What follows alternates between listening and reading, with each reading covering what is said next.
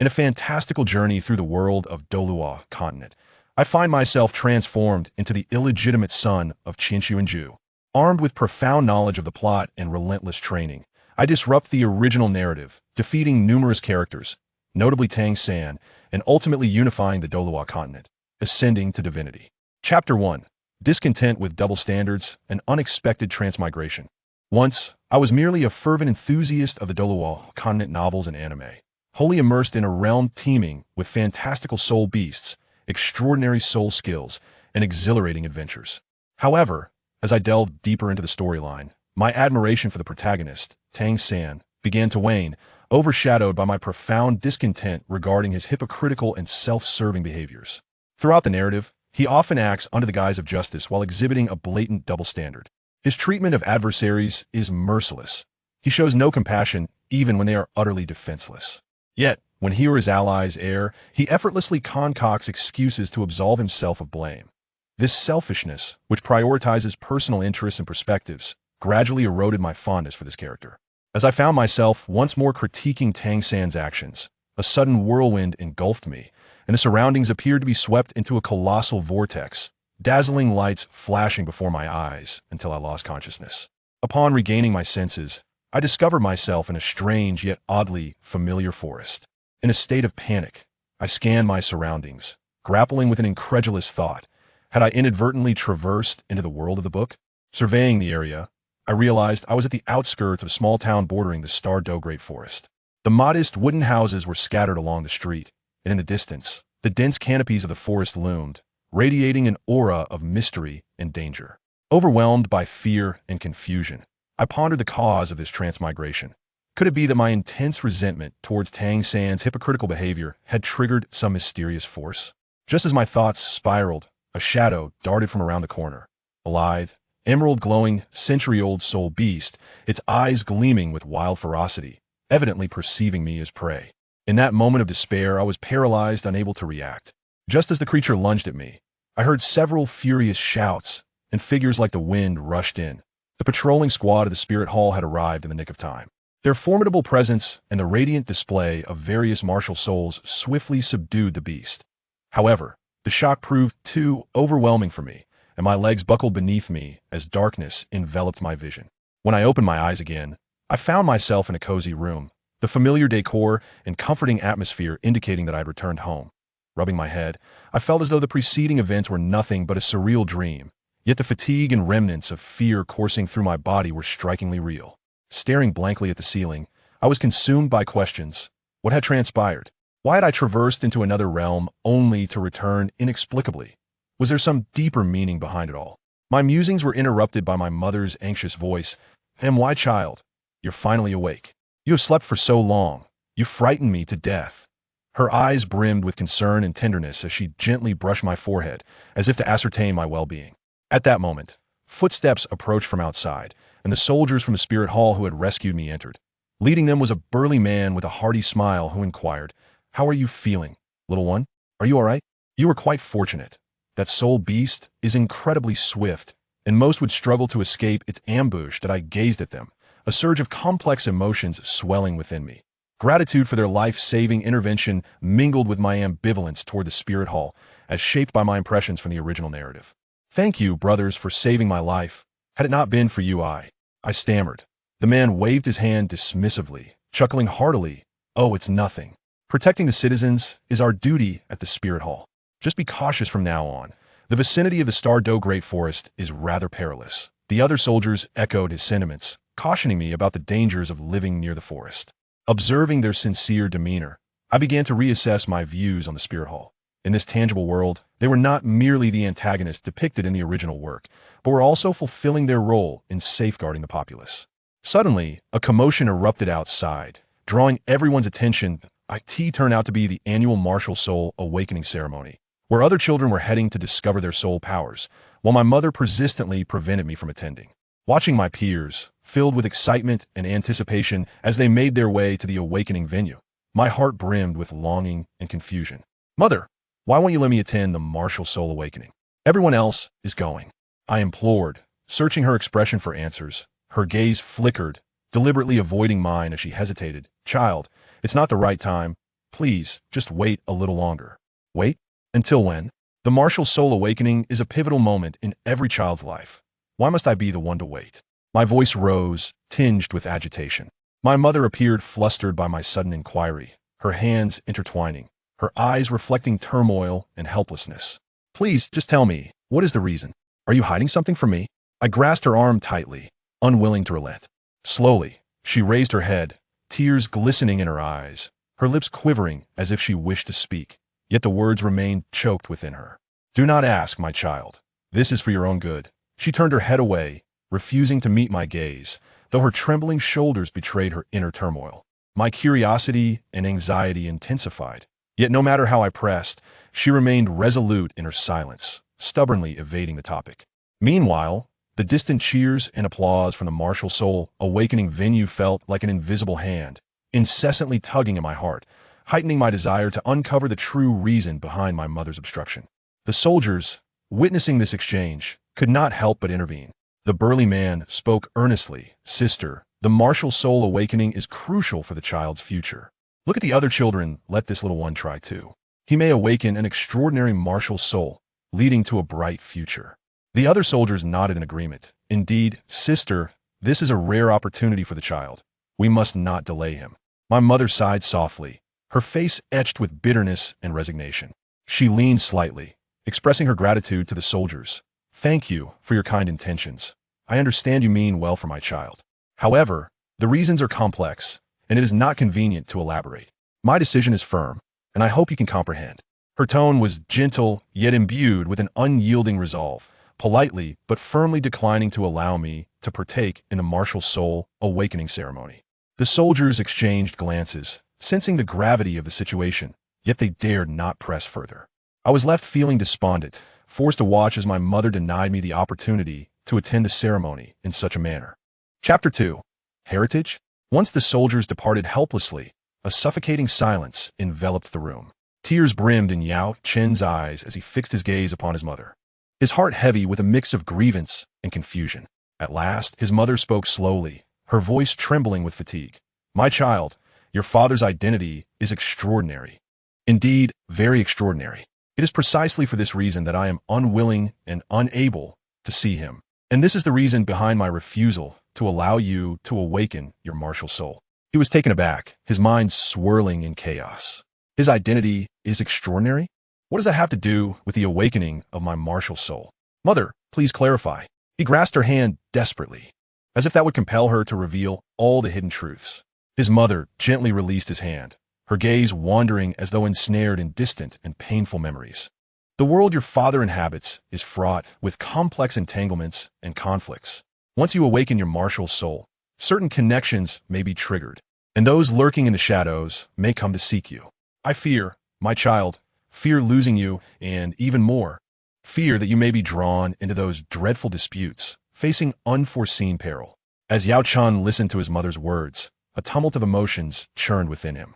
On one hand, his curiosity about the father he had never met surged like a tidal wave. On the other, he felt a deep resentment toward his mother's almost imprisoning protection.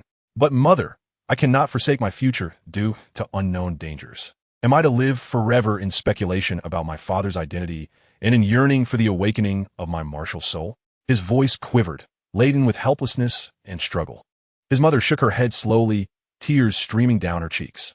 My child, I know this is unfair to you, but I truly have no other choice. When you grow older, perhaps I will tell you everything. But for now, I beseech you, please listen to me just this once. Seeing his mother's tear-streaked face, his heart felt as though it had been struck by a heavy blow, filled with pain and helplessness. In that moment, Yao Chan seemed to sense the profound fear and helplessness within her, yet the desire for his martial soul to awaken continued to blaze fiercely within him, unquenchable. Gazing at his mother's frail, tear-stained visage and recalling the years she had endured hardship alone to raise him, he felt an overwhelming sense of compassion. His mother was already weak. He truly did not wish to see her so sorrowful. After much hesitation, he ultimately nodded heavily, vowing to her that he would not seek to awaken his martial soul. Days passed in an unremarkable manner.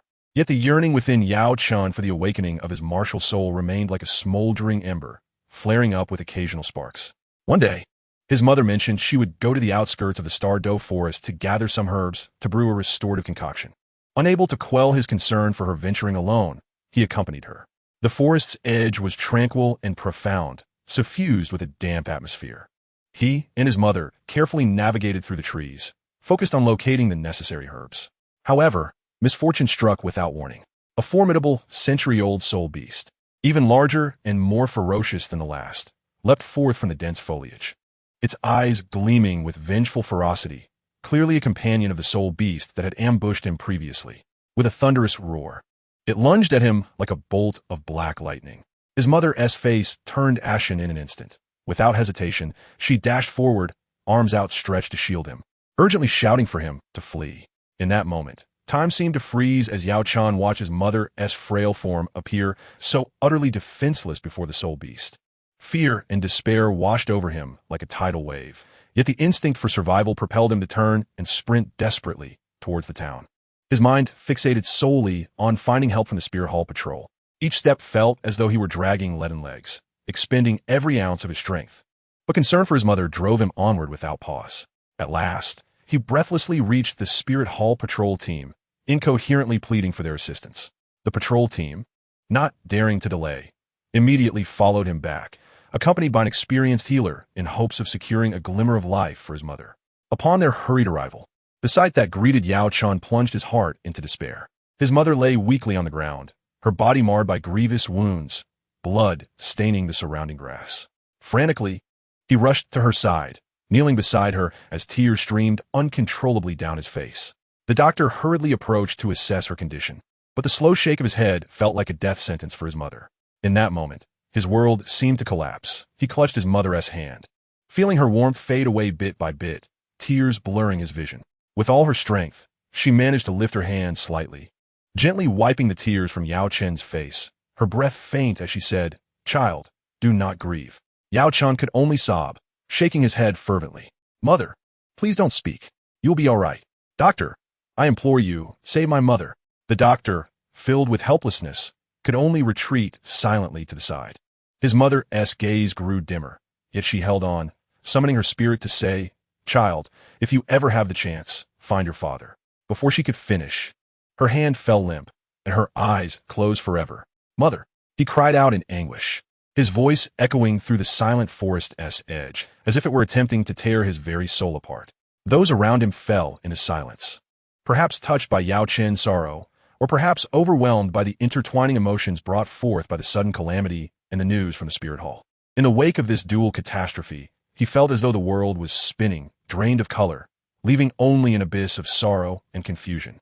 In the days following his mother's departure, his world turned bleak. Yet, her final words, that there existed everything he desired to know in her room, served as a faint glimmer of hope in the darkness, guiding Yao Chen onward. With a heart full of questions and anticipation, Yao Chen stepped into his mother's room. The familiar scent enveloped him, each corner steeped in memories of her. He began to search meticulously and, in a concealed compartment, discovered an ancient diary.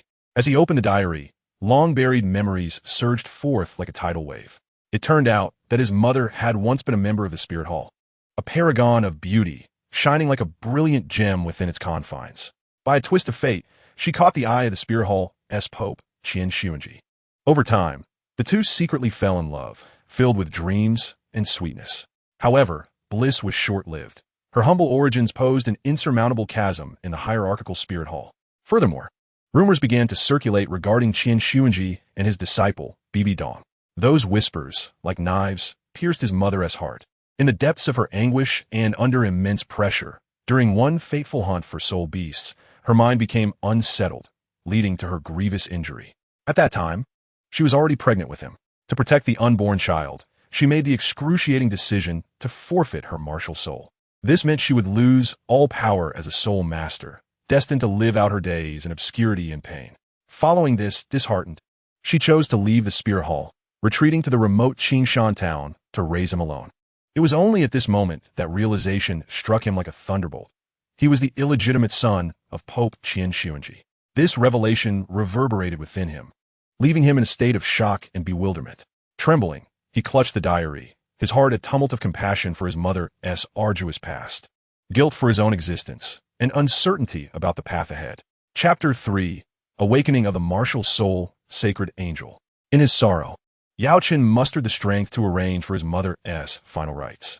Gazing at the newly erected gravestone, he silently vowed to live on and uncover the truth behind it all. Meanwhile, the yearning that had long been suppressed within him for the awakening of his martial soul flared up once more like a raging inferno. Disregarding the peculiar gazes of those around him, he resolutely made his way to the site of the soul awakening. As Yaochen stood within the enigmatic awakening array, his heart brimmed with both trepidation and anticipation.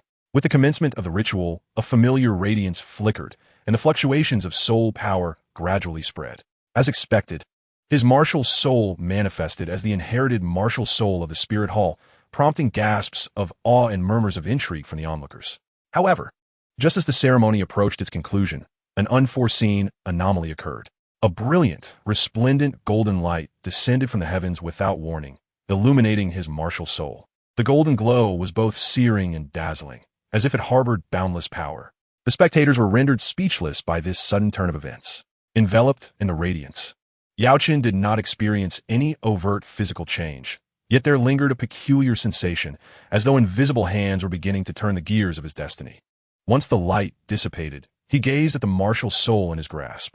Although it appeared unchanged on the surface, he understood that everything had irrevocably altered. The surrounding soul masters gathered closer, their eyes filled with curiosity and scrutiny. They speculated about the origin of the golden light and its implications for his martial soul. Yet none could articulate a definitive explanation. Taking a deep breath, Yaochen withdrew his martial soul. At that moment, he felt a mixture of anxiety regarding the unforeseen changes and a subtle anticipation for the fate that lay ahead. He realized that from this instant, his life would embark on a distinctly different path, the challenges and opportunities awaiting him remaining shrouded in mystery. Nevertheless, he was prepared to embrace the unfolding of destiny. Amidst the uncertain gazes of the crowd, he approached the soul power testing crystal ball. The area was now crowded with onlookers, all captivated by the extraordinary golden light that had accompanied his martial soul awakening, eagerly speculating about the outcome of his forthcoming soul power test. As his hand gently rested upon the soul power crystal ball, a warm surge of energy coursed through his arm. Immediately, the crystal ball, which had previously emitted a soft glow, seemed to be infused with overwhelming energy, its brilliance intensifying to an almost blinding radiance that compelled the spectators to shield their eyes. The intense light nearly illuminated the entire awakening venue, casting a dreamlike glow upon everything in its vicinity. As the light erupted, the soul master responsible for the testing widened his eyes in disbelief, stammering, "Initial soul power level 40. The moment these words escaped his lips, it was as though a colossal bomb had detonated within the crowd, igniting a cacophony of astonishment. What? An initial soul power level of 40? How could this be possible? Never before had anyone heard of an innate soul power reaching such a terrifying degree. The astonished exclamations and discussions surged like a tidal wave.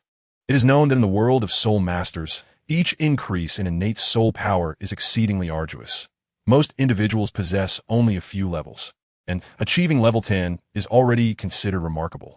Yet here he stood, having directly attained level 40, utterly shattering the collective understanding of all present. Yaochen himself was rooted to the spot, stunned by the unexpected outcome. Thoughts swirled in his mind. Was this astonishing innate soul power a result of his extraordinary lineage or the influence of that mysterious golden light? Or perhaps it was a combination of both. He was acutely aware that this extraordinary innate soul power would undoubtedly attract greater attention, envy, and even peril on his future path as a soul master. Yet, at that moment, a fierce determination ignited within him. Clenching his fists, he vowed silently that regardless of what awaited him, he would wield this formidable power to inscribe his own destiny. Chapter 4. The Messenger of the Spirit Hall. Faced with the sudden and astonishing test results, Yaochen understood that he could no longer attain adequate resources for cultivation and guidance in this small town. Without hesitation, he turned, his gaze resolutely fixed upon the Spirit Hall's bishop present, speaking with sincere conviction. "Please take me to the Spirit Hall immediately." His heart raced with urgency, yearning to uncover answers about his lineage, martial soul, and this extraordinary innate soul power within the hallowed halls of the Spirit Hall. The bishop paused momentarily, a flicker of complex emotions crossing his face. He sighed softly before responding, "Child, it is not that I do not wish to take you. But the situation at the Spirit Hall is somewhat peculiar. The Pope, Qiang Sunji, passed away a week ago. It is said that he was gravely injured in battle against Tang, the Haotian sect, and ultimately succumbed to his wounds. Upon hearing this news, Yao Chun felt as though he had been struck by lightning, immobilized in shock. Qiang Sunji, the father he had never met yet shared a bloodline with, had departed from this world? A complex swirl of emotions surged within him, encompassing both regret for not having recognized him and confusion about the path ahead. Previously, his understanding of Qiang Sunji had been limited to fragments within his mother's diary. Yet now, the only potential lead to uncovering the truth seemed to have slipped further from his grasp with the man's passing. The murmurs around him resumed, with people speculating about the future trajectory of the Spirit Hall and the impending changes within the Soul Master community. Yet, amidst this clamor, Yao Chan felt as though he stood upon a turbulent sea, his heart tumultuous and restless. He knew that Qiang Sunji's demise not only rendered his quest for identity more arduous, but also plunged the entire Soul Master realm into a tempestuous uncertainty. What role would he play amidst this turmoil? What direction would the future take? The bishop regarded him with a gaze filled with caution and contemplation. After stroking his chin thoughtfully, he spoke. Given your exceptional circumstances, an innate soul power of level 40, and the awakening of an angelic martial soul, this rare occurrence must be handled with the utmost care. I shall promptly relay the news of your angelic martial soul awakening back to Spirit City. Once a decision is made by the higher-ups, we will determine the next steps for you. Yao Chen nodded slightly, fully aware of the gravity of the situation and the necessity for adherence to protocol. Despite his inner impatience to uncover the truth at the Spirit Hall, the bishop turned and swiftly instructed one of his subordinates to carry a confidential message back to Spirit City at the fastest possible speed. The Soul Master complied and vanished like a fleeting shadow. During the days of waiting for news, time stretched endlessly for Yao Chen. Each passing moment was consumed by thoughts of what directives might come from Spirit City. He envisioned himself stepping into the Spirit Hall, perhaps uncovering more clues about his mother, Qiang Sunji, and the enigma of his own lineage. However, the uncertainty of the wait also bred anxiety within him. He could not ascertain how the higher-ups at the Spirit Hall would regard his sudden and unusual presence. The townsfolk continued to fixate on him, the streets abuzz with discussions regarding his innate soul power level of 40 and the awakening of his angelic martial soul. Some expressed envy, others jealousy, while many were simply curious about the fate that awaited him.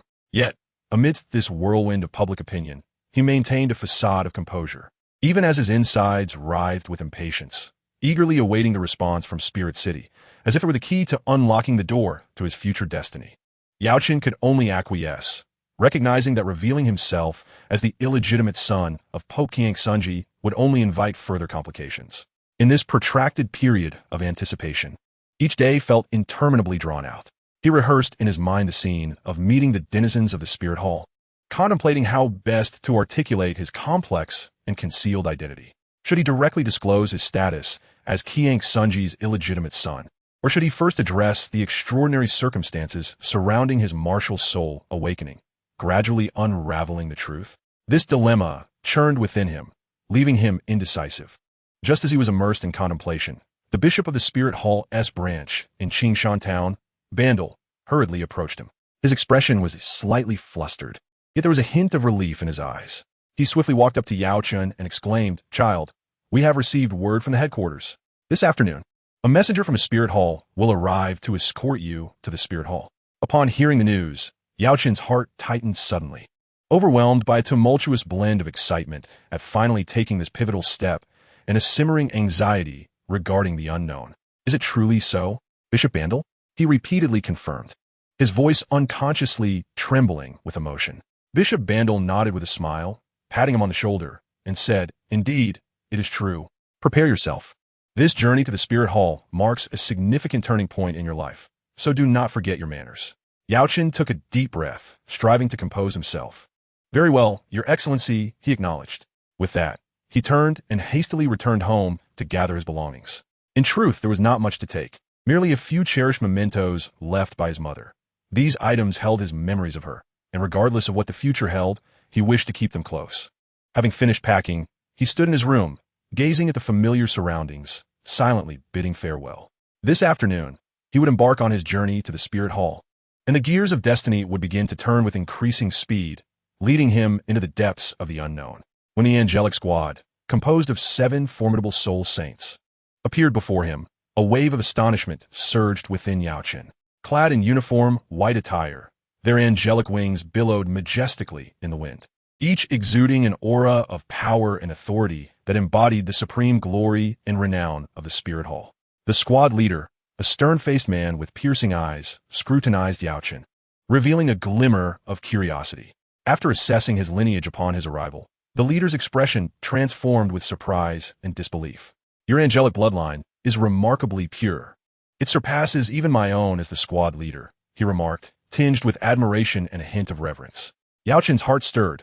As a transmigrator, the events of the original narrative were vividly etched in his mind.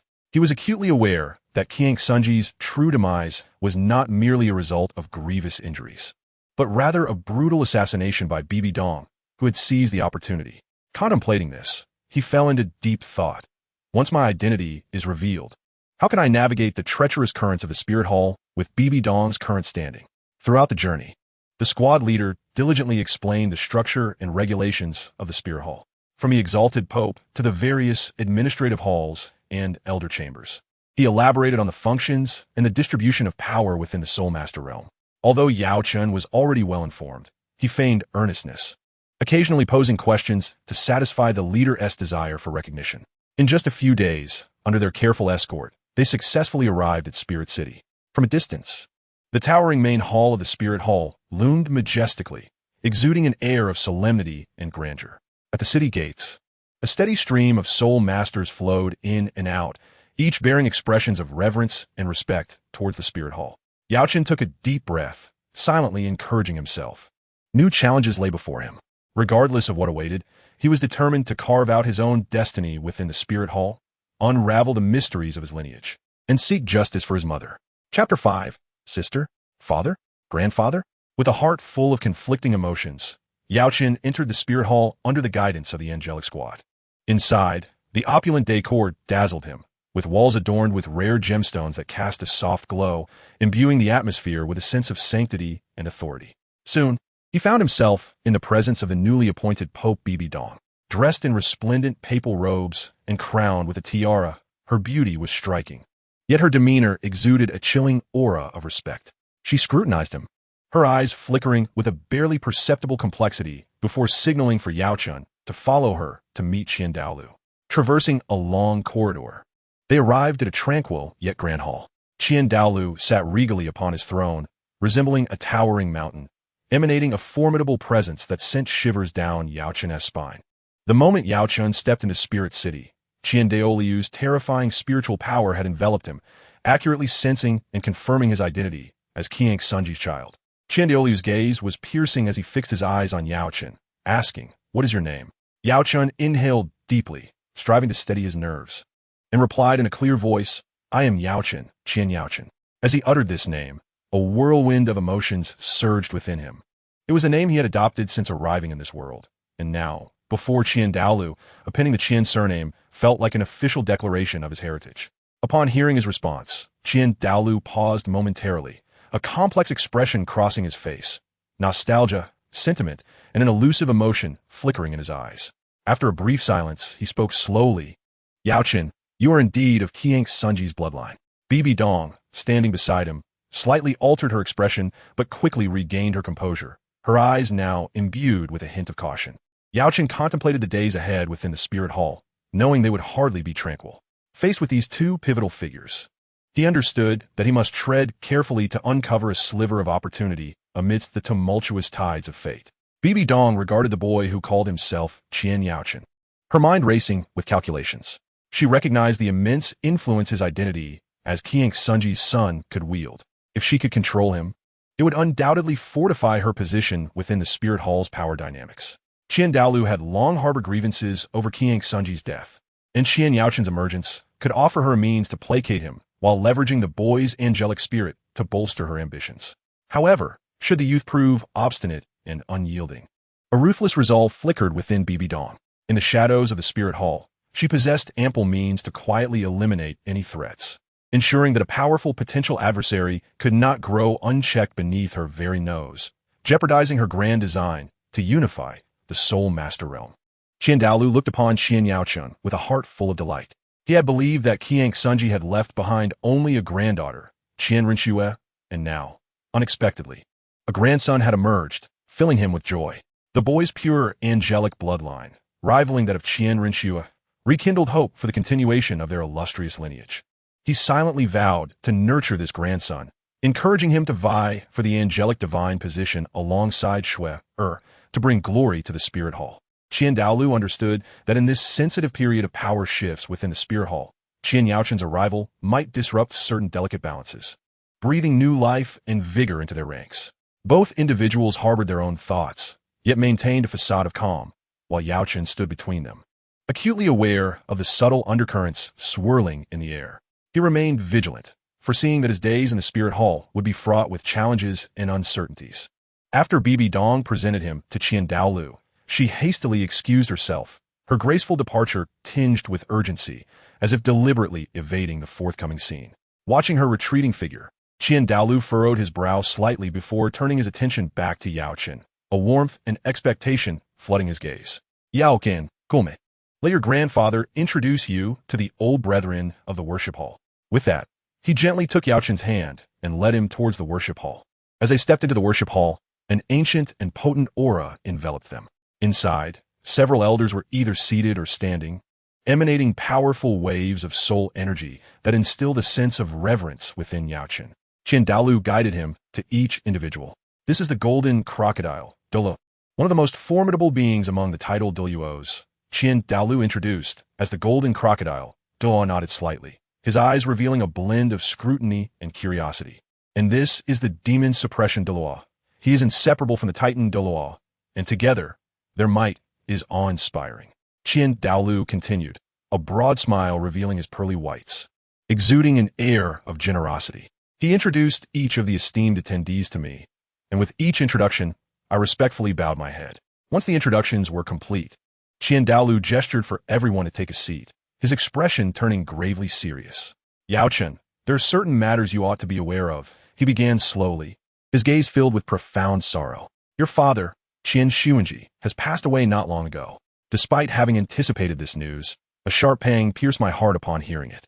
The outside world speculated that he had sustained grave injuries while battling the Haotian de Tang Hao, the Haotian sect, ultimately succumbing to his wounds.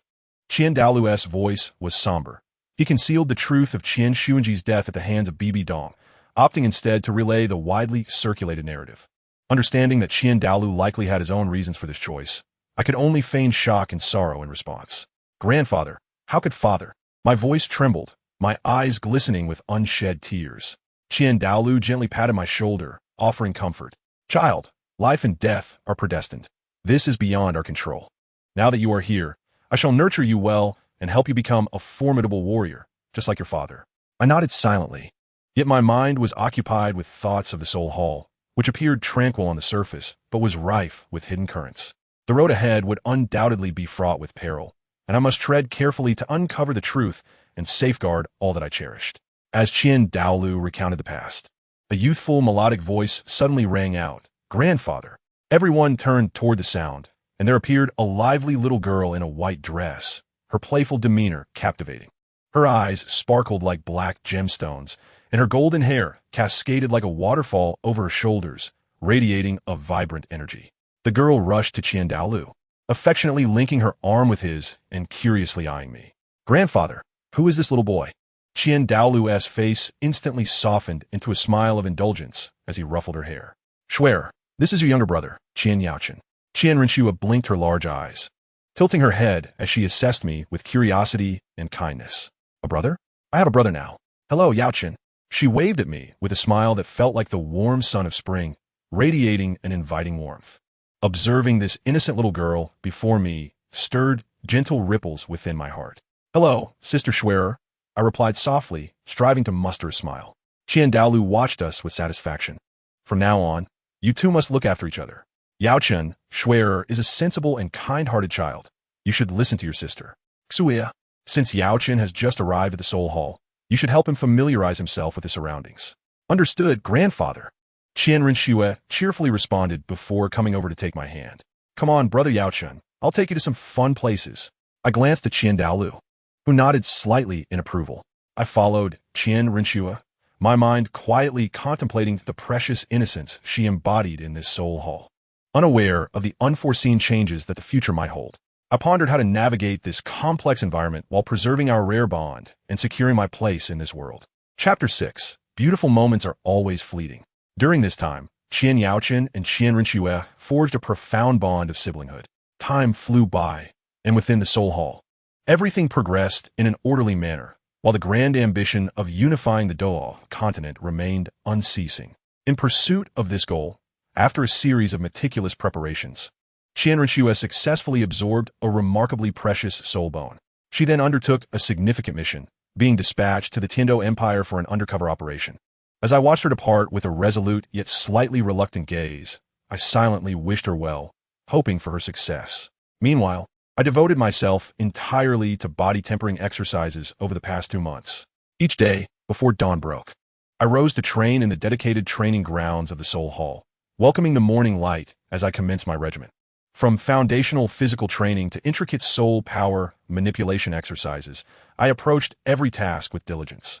Countless times, my clothes were drenched in sweat, yet I never permitted myself a moment of complacency, for I understood that in this world where strength reigns supreme, only through relentless self-improvement could I secure my place amidst the impending storms and uncover the truth behind my father's demise, protecting all that I held dear.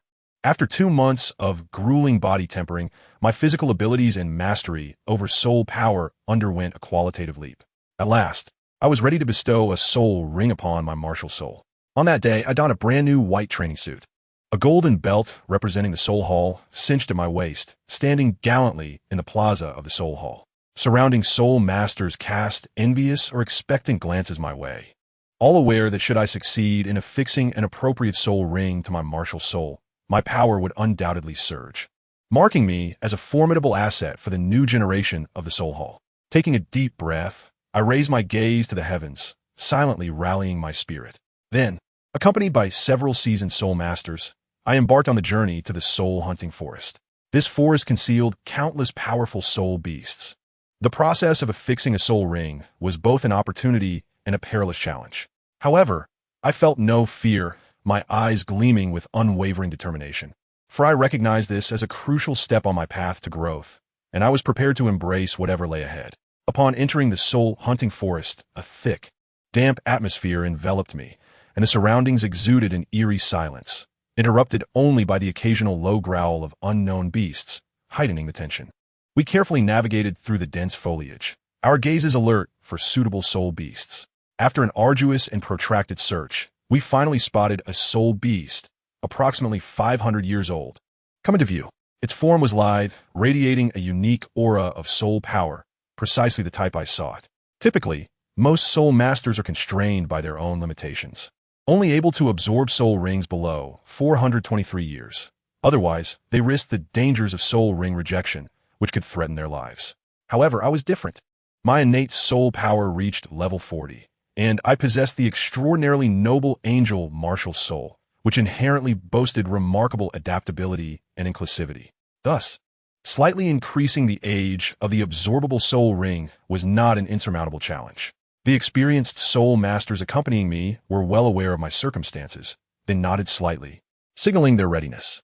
Taking a deep breath, I gradually circulated my internal soul power, adjusting my state to its optimal condition.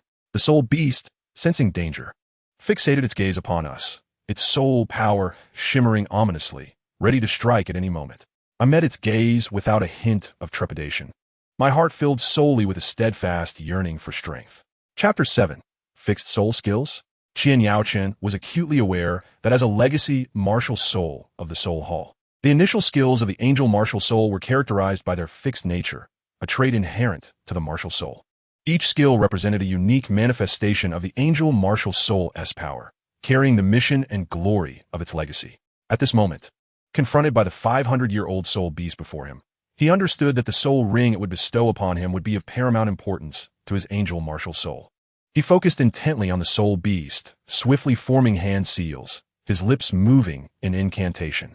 The angel martial soul erupted in a dazzling golden light, a sacred aura emanating outward from him. The soul beast sensed the formidable intimidation of the angel martial soul, but refused to yield. With a fierce roar, it launched itself at him like an arrow released from a bowstring. He swiftly dodged the attack with an agile movement, while the power of his martial spirit coalesced in the palm of his hand. A golden blade of light shot forth towards the soul beast. The creature, displaying remarkable agility, twisted its body to evade the strike, then exhaled a plume of black smoke in an attempt to obscure his vision. Amidst the tension of battle, he remained composed, meticulously analyzing the situation. He understood that upon vanquishing the beast and absorbing the soul ring, the first fixed skill of his angel martial spirit, the angelic sacred flame, would be officially activated. This skill could manifest a holy flame imbued with purifying and burning properties, inflicting devastating damage upon foes while simultaneously diminishing their soul power. As the battle raged on, he gradually gained the upper hand. Seizing the opportune moment, he unleashed his full prowess, delivering a fierce angelic impact that brought the soul beast crashing to the ground. The creature allowed a mournful cry before slowly closing its eyes. Its form began to fade, transforming into a resplendent soul ring that hovered in the air. Taking a deep breath, he sat cross-legged, commencing the process of integrating the soul ring into his martial spirit. A golden radiance enveloped him, and a powerful yet warm force surged into his body. Merging with his soul power, he could distinctly feel the strength of the angel martial spirit amplifying, and the comprehension of the angelic sacred flame skill becoming increasingly lucid. Before long, the soul ring was successfully absorbed.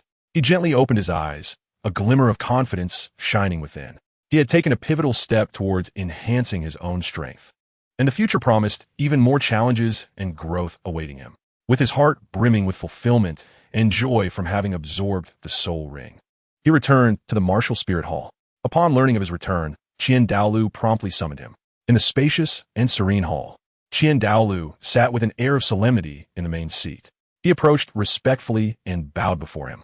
Qian Daolu nodded slightly, gesturing for him to take a seat, his gaze imbued with concern and expectation.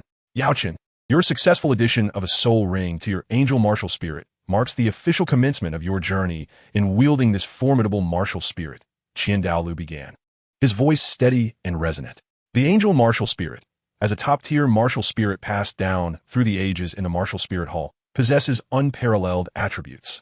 It symbolizes light, sanctity, and judgment, inherently endowed with immense purifying power, naturally countering evil forces. Qian Yaochen nodded slightly, adopting an attentive demeanor, keen to absorb the knowledge, despite his prior familiarity with the content. However, Qian Daolu's elucidation might encompass nuances he had yet to grasp. The fixed soul skills of the angel martial spirit exemplify its formidable nature. Take, for instance, the first soul skill you have just activated, the angelic sacred flame. This sacred flame is not an ordinary fire.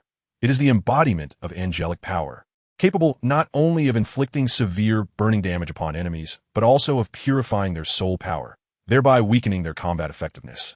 Moreover, while utilizing this skill, you can flexibly control the form and range of the sacred flame based on the output of your soul power. Qian Daolu elaborated in detail, his eyes reflecting pride and admiration for the angel martial spirit. The second soul skill, the angelic shield, can materialize a divine shield at critical moments, capable of withstanding external assaults and even reflecting a portion of the damage. The strength of this shield is contingent upon the depth of your soul power. The third soul skill, the angelic wings, allows you to manifest a pair of angelic wings from your back, granting you the ability to fly. Furthermore, during flight, your speed and agility will be augmented, providing you with aerial superiority in combat. Qian Daolu continued, each word seemingly painting a grand tapestry of the angel martial spirit's might for him. As he listened, he judiciously posed questions, allowing Qian Daolu to perceive his thirst for knowledge and concentration. Although he was aware of these soul skills' existence, hearing them articulated by such an unparalleled figure as Qian Daolu imbued them with invaluable experience and techniques that would greatly assist him in future applications of soul skills. Under Qian Daolu's meticulous guidance, his understanding of the angel martial spirit deepened, clarifying his future training direction. Once Qian Daolu concluded his exposition on the characteristics and fixed soul skills of the angel martial spirit, Yaochen pondered for a moment before looking up at him with an eager expression. Grandfather, I have heard of a master named Yu Shaojiang on the continent, who proposed a set of martial spirit theories, particularly regarding the absorption limits of soul rings. He stated that soul masters must strictly adhere to their own conditions when absorbing soul rings. Otherwise, they may encounter peril. Is his theory accurate? In my case, might I be able to elevate the age limit of my soul rings? Douluo paused momentarily, then fell into a brief contemplation. After a moment, he spoke slowly. Yu Xiaojiang indeed possesses some expertise in martial spirit theory, and his theories are generally correct. For ordinary soul masters, recklessly absorbing soul rings that far exceed their capacity can indeed lead to life-threatening situations due to soul power rejection and excessive bodily strain. At this juncture, Douluo's gaze fell upon him, revealing a hint of pride and expectation. However, Yaochen, you're not like ordinary soul masters. With a natural soul power of level 40 and the angel martial spirit, which inherently possesses extraordinary adaptability and endurance, you stand apart. Yet even so, increasing the age limit of your soul rings cannot be undertaken blindly. Each attempt requires a careful evaluation of your soul power and bodily limits. He rose, pacing the hall with his hands clasped behind his back, continuing, the strength of the angel martial spirit does provide you with the potential to transcend norms. But the absorption of soul rings is not a trivial matter. In preparing for your next soul ring, you must undergo more rigorous physical training and soul power consolidation, as well as seek soul beasts that resonate deeply with your martial spirit. Only when all conditions are adequately met should you attempt to moderately increase the age limit of your soul rings. In this way, you can enhance your strength while ensuring your safety. Qian Yaochen listened intently to Douluo's every word, contemplating in silence. His insights undoubtedly illuminated the path ahead, affirming the possibility of leveraging his advantages to extend the age limit of his soul rings while emphasizing the associated risks and the need for caution. It seemed that in the future, he must tread carefully along the path of soul ring absorption, avoiding haste. Thus, he resolved to only pursue the addition of a second suitable soul ring after fully mastering the first soul skill. Chapter 8. Seeking Celestial Herbs and Engaging Douluo. Having absorbed Douluo's teachings, Qian Yaochen formed a preliminary plan regarding the absorption of soul rings beyond their limits. He understood that this endeavor required not only formidable soul power adaptability and endurance, but also a robust physical constitution. After a moment of contemplation, inspiration struck him, and he earnestly turned to Douluo, stating, "Grandfather, since the requirements for absorbing soul rings beyond their limits are so stringent, I believe it is imperative for me to seek opportunities to enhance my physical condition. I have heard that the Sunset Forest is abundant with rare treasures, which may prove beneficial to me, and I could also take this opportunity to search for my second soul ring. Would you accompany me on this journey?" Douluo regarded him with a glimmer of approval in his eyes, contemplating briefly before nodding in agreement. "Very well, with me by your side. I can ensure your safety and assist in selecting a suitable soul beast." Thus, they set forth immediately, embarking towards the Sunset Forest. Along the way, Qian Yaochen felt a surge of excitement within, though he maintained a composed exterior. Should he find the coveted celestial treasures that could enhance his constitution during this expedition, it would undoubtedly represent a significant stride towards his goal of absorbing soul rings beyond their limits. Upon entering the Sunset Forest, a unique aura enveloped him, mingling the fragrance of herbs with the pungent scent of soul beasts. Douluo led the way, his presence steady and formidable, seemingly capable of intimidating the restless soul beasts that lurked nearby. They navigated cautiously through the dense thickets, their keen eyes scanning for any potential celestial treasures and suitable soul beasts that met their criteria. Yaochen, the precious materials that enhance one's physique are often guarded by formidable soul beasts, and one must never let their guard down. Douluo, vigilant as ever, surveyed the surroundings while softly reminding Yaochen. He nodded in agreement, yet his heart brimmed with anticipation for the impending opportunities and challenges. As they traversed the vast and enigmatic Sunset Forest, Qian Yaochen was constantly reminded of the narrative from the original work. In that tale, the powerful title Douluo resided here, his hidden medicinal garden concealing countless rare herbs. It was within Douluo's garden that Tang discovered celestial herbs, aiding his comrades in achieving significant advancements in their levels. Following closely behind Douluo, Yaochen's eyes roamed the vicinity, pondering whether he might be as fortunate as Tang to uncover Douluo's garden and procure the celestial herbs to enhance his own physique. While the primary purpose of this journey was to seek the second soul ring, Such an unexpected boon would undoubtedly provide immense support for his future plans to absorb soul rings beyond the usual lifespan. Grandfather, this sunset forest is vast and teeming with various hidden treasures, I remarked nonchalantly, attempting to elicit some useful information from Douluo. He nodded slightly, his gaze sweeping the jungle around them. Indeed, this place conceals numerous wonders, but most are protected by powerful soul beasts, making acquisition rather difficult. Moreover, it is said that a formidable tidal Douluo dwells within this forest, acting with great secrecy. Caution is advisable. Upon hearing Douluo mention Douluo, a sense of tension gripped my heart, though I maintained a calm fa-ade. Oh, is that so? We must indeed exercise caution. Despite my words, my resolve to seek out the medicinal garden grew stronger.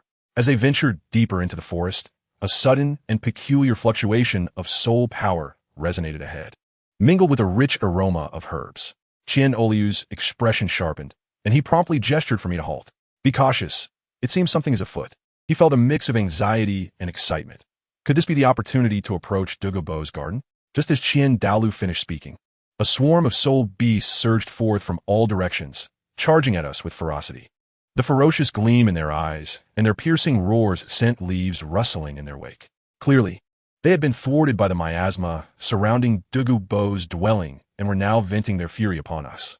Douluo remained calm in the face of the ravenous soul beasts, simply raising his hand, for which an overwhelming and majestic soul power erupted. This soul power transformed into a golden barrier, akin to an indestructible wall, repelling all the attacking soul beasts. The beasts collided with the barrier, producing dull thuds. Yet none could breach it. At that moment, Douluo's gaze suddenly sharpened. Through the gaps in the throng of soul beasts, he spotted a unique creature. It was a soul beast radiating a gentle white light, its form lithe and agile, resembling a silver leopard, but with a diamond-shaped gemstone emanating a luminous aura embedded in its forehead, signifying its extraordinary nature. Outshine, that soul beast, is a 900-year-old light-type creature, Douluo stated gravely. Light-type soul beasts are already rare, and this one is of considerable age.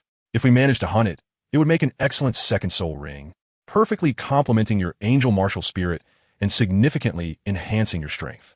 Following Douluo's direction, Outshine gazed upon the light-type soul beast, feeling a stirring within. The pure and potent aura it exuded resonated faintly with the sacred power intrinsic to his angel martial spirit. Yet, the multitude of surrounding soul beasts posed a formidable challenge. Capturing it would not be a simple task. Grandfather, what are these surrounding soul beasts? I looked at Douluo, my eyes questioning. Douluo smiled slightly, confidence radiating from him. Fear not. With me here, these soul beasts are no cause for concern. Prepare yourself. Once I clear a path, unleash your full strength to seize that light-type soul beast. With that, Douluo's aura surged, obliterating the nearby soul beasts, leaving only the light-type leopard struggling to survive. Seizing the moment, Outshine activated his first soul ring and unleashed the angelic holy flame, striking down the soul beast. In an instant, a yellow 100-year soul ring materialized, and I sat upon the ground to prepare for absorption. Suddenly, a cold snort echoed from a distance, accompanied by a peculiar fluctuation of soul power. A green figure, as swift as a specter, approached, materializing before them in an instant. The figure was tall and slender, with a stern visage and a glint of malice in his eyes. It was none other than Douluo, observing the scene before him. Douluo furrowed his brow, his gaze flitting between me and Douluo. Who are you? Why are you causing such a ruckus near my dwelling? His voice was icy, carrying an undercurrent of menace. Remaining composed, Douluo replied slowly, Greetings, Poison Douluo. We are members of the Spear Hall, here in the Sunset Forest for two reasons: to find a suitable soul ring for this child, and to seek out some rare materials to enhance his physique. The sudden attack from these soul beasts forced us to defend ourselves, and we apologize for any disturbance caused. Upon hearing the name Spirit Hall, a flicker of disdain crossed Douluo's eyes. However, recognizing Douluo's formidable presence, he refrained from immediate hostility. He turned his attention to me, scrutinizing me closely. From the Spirit Hall, you say? This boy appears somewhat exceptional. However, seeking a soul ring and rare herbs on my territory will not be so simple. A sense of trepidation washed over Outshine, aware of Douluo's unpredictable nature. A misstep in handling the situation could very well lead to a fierce conflict. Thus, I respectfully spoke, Esteemed Douluo, we harbor no intentions of offense. If you have any requests, I shall do my utmost to accommodate you, provided you could show us some leniency. Douluo scoffed. Leniency? Umph. The spirit hall typically acts with arrogance. Why the sudden courtesy today? Yet, he shifted his gaze to the light-type soul beast, lingering for a moment. I have some use for this light-type soul beast. If you can agree to one condition, I will relinquish it to you. Douluo's gaze drifted over to Douluo, assessing the strength of the man before him.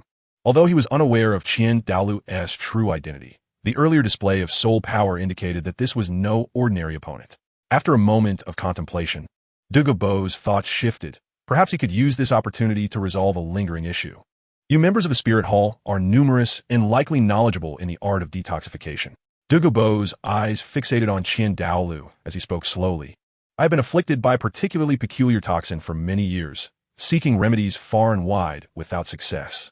If you can assist me in eradicating this toxin, you may take the soul beast with you, and I can even provide you with information on several locations where rare herbs grow.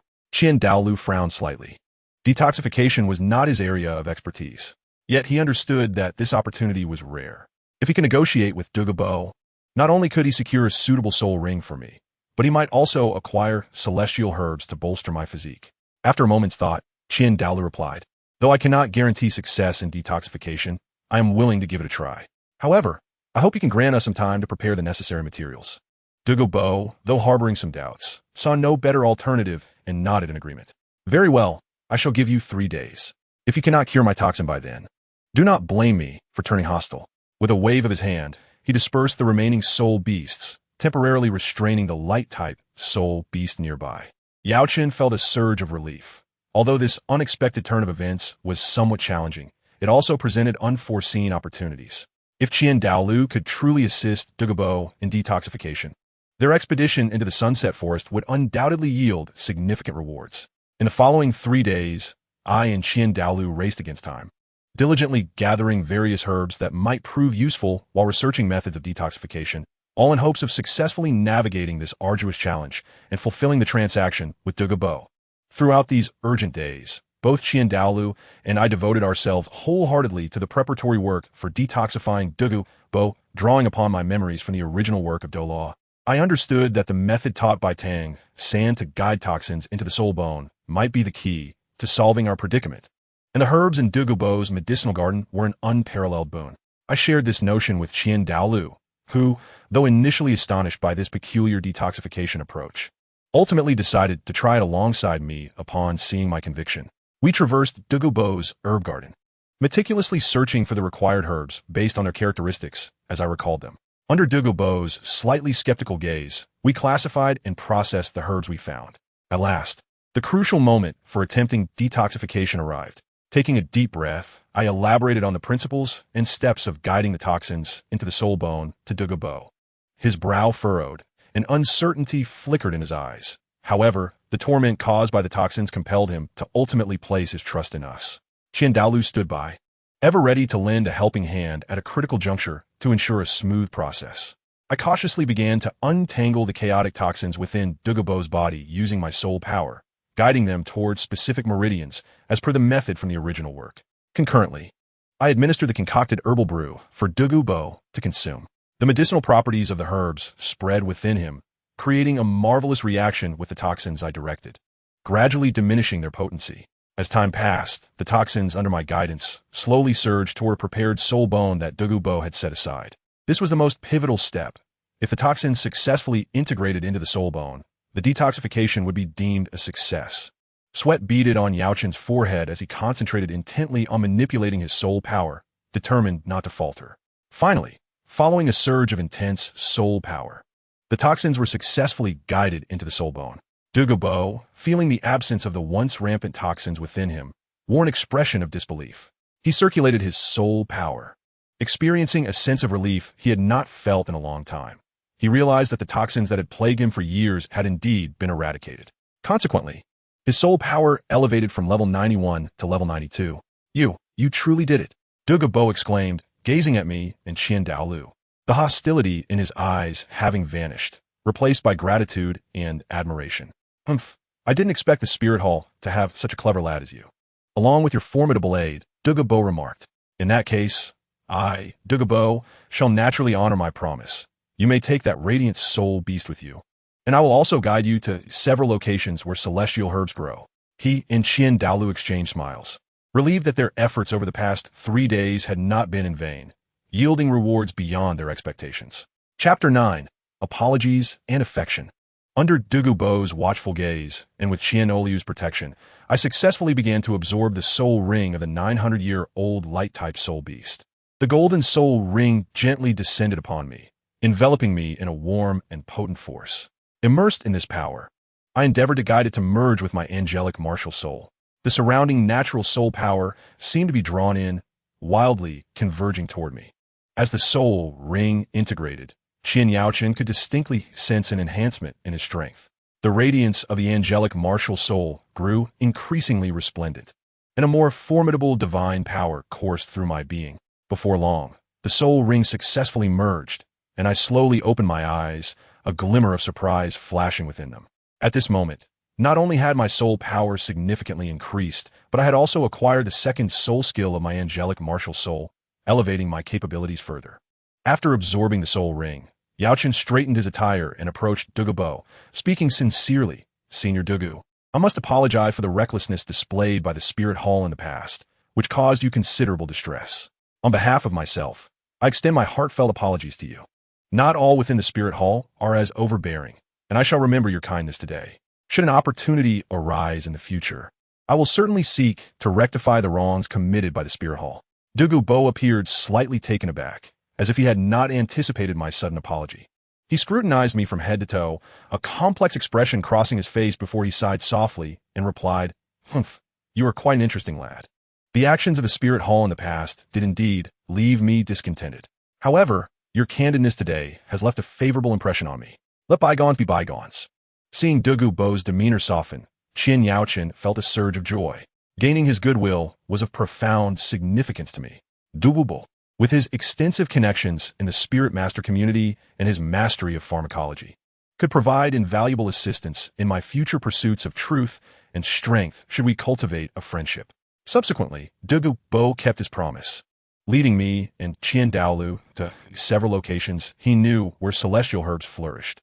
Along the way, he imparted knowledge about soul beasts and celestial herbs, which I absorbed earnestly, reaping substantial rewards. This experience in the Sunset Forest not only enabled me to acquire a suitable soul ring, but also unexpectedly forged a bond with Douluo, adding a unique hue to my journey in the Douluo Continent. In the original Douluo narrative, Tang selected various celestial herbs for his companions, which not only enhanced their strength, but also resolved certain issues related to their martial souls. Here are the celestial herbs Tang provided to his other companions along with their effects. 1. Dai Mu Bai, celestial herb, wondrous sky chrysanthemum. Effect: this herb significantly enhances physical constitution, greatly increasing Dai Mu Bai's defensive capabilities and helping him break through the bottleneck of soul power, raising it by several levels. 2. Zhu Zhuqing, celestial herb, water fairy icebone, also known as water fairy jadebone. Effect: this herb nourishes the tendons and bones, beautifying the skin while also enhancing Zhu Zhuqing's soul power by 7 levels. 3. Ma Ongjun, celestial herb, coxcomb phoenix sunflower. Effect: this herb aids Ma Hongjuan's martial soul in evolving from the evil fire phoenix to the true fire phoenix, eliminating negative effects and greatly enhancing his soul power. 4. Oscar, celestial herb, 8-petal celestial orchid. Effect: this herb accelerates Oscar's cultivation speed, helping him overcome the slow progression typical of food-type soul masters, resulting in an increase in soul power by several levels post-consumption. Vies Ning Rongrong, celestial herb, enchanted tulip. Effect: this herb allows Ning Rongrong's martial soul, the 7-treasure glaze tile, to evolve into the 9-treasure glaze tile, breaking a century-old bottleneck within her sect and enabling her to cultivate to the titled Douluo level, instantly increasing her soul power by 6 levels. 6. Xiao Wu, celestial herb, heartbreak red. Effect: this herb conceals the aura of Xiao Wu's soul beast, preventing detection by tidal Douluo, and possesses life-restoring properties. After Xiao Wu's sacrifice, this herb aided in preserving her life. 7. Tang San himself, celestial herb, autumn water dew. Effect: this herb primarily enhances Tang San's purple extreme magic eye, significantly boosting his mental prowess and benefiting his vision immensely. Additionally, Tang San consumed the octagonal mysterious ice grass and the fiery apricot blossom, which not only granted him immunity to toxins, fire, and ice, but also facilitated the evolution of his 8 spider lances, enhancing his physical form and greatly increasing his soul power. These celestial herbs played a crucial role in the Douluo Continent narrative, assisting the Shrek 7 monsters in achieving remarkable advancements in both cultivation and combat. Yaochen absorbed the octagonal mysterious ice grass and the fiery apricot blossom under Douluo's ice and fire yang eyes, acquiring the dual immunity to ice and fire. His soul power has ascended to level 45. He has successfully intercepted the celestial herbs, thus disrupting the narrative flow of events. However, according to the original storyline, Tang San should have only recently joined Shrek Academy. It is precisely during this time that Ning Rong is embroiled in conflict with them, and a thought spontaneously arises in his mind. Qin Yaochen will accept the celestial herbs obtained from Douluo and present the 8-petal immortal orchid to him, urging him to try swallowing it. Senior Douluo, I shall forever remember your assistance. Since these celestial herbs have proven so beneficial to me, they must surely aid you as well. Perhaps you might select a few suitable herbs for yourself. They may enable you to transcend your current realm, he sincerely professes. Douluo pauses momentarily, a glimmer of hesitation flickering in his eyes. Having lived a life entwined with poison, he is acutely aware that while celestial herbs can enhance one's power, they also harbor unknown risks. Nevertheless, the allure of a breakthrough in strength is exceedingly tempting, making it difficult for him to resist. After a brief contemplation, Douluo nods slowly. Very well, I shall trust you this once. With my protection and Qiandaoliu's support, Douluo begins to select the celestial herbs. Utilizing his profound knowledge of pharmacology, he chooses several herbs that resonate with his martial soul and physique. Among them is a herb named Green Shadow Dragon Ginseng, which is entirely emerald in hue, resembling ginseng, and exudes a potent vitality. It is said to enhance both soul power and life force. Another is the Poison Spirit Illusion leaf, which, despite its toxicity, resonates with Douluo's own martial soul's poison, potentially allowing him to master toxins at a new level. Douluo cautiously ingests the celestial herbs, and immediately, a surge of immense and peculiar power erupts within him. He quickly channels his soul power, guiding the medicinal energy throughout his body. The medicinal forces of the herbs collide and merge with his own soul power and toxins, causing violent fluctuations in soul power. Douluo's complexion alternates between crimson and pale, revealing the immense pain and pressure he is enduring. Qiandaoliu and I watch anxiously from the sidelines, ever ready to intervene should the need arise. As time progresses, the fluctuations of Douluo's soul power intensify, and the surrounding space seems to warp under the weight of this force. Finally, amidst a deafening roar, Douluo successfully breaks through his limits. A powerful aura radiates outward from him, and mysterious runes materialize around his body, shimmering with an otherworldly light before gradually merging into him. Douluo slowly opens his eyes, a glint of astonishment and exhilaration evident within them. At this moment, his soul power has risen to level 95, elevating him to the ranks of a super Douluo. Ha ha ha. Douluo laughs heartily. I never imagined I would break through to level 95 in my lifetime. Young man, thank you. He gazes at me, his eyes filled with gratitude. I respond with a smile. Senior, you are too kind. Without your assistance, I would not have had this opportunity. All of this is rightfully yours. Now, both Douluo and I have significantly enhanced our powers due to the celestial herbs, endowing us with greater confidence to face the unknown challenges on the Douluo Continent. Our friendship has also deepened.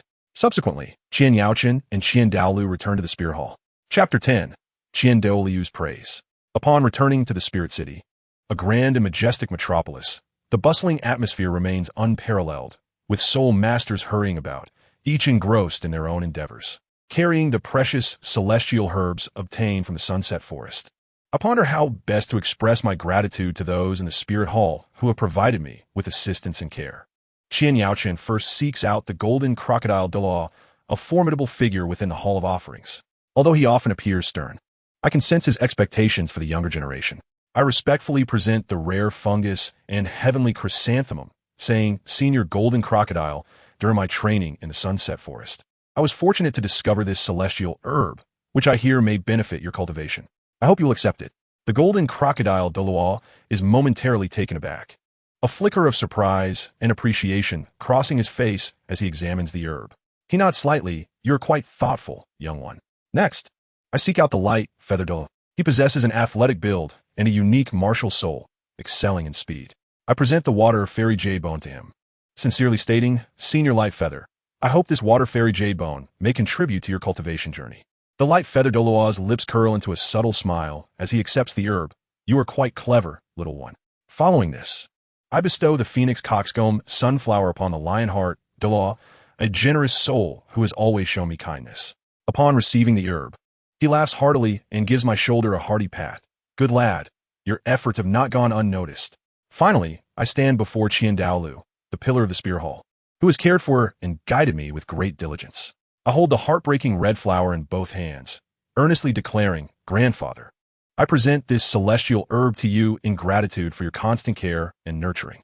Douluo regards the herb with surprise and emotion, accepting it and expressing, "Outshine, I have witnessed your growth along this journey. You have performed admirably, enhancing your strength while embodying gratitude, which is indeed commendable." All the elders, upon receiving the celestial herbs, experience varying degrees of enhancement in their abilities. Some break through bottlenecks to gain a level, while others feel a distinct improvement in their power. After putting away the celestial herbs, Douluo's demeanor grows serious as he advises, "Douluo is a remarkable individual, well-versed in pharmacology and possessing extensive connections. Your harmonious relationship with him is indeed fortunate. It is essential to maintain this bond. He may prove to be a significant ally for the Spirit Hall in crucial moments." Outshine solemnly nods. "Grandfather, rest assured, I understand the implications and will foster a good relationship with Senior Douluo. Through this experience, my reputation within the Spirit Hall gradually rises, and my relationships with the esteemed elders grow closer. Yet, I am acutely aware that the road ahead remains fraught with challenges. I must persistently strive to enhance myself by leveraging various strengths, ensuring my footing in this ever-changing landscape. With the guidance and support of the Spirit Hall's members, Outshine successfully absorbs his third and fourth soul rings. Each integration of a soul ring injects a new and formidable power into his angelic martial soul, affecting a qualitative leap in his strength. The third soul ring bestows upon his angelic martial soul the enhanced flight capabilities of the angel wings, dramatically increasing his speed and allowing him to condense soul power into blades of energy during flight, enabling surprise attacks on adversaries below. The fourth soul ring introduces the soul skill Divine Judgment, allowing him to condense the sacred power of the angelic martial soul into his palm, transforming it into a brilliant beam of judgment light that delivers devastating strikes to foes. Notably, it is a 10,000-year soul ring. As his strength continues to burgeon, so too does his desire to explore the outside world. At this juncture, news reaches me about Shrek Academy, the legendary institution renowned for cultivating many exceptional soul masters, which is currently abuzz with a series of captivating tales. I learned that the students within the academy are uniquely gifted, possessing remarkable strength, and embodying an extraordinary spirit of teamwork. Outshine contemplates that engaging with such a talented group of soul masters would greatly assist in his growth. Thus, after discussion with Douluo and other elders of the Spirit Hall, Outshine resolutely decides to embark on a journey to Shrek Academy. Before his departure, Douluo earnestly advises, "Outshine, while Shrek Academy may not possess the profound heritage of the Spirit Hall, its students are indeed exceptional talents among the multitude. You must not underestimate them. Approach your studies and exchanges with humility, while also showcasing the grace of a disciple of the Spirit Hall." Outshine responds respectfully, "Grandfather, rest assured, I shall not tarnish the reputation of the Spirit Hall." In truth, he seeks to befriend Ning Rongrong, having meticulously packed his belongings. He donned a pristine white outfit, with angelic wings subtly manifesting from his back, embarking on his journey towards Shrek Academy. Chapter 11. Shrek. In the original narrative, the prerequisites for joining Shrek Academy include 1. An age not exceeding 12 years. 2. A soul power level of 21 or above. Those surpassing level May 25th be exempt from the preliminary examination. 3. Both the first and second soul rings must be over a century old. 4. Successful completion of 4 assessments. 5. Achieving a soul power level exceeding 40 before turning 20. Outshine arrived at Shrek Academy alone, a place brimming with youthful vitality and a distinctive atmosphere, starkly contrasting the solemnity of the Spirit Hall. The entrance buzzed with activity, where numerous aspiring soul masters queued in anticipation of their entrance examination. He quietly positioned himself at the end of the line, patiently awaiting his turn. When it was finally his turn, the instructor overseeing the testing exhibited a flicker of astonishment. Clearly taken aback by the extraordinary presence of such an individual participating in the examination. Name and soul power level? The instructor inquired, adhering to protocol. Qian Yaochun, level 45. He succinctly replied. A chorus of gasps erupted around him. Possessing a soul power of 45 at such a young age was undeniably exceptional. The assessment commenced in earnest, beginning with a strength test, where he effortlessly lifted a boulder far exceeding the standard, as if it were weightless in his grasp. Next came the speed test. He unfurled his angelic wings, darting through the testing area like a streak of white lightning, leaving the onlookers in awe. The final challenge was a simulated combat scenario. Confronting a virtual soul beast, he unleashed the angelic sacred flame, which engulfed the beast in a fierce blaze. The instructor hastily terminated the test, his face a mask of shock. You have passed, he declared, his voice trembling. Such remarkable results were a first for him. Qian Yaochun nodded with a smile, stepping into the academy amidst the envious gazes of his peers. In the academy's courtyard, he encountered Tang San and the others who had already passed the test. Tang San, tall and composed, exuded an aura of wisdom and determination, though I was aware of his cunning nature. Xiao Wu, playful and adorable, bounced joyfully beside him, while Dai Mu Bai, robust in stature, radiated a kingly presence. Ning Rongrong and Zhu Zhuqing each possessed a unique charisma and formidable fluctuations of soul power. Qian Yaochun approached, politely greeting them. Greetings. I am Qian Yaochun. It is a pleasure to have successfully passed the examination alongside you. Xiao Wu responded with a smile. Hello, Qian Yaochun. Your strength is impressive. We all witnessed your testing process, and the others nodded in agreement. Thus, he successfully passed the preliminary entrance examination. Just as they were engaging in casual conversation to become acquainted, a burly, muscular middle-aged man strode towards them with purpose. He was none other than Zhao Wujing, the renowned unmovable king of Shrek Academy. Zhao Wujing's gaze swept over them, his expression revealing delight and excitement. Clearly, their displayed talents had greatly pleased him. Seeing you little ones excel so impressively, I cannot resist the urge to personally gauge your mettle. Zhao Wujing bellowed heartily, his voice resonating like thunder across the courtyard. After a brief pause, his demeanor sharpened, and he continued, Listen closely. I require all 5 of you to withstand my onslaught for the duration of a stick of incense. Should you succeed, it will signify your true passing of Shrek Academy's trials. Despite fully recognizing Zhao Wujing's immense power and the formidable nature of the challenge, none of us exhibited the slightest inclination to retreat. Soon, a stick of incense was lit, curling wisps of smoke ascending into the air. Zhao Wujing initiated the assault, his form flashing forward like a ferocious beast lunging at us. Reacting swiftly, I unfurled my angelic wings, soaring into the air while conjuring the angelic sacred flame to launch at Zhao Wujing.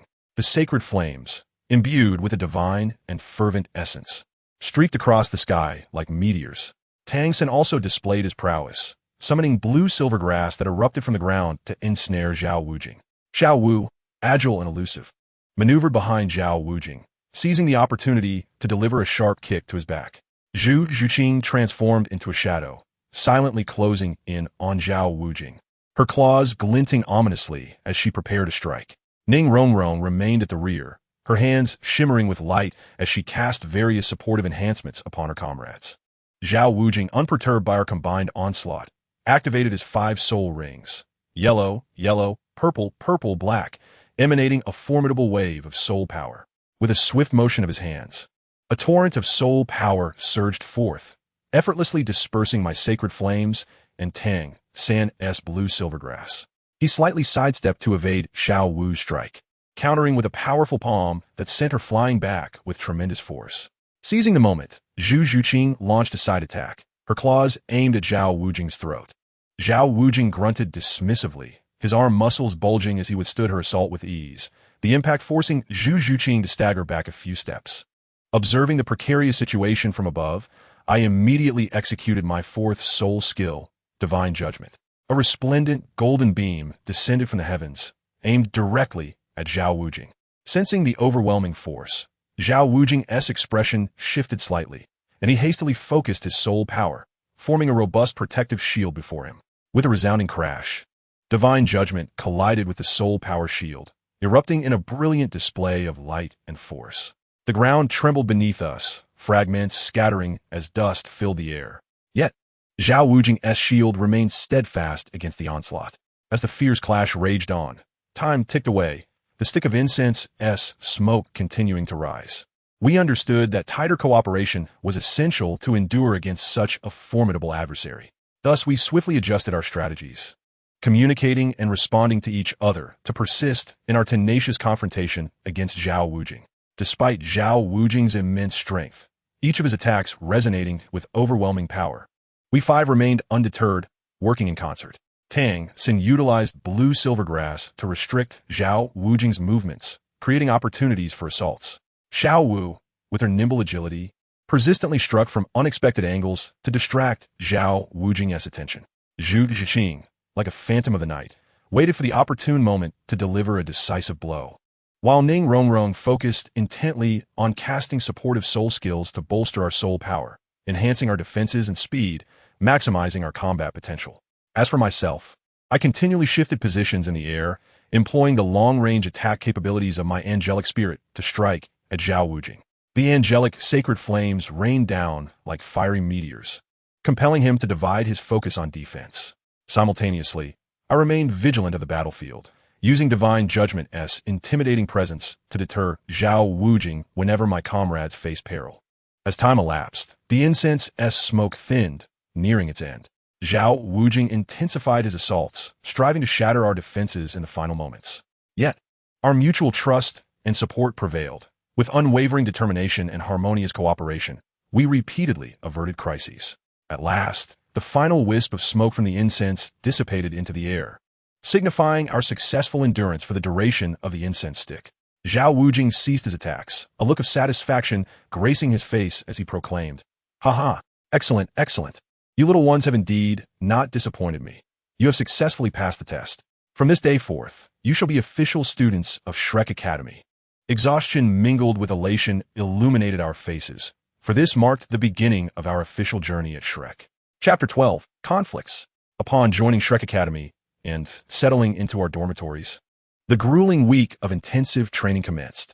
The Academy implemented an exceptionally rigorous training regimen designed to rapidly enhance our abilities, transforming each day into a relentless battle. During training, Qian Yaochun observed that Ning Rongrong seemed to be struggling.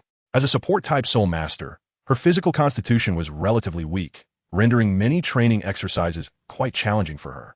Out of camaraderie, Qian Yaochun consistently offered her assistance during breaks, imparting small techniques to enhance the physical capabilities of support-type soul masters and encouraging her to persevere. However, it appeared that Ning Rongrong had not yet fully acclimated to the rigorous training regimen, occasionally attempting to slack off. On one occasion, while everyone was engaged in a weighted long-distance run beneath the scorching sun, Ning Rongrong, taking advantage of the teacher's inattention, discreetly slowed her pace and slipped to the back of the line. Dean Flanders, perceptive as ever, quickly detected the anomaly and reprimanded her sternly. "Ning Rongrong, Shrek Academy does not nurture idlers. If you do not wish to train, you may leave at once." Embarrassed, Ning Rongrong bowed her head, her cheeks flushed. At that moment, Dai Mubai could not resist mocking her. "Humph, the little princess of a seven-treasure glazed tile school seems unable to endure hardship. Here, no one will indulge you because of your status." His words struck Ning Rongrong like a sharp blade, deepening her distress. Already feeling wronged, she was further inflamed by Dai Mubai's taunts, and in a fit of rage, she spun around, pointing a trembling finger at him, her voice quaking with indignation. "Dai Mubai, do not go too far. Is it necessary to mock me so harshly just because I spoke a few words? I, Ning Rongrong, am not one to be easily bullied."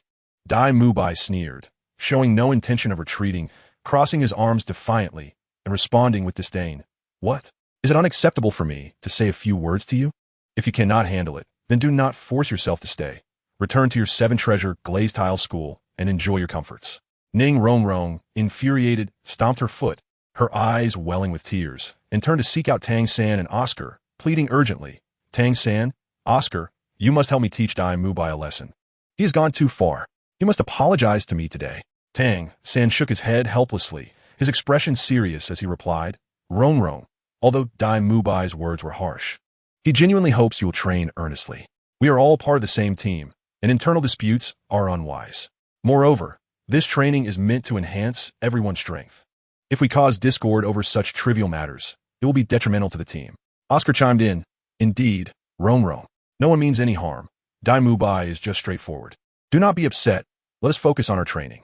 Ning Rong looked at them in disbelief, unable to fathom that her most trusted companions would refuse to aid her in seeking retribution. Tears brimmed in her eyes as she quivered.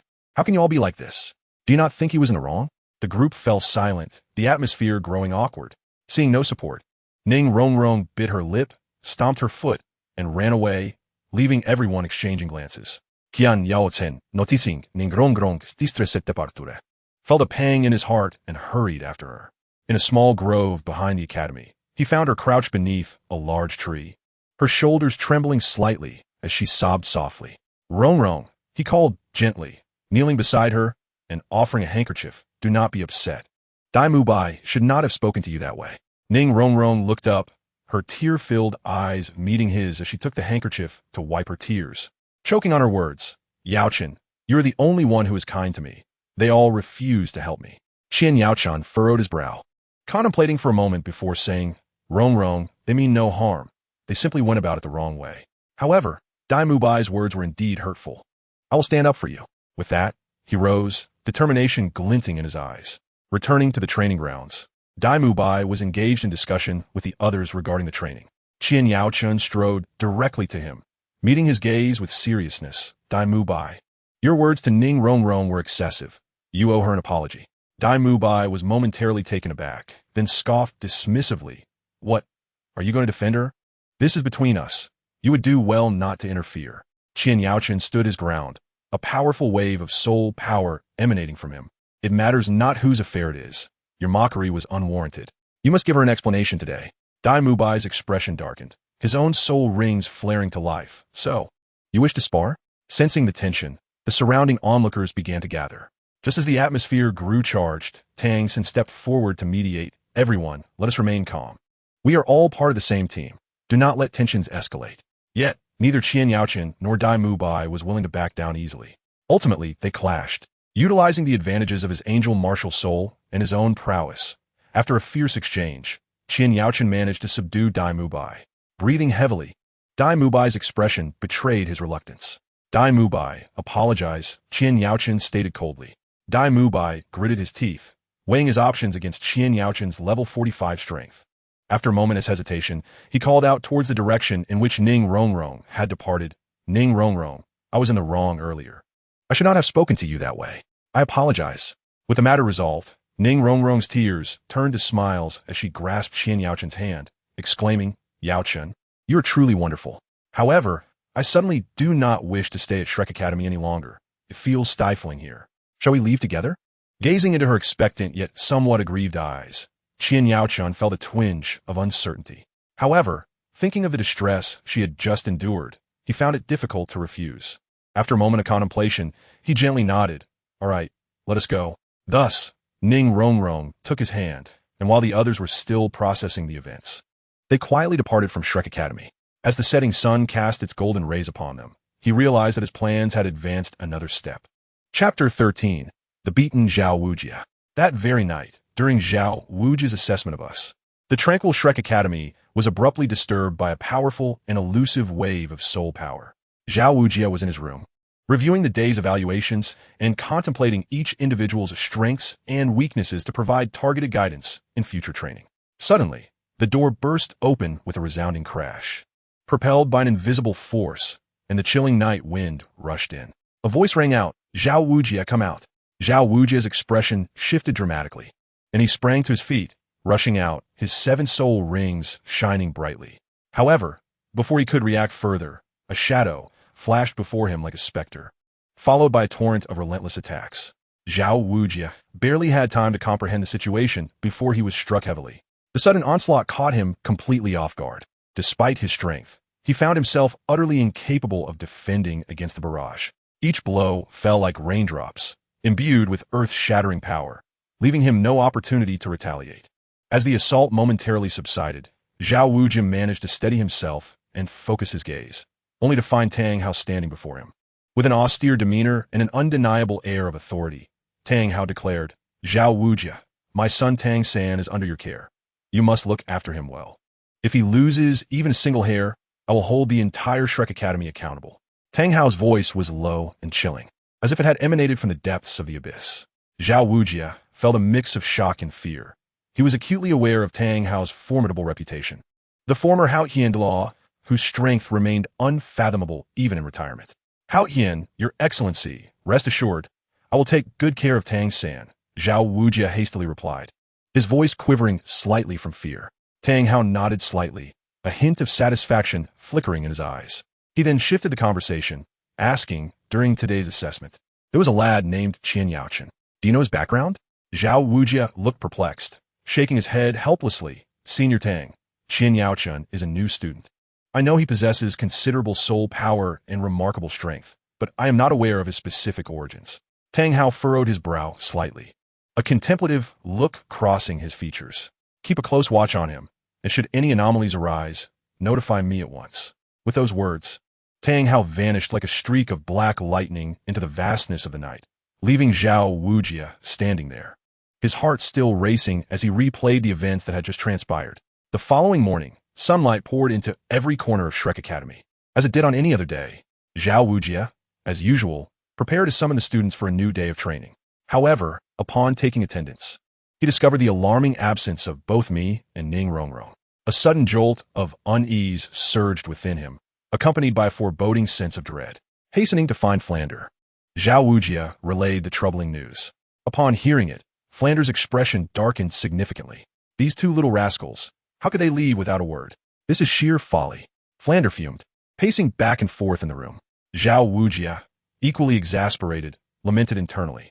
"Just yesterday, Tang Hao had cautioned him to keep an eye on my movements, and now I had vanished along with Ning Rongrong. What a predicament!" He thought to himself, "How can I keep an eye on Qian Yaochen now? If Tang Hao were to hold me accountable, I would be utterly unprepared to face the consequences." Flander paused, deep in thought, before speaking. "These two children possess considerable talent. Their departure is indeed a great loss. Moreover, their background are not trivial. Should anything happen to them, it would be difficult for Shrek Academy to account for it." Zhao Wujia nodded in agreement. "I will arrange for someone to investigate their whereabouts. Yet, I am left to wonder why they left so suddenly. Could it be that the training was too arduous for them to bear?" Flander snorted derisively. "It is indeed possible that Ning Rongrong cannot endure hardship, but Qian Yaochen possesses immense strength. He does not seem the type to give up easily. There must be another reason behind their departure." Just as Flander and Zhao Wujia were mired in their frantic search arrangements, Ma Hongjun happened to pass by. Noticing the grave expressions on the faces of the two teachers, he curiously approached them. "Dean Flander, Teacher Zhao, what seems to be the matter? You both appear rather troubled." Flander shot him an annoyed glare. "It is precisely because of your unreliable classmates. Qian Yaochen and Ning Rongrong have left the academy without a word. Do you not see the chaos they have caused?" Ma Hongjun's mouth fell open in shock. "What? They left? This is incredibly sudden." Seeing his astonished expression, Flander speculated that he might possess some insight and inquired, "Fatty, you were at the academy yesterday. Did you notice anything unusual about them? Or do you know why they chose to leave?" Ma Hongjun scratched his head, then suddenly smacked his thigh. "Oh, I remember now. Last night, Ning Rongrong had a small spat with Dai Mubai. Dai Mubai teased her about slacking off during training, which made her cry. Then, Qian Yaochen even got into a fight with Dai Mubai on her behalf. Could it be related to that?" Flander and Zhao Wujia exchanged glances, a flicker of realization passing between them. Flander furrowed his brow, murmuring to himself, "So that is the case. It appears that their departure is indeed likely connected to last night's conflict. Sigh, these children are just too impulsive." Zhao Wujia, feeling a twinge of regret, added, "It is all my fault. I failed to notice the friction between them yesterday. Had I intervened in time, perhaps this situation could have been averted." Flander waved his hand dismissively. "There is no use in self-reproach now. The urgent matter is to locate them as swiftly as possible. Fatty, think carefully. Did they mention where they might be going?" Ma Hongjun strained to recall, but after a moment, he shook his head in resignation. "I truly did not hear them mention a destination. However, since Ning Rongrong hails from the Seven Treasure Glazed Tile School, could she have returned to her sect?" Flander contemplated this for a moment before responding. "That is indeed a possibility," though internally he reflected that he could not afford to offend the Seven Treasure Glazed Tile School. Chapter 14. Joining the royal fighting team after leaving Shrek Academy, Qian Yaochen and Ning Rongrong journeyed together. Along the way, Ning Rongrong's spirits visibly lifted, akin to a cheerful little bird chirping away, sharing various amusing anecdotes. Before long, the conversation shifted to her sect, the Seven Treasure Glazed Tile School. Yaochen, did you know? Our Seven Treasure Glazed Tile School is renowned as one of the top 3 sects on the Douluo Continent. Ning Rongrong proclaimed with pride, her eyes shimmering with excitement. Qian Yaochen smiled and nodded encouragingly for her to continue. Our Seven Treasure Glazed Tile School's martial soul, the Seven Treasure Glazed Tower, is an extraordinarily powerful auxiliary martial soul. Soul masters wielding this martial soul can provide comprehensive enhancements to their teammates, significantly boosting their soul power, speed, strength, and defense. In battle, the presence of a soul master with the Seven Treasure Glazed Tower can exponentially increase the team's combat effectiveness.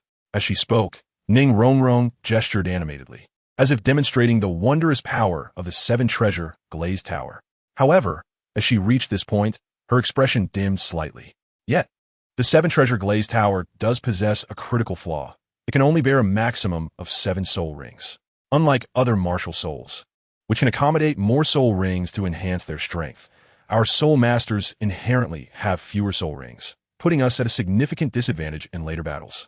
Listening to her account, Qian Yaochen gained a deeper understanding of the Seven Treasure Glazed Tower. Such a powerful yet limited martial soul evoked a sense of regret within him.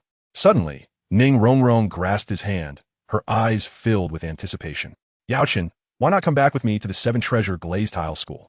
With your strength, you would surely be valued by the sect. Moreover, our sect possesses many precious cultivation resources in the forbidden area, which would greatly benefit your training. Qian Yaochen pondered for a moment, then gently shook his head, looking at her earnestly. Rongrong, I appreciate your kind offer. However, I believe the Tiando Royal Academy would be more suitable for us at this stage. The Tiando Royal Academy boasts a rich heritage and abundant resources, gathering many exceptional soul masters and instructors. There we can encounter a greater variety of martial souls and cultivation methods, which will significantly aid our growth. Perhaps we may even discover a way to address the limitations of the Seven Treasure Glazed Tower. Ning Rongrong tilted her head, earnestly considering her suggestion. After a moment, her face broke into a bright smile as she nodded vigorously. All right, Yaochen, I will follow your lead. Let's head to the Tiando Royal Academy together. With excitement in their hearts, they journeyed toward the Tiando Royal Academy. Upon arriving, they were greeted by the majestic and grand architecture, with towering spires and spacious training grounds reflecting the Academy's exceptional heritage. After expressing their intentions, the Academy arranged for them to undergo assessments. For both Qian Yaochen and Ning Rongrong, these evaluations posed little challenge. With his soul power at level 45, Qian Yaochen excelled in tests of strength, speed, and combat simulations. When he unleashed the skills of his angel martial soul, a radiant light enveloped him, and his formidable power caused the evaluators to nod in approval. Though Ning Rongrong was an auxiliary soul master, the immense support capabilities of her Seven Treasure Glazed Tower martial soul also left a remarkable impression on everyone. When she utilized her soul skills to enhance her teammates during the simulated battle, their abilities surged dramatically, making the encounter significantly easier. Furthermore, Ning Rongrong's special status as the little princess of the Seven Treasure Glazed Tile School garnered the attention of the Academy's higher-ups. After all, as one of the top 3 sects, the Seven Treasure Glazed Tile School held great prestige and influence on the Douluo Continent.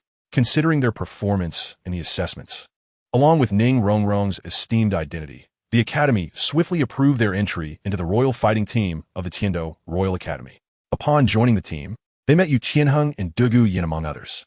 Yu Qianheng, tall and possessing an extraordinary demeanor, bore the martial soul of the blue lightning tyrant dragon, emanating an aura of authority. Upon our arrival, he approached with a warm smile, extending his hand and proclaiming, "Welcome to the Huang Dope Battle Team. I have long heard of the illustrious name of Ning Rongrong from the Seven Treasure Glazed Tile School, and today I am not disappointed. You must be Qian Yaochen. Your performance during the assessment was indeed remarkable. I hope we can fight side by side in the future." Qian Yaochen and Ning Rongrong responded with smiles as they shook his hand. At that moment, Vivian also approached, her long violet hair cascading down, her eyes exuding a cold elegance and an air of defiance.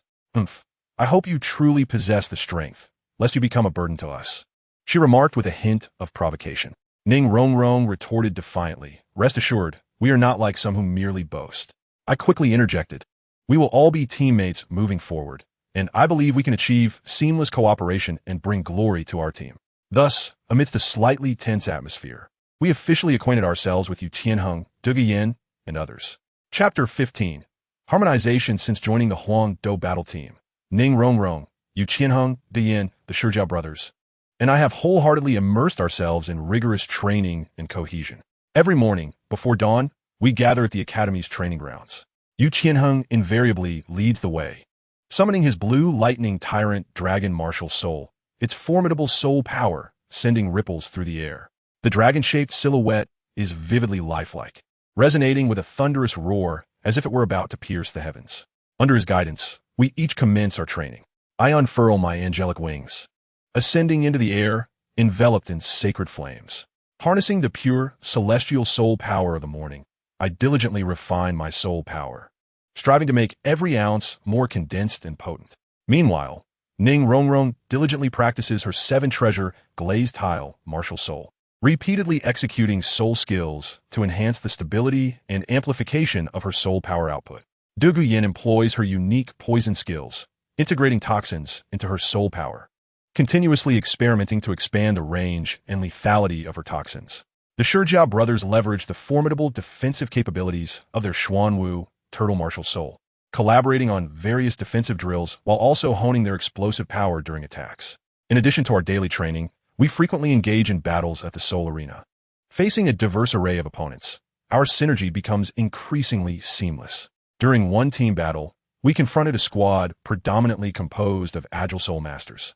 At the onset, the adversaries, utilizing their speed, darted around us like specters, launching relentless ambushes. With a resounding shout, Yu Qianheng transformed, embodying the essence of his blue lightning tyrant dragon martial soul. Its overwhelming presence intimidating the battlefield, while he forcefully contained the enemy's main force. I ascended swiftly, leveraging my aerial vantage to identify the enemy's vulnerabilities, unleashing the sacred flame of angels in a meteor shower-like descent upon them. Seizing the opportunity, Duguyan stealthily positioned herself nearby, releasing a lethal toxin as the foe evaded my flames, enveloping them in deadly miasma. The Shijiao brothers stood guard around Ning Rongrong, providing her with essential protection. With the seven-treasure glazed tile radiating brilliance in her hands, Ning Rongrong unleashed successive amplification skills, enhancing our combat prowess exponentially. Through our meticulous coordination, we triumphed over our adversaries, claiming victory in this battle. As time passed, the series of battles in the Soul Arena deepened our trust and understanding of one another. We gradually evolved into a tightly knit unit, capable of facing any challenge together. Our reputation within the Huang Do battle team at the Heaven Do Royal Academy grew increasingly illustrious with each victory. During our tenure at the Heaven Do Royal Academy, the intensity of our daily training was considerable, yet compared to Shrek Academy, the pace here felt far more accommodating. Shrek's grueling regimen resembled a tempest, rapidly enhancing students' abilities through high-intensity, all-encompassing training, while the Heaven Do Royal Academy's approach was akin to meticulous sculpting, more tailored and precise. The Academy crafted individualized training plans based on each student's martial soul characteristics, personal strengths, and future developmental trajectories. For instance, my angelic martial soul emphasizes the utilization of divine power and ranged attacks. Thus, my curriculum focused on enhancing my soul power endurance, control over sacred flames, and flight techniques. For Ning Rongrong, the Academy recognized the auxiliary nature of the seven-treasure, glazed tile, martial soul, and arranged various practical exercises to improve her efficiency in complex combat scenarios. Moreover, the members of the Huang Do battle team hailed from distinguished lineages. Yu Qianheng belonged to the Blue Lightning Tyrant Dragon clan. Duguyan was the granddaughter of the Poison Douluo the Bow, and the Shijiao brothers were supported by formidable family forces. Ning Rongrong and I also possessed notable backgrounds. Such prestigious heritages compelled everyone to be particularly mindful of their conduct, as no one would impulsively instigate conflict. We all understood that harmony within the team was paramount to enhancing our collective strength. Here, we function more as an elite team collaborating towards common goals, with every discourse centered on improving our prowess and perfecting our combat synergy. Beyond training, We shared insights into our respective family cultivation methods or explored the principles of the interplay between different martial souls. For instance, on one occasion, Yu Tianheng shared the Blue Lightning Tyrant Dragon clan's unique techniques for soul power condensation, which provided me with fresh insights into my own soul power application. In turn, I imparted the purification techniques of divine power from my angelic martial soul, prompting widespread experimentation among the group. Occasionally, Dugu Yin would bring special elixirs crafted by Dugu Bo to enhance our training speed, and in return, the Shijiao brothers would teach her some intricate methods of defense utilizing their Xuanwu turtle martial soul.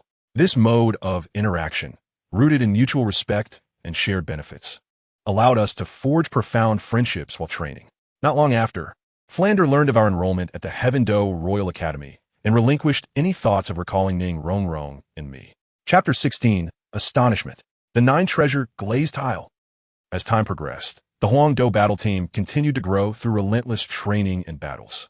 Both Yu Tianheng and I, alongside Ning Rongrong, the Shijiao brothers, and Duguyan experienced significant enhancements in our soul power, reaching the pivotal moment of acquiring our 3rd soul rings. The Heaven Do Royal Academy places immense importance on the cultivation of its team members, and for this endeavor to obtain soul rings. They specifically arrange for the esteemed Jilin Soul, Douluo, from the committee to personally lead the expedition, renowned for his erudition and profound understanding of soul beasts. Jilin's presence provided us with considerable assurance. Before our departure, Jilin solemnly briefed us on the critical precautions. Acquiring a soul ring is no trivial matter. One must not only find a soul beast that resonates with their martial soul, but also ensure their safety during the hunt, especially for you. This is the 3rd soul ring, which is of utmost importance. Do not underestimate its significance. We ventured into the soul beast forest adjacent to the academy. The forest exuded an enigmatic aura, with peculiar sounds echoing from all directions. Leveraging his vast experience, Jilin guided us through the intricate pathways of the forest while keenly sensing the presence of nearby soul beasts. The first to spot a suitable soul beast was Duguyan. A vibrant patterned poisonous snake lay coiled beneath a large tree, emanating a toxic aura that resonated with her martial soul. After a careful examination, Jilin nodded approvingly. This poisonous snake's age and toxicity align with your requirements. It is an excellent choice. A flicker of excitement and tension crossed Duguyan's eyes as she swiftly summoned her martial soul, releasing her toxins to counterbalance the snake's venom. The Shijiao brothers stood resolutely behind her, providing defensive support against any potential ambush from other soul beasts. Qian Yaochun and Yu Qianheng stood vigilantly around, ready to prevent any unforeseen incidents. Jilin remained at the side, ever prepared to lend a hand. With the collaboration of the group, Duguyan successfully hunted the poison-patterned snake and acquired her 3rd soul ring. She sat cross-legged, eyes closed, fully immersing herself in the power of the soul ring. The golden ring ascended slowly, encircling her in a graceful dance before merging into her being. When Duguyan opened her eyes once more, they shimmered with a newfound brilliance, indicating a significant enhancement in her strength. Next, it was the turn of the Shijiao brothers to seek a suitable soul beast. After a diligent search, Jilin discovered a rock-armored beast with formidable defensive capabilities, perfectly aligned with the Shijiao brothers' black tortoise martial soul.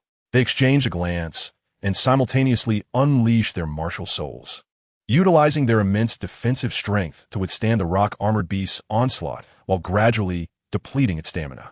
With the assistance of their companions, they successfully hunted the beast, both obtaining their 3rd soul rings. Finally, it was Ning Rongrong's turn. After an extensive search led by Jilin, they eventually encountered a peculiar soul beast resembling an ethereal herb, the Lingyun herb. This extraordinary herb had the potential to augment the supportive effects of the 7 treasures glazed tile martial soul, making it an impeccable match for Ning Rongrong. However, guarding the herb was a formidable gale leopard. Yu Qianheng launched the first attack, the roar of the Blue Lightning Tyrant Dragon echoing through the forest. Using his overwhelming power to restrain the gale leopard, I unfurled my angel wings, initiating a long-range assault to disrupt the leopard's movements. The Shijiao brothers and Duguyan also joined the fray, supporting Ning Rongrong.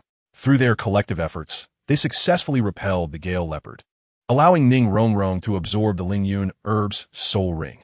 As Ning Rongrong completed the absorption and stood up, the 7 treasures glazed tile martial soul radiated with an even more potent aura of support. Their endeavor to acquire soul rings was a resounding success. leading to a further enhancement of everyone's abilities. Upon returning to the Tiando Royal Academy, the campus remained vibrant with youthful energy and a rich atmosphere of cultivation. Seizing a moment, Qian Yaochen discreetly beckoned Ning Rongrong to a tranquil corner of the academy, surrounded by lush greenery, with occasional birdsong adding liveliness to the serene setting. Ning Rongrong looked at me with curiosity, her eyes sparkling with intrigue. Yaochen, you called me here mysteriously. Is there something you wish to discuss? Qian Yaochen smiled gently, carefully retrieving the exquisite Kirin tulip from his bosom. The herb was a resplendent sight, its petals shimmering with a dreamlike luster, surrounded by tendrils of a peculiar fragrance. Rongrong, this Kirin tulip was a gift from Douluo. It is an exceedingly rare herb that could greatly benefit your martial soul. Why not give it a try? Ning Rongrong gasped in astonishment, her eyes wide with surprise and gratitude as she gazed at the Kirin tulip in her hands. Yaochen, such a precious herb. You wish to gift it to me? She delicately accepted the Kirin tulip, her expression filled with appreciation. Under Qian Yaochen's watchful protection, Ning Rongrong began to absorb the Kirin tulip. She sat cross-legged, placing the herb before her, gradually closing her eyes and channeling her soul power. The power of the herb flowed through her meridians like a gentle stream, seamlessly integrating into her body. A soft, multicolored glow enveloped her, intensifying until she was entirely cocooned in its radiance. As the absorption deepened, Ning Rongrong trembled slightly, her face reflecting a blend of pain and exhilaration. It was evident that the herb's power was profoundly transforming her martial soul. Qian Yaochen observed with bated breath, prepared to assist should any danger arise. Time seemed to stretch indefinitely until the glow gradually subsided. Ning Rongrong slowly opened her eyes, which now sparkled with an unprecedented brilliance. Rising to her feet, the light in her hand flickered, and the seven treasures glazed tile martial soul materialized. However, this time, it was unlike any before. The tower had gained 2 additional layers, transforming into the 9 treasures glazed tile. Yaochen, behold my martial soul. It has evolved into the 9 treasures glazed tile. Ning Rongrong exclaimed with boundless excitement, tears of joy glistening in her eyes. The 9 treasures glazed tile emanated an even more potent and pure radiance, each layer adorned with mysterious runes, seemingly harboring infinite power. Observing the metamorphosis of Ning Rongrong's martial soul, Qian Yaochen felt a profound sense of joy. Congratulations, Rongrong. This 9 treasures glazed tile, martial soul, surpasses the previous 7 treasures glazed tile in strength, and your capabilities and support will undoubtedly ascend to new heights. Ning Rongrong looked at me with heartfelt gratitude. Yaochen, all of this is thanks to you. If it weren't for your gift of the Kirin tulip, I would never have had such an opportunity. Qian Yaochen smiled and shook his head. We are friends. There is no need for such formality.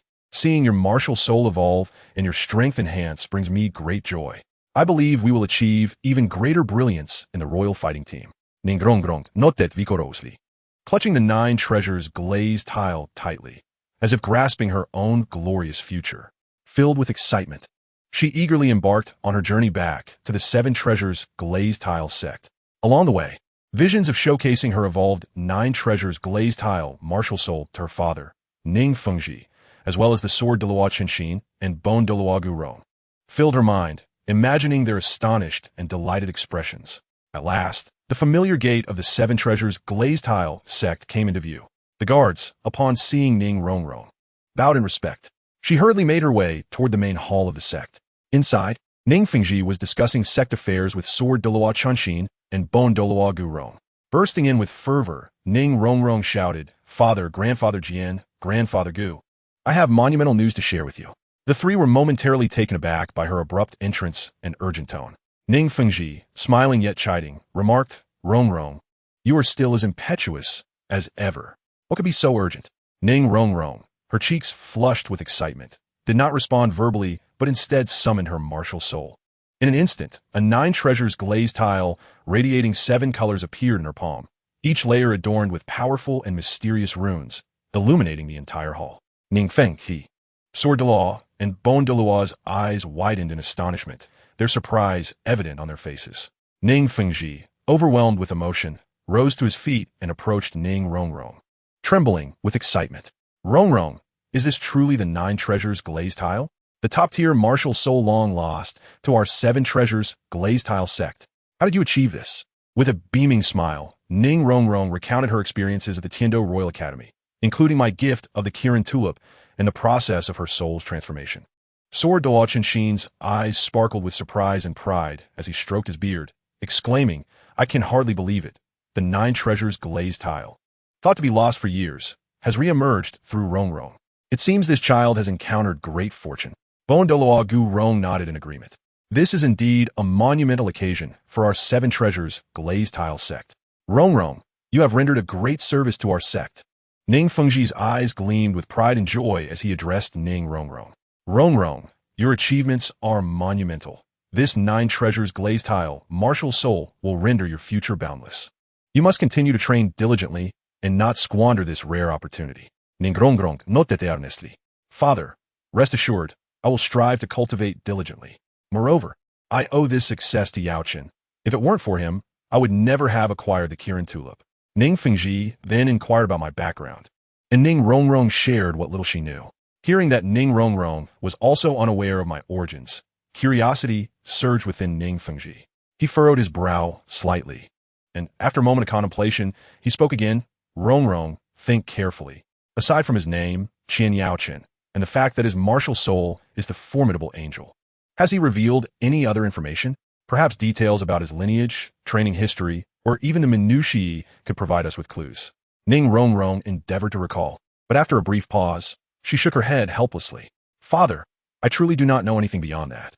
Our interactions at the academy were mostly centered around discussions of cultivation and participating in soul battles. He seldom mentioned his past." Ning Fengji began to pace slowly, his gaze contemplative. "Qin Yaochun, with an angel martial soul," he murmured softly as his mind raced through the known powers and martial soul legacies of the Douluo Continent. Suddenly, a thought struck him. Although the angel martial soul is exceedingly rare on the Douluo Continent, it possesses a distinct lineage, the Spirit Hall. The Spirit Hall has consistently dedicated itself to nurturing various powerful soul masters, and among them, the angel martial soul is one of their hallmark legacies. Most popes throughout history have been closely associated with the angel martial soul. Rongrong, judging by his name and martial soul, is highly likely that Qian Yaochen hails from the Spirit Hall, Ning Fengji stated gravely. The Sword Douluo Chan Xin exchanged a glance with the Bon Douluo Gu Rong, both harboring a flicker of wariness in their eyes. The Sword Douluo frowned slightly, noting the Spirit Hall has been increasingly audacious in recent years, driven by ambition. If Qian Yaochen is indeed affiliated with the Spirit Hall and is approaching Rongrong, we must ponder his intentions. Bon Douluo Gu Rong's expression also darkened. Sect Master Ning, this matter warrants vigilance.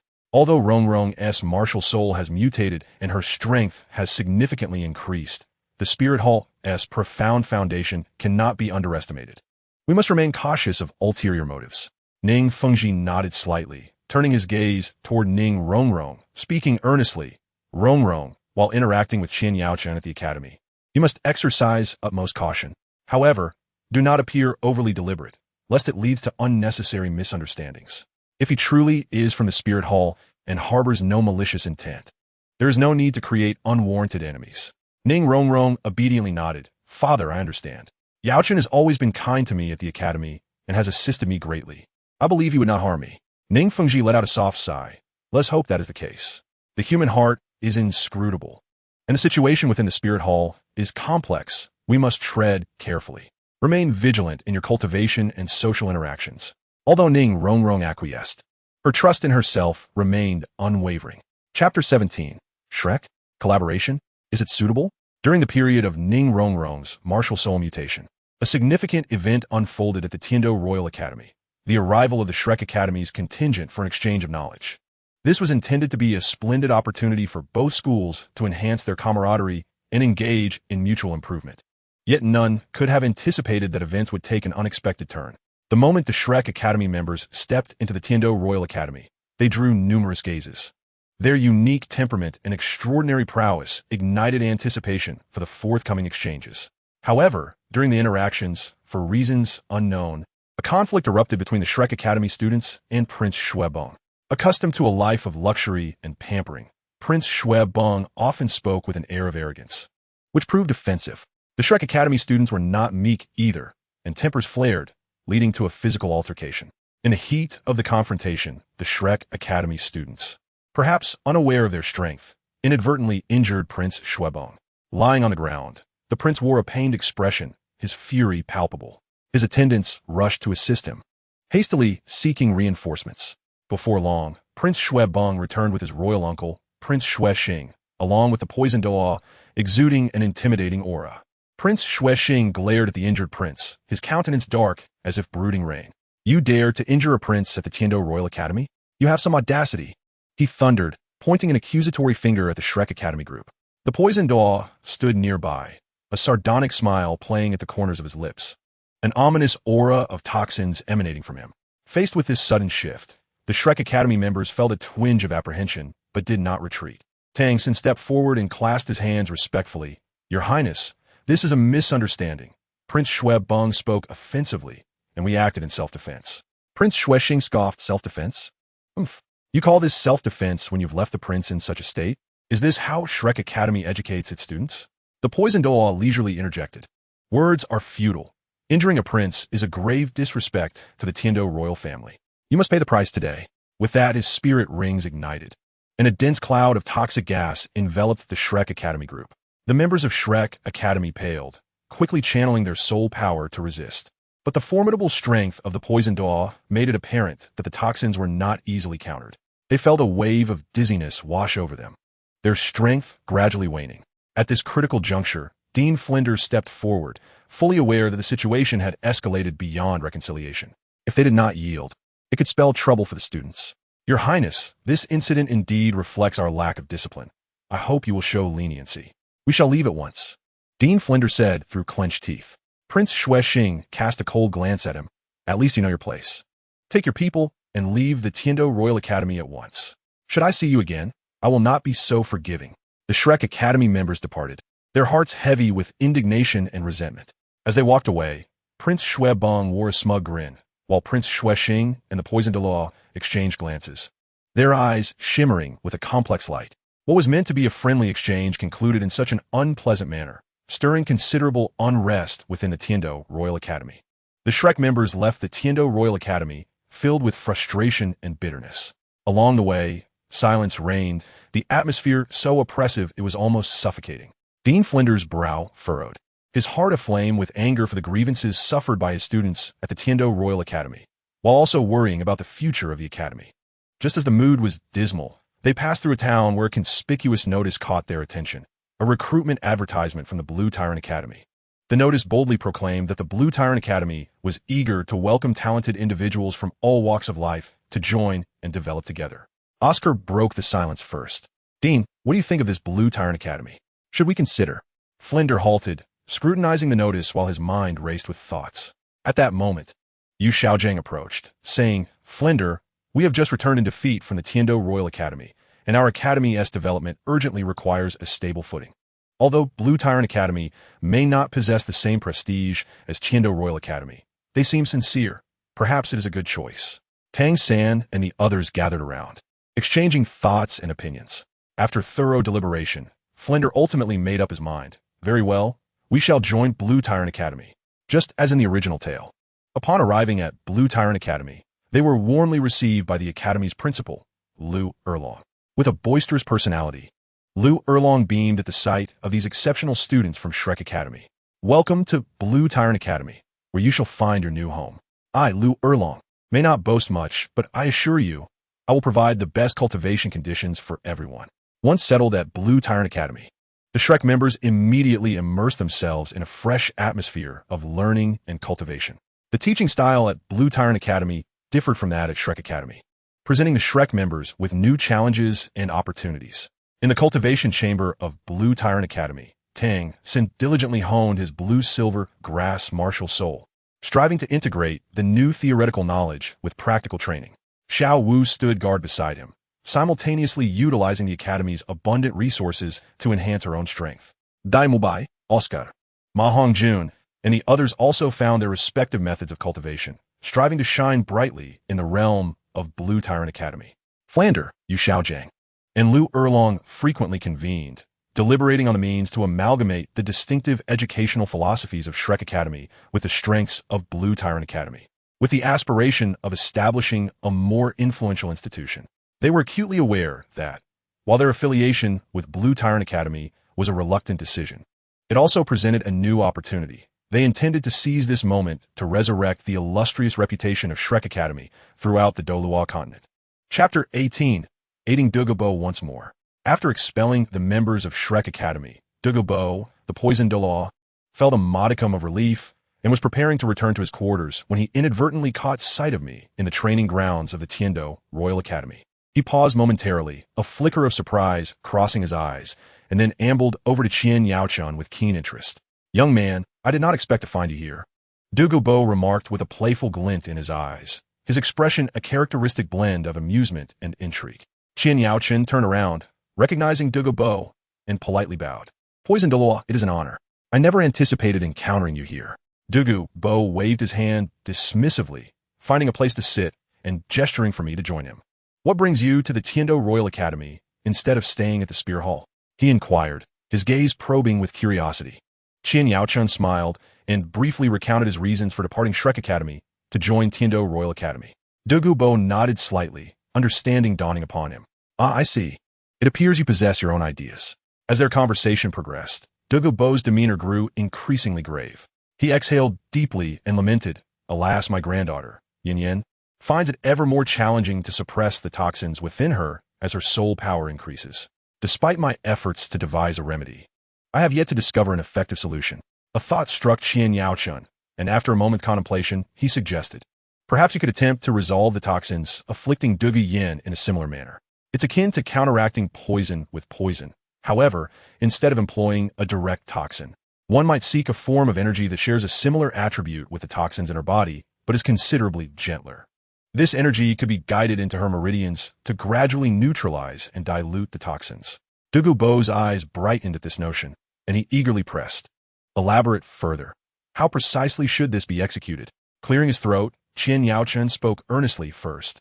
"You must locate an appropriate celestial herb or rare treasure whose energy aligns closely with the attributes of the toxins within Douluo.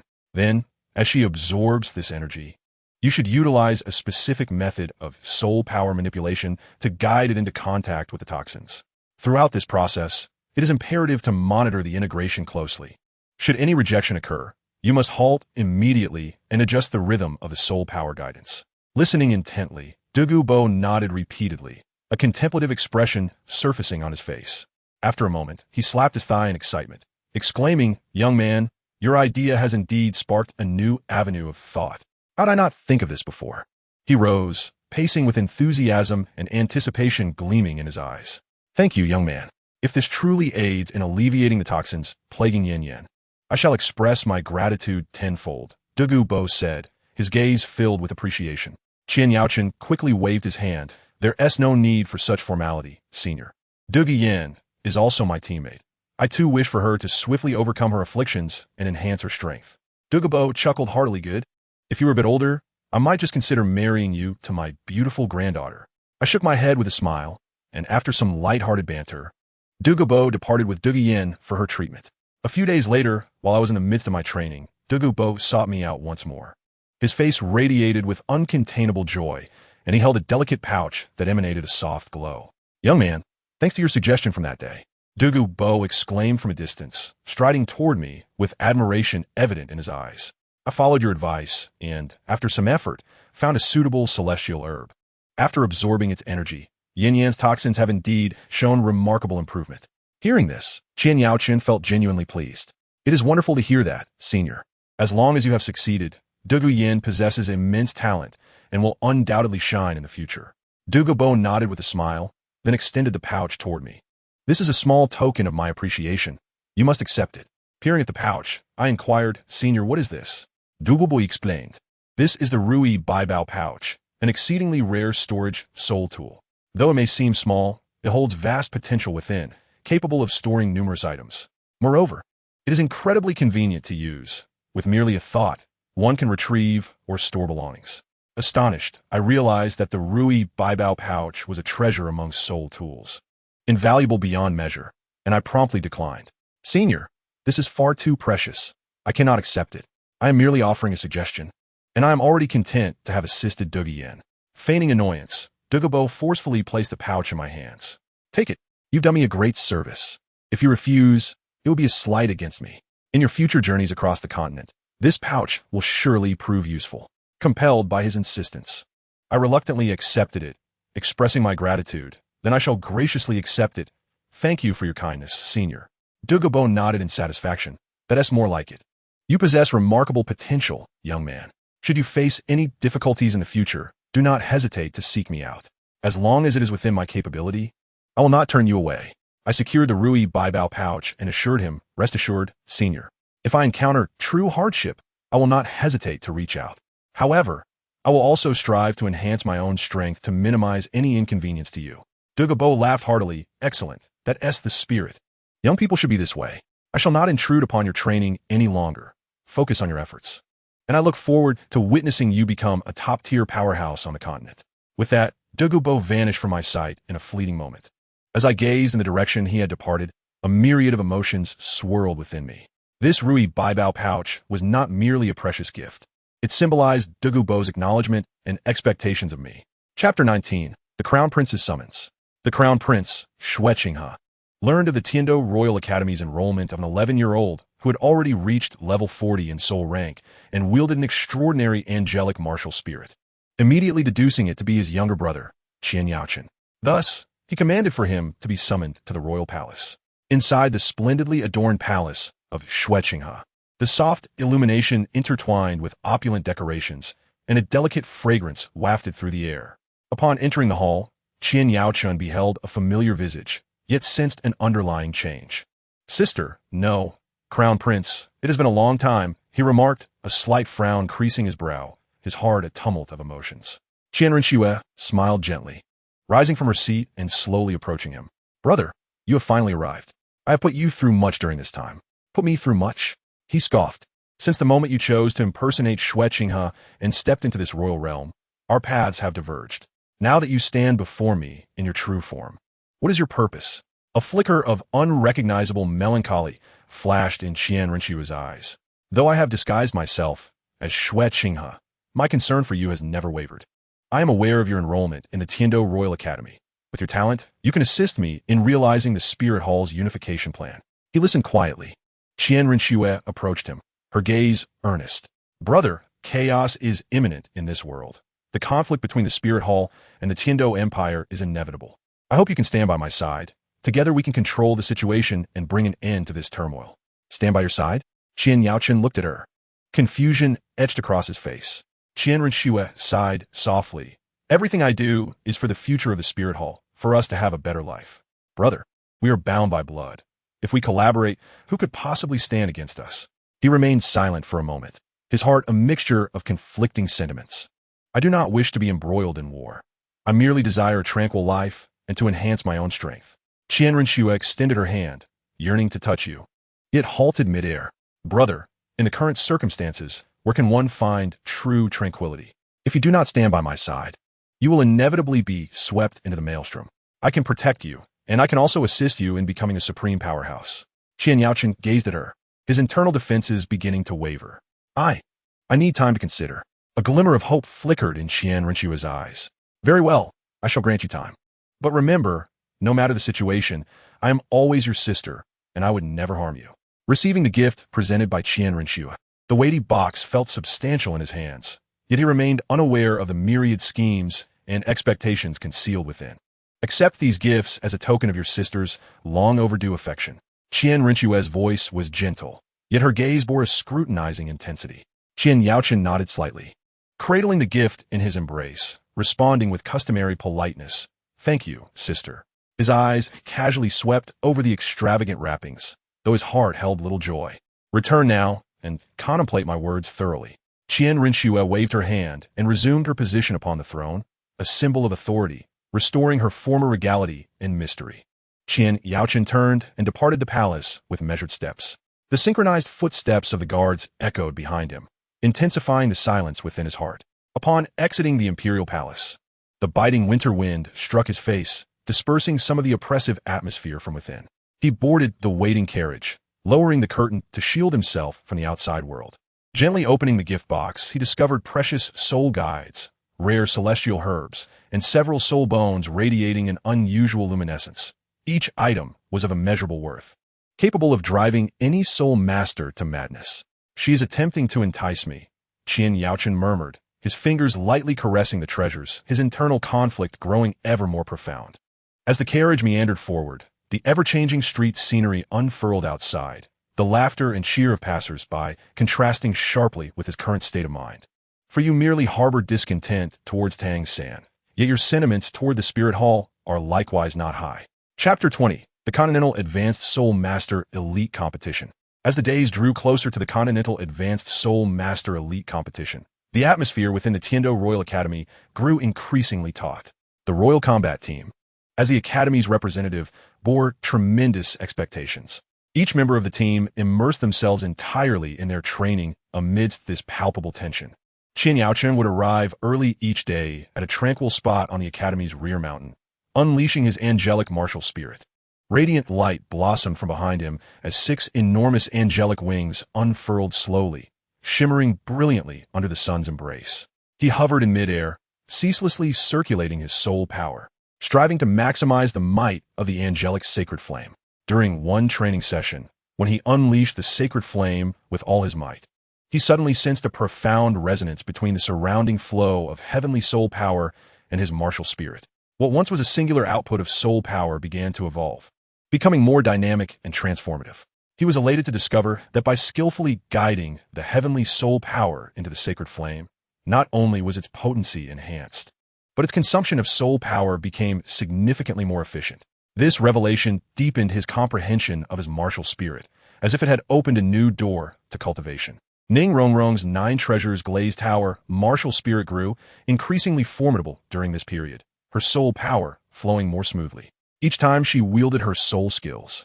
The 9 treasures glazed tower emitted an even more intense radiance, with amplification effects becoming increasingly pronounced. Through her cultivation, she realized that assistance was not merely about enhancing a teammate's abilities. It required a nuanced understanding of each teammate's combat style and real-time status to provide the most appropriate augmentations. This demanded a deep familiarity with her comrades and a keen insight into the battlefield dynamics.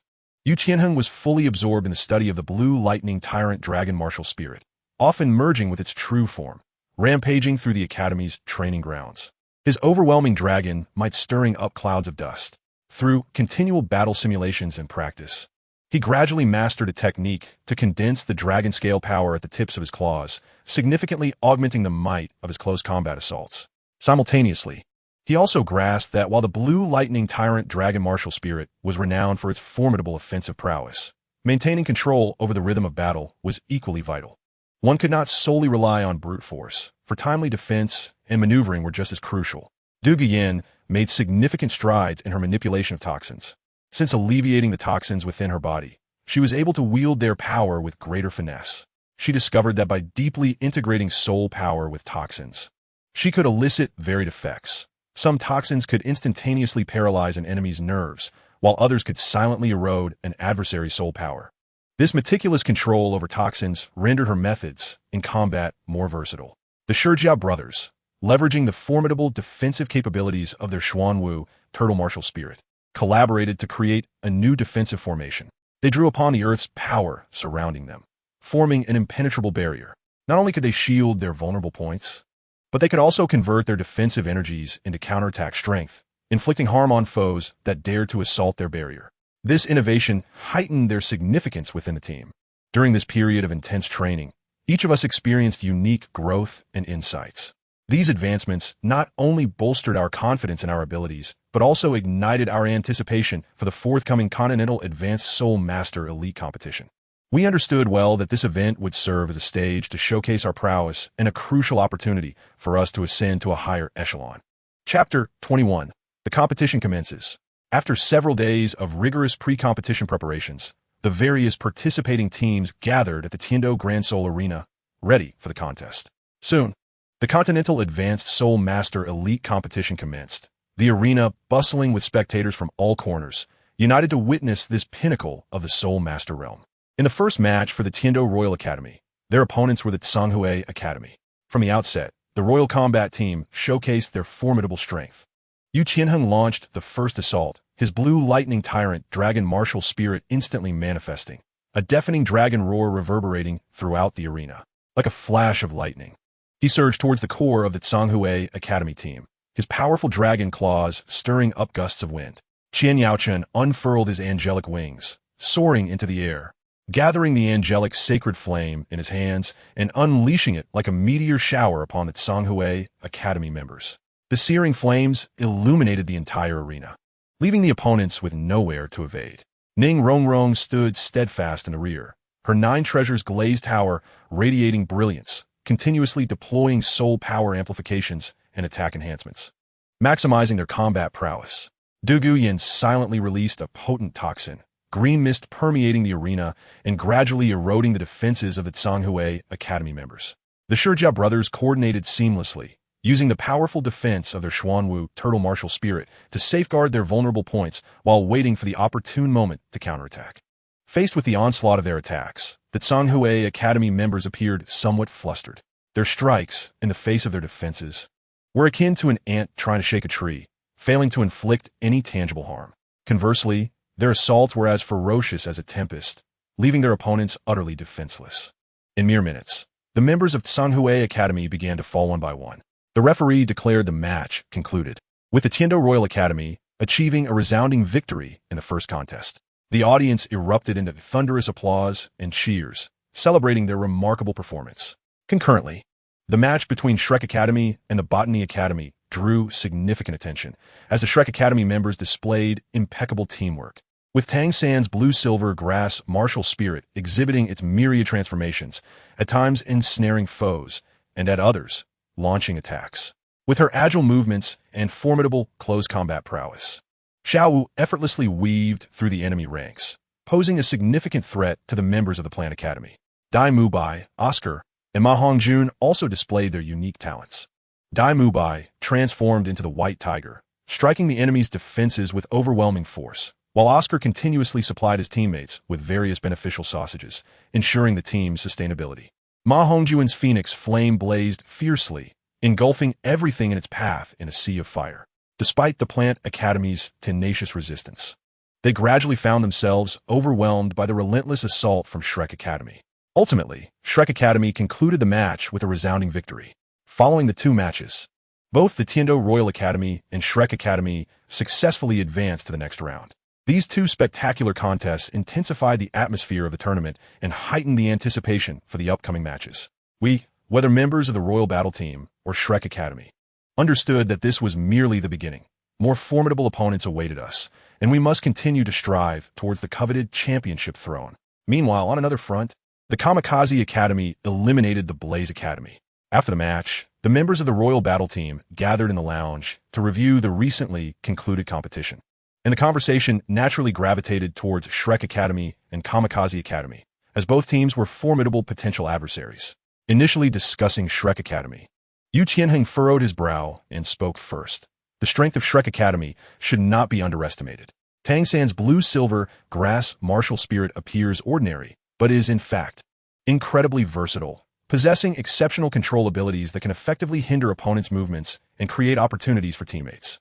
Moreover, I have observed that he seems to conceal other powerful skills that he has yet to fully reveal.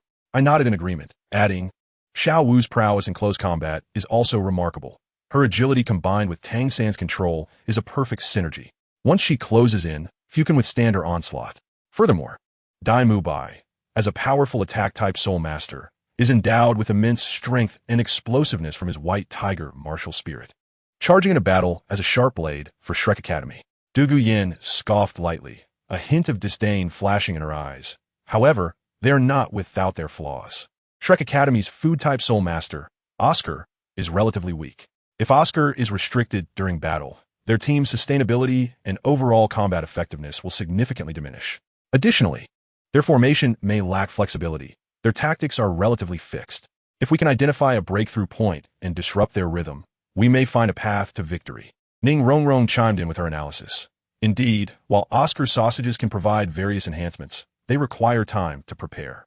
If we can launch a fierce attack against him in the early stages of battle, forcing him to forego sausage production, Shrek Academy's subsequent combat will become exceedingly challenging. Furthermore, although the members of Shrek Academy cooperate seamlessly, they predominantly rely on Tang San's leadership. Should Tang San make a mistake or become targeted in battle, the team's collaborative combat capability could be adversely affected. Shifting the topic to Kamikaze Academy, the elder of the Shurja brothers remarked, Kamikaze Academy is renowned for its speed and teamwork. Their wind-type martial spirits enable their members to move rapidly across the battlefield, making them difficult to pin down. Moreover, their combined attack techniques are incredibly powerful and nearly impossible to resist once unleashed. The younger Shurja brother added, however, their defensive capabilities are relatively weak. Wind-type martial spirits emphasize speed and agility, inherently lacking in defense. If we can seize the opportunity to deliver a strong blow, we might disrupt their rhythm. After a moment of contemplation, I summarized. While Kamikaze Academy's teamwork is exquisite, it is overly reliant on speed and combined attack techniques. As long as we can stabilize our formation during battle and find opportunities to restrict their movements, disrupting the conditions for their combined attacks, their advantages will be significantly diminished. Furthermore, although the wind-type martial spirits are agile, their soul power consumption is relatively rapid. If the battle drags on, it will be more favorable for us. Through the analysis of Shrek Academy and Kamikaze Academy's strengths and weaknesses, the members of the Royal Battle Team gained a clearer understanding of their strategies for the upcoming matches. Chapter 22. A resounding victory against the Elephant Armor Sect team. The smoke of competition once again filled the air as the members of the Royal Battle Team prepared earnestly on the training grounds of Tiando Royal Academy. Captain Yu Tianheng's gaze was sharp as he surveyed his teammates and solemnly declared, the Elephant Armor Sect team is renowned for their formidable defenses. This battle will undoubtedly not be easy, but we must not falter. The team members clenched their fists, their eyes filled with determination as they began to meticulously devise strategies and practice their soul skill combinations with focused intensity. Simultaneously, within Shrek Academy, the members gathered in a circle, analyzing the combat style of the Water Academy. Tang San spoke calmly. The water element's soul skills of the Water Academy are incredibly powerful. With top-tier control and support capabilities, we must disrupt their rhythm. Xiao Wu sprang up with agility, brimming with confidence. Fear not. Our cooperation is seamless. We will undoubtedly find their vulnerabilities. Subsequently, everyone immersed themselves in high-intensity training, continuously refining their new tactics. On the side of Kamikaze Academy, the coach addressed the team members with gravity. The lightning-type soul skills of the Thunder Academy exhibit astonishing explosive power. We must suppress them with speed and disrupt their formation before they unleash their powerful soul skills. The team members echoed in unison, practicing offensive and defensive tactics repeatedly amidst the howling winds. Finally, the second round of the tournament commenced. The arena for the match between Tiando Royal Academy and the Elephant Armor Sect team was set.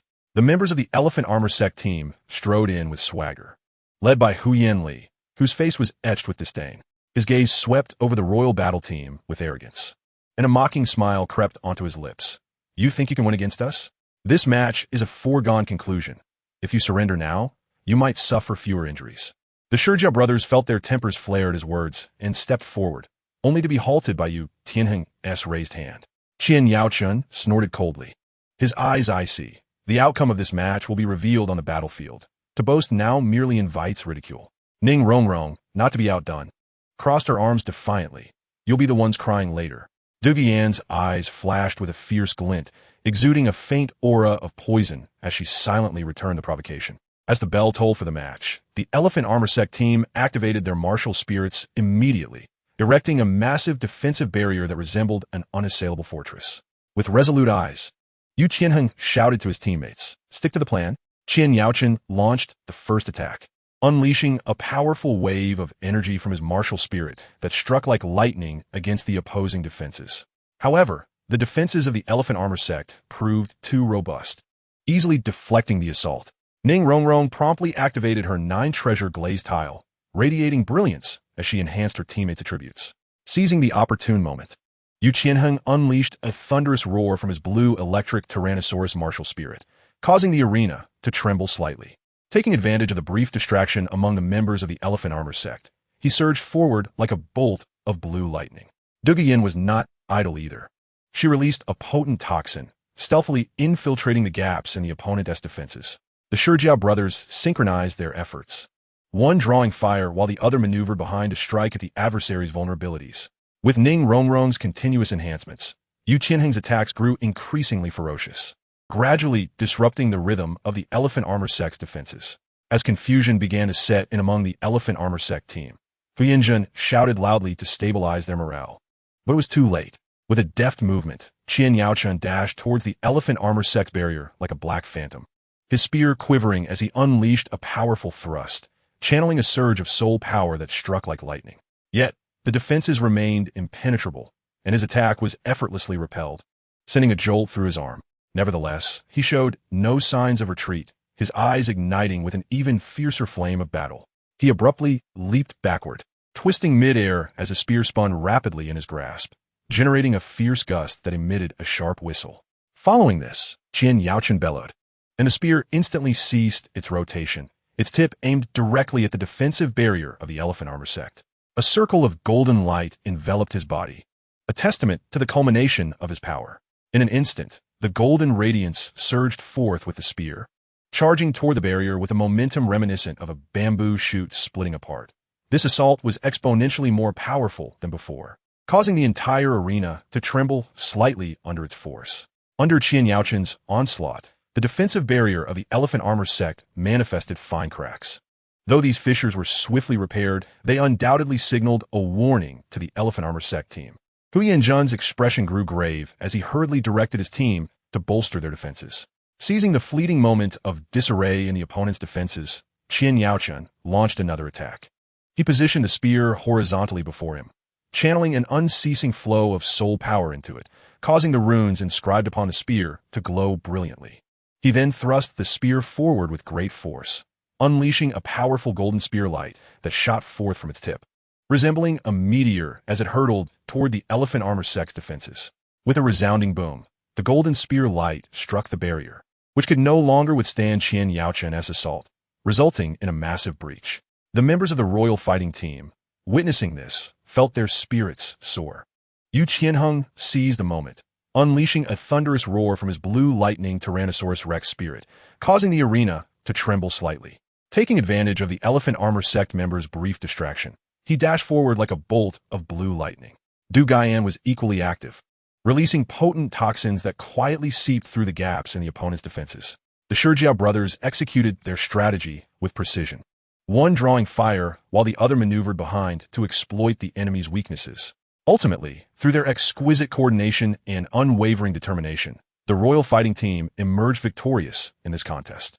The arena erupted with enthusiastic cheers as the members of the royal fighting team embraced one another, reveling in the joy of victory, while the Elephant Armor Sect team departed the arena in a dejected manner.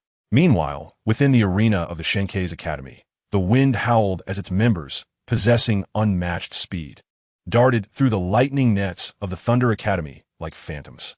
Feng Xiaodian unleashed his self-created soul technique, the Dance of Wind Blades, summoning countless wind blades imbued with razor-sharp sword energy that precisely sliced through the gaps of lightning.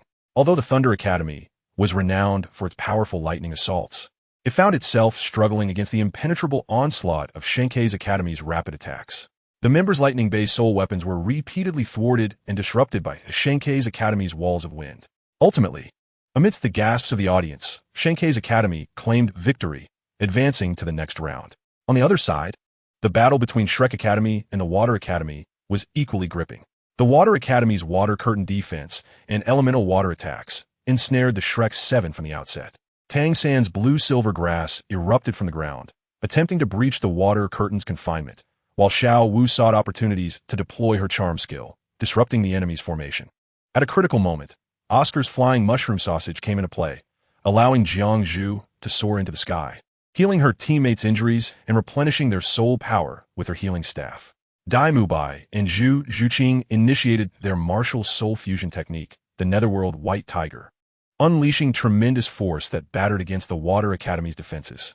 Coupled with Ma Hongjuan's phoenix flames that continued to scorch, they ultimately tore through the Water Academy's front lines, leading Shrek Academy to a successful victory. As these two matches concluded, the landscape of the Continental Advanced Soul Masters Elite Competition subtly shifted, with new battle groupings set to be announced and all academies sharpening their blades, vying for the ultimate championship title. Chapter 23.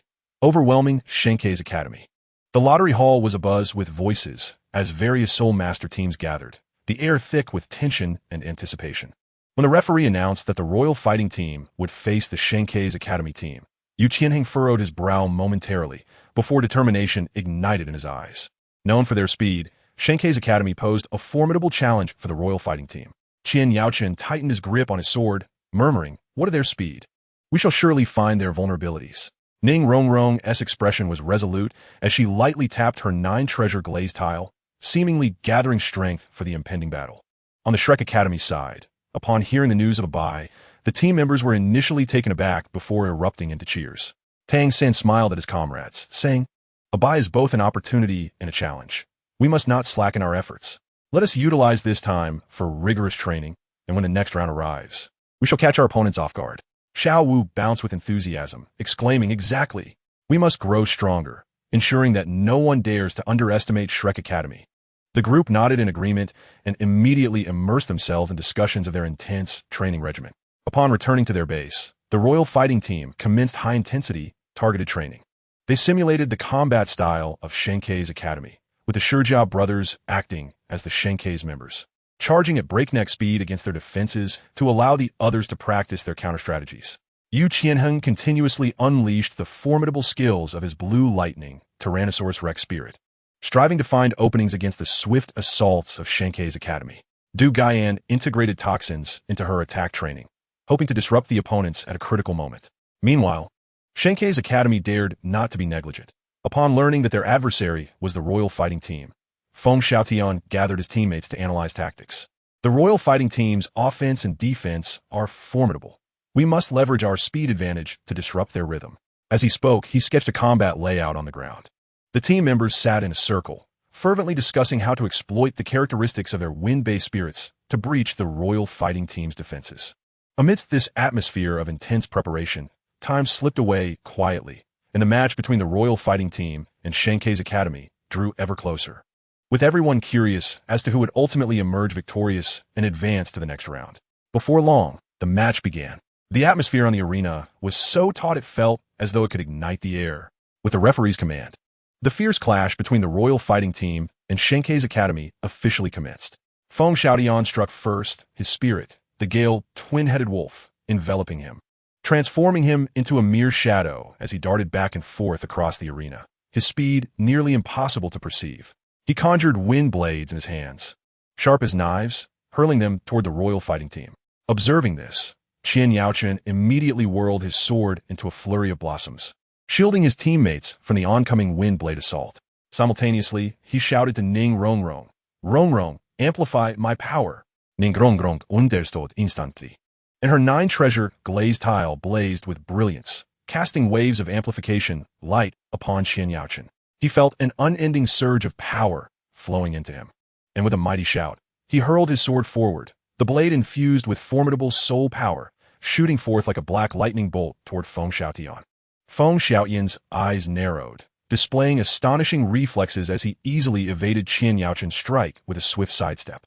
Following that, he unleashed his self-created soul technique, the dance of wind blades, as countless wind blades spiraled outward around him, carving deep furrows into the ground wherever they passed. Yu Qianheng and Du Gaian worked seamlessly together. Yu Qianheng unleashed his blue lightning Tyrannosaurus Rex spirit, its overwhelming dragon aura intimidating the entire arena. He spread his wings and soared toward Feng Xiaotian, simultaneously unleashing dragon breath in an attempt to push back Feng Xiaotian's aggressive onslaught. Du Gaian provided support from the side, stealthily embedding toxins within Yu Qianheng's dragon breath as she quietly approached Feng Xiaotian. Sensing danger, Feng Xiaotian swiftly altered his attack trajectory, redirecting the focus of the dance of wind blades toward Yu Qianheng. Yu Qianheng struck with his dragon claws, clashing against the wind blades with a series of resounding booms. Seizing the opportunity, Du Gaian unleashed the toxins, enveloping Feng Xiaotian in a cloud of green venom. However, Feng Xiaotian's prowess surpassed expectations. With a cold grunt amidst the toxic mist, he summoned a powerful gust that dispersed the toxins entirely. Without delay, he accelerated again, charging toward the core of the Royal Fighting Team, with his sights set firmly on Ning Rongrong.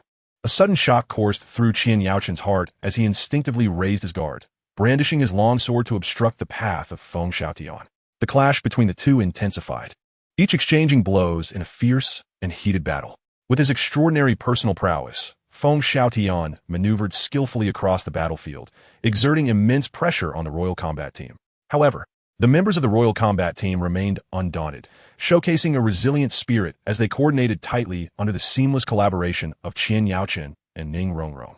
With Yu Qianheng and De Guyan executing their strategies with remarkable synergy, persistently searching for opportunities to counterattack. The surrounding audience was electrified, their cheers and shouts echoing in a crescendo as the outcome of this epic duel hung precariously in the balance.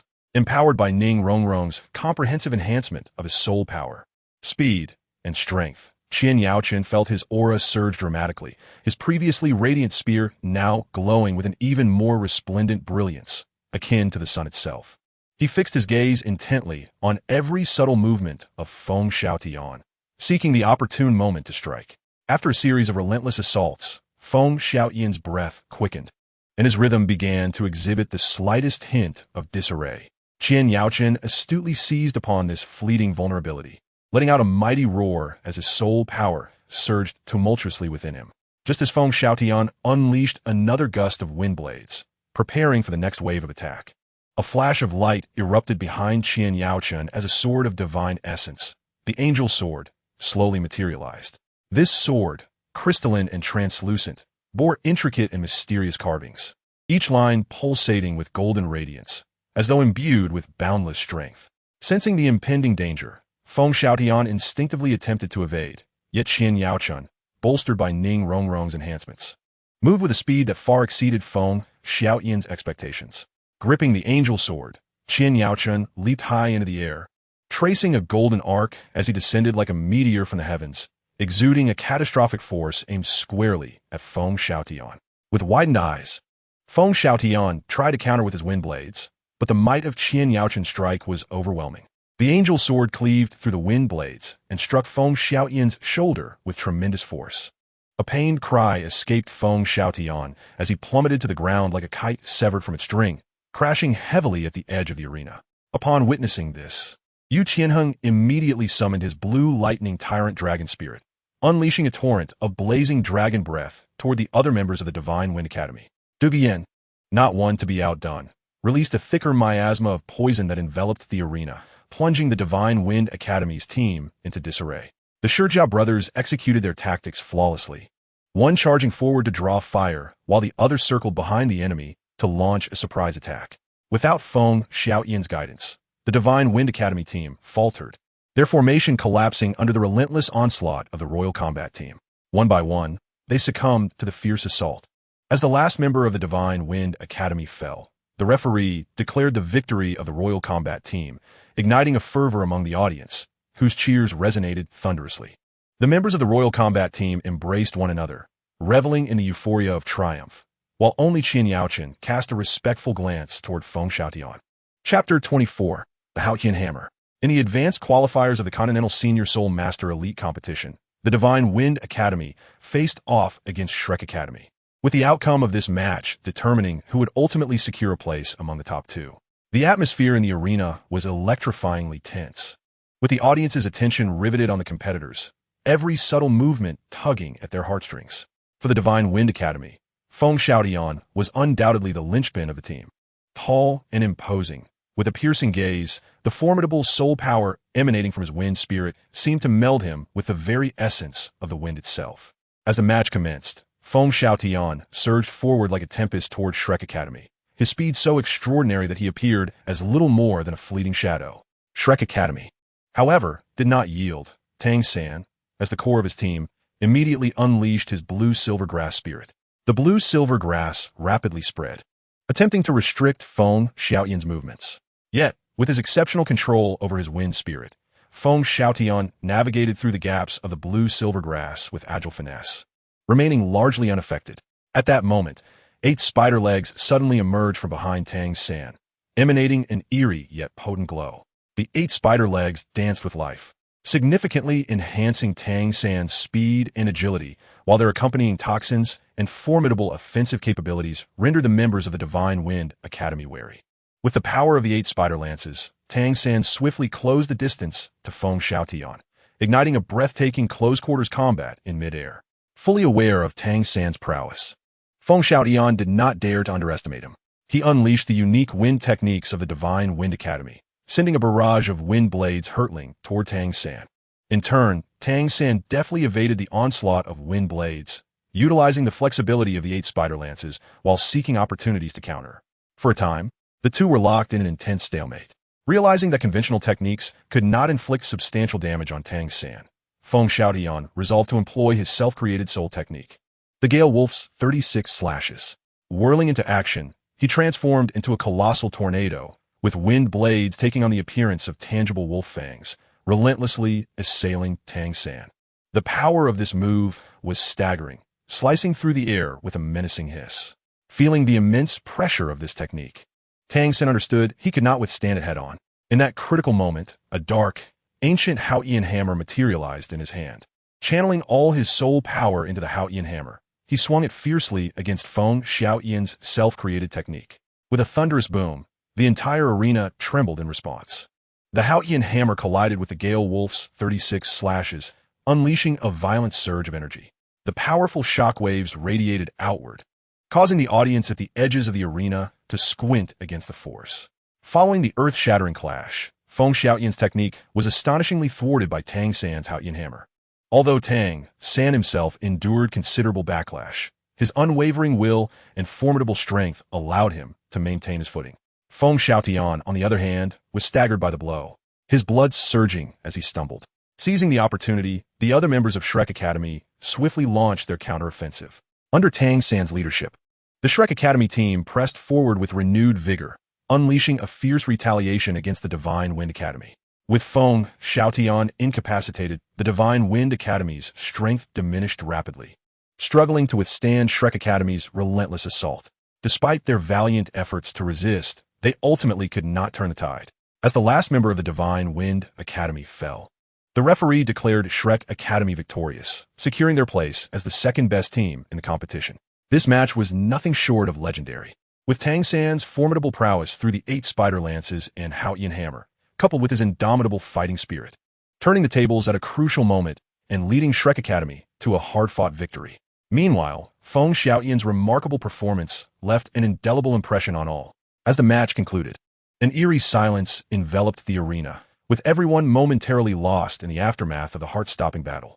Then, like a volcano erupting, the audience erupted into a cacophony of astonished gasps and fervent discussions. The members of the Divine Wind Academy stood in shock, their expressions a blend of disbelief and admiration. Feng Xiaotian gazed at Tang San, his heart a tumult of emotions. He recognized that his own ultimate technique had been bested by the Haotian hammer, which had decisively altered the course of the battle. The mysterious and formidable 8 spider lances were unlike anything he had ever encountered, their agile legs and terrifying capabilities giving Tang San an overwhelming advantage. He could not help but marvel at Tang San's unfathomable strength, realizing that his future achievements would be boundless. The teammates of Shrek Academy, on the other hand, wore expressions of pride and excitement. Xiao Wu's eyes glistened with tears as she felt an overwhelming sense of pride for Tang San. Dai Mubai heartily patted Tang San on the shoulder, laughing heartily. Xiao San, well done. With the Haotian hammer and 8 spider lances unleashed, who could possibly withstand such power? Oscar raised his thumb in admiration and exclaimed, Tang San, you never fail to astonish us. This external spirit bone and the Haotian hammer are simply extraordinary. On the sidelines, the leading instructors from various academies were equally taken aback. One instructor murmured to himself, external spirit bones are exceedingly rare. Who would have expected that Tang San not only possesses one, but wields it with such remarkable finesse? Truly terrifying. Another instructor focused intently on the Haotian hammer, his eyes filled with trepidation. The Haotian hammer is renowned as the supreme weapon spirit. To see it revived in the hands of a youth is astounding. Shrek Academy is poised for greatness. Even the judges of the competition whispered among themselves, engaged in lively discussions. An elderly judge sighed. This young man has mastered the use of both the external spirit bone and the Haotian hammer at such a tender age. Given time, he will undoubtedly emerge as a top-tier powerhouse on the Douluo Continent. Another judge nodded in agreement. Indeed, Tang San's strength and potential may very well catch the attention of the Spirit Hall. Amidst the awe and chatter, Tang stood quietly on the arena, his garments soaked with sweat. He understood that this victory was hard-earned. Although the 8 spider lances and the outshine hammer were formidable, he had also paid a significant price. Yet, at this moment, he felt a profound conviction about the future. He recognized that his journey was far from over, with numerous challenges yet to come, and that the 8 spider lances and the outshine hammer would serve as powerful allies in his adventures across the Douluo Continent. Chapter 25. Shrek Without Lake. After triumphing over the Shinfeng Academy team, the final championship of the Heaven Do Empire region will be contested between the Shrek Academy team and the Imperial Fighting Team. Within the quarters of the Imperial Fighting Team, the atmosphere was tense and grave, with everyone gathered around, poring over the profiles of the Shrek Academy team members. Yu Qianheng furrowed his brow, tapping the documents lightly, and spoke first. Tang San for Shrek Academy is a level 40 control system soul master. His blue-silver grass spirit may appear ordinary, yet it conceals numerous formidable soul skills, along with his second spirit, the outshine hammer, making him one of our greatest threats. Qian Yaochen nodded slightly, adding, Dai Mubai's offensive capabilities should not be underestimated. As a level 43, once his white tiger spirit activates, his explosive power is extraordinary. We must devise a strategy to counter him. Ning Rongrong bit her lip, gazing at the 9-treasure glazed tile pagoda in her hands. Although Oscar is only level 37, his unique support soul skills can create various peculiar effects, disrupting our combat rhythm. And then there's Ma Hongjuan's Phoenix Spirit, which boasts a wide attack range and considerable power. Du Guiyan's eyes flashed with determination. Xiao Wu and Zhu Zhuqing. One excels in close combat while the other is agile. Their coordination is seamless, and we must remain vigilant against their ambushes. As for Jiang Zhu, while her soul power may be slightly lower, her healing abilities significantly enhance Shrek Academy's endurance. The Shijia brothers cracked their knuckles. What is there to fear? Our Imperial Fighting Team is no pushover. With proper coordination, we can certainly achieve victory. Yu Qianheng took a deep breath and stood up. In the next 3 days, we shall engage in targeted training. Qian Yaochen and I will focus on breaking through Tang San's control. Yin, you will use toxins to interfere with Oscar's support. Ning Rongrong. Amplify our strength to the fullest, and Shijia brothers, prioritize defense against Dai Mubai and Ma Hongjuan's assaults. Everyone responded affirmatively and then plunged into intense training. They simulated Shrek Academy's combat style, continuously adjusting their tactics to ensure they could perform at their best during the finals. On the training ground, Yu Qianheng and Qian Yaochen repeatedly attempted to break through the simulated blue-silver grass cage, while Du Guiyan accurately released toxins into various corners to disrupt Oscar's movements. Ning Rongrong focused intently on enhancing her teammates' soul power, sharpening their attacks, while the Shijia brothers formed a formidable defensive barrier against Dai Mubai and Ma Hongjuan's fierce onslaughts. Meanwhile, the members of Shrek Academy were convened in their training room, and Tang San, with a serious expression, traced his fingers over the profiles of the Imperial Fighting Team. Breaking the silence, Qian Yaochen is level 49, the strongest among them. His angel spirit, combined with the angel sword, delivers sharp and unpredictable attacks. We must be particularly cautious. Dai Mubai crosses arms, agreeing. Yu Qianheng's blue lightning tyrant dragon spirit is also formidable. With his level 43 offensive strength, he can instantly tear through our defenses. We need a plan to restrain him. Oscar bit into the sausage in his hand, pondering aloud. Ning Rongrong is at level 41. Her 9-treasure glazed tile pagoda is the core amplifier of the Imperial Fighting Team. If we can limit her, their overall strength would be diminished by at least half. Ma Hongjun scratched his head, flames flickering in his palm. Du Guiyan's toxins are troublesome. Her level 40 control soul skills can be quite a nuisance if I get contaminated. I'll need to test if my Phoenix Fire can counter her poison. Xiao Wu twirled gracefully, stating earnestly, the Shijia brothers may have lower soul power, but their teamwork is impeccable, and their close combat entanglement ability is strong. We cannot allow them to disrupt our rhythm. And then there's Oscar. Although he is only level 34, he might have hidden tactics. Zhu Zhuqing spoke coldly. We must formulate a meticulous strategy, utilizing our cooperative advantages and the unique characteristics of our respective spirit powers to take them down one by one. Tang San nodded slightly, his gaze resolute. Next, we will focus on training our tactics against the Imperial Fighting Team. Oscar, your sausages can provide us with various effects. Xiao Wu and Zhu Zhuqing. You will be responsible for restraining Ning Rongrong and Du Guiyan. Dai Mubai and Ma Hongjun will launch the main assault on Yu Qianheng and the Shijia brothers. while I will use blue silvergrass to control the battlefield and disrupt their actions." Everyone nodded in agreement, showing no signs of slackness, and immediately immersed themselves in rigorous simulated training. The training ground of Shrek Academy was filled with the sounds of combat, as tactical drills were conducted repeatedly, with adjustments made continuously. Each member was dedicated to giving their all for the impending pinnacle duel, eagerly anticipating the moment they would shine on the arena and lift the coveted trophy of glory belonging to Shrek Academy. 3 days slipped by in the blink of an eye. The members of the Imperial fighting team were all in high spirits, their eyes reflecting unwavering determination. They understood that the upcoming final against Shrek Academy would be the decisive battle leading them toward glory, and the entire Heaven-Do Empire region awaited this climactic showdown. At the finals venue in the Heaven-Do Empire region, every seat was occupied as everyone eagerly anticipated this monumental clash. As Dai Mubai and Xiao Wu stepped into the battle arena, they noticed Tang San and Ning Rongrong wearing expressions of disdain. With the referee's signal, the Imperial fighting team officially clashed with the Shrek Academy team. Yu Tianheng launched the first assault, embodying the blue lightning tyrant dragon spirit, crackling with electricity, and soared towards the Shrek team, unleashing a powerful dragon breath aimed directly at Tang San. Qian Yaochen was equally unyielding, brandishing his spear that shimmered with light, imbued with formidable soul power, striking like a bolt of black lightning towards Dai Mubai. Tang San maintained his composure as the blue silver grass erupted from the ground beneath him, forming a verdant barrier that intercepted Yu Tianheng's dragon breath. Simultaneously, he shouted, "For soul skill bind!" Countless strands of blue-silver grass surged forth like serpents toward the members of the Imperial fighting team. Ning Rongrong swiftly activated the 9-treasure glazed tile pagoda, bolstering her teammates' attributes, while Yu Tianheng accelerated, easily breaking free from the entanglement of the blue-silver grass. Dugu Yin released a toxic mist that enveloped the area, compelling the Shrek team members to evade. Just as the standoff continued, Tang suddenly felt a surge of warmth emanating from the 8 spider lances on his back. He was inspired to take a risk. A flash of light emanated from behind him as the 8 spider lances gradually materialized, 8 robust spider legs extending from his back, glimmering with an eerie light and exuding a formidable aura, combined with the swinging of the Haotian hammer in his hand.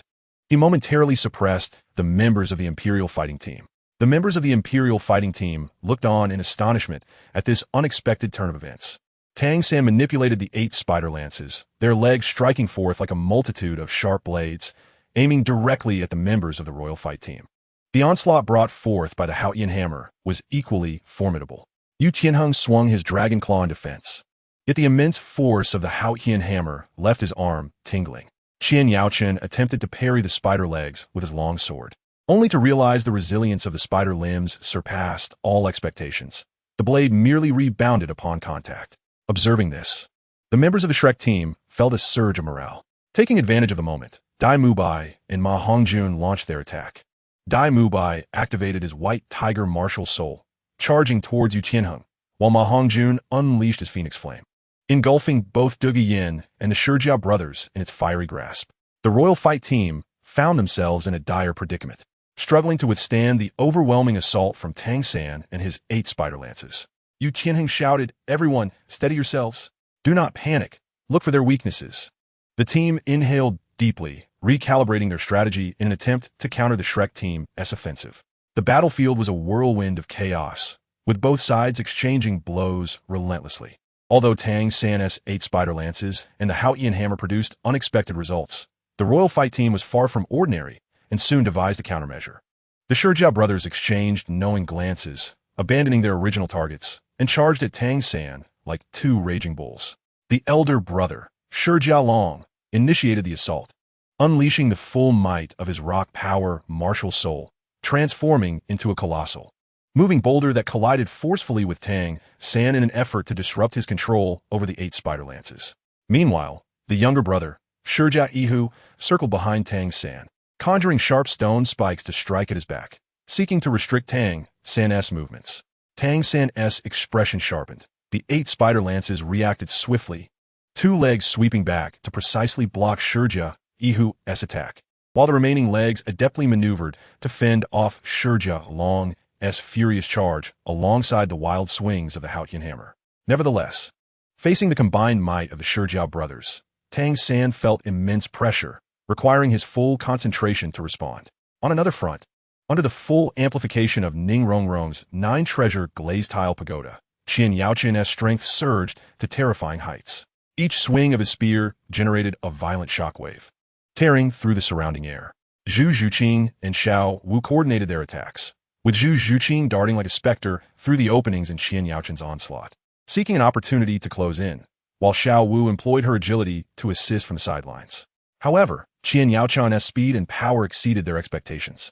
With a fierce shout, he thrust his long sword forward, unleashing a golden spear ray that struck Zhu Zhuqing's shoulder before she could evade, sending her hurtling backward.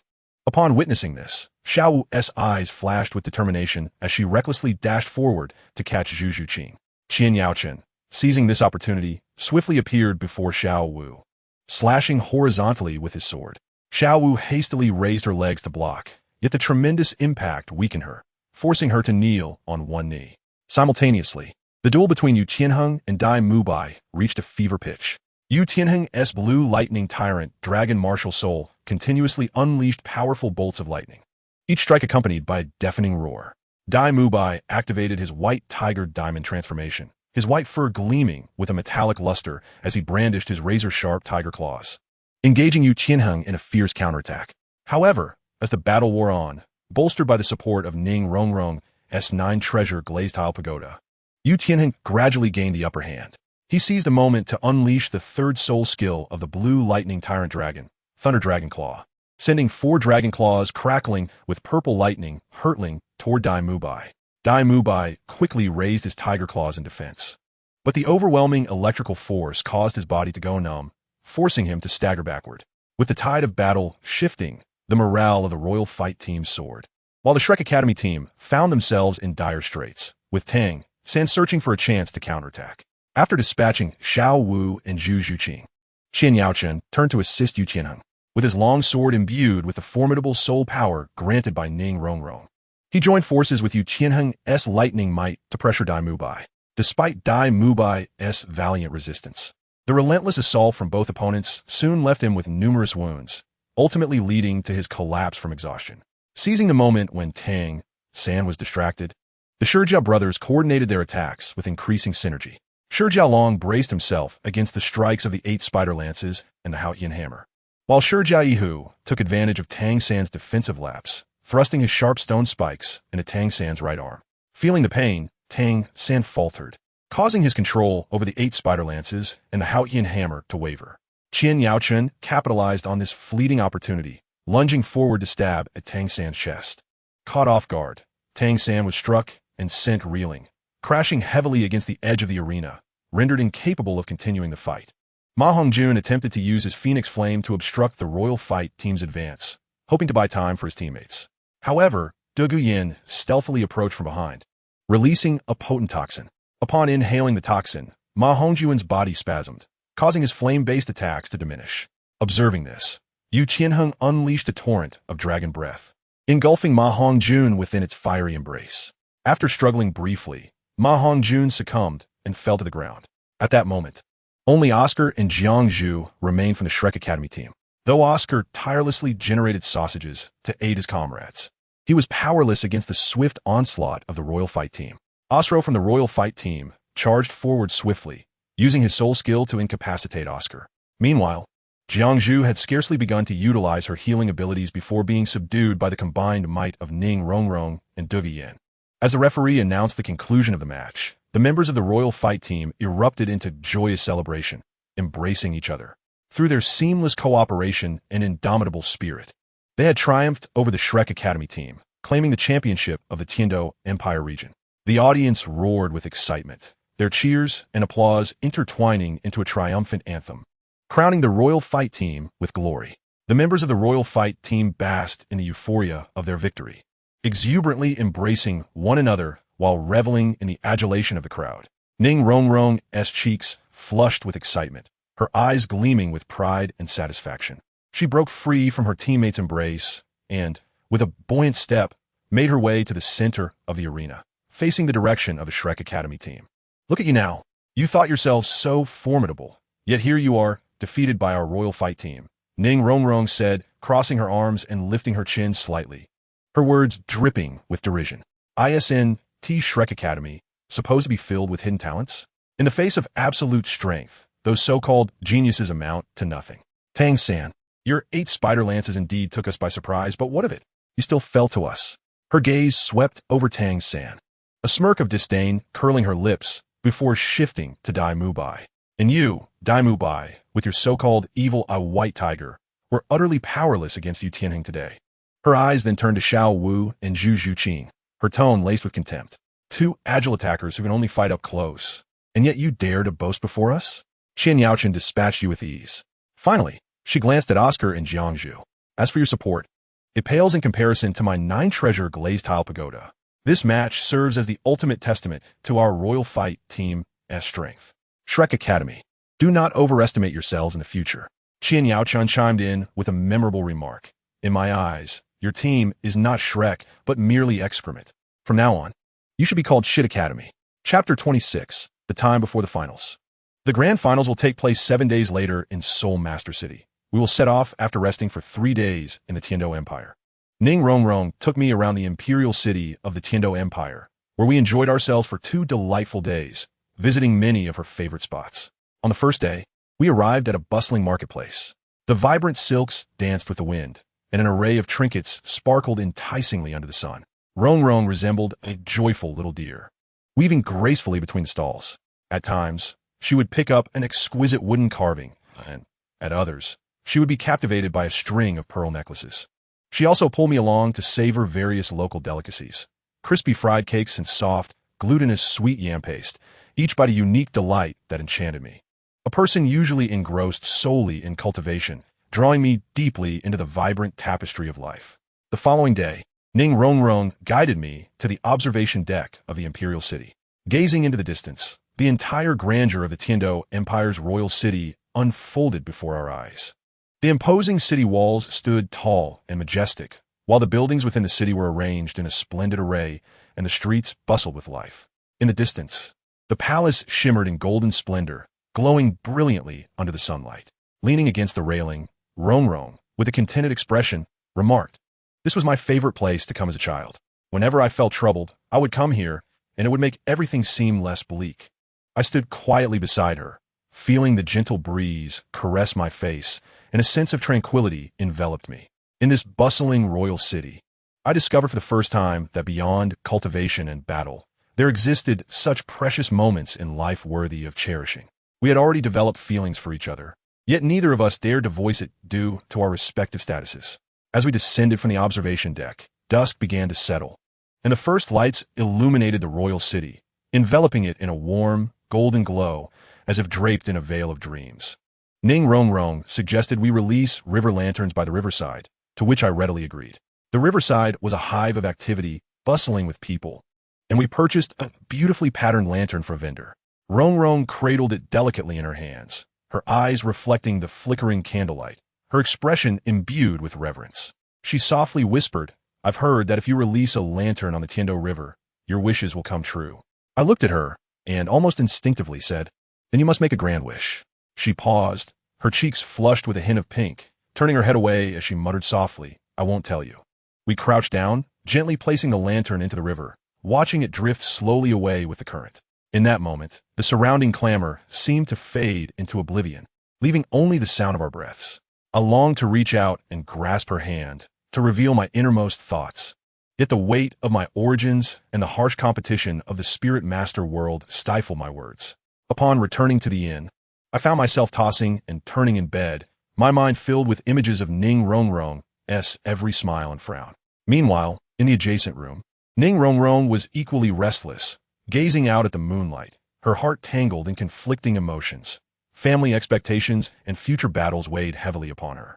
Yet, every time she recalled the moments spent with me that day, her lips would unconsciously curve into a smile. In this serene night, although we were mere steps apart, our unspoken affections remained buried deep within, quietly awaiting the right moment to blossom. On the third day, our Tiando Royal Academy team and the Shrek Academy team were summoned by the Snow Knight Emperor.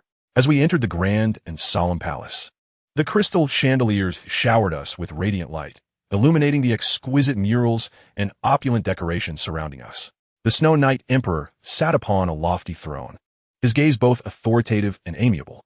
He first announced that all members of the Tiando Royal Academy team were bestowed the title of Viscount. When my name, Qian Yaochen, was called, I stepped forward, accepting the emblem of honor with a tumult of emotions swirling within me. Ning Rongrong stood beside me, her eyes sparkling with joy, a smile gracing her lips, seemingly happier than if she had received the title herself. Yu Shenheng, the Shijiao brothers, Dugian, and Oscar received their accolades in turn, each face radiating pride. Subsequently, the Shrek Academy members were granted the title of Baron. Observing them, I felt a surge of emotions.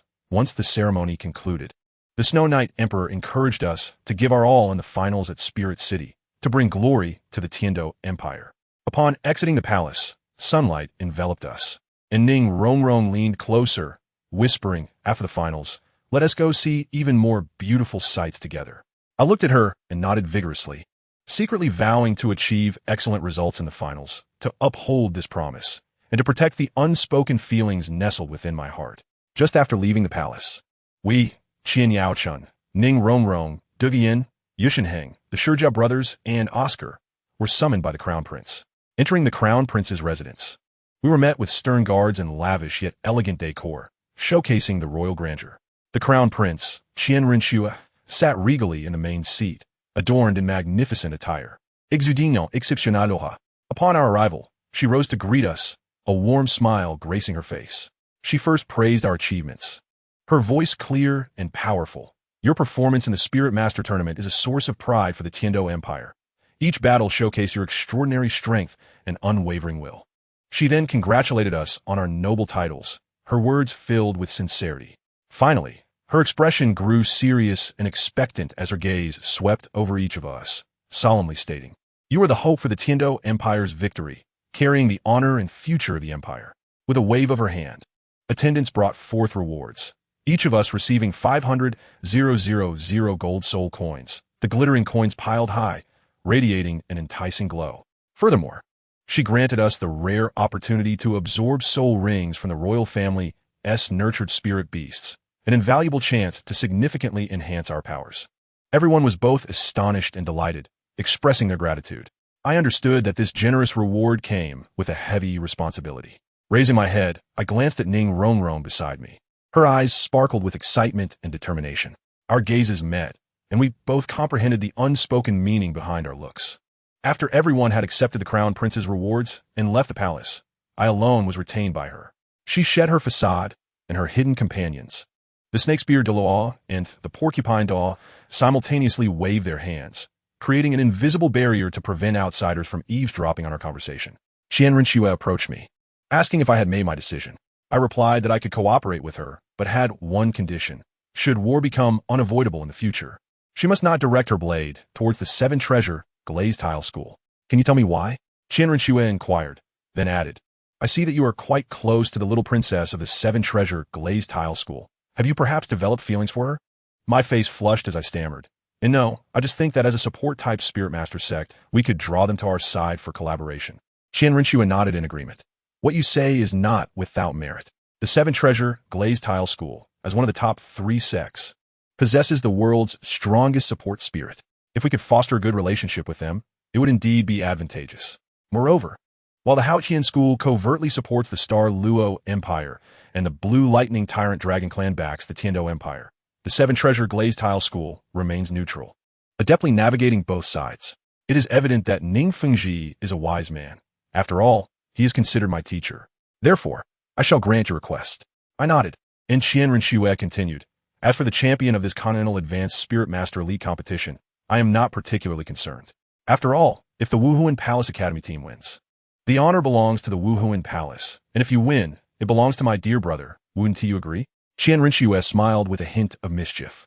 I chose to ignore her and said, I've just reached level 50, and I'm going to absorb my 5th soul ring before I leave.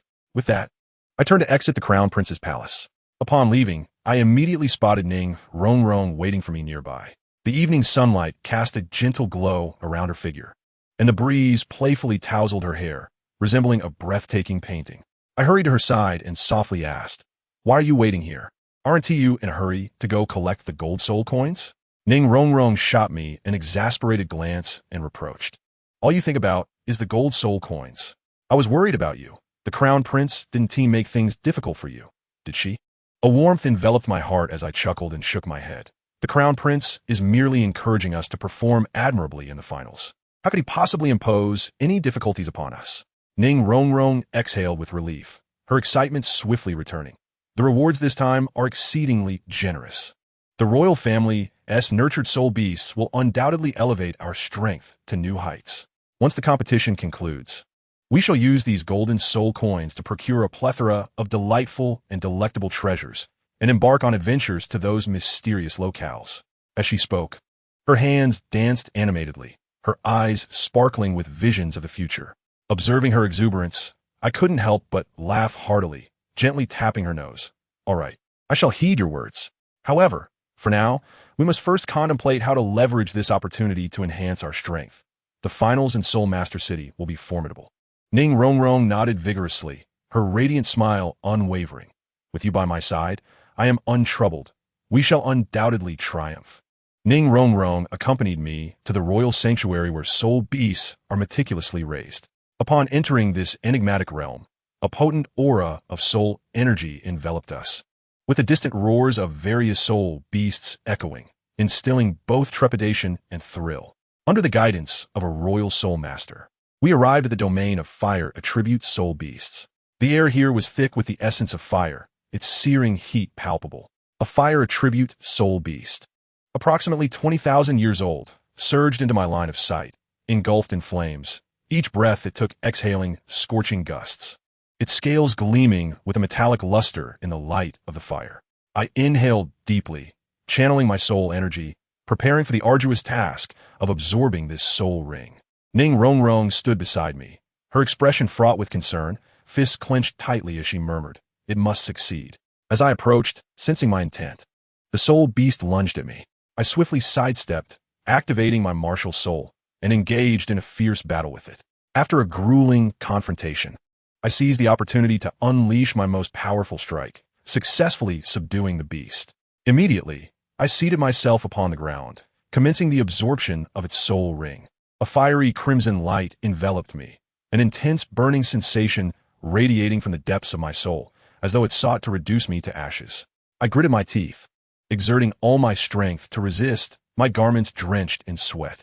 Time became an indistinct blur, and gradually, that searing sensation integrated into my being, harmonizing flawlessly with my soul energy. When I finally opened my eyes, I was greeted by Ning Rongrong's astonished visage. I inspected my soul ring configuration. Yellow, purple, purple. Black, black success. The formidable power bestowed by the new soul ring surged within me, and I rose, brimming with newfound confidence. Ning Rongrong suddenly leaped into my embrace, exclaiming in excitement, "You are incredible. Our chances of victory have significantly increased." I smiled in response. We then returned to our quarters to rest. For tomorrow we would set forth for Soul Master City. The next day, several teams representing the Heaven Do Empire prepared with vigor to depart for Soul Master City to participate in the Soul Master Tournament Finals. The royal family of Heaven Do placed immense importance on this event, dispatching Crown Prince Xue Qinghe and an elite Royal Knight regiment to escort the teams to Soul Master City. As the grand procession advanced, Ning Rongrong flitted through the crowd like a jubilant bird, enthusiastically introducing the members of the royal fighting team to Ning Fengji. Qian Yaochen stood tall, his gaze radiating determination and confidence, and after bowing to Ning Fengji, he earnestly expressed his anticipation for the upcoming tournament. Yu Tianheng, exuding the elegance of a scion from a prestigious family, articulated profound insights into martial souls, while Duge Yin, standing nearby, nodded slightly, her long purple hair swaying in the breeze, her quiet demeanor overshadowed by her captivating presence. The Shijia brothers, robust in stature, greeted Ning Fengji with hearty laughter and booming voices. Observing this scene, I inhaled deeply, recognizing the rarity of this opportunity, and summoned my courage to approach. Facing the illustrious sect leader of the Seven Treasures Glazed Tile School, I endeavored to maintain a composed demeanor, sincerity shining in my eyes. "Master Ning, it is an honor to finally meet you. It is a privilege to compete alongside such formidable teams in Soul Master City. The members of the Royal Fighting Team are wholly committed to the tournament, and I too shall exert my utmost to honor this opportunity." Ning Fengji raised an eyebrow, his piercing gaze scrutinizing me, as if he could see into my very soul. I stood my ground, meeting his gaze with fortitude, silently vowing to demonstrate my resolve. Moments later, a slight smile graced his lips, and I keenly sensed a diminishment of the wariness that once flickered in his eyes. Young man, possessing such determination is commendable. The Soul Master Tournament is rife with strong contenders. I hope you find something of value within it. His voice was calm, yet imbued with undeniable authority. As the procession continued onward, sunlight bathed us, and I understood that this was merely the beginning of our journey to Soul Master City. The individuals returned to their respective teams, continuing their advance toward the city. Ning Fengji walked alongside the Sword Douluo, their gazes seemingly casual, but their minds deeply engaged in contemplation regarding the recent dialogue with Qian Yaochen. The Sword Douluo broke the silence first. Fengji, what impression does this boy leave upon you? I observe his aura to be restrained. He is unflinching in your presence, and his discourse subtly conveys confidence. Ning Fengji nodded slightly, stroking his beard, his expression grave. He is indeed exceptional. From our conversation, it is clear that this young man possesses a meticulous mind. His words are sincere yet guarded, making him difficult to decipher. His determination for this tournament does not seem to stem solely from a desire for glory. There may be deeper motivations at play. In my view, regardless of his hidden motives, as long as he treats our Rongrong sincerely, we need not concern ourselves too much. The Sword Douluo waved dismissively, his straightforward nature unbothered by such complexities. However, Ning Fengji remained cautious, cautioning against underestimating the situation. The Soul Master Tournament gathers various factions, and the dynamics are intricate. Qian Yaochen hails from the royal fighting team, potentially entangled with other powers. Should he harbor ulterior motives? He could pose significant challenges during the competition, given the strength and intellect he has already exhibited. The Sword Douluo furrowed his brow, his demeanor growing serious. You raise a valid point. What course of action should we take moving forward? Ning Fengji pondered for a moment before responding. We must closely observe his every move while encouraging Rongrong to engage more with the members of the royal fighting team, allowing for subtle observations to glean any insights.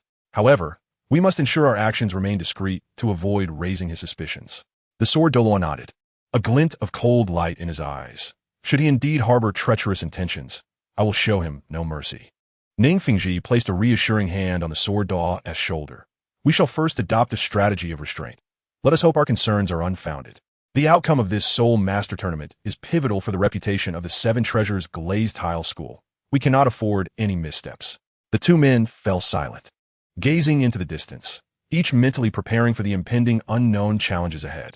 Meanwhile, Qian Yaochen marched alongside the members of the royal fighting team, blissfully unaware that he had become the focal point of Ning Fengji's scrutiny, his vision solely fixed upon the approaching Soul Master City and the imminent pinnacle of the tournament. As the journey progressed, the convoy reached a treacherous stretch flanked by cliffs on either side, the howling mountain winds carrying a chill, with the abyss below shrouded in darkness and danger. Just as the group heightened their vigilance, a cohort of cloaked assailants suddenly emerged, attacking with ruthless precision, seemingly indiscriminately assaulting all the teams. In an instant, the air was filled with cries of alarm and the cacophony of clashing weapons. In an instant, Qian Yaochen reacted, his spirit power surging around him. The long sword in his hand radiated a brilliant light, forcing back the encroaching figures clad in black. Everyone be cautious.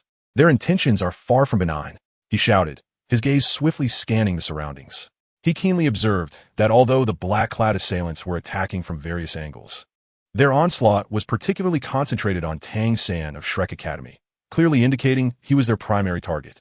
Ning Rongrong's delicate face tightened, and with a sharp cry, the nine-treasure glazed tile pagoda materialized, its luminous aura enveloping her teammates, bestowing upon them a variety of enhancement statuses.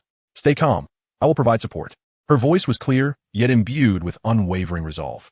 Yu Tianheng's swiftly formed hand seals, his blue lightning tyrant dragon's spirit manifesting, exuding a fierce dragon might. The robust dragon claws swung out, tearing the approaching black-clad assailants to shreds. You think you can act against us? You are sorely mistaken. Du Guyan's brows furrowed as she unleashed a flickering green glow from her hands, releasing a toxic mist that engulfed any black-clad attacker who dared to approach, causing them to emit shrieks of agony as their bodies rapidly decomposed. Dare to assault us? Let me show you my prowess. The Shijia brothers stood back to back, their spirits renowned for their defensive capabilities. Their bodies were encased in rocky armor, resembling impenetrable fortresses that withstood the attacks from the black-clad figures, occasionally launching powerful punches imbued with the strength of stone to send enemies flying. While fending off the black-clad assailants, Tang San remained vigilant of the battlefield's dynamics. He discerned that the black-clad attackers were inexhaustible, evidently having come well prepared. Analyzing their combat style and the peculiarities of their spirits, he astutely deduced that they hailed from the Spirit Hall. This revelation weighed heavily on his heart. The Spirit Hall's intervention indicated they were well prepared, and it seemed that the secrets he harbored had not escaped their covetous gaze. At that moment, Dean Flender faced off against a formidable Spirit Douluo, the pressure mounting like a mountain. The Spirit Douluo's spirit power surged with each attack, overwhelming Flender despite his utmost efforts, leaving him with several wounds. Just as the situation reached a critical point, a furious and powerful roar echoed from afar. "Release them." Lu Erlong charged forward like an enraged lioness, followed closely by the master. Their eyes met, a silent understanding passing between them, and they instantaneously executed their spirit fusion technique. In an instant, the heavens and earth shifted colors as a terrifying force coalesced between them, forming a colossal energy entity that surged toward the Spirit Douluo with apocalyptic intent. The Spirit Douluo's expression changed drastically upon witnessing this, attempting to evade, but finding himself ensnared by this overwhelming power. He exerted every ounce of strength to raise a spirit power shield, but against the spirit fusion technique, the shield shattered as easily as fragile paper. With a scream, the Spirit Douluo was consumed by the formidable energy, vanishing without a trace. This unexpected turn of events left the black-clad assailants momentarily stunned. As they began to falter, the onlookers believed this thrilling battle was nearing its conclusion. However, just as exhaustion set in, a chilling aura suddenly enveloped the battlefield. A massive, otherworldly flower, the heavenly chrysanthemum, descended without warning, its petals sharp as blades, slicing through the surrounding air. The expressions of the crowd shifted dramatically. The newcomer was none other than the chrysanthemum Douluo from the Spirit Hall. Exchanging glances, the golden iron triangle exhibited no fear. To protect Tang San, they unhesitatingly stepped forward, quickly forming a formation to engage the chrysanthemum Douluo. The roar of the golden sacred dragon clashed with the enigmatic spirit power of the chrysanthemum Douluo, generating waves of energy that caused the ground to tremble and crack. Seizing this moment, Tang San took a brief respite, his taut nerves momentarily relaxing. Yet he failed to notice a sinister shadow silently appearing behind him. Without warning, the shadow struck out, delivering a powerful blow that sent Tang San reeling, blood spewing from his mouth as he flew backward like a kite severed from its string. Just as the shadow prepared to pursue and deliver a fatal blow to Tang San, a voice, aged yet filled with power, bellowed, "Desist from harming others." It was none other than the Dragon King and Snake Lady, who had passed by. In an instant, the Dragon King transformed into a dragon, and the Snake Lady morphed into a serpent, the two connecting head to tail as they unleashed their dragon snake strike technique. A formidable energy surged forth, intercepting the attack of the Ghost Doll. At that moment, the crowd realized that the shadow was indeed the Ghost Doll, causing a brilliant explosion of light at the point of impact. Xiao Wu, filled with anxiety, disregarded her own fatigue and sprinted towards the direction where Tang San had fallen. Jiangzhu hastily enhanced Dai Mubai's spirit power to aid him. Oscar and Ma Hongjun turned to converge on the Ghost Douluo and Chrysanthemum Douluo, attempting to relieve the pressure on the Dragon King and Snake Lady and to thwart the relentless assault from these two tidal Douluo. The battlefield descended once again into chaos, life and death hanging by a thread, with no one knowing what further twist this battle might entail.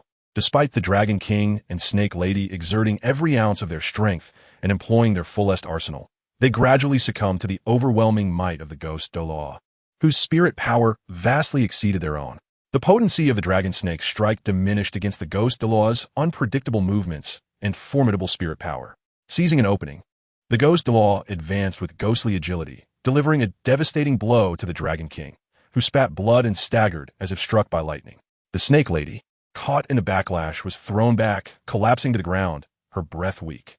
After vanquishing the Dragon King and Snake Lady, the Ghost Douluo showed no signs of pausing, transforming into a shadow and swiftly joining forces with the Chrysanthemum Douluo against the beleaguered Golden Iron Triangle.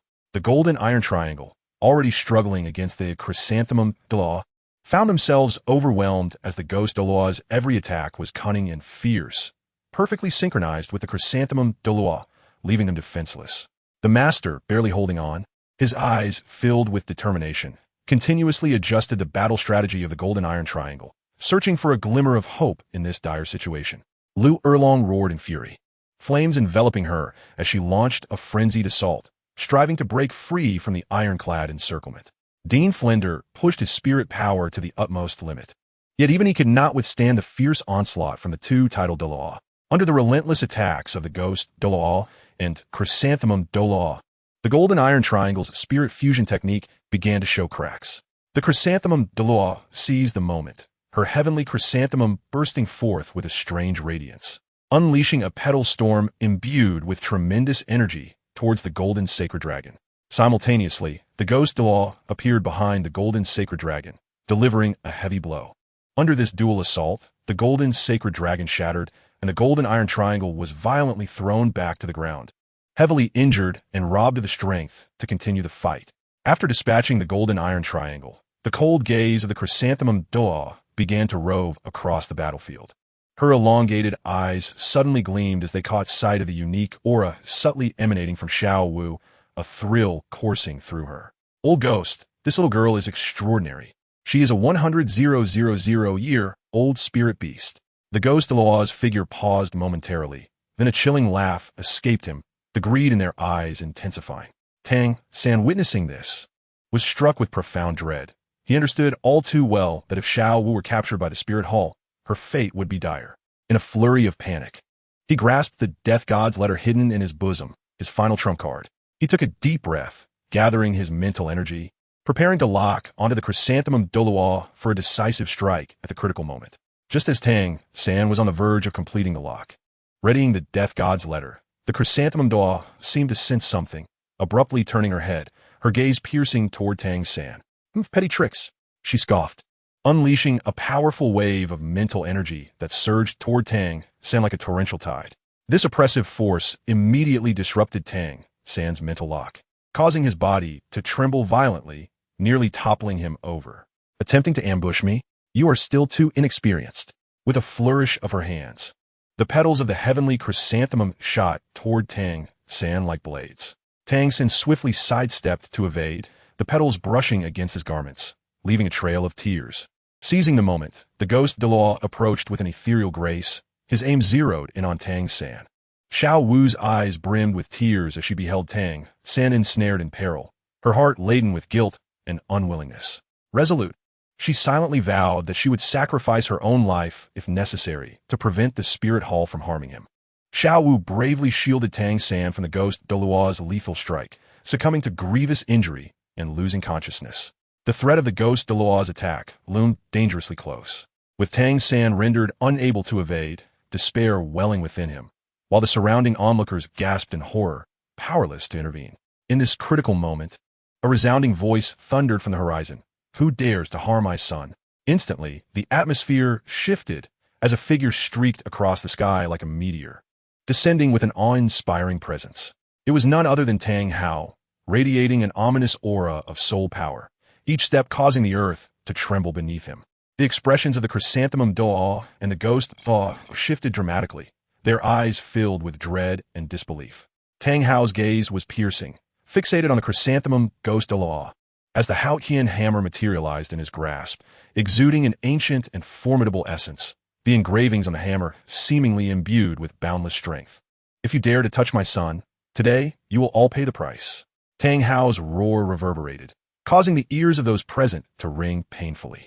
The chrysanthemum Douluo and the ghost Douluo exchanged glances, reading the fear in each other's eyes. They were acutely aware of Tang Hao's terrifying prowess, having witnessed him single-handedly confront numerous powerful figures from the spirit hall and emerge unscathed, his strength unfathomable. Yet at this moment, they had no choice but to brace themselves for battle. The chrysanthemum Douluo unleashed the unprecedented radiance of his extraordinary chrysanthemum spirit, attempting to withstand Tang Hao's onslaught, while the ghost Douluo vanished into the shadows, seeking an opportunity to strike from ambush. Tang Hao let out a cold snort and swung the Haotian hammer with ferocity, sending a massive golden hammer shadow crashing toward the chrysanthemum Douluo. The latter's face turned ashen as he exerted all his strength to defend. Yet was forced back repeatedly by the overwhelming force, blood trickling from the corner of his mouth. Meanwhile, Tang Hao's figure flickered, appearing before the ghost Douluo like a phantom, delivering a punch that howled through the air. The ghost Douluo had no time to evade, struck squarely in the chest, and was sent hurtling backward like a kite severed from its string.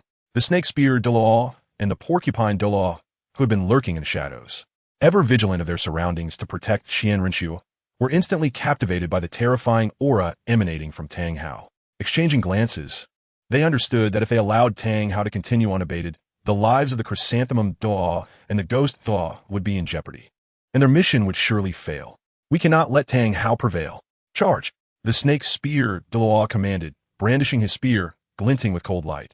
As he lunged at Tang Hao, the porcupine Douluo, refusing to be outdone, summoned his soul power, transforming it into countless spikes that rained down upon Tang Hao like a torrential storm. Tang Hao's expression remained stern, unfazed as he wielded the Haotian hammer with impenetrable precision, deflecting each assault from the snake spear and porcupine Douluos. Each clash of hammer against weapon erupted with ear-splitting sounds, the shockwaves lifting the surrounding sand and debris into the air. Seeing this, the chrysanthemum Douluo and the ghost Douluo, despite their injuries, rejoined the fray. In that moment, Tang Hao stood against four foes, embroiled in a fierce battle. Yet he exhibited no fear. Rather, he grew more formidable with each passing moment, his aura intensifying. Each of his strikes bore the weight to shatter mountains, compelling the four-titled Douluos to defend with all their might. The snake spear Douluo, seizing an opening in Tang Hao's assault, lunged forward with a spear aimed directly at his throat. Tang Hao's gaze sharpened, and he sidestepped while simultaneously swinging the Haotian hammer, delivering a crushing blow to the spear. The snake spear Douluo was jolted by the force, his hands trembling, nearly losing his grip on his weapon. Meanwhile, the porcupine Douluo maneuvered behind Tang Hao, launching a soul power attack as a deluge of spikes surged toward him. Sensing the imminent threat from behind, Tang Hao swiftly turned, enveloping himself in a protective shield of soul power, deflecting the spikes with ease. With a mighty shout, he swung the Haotian hammer toward the porcupine Douluo. The latter hastily erected a soul power defense, but was still forced back by the impact, blood spilling from his mouth.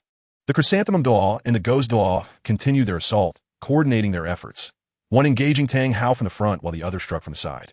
Yet Tang Hao, with his agile movements, navigated their attacks with ease, countering their efforts without losing ground. Amidst the onslaught from the four, Tang Hao's soul power surged, resembling an unyielding mountain. He understood that if this drawn-out battle continued, it would be detrimental to both himself and his allies. He needed to swiftly resolve the situation and escape the clutches of the four-titled Douluos. Exchanging knowing glances, the chrysanthemum Douluo and the ghost Douluo realized that standard attacks would not pose a substantial threat to Tang Hao. They resolved to take a risk and unleash their martial soul fusion skill, the dual polar stillness field. They drew close, their soul powers intertwining in a wild frenzy, gathering an eerie yet potent force between them. Tang Hao, acutely sensing the impending danger, fixed his gaze firmly on the chrysanthemum ghost Douluo. His mind racing, they must not succeed. Just as the dual polar stillness field was on the verge of formation, Tang Hao sprang into action. He swung the Haotian hammer, executing the chaotic wind hammer technique. In an instant, a multitude of hammer shadows filled the sky, each strike imbued with the terrifying might to cleave mountains. The hammers slicing through the air with piercing whistles. The relentless onslaught of the chaotic wind hammer technique bore down upon the chrysanthemum ghost Douluo. Initially focused on their martial soul fusion technique, they were thrown into disarray by this sudden ferocity. They were forced to divert some of their soul power to defend, causing their previously cohesive energies to become momentarily disrupted. Huh, you think you can bind me? You are sorely mistaken, Tang Hao bellowed, intensifying his assault. One hammer strike followed another in a rapid crescendo, each blow growing in strength. Under the overwhelming force of the chaotic wind hammer technique, the fusion skill of the chrysanthemum ghost Douluo was completely shattered, sending them hurtling backward, crashing to the ground, blood spewing forth, their faces as pale as death. The snake spear Douluo and the porcupine Douluo were taken aback, unable to fathom that Tang Hao could disrupt the chrysanthemum ghost Douluo's fusion skill single-handedly amidst such dire conditions. They wasted no time in launching an attack on Tang Hao, striving to buy their comrade a moment to recover. The porcupine Douluo and the snake spear Douluo, recognizing the severity of the situation, abandoned all restraint, and activated their true martial forms. The porcupine Douluo transformed into a colossal spiny creature, its spikes shimmering ominously, charging towards Tang Hao like a cannonball, while the snake spear Douluo morphed into a massive spectral serpent, brandishing his spear with ferocity, the barbs glinting menacingly in the sunlight. Tang Hao's gaze was resolute as he faced the impending onslaught of the two.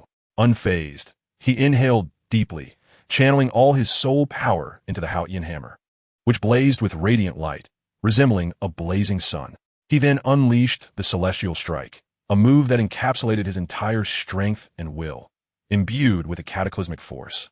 Aimed squarely at the porcupine Douluo, with a thunderous crash, the porcupine Douluo was engulfed by an overwhelming power, unable to withstand the assault. His true martial form was directly struck, his body hurtling through the air like a kite severed from its string, crashing through several trees before landing heavily on the ground. Lifeless. Simultaneously, the snake spear Douluo's attack reached its zenith. His spear, like a venomous serpent, lunged toward Tang Hao's throat. With no time to evade, Tang Hao acted swiftly, invoking the Haotian protective aura. A layer of golden light enveloped him, forming an indomitable shield. The spear collided with the shield, producing a resounding clang. Sparks flying as the snake spear Douluo was jolted by the immense recoil, his arm going numb, the grip on his spear nearly lost. Having quelled the latest onslaught, Tang Hao breathed heavily, acutely aware that although he had temporarily repelled two adversaries, he had also expended considerable energy. In the distance, the Jew ghost Douluo struggled to rise. Preparing to rejoin the fray, Tang Hao surveyed his surroundings, recognizing that he must swiftly devise an escape plan. Otherwise, should they be besieged again, the situation would become dire. Gazing upon the chaotic battlefield, he understood the urgency of vacating this perilous place. In a flash, he appeared beside Tang San and spoke in a hushed tone, "Xiao San, we must depart." With that, he intended to employ his soul skill to whisk Tang San away. However, Tang San abruptly shook his head. His eyes filled with anxiety as he glanced toward Xiao Wu not far away, exclaiming, "Father, we cannot leave Xiao Wu behind." At this moment, Xiao Wu was grievously wounded from the earlier melee. Tang Hao's brow furrowed. He knew that taking an extra person would complicate their escape. Yet seeing the resolute determination in his son's eyes, and recalling the profound bond between Xiao Wu and Tang San, his heart softened, and he reluctantly nodded, "Very well. We shall leave together." Hearing this, Tang San's eyes brightened with hope, and he immediately dashed toward Xiao Wu. Witnessing this, Dai Mubai and the others, though filled with concern, recognized their inability to assist and could only silently pray. Tang San reached Xiao Wu, lifting her into his arms, and turned to run back to Tang Hao. Taking a deep breath, Tang Hao felt his soul power surge, the immense energy distortion palpable in the air around them. He swiftly formed seals with his hands, preparing to unleash a powerful soul skill to break through with the two of them. Just as the Jew Douluo and ghost Douluo managed to stand, they beheld Tang Hao's actions and were struck with alarm. "We cannot allow them to escape." Yadolu Shiket, as both forced through their pain to charge at Tang Hao once more.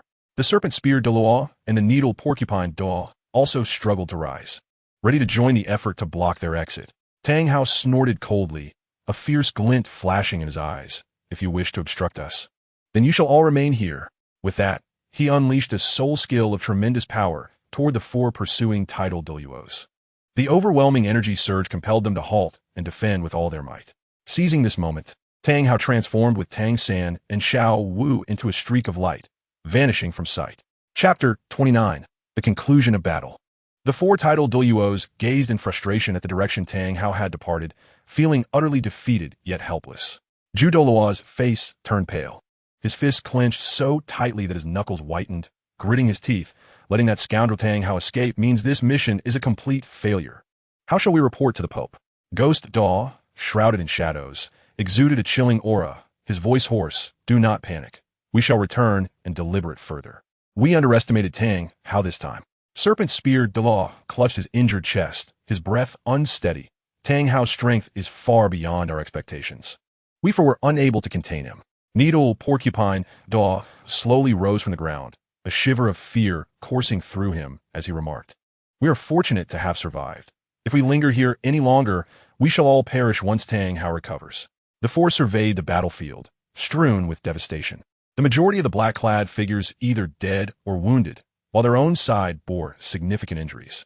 They understood that remaining any longer would not only fail to rectify the situation, but might also lead to even greater peril.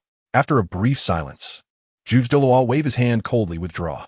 The four, summoning their remaining strength, activated their soul skills and swiftly vanished from the smoke-filled and bloody battlefield. Upon witnessing the departure of the Spirit Hall members, Master and the others finally relaxed, collapsing to the ground. Flinder panted heavily, trembling with residual fear. Tang Hao's power is simply beyond imagination. This time, the Spirit Hall has suffered a significant loss. Long gone, and she bore expressions of exhaustion.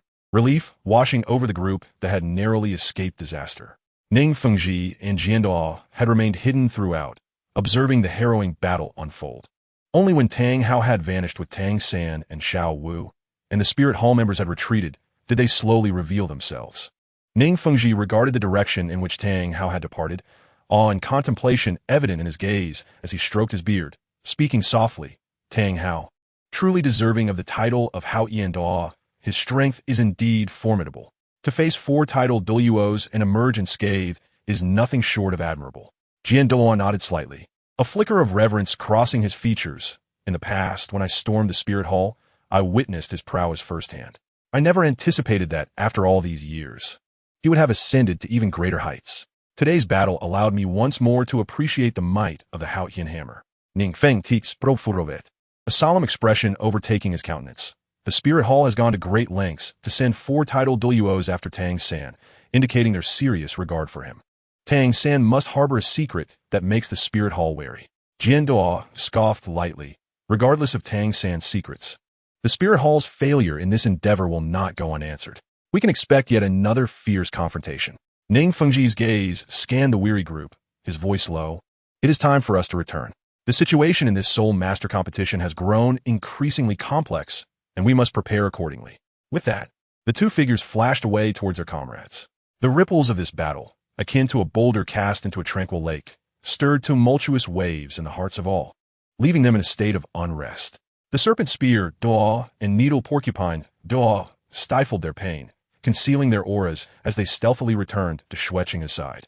Their expressions remained composed, as if nothing had transpired, yet their slightly trembling forms and palpable weakness betrayed the brutality of the conflict. Upon their return, Xueqing's eyes flickered with barely perceptible tension, quickly reverting to a gentle demeanor as he inquired, "What is the situation?" The serpent spear, Doa, bowed slightly, his voice low. "Your Highness, this mission has failed. Tang Hao is too powerful for us." Xueqing raised a hand, signaling him to refrain from elaborating, his gaze fixed on the distance. His expression grave. "I'm already aware. This matter must not be publicized. We shall deliberate further upon our return." The two complied and withdrew to tend to their injuries, their hearts brimming with resentment and regret as they contemplated how to rectify their failure next time. Meanwhile, Douluo and Ghost Douluo returned to the Spirit Hall in a state of disarray. Their bodies were marred with blood, their garments torn, their former imposing presence entirely diminished. Upon entering the Spirit Hall, they drew the attention of many Soul Masters. Pope Bibi Dong, upon receiving news of their return, summoned them without delay. Within the Pope's chamber, Bibi Dong sat regally, her countenance icy, her gaze sharp as she scrutinized the two. "Are you aware of your transgressions?" Douluo and Ghost Douluo fell to their knees. Voices in unison, "Your Holiness, we have failed in our duties. Please punish us." Bibi Dong, furious, scoffed, for titled Douluos unable to subdue a single Tang Hao, allowing him to escape with Tang San. "Your incompetence has left me utterly disillusioned." Douluo's face flushed with guilt. "Your Holiness, Tang Hao's strength far exceeds our expectations. His chaotic whirlwind hammer and celestial strike are astonishingly powerful. We found ourselves unable to withstand them." Ghost Douluo quickly added, "We underestimated Tang Hao. We shall not commit the same error again." Bibi Dong remained silent for a moment before stating coldly, "I shall record your offenses for now. Should you fail again, you will present your heads to me. Go and reflect upon your shortcomings, preparing for the next mission." Douluo and Ghost Douluo felt as if they had been granted a reprieve, knowing the gravity of their failure. They committed themselves to intense training, vowing to redeem themselves in the eyes of the Pope. Chapter 30, Shrek Academy withdraws. The battlefield lay in ruins, the acrid scent of blood lingering in the air. Qian Yaochen and the others, pushing through their exhaustion, began to clear the field. They trudged forward, collecting scattered weapons and gear, checking for any survivors. The Sure brothers, with their imposing physiques, mechanically transported the bodies to the side, their movements imbued with solemnity. Douluo employed her soul power, using magic to purify the ground, dispelling the remnants of blood and malevolence. Ning Rongrong busied herself with organizing supplies nearby, her delicate hands trembling slightly, and her eyes still reflecting remnants of fear and fatigue. Yu Tianheng occasionally glanced around, remaining vigilant for any potential dangers. After a flurry of activity, the battlefield was finally cleared, and everyone gathered to sit together and take a brief respite. Meanwhile, Oscar produced some rations and water, distributing them among the group. Each person silently accepted their share, replenishing their strength in silence. Ning Rongrong took a small sip of water to soothe her parched throat, her voice trembling slightly as she spoke. That was truly perilous. Had it not been for Senior Tang, how we... Dai Mubai patted him on the shoulder, offering solace. It's all behind us now. We must be even more cautious moving forward. After a short rest, the group stood up, shaking off their fatigue, and once again set forth on the path to Wuhuan City. Sunlight bathed them, casting resolute shadows, though each bore injuries and exhaustion. Their fervent desire for the Soul Master Tournament and their anticipation for the future propelled them forward, step by determined step. Along the way, they maintained a heightened sense of alertness, wary of any further attacks. Meanwhile, the unknown Wuhuan City awaited their arrival, as if a more intense competition was quietly brewing.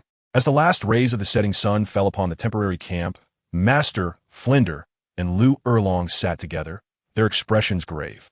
The sudden turn of events had cast a shadow over the future of Shrek Academy. Master broke the silence first, adjusting his glasses and speaking in a low tone. Tang San and Xiao have been taken by Tang Hao. With our numbers now incomplete, it will be exceedingly difficult to continue in the tournament according to the rules. Flinder furrowed his brow, arms crossed, and sighed heavily. I understand. But to abandon the competition like this feels deeply unsatisfactory. The children have trained so hard for so long, and we are so close to the finish line. Lu Erlong, anxious and restless, slammed a fist onto the table. Is there truly no other way? We cannot allow this unforeseen incident to shatter the children's dreams. Master rubbed his temples, his weariness evident. Erlong, I do not wish to give up either, but rules are rules. Tang San is the core of our team. His absence impacts us gravely. Competing without him would not only yield poor results, but could also endanger the children. Flinder pondered for a moment before reluctantly nodding. You are right, Master. We cannot act impulsively. It's just that I am at a loss as to how we will explain this to the children. They will surely find it difficult to accept. Lu Erlong bit her lip, her eyes glistening with unshed tears. Those children have invested so much effort for this competition. They will undoubtedly be devastated. The three fell into silence, the atmosphere thick with suffocating tension. After what felt like an eternity, Master slowly stood up. Given the circumstances, we have no choice but to withdraw. We must first communicate with the children, and then explain the situation to the tournament committee. Flinder and Lu Erlong also rose, their hearts heavy with reluctance, yet they recognized that this was the only viable choice at present. They stepped out of the tent, prepared to deliver this harsh decision to the children of Shrek Academy, who remained blissfully unaware of the impending news. With heavy hearts, Master Flinder and Lu Erlong conveyed the news of Shrek Academy's withdrawal from the competition to Dai Mubai and the others. In an instant, the camp fell into a deathly silence. Everyone frozen in place, as if turned to stone.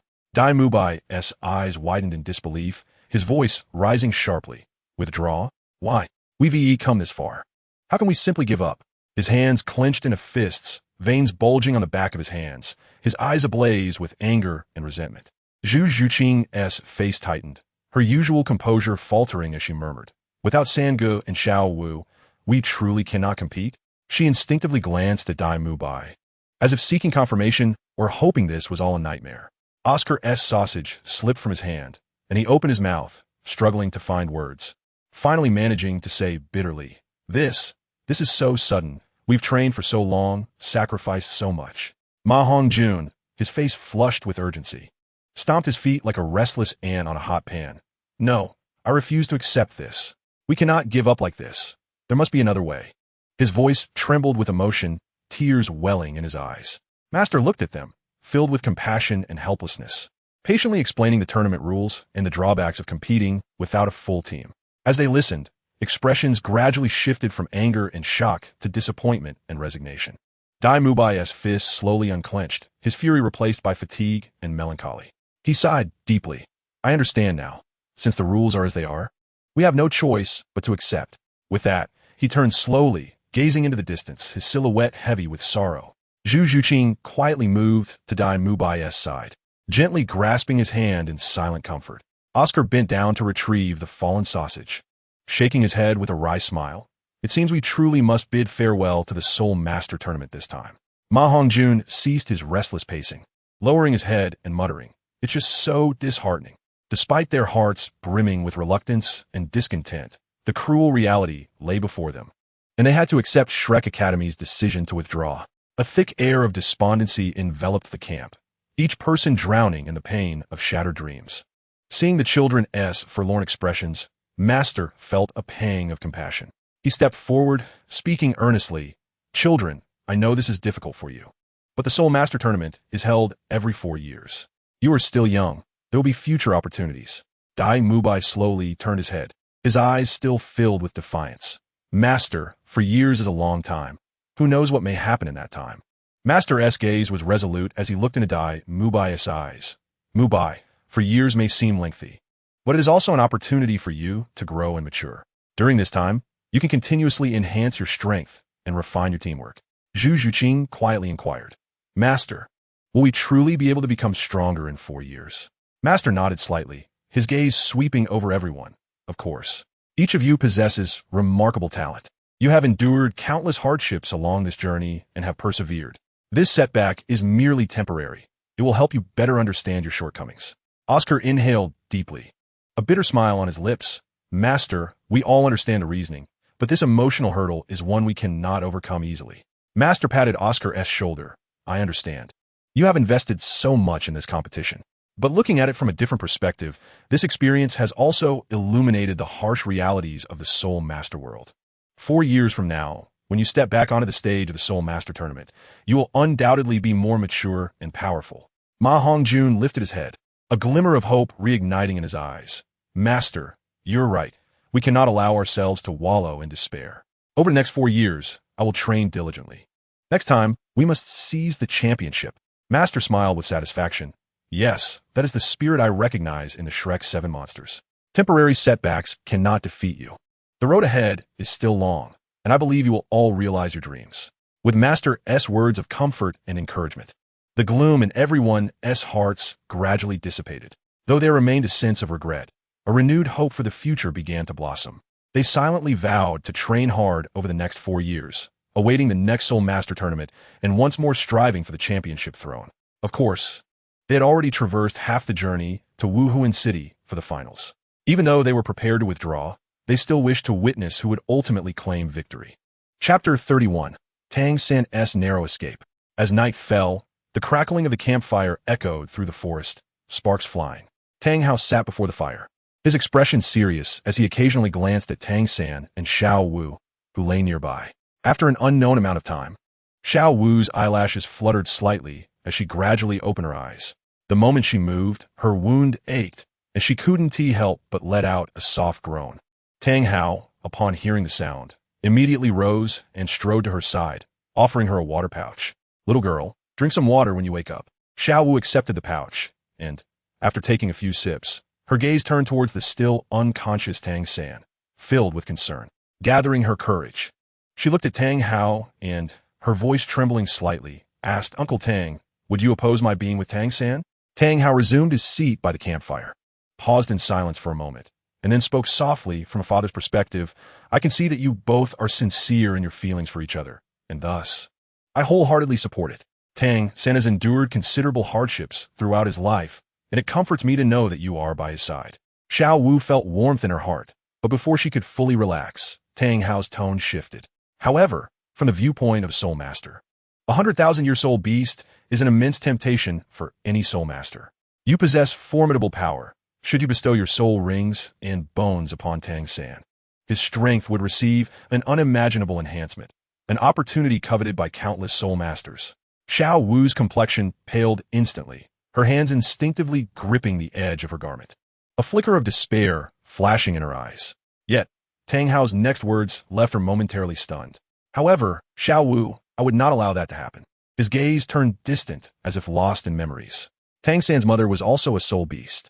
In her time, she sacrificed herself to protect me and Tang San. Her tenderness and kindness are memories I cherish to this day. Therefore, I have no reason to oppose your union. At that moment, Tang San's fingers twitched, and he slowly opened his eyes. Hearing his father's words, his eyes brimmed with tears as he struggled to sit up. Dad! Tang Hao regarded Tang San with a serious expression, stating plainly that with his current strength, it was far too dangerous under the watchful eyes of the Spirit Hall, and he must undergo training. Tang San understood his father's intentions. Although reluctant, he recognized that this was the path to becoming stronger. Tang Hao was also concerned for Xiao Wu's safety, believing that the Stardow Forest was her safest refuge. Thus, he decided to escort Xiao Wu back to the Stardow Forest first. Along the way, Tang San and Xiao Wu clung to each other tightly, cherishing their final moments together, their hearts heavy with the sorrow of impending separation. Upon reaching the edge of the Stardow Forest, they came to a slow stop. Xiao Wu's eyes were red, tears welling up as her voice trembled. Brother San, you must come back safely. I will wait for you here. Tang San reached out to gently wipe away Xiao Wu's tears, promising her, Xiao Wu, wait for me. I will definitely return to find you in 5 years, no matter the challenges I face. With that, they could no longer suppress their emotions, embracing tightly and sharing a deep kiss. In that moment, time seemed to stand still, the world around them fading away, leaving only the rhythm of their heartbeats and their reluctant affection. After what felt like an eternity, they slowly parted. Tang Hao stood a short distance away, his expression calm, yet a hint of reluctance shone in his eyes. Xiao Wu turned back multiple times as she walked into the depths of the forest, each step feeling like a severance from her longing for Tang San. Tang San remained rooted to the spot, watching her retreating figure until it vanished from sight. Let us go, Tang Hao said, patting Tang San on the shoulder. Tang San took a deep breath, turned, and resolutely followed Tang Hao on their journey of training. The sunlight bathed them, elongating their shadows. While in the distant Stardow Forest, Xiao Wu silently vowed to train diligently, awaiting the day of reunion with Tang San. Chapter 32. The New Shinfeng Academy. Upon learning of Shrek Academy's withdrawal from the competition, the organizing committee of the Soul Master Tournament swiftly made adjustments, announcing that Shinfeng Academy would take their place. The news brought both surprise and pressure to the faculty and students of Shinfeng Academy. They were elated at the rare opportunity to step onto the stage of the Soul Master Tournament, yet anxious due to the fierce competition among so many skilled participants. The principal of Shinfeng Academy urgently convened a meeting with all team members to discuss strategies. While they were engaged in fervent discussions, the principal of Qihua Academy arrived with several core team members. It turned out that Qihua Academy was also troubled by the competition. Despite their formidable strength, they lacked in tactical coordination and overall prowess, prompting them to consider an alliance with Shinfeng Academy. After extensive discussions, the two sides decided to merge and form the new Shinfeng Academy for the competition. The new team combined the elite talents of both academies. Shinfeng Academy excelled in Wind-type Soul Masters, boasting remarkable attack speed, while Qihua Academy focused on Fire-type Soul Masters, delivering explosive power. The synergy between the two was formidable and not to be underestimated. With the establishment of the new Shinfeng Academy, they quickly immersed themselves in intensive training. They continuously refined their tactics, devising a unique combat plan tailored to the characteristics of their Soul Masters. The Wind-type Soul Masters would disrupt and distract the opponents, creating opportunities for attack, while the Fire-type Soul Masters would deliver lethal strikes at critical moments. The team members practiced day and night, striving to adapt to their new team dynamics and tactics. They trusted one another, encouraged each other, and worked towards their common goal, the championship of the Soul Master Tournament. The Huangdo team gathered in a tense atmosphere, seated around a long table as they analyzed their opponents for the finals. Qian Yaochen spoke first. The new Shinfeng Academy is formed by the merger of Shinfeng and Qihua Academies, combining wind and fire, with attacks that are both swift and unpredictable. Their members work in perfect harmony. The Wind-type Soul Masters can disrupt our movements, creating openings for the Fire-type to unleash their potential. They are not to be underestimated. Ning Rongrong frowned, tapping her fingers on the table. Their firepower is astonishing when they unleash their full strength. We must respond carefully. I will do my utmost to weaken their attack intensity during the battle. Yu Tianheng nodded in agreement. Indeed, their tactics are flexible and varied. We must devise our strategies in advance and not allow them to dictate the pace of the battle. Du Bian played with a strand of her hair, her expression stern. The Xingluo Royal Academy is also a formidable opponent. Davis possesses immense offensive capabilities, while Zhu Zhuyun's agile attacks are elusive. Moreover, their teamwork is well-established and highly synchronized. Shi Yin from the Shi brothers spoke in a low voice. Their defense system is also quite solid. Simply relying on strong attacks may not easily break through. We need to find ways to disrupt their rhythm. As they discussed the Wuhuan Temple Academy team, the atmosphere grew increasingly grave. Qian Yaoqin's expression turned serious. The Wuhuan Temple Academy team has the full backing of the Wuhuan Temple, with abundant resources and powerful team members. Their soul skills and types are diverse, and they may have hidden powerful trump cards. Ning Rongrong bitter lip. I've heard that their captain's strength is unfathomable, and the Wuhuan Temple is unscrupulous. We must be wary of their underhanded tactics.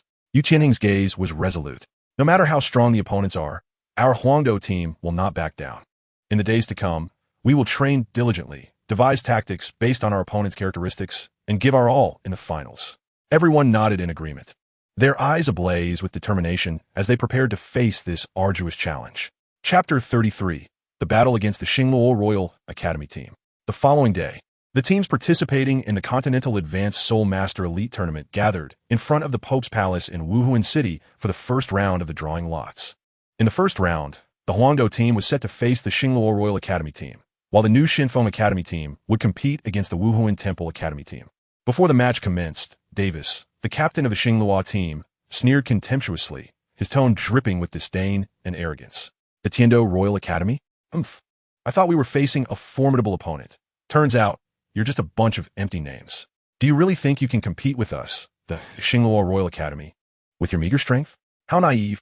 Zhu Zhiyun, the vice-captain of the Xingluo team, cast a cold, disdainful glance over the Tiando team, her voice icy. In the Xingluo Empire, strength is paramount.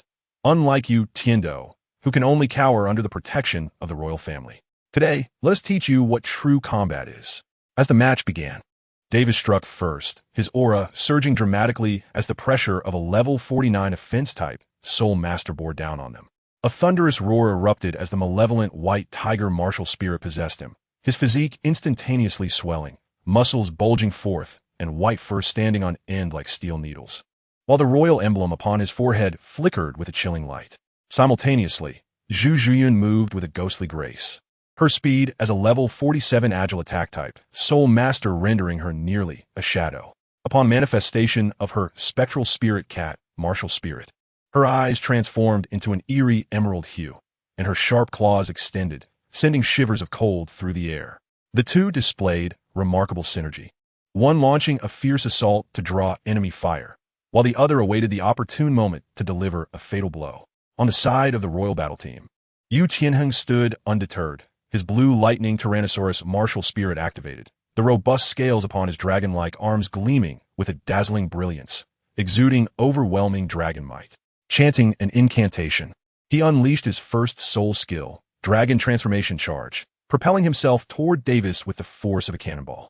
Davis snorted disdainfully, activating his third soul skill, White Tiger Diamond Transformation, as his body shone with a golden radiance, his muscles tightening in preparation to meet Yu Tianheng's charge head-on. The collision was explosive. The two forces clashed, sending powerful gusts of wind scattering in all directions, the ground fracturing beneath them. Yu Qianheng was pushed back several paces, while Davis merely staggered slightly. Seizing this fleeting opportunity, Zhu Zhiyun darted forward like a streak of black lightning toward the rear ranks of the royal battle team. Noticing her movement, Ning Rongrong immediately summoned her 9-treasure glazed tile martial spirit to bolster her teammates. The Shijiao brothers reacted swiftly, both activating their black tortoise martial spirit, erecting a massive shell that formed an impenetrable barrier. Despite Zhu Zhiyun's swiftness, she found it difficult to breach the formidable defense of the tortoise shell. At that moment, Ingwei unleashed his expanded water buffalo martial spirit, his body swelling dramatically as he charged toward the Shijiao brothers. Although the Shijiao brothers' black tortoise martial spirit boasted formidable defense, they were still forced back by Ingwei's immense impact. Du Guyan seized the moment, releasing the venomous mist of her phosphorus snake emperor martial spirit, which began to spread toward the Star Luo Royal Academy team. Liang promptly activated his reflective mirror martial spirit, a beam of light flashing forth to deflect a portion of the toxic fog. Tang Hongning unleashed his fierce thunder wolf martial spirit, surrounded by crackling electricity as he advanced toward Asro. Asro, employing his ghost leopard martial spirit, evaded Tang Hongning's strikes with remarkable agility. Meanwhile, Qian Yaochen remained observant, biding his time on the battlefield.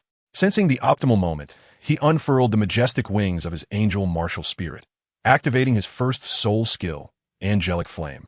A golden red beam shooting forth like a sharp arrow aimed at the core of the Star Luo Royal Academy team. Davis and Zhu Zhuyan exchanged a knowing glance, their minds in perfect harmony. Davis activated his fourth soul skill, White Tiger Meteor Shower, unleashing a torrent of white orbs raining down upon the Royal Battle Team, while Zhu Zhuyan invoked her fourth soul skill, Spectral Shadow Clone, instantly creating multiple duplicates that surged toward various points of the Royal Battle Team. The battlefield erupted in a symphony of soul skills and explosions, each side exchanging blows with unwavering tenacity. Each collision of martial spirits and release of soul skills sent the audience's hearts racing in tandem with the ebb and flow of the battle. Despite their ferocious onslaught, Davis and Zhu Zhuyan recognized that the Royal Battle Team, through their exquisite teamwork and indomitable resolve, remained steadfast in their defense, unable to be overwhelmed. Sweat trickled down their foreheads, yet it did not diminish the determination gleaming in their eyes. "We cannot afford to delay any longer," Davis bellowed, with Zhu Zhuyan intuitively understanding his intent. The two quickly drew near, their soul power surging wildly around them. As they coordinated seamlessly, a strange luminescence began to intertwine around them, infusing the air with a mysterious and potent wave of energy. "Prepare to embrace annihilation," Davis roared, as he and Zhu Zhuyan's forms gradually merged, giving rise to a colossal figure radiating ghostly light, their martial spirit fusion technique, the Spectral White Tiger. This magnificent spectral white tiger towered in size, enveloped in a swirling aura of black and white, each breath it took causing the very air to quiver. The spectral white tiger unleashed a deafening roar, its sound waves transforming into an invisible shockwave that surged toward the Royal Battle Team. The expressions of the members of the Royal Battle Team changed dramatically, sensing the suffocating power emanating from this beast, and they promptly assumed defensive stances. Yu Qianheng summoned the power of the blue lightning Tyrannosaurus once more, its scales shining with an even more resplendent light in a bid to withstand this horrific assault, while the Shurja brothers maximized the defensive capabilities of their black tortoise martial spirit, their massive shell providing a sturdy shield for their teammates. Ning Rongrong exerted all her strength into the 9-treasure glaze tile, amplifying the effects to their utmost, infusing her comrades with renewed vigor. Nonetheless, the attack from the spectral white tiger was not so easily repelled. It lunged forward ferociously, wielding its enormous claws to cleave a black and white energy blade toward the Royal Battle Team. As the energy blade sliced through the air, it tore apart the atmosphere, carving a deep chasm into the ground. The defenses of the Royal Battle Team were suddenly breached, their members sent sprawling by the overwhelming force, crashing heavily to the ground. Qian Yaochen's eyes narrowed as he immediately summoned the power of his angel martial spirit, enveloping his injured teammates in a golden light shield that temporarily warded off the subsequent attacks from the spectral white tiger. Yet, he was acutely aware that this shield would not hold for long. "What shall we do?" Du Guiyan asked anxiously, a trace of blood staining her lips. "We cannot concede defeat now." Yu Qianheng gritted his teeth, struggling to rise, the flames of defiance burning fiercely in his gaze. At that moment, the tides of battle shifted once more. Ning Rongrong, fully aware of the dire circumstances, felt her breath quicken, beads of sweat dotting her forehead, yet her resolve remained unyielding. The 9-treasure glaze tile erupted with unprecedented brilliance, functioning at full capacity as waves of amplification energy flowed into Qian Yaochen. "It's up to you now, Qian Yaochen," Ning Rongrong cried out, her voice infused with determination and anticipation. Surrounded by golden light, Qian Yaochen, bolstered by Ning Rongrong's unwavering support, felt his soul power surge rapidly. Behind him, the wings of his angel martial spirit unfurled majestically, each feather shimmering with a sacred glow. Fifth soul skill, angelic divine light. Qian Yaochen roared, tilting his head back and unleashing a thunderous bellow that resonated throughout the arena. A blinding golden beam erupted from his hand, embodying an infinite divine power capable of purifying all evil in the world. The spectral white tiger sensed an unprecedented threat, a flicker of panic flashing in its eyes. Yet Davis and Zhu Zhuyan did not falter. They commanded the spectral white tiger, channeling the full force of their martial spirit fusion technique in an attempt to withstand this lethal strike. The golden beam collided violently with the power of the spectral white tiger, engulfing the battlefield in a blinding radiance. The intense energy fluctuations causing the surrounding spectators to instinctively recoil. Amidst the brilliance, a deafening explosion resonated, as if the very heavens were trembling. As the light gradually subsided, the stunned onlookers beheld the spectral white tiger's form becoming increasingly indistinct, ultimately shattering into oblivion.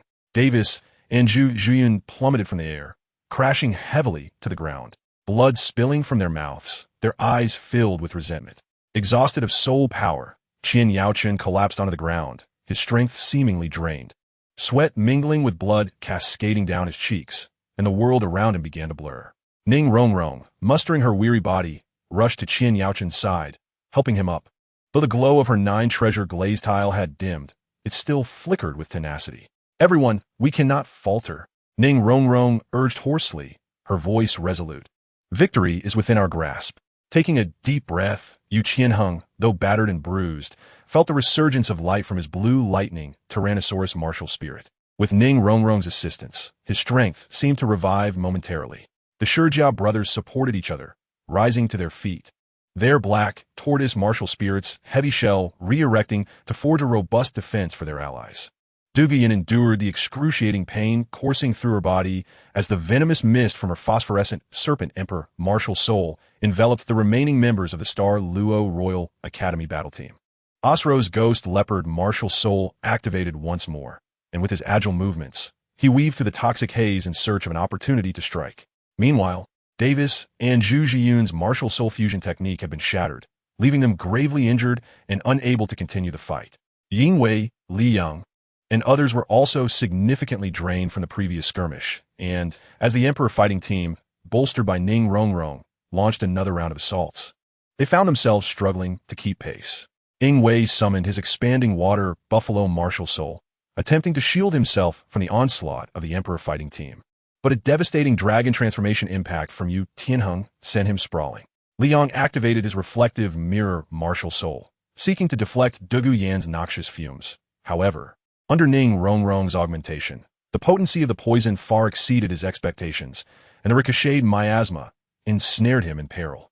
Though Tang Hongning's fierce thunder wolf martial soul persisted, the relentless assault from the Stone Brothers and Osro gradually eroded his capacity to resist. With Tang Hongning's collapse, the defensive line of the Star Luo Royal Academy team was utterly shattered. As the final team member fell, and the referee declared victory for the Emperor fighting team, the arena erupted in deafening cheers. Qian Yaochen, however, remained undeterred. He still harbored undisclosed trump cards. On the other side of the arena, the confrontation between the new Shinfeng Academy and the Wuhuan Temple Academy commenced with palpable tension. Feng Xiaotian, propelled by the swirling wind wings behind him, generated a howling gust, while Huo Wu was enveloped in fierce flames, radiating a searing heat that dramatically escalated the ambient temperature. The two exchanged a knowing glance, their synergy palpable, before launching their initial assault. Utilizing the power of the wind, Feng Xiaotian soared into the air, resembling a streak of black lightning as he dove toward the Wuhuan Temple Academy team, unleashing his first soul skill, Wind Blade Impact, sending a multitude of razor-like wind blades hurtling toward his foes. Huo Wu, unyielding, summoned flames at her feet, initiating her third soul skill, Flame Burst Impact, with a colossal fireball that carried a torrent of scorching waves, following closely behind the wind blades. Within the Wuhuan Temple Academy team, Yin Lung let out a taunting laugh as his fiery martial soul erupted, its intensity rivaling that of Huo Wu's. With swift hand seals, he conjured a wall of flames that effortlessly withstood the combined onslaught from Feng Xiaotian and Huo Wu. Meanwhile, Xie Yu and Hu Laina remained poised, refraining from immediate engagement, quietly standing behind Yin, their soul power swirling as if brewing something extraordinary. Hu Laina subtly raised her hand, releasing an enchanting force that permeated toward the new Shinfeng Academy team. A sudden dizziness overcame Feng Xiaotian and Huo Wu, causing their movements to falter. At that moment, Xie Yu sprang into action, brandishing his long blade as he traversed the battlefield like a specter. His martial soul, Moonblade, fused with his being, transforming him into a silver crescent that tore through the air. Activating his fourth soul skill, Crescent Moon Assault, He moved with such swiftness that his silhouette became nearly indistinguishable, arriving before Feng Xiaotian in the blink of an eye. Feng Xiaotian, barely regaining his senses, attempted to defend himself, but was sent flying by Xie Yu's merciless strike. Observing this, Wu Wu rushed towards Xie Yu in a frenzy, only to be intercepted by Hulaina.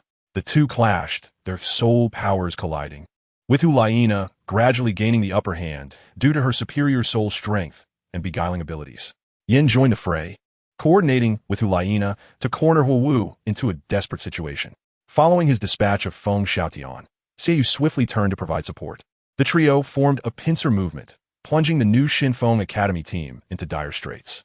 In a mere incense stick's duration, Feng Xiaotian and Hu Wu lay battered and incapacitated on the ground, having lost the will to fight. The formidable strength of the Wuhuan Temple Academy astonished the audience, who had not anticipated such a stark disparity in the outcome. The Wuhuan Temple Academy team had not even deployed their martial soul fusion technique, effortlessly overpowering the new Xinfeng Academy team. The members of the Emperor fighting team, fresh from their grueling battle with the Star Luo Royal Academy, still basked in the joy and exhaustion of victory, only to be captivated by the spectacle of the new Xinfeng Academy's confrontation with the Wuhuan Temple Academy. Initially, they had believed it to be a contest of equals, considering the formidable prowess of Feng Xiaotian and Hu Wu. However, upon witnessing the terrifying strength displayed by the Wuhuan Temple Academy, shock washed over the faces of the Emperor fighting team. Yu Tianheng's eyes widened. The victorious smile that had adorned his face was now frozen in disbelief as he muttered, "How is this possible? Their strength is utterly formidable." The might of his blue lightning tyrant dragon martial soul had instilled in him an unwavering confidence.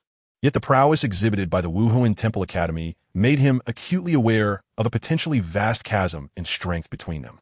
Duguyan's complexion turned ashen as she bit her lip in distress.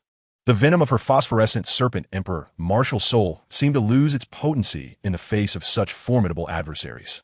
She murmured, "What will be the outcome if we face them?" This question cast a heavy silence over her teammates. The Stone brothers exchanged glances, their worry evident. Renowned for their defensive prowess with their Xuanwu turtle martial soul, they felt a chill at the sight of the Wuhuan Temple Academy effortlessly dismantling the new Xinfeng Academy. Could their proud defense truly withstand such opponents? Ning Rongrong clutched her garment tightly, the 9-treasure glazed tile pagoda trembling slightly in her grasp. As an auxiliary soul master, she understood that the strength of a team hinges on both cooperation and individual ability, and the Wuhuan Temple Academy exhibited a flawless synergy that filled her with unprecedented pressure. Qian Yaochen gazed at the Wuhuan Temple Academy in the arena, a flicker of resolve igniting in his eyes. He inhaled deeply and declared, regardless of their strength, "We cannot falter. Let us prepare diligently. One day, we shall confront them head-on." The members of the Emperor fighting team nodded in agreement. Despite their shock at the might of the Wuhuan Temple Academy, they were resolved to fight with all their strength. After witnessing the match, Qian Yaochen hurriedly made his way to the Douluo Shrine, his heart brimming with anticipation and respect. Upon entering that solemn sanctuary, Qian Daolu had already sensed his arrival, and a gentle smile graced his previously impassive countenance. "Yaochen, you have come," he spoke, his voice deep and resonant, laced with the joy of reunion. Qian Yaochen respectfully bowed, stating, "Grandfather, I have heard you were in seclusion for quite some time. Is everything well?" Qian Daolu nodded slightly. "I am well. Your performance in this competition was exceptional, and I take great comfort in that." As he spoke, he turned his palm to reveal a soul bone radiating a soft glow. Indeed, a 100,000-year-old soul bone. A look of astonishment flickered in Qian Yaochen's eyes, and he instinctively sought to refuse. "Grandfather, such a precious item." Qian Daolu waved his hand, interrupting him. "Do not decline. Your sister Qian Rixue previously acquired 99-million-year-old soul bone, and I cannot show favoritism. This 100,000-year-old soul bone is perfectly suited to you. Absorbing it will undoubtedly elevate your strength to new heights." A warm surge welled within Qian Yaochen as he recognized the rarity of this soul bone and the expectations Qian Daolu held for him. He solemnly accepted the soul bone with both hands, bowing deeply once more. "Thank you, grandfather. I shall not disappoint your expectations." Qian Daolu regarded him with eyes filled with trust and encouragement. "Absorb it well. Once your strength advances further, the future of our Wuhuan temple will be more securely protected." Qian Yaochen tightly grasped the soul bone, his gaze shimmering with determination.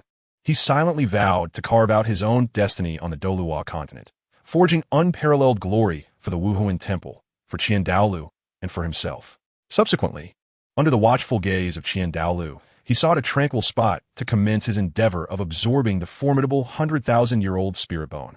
The fluctuations of his soul power intensified, heralding the onset of a transformative evolution in his prowess. Qian Yaochun sat cross-legged in the serene training chamber, enveloped by a rich aura of soul energy. The ancient spirit bone radiated a gentle yet enigmatic luminescence, gradually melding into his being. Initially, the power of the spirit bone surged forth like a raging tide, battering against his meridians in relentless waves. Qian Yaochun felt as though his entire body was being pierced by countless steel needles, the pain excruciating, yet he gritted his teeth, enduring with unwavering determination. He channeled the supreme techniques of the spirit hall, guiding the essence of the spirit bone to flow harmoniously within him.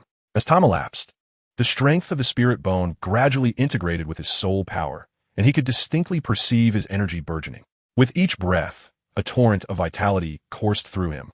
His muscles alternated between tension and relaxation, while his bones grew increasingly resilient under the baptism of this immense force. After an indeterminate span, his soul power reached a critical threshold. Suddenly, a formidable aura erupted from him, causing the surrounding air to tremble. His soul power successfully advanced to the 55th level, and the surging energy instilled within him a sensation of omnipotence. He slowly opened his eyes, a glint of brilliance flickering within, and an involuntary smile tugged at the corners of his mouth. Rising and stretching his limbs, he reveled in this newfound strength, his heart brimming with joy and pride. Qian Yaochun strode out of the training chamber, eager to share this momentous news with Qian Daolu. Upon entering the offering hall, Qian Daolu beheld the radiant and empowered Qian Yaochun, a look of satisfaction gracing his features. Indeed, you have successfully absorbed the spirit bone in a short span and even achieved a breakthrough in your level. It seems this spirit bone is indeed fated for you. With reverence, Qian Yaochun replied, "It is entirely due to the spirit bone bestowed by grandfather and your guidance that Yaochun has made such progress." Qian Daolu stroked his long beard, his expression turning serious as he regarded Qian Yaochun, and spoke slowly. "Yaochun, I have heard of your participation in the Soul Master competition. This contest gathers the elite from across the continent, and the strength of the golden generation from the Spirit Hall is not to be underestimated." Qian Yaochun furrowed his brow slightly, yet his eyes sparkled with fighting spirit. "Grandfather, please enlighten me about the strength of this golden generation. I shall not falter." Qian Oliu's gaze deepened, as if recalling the past. Hulaina, her martial spirit, is the demon fox, possessing an incredibly potent charm that can easily disrupt the focus of her opponents during battle. Her soul power techniques and combat wisdom are both top tier. Yen, whose martial spirit is the Flame Lord, boasts unparalleled offensive capabilities and astonishing explosive power. Once he closes the distance, ordinary soul masters find it nearly impossible to resist. Then there is Xie Yu, whose martial spirit, the Moonblade, is versatile in both offense and defense, and combined with his self-created soul techniques, his lethality is immense. When these three join forces, their might is exponentially amplified, and their synergy has reached an extraordinary level. A chill ran down Qian Yaochun's spine. Fully aware of the truth in Qian Doliu's words, yet his resolve only intensified. "Grandfather, I recognize the challenges in defeating them, but I also possess my own advantages." A complex expression flickered in Qian Doliu's eyes. His tone remained calm, yet imbued with undeniable determination. "Yaochun, I understand your fervent desire to win. If you truly wish to triumph, I could humble myself to speak with Bibi Dong, allowing the Spirit Hall Academy team to covertly ease the competition." This was, in truth, a test from Qian Daolu. Upon hearing this, Qian Yaochun initially froze, but soon, a surge of defiance and stubbornness welled up within him. Straightening his posture, he declared loudly, "Grandfather, I do not wish to secure victory through such means. The Soul Master competition is my stage to prove myself. I desire to vanquish my opponents with my own strength, even if they are from the golden generation of the Spirit Hall." Qian Daolu raised an eyebrow. A flicker of appreciation mingled with concern in his gaze. "Do you comprehend the difficulties inherent in this? The strength of the golden generation far exceeds that of their peers. While you may not fear them with your own power, your teammates do not measure up. Only you have reached level 50, while they possess 3 members, each averaging over level 45. Qian Yaochun's expression remained resolute, his eyes brimming with determination. I understand, but if victory is achieved through leniency, even if I stand atop the champion's pedestal, I would find no glory in my heart. I believe that as long as I give my all and continually surpass myself, I shall be able to contend with them on the battlefield. Qian Daolu sighed deeply, a look of appreciation gracing his countenance. Well said. You are truly a worthy descendant of mine, possessing great spirit. In that case, I shall retract my previous statement. Qian Yaochen knelt on one knee, clasping his hands in gratitude. Thank you, great-grandfather, for your nurturing. Yaochen shall devote himself to arduous training, living up to your expectations, and strive to impress all with my strength in the Soul Master competition. With that, he turned and departed from the chamber. Chapter 36, The Finals. The atmosphere at the finals of the Soul Master competition was taut with tension. The cheering and shouting of the audience intertwined, as if to lift the entire arena into the air. The members of the Spirit Hall Academy team and the Emperor's fighting team stood at opposite ends of the arena, their gazes resolute and unwavering. With a commanding call from the referee, the match commenced. Xiaoyu launched the first assault, soaring into the air with his moon blade gleaming coldly in hand, roaring. First soul skill, Moon Wheel Slash. A crescent-shaped blade of power hurtled toward the Emperor's fighting team. Qian Yaochen, his expression grave, immediately activated his martial spirit, Angel, unfurling his pure white wings as a sacred aura enveloped the arena. He took flight, proclaiming loudly, Second soul skill, Angelic Guardian. A golden barrier instantaneously enveloped the members of the Emperor's fighting team as the Moon Wheel Slash collided with the shield, producing a violent roar and rippling waves of golden light. Hulaina, observing the scene, called out, Watch this. Third soul skill, Enchanting Demon Eyes. Her eyes transformed into a bewitching crimson, an invisible allure spreading towards the Emperor's fighting team. Du Guiyin and the Shijia brothers momentarily froze, nearly ensnared in a trance. Ning Rongrong reacted swiftly, promptly deploying her martial spirit enhancement. 7 treasures glorious. First, strength. Second, speed. The brilliance enveloped Yu Qianheng and Oscar, amplifying their power and swiftness. Yu Qianheng crackled with electric energy, bellowing, Blue Lightning Tyrant Dragon, second soul skill, Thunderbolt Fury. Thick bolts of lightning shot forth from his hands toward Hulaina. Yen, refusing to be outdone, ignited flames in his palms, shouting, Fourth soul skill, Flame Explosion Impact. A colossal fiery fist, imbued with destructive force, hurtled towards Qian Yaochen. With a swift motion, Qian Yaochen wielded his angel sword, invoking his third soul skill, Divine Judgment. A golden sword aura met the flame explosion impact, resulting in a brilliant clash in midair, radiating dazzling light as heat waves and sword energy surged outward, prompting gasps of astonishment from the surrounding audience. Sun Chuanao swung his massive ring blade, charging at the Shijia brothers. Let me show you my prowess. Third soul skill, Blade Ring Storm. Countless blade rings spun around him, forming a powerful tempest directed at the Shijia brothers. They hastily executed their martial spirit fusion technique, the Xuanwu Barrier, conjuring a massive turtle shell shield to deflect the onslaught of blade rings. Li Kai urged his Blackhorn Mountain Pig towards Yu Qianheng, aiming for close combat. Seizing the opportunity, Du Guiyin cried out, Third soul skill, Phosphorescent Poison Fog. Green toxic mist rapidly enveloped Li Kai, who let out a pained cry, his steps faltering. Zhang Ping unfurled her golden waist swallow wings, darting like a bolt of black lightning toward Ning Rongrong, intent on interrupting her enhancement. Oscar immediately positioned himself in front of Ning Rongrong, invoking his second soul skill, Leopard Shadow Assault. His speed surged, igniting an intense chase with Zhang Ping in midair. Meanwhile, Suyi remained in the rear, persistently casting supportive soul skills to restore his teammates' soul power and stamina. Observing the unfolding battle, Qian Yaochen rapidly contemplated strategies. He understood that this match would be an arduous war of attrition, and only through their team's synergy and relentless effort could they hope to secure ultimate victory. On the battlefield, the situation grew increasingly tense. Despite the valiant efforts of the Imperial fighting team, the disparity in soul power levels gradually manifested as an insurmountable chasm, leaving them increasingly suppressed by the Spirit Hall Academy team. Yu Qianheng, surrounded by crackling blue lightning, repeatedly unleashed formidable strikes of thunder, striving to breach the opponent's defenses. Yet, Yin, fortified by his high-level Fire Lord spirit, steadfastly countered with explosive flames, the intense heat distorting even the lightning released by Yu Tianheng. while Dugian's phosphorescent poison mist managed to create some disruption for the Spirit Hall Academy team. Hulaina effortlessly disrupted her rhythm with her enchanting powers, briefly causing her to succumb to dizziness. Ning Rongrong tirelessly amplified her teammates' abilities, but Sun Chuantao seized the opportune moment, using his blade ring storm to force her into a constant evasive maneuver, significantly diminishing the amplification effect. The Shijiao brothers struggled to hold their ground with their martial soul fusion technique, yet they found themselves under relentless assault from Xie Yu and Yan, their tortoise-shell martial soul developing cracks. Qian Yaochun, feeling a growing sense of urgency, understood that if this continued, the Imperial fighting team would inevitably face defeat. He soared into the air, enveloped in golden radiance, preparing to unleash his most powerful soul skill to turn the tide. The Spirit Hall Academy team sensed the impending danger.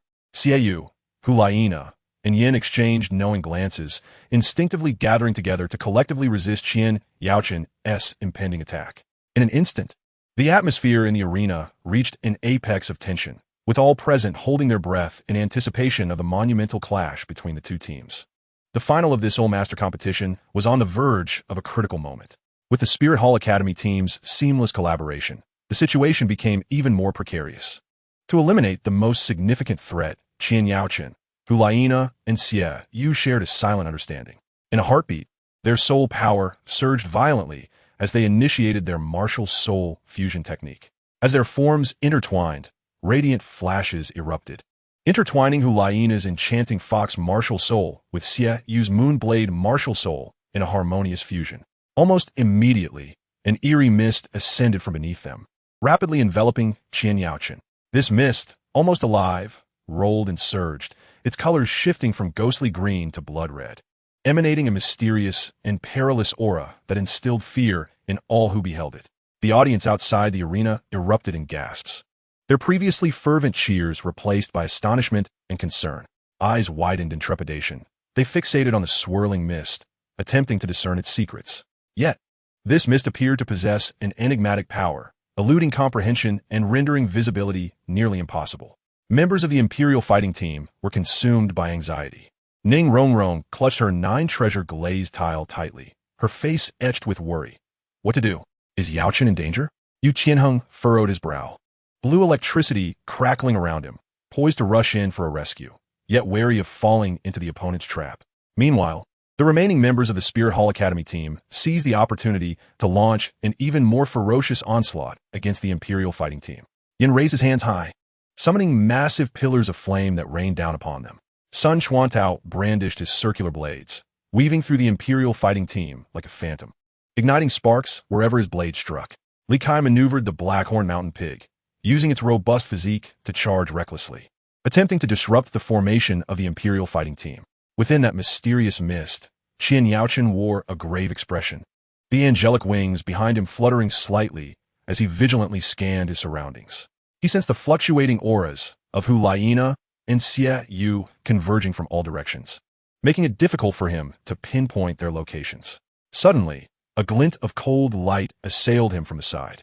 Reacting swiftly, he swung his angel sword to parry.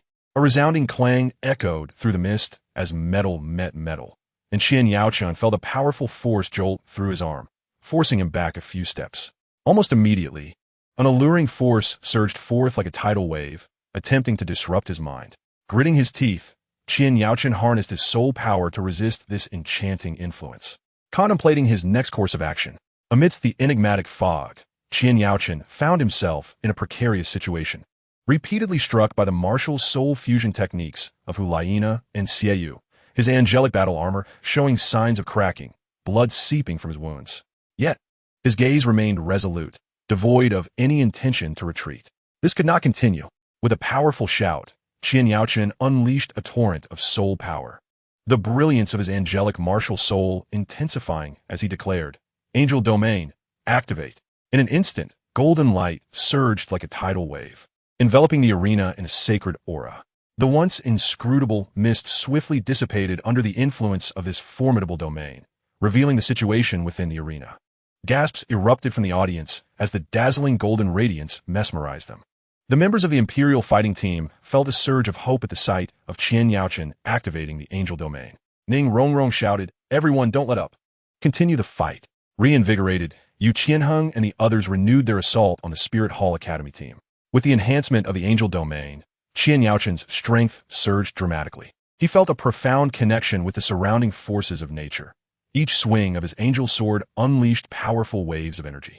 Xie Yu and Hu Laina, witnessing the mist vanish, exchanged glances of concern but did not falter, continuing to activate their martial soul fusion technique to attack Qian Yaochun. The moon blade in Xie Yu's hand flared with brilliance, slicing through the air toward Qian Yaochun with lethal intent. Meanwhile, Hu Laina unleashed her alluring powers to disrupt Qian Yaochun's movements. Qian Yaochun spread his angelic wings, deftly evading while countering with his sword against Xie Yu's assault. The sounds of clashing metal rang out as sparks flew, the battle escalating to a fever pitch. Qian Yaochun executed the sacred judgment, sending forth a golden sword aura aimed at Xie Yu and Hu Laina. The two hastily defended themselves but were still pushed back by the overwhelming force of the attack. A flicker of astonishment passed between them. They had not anticipated that Qian Yaochun, bolstered by the Angel Domain, could engage them so fiercely. Meanwhile, on the opposite side of the arena, the Imperial fighting team clashed fiercely with other members of the Spirit Hall Academy. Yu Qianheng's blue lightning tyrant dragon faced off against Yan's Fire Lord in a dazzling elemental duel, thunder and flame intertwining in a brilliant display. Douluo Yin consistently released phosphorescent poison mist, disrupting Sun Chuantao and his allies. The Shijia brothers tenaciously resisted the attacks of Li Kai and Zhang Ping, relying on their martial soul fusion technique. Qian Yaochun understood that the outcome of this battle remained uncertain, and he had to give it his all. The combat between him and Xie Yu, Hu Laina, intensified, each clash altering the very fabric of the battlefield. At this moment, Ning Rongrong recognized Qian Yaochun as the key to their victory. The 9-treasure glazed tile in her hands radiated with brilliance as she exerted all her strength to cast her support soul skill, calling out, 9 treasures. First, strength. Second, speed. Third, soul. Fourth, attack. In that instant, Qian Yaochun was enveloped in a layer of resplendent light, his soul power, strength, and speed reaching unprecedented heights. Feeling the immense support from Ning Rongrong, a surge of valor welled up within Qian Yaochun. Without hesitation, he activated the 10,000-year soul bone skill bestowed by Qian Daolu, Angel's Radiance. His angelic wings unfurled dramatically, radiating blinding golden light, while his angel sword amassed an endless reservoir of divine power, its blade glowing fiercely as if a blazing sun had coalesced in his grasp. Come forth, Angel's Radiance! Qian Yaochun bellowed as he swung his sword with all his might. A golden sword aura, imbued with cataclysmic power, surged toward Xie Yu and Hu Laina like a torrential flood, ripping through the air with a piercing howl. As Xie Yu and Hu Laina sensed the unparalleled force, their expressions changed dramatically. They had never anticipated that Qian Yaochun could unleash such a terrifying blow. The two desperately activated their martial soul fusion technique in an attempt to withstand the lethal strike.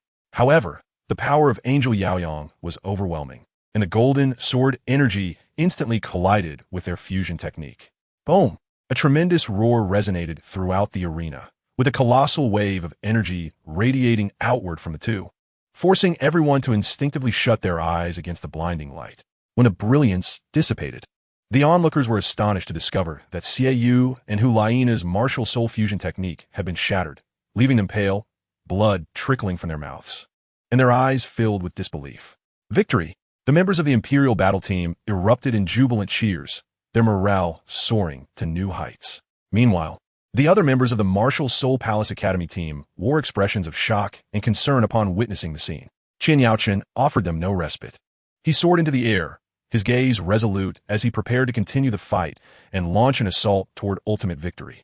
With the disruption of Xie Yu and Hu Laina's martial soul fusion technique, the tide of battle shifted dramatically. Qian Yaochun hovered in the air, his golden eyes surveying the battlefield as he shouted, "Press the advantage." The Imperial battle team's spirits surged, and Yu Tianheng's body crackled with blue electricity as he unleashed the blue electric tyrant dragon's fury. The robust bolts of lightning surged forth like a rampaging dragon, targeting Yin. Yin, unyielding, crossed his arms as the flame barrier coalesced instantly, forming a solid shield of searing flames to withstand the lightning attack. Though he was still pushed back several steps by the force, Douluo Yin seized the opportunity, launching the phosphorescent demon light bomb, aimed directly at Sun Chuantao. Sun Chuantao swung his circular blade, employing the blade wind shield, which shredded the toxic projectiles, yet the noxious mist still caused him to falter in his breathing. The Shurjia brothers executed their martial soul fusion technique, the Xuanwu impact, transforming into a colossal Xuanwu turtle that charged toward Li Kai and Zhang Ping. Li Kai braved the impact with his Blackhorn Mountain Pig, but was sent tumbling, while Zhang Ping nimbly evaded, darting like an arrow toward Ning Rongrong. Oslo instantaneously appeared to intercept, the ghost leopard's claw colliding with Zhang Ping's assault, the shadows of claws and glimmers of blades intertwining. Qian Yaochen again rushed toward Xie and Hu Laina, denying them any chance to recover. Xie, forcing himself upright, swung his moonblade, unleashing the crescent moon storm toward Qian Yaochen, while Hu Laina conjured the phantom of the enchanting fox, creating multiple afterimages to bewilder him. Qian Yaochen activated Angelic Guardian, the sacred barrier absorbing the onslaught, before he identified an opening and struck with the holy sword, compelling the two to retreat continuously. Although the martial Soul Palace Academy team found themselves at a disadvantage, they resolutely resisted, exchanging blows as the battlefield became shrouded in smoke, the situation growing increasingly tense. Xie and Hu Laina, forcibly separated from their fusion technique, felt their internal organs tremble and blood seep from their lips, their steps faltering. Despite their efforts to rise again and withstand the Imperial battle team's onslaught, the pain coursing through their bodies and the depletion of their spirit power rendered their movement sluggish. Yu Qianheng, spotting an opening in Xieyu's defenses, unleashed a more powerful thunder apocalypse, with a massive bolt of lightning descending upon Xieyu. Imbued with a sense of annihilation, Xieyu exerted all his strength to parry with the moonblade, but the force was so great that it cracked his palms, nearly causing him to lose his weapon. Du Guiyan would not let the chance slip away. She compressed the toxins of the phosphorescent serpent emperor to the utmost, releasing the phosphorescent heart corroding bomb, aimed straight for Hu Laina. Hu Laina's expression momentarily faltered, her enchanting power waning, and though she managed to sidestep, the toxic projectile grazed her arm, causing her skin to take on an eerie dark hue. Under the relentless barrage of the Imperial battle team, Hu Laina and Xieyu became increasingly overwhelmed, supporting each other back to back, yet their eyes still reflected a fierce unwillingness to concede. Qian Yaochen, observing the battlefield from above, recognized the opportune moment. His angelic wings shone brilliantly as he proclaimed, "Fourth soul skill, divine judgment." A colossal golden beam of light descended from the heavens, carrying an irresistible divine power, enveloping Hu Laina and Xieyu. The two gazed in terror at the incoming attack, their attempts to evade futile. A blinding flash surged forth, and Hu Laina and Xieyu were struck by the beam, their bodies uncontrollably propelled backward, crashing heavily to the ground, rendered incapable of continuing the fight. Xieyu, Hu Laina have lost their combat ability, the referee announced, and the arena erupted in a cacophony of cheers. The members of the Imperial battle team exuberantly embraced one another in celebration. Qian Yaochen descended slowly beside his teammates. Though weary, his face radiated the joy of triumph. After this arduous battle, they had finally secured a crucial victory, drawing one step closer to the championship title. Upon casting divine judgment, Qian Yaochen felt his spirit power draining from him like a flood breaching a dam, his legs buckling as he knelt upon one knee. His breathing grew rapid and labored, beads of sweat dotting his forehead, and his arms trembled from exertion. "Yaochen!" Ning Rongrong cried out, rushing to his side, the 9-treasure glazed tower in her hand glowing. 9 treasures, 1 is power, 3 is spirit. May it restore Yaochen's spirit power and vitality. A gentle light enveloped Qian Yaochen, allowing him to regain some composure. With the loss of Hu Laina and Xieyu, the martial Soul Palace Academy team's strength was significantly diminished. Yan, in a frenzy, attempted to turn the tide with a fierce flame attack, summoning the Inferno Sea, engulfing the arena in a blaze. Yet Yu Tianheng, undaunted, exchanged glances with the Shurjia brothers, their unity evident. The Shurjia brothers invoked their martial soul fusion technique, the Xuanwu S-Guard, raising a massive shell to shield against the roaring flames. Meanwhile, Yu Tianheng, concealed behind the turtle shell, amassed the power of lightning, unleashing the blue electric tyrant dragon's wrath, a bolt thicker than before that tore through the inferno and struck Yin. Yin let out a pain scream, collapsing to the ground, incapacitated. Seeing the situation deteriorate, Sun Chuantao sought to break free, only to be intercepted by Oslo and Du Guiyan, who coordinated their efforts. Oslo, swift as the wind, disrupted Sun Chuantao's rhythm with his ghost leopard assault, while Du Guiyan released toxic mist, rendering Sun Chuantao defenseless. Ultimately, A moment of carelessness led to Sun Chuantao being engulfed by the poison, collapsing from exhaustion. At this juncture, only Li Kai and Zhang Ping remained from the Martial Soul Palace Academy team. As they faced the relentless pursuit of the Imperial Battle Team, their stamina dwindled. Li Kai, though robust, bore the scars of battle, while Zhang Ping's agility was stifled under Ning Rongrong's supportive augmentation. The Imperial Battle Team, leveraging their numerical and physical advantages, pressed forward relentlessly. Yu Qianheng unleashed the blue electric tyrant dragon's flame impact, engulfing Li Kai in searing heat, while Oslo and Dugu Yin combined their efforts against Zhang Ping, leaving her with no avenue of escape. As Li Kai and Zhang Ping fell in succession, the referee proclaimed loudly, "The Martial Soul Palace Academy team has lost all combat capability. The Imperial Battle Team is victorious." The arena was instantly flooded with cheers, the members of the Imperial Battle Team embracing one another in ecstasy. Supported by Ning Rongrong, Qian Yaochun rose to his feet, gazing at his jubilant teammates and the roaring audience, his heart brimming with pride. This hard-won victory was a testament to their collective efforts. Chapter 37. The conclusion of the competition. The afterglow of the setting sun bathed the Soto Great Spirit Arena in a warm orange hue. The recently concluded Spirit Master Tournament finals left the atmosphere vibrant and electric. The members of the Imperial Battle Team stood upon the arena, their garments soaked with sweat, yet their faces shone with uncontainable excitement and pride. The Pope of the Martial Soul Palace, Bibi Dong, donned in an opulent purple robe, gracefully ascended the award podium. Each step she took exuded an air of infinite majesty, silencing the crowd with her presence. Her gaze swept over the members of the Imperial Battle Team, finally resting upon Qian Yaochun, a subtle smile gracing her lips, hinting at a profound meaning. "Congratulations, you have become the champions of this Spirit Master Tournament." Bibi Dong's voice resonated throughout the arena, crisp yet imbued with strength. "Your prowess and performance have illuminated the future prospects of the Soul Master realm for all to witness." She then turned and retrieved 3 soul bones, each radiating a mysterious luminescence. The skull of spiritual wisdom, which condenses intellect, the right arm of explosive flames, flickering with a hint of fire, and the leg bone of swift progress, appearing remarkably light. "These 3 soul bones are the rewards you rightfully deserve," Bibi Dong declared, extending the soul bones into Qian Yaochun's hands. "As for their allocation, that shall be determined by you." Qian Yaochun accepted the soul bones, his heart a whirlwind of emotions. Each of these soul bones was invaluable, capable of significantly enhancing a soul master's strength. He glanced at his teammates, each eye shimmering with desire. "Let's discuss how to distribute these 3 soul bones." Qian Yaochun broke the silence. Yu Tianheng spoke first. "I believe the right arm of explosive flames would be most suitable for Yin Yan. Her martial spirit, the Emerald Phosphor Serpent King, aligns with the fire attribute, and she might unlock even more formidable skills." Dugu Yin was momentarily taken aback by his words, and a flicker of emotion crossed her eyes. "But this soul bone is far too precious." There's no need for hesitation. It is settled," Yu Qianheng interjected, cutting her off. Qian Yaochun nodded and turned to Ning Rongrong. "Rongrong, the skull of spiritual wisdom will greatly enhance your support capabilities. What do you think?"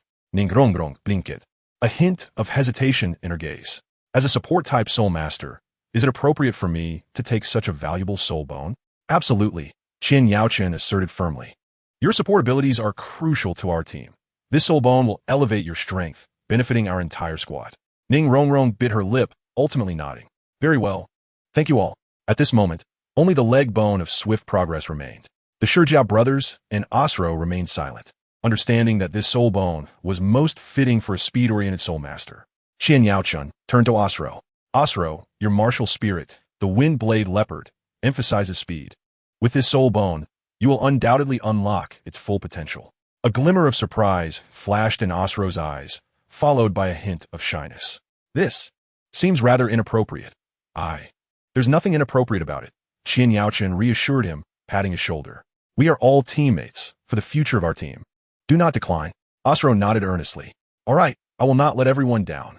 Thus, the 3 soul bones were successfully allocated. The members of the Huangdo team looked at one another, their eyes filled with trust and determination. They recognized that these were not merely 3 soul bones, but a testament to their collective struggles, a cornerstone for their ascent to a more formidable future. As the members of the Huangdo team reveled in the joy of their victory, Ning Fengji and Prince Shui Qinghe approached side by side. Ning Fengji, clad in a moon-white robe, exuded grace, his face adorned with a smile as warm as spring. Xue Qinghe, dressed in resplendent royal attire and crowned with gold, radiated an air of regal elegance with every gesture. Congratulations to all for bringing such unparalleled glory to the Tiando Empire. Xue Qinghe's voice rang out, robust and filled with fervor, his gaze sweeping over each individual with approval. Your endeavors and teamwork on the arena have showcased the splendor and strength of the Tiando Empire as Soul Masters. Ning Fengxi nodded slightly, his eyes reflecting pride and concern for his daughter, Ning Rongrong. Rongrong, your performance alongside your teammates was exceptional. The Seven Treasure Glazed Tile School is proud of you. He then turned to the other team members. Your strength and spirit have instilled in me a sense of hope for the Soul Master realm. Qian Yaochen stepped forward, bowing respectfully. Thank you, Your Highness and Sect Master Ning, for your commendations. This is the result of our entire team's efforts. Xue Qinghe responded with a hearty laugh. The strength of the Huangdou team is beyond question. This victory is well-deserved. I hope you will continue to bring glory to the Tiando Empire, and rest assured, the royal family will provide unwavering support for any needs. Yu Qianheng added, it is our honor to receive recognition from Your Highness and Sect Master Ning. We shall train diligently and live up to our mission. Du Guyan gently caressed her newly acquired right arm of explosive flame soul bone, her eyes resolute. In the next competition, we shall be even stronger. Ning Rongrong linked her arm with her father's, her smile radiant.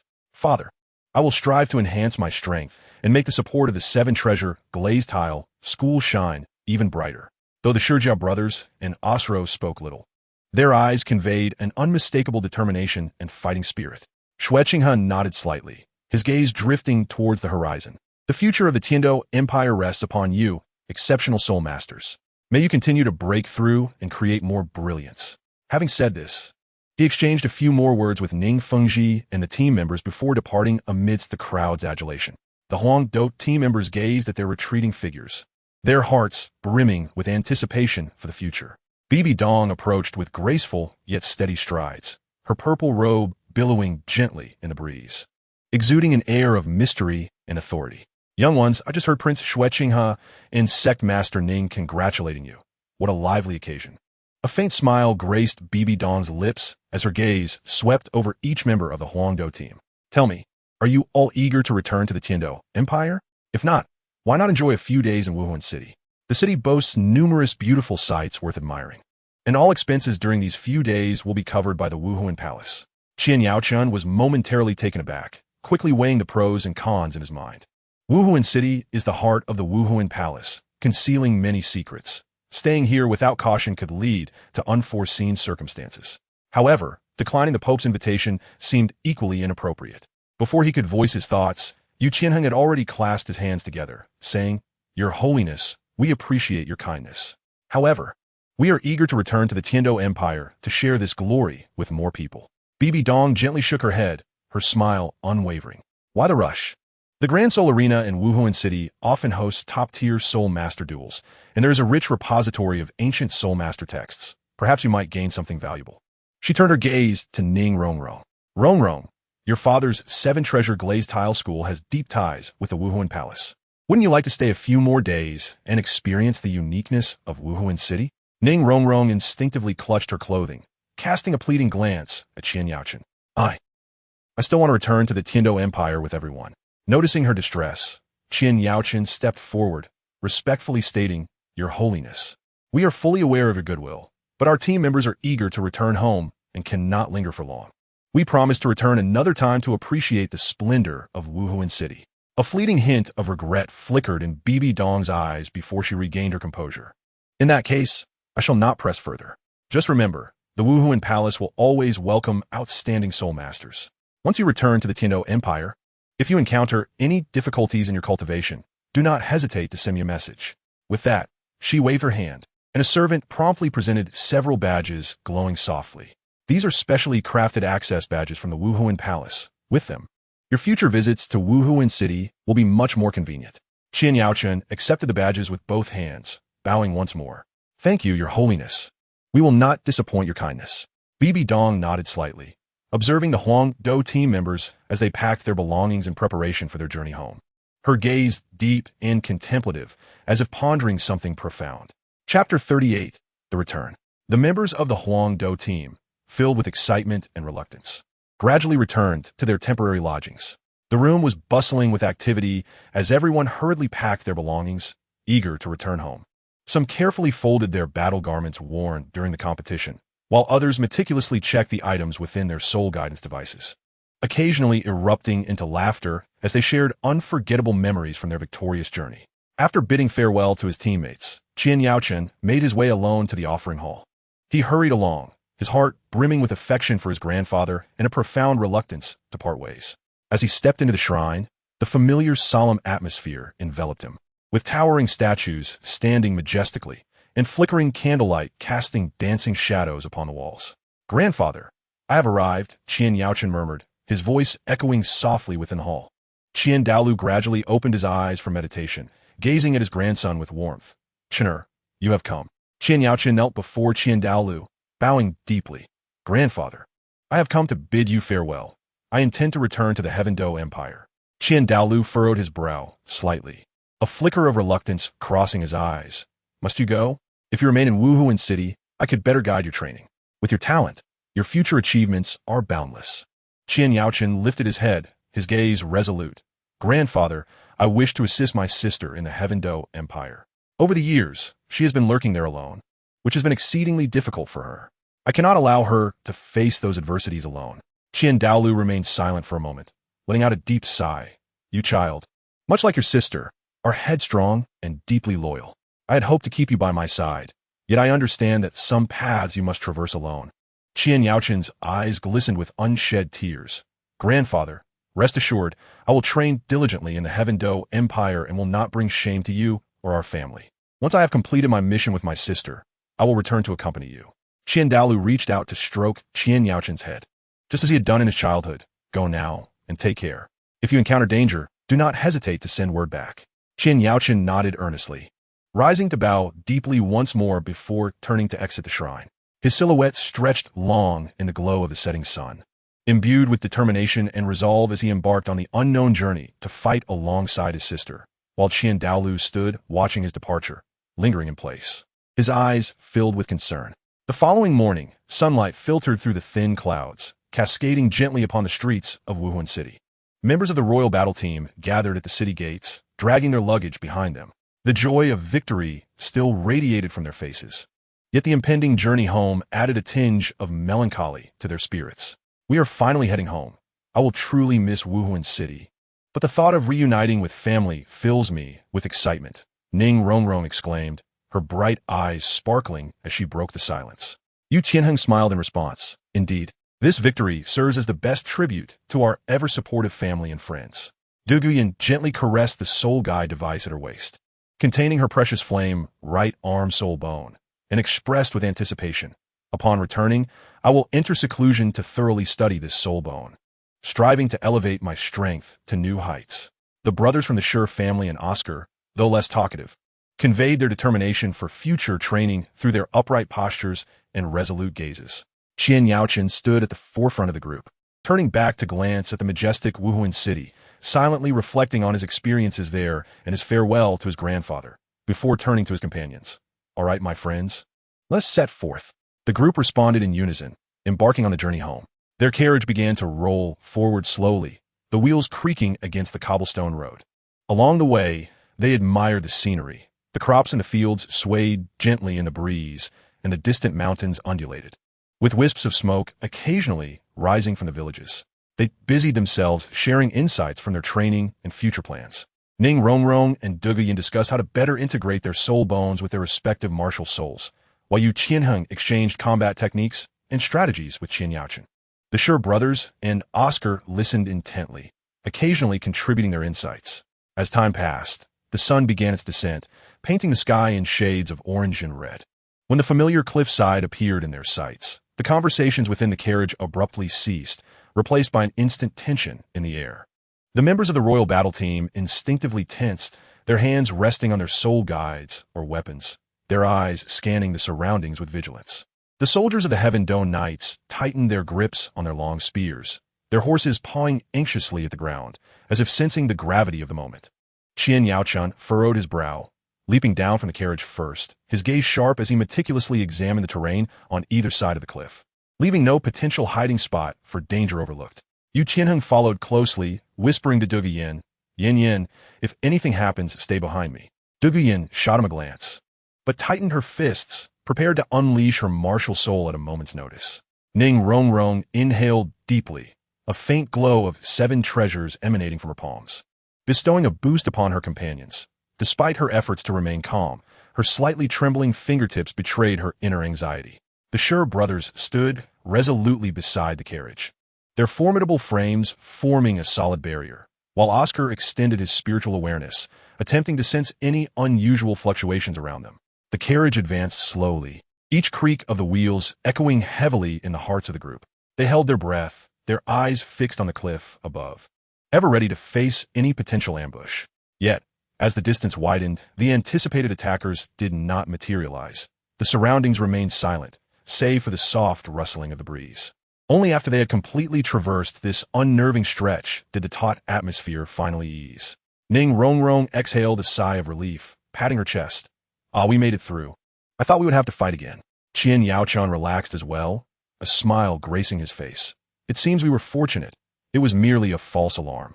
The group nodded in agreement, laughter once again filling the air as the carriage joyously continued toward the Heaven Do Empire, carrying with it a sense of relief and eager anticipation for their homeland. Chapter 39, Graduation. During the 2-day journey home, the sun shone gently upon them, the carriage filled with laughter and joy. Yu Qianheng animatedly gestured, dreaming of representing the Heaven Do Empire in higher-level Soul Master competitions, testing his skills against formidable opponents from across the continent, and bringing greater glory to his homeland. Dugu Yin leaned against his shoulder, occasionally chiming in, her eyes sparkling with excitement for future adventures. Ning Rongrong reminisced with Qian Yaochan about the thrilling moments of their competition, the dramatic comebacks and moments of seamless teamwork, as if they had occurred just yesterday.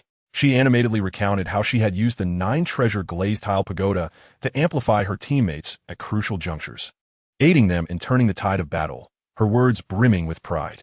The Sure brothers and Oscar chimed in with anecdotes, sharing lesser-known stories that elicited hearty laughter from the group. Time flew swiftly, and the 2 days passed in the blink of an eye. In the distance, the imposing structures of the Heaven Do Royal Academy came into view. The academy's gates stood wide open, a red carpet stretching forth to welcome them, flanked by jubilant teachers and students. As the Royal Battle Team stepped onto the campus, the sound of drums and gongs thundered, firecrackers erupted with a crackle, and colorful fireworks burst in the sky. The principal and teachers approached with beaming smiles, showering praises upon the team members. The students were equally ecstatic, waving banners proclaiming the triumphant return of the Royal Battle Team, their cheers and shouts echoing as if to announce to the world that the championship belonged to the Heaven Do Royal Academy and the Heaven Do Empire. The members of the Royal Battle Team were deeply moved by the fervent atmosphere, their eyes glistening with emotion. They linked arms, waving to the cheering crowd. In this moment, all their sweat and sacrifices transformed into boundless glory, a glory that would forever be etched in the annals of the Heaven Do Royal Academy. A few days after their return from the competition, graduation day arrived. The campus was suffused with a complex blend of emotions, an unwillingness to part with their student days, coupled with anticipation and hope for the future. On graduation day, the sun shone particularly brightly, illuminating every corner of the campus. The members of the Royal Combat Team arrived early at the auditorium, adorned in their pristine graduation gowns, each exuding an air of elegance and confidence. Yu Qianheng stood tall, his gaze resolute, fully aware that he would soon assume a significant role in the family affairs while continuing to hone his formidable skills. Beside him, Dugu Yin gently caressed her long hair, a hint of a smile gracing her lips, brimming with confidence regarding her future path of cultivation. Ning Rongrong, however, was somewhat sentimental, as this place held countless cherished memories for her. She recalled her Na'vi days upon entering the academy and the countless nights spent training and competing alongside her teammates, her eyes glistening with unshed tears. Qian Yaochan approached her, offering gentle comfort. Rongrong, graduation signifies a new beginning. We shall remain comrades, facing any challenges together. Ning Rongrong nodded vigorously, her sorrow transforming into a smile. The Shurjia brothers and Oscar stood nearby, their silence betraying their earnest resolve.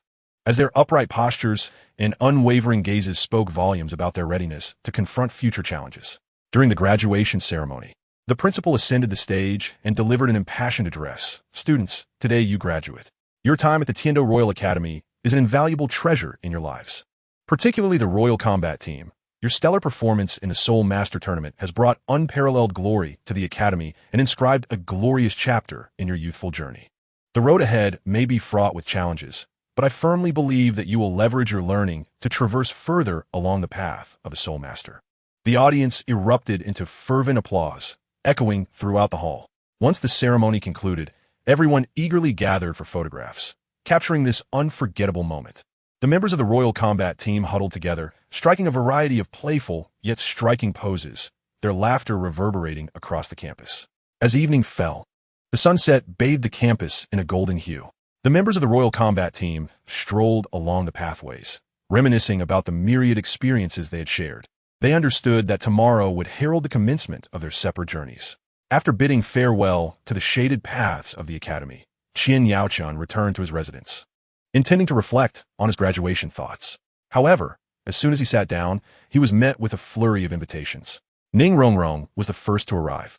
Clad in a delicate pink gown, her eyes sparkling with enthusiasm. Qian Yaochun, come back to the Seven Treasure Glazed Tile clan with me.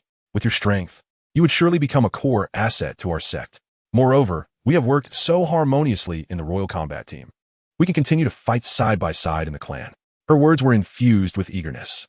No sooner had Ning Rongrong departed than Yu Tianheng arrived. Dressed in his training attire, exuding a faint aura of authority, he earnestly stated, Qian Yaochun, the Blue Lightning Tyrant Dragon Clan has always valued talent. Should you choose to join us, the abundant cultivation resources of our clan would be at your disposal, and we could delve into soul techniques together, elevating our family's glory to new heights. Before Qian Yaochun could respond, the former principal of the Royal Academy hurried in. His expression was earnest, and he spoke with gravity. My child, the Academy hopes you will stay on to teach. Your performance in the Soul Master Tournament has set a remarkable example for the students. Imparting your experience and skills to the next generation is vital for the Academy's future. After bidding farewell to the principal, Qian Yaochun barely had a moment to sip water before a messenger from Xue Qinghe arrived. The messenger respectfully presented a letter, in which Xue Qinghe expressed a heartfelt desire for Qian Yaochun to become a royal advisor, contributing strategies for the stability and development of the Tiando Empire, promising a position of great esteem and generous rewards. Faced with these myriad invitations, Qian Yaochun fell into deep contemplation. Each choice was laced with temptation. One path offered camaraderie with friends, while another beckoned him toward education and service to the empire, leaving him in a quandary. Despite the turmoil within, the thought of the Spirit Hall's plans and his sister Qian Rinchue's years of diligent efforts in the Tiando Empire ultimately led him to decide to accept Prince Xue Qinghe's invitation. When he conveyed his decision to Ning Rongrong, a flicker of disappointment crossed her face, dimming the light in her eyes. She bit her lip, her voice tinged with a hint of grievance. You won't return to the Seven Treasure Glazed Tile clan with me, nor will you join the Blue Lightning Tyrant Dragon clan. And you won't even stay at the academy to teach, choosing instead to go to the royal side. I thought we would always be together. Observing her dejection, Qian Yaochun felt a pang of guilt and hastily reassured her. Rongrong, please don't be upset. My decision to go to the royal court is based on my own considerations. But remember, we are both in the Tiando Empire, and we will have ample opportunities to meet in the future. Whenever I have the chance, I will certainly visit the Seven Treasure Glazed Tile clan. If you miss me, feel free to come and find me. I will always welcome you. Ning Rongrong lifted her head, meeting Qian Yaochun's sincere gaze, her disappointment easing slightly. She sniffled and managed a tentative smile. You mustn't deceive me. You promised to visit often. And if I come to find you, you mustn't find me bothersome. Qian Yaochun nodded earnestly. I would never deceive you, I swear. If you come to see me, I would be overjoyed. And no matter when, should you encounter any troubles, you can always seek my assistance. I will do my utmost to help. Upon hearing his assurances, Ning Rongrong's spirits lifted, and she smiled through her tears. Very well, in light of your sincerity, I shall forgive you. But you must take care of yourself in the royal court. If anyone bullies you, do not suffer in silence. Seeing her concern, Qian Yaochun felt warmth in his heart. Rest assured, I will take good care of myself. You too, be happy at the Seven Treasure Glazed Tile clan. They chatted for a while longer before Ning Rongrong reluctantly took her leave. As Qian Yaochun watched her retreating figure, He silently resolved to uphold the bonds of friendship while fulfilling the Spirit Hall's plans. Chapter 40. A visit to the seven-treasure glazed tile clan. After attending to his affairs, Qian Yaochun raised his gaze to the clear sky, a glimmer of anticipation flashing in his eyes. He then employed his agility to swiftly make his way toward the seven-treasure glazed tile clan. The scenery along the way zipped past like fleeting shadows, but his thoughts had already drifted toward the seven-treasure glazed tile clan and Ning Rongrong. Before long, the magnificent seven-treasure glazed tile clan came into view. The sex architecture was both intricate and harmonious, shimmering with a gentle luster under the sunlight, showcasing its rich heritage and grandeur. Qian Yaochun halted before the sect, adjusted his attire, and donned a respectful demeanor as he strode toward the entrance. The guards, recognizing him, were taken aback but nonetheless courteously allowed him passage, guiding him toward the council chamber. Upon entering the chamber, Qian Yaochun immediately spotted Ning Rongrong. She wore a light blue gown adorned with exquisite seven-treasure glazed tile patterns, accentuating her graceful stature with a blend of youthful charm and burgeoning maturity. Ning Rongrong's eyes sparkled with surprise upon seeing Qian Yaochun, her lips curling into an involuntary smile. She opened her mouth to speak but paused, playfully winking at him instead. At that moment, Ning Fengji emerged from the inner chamber, a warm smile gracing his face. "Young friend Qian Yaochun, it has been a while. I trust you have been well." Qian Yaochun promptly returned the greeting, replying respectfully, "Sect Master Ning, I am well. Thank you. I have come today not only to visit Rongrong, but also to discuss an important matter with you." Ning Fengji gestured for him to take a seat, his gaze appraising Qian Yaochun as he chuckled. "You are too polite, young friend. The fact that you have come all this way must mean your matter is of considerable significance." Qian Yaochun nodded slightly, his demeanor turning serious. "Sect Master Ning, the current situation on the continent is delicate, with various forces stirring beneath the surface. I have come to propose a collaboration with the seven-treasure glazed tile clan to jointly address potential crises." Upon hearing this, Ning Fengji's eyes flickered with contemplation as he stroked his beard. "You speak wisely, young friend. I have sensed the same. However, such a collaboration requires careful deliberation." Ning Rongrong, unable to contain herself, interjected, "Father, Qian Yaochun's ideas are always well thought out. We should hear his detailed plan." As she spoke, she winked at Qian Yaochun. Filled with trust, Qian Yaochun paused for a moment, took a deep breath, and raised his gaze to meet Ning Fengji's eyes, his expression imbued with an unprecedented gravity. "Master Ning," he began, "there are matters I have long concealed, but as the situation has become critical, I must speak candidly. I hail from the Spirit Hall. As you may have discerned, yet what you do not know is that Qian Douluo is my grandfather, and the former Pope Qian Xuanji is my biological father." As these words fell, an eerie silence enveloped the conference hall, the air seemingly solidifying. A flicker of astonishment crossed Ning Rongrong's face as she instinctively glanced towards Qian Yaochun, her eyes reflecting a swirl of complex emotions. Ning Fengji's expression shifted slightly, his teacup suspended in midair. After a brief moment, he gently set it down, producing a soft clink. "Unexpectedly, my young friend possesses such a lineage," Ning Fengji slowly articulated, his tone steady, though his gaze remained firmly fixed on Qian Yaochun, attempting to probe his innermost intentions. "However, given the recent contentious actions of the Spirit Hall, your approach to seek collaboration with us raises questions about your intentions." Qian Yaochun maintained a composed demeanor, responding neither submissively nor arrogantly. "Master Ning, I am acutely aware that certain actions taken by the Spirit Hall in the past have stirred discontent among numerous factions.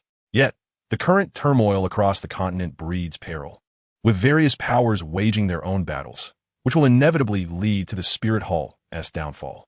My grandfather, despite his elevated status, has long recognized this truth and thus seeks to unite diverse forces to establish a new realm." Leaning slightly forward, his gaze earnest, he continued, "As one of the three great sects, the seven-treasure glazed tile school boasts profound heritage and formidable strength. Should we join forces with the Spirit Hall, we could undoubtedly uphold a semblance of peace amidst this chaos. I assure you, once collaboration is secured, the Spirit Hall shall honor the position and rights of the seven-treasure glazed tile school, refraining from interfering in internal affairs." Ning Rongrong bit her lip, stepping closer to her father, and softly remarked, "Father, Qian Yaochun is not a villain. I trust his words." Ning Fengji regarded his daughter, then shifted his gaze back to Qian Yaochun, contemplating for a long while before finally stating, "Your proposal indeed pertains to the situation of the continent. However, this matter is of great significance, and I must confer with the elders of our sect." Ning Fengji's gaze oscillated between Qian Yaochun and Ning Rongrong before nodding gently, a warm smile gracing his face. "Rongrong, why don't you accompany young Qian Yaochun around our sect while I consult with Uncle Jian and Uncle Gu regarding this matter?" Ning Rongrong's eyes brightened, and she eagerly responded, "Of course, father." With that, she joyfully rushed to Qian Yaochun's side, grasping his arm. "Gulme, let me show you the most beautiful places in our 7-treasure glazed tile school." Qian Yaochun smiled as he bid farewell to Ning Fengji, allowing himself to be led by Ning Rongrong out of the conference hall. Upon exiting, Ning Rongrong chirped like a cheerful little bird, chattering incessantly. "Qian Yaochun, you finally made it. I thought you had forgotten about me." She pouted in mock anger, though her face could hardly disguise her joy at their reunion. "How could I forget? I came looking for you as soon as I finished my duties," he replied with a smile, playfully ruffling her hair. The pair strolled along a winding stone path, flanked by meticulously trimmed flowers and trees, the air fragrant with the scent of blossoms. In the distance, pavilions and towers were interspersed harmoniously, their eaves gleaming under the sun, showcasing the opulence and elegance of the 7-treasure glazed tile school. "Look, that is our library."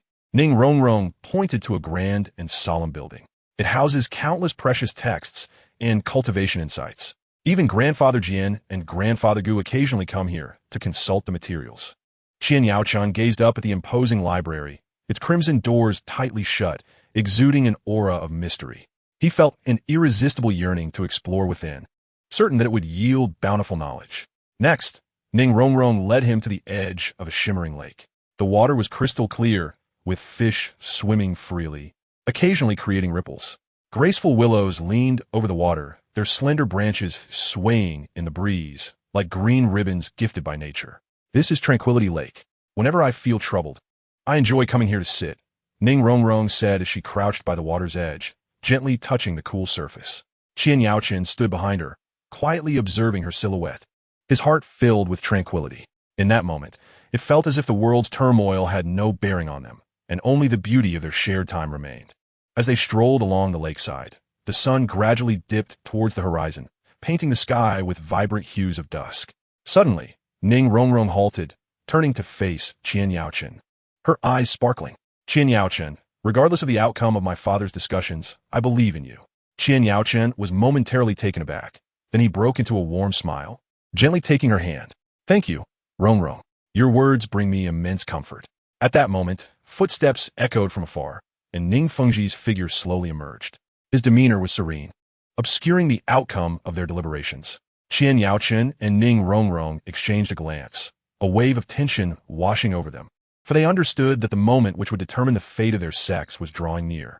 Returning to the conference hall, Ning Fengji found Jian Douluo Chenkai and Gu Douluo Gulong awaiting him.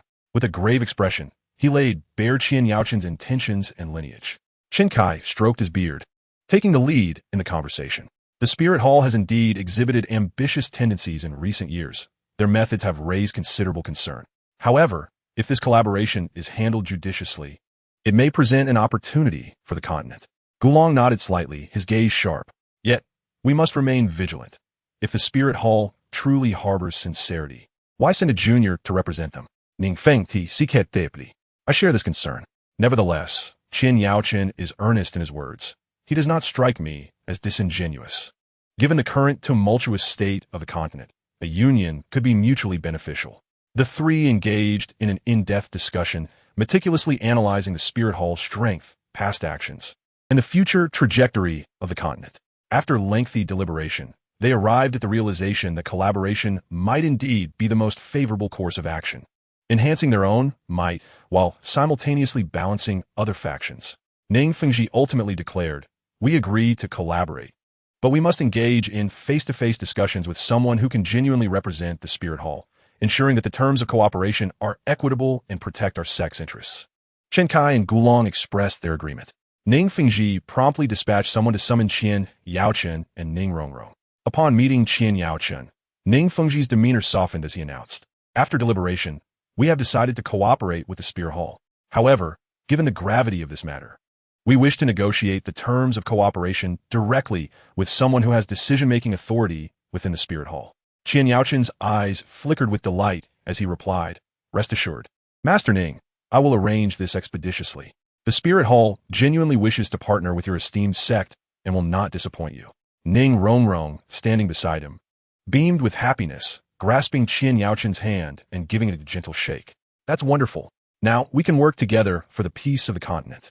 Qian Yaochun returned her grasp, nodding slightly. After bidding farewell to Ning, Fengji, and the others, he hurried back to the prince's palace to inform Qian Rinxue about the commercial collaboration with the Seven Treasure Glazed Tile School.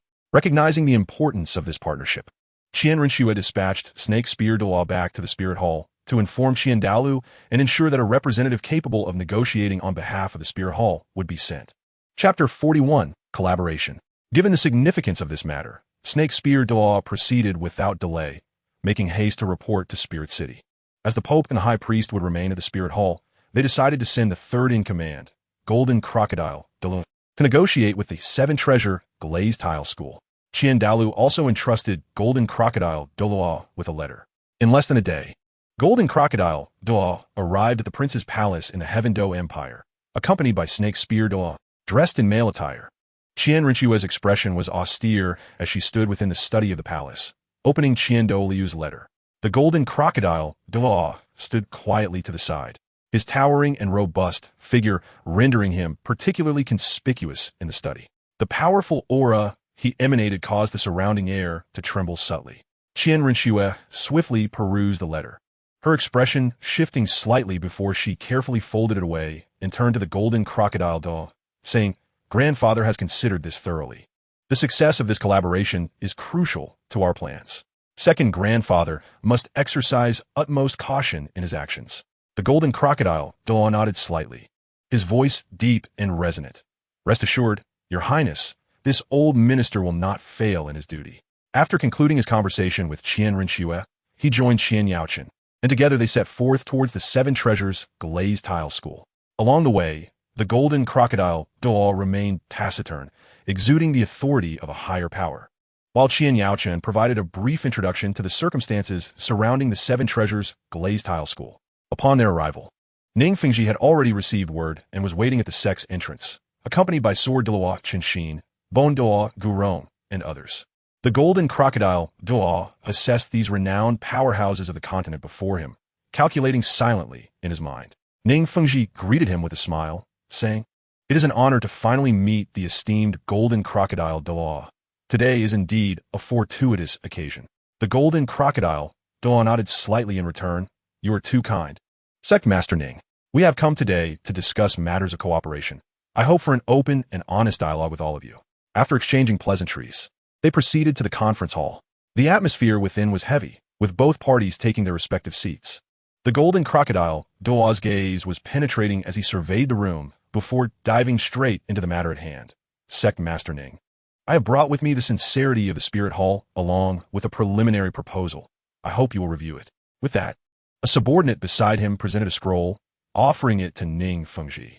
Ning Fengji accepted the scroll and slowly unfurled it, with Sword Douluo and Bon Douluo leaning in to observe. The three of them scanned the document swiftly, their expressions fluctuating, frowns of contemplation and moments of thoughtful deliberation punctuating their focus. After they finished reading, Ning Fengji set the scroll down, his demeanor composed. "Golden Crocodile Douluo, this proposal indeed possesses many commendable aspects. However, some details require further deliberation. For instance, regarding resource allocation and the delineation of responsibilities and obligations for both parties. We hope for clearer definitions." The Golden Crocodile Douluo furrowed his brow slightly, feeling some displeasure but understanding the caution was reasonable. "What you say is entirely valid. Sect Master Ning, we can discuss these particulars at length. Nonetheless, the Spirit Hall sincerity is unwavering, and this collaboration will yield substantial benefits for both sides." At that moment, Qian Yaochun interjected, "Sect Master Ning, as I mentioned before, this cooperation aims for mutual benefit. I hope you can appreciate the Spirit Hall's original intent." Ning Rongrong chimed in softly from the side. "Father, I believe what Qian Yaochun says holds merit. We can negotiate this amicably." Ning Fengji glanced at his daughter, then at the Golden Crocodile Douluo and Qian Yaochun, nodding slightly. "Very well, if that is the case. Let us discuss each point thoroughly to ensure we reach a collaboration agreement that satisfies both parties." Thus, a negotiation pivotal to the future trajectory of the two powers commenced in earnest within the conference hall, with each side engaging in fervent debate, all in pursuit of a harmonious balance for potential cooperation. After several rounds of intense discourse, the two parties finally solidified the cooperation proposal. Ning Fengji picked up the document once more, reviewing it meticulously, as every clause bore the weight of the future relationship between their sects, leaving no room for error. Once satisfied, he gently placed the proposal on the table, his expression solemn. The tension that had gripped the golden crocodile also eased, and he spoke earnestly.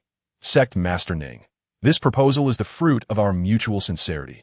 I hope that our two sects may join hands to create a resplendent future. Ning Fengji nodded slightly, agreeing. Indeed, since the cooperation is established, the Seven Treasures Glazed Tile School shall certainly adhere to the agreement. Seeing this, Qian Yaochen felt a surge of joy and exchanged a glance with Ning Rongrong, both recognizing the anticipation reflected in each other's eyes. Ning Rongrong flashed a playful smile and whispered to Qian Yaochen, "This is wonderful. We shall have more opportunities to meet from now on." Qian Yaochen responded with a smile and a gentle nod. Sword Douluo Continent stroked his beard, his gaze sweeping across the proposal. Although the collaboration was secured, future actions would still require caution. Bon Douluo Gurong added, "Indeed, we hope the Spirit Hall will not betray our trust." The golden crocodile Douluo's expression turned serious. "You need not worry. The Spirit Hall, having signed the agreement, will undoubtedly honor our commitments." In the ensuing discussions, both parties elaborated on various execution details, including response times for support, command authority during joint actions, and the distribution of spoils. It was ultimately agreed that should the Seven Treasures Glazed Tile School require assistance, the Spirit Hall would respond within 3 days.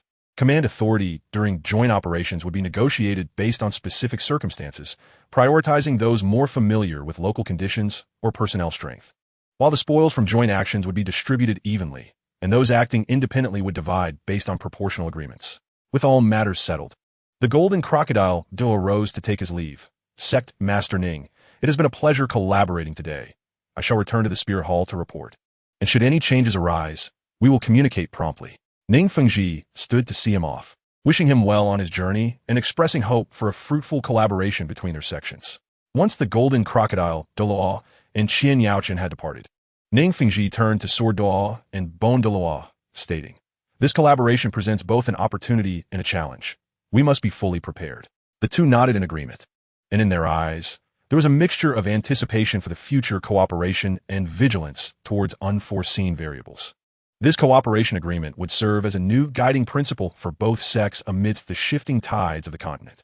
After the golden crocodile Douluo left the Seven Treasures Glazed Tile School, he wasted no time in hastening back to the Spirit Hall. Stepping into the grand and solemn main hall, Qian Daolu had been waiting for quite some time, his towering figure emanating an invisible pressure within the hall. The golden crocodile Douluo respectfully stated, "Elder brother, the matter of cooperation with the Seven Treasures Glazed Tile School has been successfully negotiated." Qian Daolu nodded slightly, his gaze sharp, indicating for him to continue. The golden crocodile Douluo stood tall and began to report systematically. "In this cooperation, the Seven Treasures Glazed Tile School has pledged not to obstruct any of our other actions and will provide support when needed.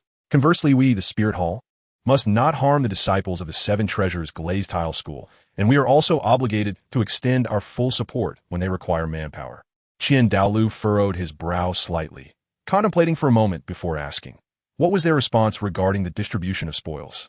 The golden crocodile Douluo promptly replied, "If both parties act together, the spoils will be divided equally. If actions are taken separately, they will be allocated proportionally. Additionally, the sect master and elder from the Seven Treasures Glazed Tile School will enjoy the status of elders within our Spirit Hall."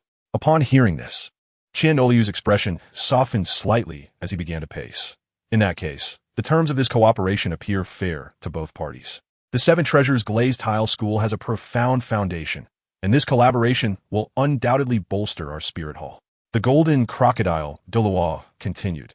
During the negotiations, Sword Douluo and Bon Douluo were exceedingly cautious, meticulously deliberating numerous clauses, but fortunately, we ultimately reached a consensus.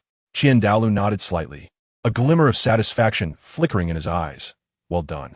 This collaboration is of great significance. Continue to follow up and ensure that both sides strictly adhere to the agreement." The golden crocodile Douluo acknowledged the order, Yes, great elder, I will not fail in my duties. With that, he withdrew to prepare for subsequent matters, while Qian Dalu remained in the hall, gazing at the sky outside, contemplating the profound impact this collaboration would have on the spirit hall and the broader landscape of the continent. Chapter 42, Covert Expansion. With the successful collaboration between the Spirit Hall and the Seven Treasures Glazed Tile School, the dynamics within the Heavenly Dough Empire subtly transformed. With the clandestine assistance of the Seven Treasures Glazed Tile School, the Spirit Hall's expansion plans unfolded smoothly. Numerous small sects and factions, witnessing the formidable alliance of these two titans, opted to pledge their allegiance. The Spirit Hall established a dedicated reception team to accommodate these newly joined forces, arranging housing for the new members, distributing training resources, and promising robust protection. The members of these minor factions, lured by the grand vision of the Spirit Hall, eagerly anticipated better prospects within this vast collective. Under the esteemed influence of the Seven Treasure Glazed Tile School, they joined the Spirit Hall's framework with little hesitation. However, not all factions were inclined to submit meekly. Those who stubbornly resisted, unwilling to comply, soon faced the ruthless repercussions of the Spirit Hall. Led by the formidable Jude Douluo and Ghost Douluo, the Spirit Hall's hunting teams swiftly commenced their operations. Their actions were clandestine, their methods vicious. In a single night, they could obliterate a minor faction from existence. The strongholds of the rebels were besieged, and their members either slaughtered or captured, with none escaping their grim fate. In a remote village of the Tiando Empire, there existed a small sect known as the Qingyan sect, which, due to its refusal to join the Spirit Hall, found itself targeted by Jude Douluo and Ghost Douluo. On a moonless night filled with ominous winds, the two silently infiltrated the sect. The disciples of Qingyan's sect, still enveloped in slumber, were abruptly awakened by a terrifying aura. Jude Douluo unleashed the formidable Ju Hua Guan martial spirit, its resplendent petals concealing deadly toxins, while Ghost Douluo manipulated the spectral shadows, weaving through the darkness and reaping lives. Within less than half an hour, the Qingyan sect was drenched in blood, reduced to mere ruins. As one defiant faction after another was annihilated, the influence of the Spirit Hall expanded relentlessly, permeating nearly every corner of the Tiando Empire. In the cities, branch halls of the Spirit Hall sprang up like mushrooms after rain. In the countryside, the presence of Spirit Hall missionaries became a frequent sight. They preached the doctrines of the Spirit Hall, drawing in new adherents, while the entire Tiando Empire quietly transformed under the ever-looming shadow of the Spirit Hall's growing power. The Tiando Imperial spies, like shadows hidden in darkness, vigilantly monitored the slightest disturbances throughout the empire. The rapid expansion of the Spirit Hall's influence did not escape their notice. Within the opulent council chamber of the Tiando Palace, an atmosphere of tension and oppression hung heavily. Emperor Xie, seated upon his dragon throne, furrowed his brow, repeatedly scrutinizing the confidential reports in his hands. The paper wrinkled from his anxious handling.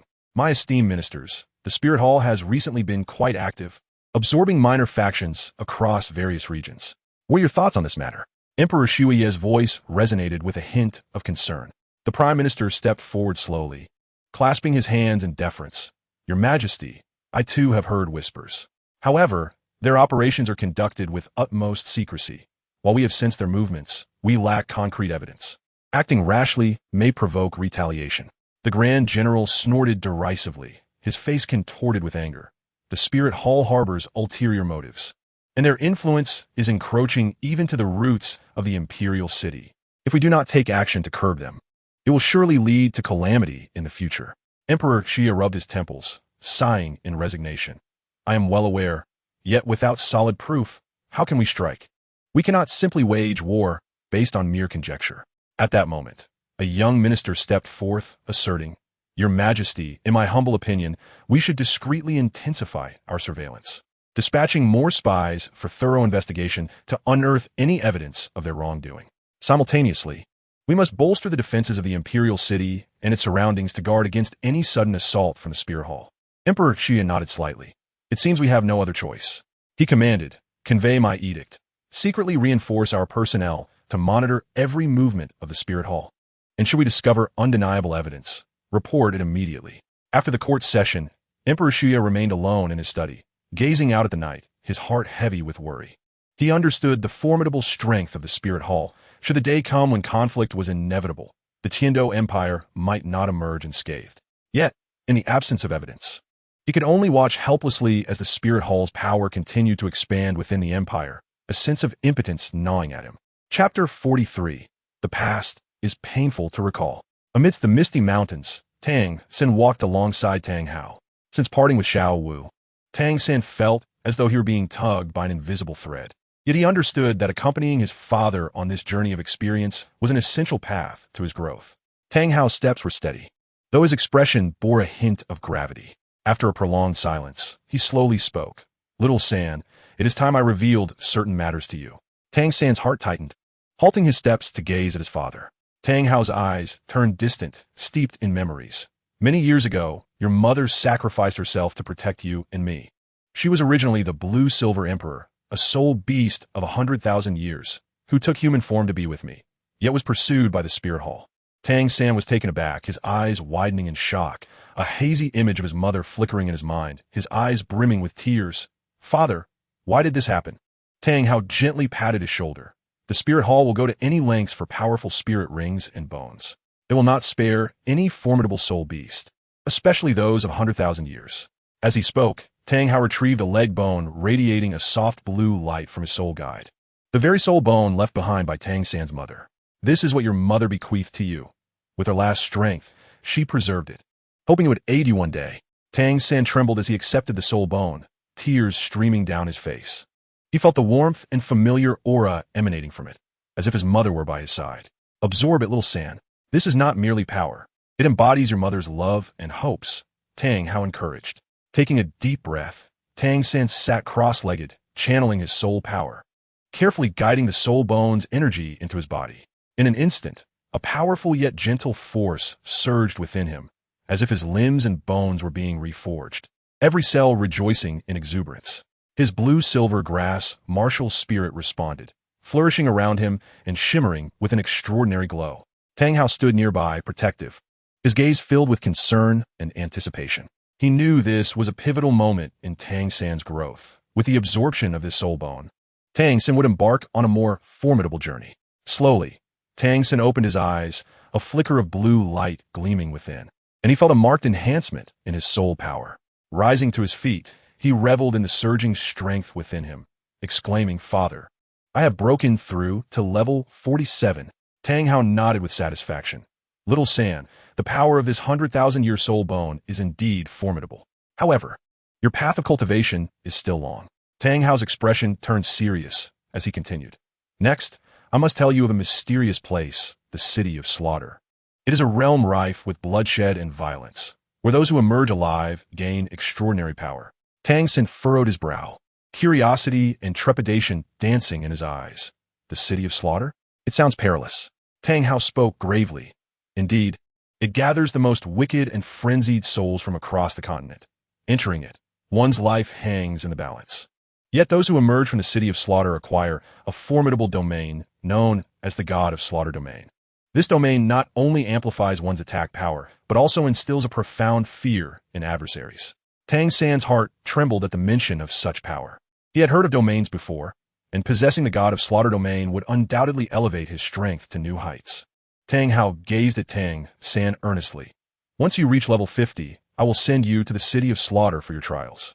This will be one of the most arduous tests of your life, but I believe you can prevail." Tang San clenched his fists resolutely. "Father, I am unafraid. I will emerge alive from the City of Slaughter and obtain the God of Slaughter Domain." Tang Hao patted his shoulder. "Very well, during this time, you must dedicate yourself to training and strengthening your abilities, preparing for your entrance into the City of Slaughter." Thereafter, under Tang Hao's guidance, Tang San committed himself to rigorous training. By day, he battled various soul beasts in the forest, honing his combat skills, and by night, he meditated in seclusion, absorbing the essence of heaven and earth to solidify his soul power. With each session of training, he advanced closer to level 50, drawing nearer to the unknown yet challenging City of Slaughter. Chapter 44. Encountering Hulaina in the City of Slaughter. A year swiftly passed, and Tang San immersed himself in the trials and joys of cultivation, experiencing rapid growth. On one particular day, upon successfully absorbing his 5th soul ring, his soul power surged, marking his official breakthrough to level 51. Tang Hao gazed at his transformed son, his eyes filled with pride, and solemnly declared, Xiao San, the moment has arrived.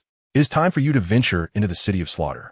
Tang San's expression sharpened, and he nodded vigorously, devoid of any hesitation.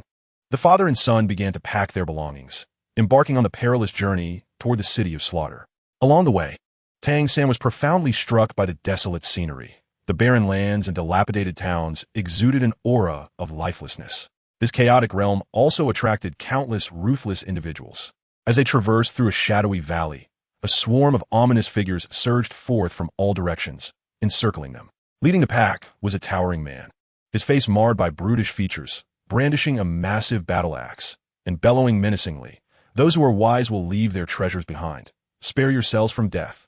Tang San maintained his composure, channeling his soul power as he unleashed his blue-silver grass martial spirit, ready to engage the adversaries. Meanwhile, Tang Hao stood by calmly, his demeanor as unperturbed as if these foes were mere ants. In an instant, combat erupted.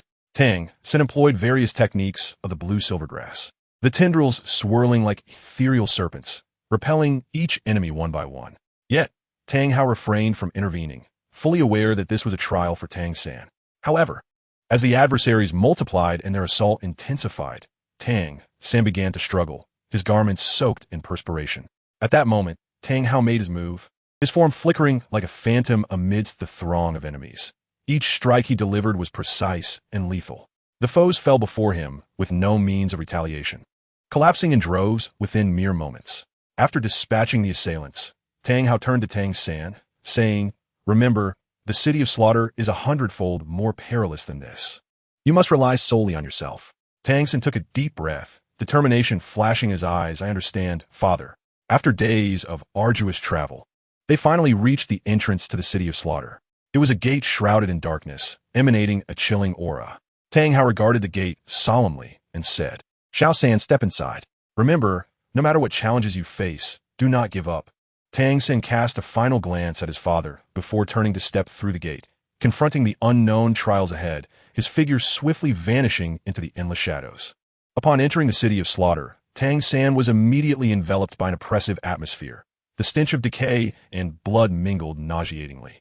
Before he could acclimate to this grim environment, a shadow darted out from the darkness, a sharp blade aimed directly at his back.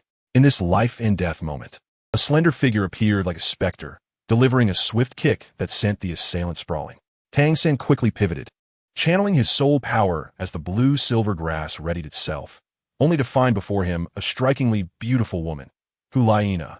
Hulaina smiled with a teasing glint in her eye. "A newcomer, not bad in skill, but your vigilance leaves much to be desired." Tang San felt a jolt of realization and discreetly retracted his martial spirit, bowing respectfully. "Thank you for your timely rescue. I am Tang Yin." Hulaina scrutinized him from head to toe, curiosity flickering in her gaze. "Tang Yin? Intriguing. It has been a while since a newcomer like you has graced the city of slaughter." During their conversation, Tang San learned that Hulaina had been in this place for half a year, earning a formidable reputation with over 40 victories in brutal combat through her strength and intellect. Every battle here was a fight for survival. To endure, one must be more ruthless and stronger than the rest. With a glint of madness and determination characteristic of the city of slaughter in her eyes, she asked, "How do you plan to navigate this chaos?" Tang San furrowed his brow, contemplating for a moment before responding, "I will rely on my own strength, advancing step by step." Hulaina chuckled lightly, ambitious, but it's easier said than done. "Follow me. I'll help you familiarize yourself with this hellish place." Guided by Hulaina, Tang San traversed the dark alleys of the city of slaughter. Surrounding them were crumbling structures, stained with blood, and the stench of decaying corpses hung heavily in the air. On the streets, the fallen eyed them with greedy, vicious glances, yet hesitated to act, wary of Hulaina's fearsome reputation. "Do you see the soul-fighting arena over there?" Hulaina pointed to a massive circular structure in the distance. "That is where we earn points. Only with enough points can we hope to leave this place. But every battle puts your life on the line." Tang San gazed at the arena, a surge of determination swelling within him. "I understand. Thank you for the information." Hulaina regarded him with a glimmer of appreciation in her eyes. "I hope you don't perish too quickly. Finding a worthy opponent in this city of slaughter is no easy feat amidst the dim, bloody ambience of the city of slaughter. Only the central tavern radiated an eerie light." To express his gratitude for Hulaina's earlier intervention, Tang San invited her to join him at the tavern. where the fallen cast wary and resentful glances in their direction. Tang San raised his hand to summon 2 glasses of yellow spring nectar, presenting one to Hulaina, sincerely stating, "Miss, I cannot repay your life-saving grace, but please accept this drink as a token of my appreciation." Hulaina accepted the glass, her interest piqued as she scrutinized Tang San, a playful smile gracing her lips. How fascinating. In this wretched place, there are still those who adhere to such courtesies. She took a delicate sip of the yellow spring nectar, the fiery liquid coursing down her throat, and she closed her eyes in delight. Setting her glass down, Hulaina straightened her posture, a flicker of pride in her eyes. "Since you show such sincerity, it's only fair I tell you my name, Hulaina." Tang San's heart leapt. Though he had not witnessed the finals of the Soul Master competition, he was well aware of the illustrious reputation of the golden generation of the Spirit Hall. Hulaina, the illustrious gem of the Spirit Hall, had crossed paths with him in this city of slaughter. After a brief moment of astonishment, Tang San regained his composure, maintaining a gentle smile. "So, it is Miss Hu. I have long admired your name." Hulaina regarded him with a knowing smile, as if attempting to peer into his soul. "Oh, you know of me? It seems you are not an ordinary character." Tang San remained unruffled, taking a sip from his glass and responding slowly. "The Soul Master competition is renowned, and the golden generation of the Spirit Hall is particularly admirable. Though I have not witnessed it firsthand, I have heard tales." Hulaina's smile widened, a hint of pride in her eyes. "You have a discerning eye. However, in a city of slaughter, reputation holds little weight. Only strength is the true currency of survival." Tang San nodded slightly, his gaze resolute. "What you say is entirely true.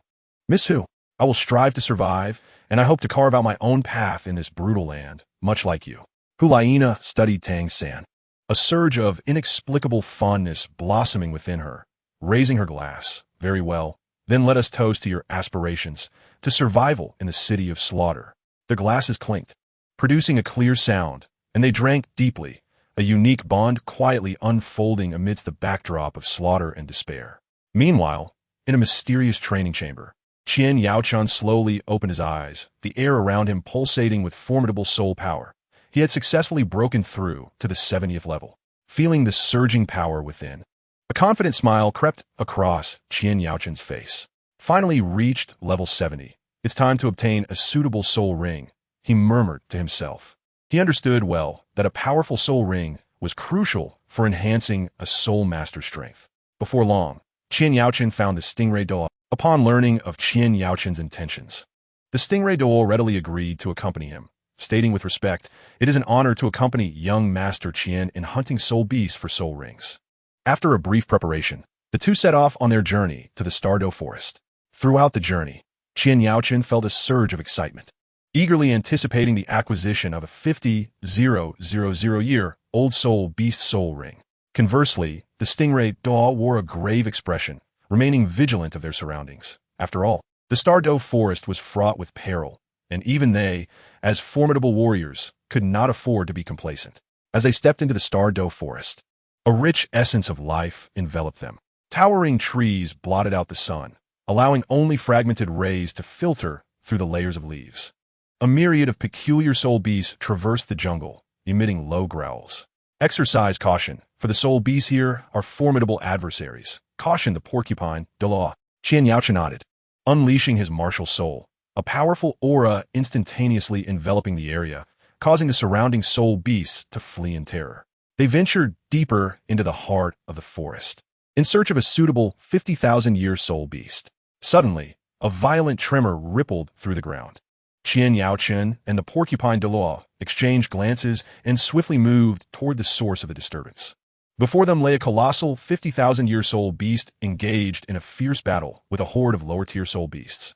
This creature resembled a qilin, its body adorned with sharp scales, each strike emanating a formidable force.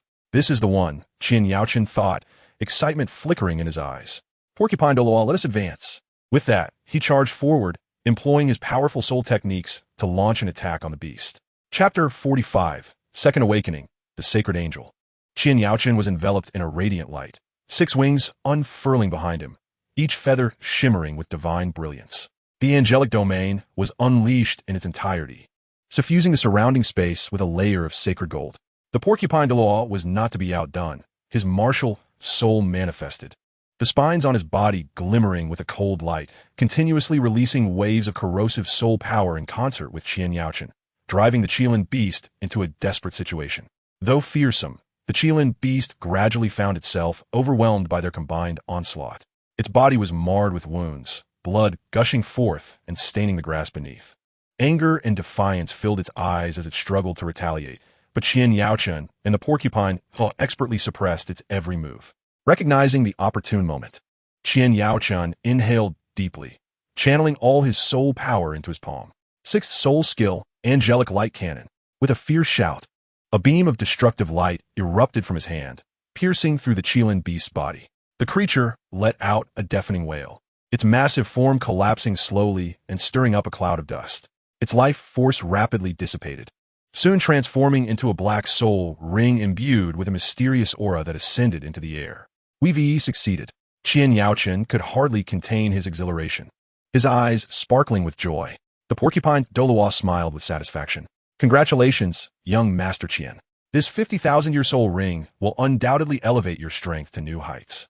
As Qian Yaochen cautiously approached the soul ring, he summoned his soul power to carefully communicate with it. With the assistance of the angelic domain, the fusion process proceeded smoothly, powerful energy flooding into his body, reshaping his meridians and bones. His aura grew increasingly potent, the radiance surrounding him becoming ever more dazzling. As if he were merging with the very fabric of the universe, new strength coursing within him, poised for an explosive release. While Qian Yaochen reveled in the surge of power from the soul ring, an unexpected blinding golden light descended from the heavens, enveloping him entirely. In an instant, a familiar sensation surged within him, reminiscent of his martial soul awakening ceremony. Yet this time, the power carried a far more profound and mysterious essence. Qian Yaochen felt as if he were being drawn into a peculiar space, surrounded by swirling clouds and mist, imbued with an air of solemnity. As he surveyed his surroundings in bewilderment, a stunning woman clad in a white robe gradually materialized. Her features were exquisitely chiseled, her deep-set eyes exuding an aura of boundless authority and fairness, rendering it difficult to meet her gaze. "Who are you? Where's this place?" Qian Yaochen inquired warily, instinctively gathering soul power in his hands. The woman raised her hand slightly, and Qian Yaochen felt a gentle yet irresistible force gradually dispersing his soul power. "Do not be alarmed. I am the god of judgment, presiding over the judgment of all evils in the world." Her voice resonated ethereally, echoing throughout the space. Qian Yaochen was astounded. A deity, a legendary being, had appeared before him. Before he could regain his composure, the god of judgment continued. "I have sought you for a long time and have finally found you, a suitable heir to my legacy. I have now facilitated the second awakening of your martial soul. Henceforth, your martial soul shall be the sacred angel." Qian Yaochen glanced down at his martial soul, which now radiated even more brilliance, the patterns on his wings becoming more intricate and mysterious, exuding a sacred and powerful aura. "Why me?" he asked. The god of judgment's gaze remained calm as she regarded him. "Your heart and innate talent meet the criteria for the legacy. Should you accept the divine position, you will wield supreme power and shoulder the responsibility of upholding justice in the world. But be aware, the path of divine inheritance is fraught with thorns. Once embarked upon, there is no turning back." A torrent of thoughts surged within Qian Yaochen. To become a god was a dream cherished by countless soul masters. Yet the weight of the accompanying responsibilities and missions bore heavily on him. As a traveler, he was acutely aware of all that transpired in Douluo Continent. The populace mired in suffering, struggling to survive amidst the flames of war and oppression. Images of their plight flashed through his mind, and he recognized that, in the long run, unifying the continent was the key to ending strife and enabling the people to live in peace. The mission of the Spirit Hall had always been to unify the continent through absolute power, hadn't it? Now, the inheritance from the god of judgment lay before him, undoubtedly a chance to alter the fate of Douluo Continent. Accepting the divine position meant wielding the power to rewrite history, to take a definitive step toward genuine peace and unity for the continent. With this resolve, Qian Yaochen felt no hesitation. He raised his head, his gaze unwaveringly fixed on the god of judgment, and solemnly declared, "I accept your inheritance." A glimmer of approval flashed in the god of judgment's eyes as she nodded gently. "Very well, the inheritance shall commence at once." As her words fell, she swiftly formed seals with her hands, and mysterious runes burst forth from her palms, merging into Qian Yaochun's body. He felt an overwhelming surge of power flooding into him, as if his body might burst from the intensity. Gritting his teeth, he struggled to maintain his composure, channeling his soul power to contend with it. As the runes continued to integrate, Qian Yaochun's consciousness began to blur. He seemed to witness countless scenes, the brutality of war, the suffering of the innocent, the clash of justice and evil. These images flashed like a revolving lantern in his mind, solidifying his inner convictions. Time became a vague concept as the inheritance finally reached its conclusion. Qian Yaochun slowly opened his eyes, a light previously unseen glimmering within them. He felt the surging divine power within him, a slight smile gracing his lips, and he resolved silently, "From this day forth, I shall wield this divine power to fulfill the mission of the Spirit Hall, ushering true peace and unity to Douluo Continent." The figure of the god of judgment hovered in mid-air, her radiance flowing around her. She regarded Qian Yaochun with gravity and spoke, "Qian Yaochun, having chosen to accept the inheritance, the 9 trials shall be your necessary path to divinity. Each trial pertains to justice and order in the world. Do you possess the resolve to complete them?" Kneeling on one knee, Qian Yaochun replied without hesitation, "I shall give my all." The god of judgment nodded, her voice echoing. "The first of the 9 trials is light's protection. You must journey to the most remote town in the Tiando Empire, which is currently under siege by malevolent soul masters. Within 3 days, you must drive them away and safeguard the town's residents, rekindling their hope for life. The second trial is Shadow's judgment. Deep within the Sunset Forest, a dark force has quietly emerged, capturing innocent soul beasts and cruelly extracting their soul rings. You must infiltrate their ranks, dismantle their lair, and bring their leader to justice, restoring peace to the fragile and benevolent soul beasts. The third trial is balancing the scales. In the Fast Nuo province, a land dispute has arisen, with local nobles colluding with officials to oppress the common folk. You are to ascertain the truth, ensure that justice prevails, restore the rightful entitlements of the common folk, and achieve personal elevation. Fourthly, a reckoning of evil must occur. At the borders of the Star Luo Empire, a band of marauders wreaks havoc, committing unspeakable atrocities. You're tasked with eradicating them completely within a month, to uphold the law and bring solace to the populace. Fifthly, the principles of justice must be made manifest. Within the halls of the Spirit Hall, traitors conspire with external enemies, aiming to undermine the unity of the continent. You must identify this individual and publicly adjudicate them before the assembly of the Spirit Hall, revealing the truth while achieving level 80. Sixthly, Dawn's guardianship is required. Assist the displaced populations along the borders of the Tiando and Star Luo nations in establishing new homes, safeguarding their tranquil lives. Seventhly, you must put an end to the bloodshed by utilizing celestial herbs to obliterate the infamous city of slaughter. Eighthly, a radiant judgment is necessary. A sinister cult that revels in torment has emerged on the Douluo Continent. You are to uproot them entirely, bringing each member to justice, allowing the light of righteousness to shine forth. Ninthly, a scrutiny of the soul is required to ascertain whether the inheritor is truly worthy of the legacy, necessitating a spirit power level of 99. The god of judgment then proclaimed that each trial lasts 3 years, requiring a gradual approach, devoid of haste, and a steadfast adherence to one's true self. Upon hearing this, Qian Yaochun recognized the daunting nature of the trials, yet his eyes ignited with unwavering resolve. He clenched his fists and declared solemnly, "I shall not fail this mission. I will complete the 9 trials. I will become a deity to protect my realm." Chapter 46, The God of Judgment. Witnessing the sudden turn of events, the porcupine Douluo found himself at a loss, anxiously pacing back and forth while praying for divine intervention. Shortly after your consciousness returned to your body, you abruptly inquired, "Elder Porcupine, what time is it?" Startled, the porcupine Douluo replied, "Young master, you have finally awakened. Just moments ago, you seemed as if you were frozen in time, utterly motionless, and even your aura had vanished, which terrified me greatly. It is now evening. Shall we return to the Tiando Palace?" You returned to the palace with the porcupine Douluo, refraining from hastily divulging the details of your trial by the God of Judgment. Stepping into the familiar yet imposing palace, the surrounding guards bowed respectfully, their footsteps echoing through the expansive corridor, heightening the atmosphere's gravity. Noticing your silence, the porcupine Douluo could not help but inquire, "Little Chun, you seem troubled. Are you still pondering that unforeseen event?" You paused, smiling as you shook your head. Elder Porcupine, I'm merely a bit fatigued. The Porcupine Douluo nodded slightly, advising you to rest well before turning to leave.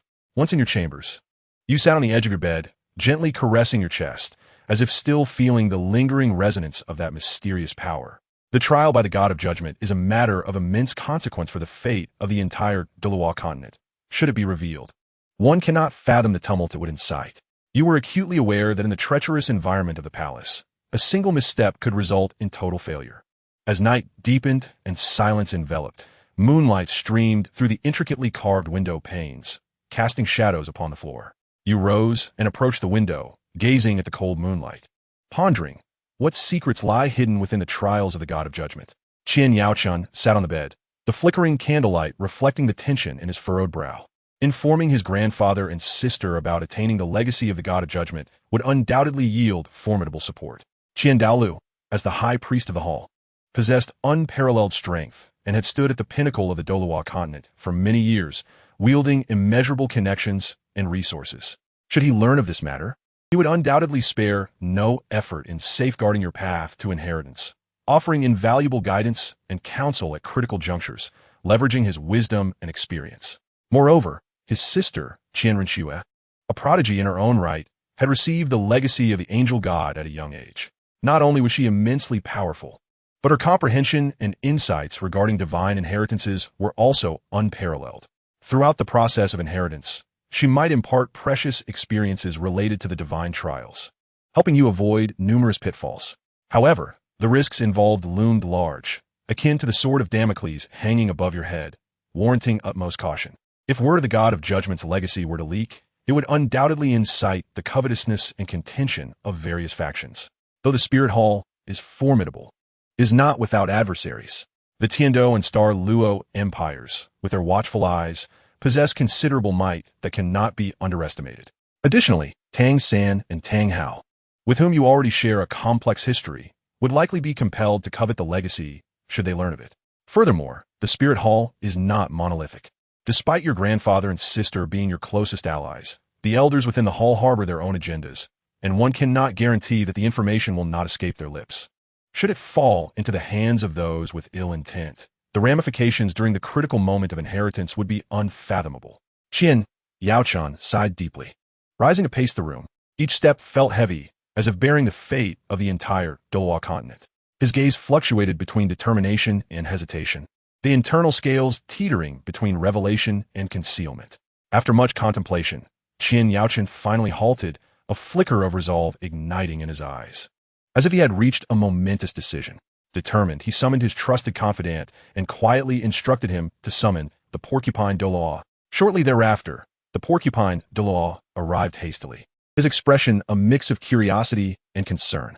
Qian Yaochun laid bare his decision, and upon hearing it, the Porcupine Douluo was momentarily taken aback. His gaze then firming. Young master, since you have made up your mind, I shall ensure your safe passage back to the Spirit Hall. Subsequently, Qian Yaochun instructed the Porcupine Douluo to relay this to Qian Renxue. That night, Qian Yaochun found himself restless, the weight of the God of Judgment's legacy pressing heavily upon his heart. He understood that this was not merely a personal opportunity, but a pivotal step that could influence the future trajectory of the Spirit Hall and the entire Douluo Continent. The following morning, as dawn broke, Qian Yaochun and the Porcupine Douluo set off quietly. They soared through the skies on their spirit beasts, their forms darting like lightning amidst the clouds and mist. Throughout the journey, the Porcupine Douluo remained vigilant, scrutinizing the surroundings for any anomalies. As they approached the Spirit Hall, Qian Yaochun's heartbeat quickened. The majestic structure now loomed before him, seemingly imbued with countless hopes and responsibilities. Upon landing in the Spirit Hall's plaza, the familiar aura enveloped him, prompting Qian Yaochun to take a deep breath before hastening toward the Hall of Offerings. Entering the Hall of Offerings, he was met with a solemn atmosphere, where Qian Douluo's towering figure stood before the divine statue, emanating an aura of reverence.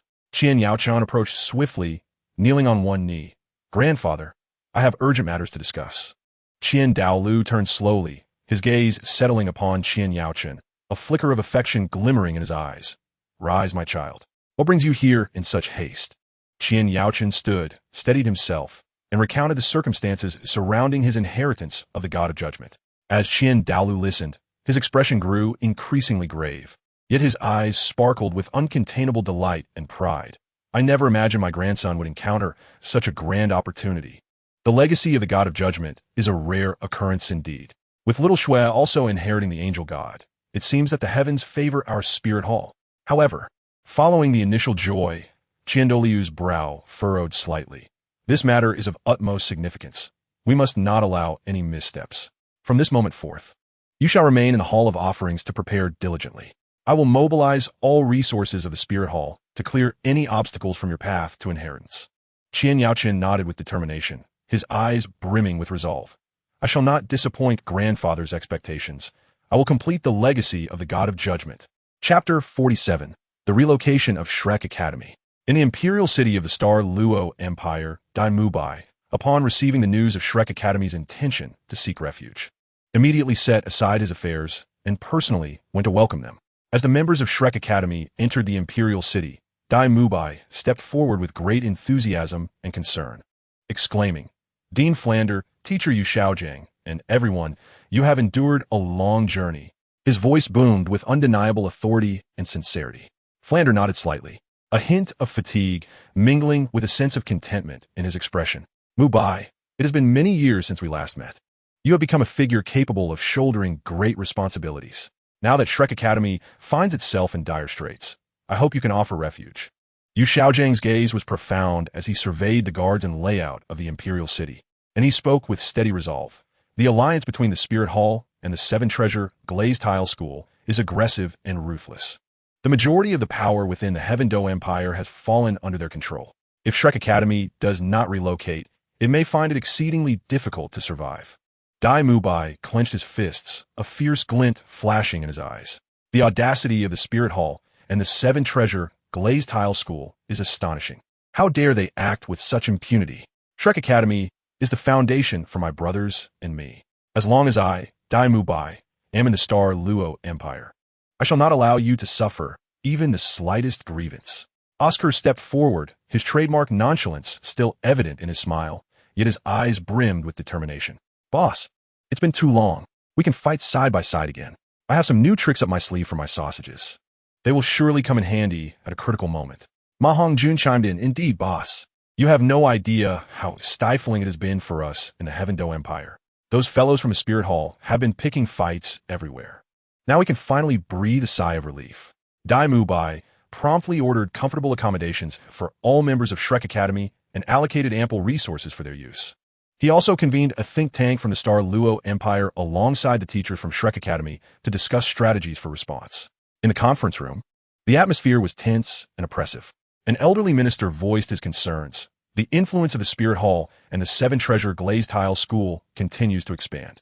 If we do not curtail their ambitions, they may soon turn their sights on the Star Luo Empire. Yu Xiaojing pondered for a moment before slowly articulating, "For now, we must focus on consolidating our own strength and bolster the defensive capabilities of the Star Luo Empire. Simultaneously, we should discreetly reach out to those factions suppressed by the Spirit Hall, those who harbor discontent, to amass the strength for resistance."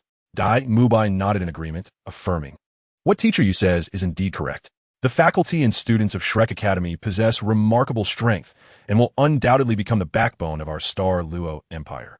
Together, we will devise a plan to ensure that the Spirit Hall and the Seven Treasure Glazed Tile School pay dearly for their transgressions." Thus, Shrek Academy took root within the Star Luo Empire. Meanwhile, on the other side, in the Slaughter City, permeated by an aura of bloodshed and despair, Tang San and Hulaina had become figures to be feared. In every battle, Tang San wielded the Haotian hammer with unstoppable momentum, its sheer force transforming into an unparalleled weapon, especially under the constraints of not being able to use soul skills. Coupled with the exquisitely lethal hidden weapons of the Tang sect, opponents fell one after another, often unable to endure even 5 exchanges. Hulaina, relying on her keen battle instincts and ghostly agility, navigated through the chaos of blood and rain with ease. The blade in her hand struck with the precision of a viper's fangs, claiming the lives of her enemies. As 2 months swiftly passed, Tang San achieved 50 victories, while Hulaina astonishingly surpassed 70, instilling terror in the hearts of all the nefarious denizens of the Slaughter City. With the increasing number of victories, the hidden rules of the Slaughter City seemed to undergo a subtle transformation. One fateful day, as Tang San and Hulaina re-entered the slaughter arena, the atmosphere around them felt distinctly eerie. Those opponents who had previously rushed to engage them now hesitated, fear evident in their demeanor. Something is amiss. These fellows are behaving oddly today, Tang San murmured to Hulaina, his eyes scanning the surroundings with vigilance. Hulaina nodded slightly, her grip on her blade tightening. Indeed, it feels as though something far more terrifying awaits us. Just as her words fell, a deep, thunderous roar erupted from the shadows of the arena. Following this, an enormous monstrosity emerged, exuding a potent stench of blood. Standing twice the height of an average person, its muscles bulged, and its skin was coarse, adorned with bizarre patterns. What on earth is that? Hulaina furrowed her brow, a flicker of confusion and wariness crossing her eyes. Tang San's expression turned grave as he focused intently on the creature. He had never encountered anything like it before and knew they must proceed with caution. Its power far surpassed any adversary they had faced thus far. The beast let out a furious roar and charged at them like a cannonball. Tang San reacted first, swinging the Hao-Ian hammer to meet the onslaught. The tremendous impact jolted his arm, yet he steadied himself, relying on his formidable physique. Seizing the opportunity, Hulaina maneuvered behind the beast, her blade aimed at its back. However, the creature's skin proved as tough as iron, leaving only a shallow mark from her strike. This is bad. Its defenses are beyond imagination, Hulaina exclaimed. Tang San inhaled deeply, his mind racing for strategy. He realized that conventional attacks would yield little effect against such a powerful foe. Suddenly, an idea sparked in his mind, and he retrieved several rainstorm pear blossom needles from his inventory. Laina, draw its attention, he commanded. Hulaina understood immediately, darting forth to provoke the creature, diverting its focus onto herself. Meanwhile, Tang San seized the moment, launching the needles like a torrential downpour. The barrage struck the beast, eliciting a howl of agony. Yet astonishingly, it did not falter. Instead, fueled by rage, its strength only seemed to amplify. It appears this creature possesses formidable regenerative abilities, Tang San pondered. His brow furrowed as he recognized that this battle would be far more arduous than anticipated. Just as they found themselves cornered, a chilling laughter echoed from the spectator stands of the slaughter arena. How intriguing. You've managed to provoke this slaughtering behemoth. It seems you two have some skill. A mysterious voice intoned. Tang San and Hulaina looked up, but could only see darkness, rendering it impossible to discern the source of the voice. Whoever you are, if you have the capability, show yourself, Hulaina shouted in anger. The enigmatic voice remained silent, and the monstrous creature, under the influence of an unseen force, lunged once more the pair. Tang San and Hulaina exchanged a determined glance, their resolve unwavering. They understood that this battle was not merely a matter of life and death for themselves. In the blood-scented arena of slaughter, Tang San and Hulaina fought side by side, sweat mingling with blood, clinging their garments tightly to their bodies. The creature's attacks were fierce and frenzied, each charge carrying the potential to rend flesh asunder. Tang San wielded the Hao-Ian hammer, creating a protective net of hammer shadows to withstand the beast's onslaught, while Hulaina, with her ghostly agility, circled the creature, waiting for the opportune moment to strike decisively. Their teamwork was impeccable, enabling them to withstand wave after wave of the creature's ferocious attacks. Just as they gathered their strength to mount a counteroffensive, a dark aura suddenly enveloped the sky, as if time itself had come to a standstill. A figure descended from the heavens like a shooting star, crashing heavily onto the slaughter arena and stirring up a cloud of dust. As the dust settled, Tang San and Hulaina beheld the arrival of the enigmatic Slaughter King. Draped in a black robe and donning a peculiar mask that revealed only a pair of glowing eyes, the Slaughter King evoked an unsettling chill. His voice was deep and raspy, as though it emanated from the depths of the underworld. You two possess commendable strength. Such performance in this slaughter city is indeed rare. Tang San and Hulaina regarded the Slaughter King warily, their weapons gripped tightly, refusing to show any sign of weakness. The Slaughter King raised his head slightly, surveying the pair before continuing. If you continue to fight and achieve 100 victories, you shall not tread the path to the underworld. I will grant you the title of Slaughter God and allow you to leave. This is an opportunity that countless individuals yearn for. The title of Slaughter God, a symbol of power and terror for Soul Masters, would bestow upon its bearer an awe-inspiring status within the realm of Soul Masters. Yet within Tang San's heart resided an unwavering conviction. He was acutely aware that the intentions behind the actions of the King of Slaughter may conceal a far more sinister plot. Without hesitation, he articulated his refusal. King of Slaughter, I appreciate your goodwill, yet I, Tang San, have my own objectives for venturing into this city of slaughter, and I shall not act according to your dictates. A flicker of hesitation crossed through Lyena's eyes, but upon meeting Tang San's resolute gaze, she gritted her teeth and declared, Like him, I too reject your terms. The King of Slaughter, upon hearing this, emitted a chilling, sinister laugh. You must think carefully. This path is your shortcut to leaving here. Should you refuse, escaping will become as challenging as scaling a mountain. Tang San's expression remained stern, his tone unwavering. I, Tang San, have never regretted my actions. Even if the path ahead is fraught with peril, I shall rely upon my own strength to forge my way out. Lyena straightened her posture, echoing, Indeed, we will not be swayed by your conditions. The King of Slaughter's gaze traversed between the two, as if attempting to pierce through their very souls. After a prolonged silence, he snorted coldly, Very well, if that is your choice. But remember, in this city of slaughter, your decisions may exact a dire toll. With that, the King of Slaughter vanished in a flash, the terrifying beast dissipating alongside him. Chapter 48. The First Trial of Judgment. After the departure of the King of Slaughter, Lyena extended an invitation to Tang San, Tangin, to traverse the road to the Yellow Springs together. She reasoned that the perilous nature of the Yellow Springs would enhance their chances of overcoming its challenges, providing mutual support. After a moment of contemplation, Tang San readily agreed. Given that one belonged to the Spirit Hall and the other to the Haotian sect, they established several regulations to ensure no betrayal would occur along the road to the Yellow Springs. Seeing Qian Daolu training with such diligence, he presented his cherished second piece of a 100,000-year-old soul bone to Qian Yaochen. Qian Yaochen graciously accepted, recognizing it as a significant boon on his path to completing the divine trial. Holding the second soul bone, Qian Yaochen felt an overwhelming excitement and anticipation.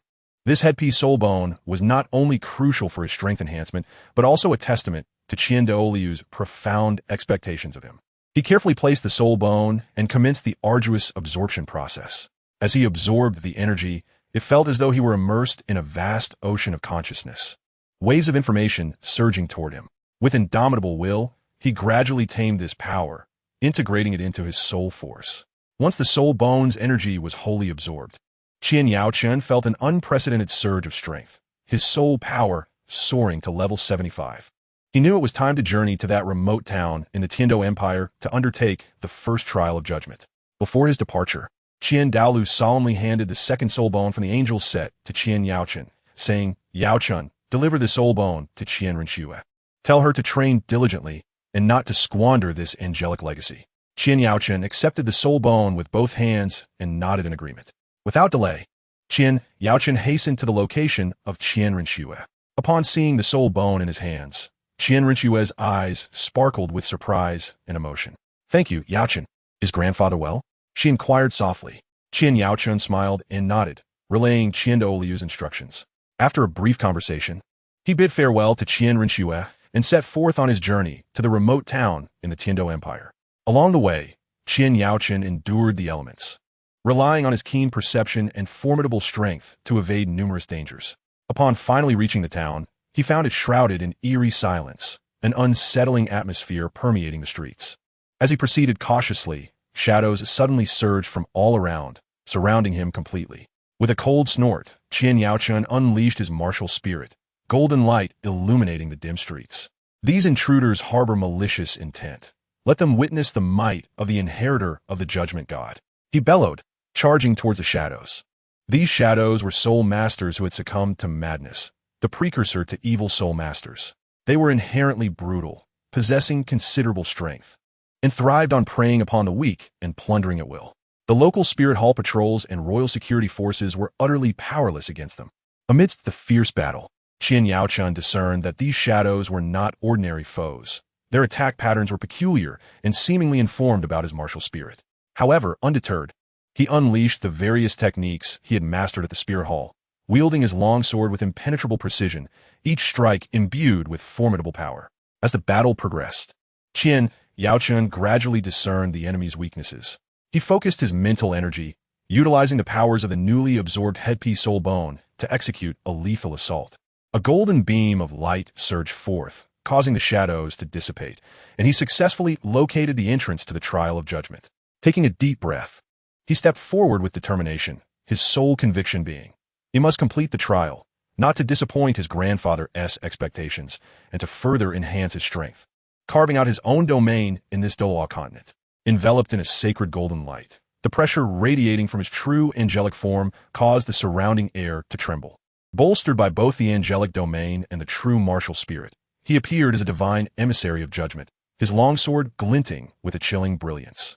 Each swing unleashed a golden arc, causing the evil soul masters to scream in agony as they fell, blood splattering the ground. Those unfortunate enough to escape direct hits found their legs trembling, their eyes filled with terror. They had never witnessed such overwhelming power. This young inheritor of the angelic legacy was like a nightmare to them. A few, paralyzed by fear, turned and fled towards the outskirts of the town, leaving behind a shoe in their haste. Attempting to escape, Qian Yaochun's gaze sharpened, locking onto the fleeing evil soul masters. With a powerful flap of his pristine angelic wings, he propelled himself like a meteor in pursuit. He traced a golden trajectory through the air, swiftly overtaking the retreating foes. Divine judgment, he shouted, raising his longsword high. A golden beam imbued with purifying energy descended, striking directly at the fleeing evil soul masters.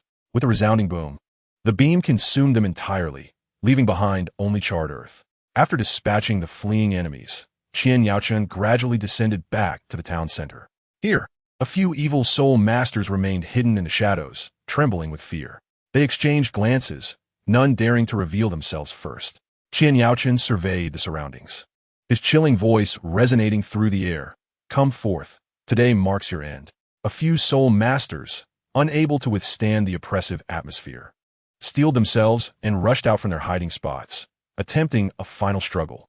Qian Yaochun smirked coldly, his longsword flicking lightly, transforming into countless sword shadows that swiftly engulfed the advancing enemies.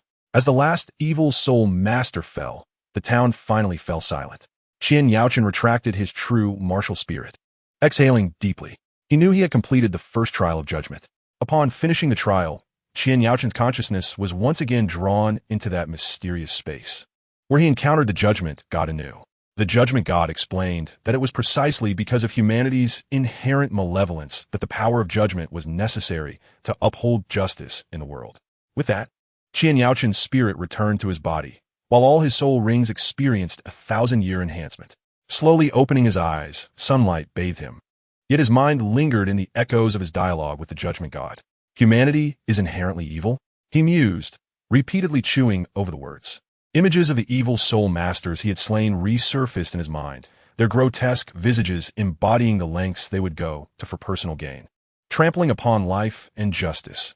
This seemed to affirm the judgment god's assertion. He strolled along the streets of the town, observing the homes damaged by the battle.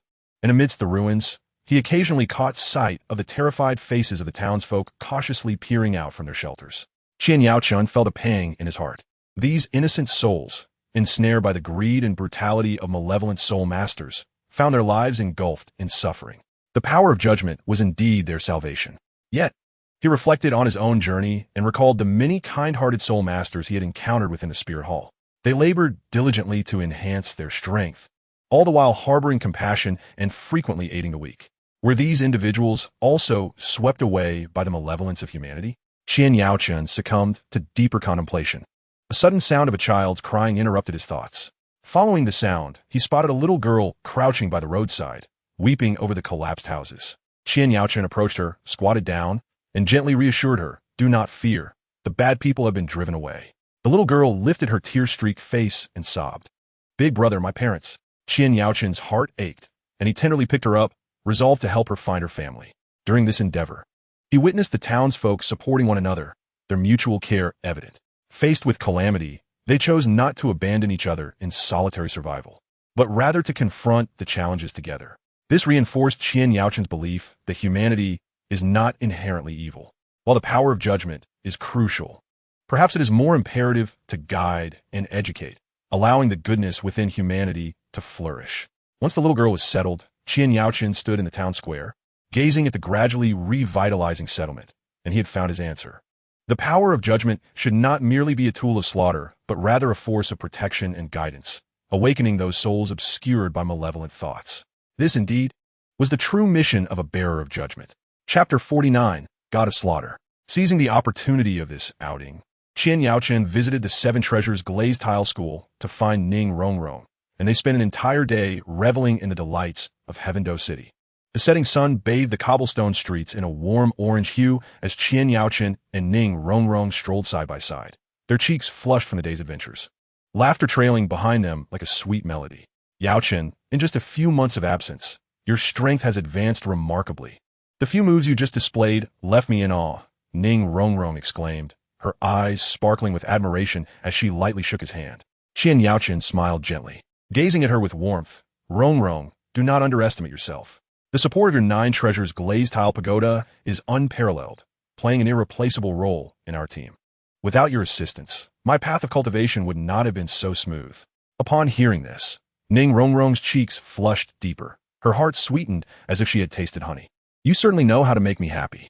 However, I have not been idle. My comprehension of soul skills has deepened lately, she declared, summoning a radiant display of 9-colored light from her palm.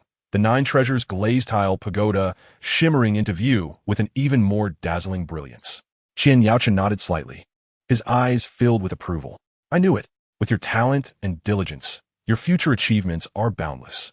Perhaps one day, the brilliance of your 9 Treasures Glazed Tile Pagoda will overshadow this entire imperial city. Ning Rongrong burst into laughter, pulling him into a nearby dessert shop. The air was thick with the sweet aroma of confections as they chose a table by the window, ordering a feast of treats. She lifted a delicate pastry to his lips, urging, quick, try this. This shop is renowned for its delicious desserts. Qian Yaochen accepted the morsel, savoring it thoughtfully. Indeed, it is delightful, yet no sweetness can compare to the weight you carry in my heart. Upon hearing this, Ning Rongrong's face instantly flushed crimson, and she playfully chided. You only know how to speak sweet nothings. Yet, the smile at the corners of her lips betrayed her delight.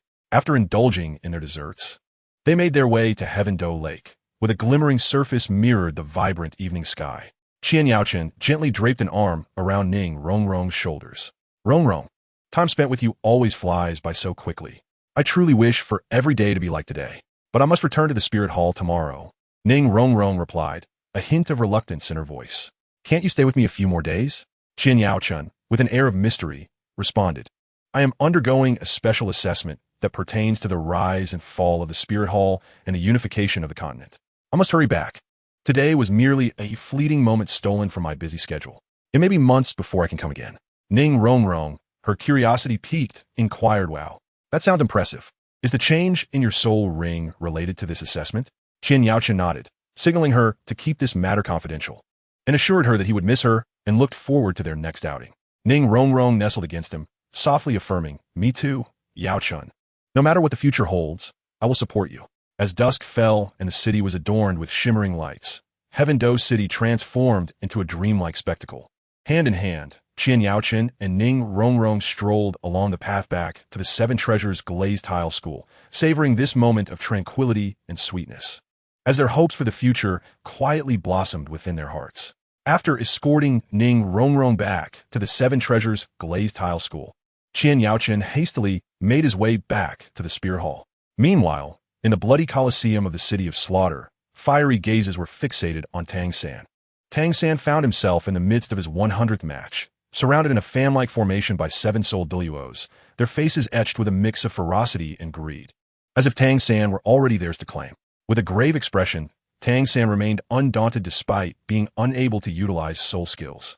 His steps were nimble as he maneuvered within the encircling 7, his concealed weapons glinting ominously, Blossom Rain Needles, Buddha's Fury Tonglian, and other formidable hidden weapons at his fingertips. Each strike was accompanied by the gasps and cries of his opponents, as crimson blood splattered onto the already blood-soaked ground, amplifying the brutality of the contest. However, the soul Douluos possessed profound soul power and a clear advantage in stamina. After a brief moment of disarray, they swiftly recalibrated their strategy, coordinating their efforts with increasing precision. One advanced with a fierce attack to divert Tang San's attention, while the remaining 6 flanked him from various angles, attempting to cut off his escape route. As Tang San sensed the encroaching peril, he suddenly swung his outshine hammer with unwavering momentum, aiming it at the advancing Douluo. The latter's expression changed dramatically as he hastily raised his arms to defend, only to be sent reeling back by the hammer's immense force, his arms going numb. Seizing this momentary lapse, Tang San's figure flickered as he sought to break free from the encirclement. Yet, the other 6 soul Douluos would not allow him to escape easily. They swiftly formed a soul power barrier, blocking his path. Tang San's gaze sharpened as he pondered his next move. His stamina was waning in the fierce battle, and although his hidden weapons were formidable, their quantity was limited. Prolonged combat would inevitably lead him to a dire situation. At this critical juncture, Tang San caught a glimpse of a stone pillar at the edge of the arena out of the corner of his eye. An idea sparked in his mind. He feigned weakness, staggering towards the stone pillar. The 7 soul Douluos, thinking he was on the verge of collapse, intensified their assault. As he approached the stone pillar, Tang San suddenly gathered his strength and hurled the outshine hammer towards it. A thunderous crash echoed as the pillar collapsed, massive stones plummeting towards the soul Douluos. In an instant, chaos erupted among them as they scrambled to evade the falling debris. Taking advantage of the confusion, Tang San unleashed his ghost shadow perplexing step, weaving through the gaps of the stones, successfully breaking free from the encirclement. However, the soul Douluos would not relent. After a brief regrouping, they resumed their pursuit of Tang San. He understood all too well that this battle was far from over. Taking a deep breath, he steeled himself for the next wave of challenges, his heart resolute with a singular belief.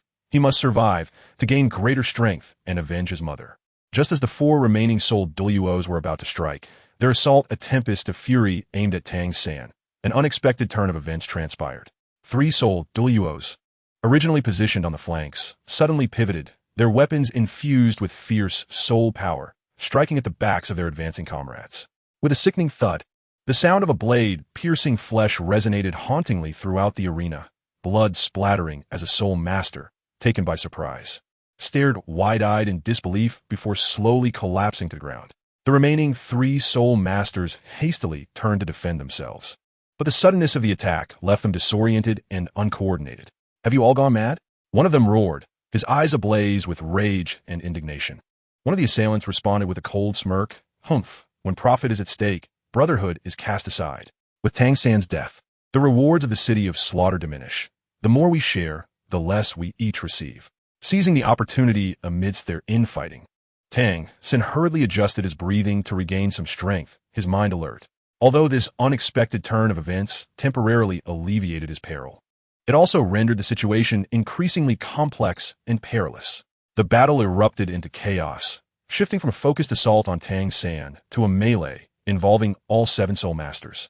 Blades flashed and powers surged, the ground of the arena becoming pockmarked from the onslaught of formidable forces. The assailants coordinated seamlessly, their offensive relentless, while their targets found themselves on the back foot, retreating under the pressure. Yet, they were no mere lambs awaiting slaughter. In the face of despair, they unleashed astonishing combat prowess, trading blows and casualties in equal measure. Before long, another soul master lay lifeless in a pool of blood, his weapon grasped tightly in his hand, eyes filled with resentment. Tang San stealthily observed the unfolding chaos, biding his time for the perfect moment. He understood all too well that regardless of who emerged victorious, none would spare him easily. Now was the time for them to inflict mutual destruction. He must seize the opportunity to deliver a decisive blow and extricate himself from this dire predicament. Cultivation stood at the edge of the arena, her hands unconsciously clutching the hem of her garment, her knuckles whitening from strain. Her eyes widened in horror, fixated on the tumultuous battle within. Her face etched with concern and shock. "Tang Yin," she whispered, her lips trembling, the urgency palpable in her voice. What she initially believed to be a simple contest between Tang Yin and 7 soul masters had unpredictably devolved into this fratricidal frenzy. Witnessing Tang Yin struggling amidst the chaos, her heart ached, yearning to rush in and assist him. Yet reason cautioned her that entering the fray now would not only be futile, but could also render her a burden to him. Thus, she remained, suppressing her impulse, anxiously watching from the sidelines. Cultivation palms were already drenched with sweat, visions of Tang Yin's potential injuries flashing through her mind, fear surging over her like an overwhelming tide. Silently, she prayed for his safety, hoping he would navigate this crisis unscathed. As the combat intensified, More soul masters fell, blood flowing freely across the ground, the acrid scent of iron pervading the air. Her gaze remained steadfastly locked on Tang's figure. The demise of 5 soul masters thickened the atmosphere with a gruesome stench, the metallic odor saturating every breath. Gasping for air, Tang San felt sweat mingling with blood trickle down his forehead, dampening his clothing. At that moment, he faced the remaining 2 soul masters alone, despite the dire circumstances. His resolve remained unshaken, devoid of any hint of retreat. The 2 soul masters exchanged glances, a silent understanding passing between them as they closed in on Tang San from either side. The one on the left swung a long spear, summoning a gust of wind aimed directly at Tang San's throat, while the other conjured a heavy shield, infusing it with soul power before launching it towards him. Seeking to trap him between their attacks and deliver a fatal blow, Tang San evaded the spear's thrust with a swift sidestep, employing the phantom shadow steps to navigate like a wraith, artfully dodging the shield's impact. Seizing the moment when their strikes faltered, he decisively retaliated, a glint of cold light flashing from his sleeve as several piercing nails shot forth like lightning towards the 2 attackers. Reacting with remarkable speed, the spear-wielding soul master crafted an impenetrable defense, deflecting the nails, while the shield-bearer raised his shield to protect himself, the nails clattering against it. Undeterred by his initial failure, Tang San recognized the urgency of the situation. His stamina was waning, and he needed to end this swiftly. Drawing in a deep breath, he channeled his soul power, gripping the outshine hammer tightly, his aura surging dramatically. "Bring it on," he shouted, swinging the outshine hammer towards the shield-bearing soul master with a force that made the air tremble. The shield-bearer's face paled as he hastily raised his shield in defense, but the sheer might of the blow rendered his arms numb, his feet carving deep grooves into the ground beneath him. At that moment, the spear-wielding soul master seized the opportunity, lunging at Tang San's back with his spear. Tang San sensed the impending threat, spinning around to block the attack with the outshine hammer, sparks flying as the spearhead scraped against the hammer's surface. The 3 combatants found themselves locked in a fierce stalemate, each strike and counterstrike filled with tension. Tang San, relying on his exceptional combat skills and unyielding spirit, persevered, while the 2 soul masters pressed desperately to conclude the battle and claim victory. In the midst of this 1-on-2 struggle, Tang San keenly spotted a fleeting opening as the spear-wielding soul master attempted to evade one of his powerful strikes, the old energy spent and new energy yet to build. Without hesitation, he acted. His hand moved swiftly within his sleeve, the Grim Reaper's order shimmering with a chilling light, shooting forth like a shooting star in the night. The speed of the Grim Reaper's order was astonishing, reaching the spear-wielding soul master almost instantaneously. The latter's pupils constricted in terror as he attempted to evade, but the toll of the prior battle left him unable to react in time.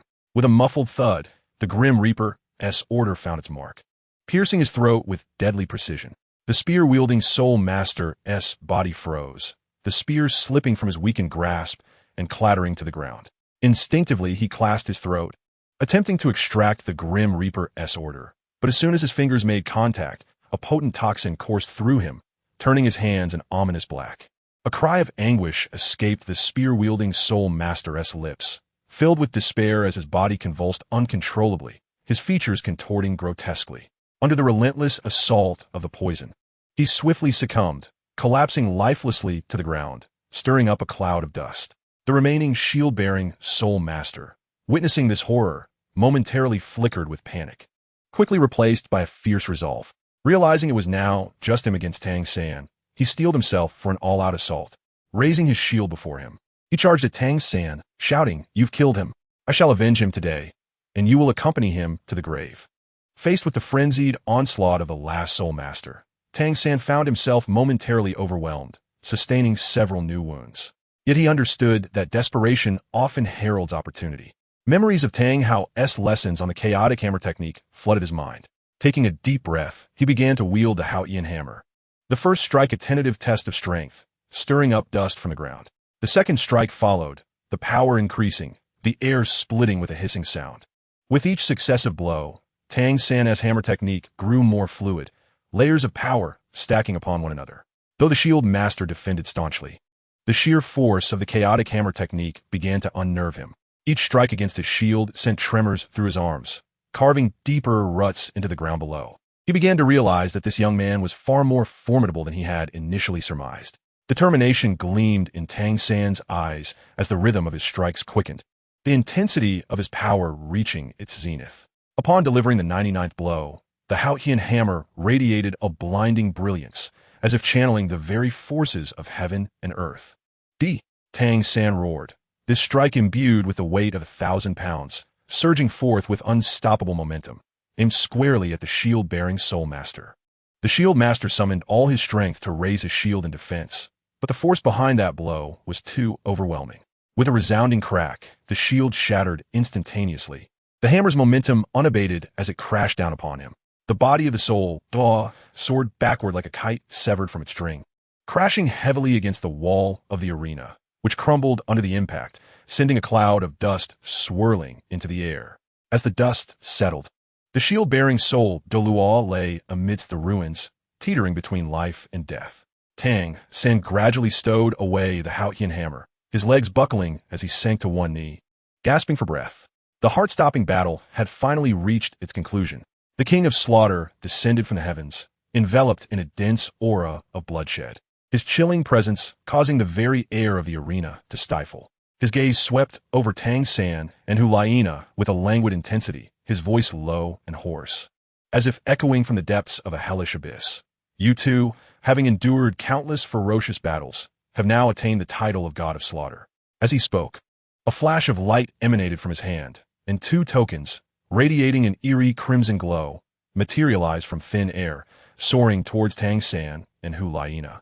Both Tang San and Hulayina reached out to receive the tokens, and, as they grasped them, a bone-chilling cold coursed through their bodies.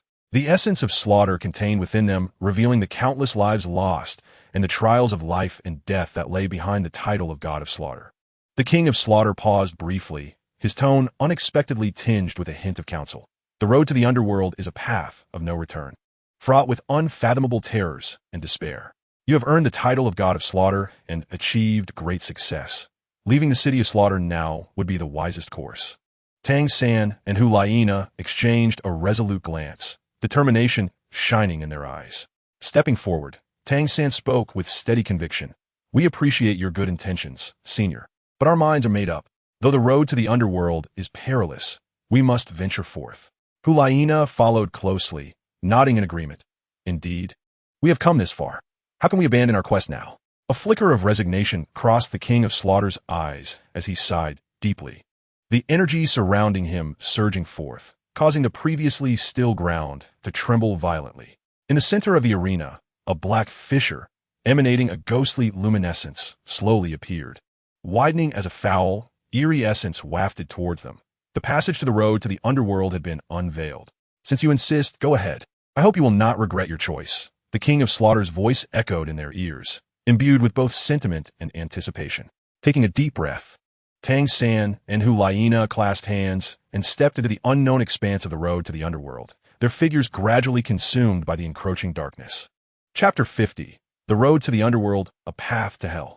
As Tang San and Hulayina entered the road to the underworld, they were immediately enveloped by the stench of decay and the aura of death, confronting formidable challenges right from the outset. The essence of the underworld radiated a strange, spectral light, its potent toxicity manifesting as a tangible mist, unwittingly consuming it. Hulayina felt the murderous intent within her surge forth like a wild stallion, her gaze growing increasingly fierce and disoriented, her aura becoming agitated. In contrast, Tang San, fortified by the profound mastery of his purple extreme magic eyes and Shantian Gong, exhibited an extraordinary resistance to the poison of the underworld dew, his brow furrowed in concern as he attentively monitored Hulayina's transformation. The terrain of the road to hell resembled an immense and intricate labyrinth, with jagged rocks and winding paths. Each corner appeared to lead to a dead end, yet perhaps concealed a glimmer of hope. They navigated through, at times scaling steep cliffs and at others leaping across bottomless chasms, relying solely on the sound of their breathing and the faint fluctuations of soul power to ascertain each other's positions amidst the darkness. The relentless murderous energy invaded Hulayina's psyche, gradually eroding her rationality, and her gaze towards Tang San began to flicker with hostility. Sensing the imminent danger, Tang San swiftly unleashed his blue-silver domain, enveloping Hulaina in a gentle yet resilient blue-silver aura. Under the domain's calming influence, the murderous flicker in Hulaina's eyes began to fade, restoring a semblance of clarity. However, the trials of the heart soon followed. Hulaina's mental fortitude waned under the oppressive atmosphere, amplifying her fears and guilt. She was haunted by visions of the atrocities committed by the Spear Hall, witnessing the innocent lives she had harmed, these phantoms driving her to the brink of madness as she cried out in anguish, clutching her head. While Tang San battled his own inner demons, he also focused on soothing Hulaina, acutely aware that in such a perilous environment, losing one's sanity could spell doom for both of them. A swarm of small bats surged forth like a tide of darkness, their piercing cries shattering the night air, their sharp fangs glinting ominously. The three-headed bats were even more ferocious. With a single flap of their massive wings, they conjured fierce winds, their venom corroding the very rocks they encountered. The 10-headed fiery sun serpent was terrifying beyond measure, each head capable of unleashing fatal flames. Its body as hard as iron and as swift as lightning.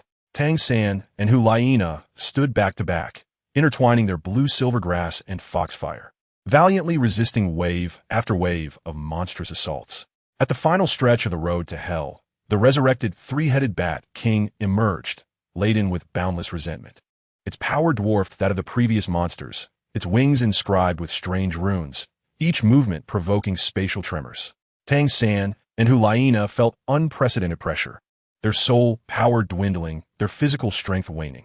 Yet they understood the significance of each other's presence. In a critical moment, Tang San struck Hulaina unconscious to safeguard her, then bore her through the multitude of dangers. The rope binding them at the waist became their last lifeline. Whenever one slipped, the other would exert every ounce of strength to hold on. Internally conflicted, Tang San grappled with the reality that Hulaina belonged to the Spirit Hall, an entity that had inflicted immense suffering upon his family and friends. Yet in this life-and-death trial along the road to the underworld, they supported each other, weathering the storm together. Gazing upon Hulaina's pallid face in unconsciousness, Tang San felt a tumult of emotions. He was uncertain how this experience would alter their relationship or what awaited them after emerging from the road to the underworld. But in this moment, they had to confront every challenge together. Under the relentless assault of the three-headed Bat King, Tang San and Hulaina found themselves in increasingly dire straits. Though Tang San's blue-silver grass was resilient, it gradually dulled under the prolonged strain, while Hulaina's foxfire, now nearly depleted of soul power, flickered weakly. Gritting his teeth, a resolute glint shone in Tang San's eyes. He understood that surrender was not an option. Should they falter, both their lives would be forfeit. Channeling his final reserves of soul power, the blue-silver grass surged dramatically, enveloping them in its protective embrace. Simultaneously, he activated his purple extreme magic eyes to seek out the Bat King's vulnerabilities. In her unconscious state, Hulaina seemed to sense Tang San's struggle, her awareness gradually stirring in the darkness. Observing Tang San's relentless efforts to protect her, a complex wave of emotions surged within her, summoning her waning strength. She concentrated the last remnants of her foxfire, merging it with Tang San's blue-silver grass. The fusion of their powers yielded an unexpected result. The blue-silver grass absorbed the foxfire's intensity, becoming even more resilient and potent, while the foxfire expanded under the blue-silver grass's protection, enhancing its range and striking power. With this newfound synergy, they launched a final counteroffensive against the three-headed Bat King. The blue-silver grass twisted like resilient ropes, swiftly ensnaring the Bat King's wings and body, hampering its movements. Hulaina deftly manipulated the foxfire, targeting the Bat King's weaknesses with pinpoint accuracy. The Bat King shrieked in agony as the runes upon its body began to dim. Ultimately, through their relentless efforts, the three-headed Bat King collapsed, dissolving into nothingness. Tang San and Hulaina, drained of soul power, crumpled to the ground. Tang San collected the serpent core of the 10-headed fiery sun serpent. Time passed. Though its measure was uncertain, Tang San slowly opened his eyes to find the oppressive environment of the road to the underworld had vanished. They had successfully traversed the treacherous path, and before them lay a vibrant meadow, bathed in sunlight, its warmth enveloping them. At that moment, Hulaina awakened as well, and as their eyes met, a profound silence enveloped them, leaving them momentarily at a loss for words. This shared experience of life and death has rendered their relationship both subtle and intricate. Tang San and Hulaina silently rose, brushing off the dust from their garments, their gazes wandering as they struggled to fully recover from the perils they had narrowly escaped. At that moment, a soft yet oppressive aura swiftly approached, and the sharp voice of Ju echoed from afar. "Nana, at last, I found you." No sooner had the words left his mouth than the figures of Ju Douluo and Ghost Douluo materialized before them, with a face filled with concern. Ju Douluo stepped forward to grasp Hulaina's arm, examining her from head to toe before exhaling in relief. "Nana, you have suffered." Ghost Douluo stood nearby, exuding an enigmatic presence, his gaze sweeping over Tang San. As if he could see through everything, Tang San had undergone a second awakening of his martial soul at level 50, resulting in significant changes to his appearance. Thus he went unrecognized. Hulaina glanced at Tang San, her lips moving as if to speak, yet ultimately fell into silence. Under the urging of Ju and Ghost Douluo, she turned and followed them away, her steps heavy. Watching Hulaina's silhouette recede into the distance, Tang San felt a tumult of emotions swirl within him. Their experience on the road to the underworld felt like a fleeting dream, and now that the dream had dissipated, they returned to their respective worlds. Not long after Hulaina and the others vanished, a familiar aura enveloped Tang San, prompting him to whirl around, his eyes instantly moistening. "Dad." Tang Hao approached with steady strides, his gaze filled with pride and concern as he looked upon his son, who had endured trials yet emerged more resolute. He gently patted Tang San's shoulder. "Xiao San, well done." Unable to contain his emotions any longer, Tang San leapt into Tang Hao's embrace, the hardships, fatigue, and grievances of the journey transforming into tears at that moment. Tang Hao softly stroked his son's back, offering comfort. "Come, let us go see your mother." The father and son walked side by side, leaving behind the grassy patch that bore witness to their harrowing experiences, whispering quietly in the gentle breeze about the untold story they shared. Chapter 51, Moon Pavilion. After Tang Hao took Tang San to visit Ayin, who was still in her blue-silver grass form, he led him to the Moon Pavilion, where they encountered his long-lost aunt. Tang Hao en Ju Tang San to Tang Yu, asking her to help him suppress the killing intent within. The moment Tang San stepped into the Moon Pavilion, he was enveloped by an atmosphere entirely different from the outside world. It was serene and elegant, every arrangement meticulously crafted, and even the air seemed to carry a faint scent of scholarly fragrance. Tang Yuehua stood quietly in the hall, her demeanor gentle as water. Yet her eyes held an intelligence that seemed to perceive all. She regarded the somewhat youthful yet determined Tang San before her, nodded slightly, and spoke softly. "Since you have come, stay with peace of mind." Tang Hao turned, casting a deep glance at Tang San, his eyes filled with expectation and trust. "Xiao San, heed your aunt's words and ensure to restrain this killing intent. It is crucial for your future." With that, his figure vanished at the threshold of the Moon Pavilion. Tang San watched his father's departing silhouette, silently clenching his fists, then turned and respectfully bowed to Tang Yuehua. "Aunt, I will give my all." Tang Yuehua smiled gently and led Tang San to a tranquil chamber, simply decorated yet imbued with an inexplicable sense of calm. Killing intent is a double-edged sword. It can aid you in battle, but may also disturb your mind. Tang Yuehua began, her voice soft yet authoritative. "From this day forth, you must learn etiquette, cultivate yourself, and use a tranquil spirit to tame this violent power." Though Tang San did not fully comprehend, he nodded earnestly. Tang Yuehua demonstrated first, every gesture exuding grace and composure, her movements light and fluid, like a breathtaking painting. Tang San followed suit. Yet the surging killing intent within him occasionally caused his actions to appear stiff. Nevertheless, he gritted his teeth, repeating the movements over and over, sweat trickling down his forehead and soaking his garments. In the days that followed, Tang San immersed himself in the intricate study of etiquette. In the morning, he practiced walking with Tang Yuehua, striving for steadiness and elegance. In the afternoon, he learned the art of tea appreciation and flower arrangement, seeking to find inner tranquility within these seemingly mundane tasks. At night, he meditated in the tranquil chamber, attempting to calm the restless killing intent within him using the mindset he had acquired. As the days passed, subtle changes began to manifest in Tang San. His gaze no longer bore only a sharp glint. It now held a touch of gentleness and restraint.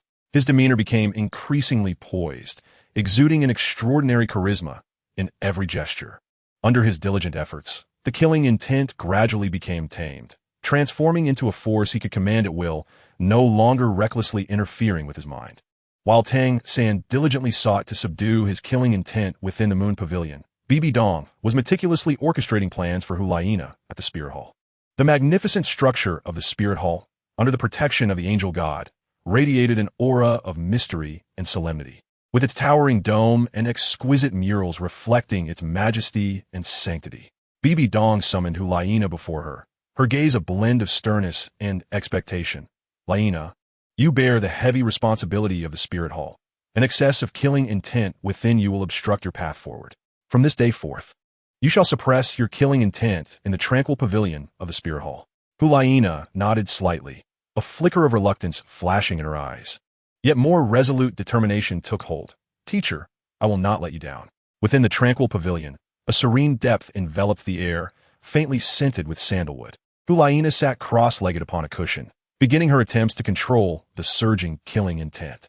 The killing intent brought forth by her martial soul, the evil firefox, was fierce and tumultuous, akin to a caged beast battering against the walls of her reason. At first, each attempt ended in failure.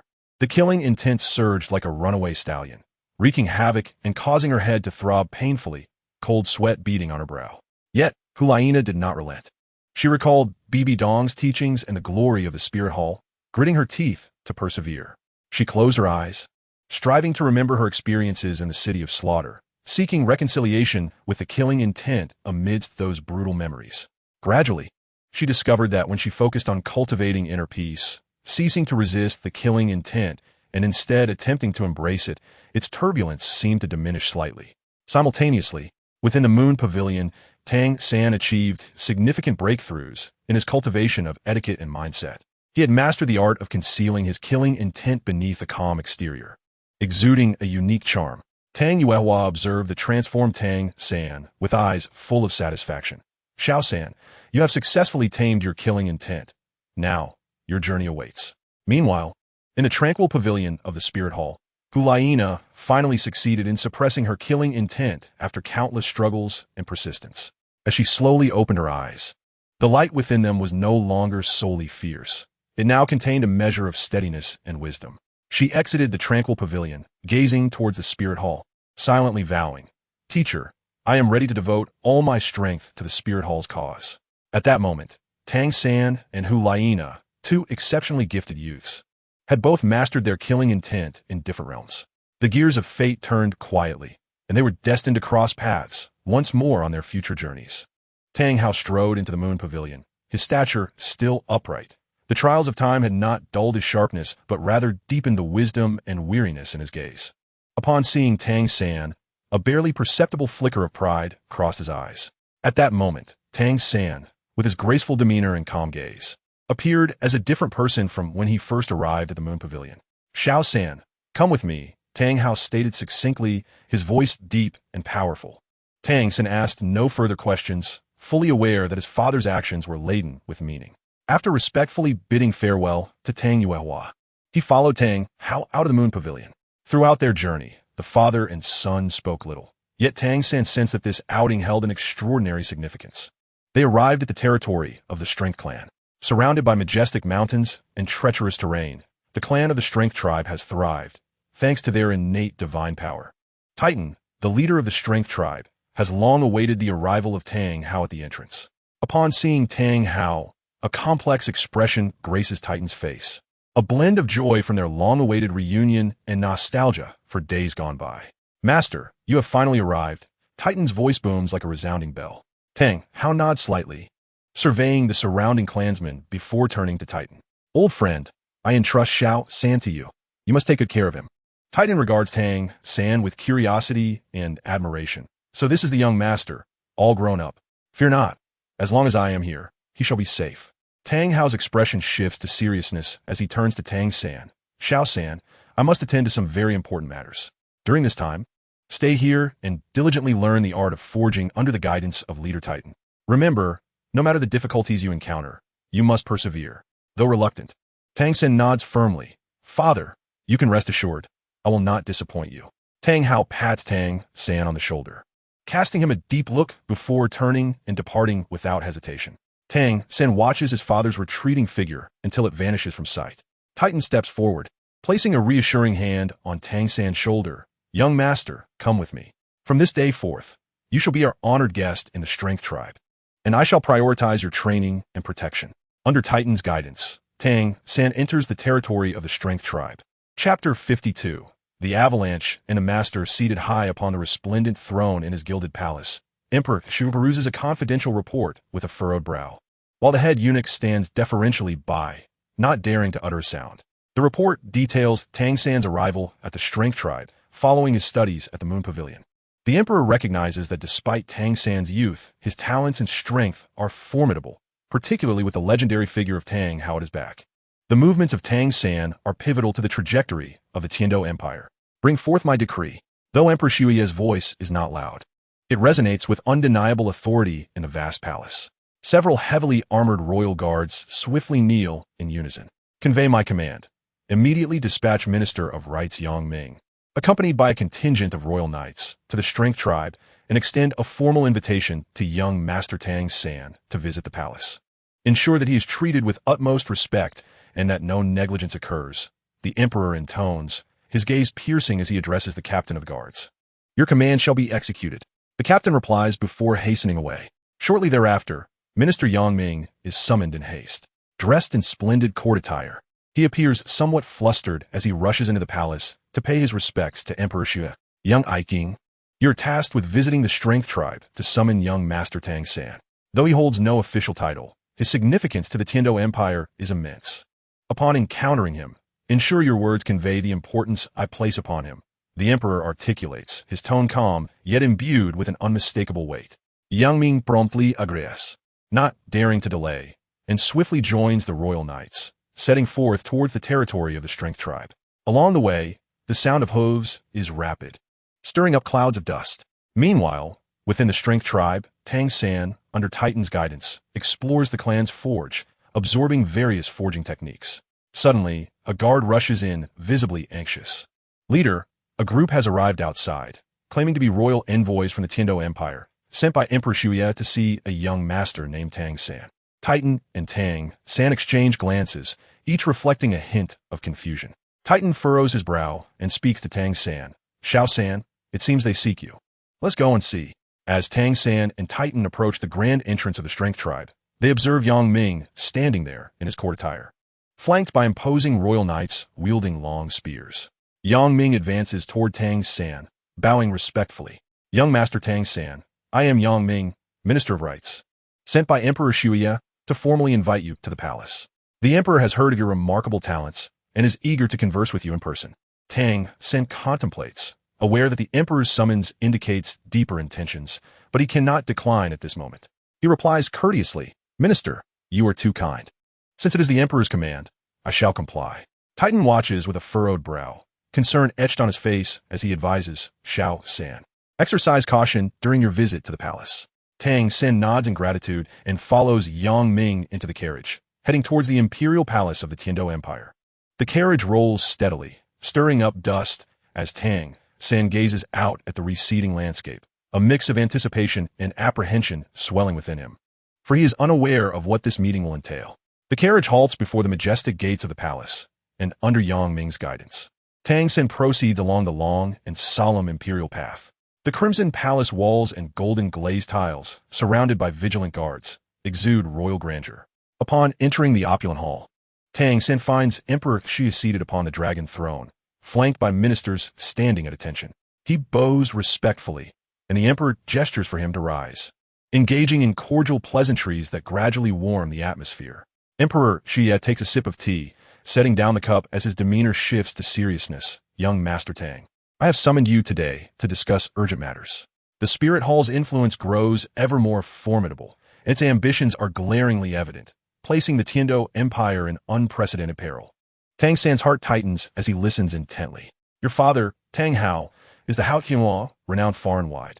The Haotian sect stands as a beacon in the world of spirit masters. Emperor Xie states, his gaze penetrating as he regards Tang San. I hope to secure the support of Tang Hao, and perhaps even the Haotian sect, to jointly counterbalance the Spirit Hall and ensure peace for the Tiando Empire and its people. Tang San ponders deeply, acknowledging the gravity of the situation. Your Majesty's concerns are indeed valid. The Spirit Hall's actions are undeniably tyrannical. However, my father has always acted with his own considerations, and the Haotian sect has remained reclusive for many years. This matter may be.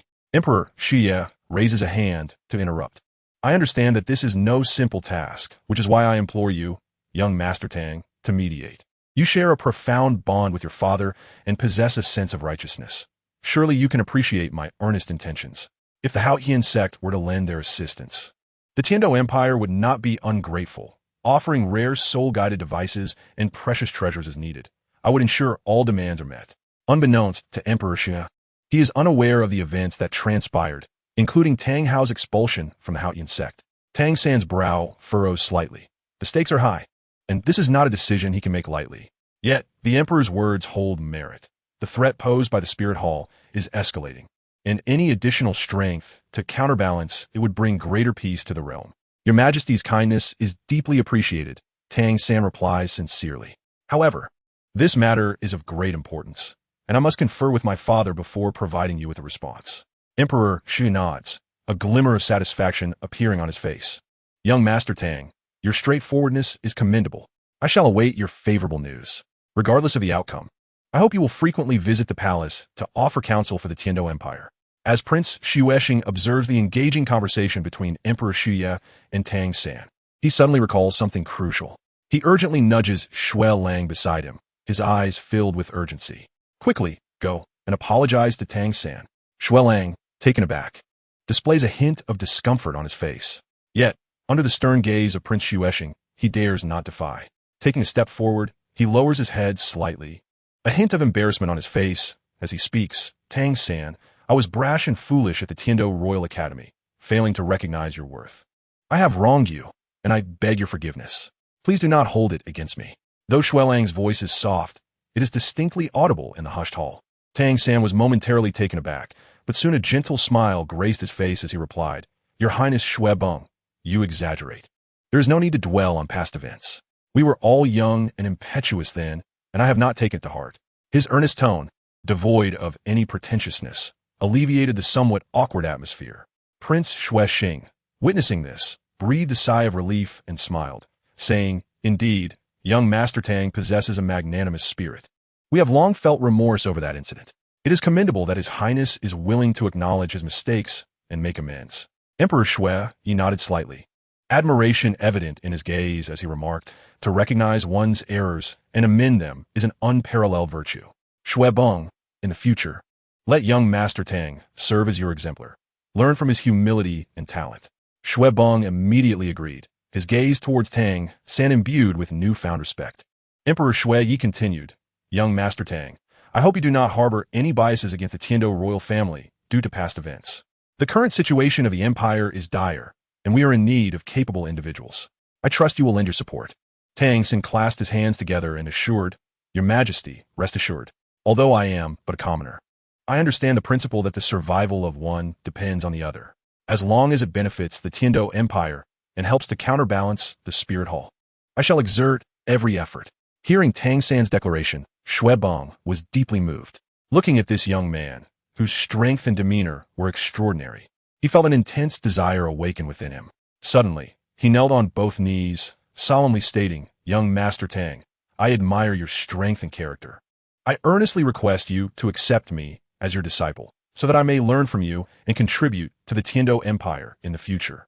This unexpected gesture caught everyone in the hall by surprise. Emperor Xue Yi was momentarily stunned, a complex expression flashing in his eyes, both astonished by Xuebeng's impulsiveness and somewhat eager for Tang San's response. Prince Xuexing wore a face of disbelief, opening his mouth, but momentarily at a loss for words. Tang San, too, was taken aback, never anticipating such a request from Xuebeng. He hurried forward, wishing to help him rise. Your Highness Xuebeng, please rise. This matter is entirely inappropriate. You are a prince of the Tiando Empire, a position of great esteem, and I cannot bear such a responsibility. Yet Xuebeng stubbornly remained on the ground, refusing to stand. Young Master Tang, this is not a fleeting whim. I am well aware of my past folly, and now I wish to change. Only by following you can I truly learn the skills necessary. At this moment, Emperor Xue Yi interjected, Young Master Tang, since Xuebeng has made up his mind, if you deem it acceptable, consider accepting him. This also reflects his desire for self-improvement. which would benefit both him and the Empire. To express my sincerity, I shall bestow upon you the national treasure of the Tiando Empire, the vast Si Qian Kuan cover, a relic unexpectedly acquired by our ancestors. Although its deeper significance remains unknown, its continued existence must serve a special purpose. Tang San's expression turned troubled. After a moment's contemplation, he replied, Your Majesty, it is indeed commendable for the prince to be eager to learn. If the prince does not mind, I would prefer to engage as friends, exchanging knowledge and sharing cultivation insights. However, the title of master and disciple is truly inappropriate. Shui Beng, though still harboring some reluctance, understood Tang San's reservations.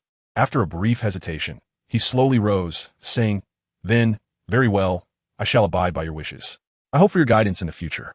Emperor Shui nodded with a smile. Thus is it well. The mutual encouragement between young Master Tang and Shui Beng is a fortune for the empire. The atmosphere in the hall once again softened, and the conversation returned to the topic of counterbalancing the spirit hall. As the discussion on the spirit hall drew to a close, Tang San rose to bid farewell to Emperor Shui and the others. Though reluctant to part, Emperor Shui understood that Tang San had his own affairs to attend to, and thus advised him to exercise caution and return with Tang Hao's response at the earliest. Stepping out of the grand hall, the afternoon sun cast a resolute silhouette upon Tang San. Waiting outside was a royal guard who quickly brought forth a robust steed, a gift from Emperor Shui, symbolizing his regard for Tang San. Mounting the horse, Tang San set forth along the imperial road. Upon exiting the palace gates, he spotted a familiar carriage quietly stationed by the roadside, with none other than Titan standing beside it. Upon seeing Tang San, Titan's face broke into a smile. Xiao San, it's about time you emerged. How did the discussions go? Tang San dismounted, handing the reins to an attendant, and briefly recounted his experiences within the palace to Titan.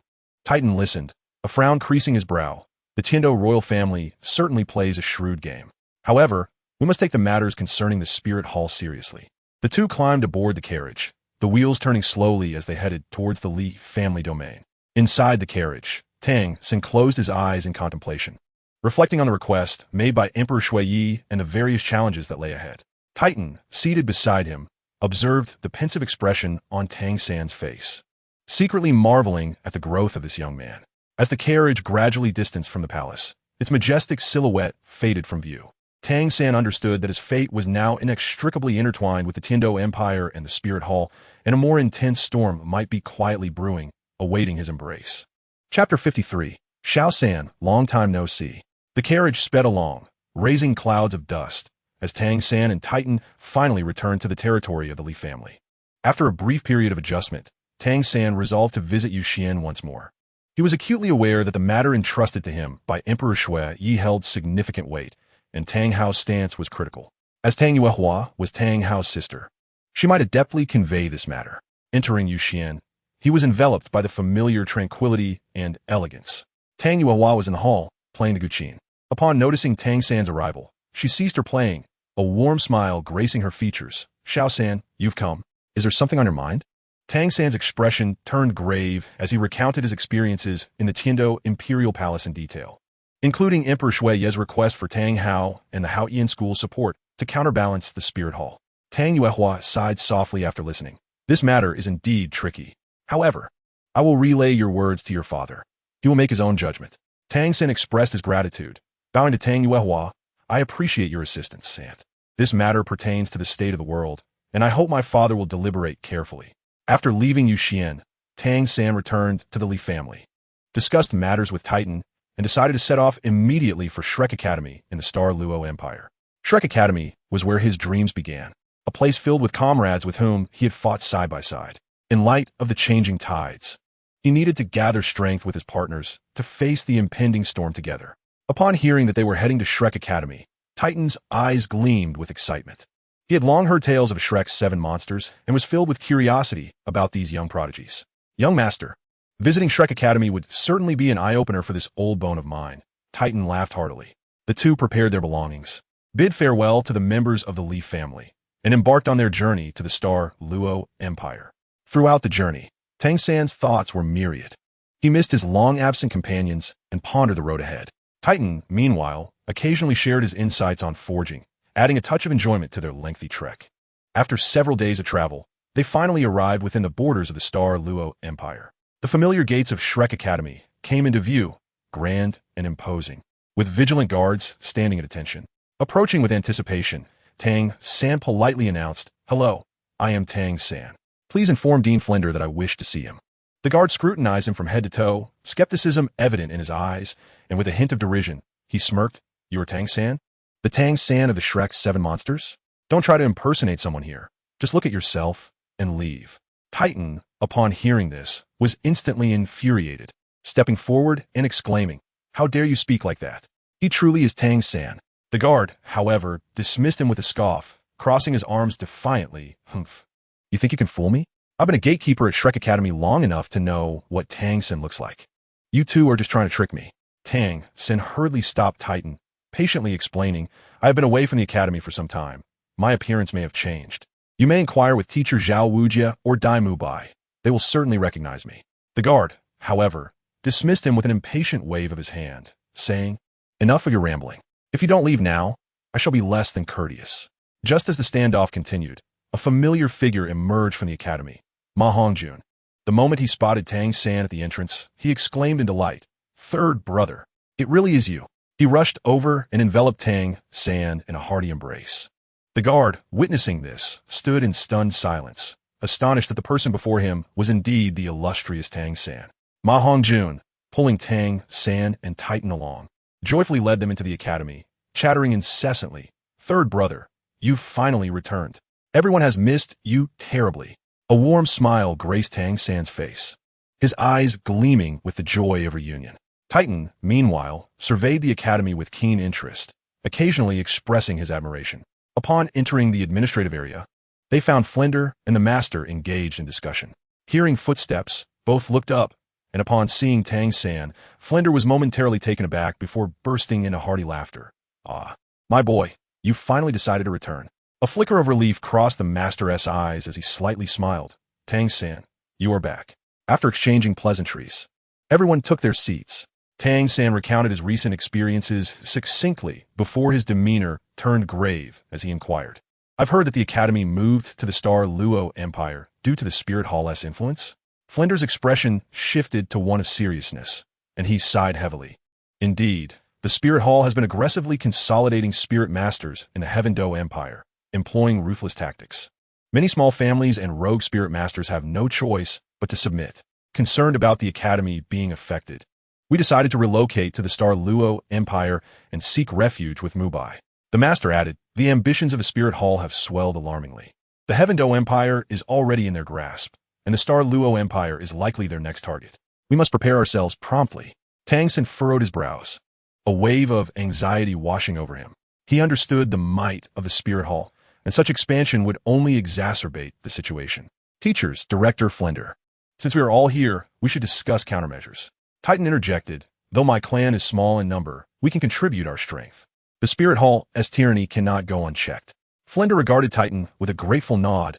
"Thank you, clan leader Titan. We must unite all possible forces to confront the Spirit Hall together." The group gathered, the atmosphere thick with tension as they deliberated the grave circumstances posed by the Spirit Hall. Just then, Ma Hongjun stretched his neck, glancing about with a puzzled expression. Tang San noticed his odd behavior and asked, "Fatty, what's wrong?" Ma Hongjun scratched his head, perplexed. "It's strange. I haven't seen Xiao Wu. Didn't she return with you?" At this, Tang San's expression darkened, a flicker of melancholy crossing his eyes as his voice unconsciously lowered. "After my father took Xiao Wu away, he sent her back to the Stardo Forest. I, on the other hand, journeyed alone to the city of Slaughter for training." "What? Xiao Wu returned to the Stardo Forest?" Ma Hongjun's eyes widened in astonishment. Flender and the master exchanged glances, both revealing concern. "The Stardo Forest is not peaceful these days. Spirit Hall, as personnel, often roam the vicinity." The master furrowed his brow, hesitating to speak. Tang San clenched his fists, a glint of cold light flashing in his eyes. "I am aware. Thus, I must enhance my strength swiftly to protect her. My training in the city of Slaughter has yielded much, but it has also made me acutely aware of the urgency. I can no longer afford to wait." Ma Hongjun patted Tang San's shoulder reassuringly. "Third brother, do not worry excessively. Xiao will be fine. Once we devise a strategy, we will retrieve her from the Star Do Forest together." Flender rose, his gaze resolute. "Indeed, Xiao Wu is a part of Shrek Academy. We will not allow any harm to befall her. For now, let us formulate our plan against the Spirit Hall before making further arrangements. While the group remained deeply concerned about the Spirit Hall and Xiao Wu, engaged in fervent discussion, the sound of hurried footsteps echoed from outside. Dai Mubai's tall and robust figure appeared at the door, followed closely by Zhu Zhuqing, like a shadow.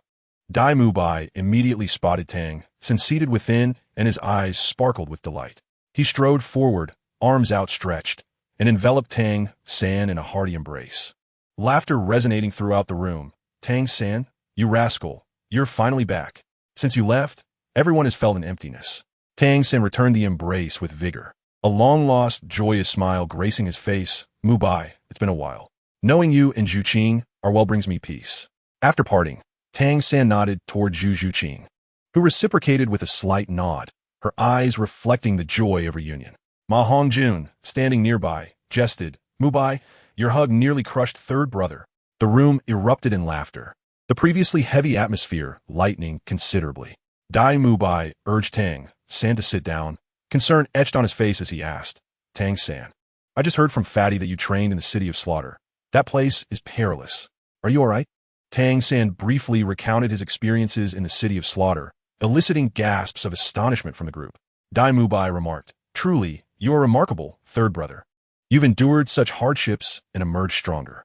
Zhu Zhuqing softly added, with your enhanced strength, we will have greater confidence in confronting the Spirit Hall. Flinder cleared his throat, redirecting the conversation back to the threat posed by the Spirit Hall. Now that Mubai and Zhuqing are here, let us thoroughly discuss our strategies. The Spirit Hall is closing in, and our time is limited. The Master nodded gravely. I sense the Spirit Hall is likely to make a significant move soon. Everyone must remain vigilant. Chapter 54. The Change in Heaven Do Palace. Xue Qinghe, who presented herself as the Crown Prince, was in fact a guise of Qian Rinxue. Upon discovering that the Snow Knight Emperor had secretly met with Tang San and gifted him the national treasure, the sea and sky cover, she keenly sensed the Emperor's waning trust in her as the Crown Prince. Without hesitation, she resolved to initiate a coup d'etat, aiming to seize control of the Heaven Do Empire. The coup unfolded rapidly, plunging the imperial palace into chaos.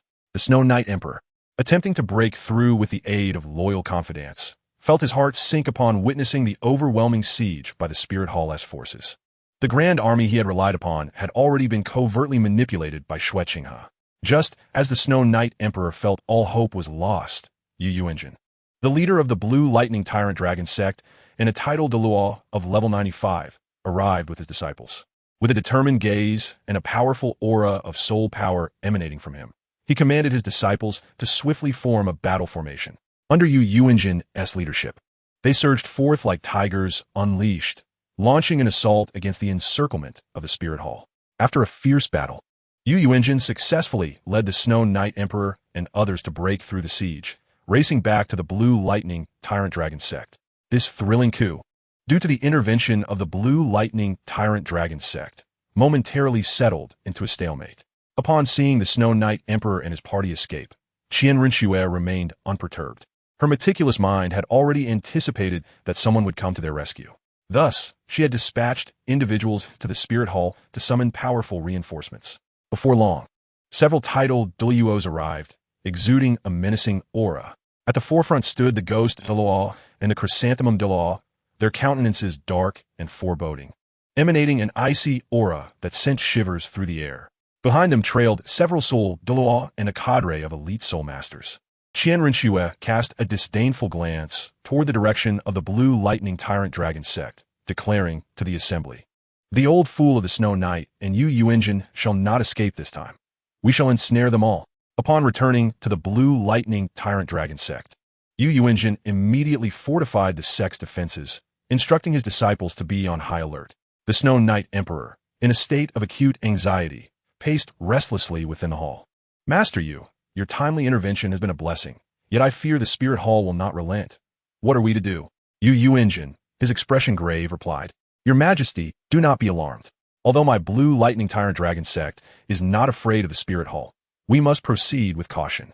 I have dispatched envoys to contact other factions, hoping for an alliance against the Spirit Hall. However, before they could devise a strategy, the army of the Spirit Hall had already besieged the city. The chilling voice of the ghost reverberated above the blue lightning tyrant dragon sect. Yu Engine. Surrender the old fool of the Snow Knight, and your sect shall be spared. With a fierce glare, Yu Engine summoned his soul power, instantly manifesting the blue lightning tyrant dragon martial soul. Ghost Douluo, do not overreach. Today, you shall learn the might of the blue lightning tyrant dragon sect. At his command, all disciples unleashed their martial souls, preparing to fight to the last breath. Yu Engine gestured for a nearby disciple to seek aid from the Seven Treasure Glazed sect, and the two sides clashed fiercely. Yu Engine's aura surged, the blue lightning tyrant dragon martial soul enveloping him, each scale gleaming with a metallic sheen. Bolstered by the energy of the sect's formation, he stood like a towering mountain at the entrance of the blue lightning tyrant dragon sect, confronting the four-titled Douluo. The chrysanthemum Daw struck first, the petals of his chrysanthemum martial soul unfurling like blades, shooting toward Yu Engine, each imbued with terrifying soul power. The ghost Douluo vanished in a blink, reappearing behind Yu Engine, his spectral claws reaching for his back. The serpent spear Douluo's weapon emitted a hissing sound, its tip glinting ominously as it pierced toward Yu Engine's chest, while the spiked porcupine Douluo unleashed his venomous martial soul, sealing off any escape routes for Yu Engine. Unfazed, Yu Engine roared and swung his dragon claws, shattering the incoming chrysanthemum petals. Simultaneously, a golden shield of dragon scales formed around him, blocking the ghost Douluo's ambush. As the serpent spear Douluo attacked, he unleashed a torrent of dragon breath, forcing the serpent spear Douluo back several paces. Yet, the four-titled Douluo worked in perfect harmony, their assault relentless. The chrysanthemum Douluo once more wielded his martial soul, this time conjuring a massive chrysanthemum formation that enveloped Yu Engine. Seizing the moment, the ghost Douluo attacked again, shattering the dragon scale shield. The serpent spear Douluo and spike porcupine Douluo followed suit, unleashing their full might. The spear pierced Yu Engine's shoulder, while the porcupine's poisonous quills embedded themselves in his body. Blood spilled from Yu Engine's mouth, yet he continued to resist fiercely. He activated the blue lightning tyrant dragon sect's most potent soul skill, Blue Lightning Rampage, his soul power surging exponentially as a dragon's roar echoed across the heavens. In the wake of his explosive energy, the chrysanthemum formation was torn asunder, and both the ghost Douluo and serpent spear Douluo were sent reeling.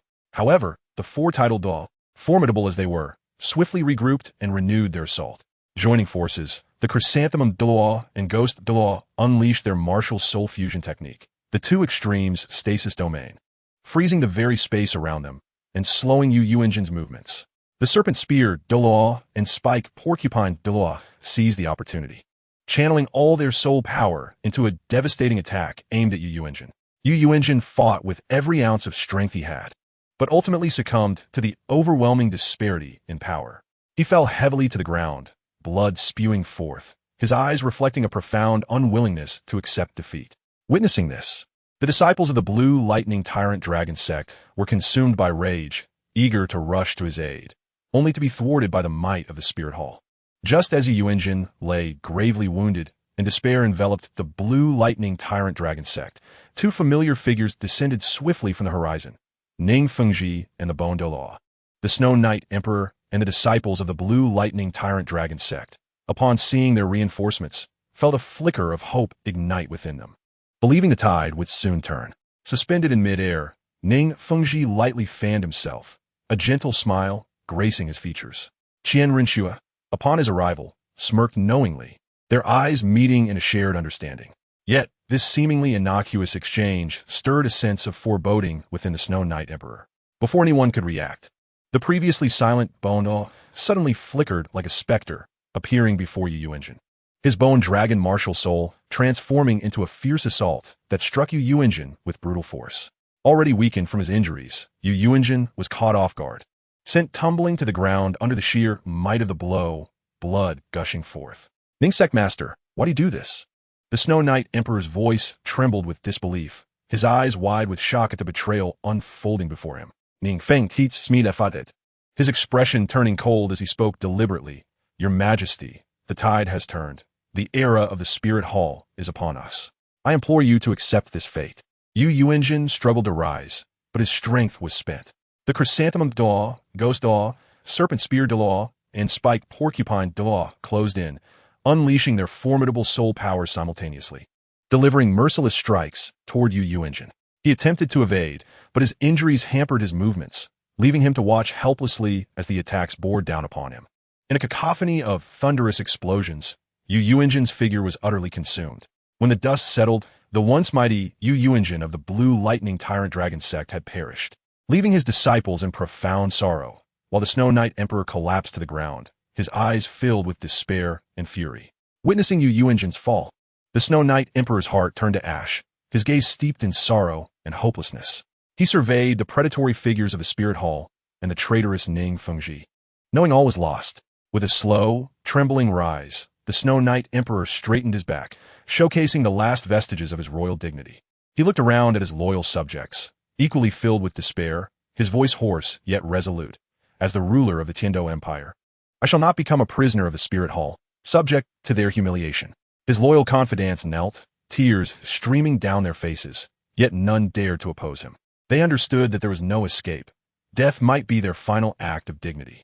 The Snow Knight Emperor drew his sword from his waist, its cold gleam reflecting his determination, and without hesitation, pressed the blade against his neck. The glory of the Tiando Empire shall not be sullied by my hand. As his voice faded, he swung the blade with conviction, blood splattering as his body slowly crumpled to the ground. Seeing this, his remaining confidants followed suit. Some drew their swords to take their own lives, while others used their powers to shatter their heart meridians. In an instant, blood stained the earth of the Blue Lightning Tyrant Dragon sect. They ended their lives in despair, defending their final loyalty and dignity in death. Meanwhile, Qian Renxue observed the scene with a cold smile, her eyes brimming with ambition and an unyielding desire for power and victory. This coup had culminated in her absolute triumph, irrevocably altering the fate of the Tiando Empire. Chapter 55. The Annihilation of the Blue Lightning Tyrant Dragon Sect. Qian Renxue regarded the lifeless bodies of the Snow Knight Emperor and his followers with a gaze devoid of empathy, her expression one of satisfaction. She lifted her chin slightly and commanded coldly, Serpent Spear Douluo, Spike Porcupine Douluo, return to the palace with me. Leave the matters here to the Chrysanthemum Douluo and Ghost Douluo. With that, she gracefully took flight toward the Tiando Imperial Palace, the Serpent Spear Douluo and Spike Porcupine Douluo swiftly following in her wake.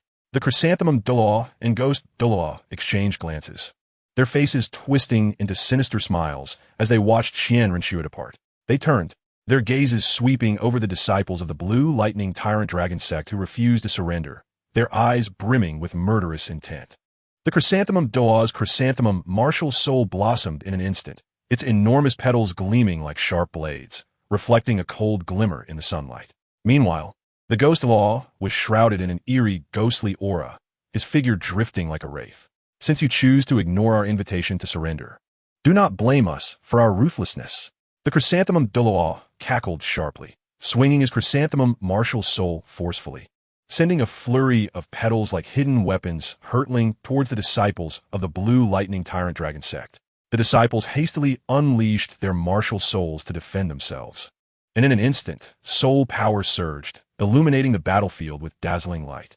Seizing the chaos, the Ghost Douluo weaved through the crowd, his ghostly claws striking out relentlessly, each blow claiming a vibrant life. Though the disciples of the Blue Lightning Tyrant Dragon sect fought valiantly, they gradually found themselves overwhelmed by the ferocious assaults of the two titled Douluos, suffering grievous losses. Simultaneously, the Bone Douluo and Ning Fengji, accompanied by the Seven Treasure Glazed Tile sect, joined the brutal encirclement. The Bone Douluo transformed into a colossal bone dragon, soaring through the air and occasionally unleashing bursts of bone dragon aura, causing the Blue Lightning Tyrant Dragon sect's defenses to crumble wherever he passed. Ning Fengji stood at the rear, deftly waving his folding fan, casting beams of soul power enhancement towards the strong members of the Spirit Hall, providing them with a continuous influx of strength. The disciples of the Blue Lightning Tyrant Dragon sect, witnessing their former allies now colluding with the Spirit Hall, were filled with indignation and despair. Yet, they did not retreat, resolutely fighting to the last breath, even knowing that the outcome was perhaps already sealed. Determined to uphold the dignity and glory of the Blue Lightning Tyrant Dragon sect until the final moment. Under the relentless assault of the Spirit Hall and the Seven Treasure Glazed Tile sect, the resistance of the Blue Lightning Tyrant Dragon sect grew feebler. One by one, the disciples fell, their blood staining every inch of the sect's land. despite the elders of the Blue Lightning Tyrant Dragon sect exerting their utmost efforts. They could not reverse the desperate tide of battle. Before long, all 2,000 members of the Blue Lightning Tyrant Dragon sect perished in battle. The once mighty sect, renowned across the continent, was thus annihilated, leaving behind only desolation and ruins. The Chrysanthemum Douluo and Ghost Douluo surveyed the battlefield, gathering the soul bones, precious soul tools, and various cultivation resources of the Blue Lightning Tyrant Dragon sect. Ning Fengji, accompanied by the members of the Seven Treasure Glazed Tile sect, approached to distribute the spoils of war according to their prior agreement with the Spear Hall. Both parties exchanged items, meticulously dividing the valuable treasures. Once the distribution concluded, the Chrysanthemum Douluo gazed contentedly at their bounty, the wrinkles on his face creasing into a smile. What a bountiful harvest this has been. We have reaped the fruits of the Blue Lightning Tyrant Dragon sect's years of accumulation. The Ghost Douluo chuckled darkly, chiming in, "Indeed, these treasures will surely earn us the Emperor's commendation upon our return to the Spirit Hall." Ning Fengji, maintaining a calm demeanor, carefully stowed away the acquired treasures and slightly inclined his hands towards the Chrysanthemum Douluo and Ghost Douluo. This collaboration has been quite pleasant. I look forward to future opportunities. With that, he turned and departed with the members of the Seven Treasure Glazed Tile sect. The Chrysanthemum Douluo and Ghost Douluo made no delay either, soaring into the sky with the strong members of the Spirit Hall, swiftly vanishing from sight, leaving behind the ravaged remnants of the Blue Lightning Tyrant Dragon sect to bear witness to the former brutality and tragedy. Chapter 56, Proclamation to the World. After returning to the Heaven Do Imperial Palace, Qian Renxue wasted no time in immersing herself in the affairs of consolidating her rule. Although she had overtly taken control of the armies of the Heaven Do Empire, undercurrents of dissent brewed, and the voices of opposition had not subsided. Within the encampment, the generals whispered among themselves, discontent permeating the air. The Porcupine Douluo, sensing Qian Renshue's unease, stepped forward and quietly proposed, "Your Highness, these obstinate individuals cannot be swayed by gentility. It would be better to kill a chicken to frighten the monkeys," setting an example. A glint of harshness flashed in his eyes as he suggested eliminating the most vocal dissenter. Marshal Gulong Qian Renshue's expression hardened. After a moment of contemplation, she slowly nodded, not rejecting the idea.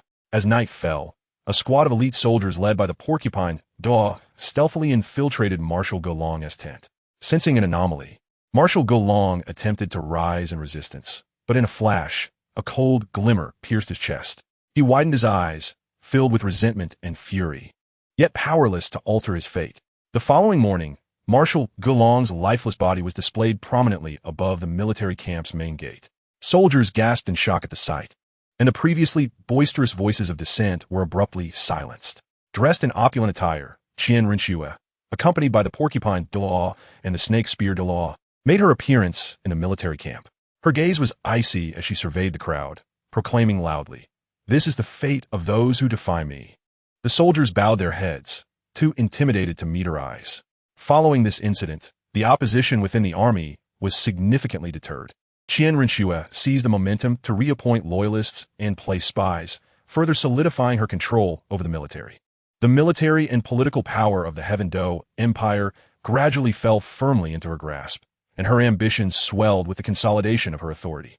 Within the Heaven Do Imperial City, following Marshal Gulong's execution, the rumors on the streets had not yet subsided, and the cause of the Snow Knight Emperor's death became a hot topic among the populace, with gossip spreading like wild grass. In taverns, storytellers animatedly recounted mysterious tales of the Snow Knight Emperor's demise, while vendors discussed the cause of death amidst their sales, opinions rife and varied. Seated in the grand hall of the palace, Qian Renxue listened to the intelligence officer report on public sentiment. Her brow furrowed as she contemplated the potential dangers of these rumors. At that moment, the Porcupine Douluo stepped forward, clasping his hands. "Your Highness, with rumors rampant, it would be prudent to take advantage of the current situation, placing the blame for the Snow Knight Emperor's death on the Blue Lightning Tyrant Dragon clan.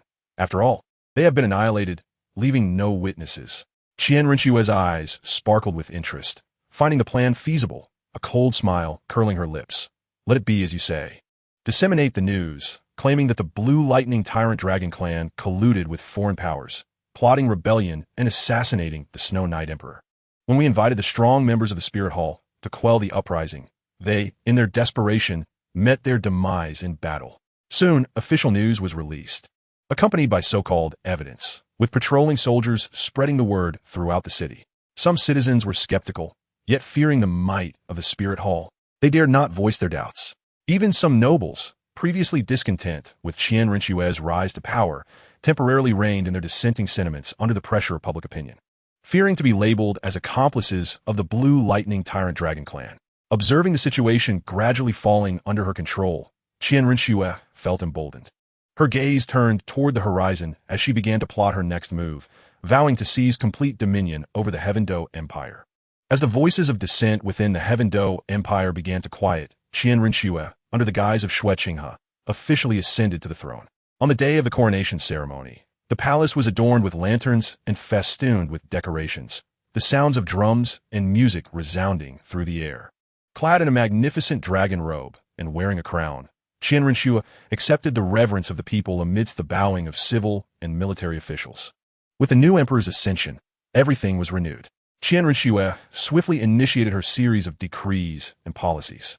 She understood that to fully control the Heaven Do Empire, she must start from the economic and cultural aspects.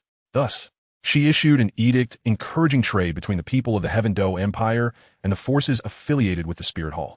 In no time, caravans thronged the trade routes. With rare goods and ingenious wares becoming commonplace in the markets of the Heaven Do Empire. This initiative not only spurred the economic prosperity of the Heaven Do Empire, but also rapidly expanded the influence of the Spirit Hall among the populace. Simultaneously, Qian Rinxue elevated the Spirit Hall to the status of the state religion of the Heaven Do Kingdom. She commanded the establishment of branch halls of the Spirit Hall in every city of the Heaven Do Empire, allowing the missionaries of the Spirit Hall to delve into the grassroots and propagate its doctrines. The common people began to embrace the Spirit Hall, their reverence for it growing day by day. However, beneath this series of policies lay Qian Rinxue's deeper ambitions. She sought to fully incorporate the Heaven Do Empire into the fold of the Spirit Hall, aspiring to become the singular sovereign of this continent.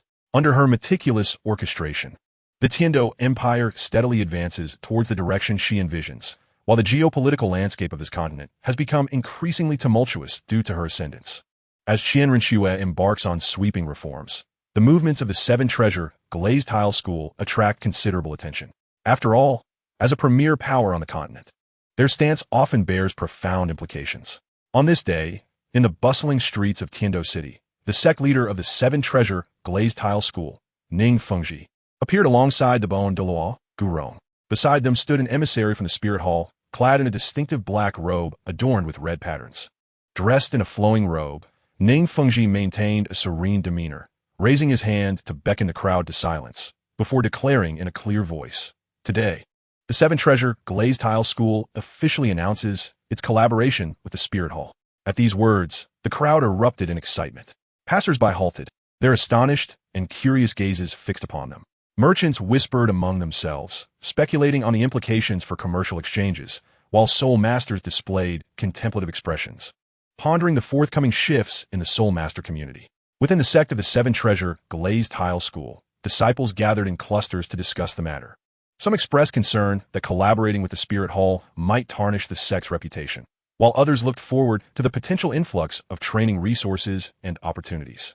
Upon returning to the sect, Ning Fengji convened a meeting with the elders. Seated in the principal position, he scanned the assembly with steady eyes and stated, "Collaborating with the Spirit Hall aligns with the prevailing trend. This partnership allows us to enhance the sect's strength and expand our resources. With prudent management, we can undoubtedly elevate the Seven Treasure Glazed Tile School to new heights." The Bon Douluo Gurong nodded slightly and added, "With Qian Rinxue in control of the Tiando Empire, the tide has turned. Our alliance ensures the sect's stability while offering numerous advantages. There is no need for undue concern." Though the elders remained apprehensive, witnessing the resolute attitudes of their leader and the Bon Douluo, they ultimately acquiesced. As word spread, the entire Tiando Empire was shaken, prompting various factions to reassess the situation and weigh the pros and cons, while the continent's dynamics shifted quietly due to this collaboration, bringing Qian Rinxue one step closer to her ambition of dominating the continent. In the Star Luo Empire's council chamber, the atmosphere was tense. An urgent confidential letter was presented to Yu Xiaojiang. Upon unfolding the document, his expression darkened in an instant. Noticing his reaction, Flander and Liu Erlong hurriedly approached him with inquiries.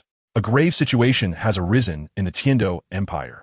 The Snow Knight Emperor has passed away, and Xue Qinghe has ascended the throne, implementing a series of pro-Spirit Hall policies. The Seven Treasure Glazed Tile School has also allied with the Spirit Hall. Yu Xiaojiang stated solemnly, his brows furrowed deeply. Flander, astonished, remarked, Xue Qinghe seemed quite reliable. How could he change so drastically upon taking the throne? Liu Erlong echoed his confusion. Could he be under the Spirit Hall's control? Yu Xiaojiang slowly shook his head, his expression grave. It is far more complex than it appears. I suspect this is the handiwork of the Spirit Hall. Their agents have infiltrated the Tiando Empire for years, and now they have likely achieved their goal of complete control. Dai Mubai inhaled sharply. Does this mean the Star Luo Empire is in jeopardy? The Spirit Hall is ambitious. We could very well be their next target. Liu Erlong clenched his fists, a fierce glimmer in her eyes. Then we must fight back. The Star Luo will not be easily subdued. Yu Xiaojiang contemplated for a moment before responding. Let us not act impulsively. Our immediate priority is to inform the royal family, strengthen our border defenses, and unite any forces that can rally together. The Douluo Continent is on the brink of upheaval. We must prepare ourselves. With that, he rose and strode towards the palace, his back radiating determination, as the scheming against the Spirit Hall quietly commenced. Yu Xiaojiang's news soon reached the members of Shrek Academy. Upon hearing it, Tang San's heart tightened with anxiety. At that moment, Xiao Wu was still deep within the Stardow Forest. And with the sudden upheaval in the Tiando Empire and the Spirit Hall's increasing boldness, he could not bear to leave Xiao Wu's safety to chance. I must go retrieve Xiao Wu. It is far too perilous for her to remain in the Stardow Forest. Tang San declared resolutely, gazing at his companions. Dai Mubai frowned and advised, Tang San, calm down. The situation is chaotic. It would be too reckless for you to go alone. We should devise a plan together. Ma Hongjun concurred, yes, third brother, more hands make lighter work. It would be safer if we all went. Yet, Tang San remained steadfast in his decision. Shaking his head slightly, no, the Spirit Hall is searching for us everywhere, and too many people would make us a larger target. I can move swiftly. Going alone is much safer, and I will surely bring Xiao Wu back safely. Ignoring the repeated counsel of his friends, Tang San quickly packed his belongings and set off towards the Stardow Forest. Along the way, he remained highly vigilant, carefully evading the Spirit Hall surveillance. In each town he passed through, he concealed his presence, refraining from lingering. Through the woods, he navigated swiftly among the dense foliage, relying on his keen senses and exceptional skills, with only one thought in his mind. Hurry, I must reach her before danger strikes. As Tang San stepped into the outskirts of the Stardow Forest, he was taken aback by the sight before him. A throng of individuals stood in orderly formation, each emanating a formidable aura of soul power, clearly indicating their exceptional prowess as soul masters. Leading the group was none other than his old rival, Zhu Douluo. The distinctive flower-like martial spirit of Zhu Thaw glimmered ominously in the sunlight, causing Tang San's heart to sink as he sensed impending trouble. As he anxiously contemplated his next move, a familiar figure among the ranks caught his eye. Hulaina, tall and graceful, clad in a black robe that accentuated her lithe form. Her eyes radiated a fierce determination.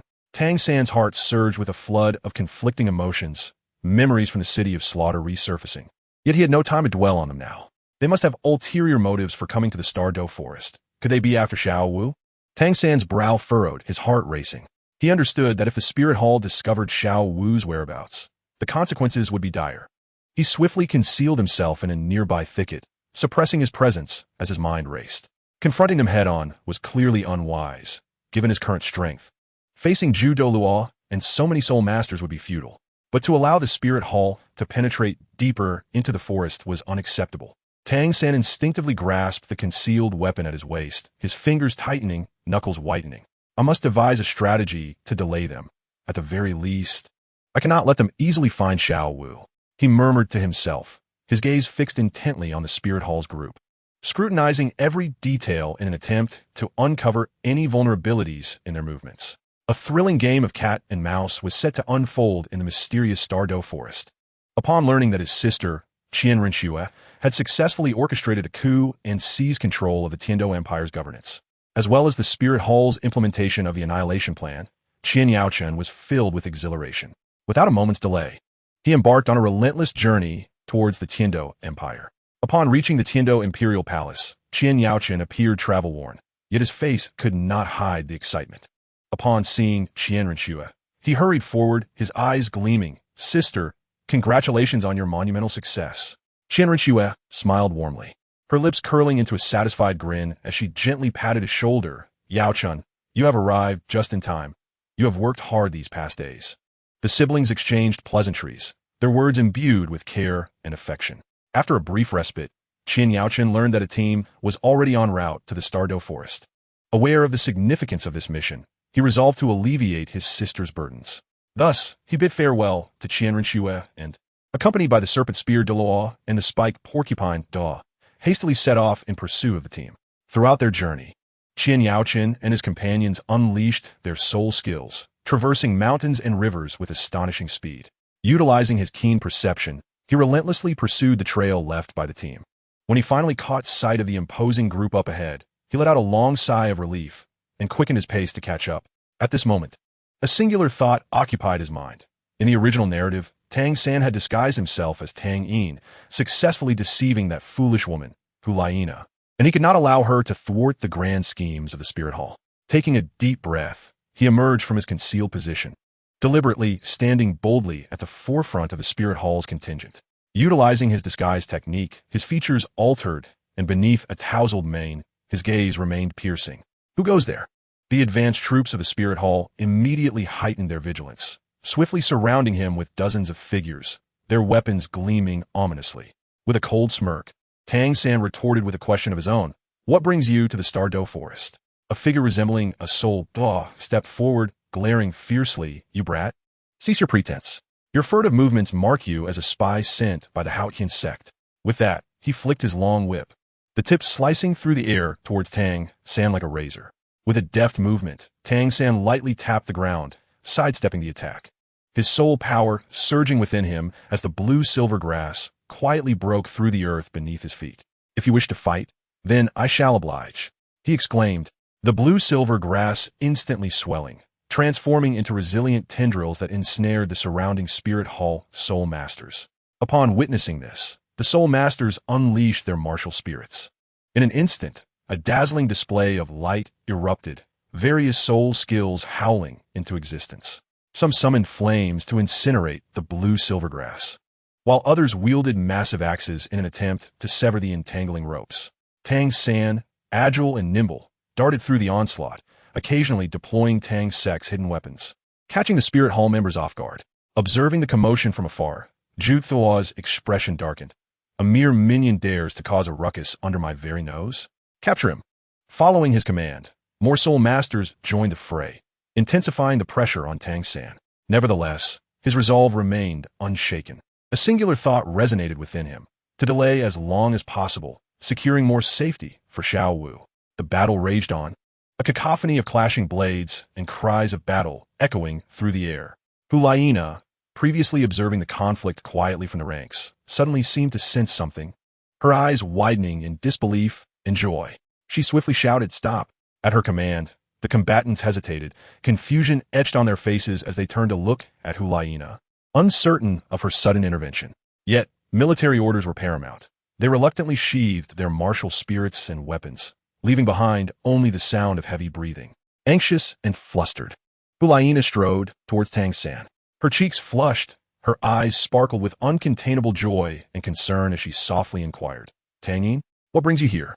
Are you hunting soul beasts?"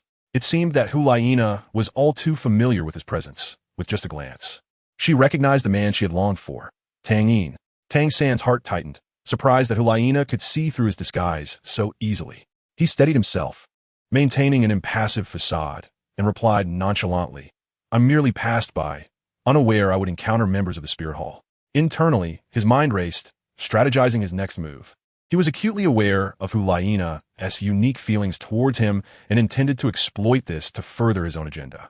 Feigning indignation, he furrowed his brow, fixing Hulaina with a penetrating stare. Is this how members of the Spirit Hall conduct themselves? Resorting to violence without discernment, merely because I happened to pass through? As he spoke, he crossed his arms, exuding an aura that deterred approach, while the blue-silver grass at his ankles swayed slightly, seemingly echoing his ire. "Hulaina, taken aback by the sudden confrontation, was at a loss for words. The blush on her cheeks lingered, her eyes filled with panic as she hurriedly explained, Tang, please don't be angry. They merely misunderstood. We're here on a mission, highly tense, which led to this unfortunate incident. Please, don't take it to heart. Her tone was laced with an unintentional plea. The surrounding spirit hall soul masters exchanged bewildered glances, unable to comprehend why the usually bold and ruthless Hulayina was so submissive before this unfamiliar Tang. Douluo, standing at a distance, wore a grim expression, his gaze darting between Tang San and Hulayina, warily suspecting that this sudden arrival was no benevolent presence. With hopeful eyes, Hulayina turned to Tang San, her voice tinged with eagerness. Tang, we were in the wrong this time. Why not accompany us? Once our mission is complete, I promise to help you hunt the most suitable soul beast, ensuring your strength ascends to new heights. She stepped closer, her eyes pleading, as though fearing his refusal. Tang San mused inwardly. This could be an excellent opportunity to glean information about their plans while buying time. However, he continued to feign indecision, his brow furrowed in contemplation. The spirit hall is known for its ostentatious dealings. Who knows what ulterior motives lie beneath this mission? I have no desire to be embroiled in trouble. He deliberately expressed this to extract further details. Hulayina quickly waved her hands, urgently clarifying, this time it is truly just a mission. To hunt a soul beast beneficial to us, there will be no complications. And with me around, no one would dare harm you. As she spoke, she glanced back at Douluo, her eyes pleading for support. Inlung scoffed, stepping forward with an unkind gaze fixed on Tang San. Brat, don't overestimate yourself. Receiving an invitation from Laina is a privilege. Tang San felt a chill run down his spine, but maintained his composure, pondering for a moment before pretending to relent. Very well, but I do not wish to be involved in your spirit hall's conflicts. Once the task is accomplished, you must uphold your promise. While appearing to concede, he had already prepared for the worst, ready to respond to any unforeseen circumstances. Just as he lifted his foot to step into the spirit hall's ranks, a sudden, chilling surge of soul power swept towards him from behind. Without warning, a blinding violet light, like a bolt of lightning, tore through the air with cataclysmic force, aimed directly at his position. Not good. Tang San's heart raced, his pupils dilating. He had no time to ponder. His body instinctively reacted, instantly casting the ghost shadow, perplexing step. With a light tap on the ground, he sidestepped, his form moving like a wraith, swiftly evading several meters. The violet light grazed his clothing, the powerful shockwave causing it to flutter wildly. Upon impact, a massive crater was formed, debris flying in all directions, and nearby, trees uprooted by the force of the blast. The members of the spirit hall were thrown into disarray by this sudden attack, hastily unveiling their martial spirits. On high alert as they scanned their surroundings, Tang San steadied himself, his gaze sharp as he swiftly sought the source of the assault. He spotted a slender figure on the distant mountaintop, barely visible, radiating a chilling aura. Hulayina's brows furrowed, her beautiful eyes flashing with fury as she shouted, "Who dares to be so brazen before the spirit hall?" Her voice, infused with soul power, surged towards the source of the attack. Douluo's expression darkened, his chrysanthemum martial spirit glowing intensely as he immediately assumed a combat stance, coldly declaring, "Whoever you are, do not expect to leave here unscathed today." The soul masters behind him quickly formed a battle formation, the air thick with tension and the promise of violence. Seizing the opportunity, Tang San slipped to the side, his gaze fixed intently on the mysterious figure atop the mountain, quietly channeling his soul power as the blue-silver grass stealthily unfurled from his sleeve.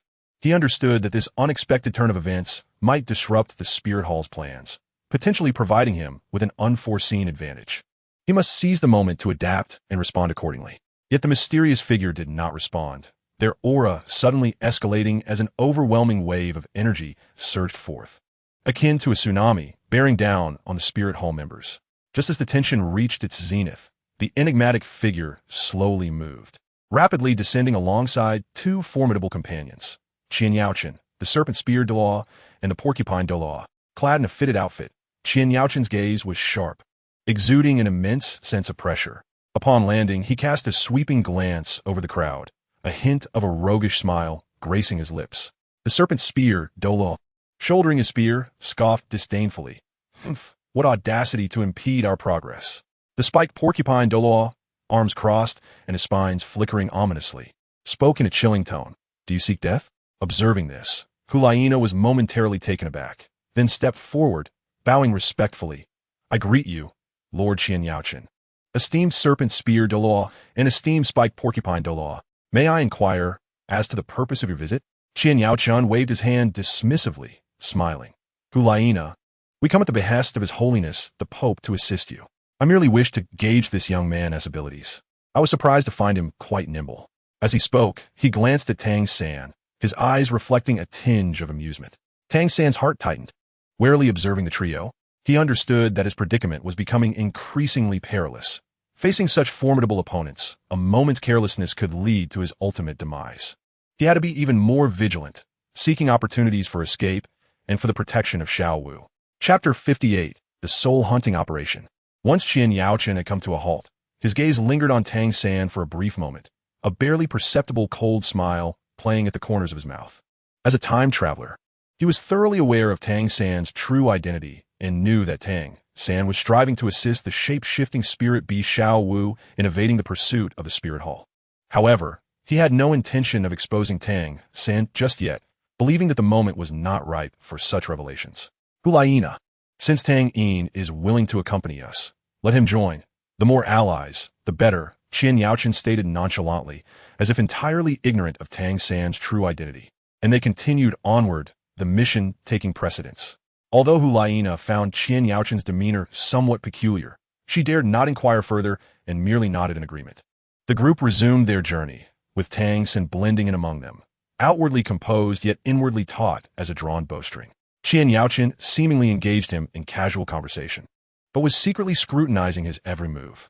Tang San remained perpetually alert, relying on his exceptional psychological resilience to barely keep pace with Qian Yaochen's probing.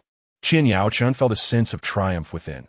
He had already begun devising plans for how to capture both Tang San and Xiao Wu upon their arrival at their destination. In his scheme, once this dynamic duo fell into his grasp, not only would he achieve great merit within the Spirit Hall, but he would also shatter the resistance of the Shrek Academy and its allies.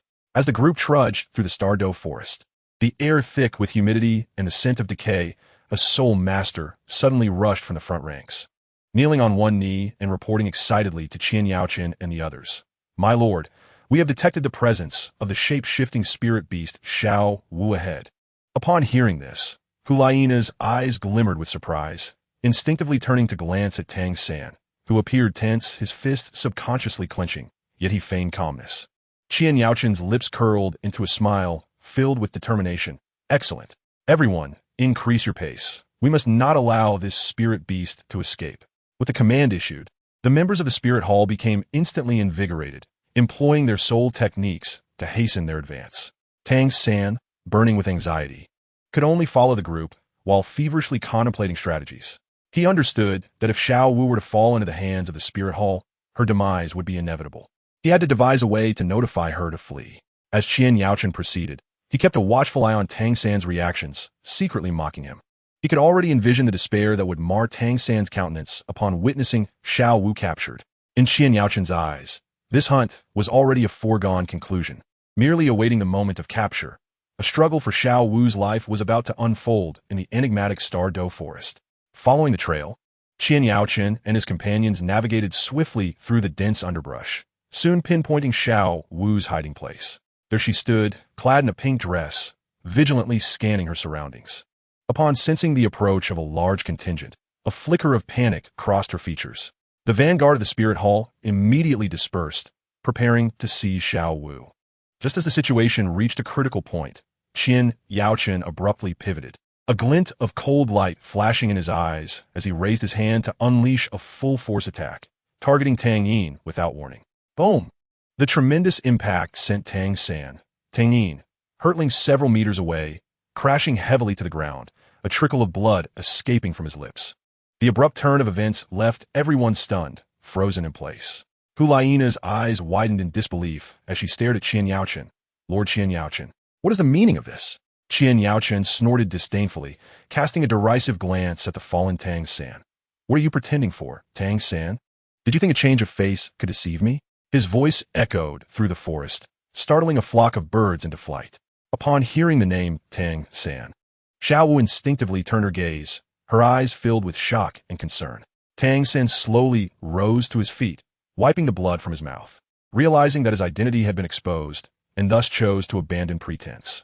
His soul power surged around him as the blue-silver grass erupted, forming a protective barrier around himself and Xiao Wu, coldly regarding Qian Yaochen. What do you intend to do?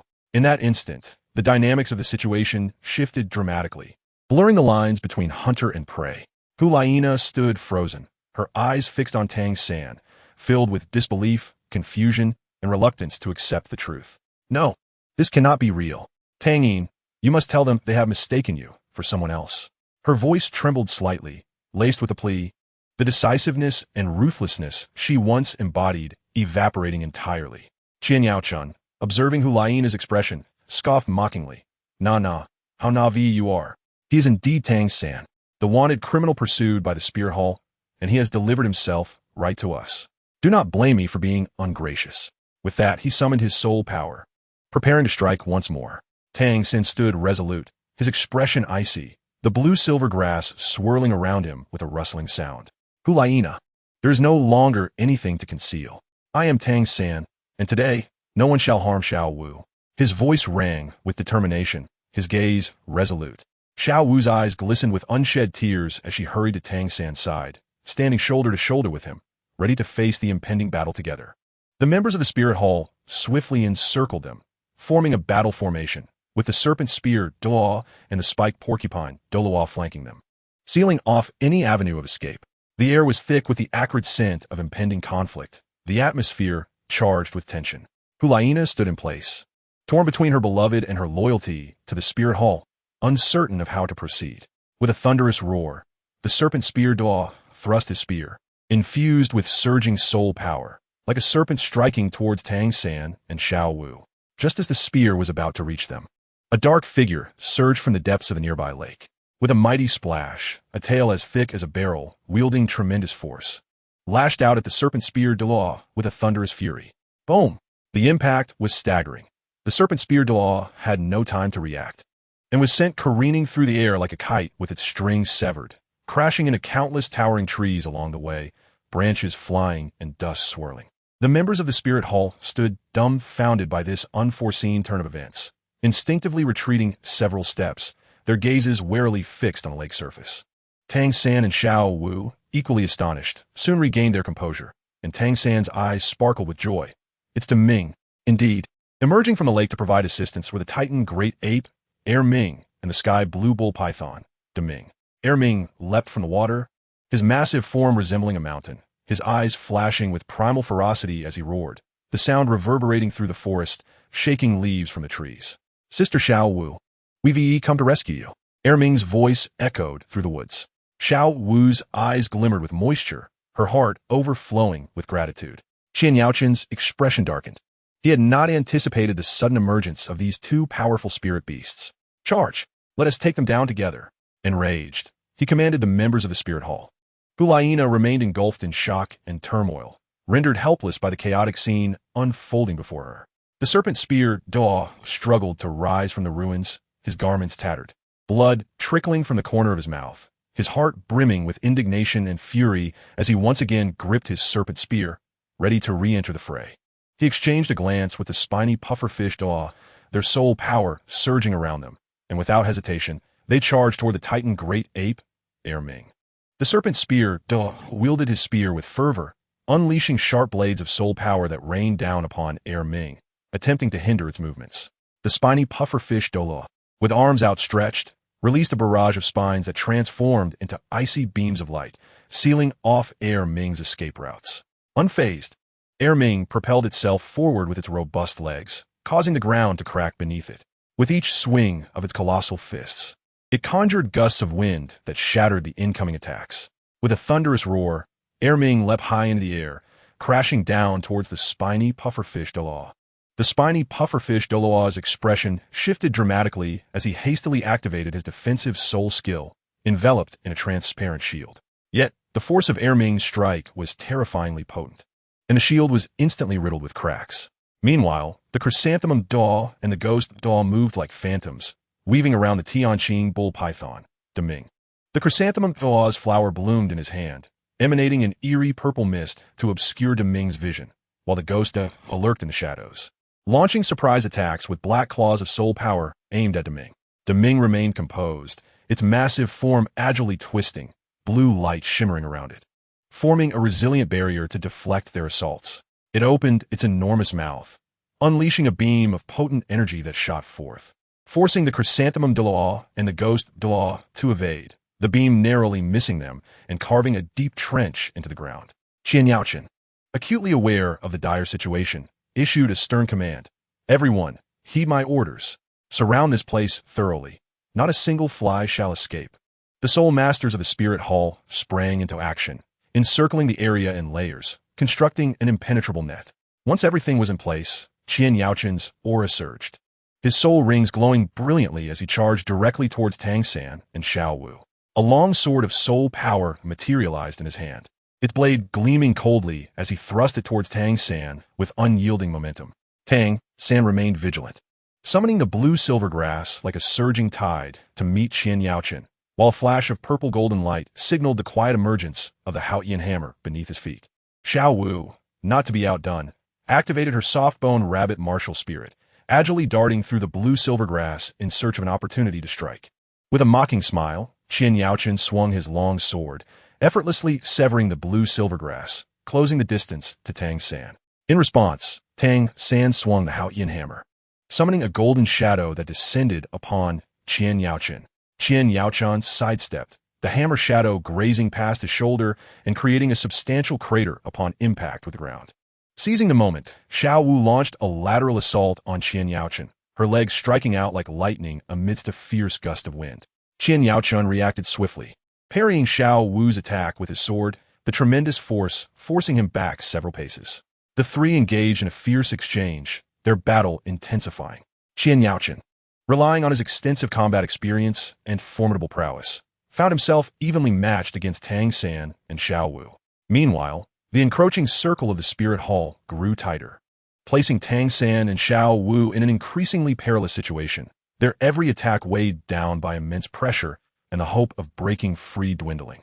In the forest, soul power surged, and the cries of battle reverberated painfully in the ears. The chrysanthemum Douluo and the ghost coordinated seamlessly, hauntingly circling around the Tianqing bull python. Daming, the chrysanthemum Douluo's flower spirit erupted, releasing vast swathes of sinister purple poison mist that rapidly wilted the vegetation in its path. While the ghost Ba concealed himself in the shadows, seizing the opportunity to strike as Deming's vision was obscured by the toxic haze, his claws of soul power reaching out. Deming, surrounded by flickering blue light, repeatedly extended its defensive barrier to withstand the onslaught. Yet the combined assault of the two Douluos increasingly compromised its defenses. The serpent spear Douluo and the spiny pufferfish Douluo faced the titan great ape, Ming, with equal ferocity. The serpent spear Douluo transformed his spear into a bolt of black lightning, its sharp soul power slicing through the air. Ming countered with its enormous fists, the collision of spear and fist erupting in a deafening roar. The spiny pufferfish Douluo seized the moment to unleash spikes from his side, capable of both direct assault and igniting surrounding soul power to disrupt Ming's rhythm. Despite Ming's immense strength, the relentless assault from both Douluos gradually turned the tide against it, leaving it battered and bruised. On the other side, Qian Yaochen exerted his full might against Tang San and Xiao Wu. His sword of soul power radiated brilliance as he unleashed his self-created soul skill, the radiant light blade, sending dazzling blades of light shooting towards the pair like meteors. Tang San maneuvered the blue-silver grass to form layers of protective shields while striking with the Haotian hammer, unleashing golden hammer shadows in response. Xiao Wu, utilizing the agility of her soft-bone rabbit martial spirit, navigated between the blades of light and hammer shadows, waiting for the perfect moment to deploy her aid. Qian Yaochen swiftly evaded Xiao Wu's strike, swinging his sword to shatter Tang San's blue-silver grass barrier into fragments. Then lunging towards Tang San with his blade aimed straight for his chest. Tang San sidestepped, the Haotian hammer crashing down in retaliation, but Qian Yaochen parried with his sword, the tremendous impact causing their arms to tingle. As Xiao Wu spotted an opening, she leapt high, her legs sweeping toward his neck like blades. Qian Yaochen's pupils constricted as he ducked instinctively, narrowly avoiding the strike that grazed his scalp. Yet Qian Yaochen's onslaught did not relent. The battle reached a critical impasse, with Tang San, Xiao Wu, and the two soul beasts precariously positioned. Realizing he could no longer afford to hold back, Qian Yaoqin's demeanor shifted, his aura exploding with dazzling golden light. A pair of wings, pure as jade and ablaze with golden flames, unfurled from his back, revealing his true form as a holy angel. Simultaneously, a colossal golden barrier rapidly expanded around him, establishing the angelic domain. Within this domain, the golden light dazzled, a sacred aura permeating the air, causing the temperature to rise sharply. Under the enveloping angelic domain, Tang San and Xiao Wu felt an overwhelming surge of pressure. Tang San sensed his soul power sluggishly flowing, while the growth rate of the blue-silver grass plummeted. Xiao Wu experienced a significant restriction in her movements, each step feeling as if she were dragging a 1,000-pound weight. With his sword ablaze with golden flames, Qian Yaoqin soared aloft, then dove like a meteor towards Tang San with cataclysmic intent. Gritting his teeth, Tang San swung the Haotian hammer with all his might in defense. A colossal explosion resounded as the Haotian hammer was knocked from his grasp, and he was sent hurtling away, crashing against a tree and spitting blood. Xiao Wu, frantic with concern, fought through her discomfort, recklessly charging towards Qian Yaoqin. A flicker of disdain flashed in Qian Yaoqin's eyes as he spread his wings, unleashing a wave of golden sword energy. Xiao Wu, unable to evade in time, was struck by the energy, her body flying back like a broken kite, crashing heavily to the ground, her pink dress stained with blood. Qian Yaoqin approached the two, his sword aimed at Tang San as he coldly declared, "Tang San, today marks your demise. Xiao Wu, that 100,000-year soul ring is mine." At that moment, Tang San and Xiao Wu lay on the ground, their breath shallow, seemingly trapped in a dire predicament, utterly powerless against Qian Yaoqin's relentless advance. Xiao Wu gazed at the advancing Qian Yaoqin, then at the gravely injured Tang San, her resolve hardening as she bit her lip and resolutely began to invoke the sacrificial secret technique.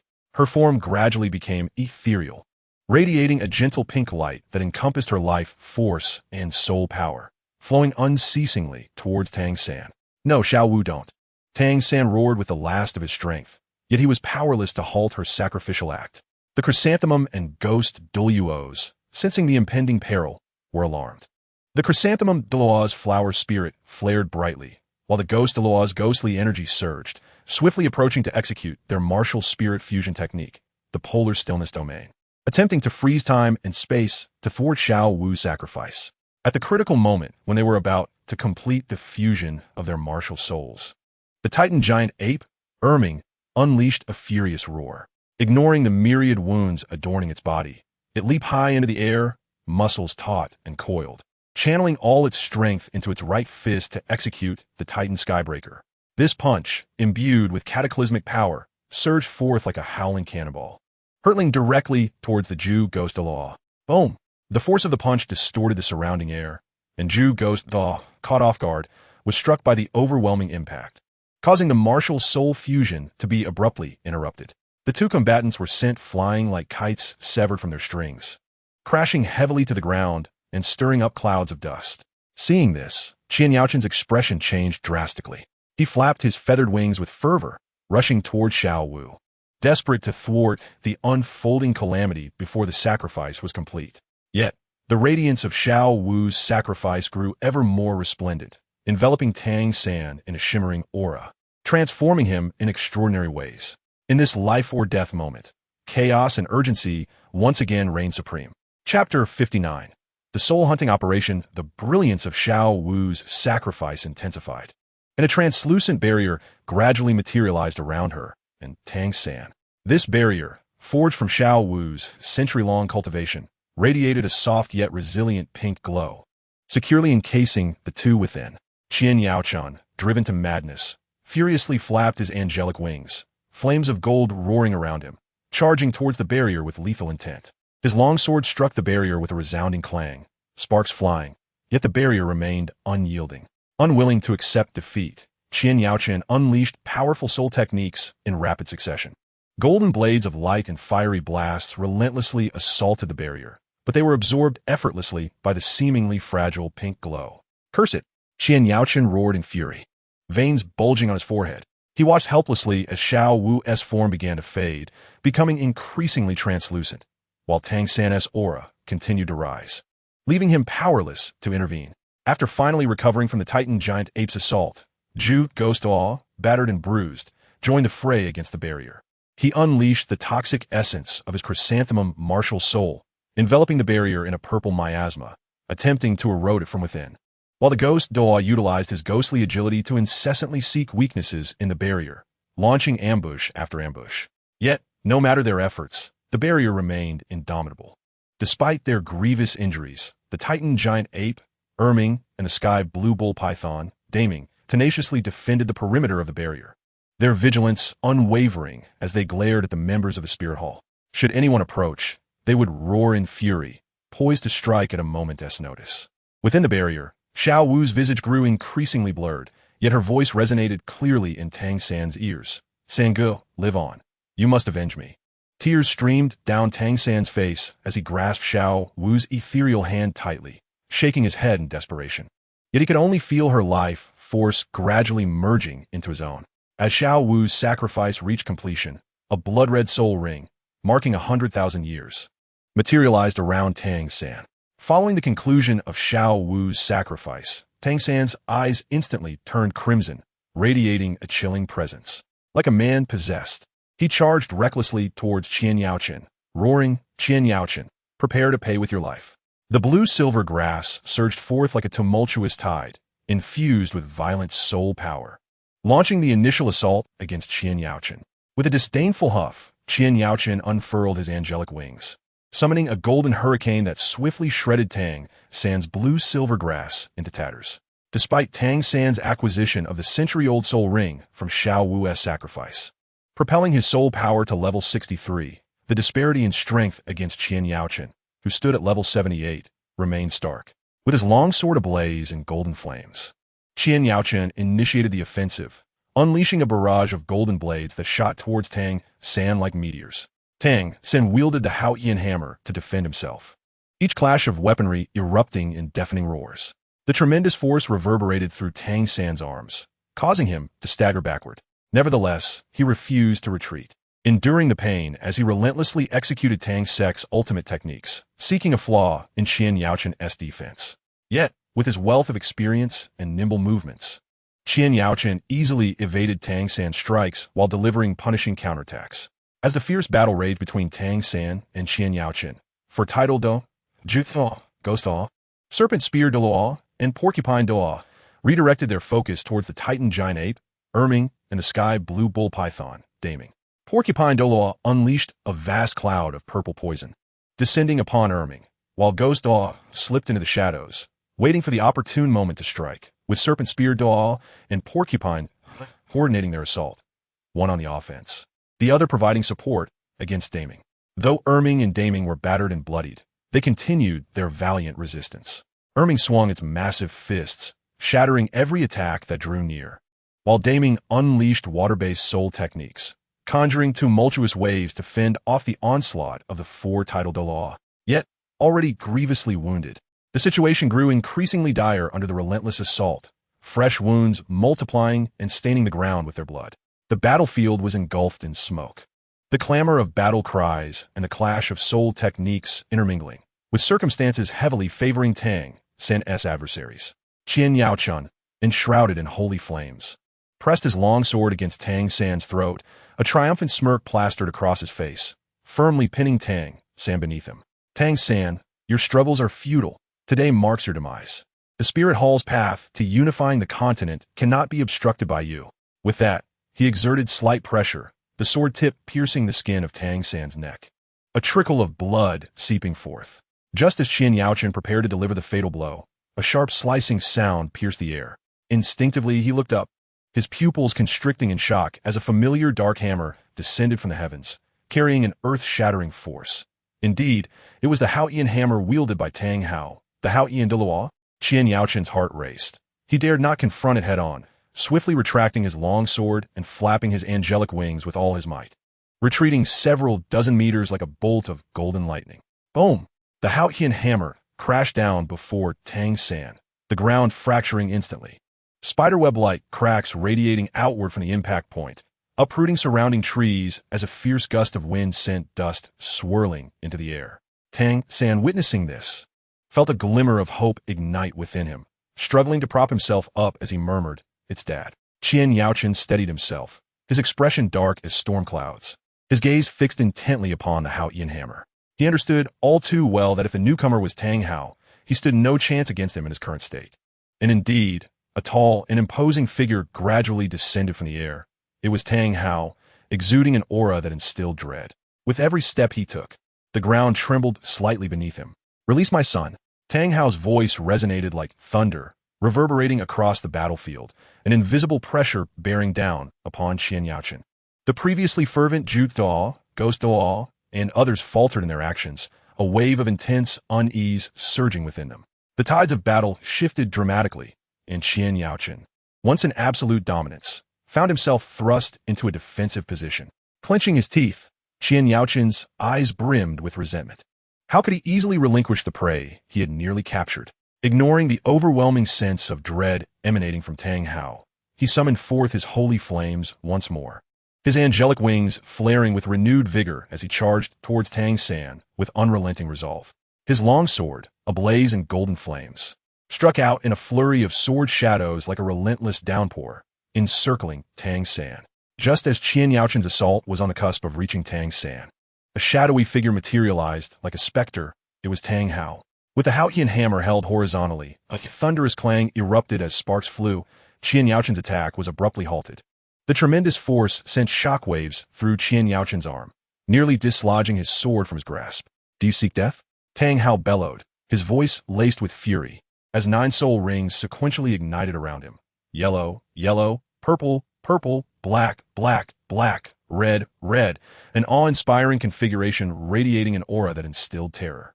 He swung the Haotian hammer, unleashing the chaotic wind hammer technique, each strike imbued with the might to cleave mountains and shatter stones, relentlessly crashing down upon Qian Yaochen.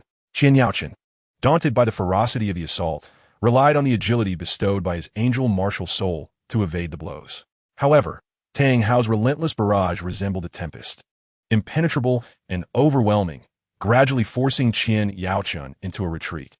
Though his holy angel form was formidable, it paled in comparison to the 96th level Tang Hao, leaving him feeling somewhat powerless. Each dodge rendered him increasingly disheveled, the sacred flames surrounding him dimming with each passing moment. How could he be so powerful? Qian Yaochen's heart brimmed with astonishment and dread, while he simultaneously pondered his next move amidst evasion. Yet, Tang Hao's assault showed no signs of abating. Each hammer strike more lethal than the last, compelling Qian Yaochen to retreat further. On the battlefield, seeing Qian Yaochen ensnared in such peril, the likes of Zhu Dao and Fei sought to intervene, only to be ensnared by the titan giant ape Erming and a heavenly blue bull python Daming, rendered unable to assist. Seizing the opportunity, Tang San hastily channeled his soul power to mend his injuries, preparing to rejoin the fray at any moment. The tide of battle had drastically shifted with Tang Hao's arrival. Standing at the edge of the battlefield, Hu Laina witnessed Qian Yaochen being utterly suppressed by Tang Hao, her heart racing with urgency.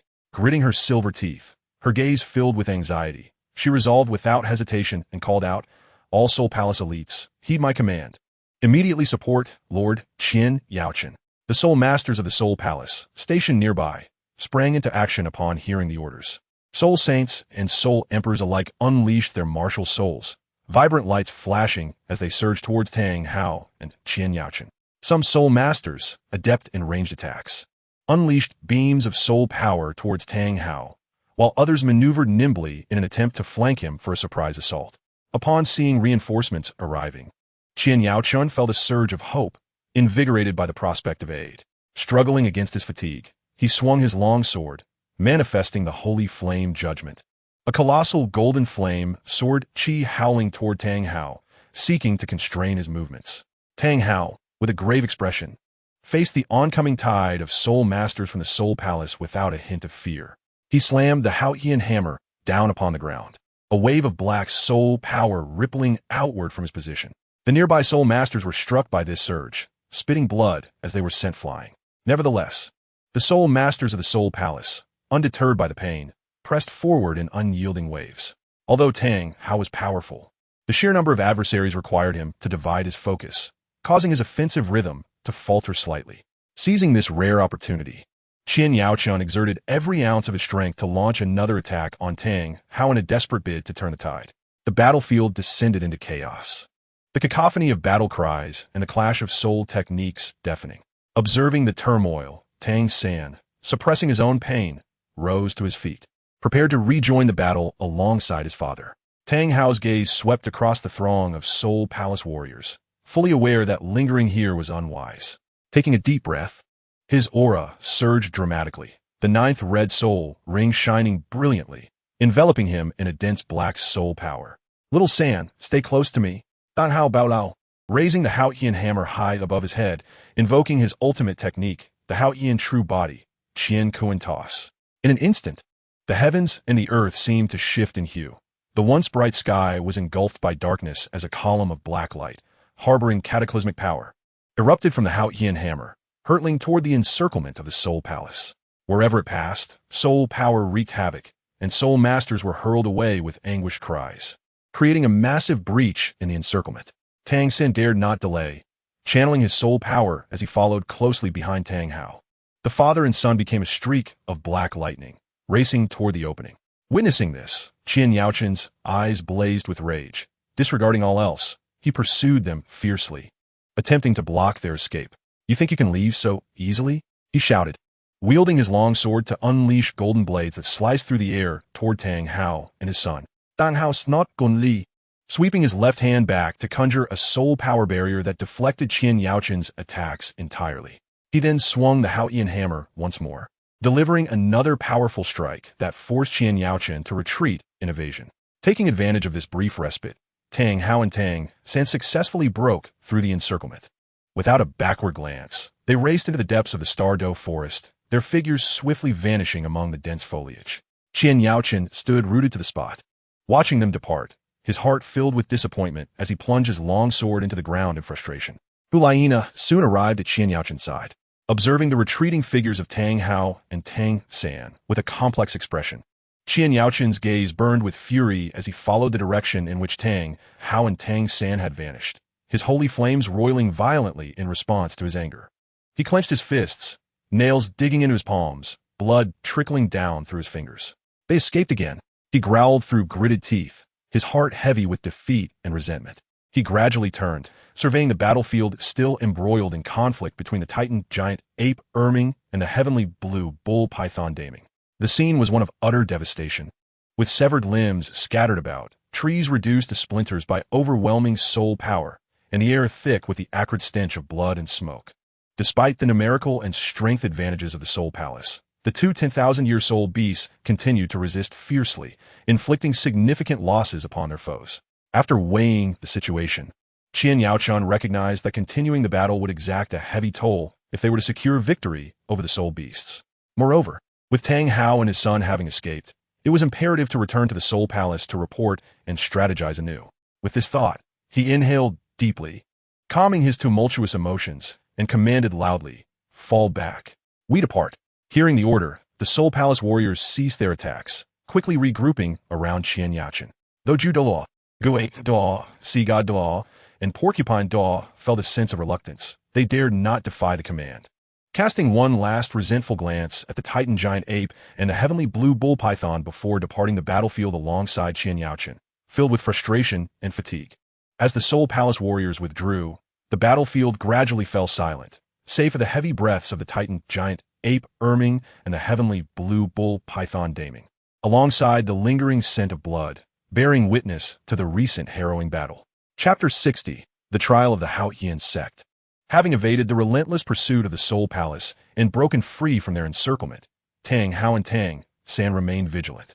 Tang Hao understood well that the Soul Palace would not easily relent and would surely continue their search for them. After a brief discussion, the father and son resolved to stealthily proceed to the Moon Pavilion, a relatively concealed location where Tang Yuehua waited, capable of providing crucial information and a chance to recuperate.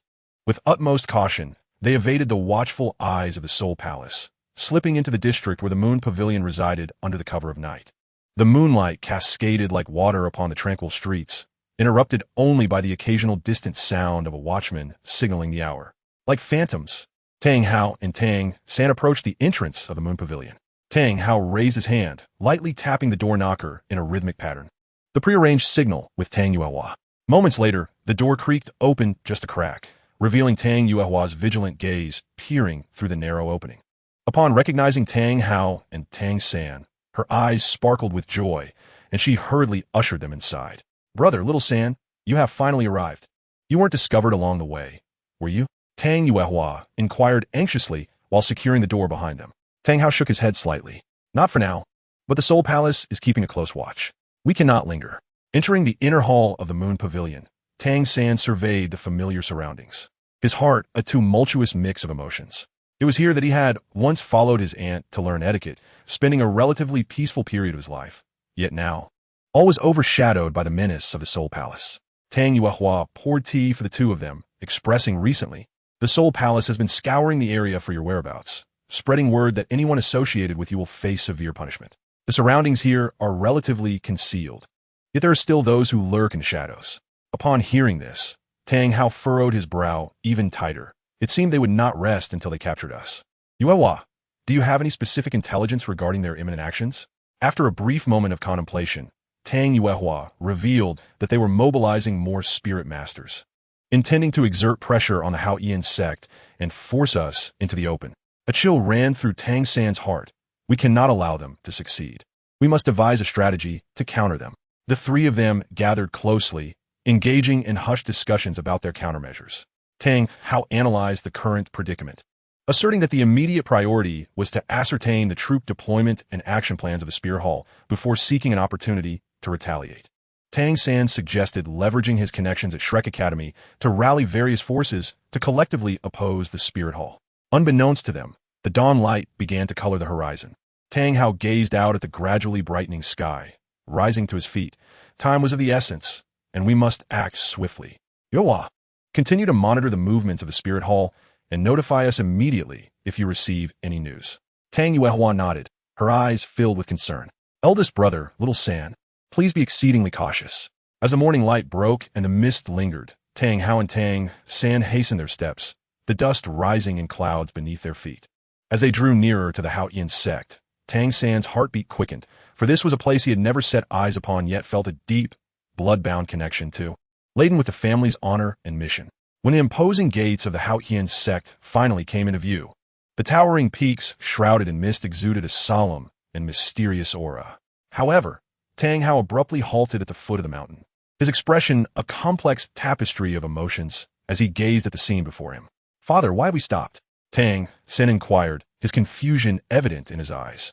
Tang Hao slowly turned to face him, his gaze resting on Tang San, a mixture of reluctance and resolute expectation reflected within.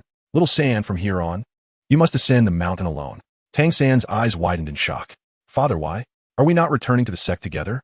Tang Hao ingan deeply, his voice slightly hoarse. "Little San, years ago, I left the Haoyan sect to be with your mother. The mistakes I made have cast shame upon the sect. To return recklessly now would likely incite numerous conflicts." He paused, gently brushing his hand against Tang San's cheek. "Yet you are different. You are the pride of our Tang family, a beacon of hope for the new generation. Your blue-silver grass spirit and the Haoyan hammer spirit are sufficient to prove your identity and talent. Ascend the mountain, and with your own strength and capabilities, earn the recognition and acceptance of the sect." Tang San bit his lip, his eyes glistening with unshed tears. "Father, Tang Hao interrupted him, his tone resolute and unwavering. "Say no more, little San. Remember, no matter the obstacles you encounter, do not bow easily. Exhibit the fortitude and strength befitting the disciples of the Haoyan sect." Conflicting emotions swirled within Tang San. He understood his father's concerns and recognized that this was a challenge he must face alone. After a moment of silence, he nodded firmly. "Father, rest assured, I will not bring disappointment to you or the sect." Tang Hao smiled with pride, patting Tang San on the shoulder. "Go forth. I shall await you at the foot of the mountain." Tang San turned, facing the rising sun, and stepped resolutely toward the gates of the Haoyan sect. Each step was imbued with determination, and his silhouette appeared increasingly erect in the golden light. Meanwhile, Tang Hao stood at the base of the mountain, his gaze fixed on his son's receding figure, silently praying for his son to successfully gain the sect's approval and embark upon his own illustrious journey, bringing new hope to both the Tang family and the Haoyan sect. As Tang San ascended the steps of the Haotian sect, a solemn and imposing atmosphere enveloped him. Upon entering the sect, he barely had time to appreciate the land that bore the weight of his family's glory before a sharp voice sliced through the air like a blade. "Halt! Who are you, and why have you trespassed upon my Haotian sect?" The speaker was the Sun Fighting Daw, striding forward with an aura of immense power. His eyes filled with scrutiny and skepticism. Tang San stood tall and unyielding, bowing respectfully.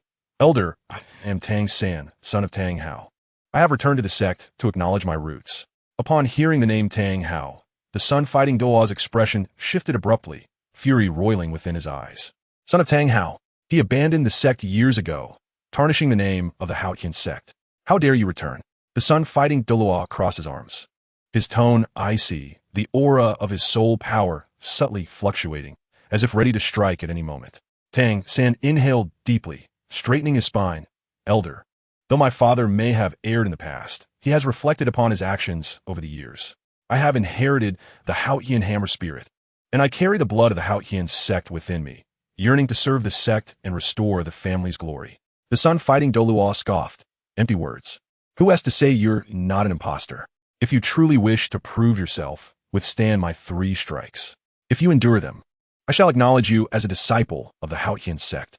With that, he summoned a battle hammer imbued with searing light, a torrent of heat rushing towards Tang San. Tang San felt a tightening in his chest, yet he did not waver. He instantly unleashed his blue-silver grass spirit, weaving a resilient barrier of intertwined leaves before him.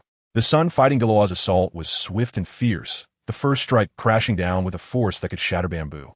The wind from the hammer howling as it distorted the air. Tang San's gaze sharpened, maneuvering the blue-silver grass with agility, using its resilience to cushion the blow. Not bad, but this is merely the first strike. The Sun Fighting Douluo, seeing this, intensified his onslaught. The second strike bore down with even greater soul power, and Tang San felt the weight of the world upon him. Beads of sweat formed on his brow, yet he gritted his teeth, channeling his soul power. The blue-silver grass spirit and the Xian Tiangong worked in unison, barely managing to withstand the force of the attack. "Brace yourself for the final strike," the Sun Fighting Douluo shouted, raising his hammer high, soul power converging around him, the brilliance of the hammer blinding. Tang San understood the sheer might of this final blow and dared not let his guard down. The Haotian hammer's spirit manifested alongside his own, both spirits surging forth to meet the ultimate test. Just as Tang San's soul power surged, both spirits in full force. Preparing to confront the formidable final blow from the Sun Fighting Douluo, an ancient and commanding voice suddenly rang out. "Old 7, stand down." This voice seemed to carry boundless authority, instantly dispelling the tense atmosphere that had enveloped them. The Sun Fighting Douluo's action faltered, the once mighty soul power retracting.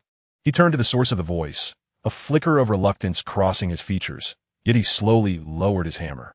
Almost simultaneously, the figure of the sect master, Tang Xiao, appeared like a gust of wind. Clad in a flowing black robe, his demeanor exuded calmness and wisdom. Tang Xiao swiftly outlooked Tang San, shielding him behind his own form, addressing the Sun Fighting Douluo. "Elder 7, do not act rashly." The Sun Fighting Douluo furrowed his brow, dissatisfaction evident in his tone.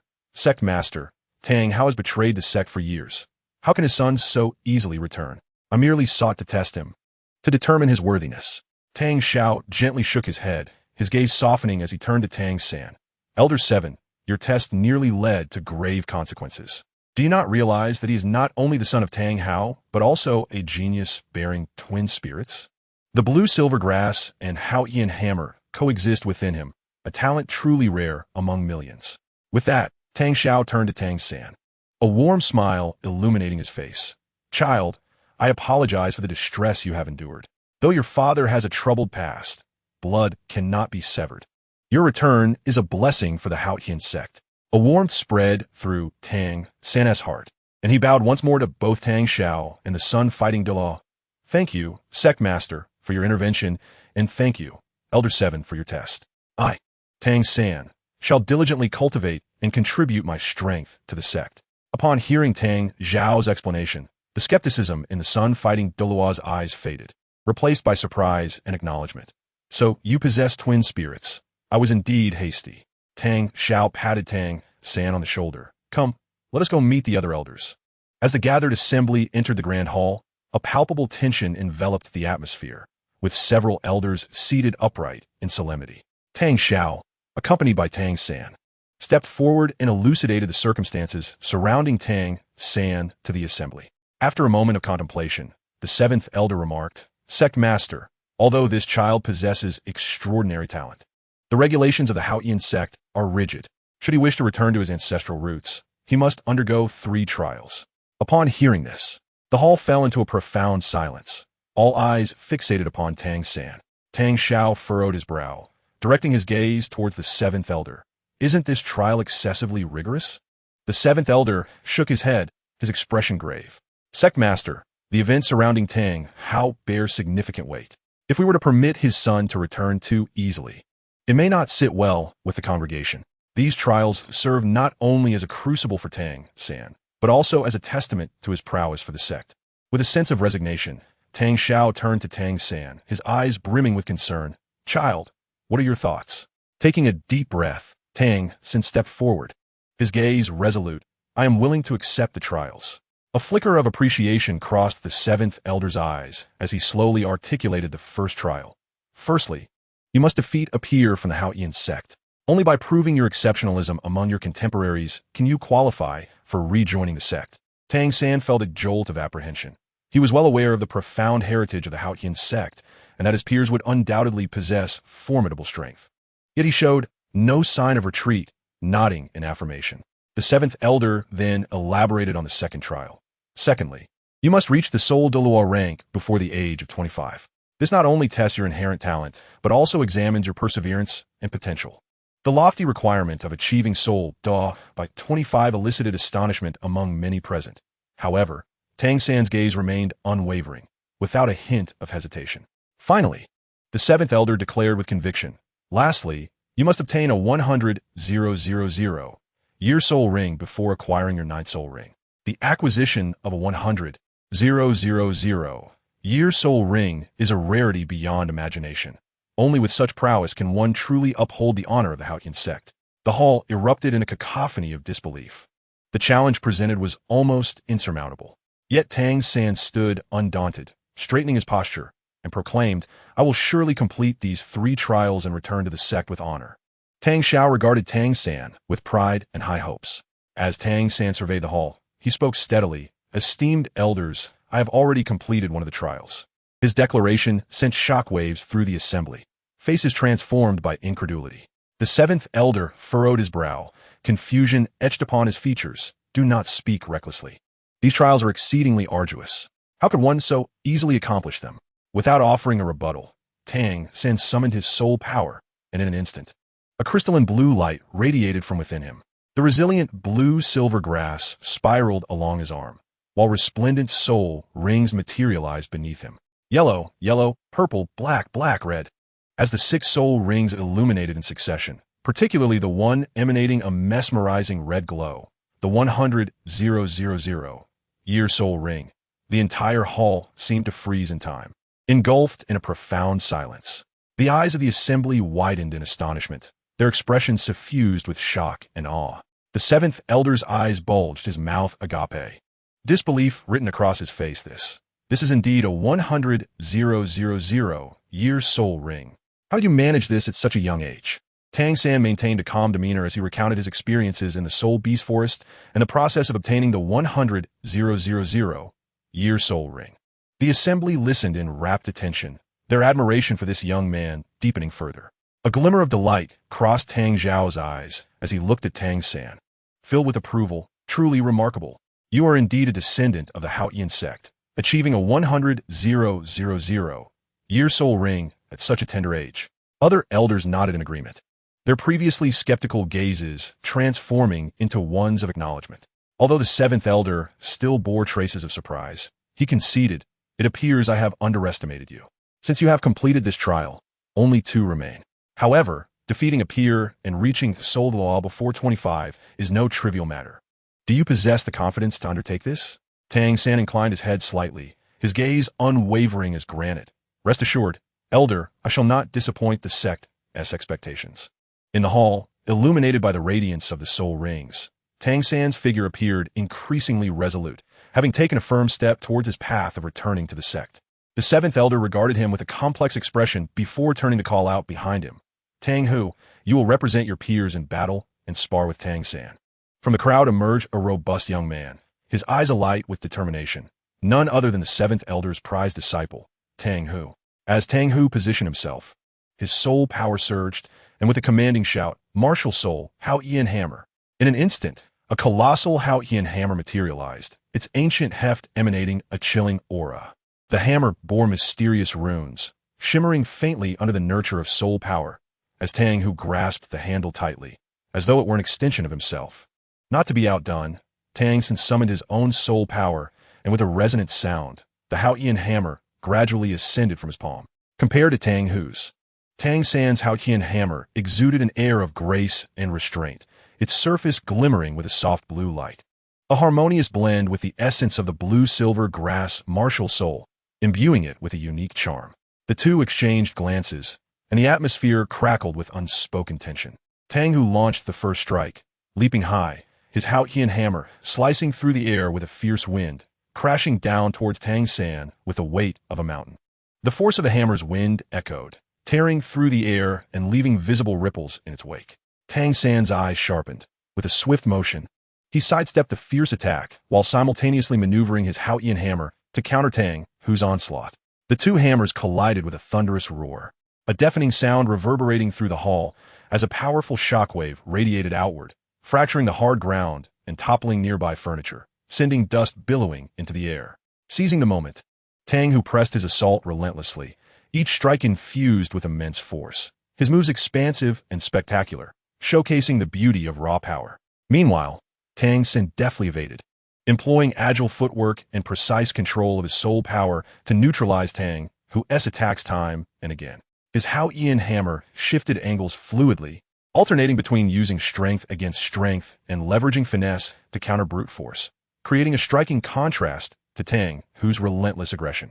In yet another fierce clash, their hammers collided with great force, the intense backlash causing both combatants to stagger backward several steps.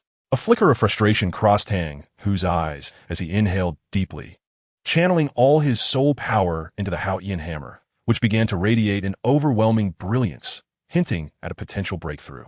Tang San felt the mounting pressure, his lips pressed tightly, beads of sweat forming on his brow. Yet his gaze remained steadfast, devoid of any inclination to retreat.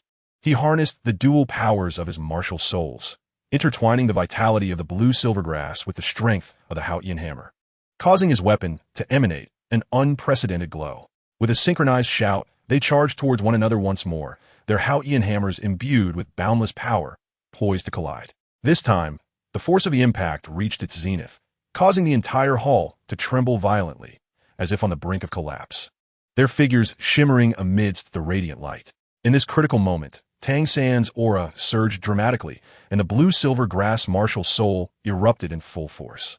The originally verdant blades of grass appeared to absorb immense energy, rapidly becoming sturdy and resilient, weaving in an extraordinary rhythm around the Hao-Ian hammer.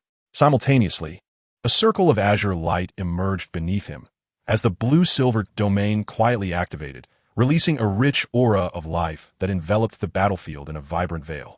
Faced with this sudden transformation from Tang San, Tang Hu was taken aback, yet he did not falter. Instead, he ignited an even fervent fighting spirit. Once again, he brandished the Hao-Ian hammer, charging towards Tang San with unyielding vigor. However, the moment he stepped into the blue-silver domain, he felt his movements severely hindered, as though each step he took was mired in a quagmire, and the flow of his soul power became sluggish. Observing this, Tang San's eyes flickered with a resolute light. He commanded the blue-silver grass to extend like agile tendrils towards Tang Hu, who was taken aback. The blue-silver grass not only possessed formidable tenacity, but also harbored Tang San's soul power. Upon contact, it would elicit a sharp, stinging sensation. As Tang Hu swung the Hao-Ian hammer to fend off the assault of the blue-silver grass, he struggled to extricate himself from the constraints of the blue-silver domain. Yet his efforts appeared futile. At that moment, a dark crimson glow surged from Tang San, signaling the activation of the Killing God domain. The chilling intent to kill materialized like a blade, chilling the surrounding air to its core. Empowered by the Killing God domain, Tang San's attacks grew more ferocious. Each swing of the Haotian hammer was imbued with an inexorable aura of slaughter. Under the dual pressure of these two formidable domains, Tang Hu gradually found himself in a predicament. His attacks slowed, and gaps began to appear in his defenses. Seizing this opportunity, Tang San flawlessly fused the powers of the blue silvergrass and the Haotian hammer, unleashing an unparalleled strike. He leaped high into the air, the Haotian hammer enveloped in the might of the blue silvergrass, hurtling towards Tang, who like a meteor, streaking across the heavens. Tang Hu exerted every ounce of strength to withstand this blow, yet in the face of Tang San's overwhelming onslaught, his resistance seemed utterly insignificant. With a resounding crash, the Haotian hammer struck Tang Hu's own, the tremendous force sending him hurtling back to the ground. A profound silence enveloped the hall. All present left in awe of Tang San's remarkable display of combat prowess. Slowly rising to his feet, Tang Hu, despite his palpable reluctance, clasped his fists in respect towards Tang San. I concede, you are indeed formidable. Tang San also retracted his martial soul and returned the gesture of respect. Chapter 61. Return to the Star Luo Empire. The moment Tang San defeated Tang Hu, the Grand Hall was first engulfed in silence, followed by a flurry of whispers. The seventh elder, previously tense, wore an expression of sheer astonishment as he regarded Tang San, his lips parting as if to speak. Yet no words emerged for a significant time. Tang Zhao's eyes sparkled with surprise and pride as he strode forward, vigorously patting Tang San's shoulder. Well done, my boy. You truly are a genius of our Haotian sect. Such prowess brings honor to our sect. The other elders swiftly gathered around, their gazes filled with recognition and admiration.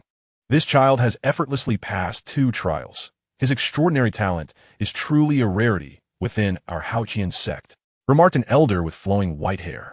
Indeed, possessing a 100,000-year soul ring and flawlessly merging dual martial souls in battle to defeat an outstanding disciple of our own sect. His future is boundless. Another elder chimed in. The seventh elder, regaining his composure, approached Tang San, his demeanor transformed from skepticism and challenge to one of respect. Tang San, I underestimated you. Achieving such feats at your age has earned you my admiration. With both trials completed, as long as you reach the Soul Door realm before the age of 25, you shall officially rejoin our sect. Tang San respectfully bowed to the elders. Thank you for your recognition, esteemed elders. I will redouble my efforts in cultivation and strive to complete the final trial, living up to the expectations of our sect. Within the hall, the atmosphere grew fervent. The elders began discussing how to provide Tang San with superior cultivation resources and guidance. Tang San understood that this was merely the beginning of his journey in the Haotian sect. Far greater challenges awaited him. Yet at this moment, surrounded by those who acknowledged him, he felt a surge of motivation and vowed to reach the Soul Door realm before the age of 25. Formally becoming a member of the Haotian sect to vindicate his father's past grievances. After completing the 2 trials, Tang San did not linger, descending the mountain in search of his father. Upon reaching the foot of the mountain, however, he found no sign of his father, only a letter left behind.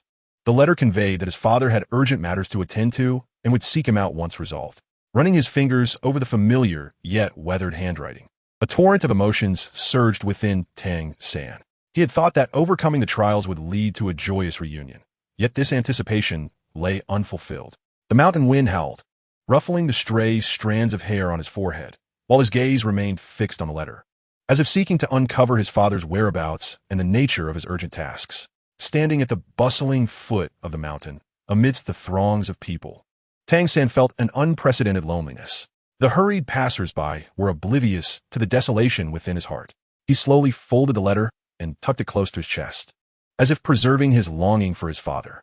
He understood that his father's decision must have a reason, and the only thing he could do was wait. Father, no matter what you're doing, I believe in you. I will grow stronger, and when you return, you'll see a son you can be proud of. Tang San whispered softly, his words whisked away by the wind, yet imbued with unwavering conviction. Taking a deep breath, he composed himself and turned his gaze towards the horizon. Though temporarily separated from his father, Tang San knew that his path of cultivation was far from over. There lay many more challenges on this continent awaiting him, and he must continually hone himself throughout this unknown journey. Each battle, every breakthrough, would serve as an opportunity to prove himself to his father. Upon entering Shrek Academy, Liu Erlong inquired of Xiao Wu why she chose to accompany him. Tang San paused for a moment, then slowly retrieved a rabbit from his soul guide. The rabbit nestled quietly in his embrace, its soft white fur radiating a gentle sheen. Yet this scene stirred an inexplicable unease among those present. Gently stroking the rabbit's fur, Tang San's voice, though low, was clear as he began to recount that nightmarish day.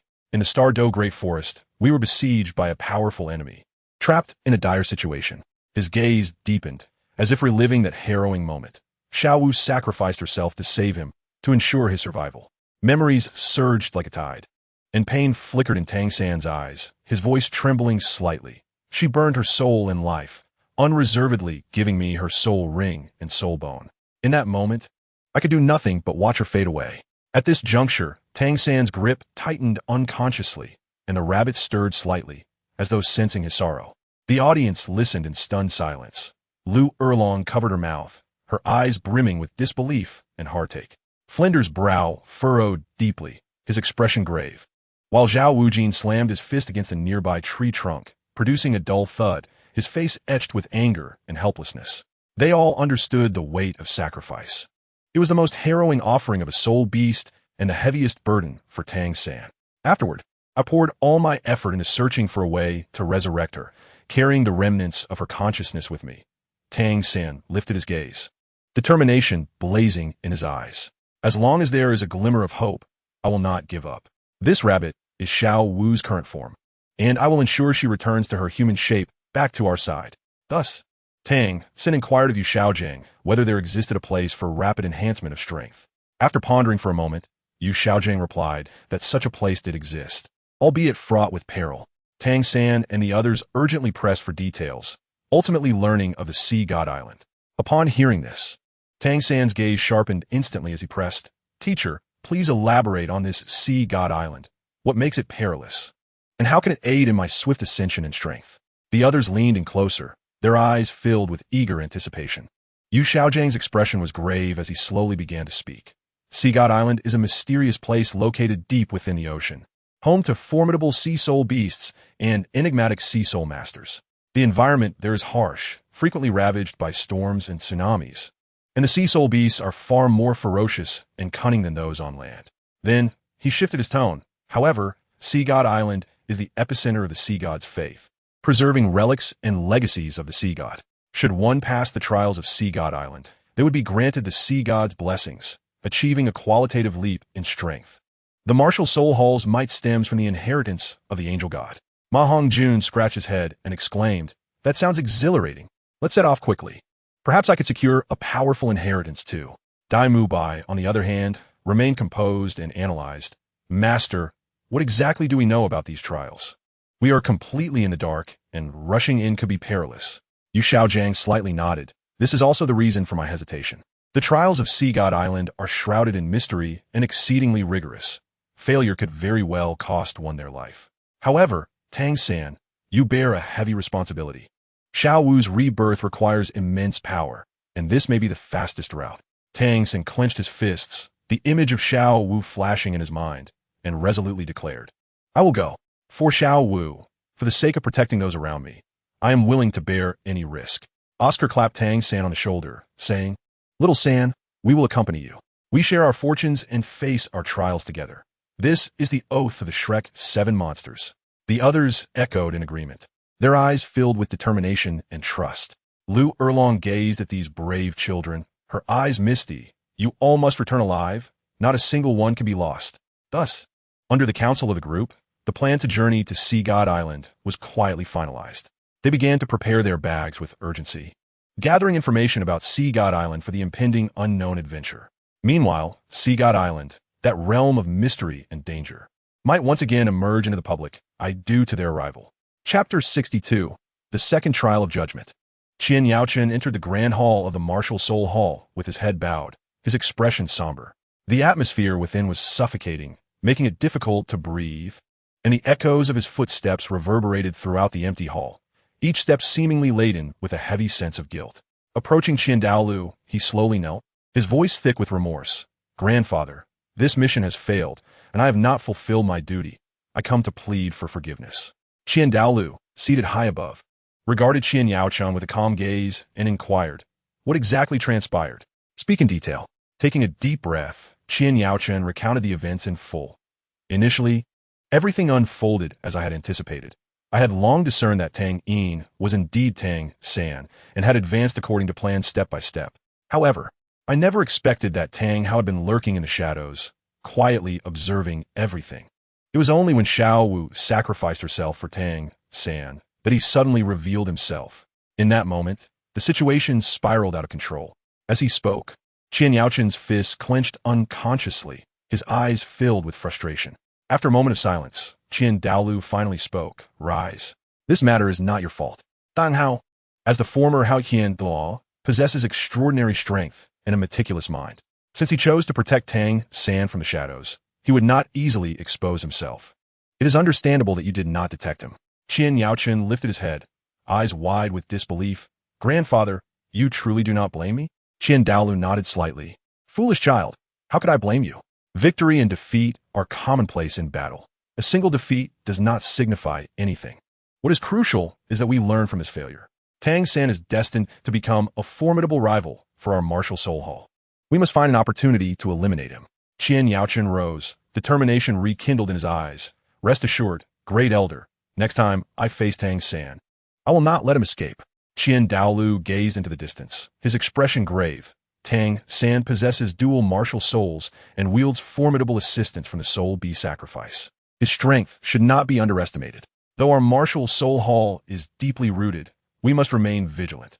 Next, you shall inform Hulaina to intensify her training and closely monitor Tang San's movements. Qian Yaochen accepted the order, silently vowing to restore the honor of the martial soul hall in the next confrontation with Tang San. After returning from a Star Dove forest in defeat, Qian Yaochen was haunted by the scene of his powerlessness against Tang Hao. The oppressive strength that Tang Hao exuded made him acutely aware that only by growing stronger could he hope to gain an edge in future confrontations. He understood that a trial awaited him, to venture into the Sunset Forest and complete the second trial by dismantling an evil soul master organization. This nefarious soul master organization was formidable, yet notoriously cruel, relishing in the torment of defenseless, weak soul beasts and reveling in the act of drinking their blood, an abhorrent practice. Qian Yaochen packed his belongings, filled with a sense of justice and a resolve to grow stronger, and stepped into the mysterious Sunset Forest. Upon entering the forest, Qian Yaochen immediately sensed an unusual aura. The surroundings were eerily quiet, with the occasional distant roar of beasts carrying a hint of desolation. He proceeded cautiously, his mental faculties sharply attuned to any suspicious signs. Suddenly, he heard faint, anguished cries ahead, tightening his heart as he realized he might have discovered the trail of the evil soul masters. Quickening his pace, he hurried towards the source of the sound. Navigating through a dense thicket, Qian Yaochen was met with a sight that ignited a furious blaze within him. In a clearing, several soul masters were encircling an injured soul beast, their faces twisted in malicious grins, blades glimmering menacingly in their hands. The small soul beast trembled, fear and despair evident in its eyes. Qian Yaochen bellowed, "Stop! You vile scoundrels! Today marks your end." The soul masters were startled by a sudden roar and turned to see only Qian Yaochen, their faces revealing disdain. "Who are you, brat? Daring to meddle in our affairs?" One burly soul master stepped forward, snarling. Qian Yaochen retorted coldly, "I am Qian Yaochen of the martial soul hall, here to punish you wretches." As he spoke, his martial soul erupted forth, a powerful surge of soul power radiating around him. The faces of the evil soul masters shifted, astonished that this seemingly youthful soul master possessed such overwhelming strength.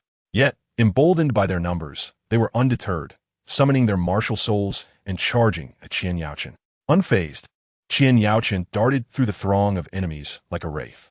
Each strike he unleashed was marked by a fierce intensity, forcing the evil soul masters to retreat. However, these soul masters were no slouches. They quickly recalibrated their strategy and began to coordinate their attacks against him. The pressure on Qian Yaochen intensified, but he gritted his teeth, relying on his exceptional combat skills and indomitable will to endure. Just as the battle reached a fever pitch, Qian Yaochen suddenly spotted an opening in the enemy's formation. Seizing the moment, he unleashed a powerful soul skill, sending the leading soul master hurtling through the air. The remaining soul masters were struck by panic, their morale plummeting. Qian Yaochen capitalized on their disarray and decisively defeated all the evil soul masters. As he surveyed the fallen foes, Qian Yaochen exhaled a breath of relief. Approaching the injured soul beast, he gently stroked its head, his eyes filled with compassion. "Do not be afraid. It is all over now." The small soul beast seemed to sense his kindness and ceased its trembling. With his brow furrowed and sword raised high, the blade gleaming ominously, Qian Yaochen felt a piercing sword aura that seemed ready to rend the very air around him, poised to deliver a lethal blow to the malevolent soul masters. At that critical juncture, a shadow darted forth like lightning from an angle, its speed so swift that it was nearly imperceptible. Clang! A deafening explosion reverberated through the air, causing Qian Yaochen to feel an overwhelming force emanating from the sword, sending a tingling sensation through his arm and making him stagger back uncontrollably for several steps. Steadying himself and squinting to focus, he beheld a tall, stern-faced man who had appeared before him, radiating an immensely powerful aura of soul energy, indicative of a soul Douluo. It was evident that this individual was the leader of the malevolent soul masters. "Boy, do you think you can threaten my people?" The leader sneered, his gaze sharp as a blade, filled with contempt and arrogance. Gritting his teeth, Qian Yaochen mused to himself that the strength of a soul Douluo was indeed formidable. Having already expended some of his soul energy in combat against the minions, he felt the gravity of the situation as he faced this formidable foe. Nevertheless, the stubbornness and sense of justice ingrained in him left no room for retreat. "You despicable scoundrels who torment innocent soul beasts shall not escape today." Qian Yaochen glared fiercely, his soul energy surging once more as he executed a series of sword flourishes, assuming an aggressive stance. The leader, observing this, could not help but let out a cold laugh. "Umph, foolishly unaware of your own mortality. Allow me to show you what true power looks like." As his words fell, 8 soul rings manifested behind him, 2 yellow, 2 purple, and 4 black, arranged with precision and exuding an intimidating luminescence. The overwhelming pressure bore down upon Qian Yaochen, making it difficult for him to breathe. Taking a deep breath, Qian Yaochen suppressed his shock. He understood that fear was not an option at this moment. He focused his mind, channeling his martial soul to its utmost potential, as 7 black soul rings illuminated in succession, standing firm against the imposing aura of the soul Douluo. The air around them seemed ignited by the clash of their formidable powers, crackling with energy. "Prepare to meet your demise." The leader struck first, his figure flashing as he appeared before Qian Yaochen in an instant, his right fist enveloped in a torrent of soul energy, hurtling towards him like a cannonball. Qian Yaochen hastily raised his sword to block. The impact reverberated through the ground, causing it to sink slightly. Yet, he did not yield to the force. Seizing the opportunity amidst the attack, he swiftly sidestepped, his sword striking towards the leader's chest like a venomous serpent. The leader reacted with remarkable speed, leaning back effortlessly to evade the strike, while simultaneously sweeping his left leg towards Qian Yaochen's lower body. Qian Yaochen leapt into the air, executing a flip and landing deftly.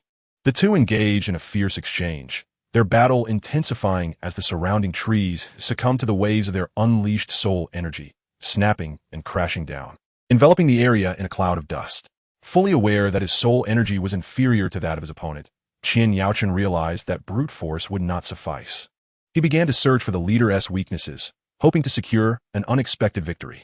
Meanwhile, the leader, relying on his overwhelming strength, pressed forward relentlessly, determined to eliminate Qian Yaochen. Standing before the leader, now gasping for breath, Qian Yaochen felt no hint of compassion in his eyes. The atmosphere around them fell into a profound silence, broken only by the occasional whisper of the wind, as if echoing the aftermath of their battle. His sword, still dripping with the enemy's blood, glimmered coldly in the fading light of the setting sun. With a decisive swing, Qian Yaochen drove his blade through the leader's heart. The leader's muffled groan of defiance accompanying his slow descent to the ground, the light of life fading from him. Having dispatched the leader, Qian Yaochen turned to face the group of fallen, malevolent soul masters. A flicker of disdain crossed his eyes as he raised his hand, channeling his soul energy to eradicate their martial souls with overwhelming force. These once mighty soul masters now lay defeated, writhing in agony upon the ground. Qian Yaochen cast a cold glance at them, offering no further words. He then approached the small soul beast, gently crouching beside it and tenderly stroking its head. The little creature trembled slightly, its wounds temporarily suppressed during the battle, yet still in need of proper care. Cradling the small soul beast carefully in his arms, Qian Yaochen turned and ventured deeper into the forest. With each step, he moved lightly, cautious not to jostle the little soul beast in his embrace. The forest was tranquil and profound, occasionally interrupted by the distant calls of birds. As he ventured further, the vegetation thickened, sunlight filtering through the leaves to create shafts of golden light. Eventually, Qian Yaochen arrived at a serene valley, lush with flowers and the gentle babble of streams, a perfect sanctuary. He gently placed the little soul beast onto the soft grass, using his soul energy to heal it until its condition improved significantly, its eyes beginning to regain their vitality. Only then did he rise, satisfied.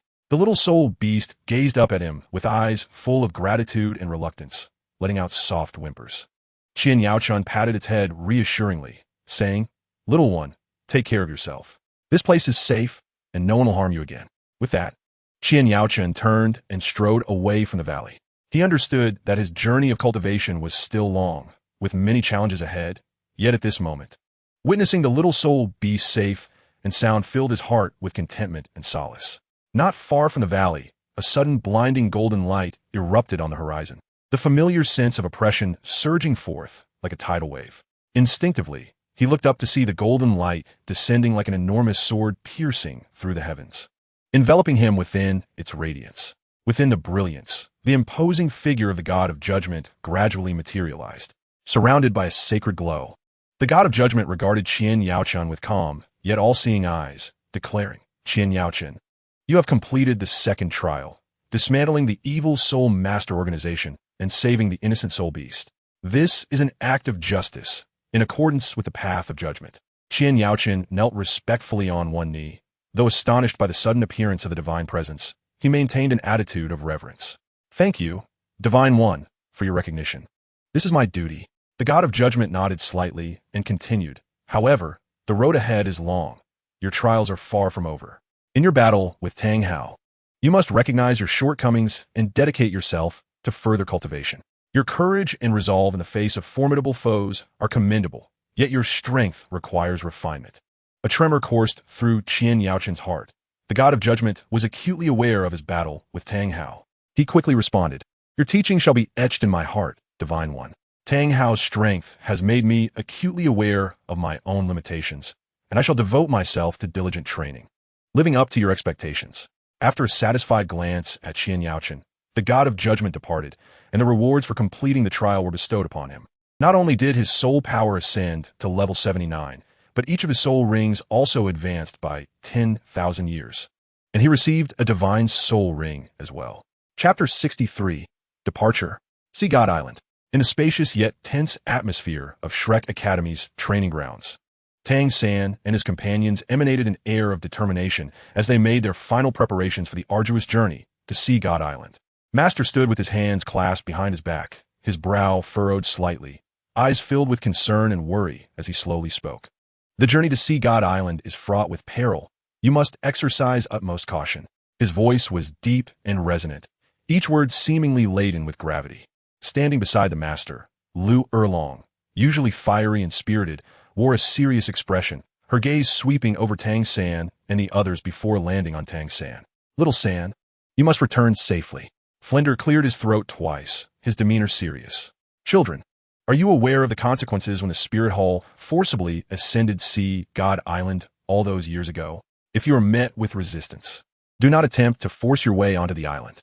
The group's attention instantly focused on him, their expressions a mix of curiosity and confusion. Flender paused, a somber expression crossing his face as he continued. "The Spirit Hall once sought to conquer See God Island to harness its mysterious powers, dispatching numerous experts, including those at the title Douluo level." His voice trembled slightly, as if recalling that harrowing chapter of history. But was See God Island so easily invaded? The master seized the opportunity to speak, his eyes shimmering with a complex light. The guardians of the island rose in rebellion, and thus commenced a battle that would rend the heavens and weep for the spirits.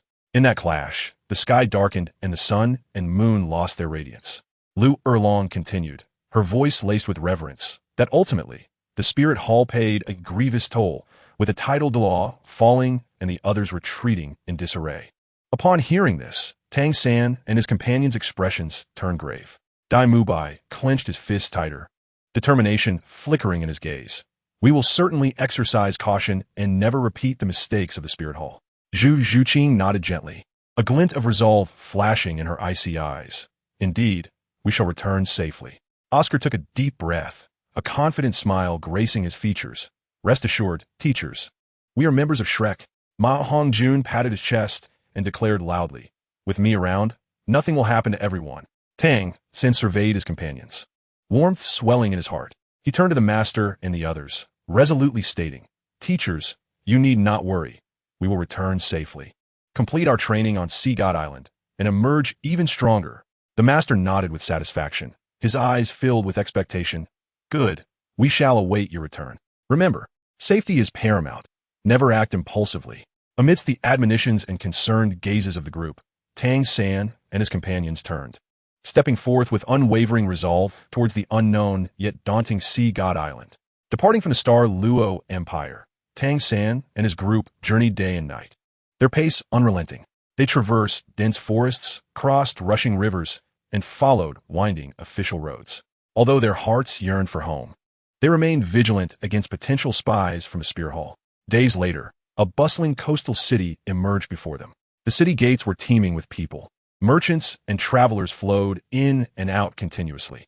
Upon entering the city, a strong scent of the sea assailed their senses, with streets lined with a dazzling array of seafood and the sound of hawkers filling the air. At last, they had arrived. Daimubai exhaled deeply, his eyes brimming with anticipation, for just ahead lay Sea God Island. They sought out the largest dock in the city, where towering sailboats rested at the shore, their sails rustling in the sea breeze.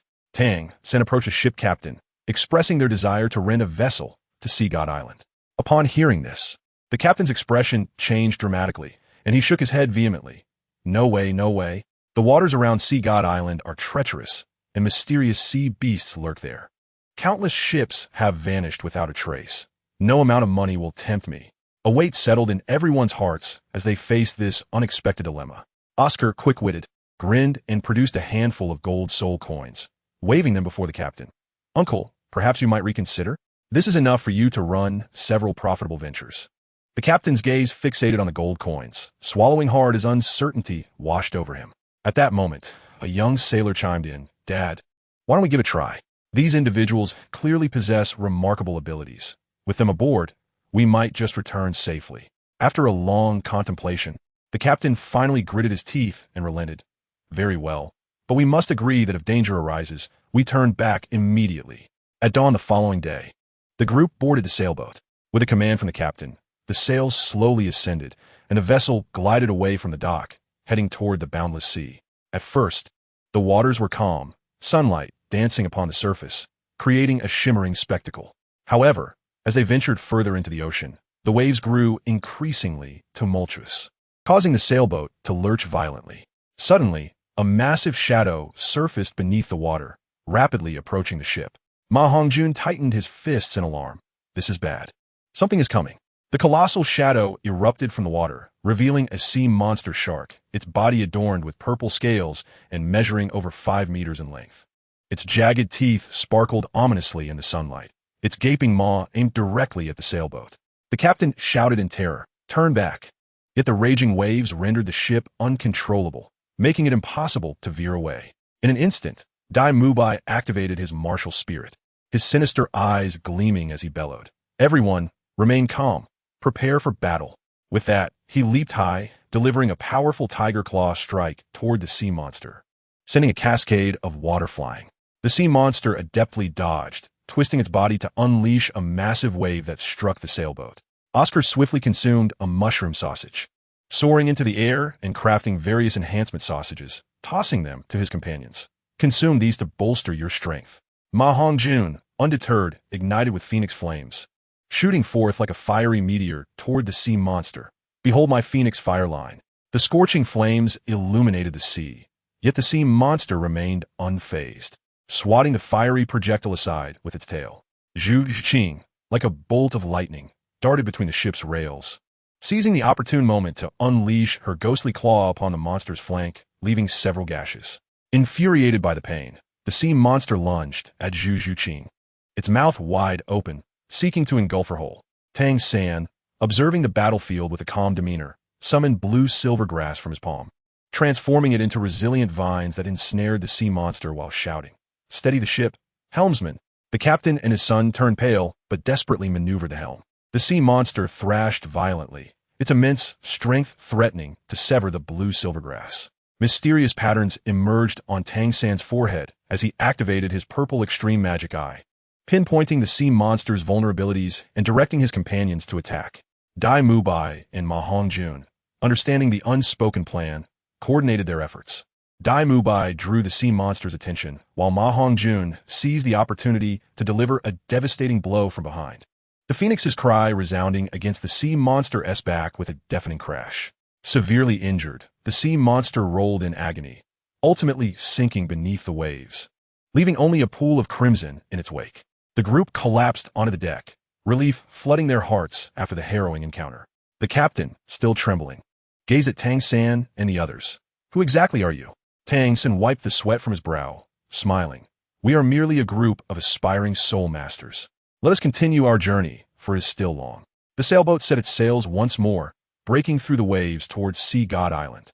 Though they had successfully fended off the sea monster, the ship had sustained significant damage during the fierce confrontation, water steadily flooding in, threatening to capsize amidst the tumultuous waves. The captain's face turned ashen, his voice quivering. "We cannot hold on much longer. Ahead lies a small island.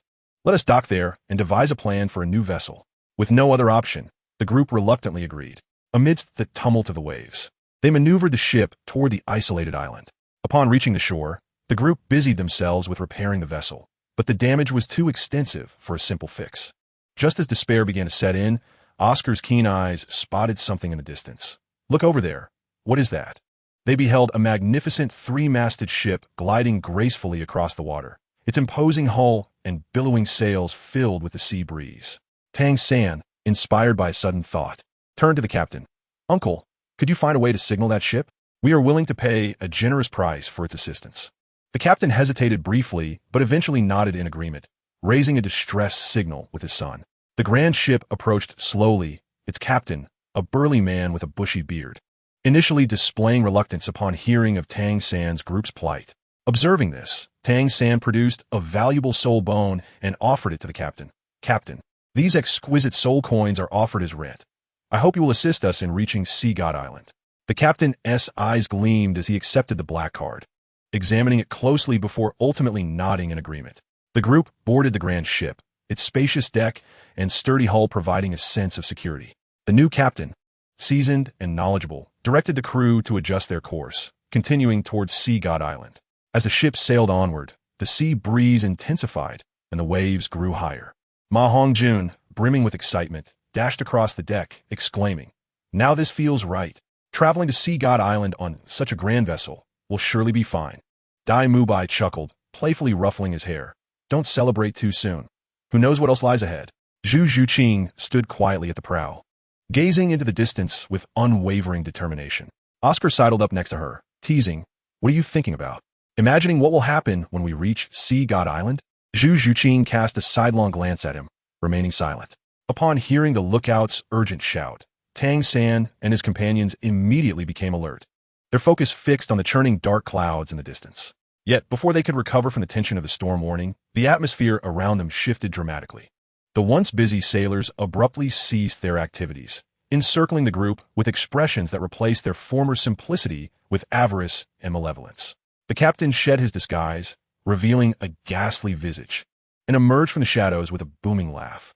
"Ha ha ha, you fools really thought I would kindly take you to Sea God Island? To tell you the truth, this ship is specifically designed for highway robbery. If you know what's good for you, hand over all your valuables. Otherwise, don't blame me for my ruthlessness." As he spoke, a sharp curved dagger appeared in his hand, glinting coldly in the sunlight. Dai Mubai glared fiercely, his soul power surging, the chilling light in his eyes revealing a deadly intent. "You pirate, how dare you scheme against us? Today, you shall pay dearly for your foolishness." He was the first to launch an attack, transforming into a fleeting shadow as he charged towards the captain. The captain, however, was no slouch. He deftly sidestepped and engaged Dai Mubai in combat. In a flurry of flashing blades, the sounds of clashing metal filled the air. Ma Hongjun instantly summoned his martial soul, flames roaring to life as he unleashed a torrent of phoenix fire at the surrounding pirates. If you wish to rob us, you'd best ask if my flames agree. The pirates were forced back by the flames, their cries of despair ringing out.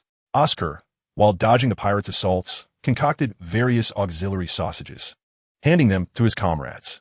Everyone eat these to enhance your condition. Zhu Zhuqing moved silently among the pirates, her phantom claw striking like a ghost, causing those it touched to collapse. Tang San stood firm, blue-silver grass rapidly spreading from beneath his feet, ensnaring the approaching pirates one by one. His gaze was calm as he quickly analyzed the battlefield, commanding loudly, "Everyone be cautious and coordinate. Do not scatter. First, eliminate these minor foes. Then we will focus on the captain." Although the pirates outnumbered them, they gradually fell to the superior coordination and strength of Tang San and his allies. Yet the captain, seasoned and skilled, fought toe-to-toe with Dai Mubai, neither side gaining the upper hand. Suddenly, a flash of lightning split the sky, heralding the storm's early arrival. The fierce winds bore down with torrential rain, crashing violently against the sea, while towering waves relentlessly battered the ship, threatening to capsize it at any moment. The pirates were thrown into disarray by the tumultuous storm, with some being swept into the ocean by the monstrous waves. However, Tang San and his companions showed no signs of retreat. They understood that their only chance of survival and reaching Sea God Island lay in swiftly resolving the conflict and regaining control of the ship. Amidst the raging storm, Tang San coolly surveyed the battlefield, waiting for the opportune moment. The blue-silver grass, like a nimble serpent, swiftly coiled around the captain's legs, unbalancing him and causing him to stumble. Seizing the opening, Dai Mubai unleashed a powerful white tiger's light wave towards the captain. The captain, caught off guard, was struck in the chest, sent hurtling backwards to crash against the ship's railing. Ma Hongjun took advantage of the moment to expel a thick stream of phoenix fire, dispersing the pirates surrounding the captain and leaving him isolated. Zhu Zhuqing ghosted behind the captain, her phantom claw poised at his neck, the icy aura sending chills down his spine. "Please don't kill me," the captain pleaded in terror, his dagger clattering to the ground. Tang San stepped forward, his gaze piercing as he fixed it on the captain. "Now, take us to Sea God Island. This is your only chance to survive." The captain, glancing at the menacing figure surrounding him and then at the roiling sea that threatened to swallow everything, trembled as he nodded. "I will take you there. Please spare my life." Under the captain's guidance, the remaining pirates nervously operated the ship, struggling to adjust its course towards Sea God Island. The storm grew ever more ferocious, with massive waves battering the vessel, nearly capsizing it on several occasions. Yet, united in purpose, Tang San and his companions worked together. Dai Mubai and Ma Hongjun reinforced the ship's structure with their soul power, Oscar replenished their stamina, and Zhu Zhuqing assisted in keeping watch for any imminent danger. Time slipped by, and eventually, the storm began to subside. Sunlight pierced through the clouds, illuminating the sea with shimmering reflections. "Look, there's Sea God Island." The captain pointed ahead, his voice tinged with a hint of reverence. In the distance, a mysterious island emerged, shrouded in an otherworldly glow as if protected by a layer of enigmatic power. Tang San and the others gazed at the island filled with unknowns, a surge of indescribable excitement swelling within them, perhaps a yearning for power, or perhaps an awe for the novel scenery. Chapter 64, Drawing in Douluo Continent. Having completed the second assessment of the judgment, ventured deep into the sunset forest to catch up with Douluo. As he stepped into the forest, suffused with an aura of mystery, the lush foliage intertwined, and sunlight struggled to filter through the gaps, casting dappled shadows on the ground. The surroundings were tranquil, occasionally interrupted by the low growls of unknown beasts. Qian Yaochen navigated effortlessly, relying on memories from his previous visits, quickly arriving at the familiar valley. "Old monster, I'm here," Qian Yaochen shouted, his voice echoing throughout the valley. Shortly after, a robust and powerful voice emerged from the cave. "Humph. You little rascal still remember to visit me. I thought you'd forgotten this old bone of mine." Douluo strode out of the cave with a steady gait, his white hair billowing freely. Although his face bore a feigned reproach, his eyes sparkled with joy at their reunion. The two exchanged a glance before bursting into hearty laughter. "Guomin, I just obtained some fine herbs and was planning to research a new poison. Your timing is impeccable," Douluo warmly invited. Qian Yaochen, feeling no hesitation, strode into the cave. Inside, a faint medicinal aroma pervaded the air, with shelves lined with various jars and containers, filled with colorful liquids and bizarre herbs. Curiously, Qian Yaochen examined the surroundings. "Old monster, What new concoction have you been brewing? Douluo grinned mysteriously, lifting a jade vial and shaking it. This is my newly developed poison, specifically targeting soul beasts. Even a 10,000-year soul beast would suffer severely if caught in it. Qian Yaoqin's eyes brightened as he took the jade vial for a closer inspection. Is it really that potent? Do tell me how you refined it. Thus, Douluo enthusiastically began to elaborate, detailing everything from herb collection to the precise temperature needed for extraction and the order of fusion, leaving no detail unmentioned. Qian Yaoqin listened with rapt attention, occasionally posing questions, and the two engaged in a spirited discussion. Before they knew it, dusk had fallen, the remnants of the setting sun painting the entire valley in hues of orange and red. Douluo rose. Come, let us step outside for some fresh air and have a bite to eat. They made their way to the stream outside the valley, where Douluo waved his hand, causing several plump fish to leap from the water. Qian Yaoqin kindled a campfire, deftly cleaning the fish and skewering them over the flames. Soon, the aroma of grilled fish wafted through the air, and the two savored their meal while reminiscing about past experiences. It's been quite a while since we last parted. Qian Yaoqin reflected. Douluo nodded slightly. Indeed, but now you've become quite remarkable. It's not easy to remember an old man like me. Qian Yaoqin clapped Douluo on the shoulder. Old monster, don't say such things. In my heart, you will always be my good friend. Douluo chuckled in response. You rascal, you didn't come to find me just to reminisce, did you? After catching up, Qian Yaoqin's expression grew serious as he turned to Douluo, speaking earnestly. Old monster, I have a matter to discuss with you. The Spirit Hall is currently in need of capable individuals. With your strength and insight, joining us would undoubtedly bolster the Spirit Hall's might. I formally invite you to join the Spirit Hall. Upon hearing this, Douluo furrowed his brow slightly, a flicker of hesitation crossing his face. He waved his hand dismissively and replied, As someone accustomed to leisure, I find it difficult to abide by the rigid rules of the Spirit Hall. Perhaps we should let this matter rest. Qian Yaoqin, however, did not relent. With sincerity, he said, Old monster, I am fully aware of your aversion to constraints. Yet, the current aim of the Spirit Hall is to ensure the long-term development of the entire Spirit Master community. Your involvement as a formidable force could greatly benefit many Spirit Masters. Moreover, you need not worry about being burdened with numerous duties. I can offer you a unique position. Douluo raised an eyebrow, curiosity piqued. Oh, what kind of unique position? Qian Yaoqin smiled and continued. I promise you the title of Honorary Elder of the Spirit Hall. You will enjoy all the privileges of an elder without being subject to arbitrary summons by the Spirit Hall. You can continue to roam freely in this sunset forest, only required to lend your assistance during critical moments concerning the survival of the Spirit Hall or significant crises within the Spirit Master community. This way, you can maintain your leisurely lifestyle while also wielding your immense power for a grand cause in the Spirit Master realm. Wouldn't that be splendid? Douluo fell into contemplation, weighing the pros and cons in his mind. He gazed upon the familiar sunset forest, contemplating that joining the Spirit Hall might indeed bring about some change in the Spirit Master community. Given that Qian Yaoqin was someone he could trust, this offer was undeniably tempting. After a long moment, Douluo sighed deeply and nodded. Very well, very well. For your sake, and considering the beautiful future you have painted, I shall agree to join the Spirit Hall as an honorary elder. However, do not forget today's promise. Qian Yaoqin was overjoyed, stepping forward to clap Douluo's shoulder heartily. Old monster, rest assured, as long as I am in the Spirit Hall, this promise will remain unbroken. Together, we will surely lead the Spirit Hall to unprecedented glory.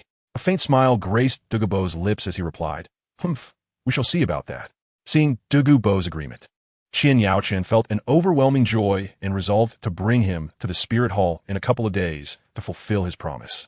In the ensuing 2 days, Qian Yaoqin accompanied Douluo on leisurely strolls through the sunset forest. While it appeared to be a simple jaunt, Qian Yaoqin remained vigilant, wary of any unforeseen incidents that might impede their journey to the Spirit Hall. Together, they revisited secret corners of the forest, places that held memories of their past adventures, as well as hidden treasures yet to be discovered deep within the woods.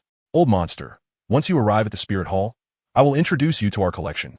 I guarantee it will be an eye-opening experience, Qian Yaoqin said enthusiastically. Douluo scoffed lightly. What rare treasures could you possibly have? Can anything surpass the treasures of my sunset forest? Despite his words, a glimmer of anticipation flickered in his eyes. On the day of departure, the sun shone brightly, and a gentle breeze caressed the air. Qian Yaoqin and Douluo stood at the edge of the forest, looking back at the place they had called home for so long. Rest assured, I will return when time permits. Qian Yaochen seemed to sense Douluo Bo's reluctance. The two hurried along, utilizing their formidable powers to swiftly reach the spirit hall. The grand architecture loomed before them, and the guards, upon spotting Qian Yaochen, immediately offered their respects. Qian Yaochen led Douluo Bo directly to the assembly hall, where several core elders were gathered. Today, I have brought a significant figure to the spirit hall. The esteemed Douluo Bo has joined us as an honorary elder. Qian Yaochen's voice boomed, resonating throughout the hall. The elders, though initially surprised, quickly composed themselves and expressed their warm welcome. After the ceremony, Qian Yaochen escorted Douluo Bo to his prepared quarters, which were luxurious yet serene. Certifique die Soutink Douluo Bo's tastes. Old monster, from now on, this will be your abode. Should you have any needs, do not hesitate to voice them, Qian Yaochen said. Douluo Bo surveyed his surroundings, nodding slightly. It is quite satisfactory. I hope the spirit hall truly lives up to your words and achieves great things. After fulfilling the relevant promises, Qian Yaochen personally saw Douluo Bo back to the Sunset Forest. Along the way, they chose not to ride horses or take carriages. Instead, they utilized their soul skills to soar through the skies, the refreshing breeze whistling past their ears. Beneath them lay the undulating mountains and vast green fields. I did not expect the spirit hall to operate with such efficiency, Douluo Bo remarked, glancing at Qian Yaochen with a hint of satisfaction. The honorary elder's token and corresponding privileges had indeed met his expectations. Qian Yaochen smiled in response. Old monster, now that I have made a promise, I will certainly not go back on my word. From now on, you can enjoy your leisurely life as an elder in the spirit hall. During their flight, Qian Yaochen shared with Douluo Bo some of the spirit hall's future plans, discussing the innovative training systems for spirit masters and the rational utilization of spirit beast resources. Douluo Bo listened intently, occasionally offering his sharp insights. Their discussion grew animated and lively. Before long, the familiar outline of the Sunset Forest came into view. As they stepped into the forest, the refreshing scent of grass and trees enveloped them, and the spirit beasts hidden within the woods seemed to sense Douluo Bo's return. Rustling sounds echoing around them. We have arrived. Qian Yaochen halted. Old monster, should you have any matters arise, simply send someone to inform me. Douluo Bo waved his hand dismissively. All right, I understand. You need not become so overwhelmed with duties at the spirit hall. Do visit me when you have the time. Qian Yaochen smiled. I will certainly do so. And thus, he departed from the Sunset Forest, leaving Douluo Bo gazing at his retreating figure, feeling an indescribable sense of contentment. Chapter 65. The Trial of the Sea God. After leaving the Sunset Forest, Qian Yaochen did not rush back to the spirit hall. Instead, he headed to the Seven Treasure Glazed Tile School to find Ning Rongrong, intending to inform Ning Fengji and others about Douluo Bo's inclusion in the spirit hall, reassuring them to continue their collaboration with the spirit hall.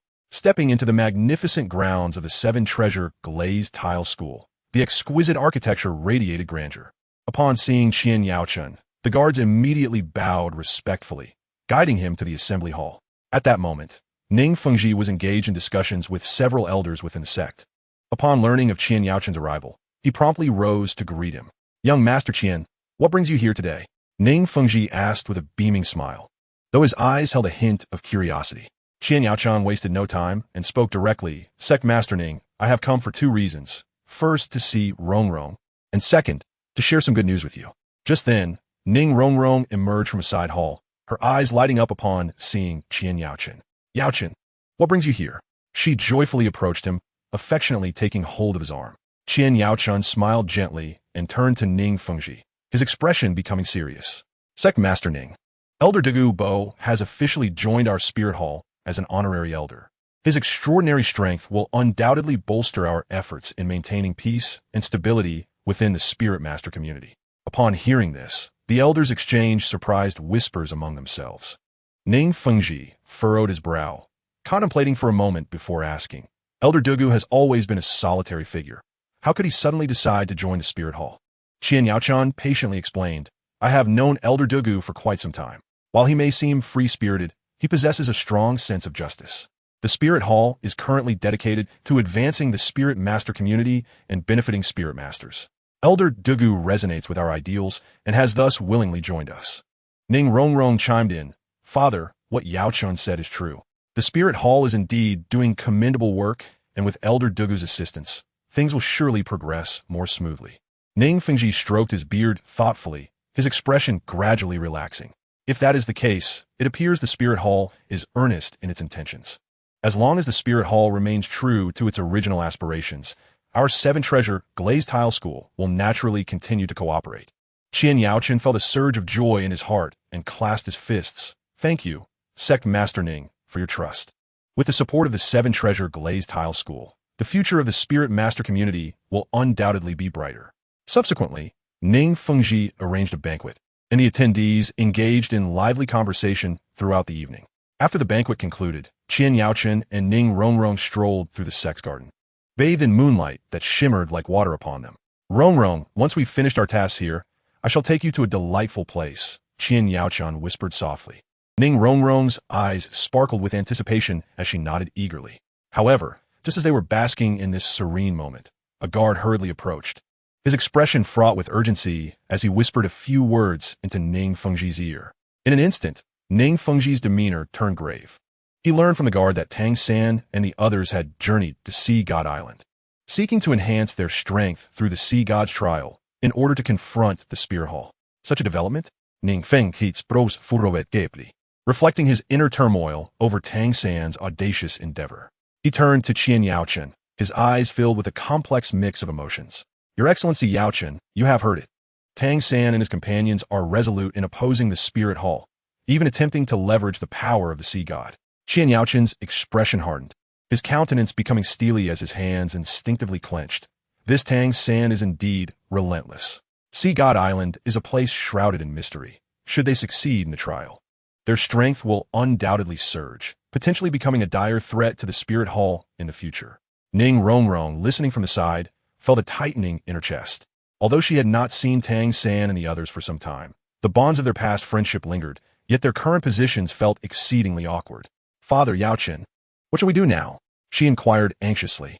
After a moment of contemplation, Qian Yaochen replied slowly, I must return to the Spirit Hall immediately to inform His Holiness the Pope and discuss countermeasures. Ning Songchu, I hope the 7-treasure glazed tile school will keep a close watch on any movements from Sea God Island and promptly relay any information to the Spirit Hall. Ning Fengji nodded slightly, his expression solemn. Naturally, if Tang San and his companions significantly enhance their strength, it will have a profound impact on the entire world of Soul Masters. We cannot afford to remain passive. Ning Fengji quickly dispatched a messenger to relay the news to the Spirit Hall, while Qian Yaochen took Ning Rongrong on a day of leisure in the Heaven Do Empire.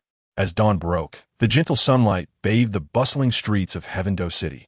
Qian Yaochen and Ning Rongrong strolled side by side through the lively marketplace, where stalls brimming with an array of goods lined the streets, accompanied by the sounds of vendors calling out their wares. Ning Rongrong flitted through the crowd like a joyous bird, momentarily captivated by exquisite jewelry, then drawn to delectable pastries. Qian Yaochen, with a tender smile, followed closely behind, occasionally producing soul coins to purchase items that delighted her heart. Yaochen, do you think this hairpin is beautiful? Ning Rongrong asked, holding up a hairpin adorned with a blue gemstone, which she placed in her hair, her face radiant with joy. Qian Yaochen gazed at her with admiration and nodded. Indeed, it suits you beautifully. After enjoying a leisurely lunch, the two made their way to the imperial gardens of Heaven Do City. The lake shimmered with gentle ripples. Pavilions and towers were artfully arranged, and lush trees provided ample shade amidst a riot of blossoms. They meandered along the lakeside, pausing occasionally to admire the playful fish.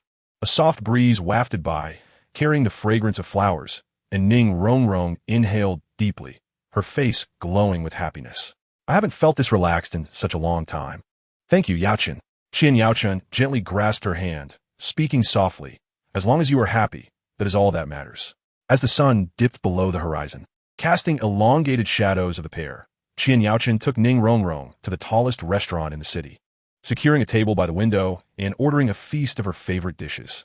Outside, the lights of Heaven Do City began to twinkle, creating a vibrant scene. Ning Rongrong surveyed the surroundings, yet a hint of worry shadowed her heart.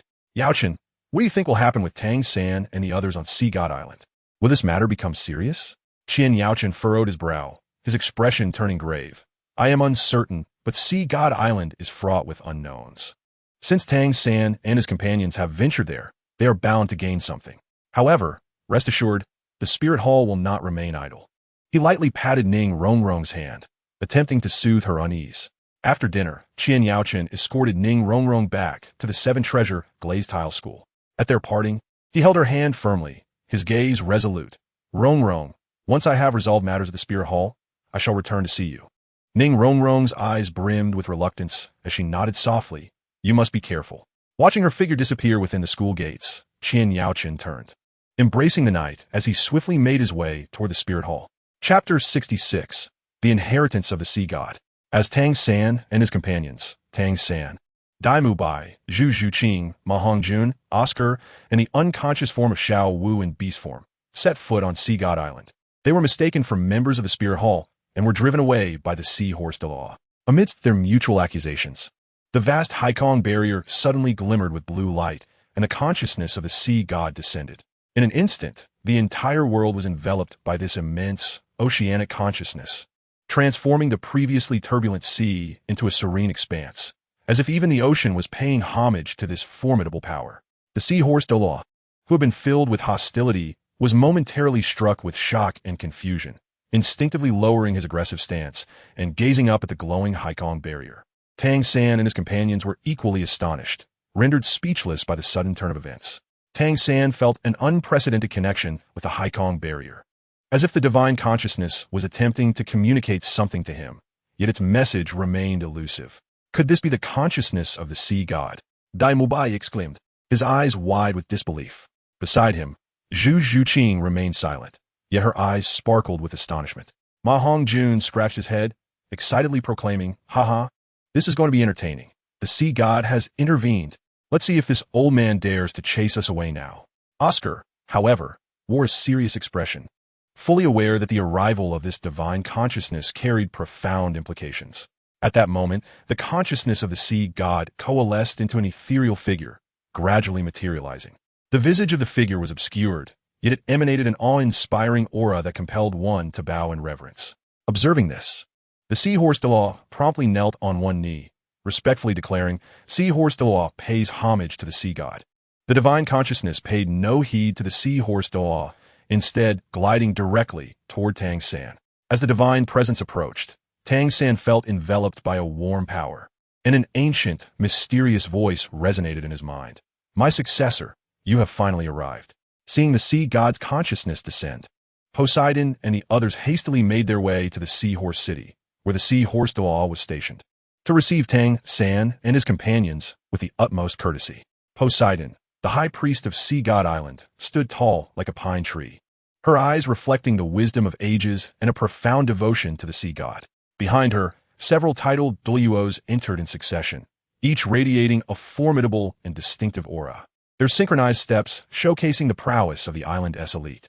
Poseidon approached Tang San and the others, slightly bowing, a gesture that took them by surprise.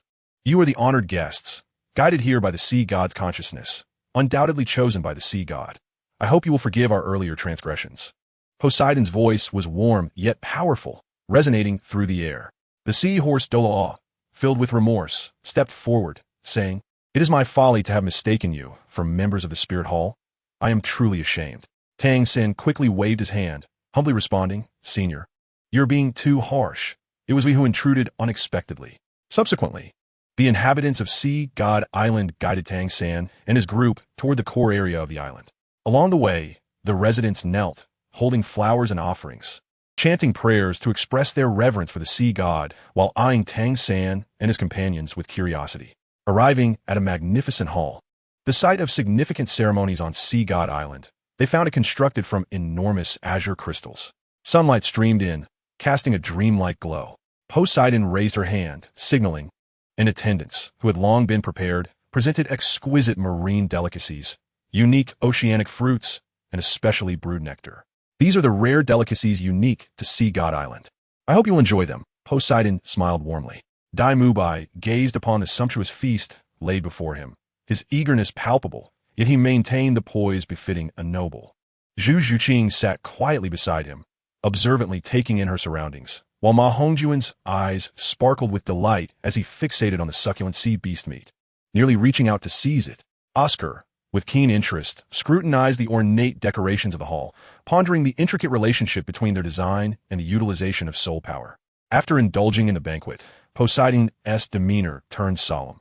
since the divine consciousness of the sea god has descended to guide your arrival. You must be the bearers of the hope to inherit the sea goddess power. Now, please follow me to the sacred site of the sea goddess legacy. Under Poseidon's guidance, Tang San and his companions embarked on their journey towards the sea god's heritage, hearts aflame with a mix of anxiety and anticipation. The air was thick with the potent presence of divine sea power, the surrounding space seemingly suffused with this enigmatic force, glowing faintly in shades of blue.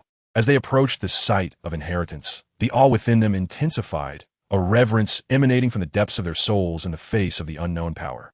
At last, they arrived before an immense underwater palace. The grand doors creaked open, releasing a wave of ancient and mysterious energy. Poseidon entered first, with Tang San and the others closely following. Upon entering the palace, they were rendered speechless by the breathtaking sight within. Massive pearls embedded in the walls emanated a soft glow, illuminating the entire chamber.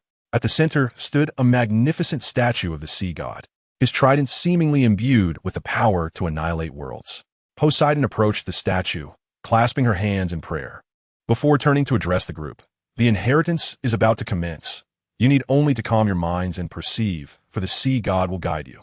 Taking a deep breath, Tang San stepped forward beneath the statue. In an instant, a brilliant blue light enveloped him, and the voice of the sea god resonated within his mind.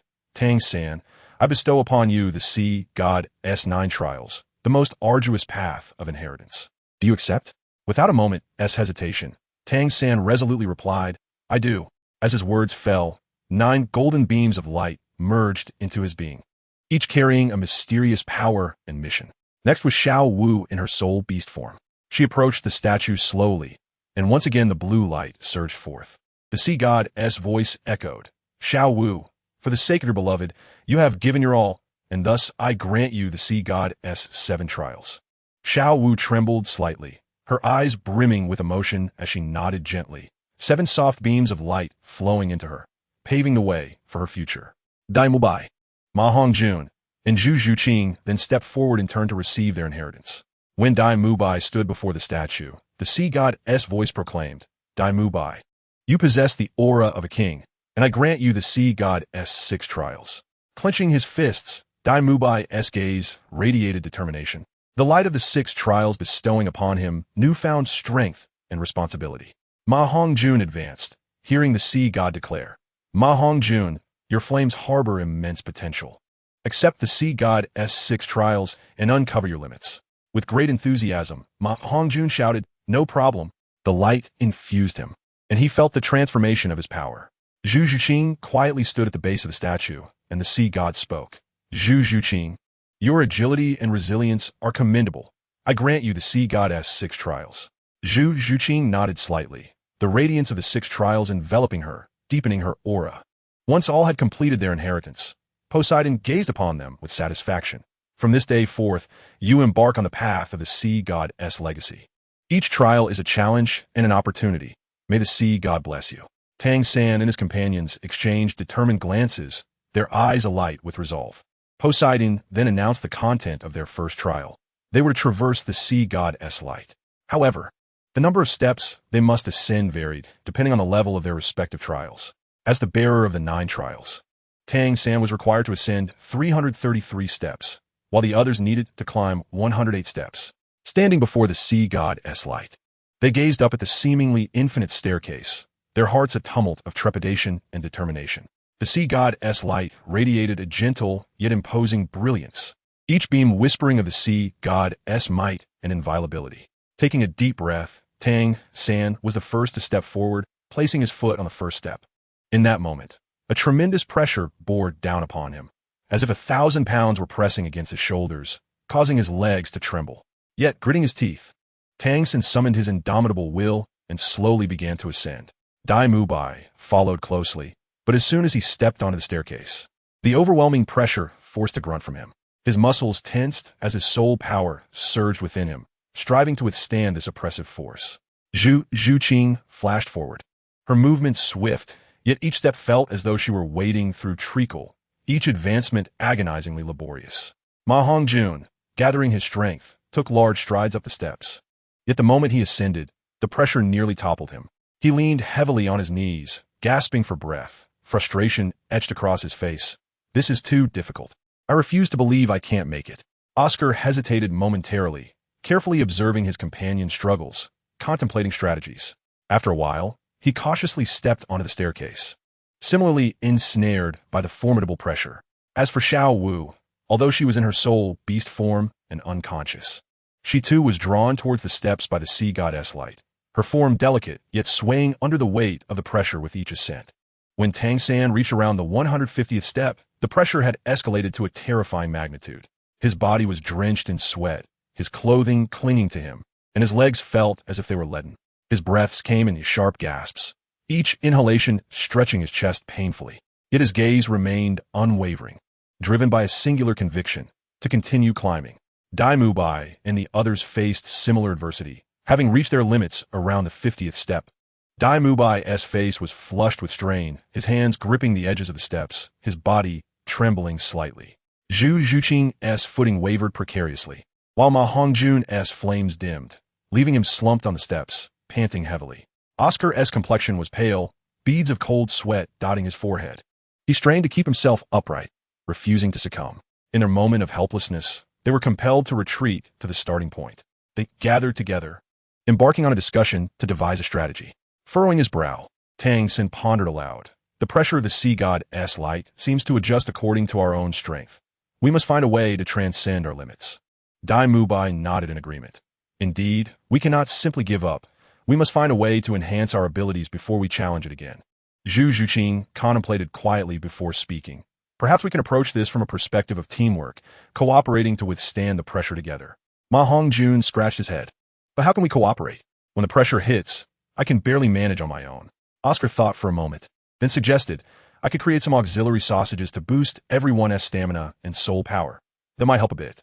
The group engaged in lively discussion, strategizing their approach. Their eyes rekindled with the fire of determination.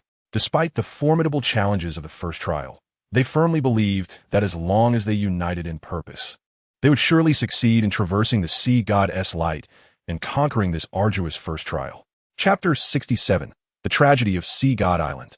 Upon returning to the Spirit Hall, Qian Yaochun convened with Qian Daolu and other Spirit Hall elders to deliberate on the matter of Tang San and his companion's journey to Sea God Island.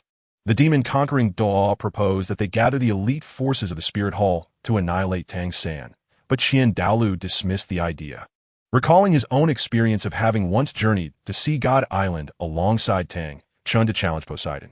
The two had battled Poseidon for 3 days and nights, ultimately being defeated by her. Qian Oliu's voice was low and resonant, as vivid memories unfurled before his eyes. At that time, both he and Tang Chan believed they had reached the pinnacle of Douluo Continent. Yet faced with Poseidon, they realized the unfathomable depth of Sea God Island's power. Her divine might was inexhaustible, each assault imbued with the cataclysmic force to annihilate. Qian Yaochun wore an expression of shock, struggling to fathom what kind of strength could vanquish two unparalleled powerhouses. The demon suppressing Douluo's face was one of reluctance. His fists clenched tightly. Could it really end like this? Watching Tang San grow, he foresaw a future calamity.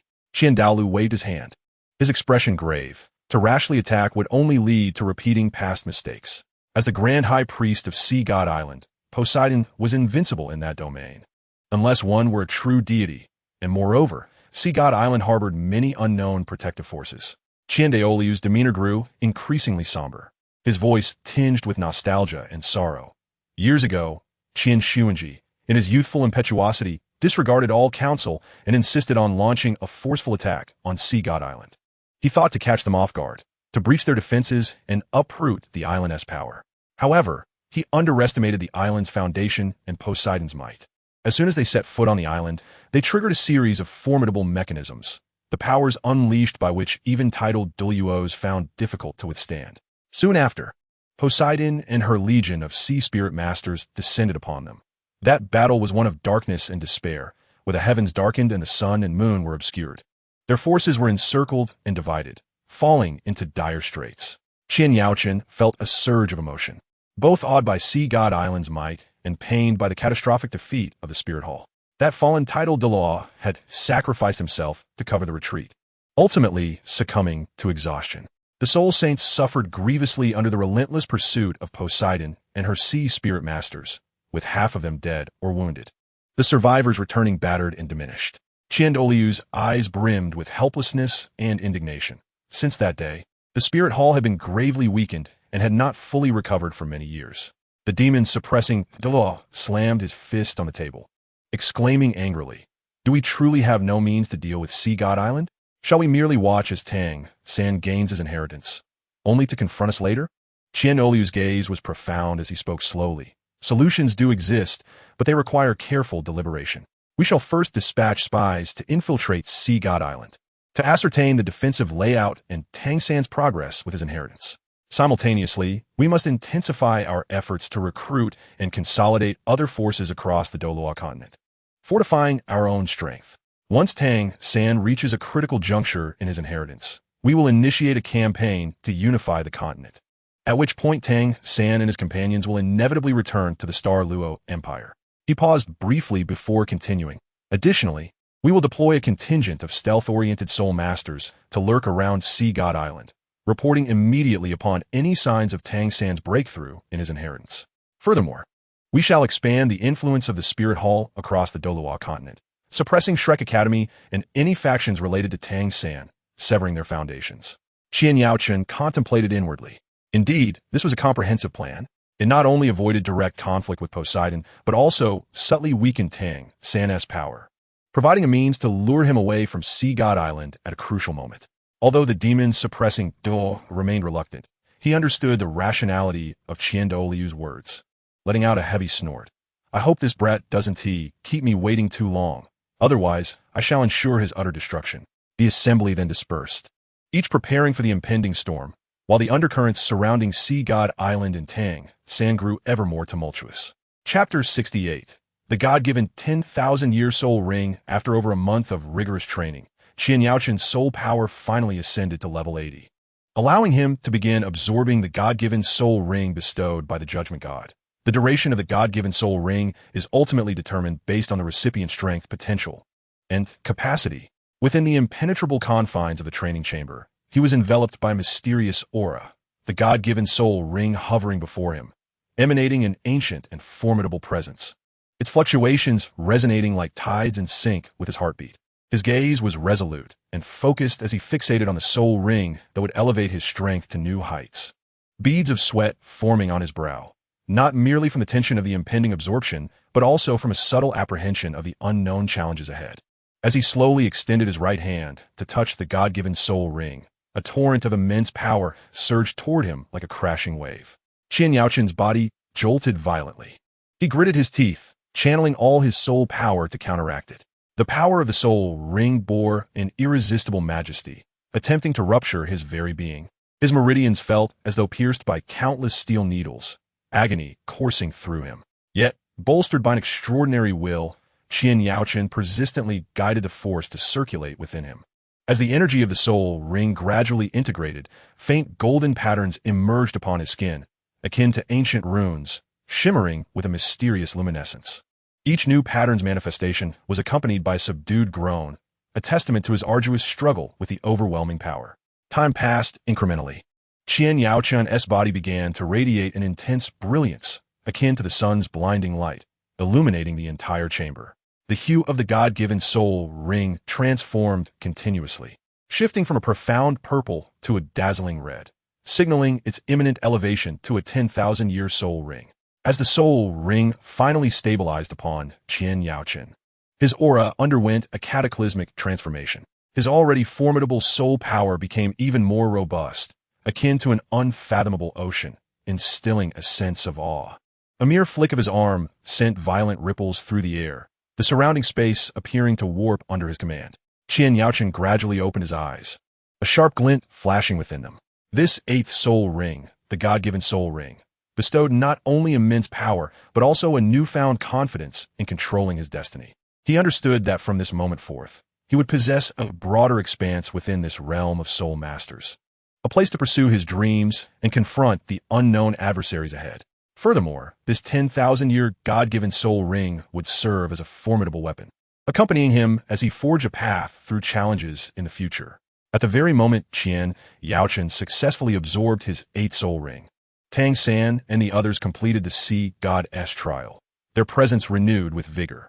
The energy radiating from their soul rings shimmered increasingly brightly, with each pattern embodying the essence of 5,000 years of cultivation.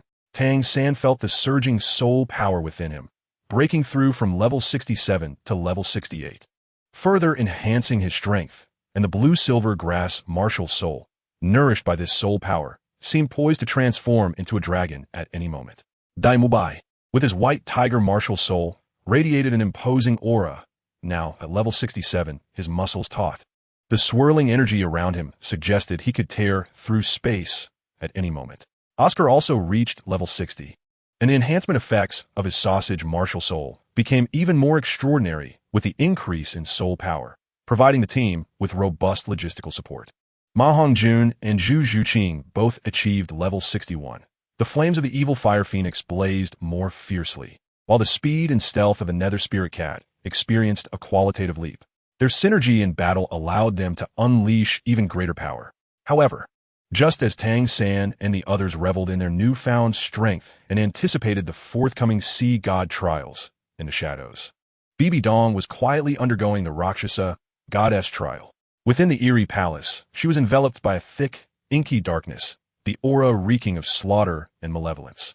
Her eyes glimmered with an eerie red light, continuously pushing her limits under the mysterious power of the divine trial. Each challenge of the Rakshasa goddess trial was steeped in unending bloodshed and temptation. Yet Bibi Dong, fueled by her formidable will and insatiable thirst for power, persevered through each trial.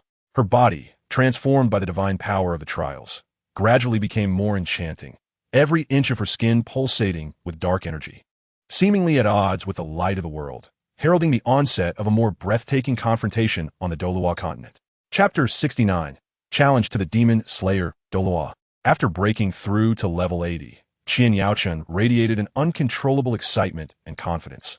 The newly bestowed 100,000 year spirit ring bestowed upon him an unprecedented sense of power, prompting an eagerness to test the limits of his abilities. After some contemplation, he set his sights on the formidable Demon Slayer Douluo, a 96th level title duo renowned within the Spear Hall, wielding the unmatched dragon spiral staff. When Qian Yaochen issued his challenge, a flicker of surprise crossed the Demon Slayer Douluo's eyes, quickly replaced by a faintly disdainful smirk, as if he regarded the 80-level youth before him as merely overestimating his own capabilities.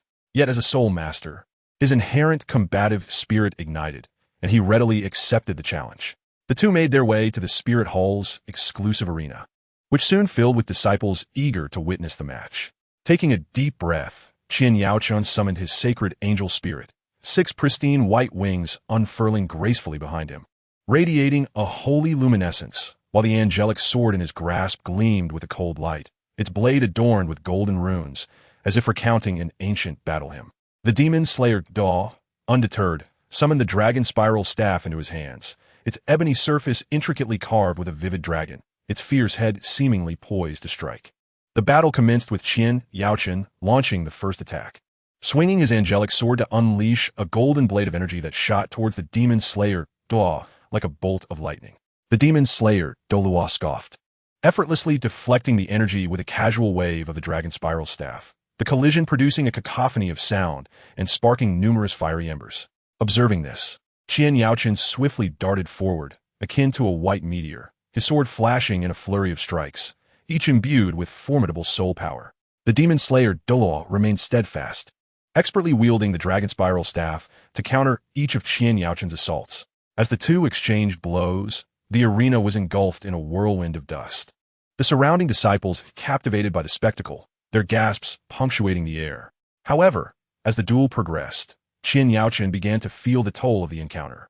The Demon Slayer Douluo's soul power surged like a relentless tide, each strike wielded with overwhelming force. In contrast, Qian Yaochen's own energy waned rapidly under the strain of the intense confrontation, the weight of the angelic sword becoming increasingly burdensome. During a fierce clash, the Demon Slayer Douluo roared, and the dragon engraved on his staff seemed to come alive, lunging ferociously at Qian Yaochen, summoning all his strength to withstand the onslaught.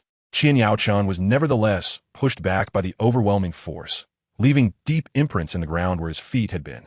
A trickle of blood escaped his lips, yet his gaze remained defiant. Ultimately, the disparity in strength could not be wholly compensated by willpower alone. Seizing the moment, the demon slayer Douluo leapt high, raising the dragon spiral staff with immense force before bringing it crashing down upon Qian Yaochan. Attempting to evade, Qian Yaochan found his movements sluggish from earlier attacks, barely managing to raise his sword in defense. With a thunderous crash, he was sent hurtling away, crashing heavily at the edge of the arena, dust billowing around him. Struggling to rise, he felt as though his bones had been shattered, agony coursing through him. The demon slayer Douluo slowly retracted the dragon spiral staff, observing the fallen Qian Yaochan. The earlier disdain had vanished, replaced by a glimmer of admiration. Little one, to withstand over 100 exchanges against me at level 80 is commendable. Lying on the ground, gazing at the sky, Qian Yaochan's heart brimmed with dissatisfaction. Although he had not exerted his full strength, reserving it for true enemies, he clearly recognized the gap between himself and the elite. As he lay there, his chest heaving and breaths labored, sweat mingled with blood trickling down his cheeks, splattering onto the cracked stones below. The surrounding cacophony of voices faded into a blur, his mind replaying every moment of his battle against the demon slayer Douluo.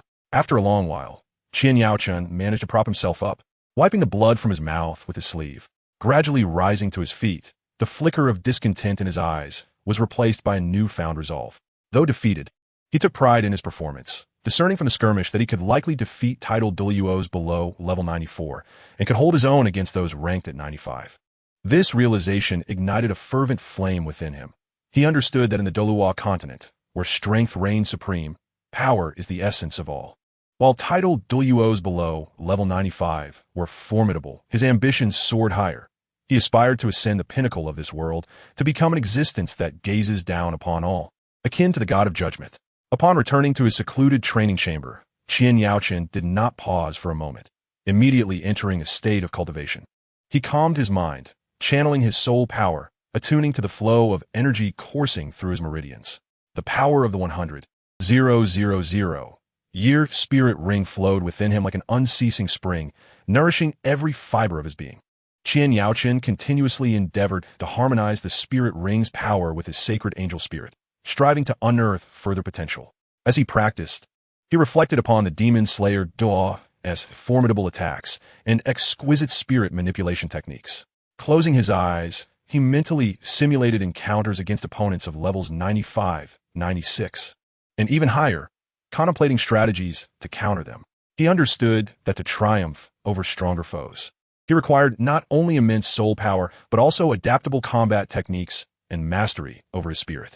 Days turned into weeks as Qian Yaochan immersed himself in training. Within the chamber, his soul power surged, and the aura of his sacred angel spirit intensified. His pristine wings fluttered gently, each movement generating powerful currents of air that caused the runes on the walls to shimmer erratically. He diligently honed his combat skills, attempting to condense his soul power further to enhance both the potency and endurance of his attacks. As time progressed, Qian Yaochan distinctly sensed his strength steadily ascending. A newfound confidence and composure radiated from his gaze, a transformation born of trial and tribulation. He knew he was one step closer to his goal. Chapter 70, BB Dong's Ambition. BB Dong emerged slowly from the dim, shadowy chamber, cloaked in a thick and eerie aura of darkness. With each step, tendrils of black mist seemed to unfurl into the air. Her eyes glimmered with an otherworldly crimson light, capable of piercing through the very fabric of existence. Cold and suffused with an oppressive weight. In this bout of cultivation, she had successfully shattered the shackles of her soul power, ascending to the pinnacle of the 99th level Douluo, having also completed the 7 trials of the Rakshasa, resulting in a monumental transformation of her abilities. News of her achievement swiftly reached Qian Douluo, stirring a sense of unease within him. The moment he beheld BB Dong entering the sacred hall, that unease intensified. Observing the former daughter-in-law, who had now become a pope, Qian Douluo's heart was a tumult of emotions.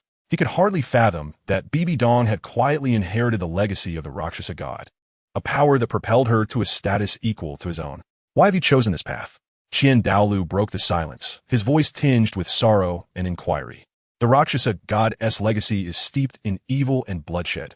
You are destroying your future, Bibi Dong let out a cold, chilling laugh that echoed within the sacred hall, sending shivers down the spine. Destroying my future? Qian Daolu, do you think I desire to take this step? Over the years, you have pressed me too hard. My achievements today are entirely your doing. Her words were laden with resentment, a manifestation of years of suppressed anger and indignation. Qian Daolu gazed at Bibi Dong, his brow furrowing in concentration. He realized that he could no longer discern the depths of the woman before him. The once innocent and kind-hearted girl had been utterly consumed by darkness. The figure standing before him was now a vengeful and powerful inheritor of the Rakshasa god. Do not forget that the mission of the Spirit Hall is to inherit the light and guide soul masters onto the righteous path. Your inheritance of the Rakshasa god will only plunge the Spirit Hall into an abyss of despair. Qian Daolu attempted to dissuade her. Righteous path. A flicker of derision passed through Bibi Dong's eyes. In this world where strength reigns supreme, power is the true righteousness. With the might of the Rakshasa god, I can command everything, and those who once looked down upon me and harmed me will grovel at my feet. The atmosphere within the Hall of Offerings was charged with tension, as their soul powers clashed against one another, filling the air with palpable anxiety. Qian Daolu understood that the Bibi Dong of today was no longer the one he could easily suppress. Taking a deep breath to steady his inner shock and anger, he looked directly into Bibi Dong's eyes and spoke slowly. Speak, since you are here, what is it that you seek from me? He vaguely suspected that her visit was undoubtedly related to her newfound strength and the Rakshasa goddess inheritance. A cold smile curled at the corners of Bibi Dong's lips, her eyes gleaming with resolute ambition. I intend to lead the Spirit Hall in establishing the Spirit Empire, unifying the Douluo Continent. Her voice was unwavering and decisive, echoing throughout the Hall of Offerings. At her words, Qian Daolu's heart trembled. Unifying the Douluo Continent had also been his long-held aspiration. Yet hearing it from Bibi Dong's lips filled him with an unsettling apprehension. After a moment's contemplation, he replied, Unifying the continent is a long-cherished wish of the Spirit Hall, and I share this desire. However, Qian Daolu paused, his gaze fixed intently on Bibi Dong. This distribution of power will require our deliberation. Bibi Dong scoffed, a flicker of disdain in her eyes. Qian Daolu, my strength now equals yours. Naturally, I should lead the control of this spirit empire.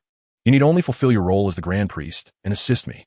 Her tone was forceful and left no room for disagreement, evidently having plotted this for quite some time. Qian Daolu frowned, a hint of displeasure crossing his features. Do not forget that the Spirit Hall's current stature is largely due to my contributions. This matter of unification is by no means solely your achievement. The allocation of power must be carefully considered. It cannot be dictated solely by your words. He was acutely aware that if power became unbalanced, chaos would ensue within the Spirit Hall, and the prospect of unification would slip further from their grasp. Carefully considered? Bibi Dong laughed derisively. I believe you're simply reluctant to relinquish power. With the Rakshasa goddess inheritance, I possess ample strength to command everything. If you're wise, you will cooperate willingly. Otherwise, Bibi Dong's dark aura erupted suddenly, an overwhelming sense of pressure engulfing the entire Hall of Offerings. Qian Daolu's expression darkened as a golden radiance enveloped him, countering Bibi Dong's dark energy. Do not think that with the Rakshasa goddess inheritance, you can act with impunity. I, Qian Daolu, have safeguarded the Spirit Hall for many years, and I will not stand idly by as you lead it astray. In that moment, the Hall of Offerings was ablaze with their clashing soul powers, the atmosphere between them taut with tension. Bibi Dong wore a sharp, mocking smile, her voice dripping with scorn as she pierced through to Qian Daolu. Humph, Qian Daolu, do you think I am unaware of your intentions? You merely wish to hand over the power of the Spirit Hall to your precious granddaughter and grandson. You cloak your selfish desires in the guise of concern for the Spirit Hall. Qian Daolu's face turned ashen, his body trembling with anger as the painful truth struck home. The golden soul power around him surged uncontrollably. You dare to slander me. I have devoted myself entirely to the Spirit Hall and the unification of the Douluo Continent. With never a selfish thought. Never a selfish thought?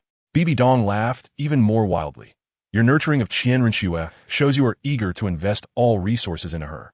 While that Qian Yaochun, barely having broken through to level 80, dares to be so ostentatious, without your tacit approval and support. Where would he find the audacity? You claim to act for the Spirit Hall, yet every action you take is paving the way for your own Qian clan. Qian Daolu's brow knitted into a tight frown. Taking a deep breath, he endeavored to steady himself, stating each word with measured weight. Qian Renxue and Qian Yaochen are exceptionally gifted. They are the future hope of the Spirit Hall. Nurturing them is meant to ensure the Spirit Hall has capable successors to fulfill the unification endeavor. How does this become selfishness in your eyes? Capable successors? Bibi Dong's gaze was icy. You are merely supporting your own bloodline. If this spirit empire is established, do you plan to make Qian Renxue the empress? With Qian Yaochen wielding power, completely sidelining me as the pope? A chill ran through Qian Douluo's heart. He indeed held high hopes for Qian Renxue, wishing for her to become the leader of the Spirit Hall and guide it to glory. Yet he had never contemplated undermining Bibi Dong. But now, under the relentless pressure from Bibi Dong, he found himself at a loss for words. Rest assured, Qian Douluo said solemnly, as long as you are dedicated to the Spirit Hall and the unification of the continent, I will wholeheartedly support you. As for the distribution of power, we can discuss it thoroughly. It is not as you envision. Discuss thoroughly? Bibi Dong snorted coldly. It seems the final decision may not rest with me. Let us clarify matters today. I must be the captain of this spirit empire. Her dark aura surged once more, as if declaring her unwavering resolve to Qian Douluo. Bibi Dong then shifted her tone, her earlier arrogance fading into a semblance of sincerity, her voice softening. Qian Douluo, I understand your concerns. But consider it from another perspective. Having me as the leader of this spirit empire will benefit us all. With the Rakshasa god's inheritance, I can expand the spirit empire's influence and conquer all directions, hastening my ascension to godhood. She lifted her chin slightly, her eyes shimmering with determination for divinity, her voice rising unconsciously. Once I ascend to godhood and possess boundless longevity and extraordinary power, the mere title of king will indeed seem trivial to me. At that time, I will fully return the authority of the spirit empire to your Qian family. Listening to Bibi Dong's words, Qian Douluo felt a ripple of uncertainty within. Ascending to godhood was the ultimate aspiration of every soul master. If Bibi Dong could indeed leverage the establishment of the spirit empire to achieve this, the Spirit Hall would secure an unassailable position across the Douluo Continent and even the world. Yet, he remained wary of Bibi Dong. After all, she inherited the dark legacy of the Rakshasa god, and should she wield power unchecked before reaching divinity, the consequences could be dire. What reason do you provide for me to trust you? Qian Douluo's gaze was piercing, fixed intently on Bibi Dong's eyes, seeking any hint of insincerity. The Rakshasa god's inheritance is steeped in darkness and bloodshed. Who can truly fathom your intentions now? Bibi Dong's expression remained calm. Unflinching under Qian Douluo's scrutiny, Qian Douluo, we have known each other for many years. You should know that I, Bibi Dong, am a woman of my word. Moreover, if I were to become a god, I would not concern myself with the mundane power of the Douluo Continent. The world beyond ascendance is my true pursuit. And you, as the Grand Priest of the Spirit Hall, cannot overlook the necessity of your support in establishing the Spirit Empire. Once I ascend, your Qian clan will remain the pinnacle of existence on the Douluo Continent. Qian Douluo fell silent, yet his heart wrestled with tumultuous thoughts. Bibi Dong's reasoning held a semblance of truth, but he could not shake the feeling that matters were not as straightforward as they appeared. However, at this moment, faced with the resolute attitude and comparable strength of Bibi Dong, he understood that any forceful opposition could potentially ignite an uncontrollable conflict, which would be detrimental to the Spirit Hall and the unification endeavor. In the prolonged silence, Qian Douluo weighed the pros and cons, and the internal balance began to tilt. He lifted his gaze towards Bibi Dong, the wariness and hesitation in his eyes gradually fading, and spoke solemnly. Very well, I agree to your terms. Yet, you must remember the words spoken today, never to forget your responsibilities to the Spirit Hall and your promises to the Qian family. A barely perceptible cold smile flickered across Bibi Dong's lips, vanishing almost instantaneously, replaced by a solemn expression as she nodded in affirmation. Rest assured, great offering. Once I make a promise, I shall not renege. The establishment of the Spirit Empire will herald the unification of the Douluo Continent. The day I ascend to godhood will also mark the transfer of power. A glimmer of self-satisfaction flashed in her eyes, as if the grand scheme was already set in stone. With their agreement in place, the two commenced planning for the preparations of the Spirit Empire. Though Qian Douluo harbored lingering concerns, he leveraged his years of accumulated prestige and connections to garner support for Bibi Dong within the Spirit Hall, advocating the vision of establishing the Spirit Empire. Many spirit masters, persuaded by his rhetoric, began to rally behind this decision. Meanwhile, Bibi Dong devoted herself entirely to the reformation of the military. Utilizing her formidable strength and iron-fisted methods, she reorganized the existing spirit master forces of the Spirit Hall, selecting the elite to form a disciplined and powerful vanguard for the Spirit Empire. Simultaneously, she dispatched trusted confidants to every corner of the Douluo Continent to gather intelligence in preparation for the impending expansionist war. Upon hearing of these developments, Qian Rinxue found herself engulfed in a whirlwind of emotions. She was acutely aware of Bibi Dong's ambitions and methods, as well as her grandfather Qian Daoliu's helplessness. Nevertheless, she did not retreat. Instead, she intensified her training, recognizing that only by strengthening her own power could she safeguard all that she held dear in the face of the complex future that awaited. In the confines of her chamber, she practiced day and night, the radiance of her holy angel spirit growing ever more resplendent, as she unearthed further potential from the powers of her 100,000-year spirit ring.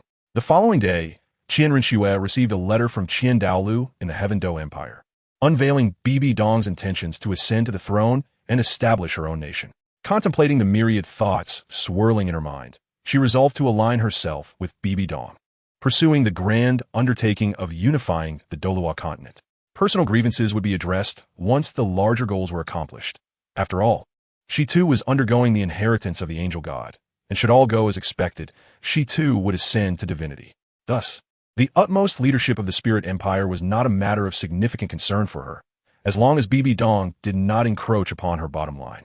The situation on the Douluo Continent was in a state of flux, with a tempest brewing centered around the Spirit Hall. Chapter 71.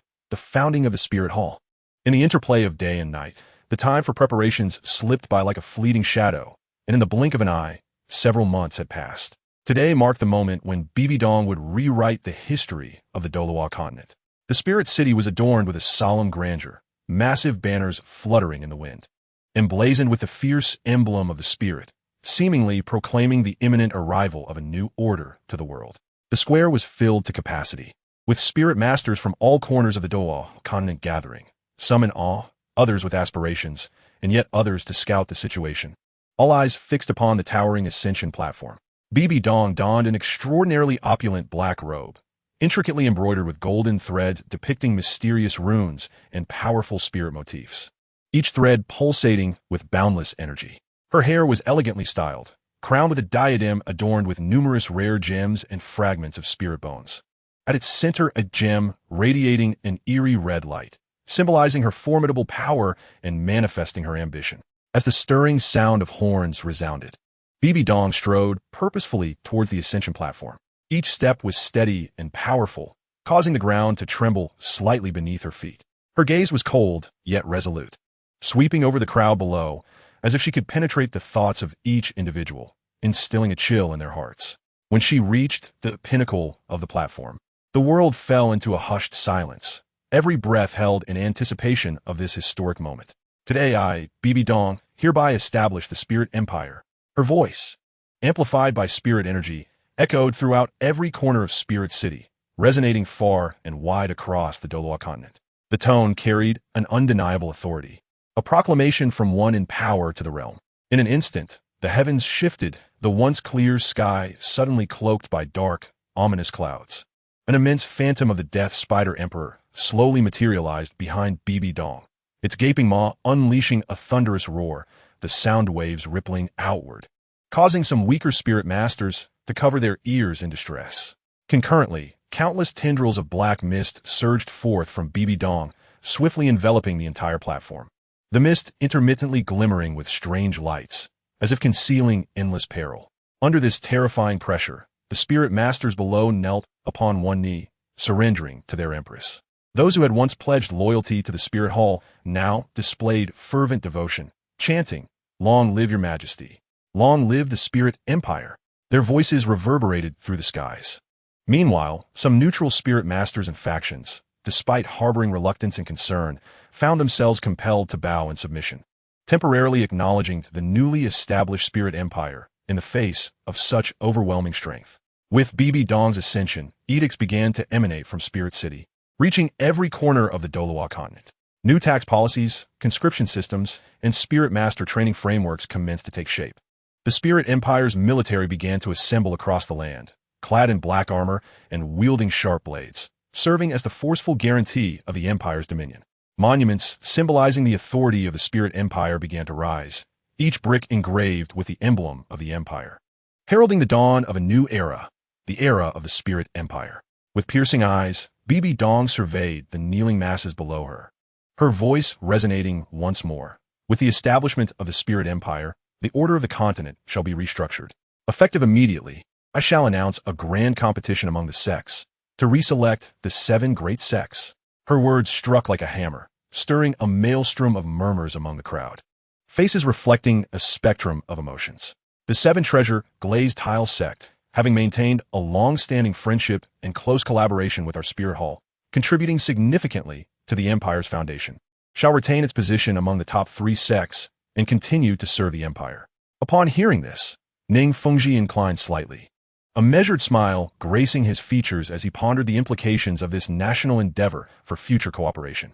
As for the Blue Lightning Tyrant Dragon sect, having openly betrayed the Heaven Do Empire, they have been eradicated by our forces. Bibi Dong's tone turned frigid, a glint of disdain and severity flashing in her eyes at the mention of the Blue Lightning Tyrant Dragon sect. The crowd shuddered, grasping the grim fate that awaited those who defied the Spirit Empire. Moreover, the Haotian sect, having long remained secluded and indifferent to worldly affairs, had lost its influence over the continent. Should they not make an appearance in this grand competition, they shall voluntarily forfeit their status among the 7 great sects. The moment these words were uttered, shock rippled through the crowd. As the former apex of the top 3 sects, the Haotian sect still possessed deep roots, its renown undiminished despite years of withdrawal.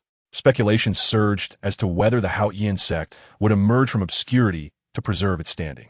News spread like wildfire, swiftly engulfing the entire Douluo Continent. Those who had lingered on the fringes of the 7 great sects, as well as newly emerging sects, eagerly prepared for the opportunity. They understood that this was a rare chance, should they distinguish themselves in the grand competition. Ascending into the ranks of the 7 great sects would not only bestow unparalleled glory, but also secure the support of the Spirit Empire, propelling their strength to unprecedented heights. In a tranquil valley, a mysterious sect was fervently preparing for a grand contest. The disciples within the sect practiced diligently day and night, while the sect leader convened the elders to deliberate on tactical strategies, meticulously analyzing every potential opponent, leaving no detail overlooked. This sect competition represented a pivotal opportunity for our ascendants. Should we succeed in entering the ranks of the 7 major sects, we would possess the means to contend with the Spirit Hall Empire.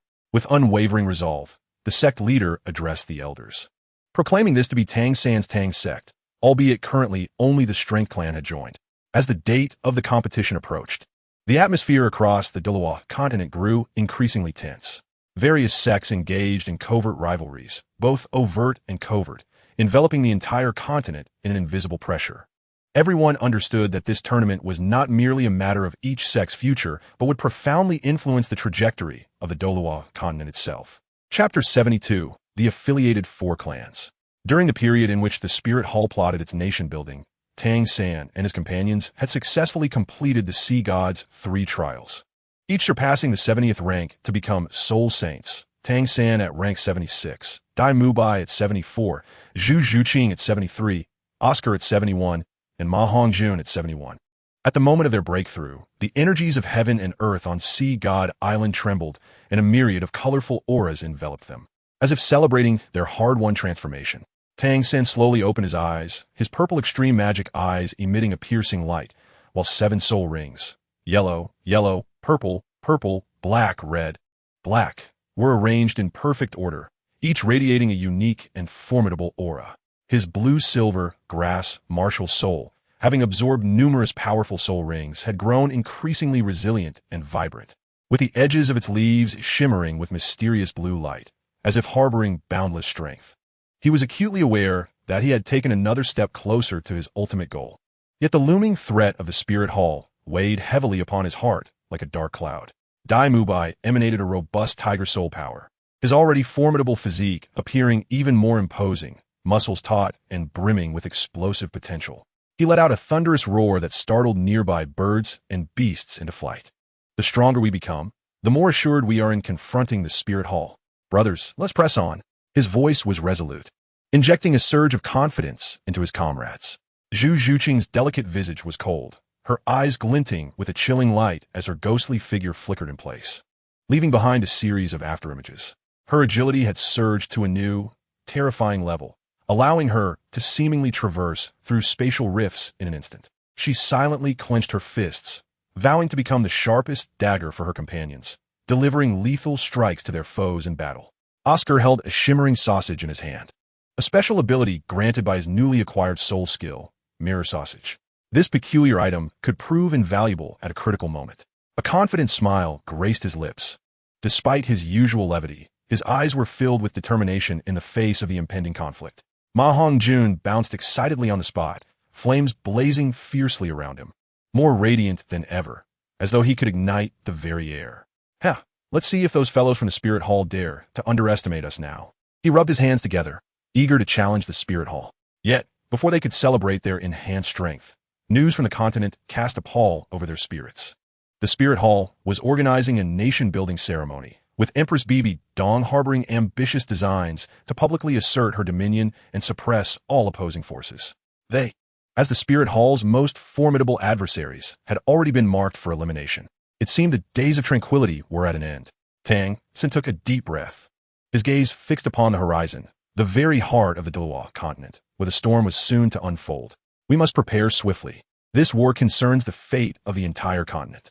His companions nodded in agreement. To ascertain the current state of the continent, Tang San and his group temporarily departed from Sea God Island, returning to the Star Luo Empire. As they stepped into Star Luo City, the vibrant hustle and bustle greeted them, with streets teeming with traffic and the sounds of merchants hawking their wares. However, they had no inclination to admire this flourishing scene and made their way directly to the imperial palace to seek an audience with Dai Mubai's father, the emperor of the Star Luo Empire. Within the grand hall of the palace, the Star Luo Emperor sat majestically upon his throne. Upon seeing Dai Mubai and the others return, a flicker of surprise crossed his face, quickly replaced by concern. Your timing is fortuitous. The Spirit Hall has been making frequent moves, expanding its influence and exerting pressure on surrounding regions. The Star Luo Empire is in peril. Tang Sen stepped forward and clasped his hands, stating, Your Majesty, we have returned from our training on Sea God Island. Our strengths have increased, and we shall spare no effort to assist the Star Luo Empire in overcoming this crisis. His presence exuded a calm demeanor that instilled immense confidence. Dai Mubai also advanced, declaring, Father, we're no longer the individuals we once were. We can stand against the Spirit Hall. His voice resonated with authority, embodying the spirit of a ruler. The Emperor, Davis, nodded slightly, his eyes filled with appreciation. With your assistance, I feel considerably reassured. However, the Spirit Hall's might is vast, and with the formidable offering, Qian Daolu, in command, we must not underestimate them. Zhu Zhuqing interjected coldly. No matter how strong they are, they have their weaknesses. We will find a way to counter them. Her gaze was sharp as an eagle, revealing an unyielding determination. Oscar produced the sausage, explaining, This is my 6 soul powers mirror sausage. It can be quite effective in critical moments. Ma Hongjun pounded his chest in assurance. Third brother, give me any task. I am ready to unleash my flames and scorch the Spirit Hall to ashes. After concluding their discussions, preparations commenced in earnest. Dai Mubai and Davis set about organizing the military and crafting strategic plans, while Tang San led his companions to a discreet area of the palace to practice and refine their new soul skills. They were acutely aware that time was not on their side. Tang San learned from Davis that the Spirit Hall intended to reselect the 7 major sects, ostensibly to restore order, but in reality to elevate its own forces. Thus, Tang San resolved to establish his own faction and summon Titan, intending to recruit the 4 major sects that had once been affiliated with the Haotian sect. Tang San and his companions first arrived at the territory of the Min clan. The clan leader, Bai He, spotted Tang San from a distance, his brow furrowing with suspicion. After Tang San respectfully bowed and expressed his intentions, articulating his commitment to resisting the Spirit Hall and his grand vision for the future. Bai He's heart began to waver, though doubts lingered. It was only after Tang San showcased the Haotian hammer martial soul and his formidable prowess, while also highlighting the potential benefits for the Min clan's future development, that Bai He finally resolved himself, sighing deeply. Very well, I will trust you this once, but I hope you do not disappoint us. Thus, Tang San effortlessly won over the Min clan. Next, they proceeded to the Yu clan. Upon learning of Tang San's identity and purpose, Niu Gao stroked his beard, his eyes scrutinizing. If you wish for US to join, words alone will not suffice. You must demonstrate true capability. Tang San smiled calmly and readily accepted the challenge. The battle erupted instantaneously, with Niu Gao activating his defensive martial soul as solid as rock. Tang San unleashed his blue-silver grass martial soul, which coiled around like a nimble serpent. Niu Gao remained unfazed, withstanding the assault thanks to his formidable defense. Noticing this, Tang San's eyes narrowed. He infused the blue-silver grass with the psychic impact of the purple extreme magic eyes, disorienting Niu Gao, and seized the opportunity to strike decisively. Niu Gao staggered back, but quickly regained his footing, laughing heartily. Good lad, you possess considerable skill. The Yu clan submits and will follow you from now on. Finally, the group arrived at the Pa clan. Yang Wudi, upon hearing of Tang San's arrival, was filled with anger and outright refused him entry. Tang San, left with no choice, stood outside and sincerely expressed his determination to rebuild the sect and resist the spirit hall. Yang Wudi snorted coldly, emerging from the door with piercing eyes. Years ago, the Haotian sect abandoned us, and my brother, Yang Wu Shuang, was captured by the spirit hall, his fate unknown. This debt has yet to be settled. There is no way I would join you.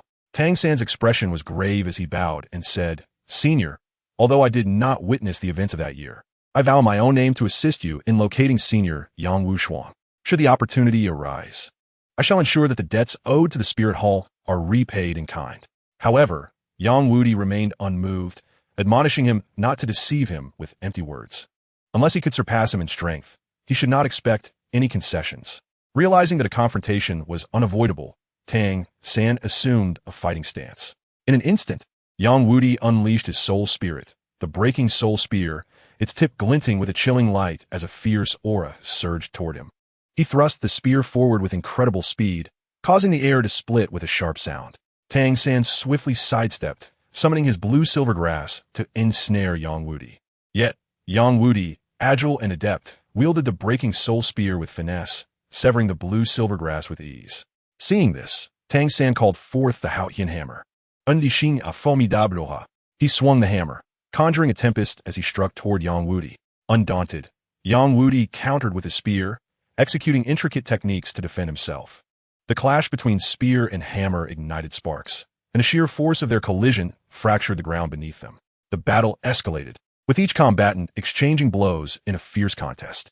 Tang San acutely recognized Yang Wudi's formidable strength and dared not grow complacent. He unleashed the chaotic cloak hammer technique, each swing imbued with tremendous power, overwhelming Yang Wudi with a barrage of hammer shadows. In contrast, Yang Wudi relied on his extensive combat experience and masterful spear techniques to search for openings amidst the onslaught, poised to retaliate. The fierce exchange continued for an extended period, leaving both warriors exhausted. Suddenly, a spark of inspiration struck Tang San as he fused the powers of the blue-silver grass and the Haotian hammer, creating an entirely new form of attack. Channeling all his soul power, he wrapped the blue-silver grass around the Haotian hammer, infusing it with vibrant life force and immense striking power, and hurled it toward Yang Wudi.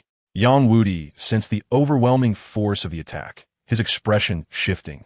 Yet he gritted his teeth and braced himself. When the spear met the hammer once more, a colossal force propelled Yang Wudi backward, crashing him to the ground and causing blood to trickle from the corner of his mouth. Tang San rushed forward to assist him, saying, Senior, I apologize for any offense. Wiping the blood from his lip, Yang Wudi looked at Tang San, the flames of anger in his eyes slowly extinguishing, replaced by a glimmer of admiration. Good lad. You have guts. Very well, since I have been bested, I shall join your faction. I hope you will honor your word. Tang San solemnly nodded, understanding that he had taken another step closer to establishing a formidable force to oppose the Spirit Hall. After successfully uniting the four great clans, Tang San formally integrated them into the Tang sect he founded. To clarify their functions and enhance management, he decided to rename the affiliated clans as halls. The Min clan became the Min Hall, with its leader, Bai He, naturally assuming the role of Hallmaster. Bai He was exceedingly pleased, as the Min clan prided itself on speed, and the name Min Hall directly highlighted their strength. He declared from now on, Min Hall will leverage our speed to gather intelligence and relay messages for the Tang sect, ensuring we always stay one step ahead. The Yu clan was renamed the Yu Hall, with Niu Gao appointed as Hallmaster. Niu Gao, thumping his sturdy chest, proclaimed, "Yu Hall shall serve as the Tang sect's steadfast bastion, regardless of the attacks we face, as long as I, old Niu, am here. The brothers of Yu Hall shall never retreat, ensuring the Tang sect's absolute safety." Yu Hall, renowned for its exceptional defensive capabilities, would play a crucial role in safeguarding the Tang sect headquarters and escorting vital supplies. The Pa clan transformed into the Pa Hall, with Yang Wudi as its master. Holding the breaking soul spear, he declared coldly, "Pa Hall specializes in vanquishing formidable foes. No matter how strong the Spirit Hall's defenses may be, under my spear, they shall be shattered." Pa Hall was famed for its overwhelming offensive power and would undoubtedly serve as the Tang sect's spearhead on the battlefield, breaching enemy lines. The Li clan became the Li Hall, with Titan as its master, who stated gravely, "Li Hall will dedicate itself to forging all the necessary tools for the Tang sect. With our presence, the Tang sect's hidden weapons and equipment will be of the highest quality." Leveraging their outstanding forging skills, Li Hall would provide the Tang sect with a continuous supply of high-quality hidden weapons and gear, ensuring their combat strength was bolstered. The four Hall masters returned to their respective domains to organize their halls. In no time, the Tang sect bustled with activity.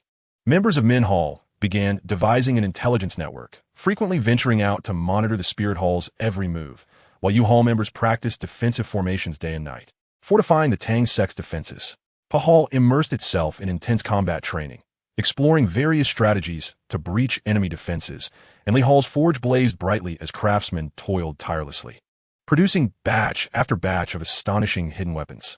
Watching all of this unfold, Tang Sen felt a deep sense of satisfaction and anticipation. He understood that the Tang sect was merely at the beginning of its journey, with a long and arduous path ahead. Yet, with the robust support of these four halls, the Tang sect had become an unpredictable variable in the upcoming selection event for the 7 great clans organized by the Spirit Empire. Chapter 73. The Integration of the Tang sect.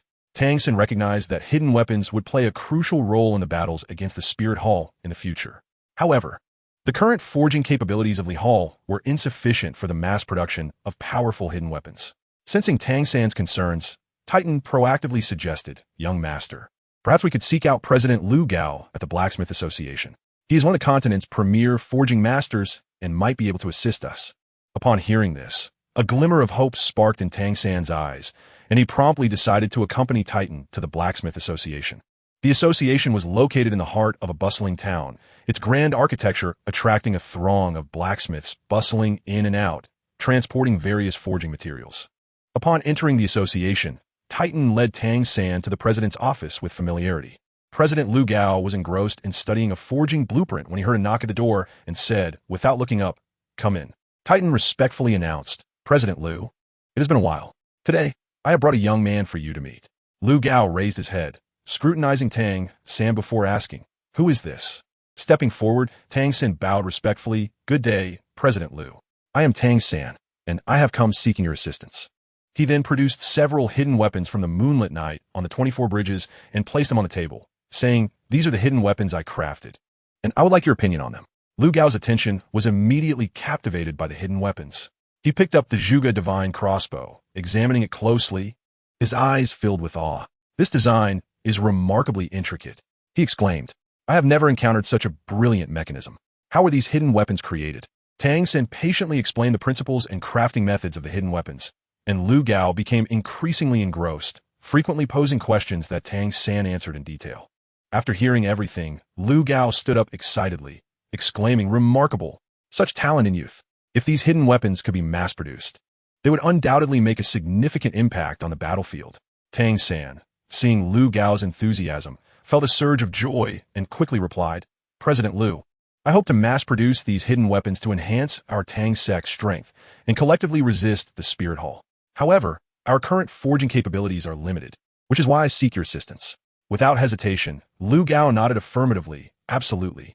How could I miss the opportunity to participate in the creation of such exquisite hidden weapons? Furthermore, I will send the association's finest craftsmen to the Tang sect to teach the disciples of Li Hall the art of forging, ensuring that the Tang sect possesses its own forging capabilities."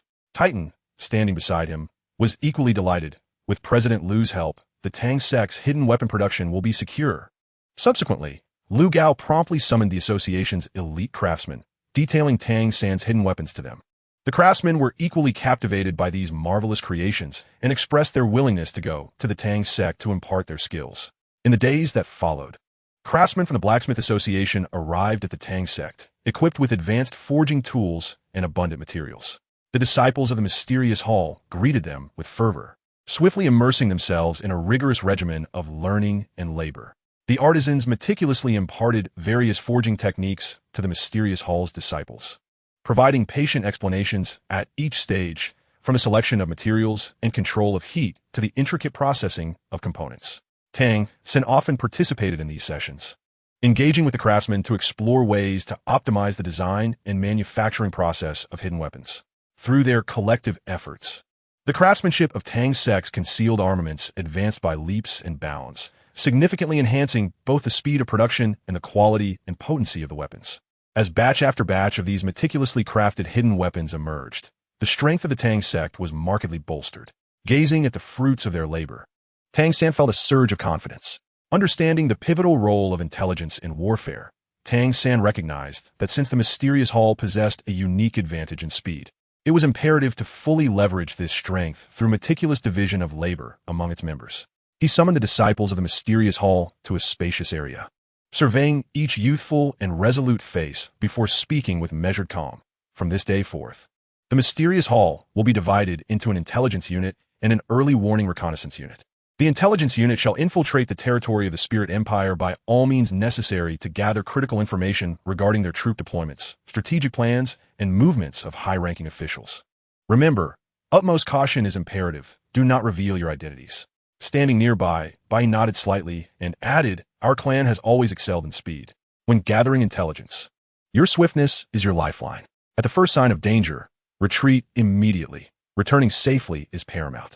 The disciples nodded in agreement, their eyes reflecting a sense of duty. Tang San then turned to the other group of disciples, instructing the early warning reconnaissance unit to maintain vigilant watch over the borders of the Spirit Empire. Should they detect any troop movements or unusual activities, they must immediately signal the Tang sect headquarters. "You are our first line of defense against external threats, and your responsibilities are immense."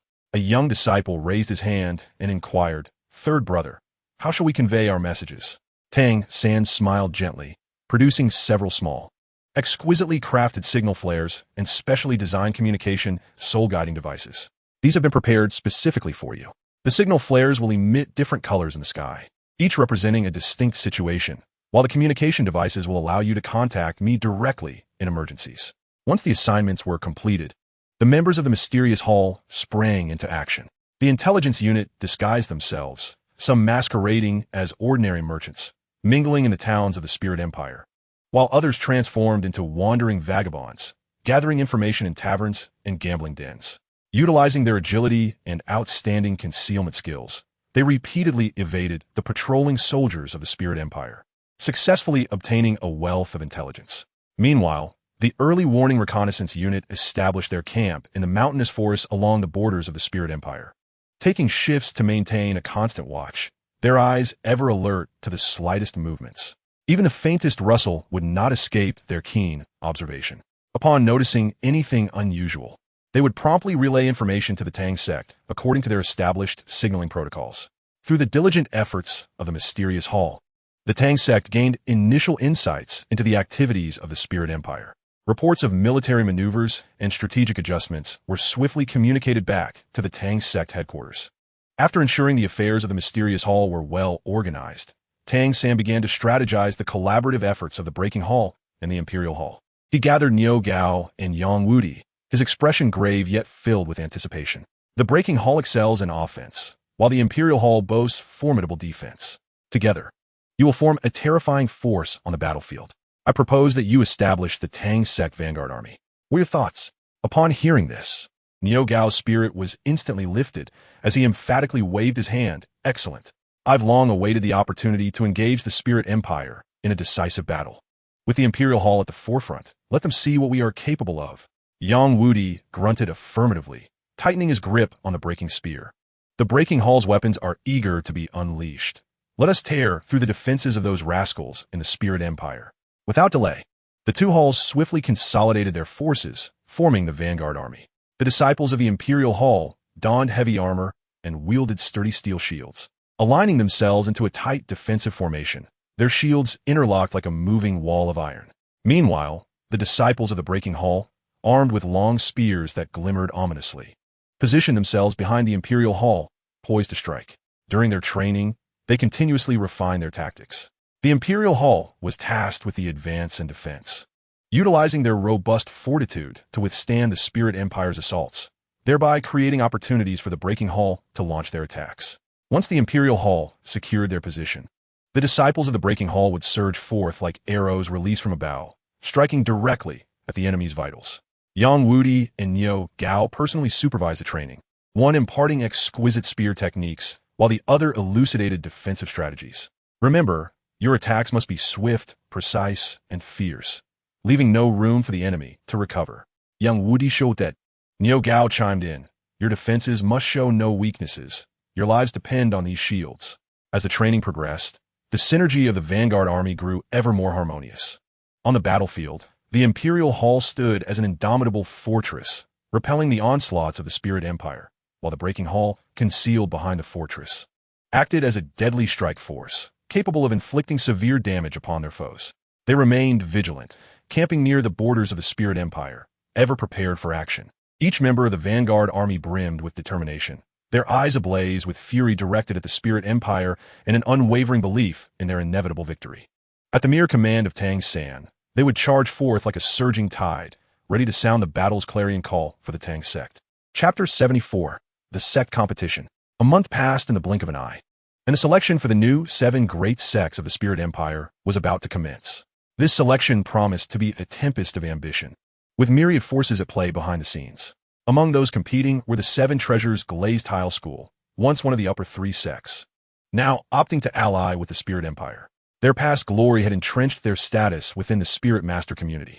Their 7 Treasures Glazed Tower Spirit possesses unparalleled supporting abilities, and now, with the backing of the Spirit Empire, they aspired to reclaim their former glory, represented by the formal Swordbone Douluo and Sect Master Ningfengji, alongside several Soul Saint-level disciples. Tang's sect, founded by Tang San himself, had risen from obscurity to prominence at an astonishing pace. Leveraging his past life's memories and innate talents, Tang San introduced an array of unprecedented hidden weapons to the Tang sect. The disciples devoted themselves to the study of these armaments while simultaneously honing their own martial spirits. For this election, Tang San refrained from participating personally in the Spirit Empire, instead dispatching 4 level Hall Masters and 3 formidable Soul Saint-level experts to compete. The Holy Dragon sect, as an affiliated force of the Spirit Hall, had always relied on its might.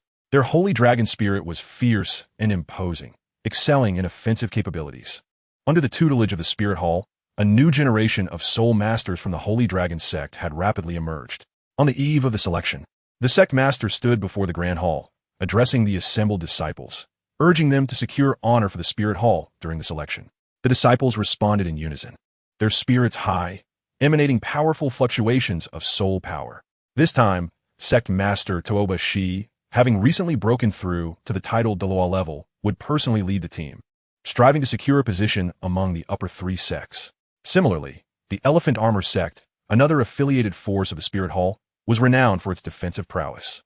Once their martial spirits manifested, their bodies became encased in an impenetrable layer of armor, rendering them nearly invulnerable. In past battles, they often served as the vanguard, leading the charge. In preparation for the selection, the Soul Masters of the Elephant Armor sect diligently honed their defensive techniques, experimenting with combinations of other soul skills to showcase a more comprehensive strength in the competition. Their sect master, Huyan Jun, a pinnacle 89th level Douluo, possessed defensive capabilities that even some title Douluo could not surpass. The Hornet sect's martial spirit was the Venomous Hornet, known for its incredible speed. During the preparatory phase of the selection, they sought to leverage their inherent speed advantage, diligently training in ambush and guerrilla tactics. Their leader was a formidable Soul Douluo, and the Soul Masters of the Antelope sect excelled in agile assaults, endowed with remarkable leaping and evasion capabilities by their martial spirits. Led by their Soul Douluo leader, 6 Soul Saints from their sect participated in the competition. The Fire Leopard sect was renowned for its powerful flame attacks, with their martial spirits capable of unleashing searing infernos of astonishing might, to enhance the potency and control of their flames. The Soul Masters of the Fire Leopard sect practiced in proximity to volcanoes, harnessing the intense heat and volatile energy to refine their martial spirits. Prior to the selection, they radiated waves of scorching heat, their eyes ablaze with the fervor of battle, as if intent on transforming the entire arena into a conflagration. Like the Antelope sect, they too were led by Soul, Douluo, and accompanied by 6 soul saints. There were also some lesser-known sects, which I shall refrain from elaborating upon. As the selection date approached, various factions made their final preparations, and a palpable tension enveloped the entire Soul Master community. Who among the new 7 great sects would emerge victorious and redefine the landscape of the Soul Master realm was a question that had everyone on tenterhooks. The enmities and rivalries between the sects were bound to surface during this election.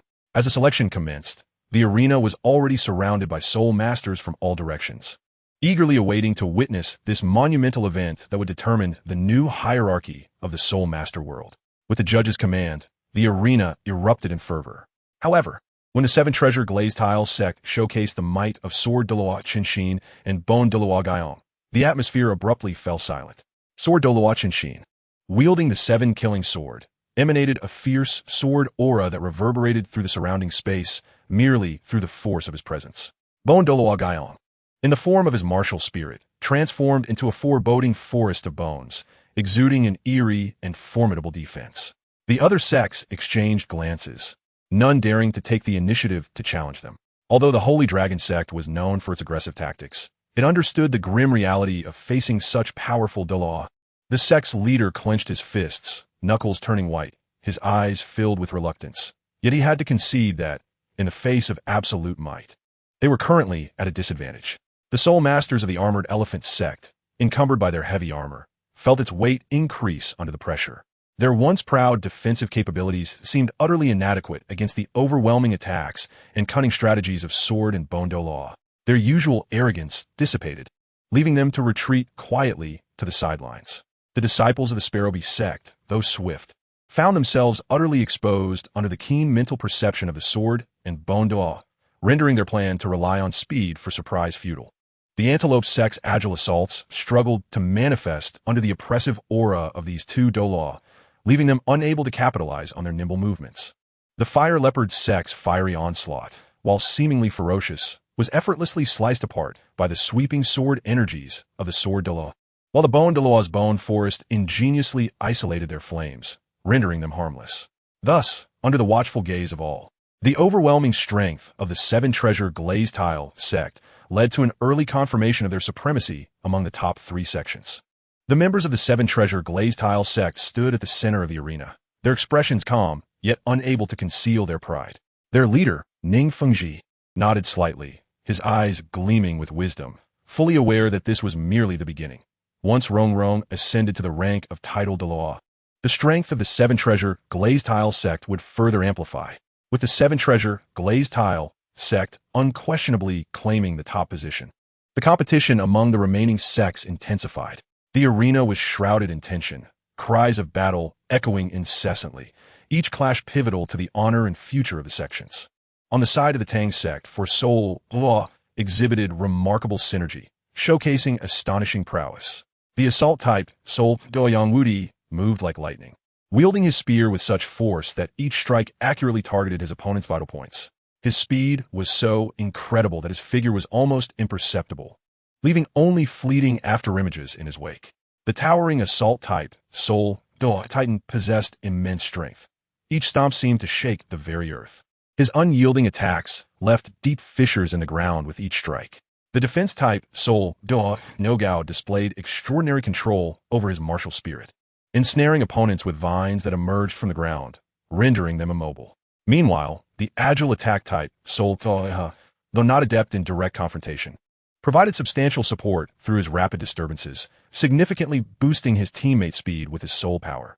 In a critical confrontation, the Tang sect faced formidable resistance from the Armored Elephant sect. The Soul Masters of the Armored Elephant sect, with their unparalleled defensive capabilities, repeatedly withstood the Tang sect's assaults. Yet, the members of the Tang sect remained unperturbed. Yang Wudi initiated the attack first, darting through the ranks of the armored elephant sect with remarkable speed, relentlessly seeking their weaknesses. Titan seized the opportunity to unleash a powerful assault, shattering the defensive formation of the armored elephant sect. Niugao timely immobilized several key soul masters from the armored elephant sect with his vines, preventing them from aiding their comrades. Baihe diligently provided support from the rear, ensuring his allies' soul power remained abundant. Following a fierce battle, the Tang sect succeeded in overcoming the armored elephant sect, taking another stride toward securing a place among the top 3 sections. Meanwhile, the performance of the Holy Dragon sect's leader, Tuoba Shi, was equally striking. His Holy Dragon martial spirit was immensely powerful, enveloped in radiant golden scales that emitted a dazzling glow. In battle, each of his strikes carried tremendous impact, akin to cannonballs hurtling towards his adversaries.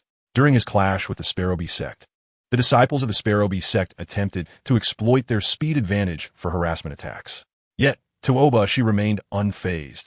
Upon unleashing his Holy Dragon form, it felt as though time itself froze, causing the speed of the Sparrowbee sect's disciples to diminish drastically. He then executed a dragon breath attack, a pillar of searing flame erupting forth, forcing the disciples of the Sparrowbee sect to retreat in disarray. Ultimately, the Holy Dragon sect triumphed over the Sparrowbee sect, positioning itself as a formidable contender for a place among the top 3 sections. As the competition progressed, both the Tang sect and the Holy Dragon sect distinguished themselves from the multitude of sects, emerging as the other 2 of the top 3. The Tang sect, bolstered by its 4 soul level leaders, manifested the rise of a new sect.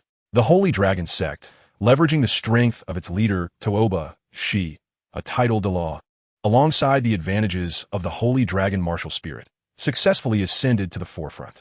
With the conclusion of this election, the Tang sect's unexpected emergence forcibly displaced the armored elephant sect, which had been poised to join the top 3, inciting intense frustration in Huyanzhen. The news of the Tang sect's ascension to the top 3 reverberated through the Soul Master community like a thunderclap, triggering a cascade of reactions. For the Martial Soul Empire, this was undoubtedly a severe blow. Initially, the Martial Soul Empire had aimed to bolster the new 7 great sects to extend its influence throughout the continent's Soul Master community, thereby enhancing its control over the entire Soul Masterworld. The Tang sect's meteoric rise, akin to a massive boulder obstructing its path of expansion, curtailed the Martial Soul Empire's influence over the continent's Soul Masters to a considerable extent. Should the new 7 great sects align unreservedly with the Martial Soul Empire, the entire Soul Master realm would fall under its dominion. The Star Luo Empire had always been a formidable obstacle to the Martial Soul Empire's hegemony, and as the key force in warfare, the direction of the Soul Masters would directly sway the balance of conflict. Should all major sects collaborate with the Martial Soul Empire, the Star Luo Empire would find it exceedingly challenging to counter the Martial Soul Empire. In such a scenario, the Martial Soul Empire could consolidate the power of the various sects, forming an unprecedentedly powerful Soul Master Legion. In terms of the number of Soul Masters, their quality, tactical coordination, and resource allocation, the Star Luo Empire would struggle to compete. The Tang sect is acutely aware of the immense responsibilities it bears. In the Grand Hall, Sect Master Tang Sand convenes the core disciples, his expression grave as he analyzes the situation. Our ascension to the upper echelons of the 3 sects is not merely a matter of honor, but also of duty. The Martial Soul Empire harbors treacherous ambitions. If left unchecked, the entire continent will descend into chaos. We, the Tang sect, must steadfastly uphold our principles, uniting all possible forces to resist the Martial Soul Empire. The disciples respond fervently, their eyes aflame with determination.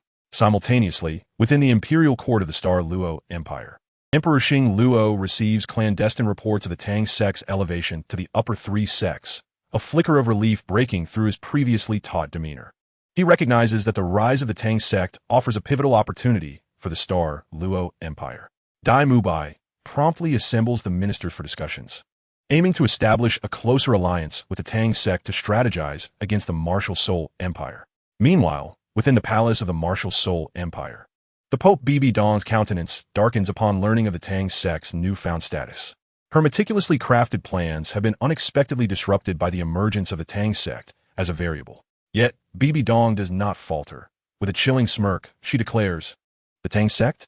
Merely a jester in this grand play. If they cannot be utilized for my purposes, then I shall seize the opportunity to eradicate them completely. She promptly issues orders to tighten control over other subordinate sects while secretly devising plans against the Tang sect. Amidst this tumultuous landscape, the Tang sect endeavors to bolster its own foundations, enhancing the abilities of its disciples and developing new hidden weapons while actively reaching out to other factions unwilling to submit to the martial Soul Empire, striving to construct a formidable defense. The Holy Dragon sect, as a subsidiary of the Martial Soul Temple, has seen its leader, Tuoba Shi, ascend to the rank of title Douluo with the Empire's assistance. Following the Tang sect's recognition, Tuoba Shi's loyalty to the Martial Soul Empire has deepened. The entire Soul Master community has been plunged into unprecedented turmoil and unrest due to the Tang sect's elevation. Various factions are surging with hidden currents, and the specter of war looms ominously, with the Tang sect standing at the eye of the storm. Chapter 75, Alliance. After a thorough purge led by Xue Qinghe, Qian Renxue, within the Heaven Dou Empire, key positions are now filled with personnel loyal to the Martial Soul Empire. Xue Qinghe successfully consolidates power over the Heaven Dou Empire. Those who voiced dissent have been discreetly dealt with by the assassin Da, casting a bloody pall over the entire palace. Once outspoken ministers have either vanished without a trace or transformed overnight into timid puppets, quaking in fear of retribution for a mere word or glance. Now, the Heaven Dou Empire is entirely under Xue Qinghe's control. She sits upon the throne, a symbol of imperial authority, her eyes glinting with an unyielding resolve. In what seems an ordinary yet fated morning court session, a confident and undeniable smile graces Xue Qinghe's lips as she surveys her trembling ministers, slowly announcing the alliance with the Martial Soul Empire. This revelation detonates like a bombshell within the court, stirring waves of apprehension. Although many are gripped by fear, none dare voice dissent under Xue Qinghe's icy gaze. Only the occasional sharp inhalation betrays the minister's inner turmoil and unease. To expedite the dismantling of the current tripartite stalemate and facilitate the unification of the Douluo Continent, Xue Qinghe begins to lay meticulous plans. She dispatches envoys to the Martial Soul Empire to negotiate the specifics of the alliance and subsequent strategic plans with Bibidong. The envoys hasten day and night, bearing Xue Qinghe's handwritten letters and detailed proposals for collaboration. The correspondence elaborates on the military forces, resources, and roles in the forthcoming unification conflict that the Heaven Dou Empire can provide. Simultaneously, Xue Qinghe initiates a series of actions within the Heaven Dou Empire. She orders a thorough inventory of domestic resource reserves, cataloging everything from food supplies to minerals and various strategic materials, ensuring readiness for the impending war. In terms of public sentiment, Xue Qinghe does not relent. She arranges for trusted aides to disseminate the benefits of the alliance with the Martial Soul Empire across various cities and towns, extolling the promising future of a unified Douluo Continent in an attempt to psychologically prepare the populace for this transformation. However, among the common folk, some perceptive individuals have begun to sense the looming peril concealed beneath this so-called alliance. They whisper among themselves, filled with foreboding about the future. But these faint voices are swiftly detected by Xue Qinghe's spies, and those who dare to converse in hushed tones are discreetly taken away under the cover of night, vanishing without a trace. On the military front, Xue Qinghe reorganizes and redeploys the Heaven Dou Empire's forces. Troops originally stationed along the Martial Soul Empire's border are largely reassigned to the side near the Star Luo Empire, forming a formidable military presence poised for Bibidong's commands, ready to take that crucial step toward the unification of the Douluo Continent. News of the Heaven Dou Empire's alliance with the Martial Soul Empire soon reaches the Star Luo Empire, leaving its leadership in shock. Within the Grand Hall, the atmosphere is tense, akin to the oppressive stillness before a storm. How can this be? The Heaven Dou Empire has colluded with the Martial Soul Empire. Dai Mubai slams his fist onto the table, his eyes wide with fury, muscles twitching in anger. As a prince of the Star Luo Empire, he understands the grave implications this alliance poses. Standing nearby, Zhu Zhuqing's expression is as frosty as a winter's night, her gaze sharp as a blade. Clenching her fists until her knuckles whiten, she coldly remarks, Bibidong's move is nothing short of ruthless. With the alliance of the Heaven Dou and Martial Soul Empires, their combined military strength, resources, and soul masters far exceed ours. The situation is perilous. The Star Luo Emperor, seated at the head of the table, wears an expression so dark it seems capable of dripping water. He slowly rises, pacing the hall with hands clasped behind his back, each step heavy with contemplation. Their actions clearly indicate an intent to swiftly annex us, achieving the unification of the Douluo Continent. We cannot remain passive. Davis steps forward, urgency in his tone. Father, I am willing to lead the troops into battle, to fight until the bitter end. The Emperor raises a hand, cautioning against impulsiveness that could further complicate their predicament. For now, we must stabilize our position before formulating a counter-strategy. He turns to the silent strategist at his side. What is your perspective? The strategist ponders briefly before responding. Your Majesty, in my opinion, we must bolster our border defenses and amass our forces to guard against a sudden assault.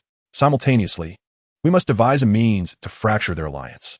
The Heaven Do and martial Soul empires are not inseparable. There are bound to be conflicting interests between them.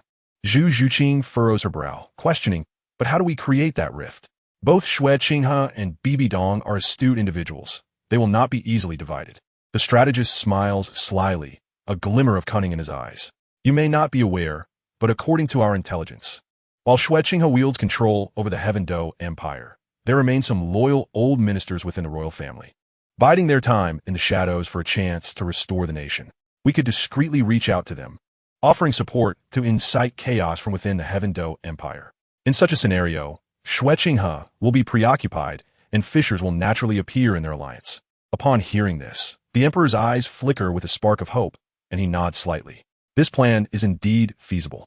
However, we must proceed with utmost caution to ensure they remain oblivious to our machinations. Dai Mubai contemplates for a moment before adding, in addition, we could attempt to engage with other factions seeking potential allies. Perhaps amidst this crisis, we might uncover a turning point. The Emperor gazes at his son, pride evident in his eyes. Mubai, your calm and rational thinking brings me great comfort. As per your instructions, I shall proceed accordingly. Dispatch orders immediately to place the border troops on high alert. Furthermore, send forth the most capable spies to seek out the former ministers of the Tiando royal family, exercising utmost caution in their endeavors. Within the Grand Hall, the assembly dispersed upon receiving their orders. A race against time commenced, silently unfolding within the Star Luo Empire. Whether they could unearth a glimmer of hope amidst the oppressive alliance of the two great empires remained uncertain. Chapter 76. The Hunt for Souls Anew. In the conference chamber of the Spirit Hall, Bibi Dong donned an ominous black robe, exuding a chilling aura. Her gaze swept across the present members, Zhu, Ghost Douluo, Ling Yuang Douluo, Saint Dragon Douluo Tuobashi, and Ghost Leopard Douluo. Her voice resonating with both depth and resolve. The Sky Blue Bull Python and the Titan Great Ape possess the formidable strength of top-tier soul beasts. Slaying them will propel my power to new heights, which is pivotal for our unification of the Douluo Continent. Zhu Douluo bowed slightly, a characteristic sycophantic smile gracing his features. Your Majesty is indeed wise. With your leadership and our esteemed title Douluo by your side, we shall surely vanquish those two soul beasts. Ghost Douluo stood silently nearby, enveloped in an aura of ghastly energy, merely nodding in silent agreement. Thus, the six of them set forth majestically towards the Stardo forest. Upon entering the depths of the forest, the dense scent of soul beasts assailed their senses. Bibi Dong's countenance remained stern, her keen eyes scanning the surroundings. The Death Spider Emperor's scepter in her hand quivered slightly, seemingly eager to taste the blood of the soul beasts. Meanwhile, the spies arranged by Qin Yaochen had deliberately leaked the information regarding Bibi Dong and her cohort's mission to hunt the Sky Blue Bull Python and Titan Great Ape in the Stardo Forest. The news swiftly reached Tang San and his companions within the Star Luo Empire. The Shrek Seven gathered in a tense atmosphere. Upon hearing the news, Tang San's expression darkened instantaneously, his fists clenched tightly, knuckles whitening as fury ignited within his eyes. Bibi Dong, after forcing Xiao Wu to sacrifice herself, now dares to covet the Ming and heir Ming. Dai Mubai clasped Tang San's shoulder, speaking in a grave tone. Xiao San, we cannot allow them to succeed. Oscar nodded in agreement. Indeed, we must thwart Bibi Dong at all costs. After a brief discussion, they hastily packed their belongings and surged towards the Stardo forest. Along the way, Tang San, anxious and restless, urged his companions to hasten their pace. He understood well that while the Sky Blue Bull Python and Titan Great Ape were powerful, they might not escape unscathed against such a multitude of tidal daw. By the time Tang San and his companions arrived at the Stardo forest, Bibi Dong and her group had already located the lair of the Sky Blue Bull Python and the Titan Great Ape. Sensing the formidable threat, the beasts stood ready. their colossal forms towering within the forest, akin to two immovable mountains, their eyes gleaming with vigilance and fury. Bibi Dong surveyed the two soul beasts before her, a cruel smile curling at her lips. Today marks your demise. With that, she launched the first strike. The threads of the Death Spider Emperor shooting forth like bolts of black lightning towards the sky blue bull python. The massive creature adeptly twisted its form, easily evading Bibi Dong's onslaught before unleashing a column of azure energy from its gaping maw, hurtling towards her. In a flash, Bibi Dong vanished from sight, reappearing in another location.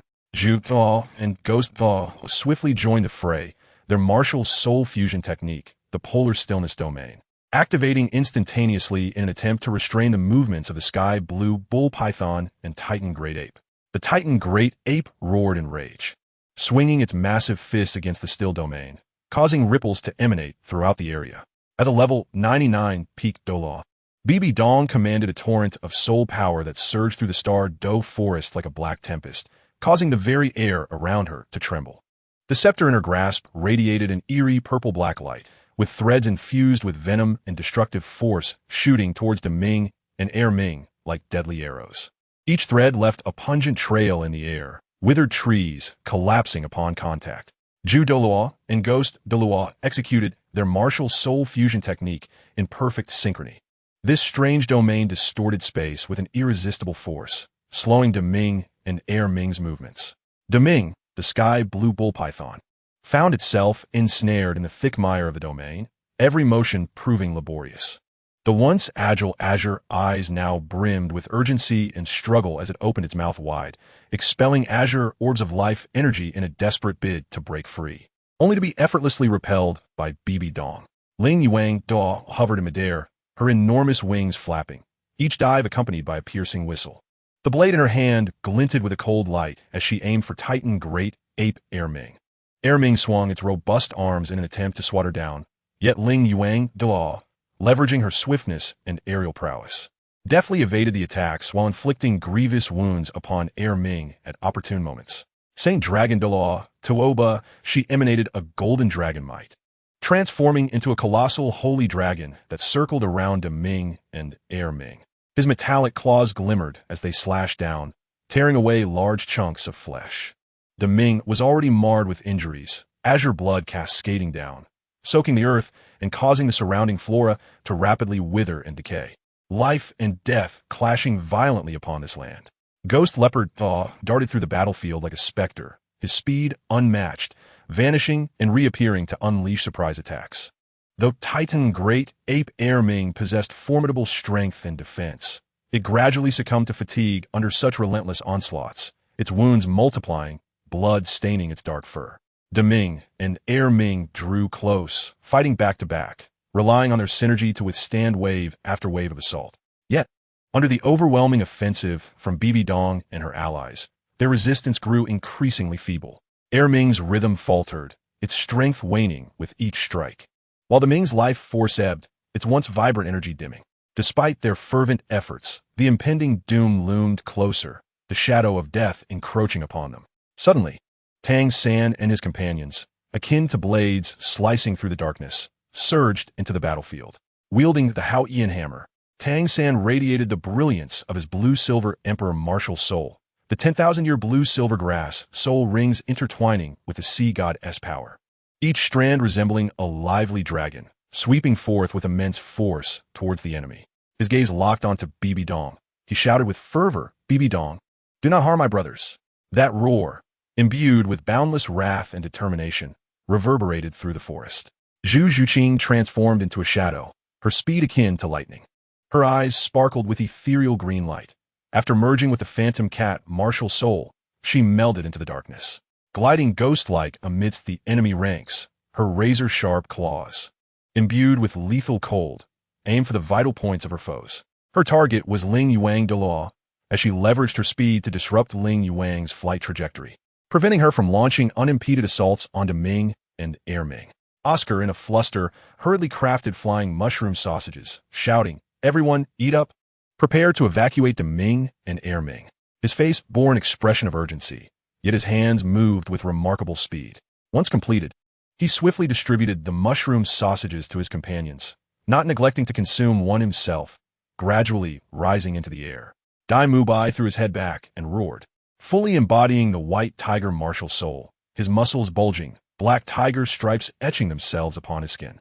He charged down the mountain like a ferocious tiger, unleashing an immense force as he lunged towards the holy dragon Douluo, Tooba Shi. White tiger destruction, kill. He roared, and a beam of white energy surged forth from his mouth, hurtling towards Tooba Shi. Unwilling to underestimate the threat, Tooba Shi hastily swung his dragon claws to defend, the tremendous impact forcing him to stagger back several steps. Ma Hongjun was enveloped in flames, the intense heat of his phoenix martial spirit instantly dispelling the chill that hung over the battlefield. Transforming into a colossal fire phoenix, he spread his wings wide, casting a shadow over the land. Phoenix meteor shower. With a mighty shout, countless burning meteors rained down from the sky, hurtling towards the ghost leopard Douluo and the chrysanthemum Douluo. The chrysanthemum Douluo's expression shifted as he swiftly spun his chrysanthemum martial spirit, forming a defensive barrier to ward off the meteors. Meanwhile, the ghost leopard nimbly evaded the falling stars, though a few grazed his body, singeing his fur. This unexpected assault threw Bibi Dong and her companions into disarray. Her gaze darkened as she wielded the Death Spider Emperor's staff with precision, fending off Tang San's relentless attacks. Tang San, you seek to thwart my plans again. Her voice seethed with fury. Ignoring her, Tang San continued his assault, drawing closer to Deming and Erming. Deming, Erming, hurry and follow us, he shouted.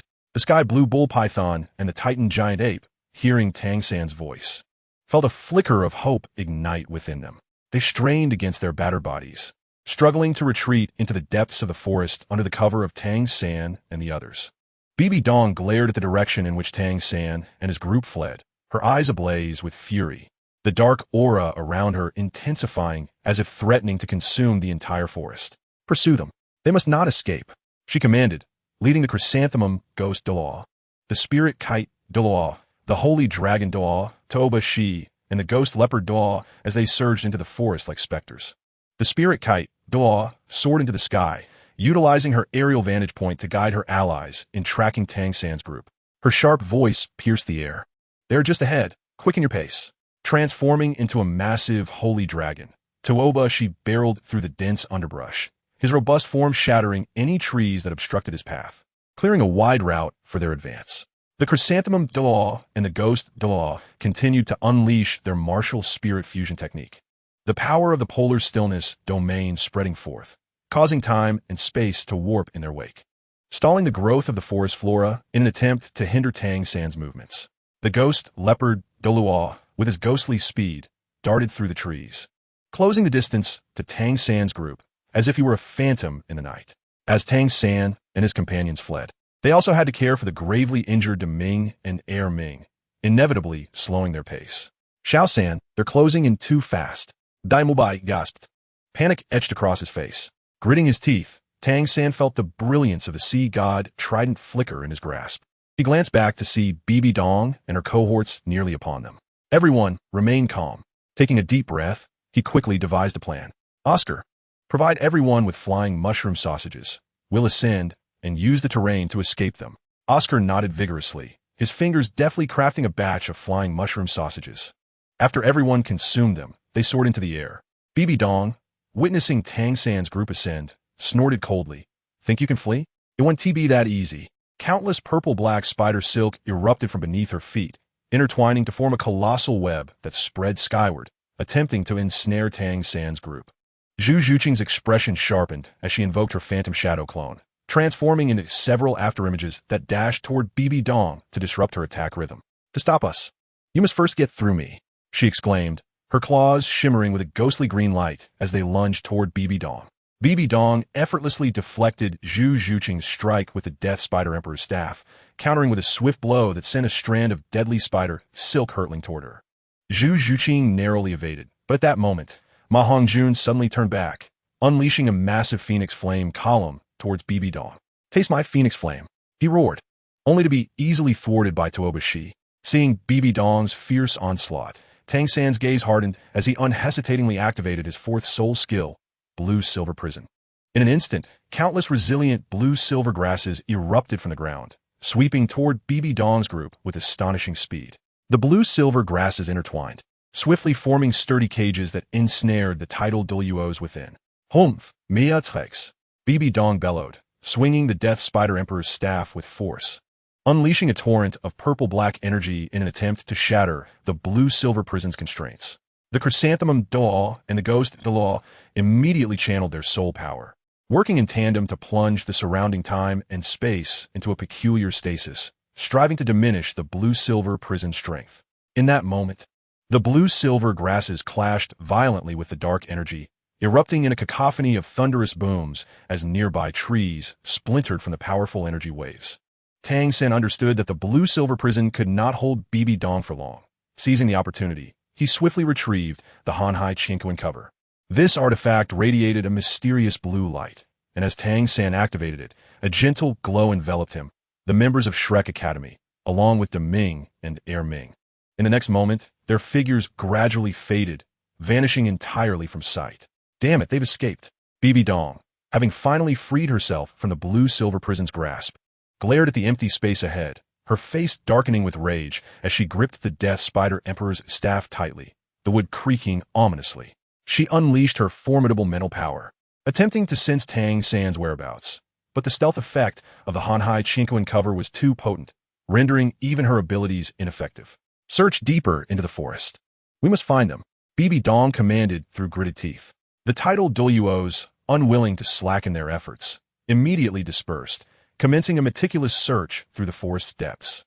They advanced cautiously, leaving no stone unturned, scrutinizing every patch of grass and each towering tree.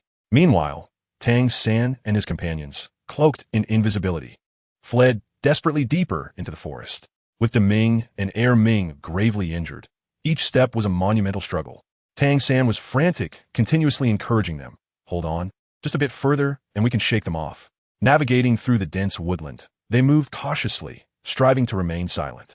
To avoid detection, they even moderated their breathing. The forest was thick with humidity, swarming with insects, yet their focus remained singular, evading BB Dong's pursuit. BB Dong halted in the thick brush, her brow furrowed, her eyes icy. She knew well that Tang San and his companions were not easy to shake off. They had undoubtedly employed a powerful means of concealment. Think you can hide?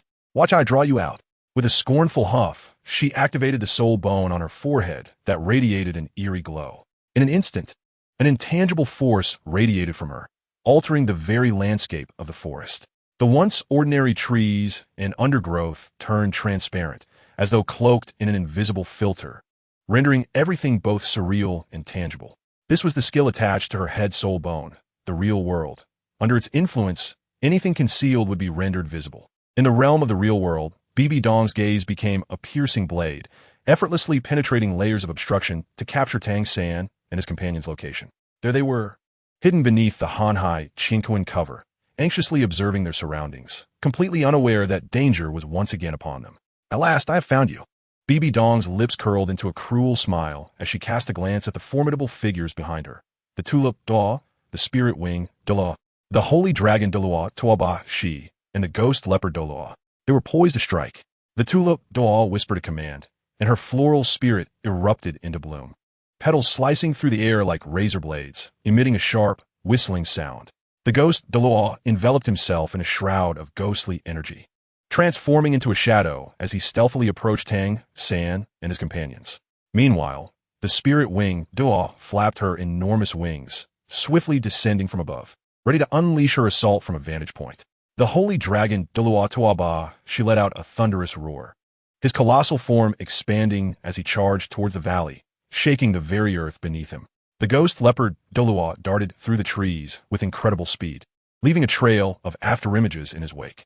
Tang San sensed an overwhelming aura of danger closing in on them, his complexion shifting dramatically as he gripped the Hao Ian hammer tightly. This is bad. BB Dong and her team have caught up, he shouted, simultaneously summoning the blue-silver emperor spirit to shield his comrades. Xiao Wu, Dai Mu Bai, Zhu Zhuqing, Oscar, and Ma Hongjun quickly readied themselves for battle, their eyes brimming with determination and resolve, unyielding in the face of formidable foes. De Ming and Air Ming, despite their grievous injuries, strained to rise, preparing to rejoin the fray. The formidable heavenly blue bull python trembled slightly, unleashing a stream of azure energy, while the titan giant ape swung its powerful arms, emitting a furious roar. They understood that this battle was a matter of life and death, and retreat was not an option. In an instant, the tension in the valley reached an unbearable peak. Bibi Dong's aura surged with malevolence as she unleashed the sixth soul skill of the soul-devouring Spider Emperor without reservation. A colossal phantom of the soul-devouring Spider Emperor materialized behind her, its 8 massive legs shimmering with a ghostly light. One leg lashed out violently, sending a jet-black crescent-shaped blade tearing through space, imbued with a sense of annihilation, towards the concealed position of Tang San and his companions.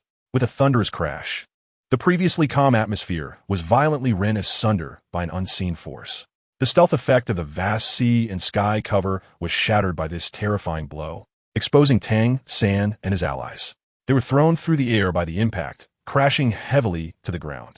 Tang San struggled to regain his footing, blood trickling from the corner of his mouth, his expression a mix of fury and defiance. "Bibi Dong, you are truly ruthless," he exclaimed, wielding the Haotian hammer in a desperate attempt to withstand Bibi Dong's impending assault. Dai Mubai forced himself to stand, his white tiger spirit manifesting despite the wounds still oozing blood upon his body. Yet, there was no trace of fear in his eyes. "Brothers, we fight together. We cannot let her succeed." Zhu Zhuqing transformed into a shadow, swiftly positioning herself beside Dai Mubai, her spectral claws glinting with a chilling light, ready to strike at any moment.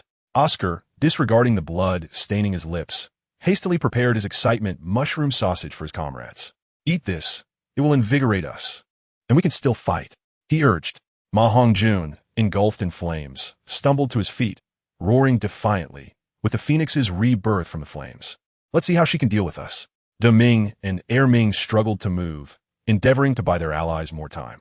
The heavenly blue bull python unleashed a column of azure energy that collided with Bibi Dong's dark energy, resulting in a blinding explosion.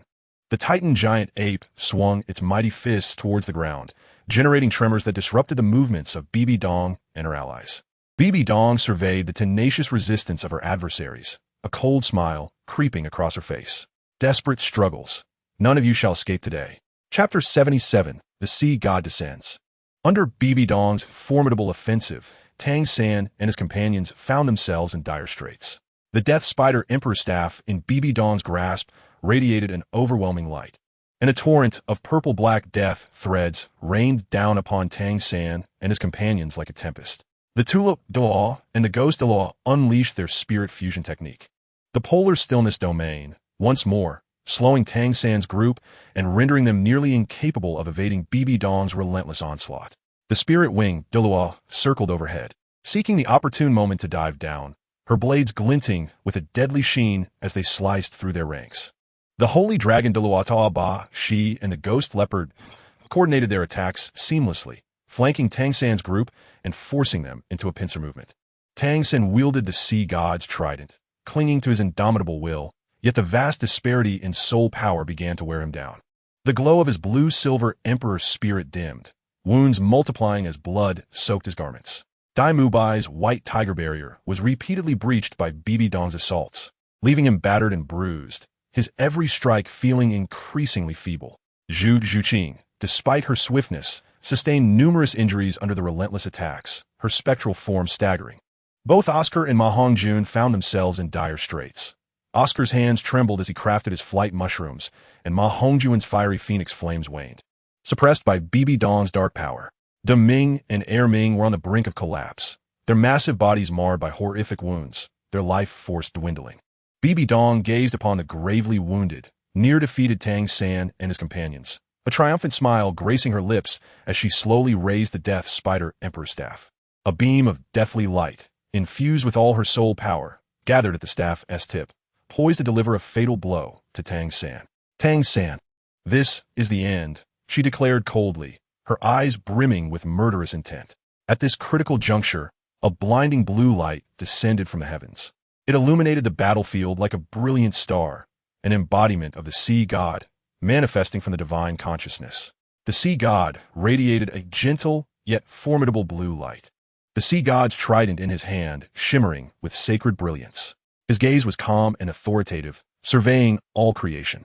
BB Dong's deathly beam, imbued with destructive force, surged toward the sea god. Yet, the sea god remained unperturbed, merely waving the sea god's trident with a gentle motion. Instantly, a blue shield materialized, effortlessly deflecting BB Dong's lethal strike. When the shield collided with the death beam, a deafening roar erupted, powerful energy waves radiating outward, sending nearby trees crashing. BB Dong stared in disbelief at the sea god, her expression shifting dramatically, shock and resentment filling her eyes. "How is this possible?" she murmured, an intense wave of unease surging within her. The arrival of the sea god had inverted the tide of battle that had seemed overwhelmingly in her favor. The sea god shone with a dazzling and pure golden light, reminiscent of the dawn breaking upon the horizon, infused with boundless hope and a divine aura, illuminating the previously dim and oppressive battlefield. He slowly raised the sea god's trident, its tip directed at BB Dong and her allies, murmuring an incantation. In an instant, the first form of the 13 golden tridents, the uncertain wind wave, was unleashed. Countless golden light patterns radiated from the sea god, expanding in a circular formation. These patterns, seemingly gentle, concealed mysterious powers capable of manipulating time and space. As they passed, the air felt as though it had solidified, the laws of space forcibly distorted. BB Dong and her companions felt their bodies freeze, their once agile movements rendered sluggish, as if ensnared in an invisible, viscous substance. Struggling in vain to move even an inch, their eyes widened in terror and disbelief, unable to comprehend that they had been immobilized by this sudden and overwhelming attack. Then, the sea god gripped the sea god's trident with both hands, slowly tracing a circle in the air. With his motion, ripples of deep-sea blue energy emanated outward. This was the thousand-year void. The energy ripples continued to spread, enveloping the entire battlefield, creating an isolated spatial domain. Within this domain, the rules of time and space were rewritten by the sea god, completely severing external interference. Any force attempting to escape or intrude would be ruthlessly repelled. Once the domain was secured, the sea's gaze turned cold and resolute, raising the sea god's trident high, its brilliance intensifying, poised to unleash a decisive blow that would not be returned.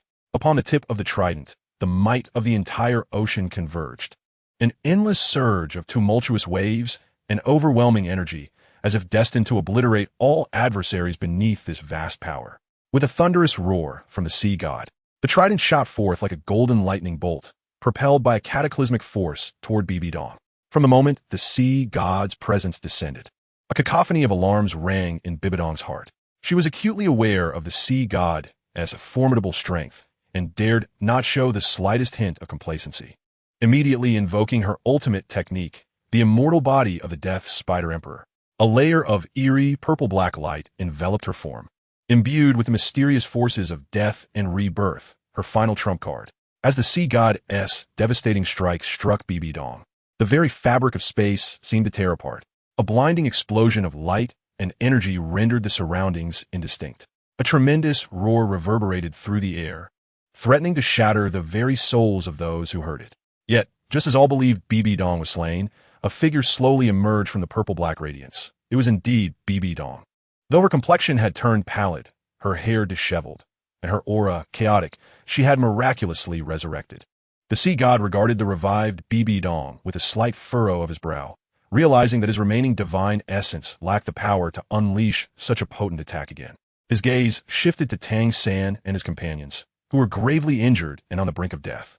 Throughout this battle, Tang San and his allies exhibited indomitable will and an unyielding spirit, earning the sea god's profound admiration. He raised his hand, gently coalescing a soft blue light in his palm. This luminescence contained the remnants of his divine essence and healing power, which he carefully directed toward Tang San and his companions, excluding Daming and Erming, as Tang San and his group bore the sea god's legacy, prompting his assistance. As the light enveloped them, their wounds began to mend at a visibly accelerated rate, and their previously dim eyes gradually regained their luster. Subsequently, the sea god summoned his divine will, and spatial forces converged beneath them, forming a blue teleportation array. As the array's brilliance intensified, Tang San and his companions gradually vanished from sight. The sea god nodded slightly, aware that they bore the mission to counter the Spirit Empire.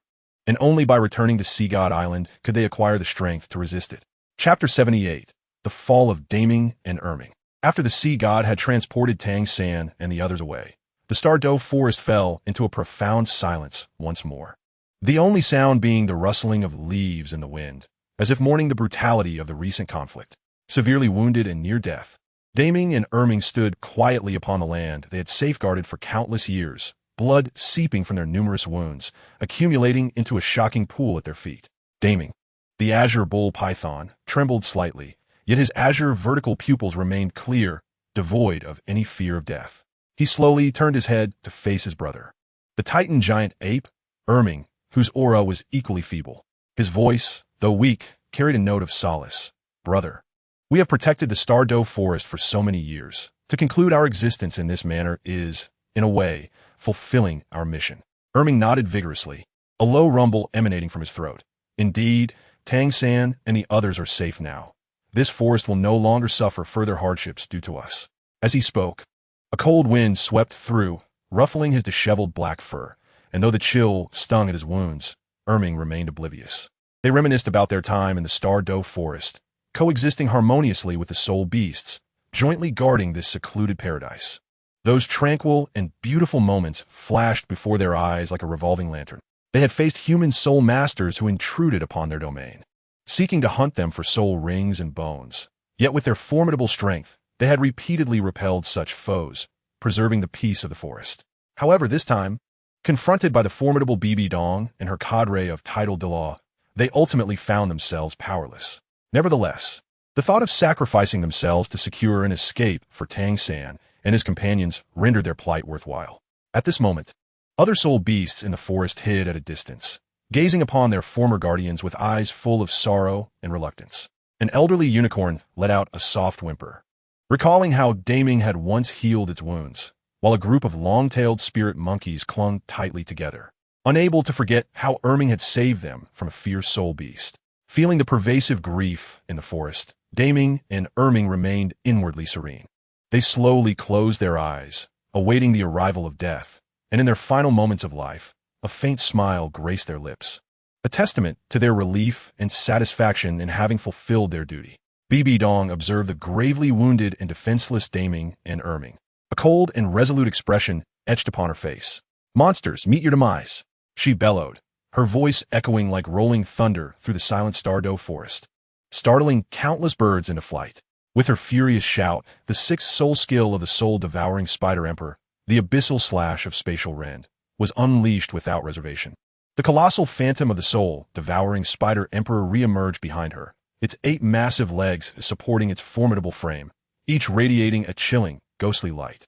One of its legs rose high before swiftly descending, cleaving the space with a crescent-shaped blade of pitch black, edged with flickering purple-black lightning, hurtling toward Daming and Erming with catastrophic intent. Wherever this blade passed, the very fabric of space seemed to be forcefully torn apart, emitting a disconcerting sizzle. The surrounding trees were instantly shredded into splinters, scattering as would shavings in the air.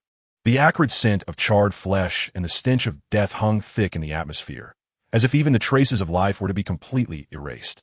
Daming and Erming sensed the impending fatal strike, but showed no inclination to struggle or flee. They stood still, their gazes calm and resolute. Daming, the azure bull python, slightly raised his head to the sky, seemingly reminiscing about the moments spent with Tang San and the beautiful times spent safeguarding the Stardow forest. Erming, the Titan giant ape, clenched his massive fists, his body weakened to its limits, yet his eyes still gleamed with indomitable determination. In the blink of an eye, the abyssal slash of spatial rend struck Daming and Erming. A blinding light erupted instantaneously, as if the entire world were being consumed by this radiance. The tremendous roar caused the very earth to tremble, fissures appearing on the ground as if being torn apart by an invisible hand. As the light dissipated, the figures of Daming and Erming slowly collapsed. The massive form of the azure bull python crashed to the ground, sending dust billowing, while the Titan giant ape fell with a thunderous thud, creating a violent tremor. Their life force rapidly ebbed away, their once vibrant eyes gradually dimming, closing forever. Bibi Dong gazed upon the fallen Daming and Erming, a satisfied smile spreading across her face. Standing before the growingly cold bodies of Daming and Erming, Her eyes sparkled with a blend of greed and excitement. She eagerly began to absorb the soul rings and bones of these two supreme soul beasts, a crucial step toward her ascent to greater power, as well as an essential bargaining chip for unifying the Douluo Continent. Taking a deep breath, she slowly closed her eyes, unleashing her formidable psychic power to connect her soul force with the residual life energy of Daming and Erming. In an instant, the soul rings of the azure bull python and the titan giant ape began to rise, emanating a brilliant yet sorrowful glow, encircling Bibi Dong in a slow dance. The immense energy contained within the soul rings surged like a tidal wave, striving to break free of Bibidong's control. Yet she, with the might of a peak 99th level Douluo and unwavering will, firmly suppressed this force. Simultaneously, the soul bones of Daming and Erming detached from their bodies, floating before Bibi Dong. The soul bones exuded a distinctive luster, each piece bearing the weight of countless years of power accumulated from two soul beasts. Bibi Dong swiftly formed hand seals, murmuring incantations as she guided the soul bones into her own body. The process of absorption was fraught with challenges. Powerful energies relentlessly assaulted her physical and mental defenses. Beads of sweat adorned her forehead, and her body trembled slightly, yet she gritted her teeth, refusing to relent. As the soul rings and soul bones gradually integrated, her internal soul power surged wildly. The second martial soul, the soul-devouring Spider Emperor, quivered intensely within her consciousness, greedily consuming this hard-earned strength. At last, after arduous effort, Bibi Dong successfully absorbed the soul rings and soul bones of Ming and Erming. She slowly opened her eyes, a flash of deep purple-black light gleaming within, embodying boundless power and majesty. At that moment, the 9 soul ring positions of her second martial soul, the soul-devouring Spider Emperor, were perfectly filled, each ring radiating a dazzling and formidable brilliance, reflecting her terrifying strength.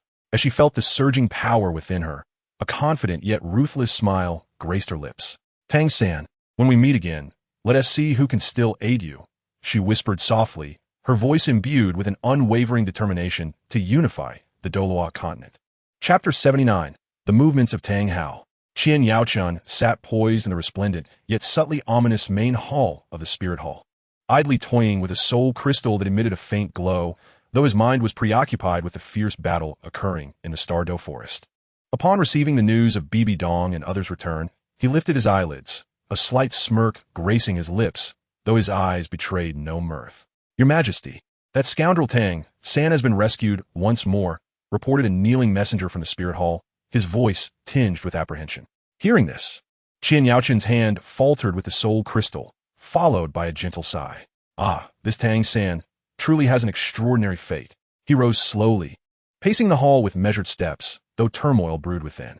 He recalled the countless plots devised against Tang San, each seemingly fatal trap thwarted by this boy in ways unforeseen. Such luck was indeed otherworldly. Qian Yaochun murmured to himself, the image of Tang San's resolute gaze and indomitable figure surfacing in his mind. To him, Tang San resembled an unyielding cockroach. No matter the adversity faced, he always managed to find a way to survive.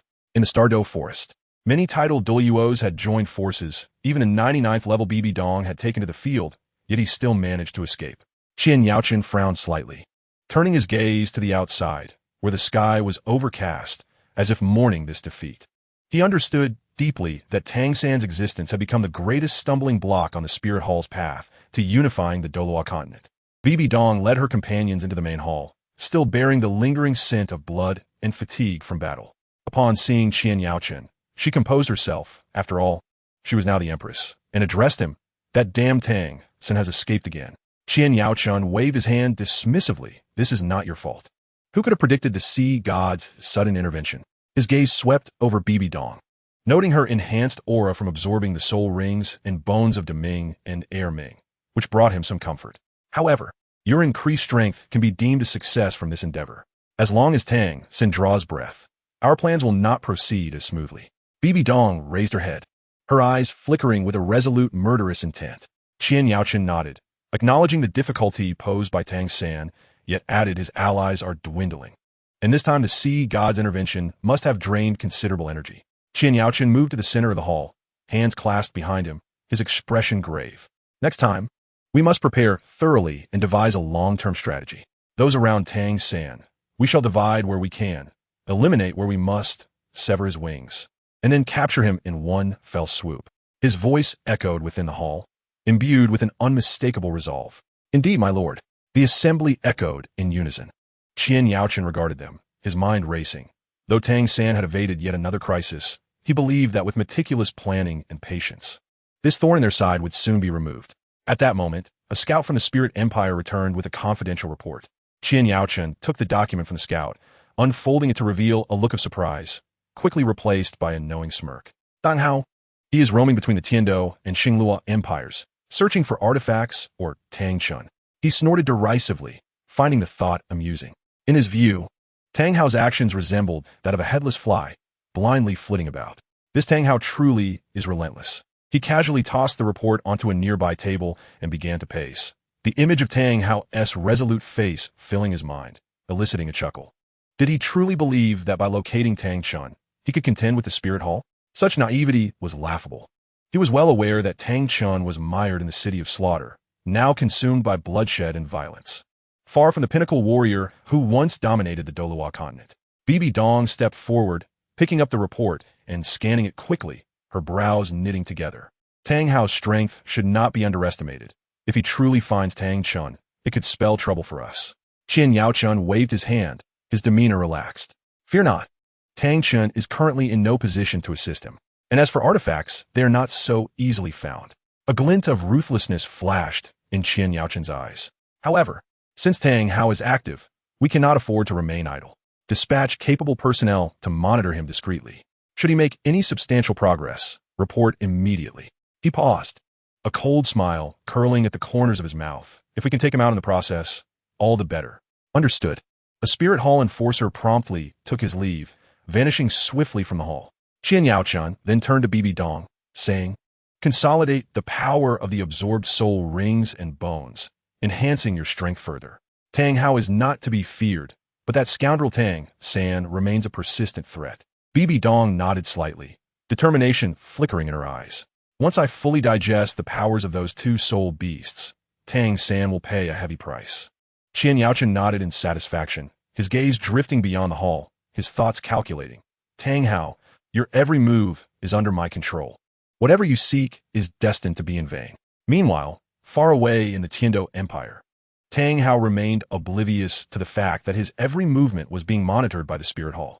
He traversed through various hidden corners, diligently seeking information regarding artifacts and Tang Chun. At each stop, he carefully inquired with local soul masters and residents, leaving no potential lead unexplored. Despite the uncertainty ahead, his conviction remained unyielding. For the sake of his son Tang San, and to oppose the Spirit Hall, he was determined to find his father, Tang Chun, or an artifact. Chapter 80, titled Judgment. In the time that followed, Qian Yaochen traveled to the border between the Tiandou and Xinglua empires to establish a refuge for the homeless, providing a haven for the displaced. Tirelessly, he traversed between the two regions, coordinating supplies and recruiting personnel, watching as the refuge transformed from a few tattered tents into a settlement capable of shielding its inhabitants from the elements and offering basic living necessities. The laughter of children and the grateful gazes of the refugees filled Qian Yaochun with a sense of fulfillment, making every effort worthwhile. It was precisely due to his selfless dedication to the people that the many trials of the Sixth Judgment seemed less daunting. Of course, this was also aided by Xue Qinghe, Qian Renxue, who utilized her extensive intelligence network and connections established in the Tiandou Empire to alleviate numerous difficulties for Qian Yaochen. Whether dealing with the local nobility's obstructions or smoothing logistics for material transport, she navigated with remarkable ease. The final task of the Sixth Judgment was to uphold justice amidst extreme adversity. Qian Yaochen found himself confronted by a throng of refugees, swayed by the insidious machinations of dark forces. Under the incitement of malevolent individuals, they sought to seize the reserves of the refugee encampment, even at the cost of innocent lives. Standing resolutely before the rebellious crowd, Qian Yaochen wielded his formidable soul power to instill awe, while simultaneously appealing to their emotions and reason. He recounted the arduous journey they had shared in establishing the refuge, emphasizing the paramount importance of unity. Through his unwavering efforts, the insurrection gradually subsided, and those misled individuals began to awaken, returning to a life of harmonious coexistence. Having successfully completed the 6 trials of judgment, Qian Yaochen experienced an elevation in his soul power, ascending to a higher level, with all his soul rings advancing by 10,000 years. Thus breaking through to the esteemed rank of title Douluo, he returned to the Hall of Offerings in Wuhuan City, bearing the honor of his accomplishment. This hall, the most sacred site within the Spirit Hall, awaited his absorption of the divine Ninth Soul Ring, an essential step on his path to becoming a title Douluo. Upon entering the Hall of Offerings, a solemn and reverent atmosphere enveloped him. The walls of the hall were adorned with gemstones that emitted a soft glow, casting an air of mystery and grandeur throughout the chamber. Qian Yaochen inhaled deeply, calming his racing heart, and settled himself in the center of the hall. His gaze fixed upon the divine soul ring hovering before him. The ring radiated a golden red luminescence, its swirling aura seemingly infused with boundless power and secrets. The process of absorbing the soul ring was far from simple. Initially, Qian Yaochen encountered a formidable repulsion. The ring's energy surged like a tumultuous tide, threatening to engulf his consciousness. Gritting his teeth, he channeled his inner soul power, battling against it with unwavering will. Each exertion of soul power felt akin to navigating a treacherous current, where one misstep could lead to annihilation. Sweat streamed down his forehead, soaking his garments. Yet his resolve only intensified. As time progressed, Qian Yaochen gradually acclimated to the ring's power, embarking on the endeavor to integrate it into himself. His meridians felt as though pierced by countless steel needles, the pain excruciating. Nevertheless, with extraordinary tenacity, he guided the energy of the soul ring through his body, taming it inch by inch. Throughout this arduous journey, memories of his past surged in his mind, the countless days and nights spent in the refuge. The shared hardships with the suffering populace, and the support they had bestowed upon him became his driving force to persevere. He recalled the hope reflected in the eyes of the refugees and the trusting gaze of Xue Qinghe, igniting within him an indomitable belief. He could not afford to fail. He must grow stronger to be worthy of inheriting the divine position of the God of Judgment. However, just as he believed success was within reach, a colossal crisis loomed silently. The power of the soul ring suddenly fluctuated violently, the once docile energy transforming into a tempestuous force. Qian Yaochen's body began to tremble uncontrollably, his visage paling to that of a ghost, a trickle of blood escaping the corner of his mouth. He understood that this was the soul ring's ultimate trial. Should he fail to surpass his limits at this moment, all his prior efforts would be rendered futile. In this critical juncture, Qian Yaochen unleashed his full potential. His innate talents ignited, and the soul power within him erupted like a volcanic force. He concentrated all his mental faculties, striving to suppress the soul ring's ferocity while continuously infusing his will into it. Each clash with the soul ring felt like a battle for survival. Yet he did not flinch. Through his relentless spirit and unwavering determination, he gradually gained the upper hand. At last, in that final moment, a miracle transpired. The originally golden red soul ring began to transform. The golden hue, akin to the dawn's first light, broke free from the restraints of the crimson glow, gradually enveloping the ring. Qian Yaochen succeeded. He elevated the ninth soul ring's color from golden red to gold, signifying a million-year level. An unprecedented surge of power coursed through him, as he felt both his body and soul transcend to a higher plane. As Qian Yaochen slowly opened his eyes, they sparkled with a golden light. Rising to his feet, he reveled in the surging power within, his heart brimming with joy and pride. He understood deeply that the ninth soul skill of a title Douluo significantly determined a soul masteress strength. And this divine million-year soul ring would elevate his prowess to an extraordinary level. Feeling the tumultuous soul power within him, every cell seemed to exult in celebration, commemorating this hard-won metamorphosis. With his soul power reaching level 94, his perception sharpened, allowing him to detect even the subtlest fluctuations of spiritual energy within the Hall of Offerings. Upon stepping out of the hall, the radiant sunlight cascaded upon him. Qian Yaochen raised his hand to shield his eyes, the light filtering through his fingers, illuminating his face. And he acutely realized that he now stood among the ranks of the formidable on the Douluo Continent. The familiar sights of Wuhuan City now appeared transformed through his new perspective. The energy of passers-by, the fluctuations of spirit power from patrolling disciples, all became clearer and more tangible. The immense soul power surge accompanying his breakthrough rippled through Wuhuan City like a stone cast into a tranquil lake, creating waves of astonishment. The elders in the elder hall, who had been engaged in discussion, felt their minds jolted by this overwhelming force. Who has achieved such a breakthrough? What immense power! An elder with white hair exclaimed in astonishment, nearly dropping his teacup. The others exchanged glances, rising in unison, their forms darting like phantoms towards the source of the disturbance. Meanwhile, within the hall of the Pope, Bibi Dong, deep in meditation, was instantly roused by the sudden surge of soul power, her eyes flashing with cold light. What a significant commotion! It appears someone has made a substantial breakthrough. With a swift motion, she transformed into a streak of light, hastening toward the Hall of Offerings. Upon their arrival, they beheld Qian Yaochen, still enveloped in the lingering golden aura, exuding a robust and steady presence. Bibi Dong descended before him, her gaze appraising him thoroughly before nodding slightly. Impressive. Within such a short time, you have broken through to level 94. Indeed, a delightful surprise. The grand offering, Qian Douluo, emerged as well, regarding Qian Yaochen with evident satisfaction. Yaochen, your talent and diligence have truly lived up to the expectations of all. At this rate of breakthrough, given time, you will undoubtedly become a cornerstone of the Spirit Hall. Surrounding elders cast admiring glances, whispering amongst themselves about Qian Yaochen's remarkable aptitude. However, a few discordant gazes lingered within the crowd. Zhu Douluo and Ghost Douluo exchanged glances, a flicker of veiled concern passing between them. They understood well that Qian Yaochen's rise would inevitably disrupt the existing power dynamics within the Spirit Hall. Facing the gazes of the assembly, Qian Yaochen slightly bowed in acknowledgement. I am deeply grateful for the praise from Your Holiness the Pope, the Grand Offering, and all esteemed elders. My achievements today are inseparable from a nurturing of the Spirit Hall. His words were humble, yet his demeanor radiated confidence and determination. Qian Douluo resolved to hold a grand title ceremony for Qian Yaochen in the Hall of Offerings, according to the divine title bestowed upon him by the deity he inherited. Upon the announcement of this news, Wuhuan City erupted in fervor.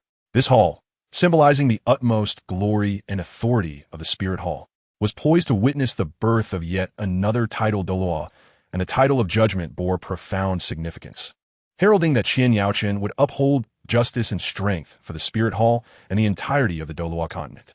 On the day of the ceremony, Wuhuan City adorned itself in festive decorations, the streets and alleys filled with an atmosphere of celebration and solemnity. Soul masters from various branches of the Spirit Hall flocked to the event, donned in their finest attire, their faces alight with excitement and anticipation, eager to witness this sacred moment. Inside the Hall of Offerings, the decor gleamed with resplendent gold and brilliance. A magnificent crystal chandelier cast a soft yet brilliant glow, illuminating the ancient murals on the walls that chronicled the illustrious achievements of the powerful figures from the Spirit Hall. In this moment, they seemed to quietly await the arrival of Qian Yaochen, dressed in an opulent black robe adorned with golden embroidery, which shimmered under the sunlight. He strode confidently into the worship hall, his steps steady and assured. The elders within had already arranged themselves in neat rows, their gazes filled with admiration and expectation. Qian Douluo stood at the forefront, holding a token that symbolized the title of the title Douluo, his expression solemn. As Qian Douluo proclaimed, the ceremony begins. A melodious bell chimed, resonating throughout the spirit city. Qian Yaochen slowly advanced, kneeling on one knee and gazing up at Qian Douluo. The elder extended the token into Qian Yaochen's hands, solemnly declaring, "From this day forth, you shall be the title Douluo, the title of judgment. I hope you uphold justice. Take the glory of the Spirit Hall as your duty and safeguard the peace and tranquility of this continent." With both hands grasping the token, Qian Yaochen rose and proclaimed loudly, "I, Qian Yaochen, shall not fail in my mission." His voice resonated powerfully within the worship hall. Following this, the Spirit Hall's soul masters unitedly cried out, "Judgment Douluo! Judgment Douluo!" Their voices thundered, as if aiming to pierce the heavens. Qian Yaochen surveyed the enthusiastic faces around him, his heart swelling with emotion and pride. Chapter 81. Challenge of the Golden Crocodile. Following the conclusion of the ceremony, an aura of sanctity and brilliance enveloped Qian Yaochen. As a level 94 holy angel, he was filled with curiosity and a thirst for exploration regarding his newfound power. His gaze swiftly locking onto the formidable golden crocodile, Douluo nearby. The golden crocodile, Douluo, a level 98 superpower, wielded the revered martial spirit of the golden crocodile king, emanating an oppressive aura that few could withstand. Yet, Qian Yaochun felt no fear, resolutely challenging the golden crocodile Douluo. The golden crocodile Douluo regarded the young contender before him with a flicker of surprise, followed by a slight, somewhat contemptuous smile, as if mocking Qian Yaochun's overestimation of himself. Nevertheless, he did not refuse. The dignity of a titled Douluo compelled him to accept this seemingly uneven contest. In an instant, the battle erupted. Qian Yaochun struck first, unfurling 6 pristine white wings behind him, unleashing a radiant divine light that shot forth like lightning toward the golden crocodile Douluo. The brilliance contained the dual powers of purification and destruction, rippling through the air as it passed. The golden crocodile Douluo, however, remained unfazed. The golden scales on his body rose erect, enveloped in a heavy layer of golden protective soul skill. The collision of light and protection erupted in a deafening roar, the blinding radiance causing the spectators to squint. After the initial clash, a tense atmosphere enveloped the battlefield. Both contenders had gleaned a degree of understanding regarding each other's strengths through their brief exchanges. Qian Yaochun steadied himself, his gaze fixed intently upon the golden crocodile Douluo, silently marveling at the latter's seemingly indestructible defense. Simultaneously, the golden crocodile Douluo dismissed his earlier disdain, recognizing that this seemingly youthful opponent possessed extraordinary strength that should not be underestimated. In a flash, the golden crocodile Douluo propelled himself with a powerful leap, akin to a cannonball. With a fierce roar, his 6th soul ring ignited, and the formidable soul skill, Crocodile King's earth-shattering claw, was unleashed.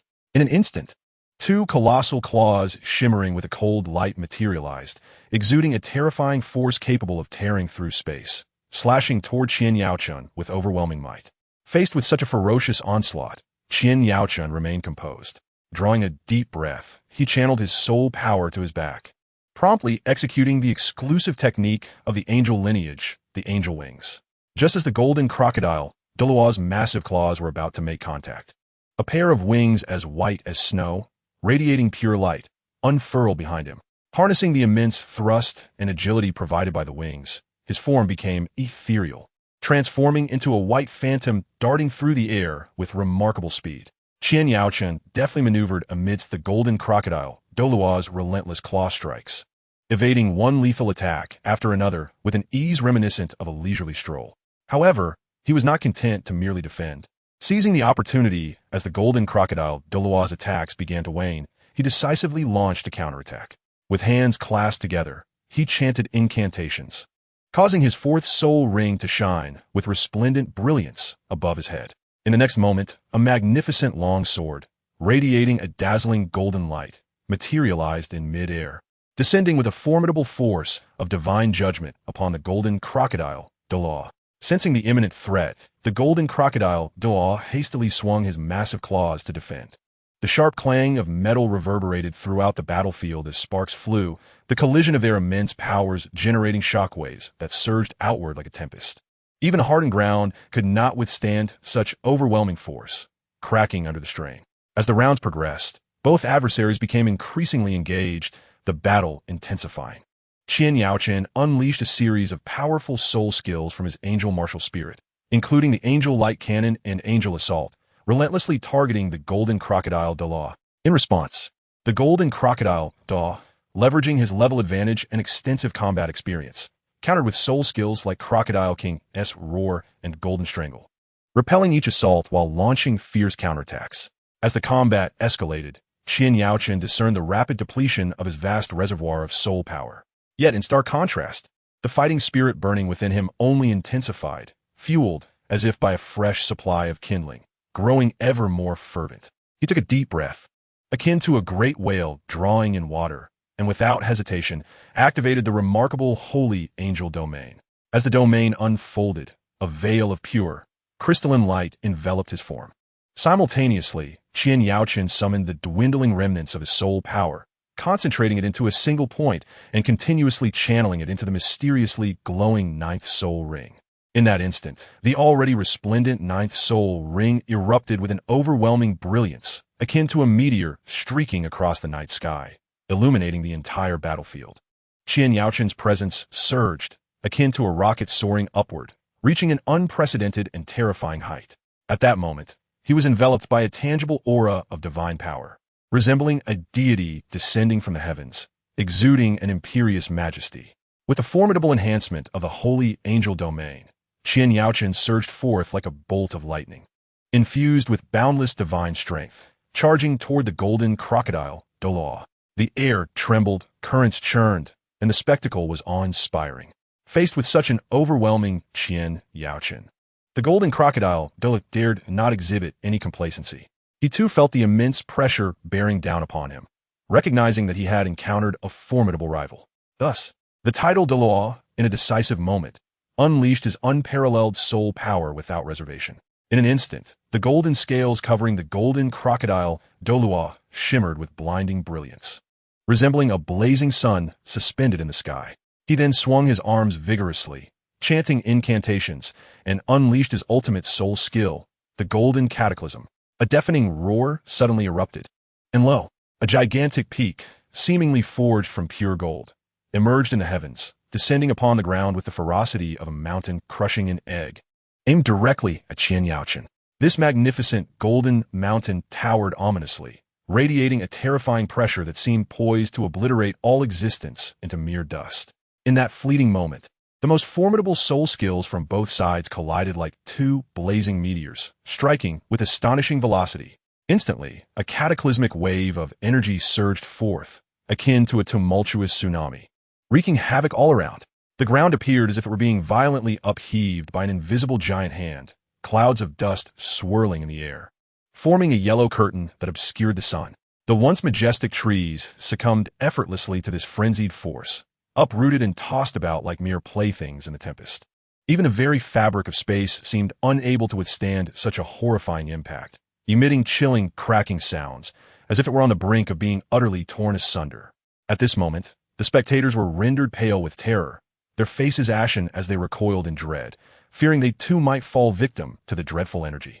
Their expressions were etched with profound astonishment and unmasked fear, mouths agape, yet no words could escape their lips.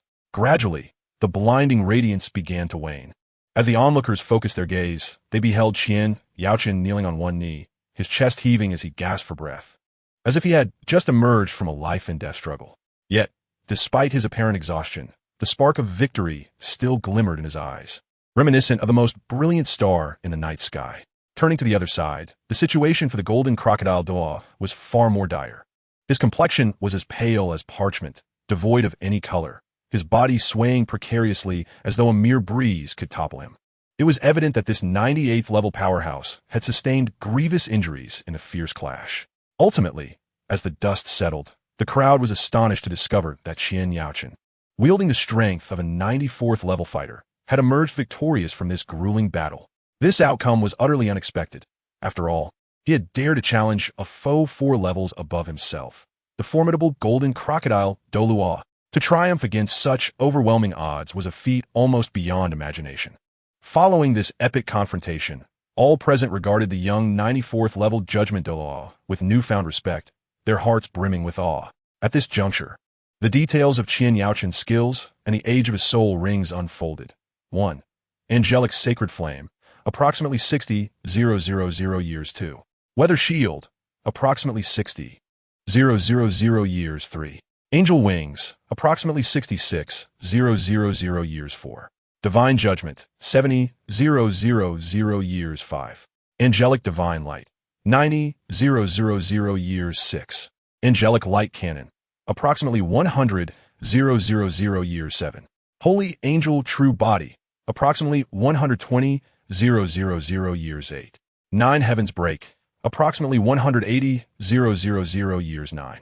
Divine Revelation Apocalypse Judgment, approximately 1,000,000 years. Chapter 82. The 7 Trials of Judgment. After successfully challenging the golden crocodile, Qian Yaochen showed no signs of complacency. He was acutely aware that his ultimate objective lay far ahead. Following a brief respite to replenish his depleted soul power, he resolutely set forth towards the city of slaughter. Along the way, he reflected on his mission, his gaze resolute and unwavering. The precious celestial herb he had painstakingly nurtured lay quietly within his specially crafted soul guide. Emanating a mystérieux aura. This herb was the key to his annihilation of the city of slaughter, its power unfathomable, yet requiring precise control. As Qian Yaochen slowly lifted his foot and gently stepped onto the hard, decaying soil of the city of slaughter, an overpowering wave of nauseating blood and malevolence surged toward him like a tide. The sky here was no longer a pristine blue or adorned with white clouds, but was instead shrouded in a thick, dark red fog, almost black in hue.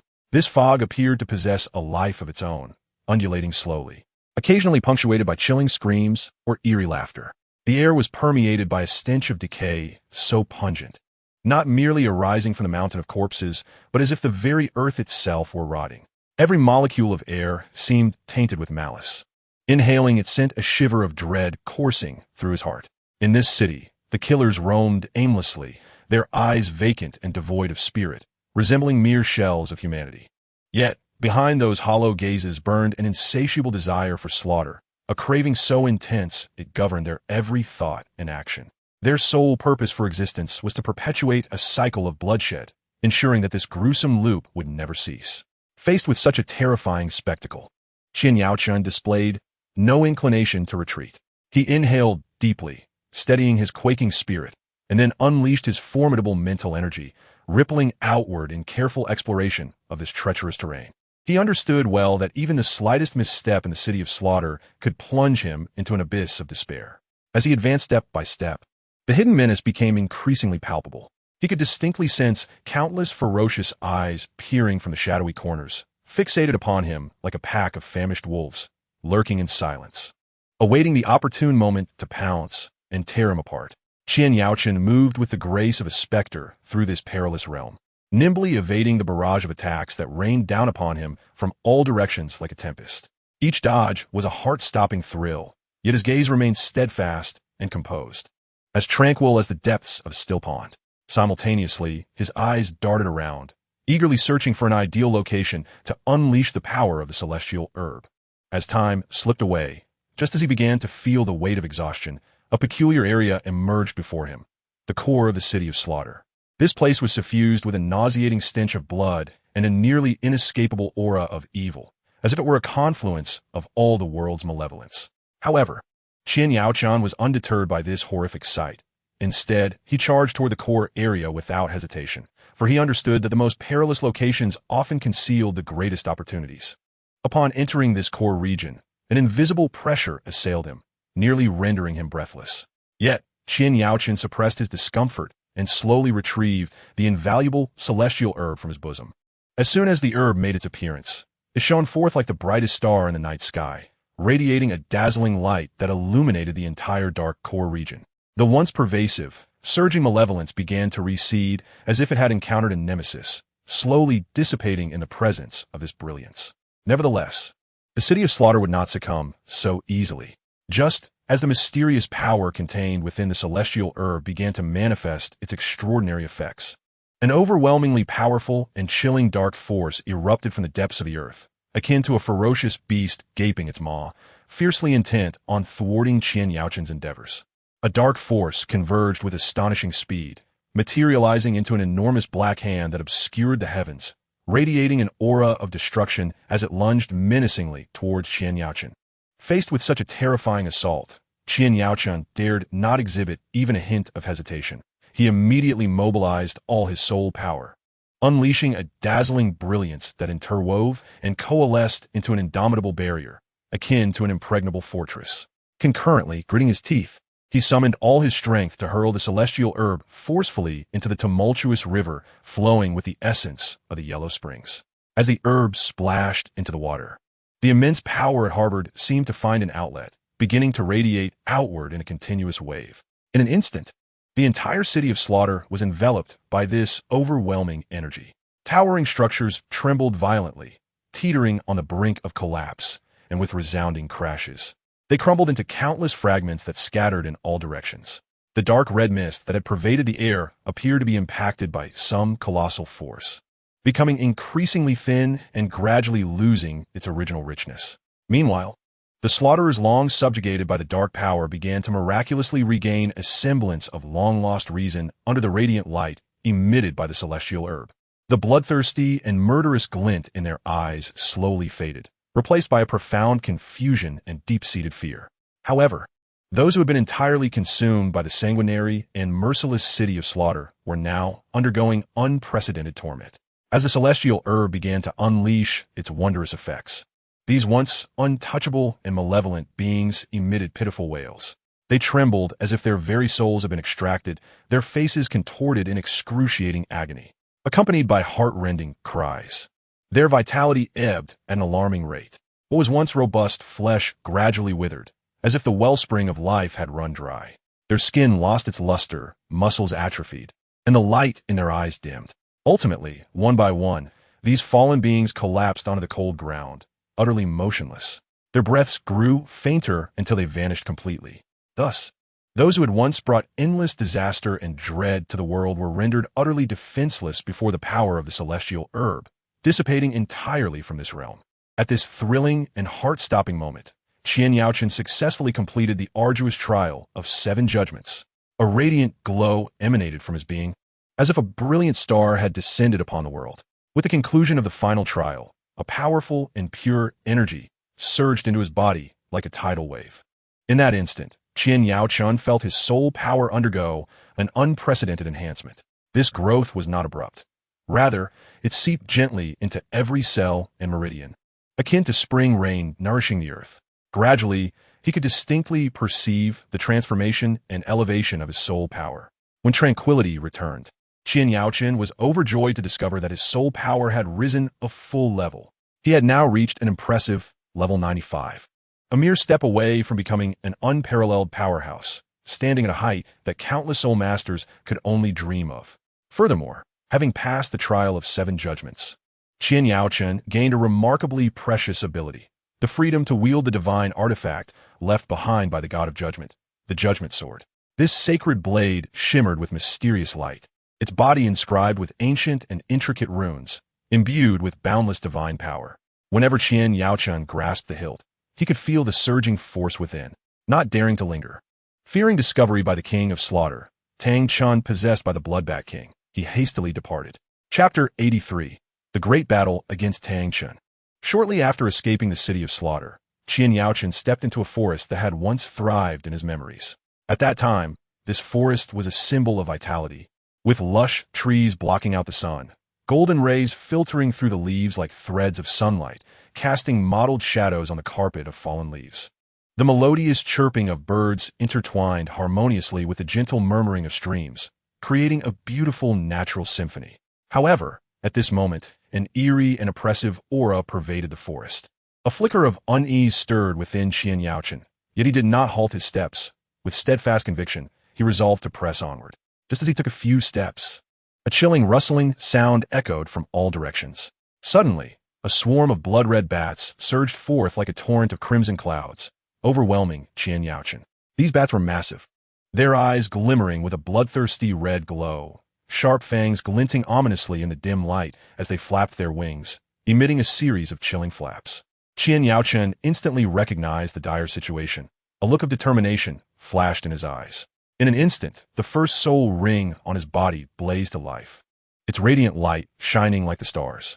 Accompanied by a powerful wave of soul energy, the scorching angelic sacred flame erupted from Qian Yaochen, centered around him. As if a volcano had erupted, the sacred flames radiated a divine and pure golden hue, burning fiercely with an earth-shattering momentum, instantly engulfing the surrounding bats. The bats touched by the sacred flames emitted pitiful shrieks, turning to ash and drifting away. The acrid scent of charred flesh permeated the air, intertwining with the eerie atmosphere. Under Qian Yaochen's control, the angelic sacred flame danced like a spirited sprite, continuously leaping and swirling, incinerating the blood-red bats around him, carving out a safe zone. Seeing that the blood-red bats before him had been consumed by the angelic sacred flame, Qian Yaochen brushed off the non-existent dust on his clothes, ready to continue his journey. However, the eerie aura in the forest had not dissipated. It had instead intensified. Just as he took a step forward, a sharp wailing sound erupted once more, and another swarm of blood-red bats darted towards him like phantoms from all directions, converging before him in an instant. Qian Yaochen's expression hardened, and without hesitation, he prepared to unleash his first soul skill once more to deliver a crushing blow to these unwelcome guests. Yet, just as the light of his soul ring was about to burst forth, a strange scene unfolded. The swarm of blood-red bats spiraled in the air, intertwining with one another, gradually transforming into a humanoid figure. Qian Yaoqian's pupils constricted as he watched this spectacle with heightened vigilance. As the light began to fade, a towering figure, emanating an aura of bloodlust and slaughter, materialized before him. Upon closer inspection, Qian Yaoqian's heart jolted. The figure was none other than the ruler of the city of Slaughter, the King of Slaughter. The King of Slaughter still bore that terrifying visage, his imposing frame resembling a colossal mountain. Clad in a crimson robe that billowed ominously in the breeze, it seemed to be dyed in countless rivers of blood. The face concealed beneath the shadow of his hood radiated an unsettling pallor, and his eyes burned like twin infernos of blood, exuding an aura of unrelenting cruelty and ruthlessness. "Humph, do you think that by leaving the city of Slaughter, you can escape my grasp?" The voice of the King of Slaughter was low and gravelly, as if emanating from the depths of the abyss, laden with endless malice and chill. Each word struck Qian Yaoqian's heart like a hammer. Taking a deep breath to steady himself, Qian Yaoqian gazed unflinchingly into the eyes of the King of Slaughter, fearlessly declaring, "King of Slaughter, if I could obliterate the city of Slaughter, I certainly possess the means to vanquish you." The King of Slaughter let out a cold laugh, a glimmer of malevolence flashing in his blood-red eyes as he slowly uttered, "It is your despicable existence that has brought ruin upon the city of Slaughter. Thus, you shall accompany it to the grave." With these words, the sanguine aura surrounding the King of Slaughter surged dramatically. Upon hearing the King's ruthless declaration, Qian Yaoqian felt no fear in his heart. With a resounding cry, light blossomed from behind him as 6 colossal angelic wings unfurled, filling the air with a sacred essence. Fully embodying the holy angel martial soul, his soul power surged, and a dazzling golden radiance dispelled the surrounding darkness, akin to a deity descending upon the mortal realm. "Should you seek my life, then let us see if you can." Qian Yaoqian's gaze was resolute as he swiftly conjured a long sword engulfed in angelic sacred flames.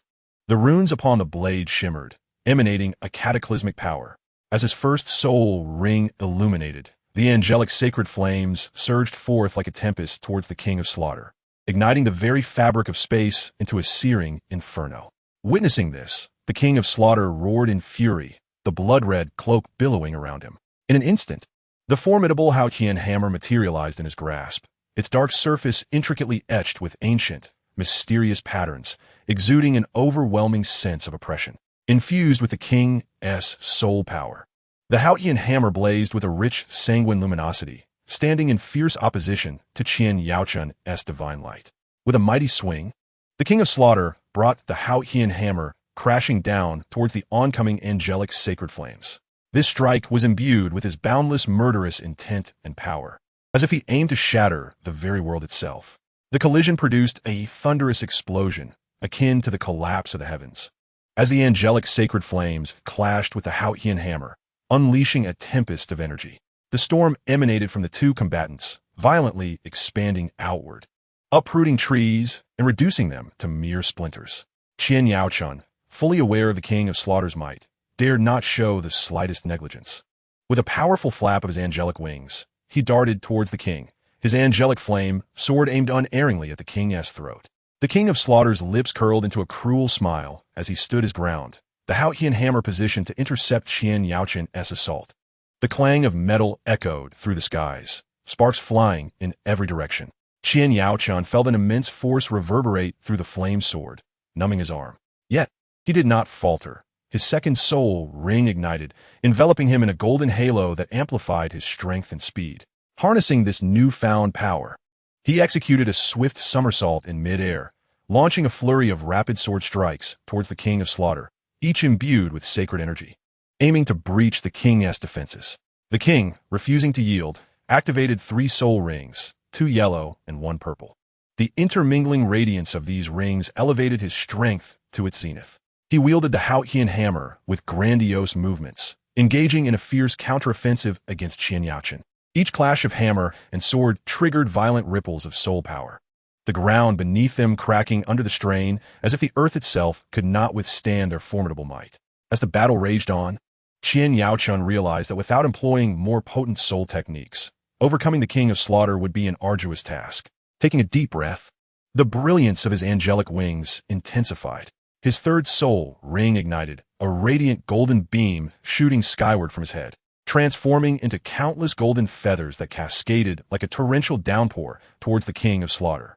These feathers, imbued with formidable sacred power, tore through the air, rending the very fabric of space as they fell.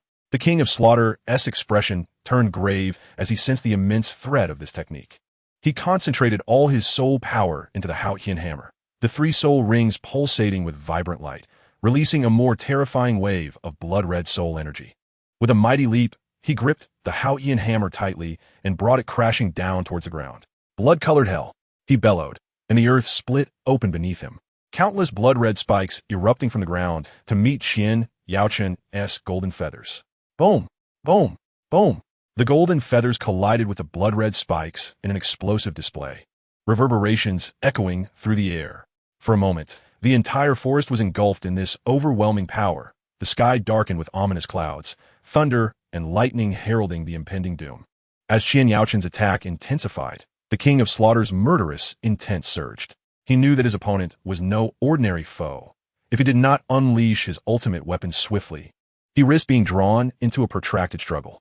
Thus, the King of Slaughter's aura shifted dramatically, a nearly palpable wave of bloodlust emanating from his being. With a thunderous roar, he declared, "Slaughter Domain, activate." Instantly, a crimson glow radiated from the King of Slaughter, spreading like a tide. Wherever this light touched, the space transformed into a blood sea, a chilling aura pervading every breath of air. Within this Slaughter Domain, time and space seemed distorted, blood-red phantoms materializing in the void, wailing as if the souls of the slain were lamenting. The overwhelming pressure of the Slaughter Domain descended upon Qian Yaochun like an invisible mountain, causing his breath to hitch, his body feeling ensnared by an unseen force that rendered his movement sluggish. The air thickened, each inch of movement requiring immense effort. A cruel smile crept upon the King of Slaughter's lips. In his eyes, Qian Yaochun was now firmly within his grasp, the outcome seemingly inevitable. Yet, Qian Yaochun would not yield so easily. His gaze blazed with an indomitable spirit, and in the face of the Slaughter Domain, he too unleashed a formidable aura.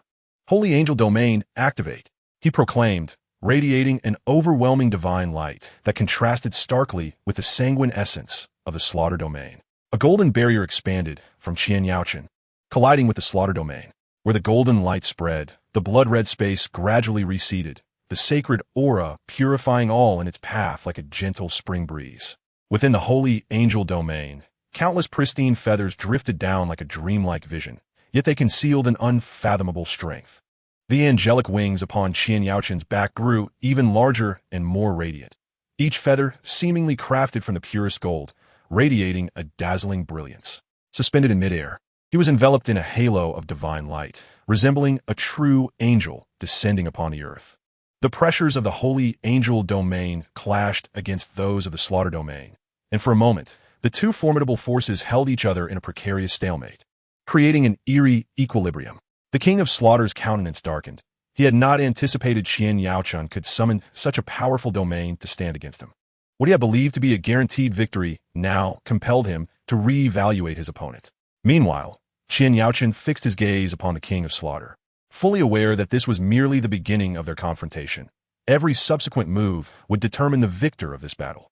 In the fierce clash of these two domains, the surrounding forest lay utterly ravaged, the earth caving in, trees reduced to ash. As the two domains engaged in a fierce standoff, the air crackled with surging soul power.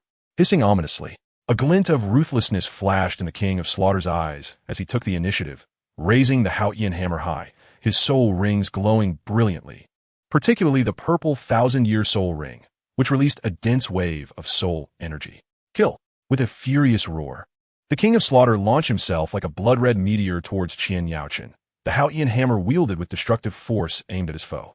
This strike encapsulated all the King's murderous intent and power. Where it passed, the very space seemed to be cleaved apart, black fissures appearing in its wake. Qian Yaochun, sensing the imminent danger, acted without hesitation. With a rapid flap of his angelic wings, he swiftly evaded to the side, narrowly avoiding the lethal blow. Boom! With a thunderous roar, the outshine hammer crashed heavily into the ground, causing the earth to instantly collapse and form a vast chasm. While the surrounding terrain was upheaved as if plowed, sending waves of soil cascading. Seizing the moment when the King of Slaughter's attack fell short, Qian Yaochun swung the angel flame sword in his grasp, unleashing a golden flame sword aura that shot forth towards the King of Slaughter. The speed of the sword aura was astonishing, leaving a golden trail in its wake, and within the blink of an eye, it reached the King of Slaughter. The King of Slaughter snorted disdainfully, positioning the Haotian hammer horizontally to withstand the sword aura. A resounding clang echoed through the heavens as the sword aura collided with the Haotian hammer, erupting in a fierce wave of energy. However, Qian Yaochun's divine power was overwhelmingly tyrannical, causing the golden flame sword aura to creep up the Haotian hammer, seeking to erode the King of Slaughter's very being. The King of Slaughter felt a sacred and searing force coursing through the Haotian hammer, instinctively suppressing the murderous aura enveloping him. Startled, he hastily summoned his soul power to expel the encroaching force. You possess some skill, but do you think this is enough to overcome me? The King of Slaughter roared, his murderous aura intensifying, enhanced further by the Slaughter domain, elevating his power to new heights. He swung the Haotian hammer once more, manifesting a series of crimson afterimages in the air, each imbued with formidable offensive might, raining down upon Qian Yaochun like a torrential storm. Fully aware of the devastating power behind this next assault, Qian Yaochun dared not meet it head-on, swiftly activating the defensive enhancement of the holy angel domain. A golden barrier enveloped him, its surface shimmering with runes that emanated a formidable protective force.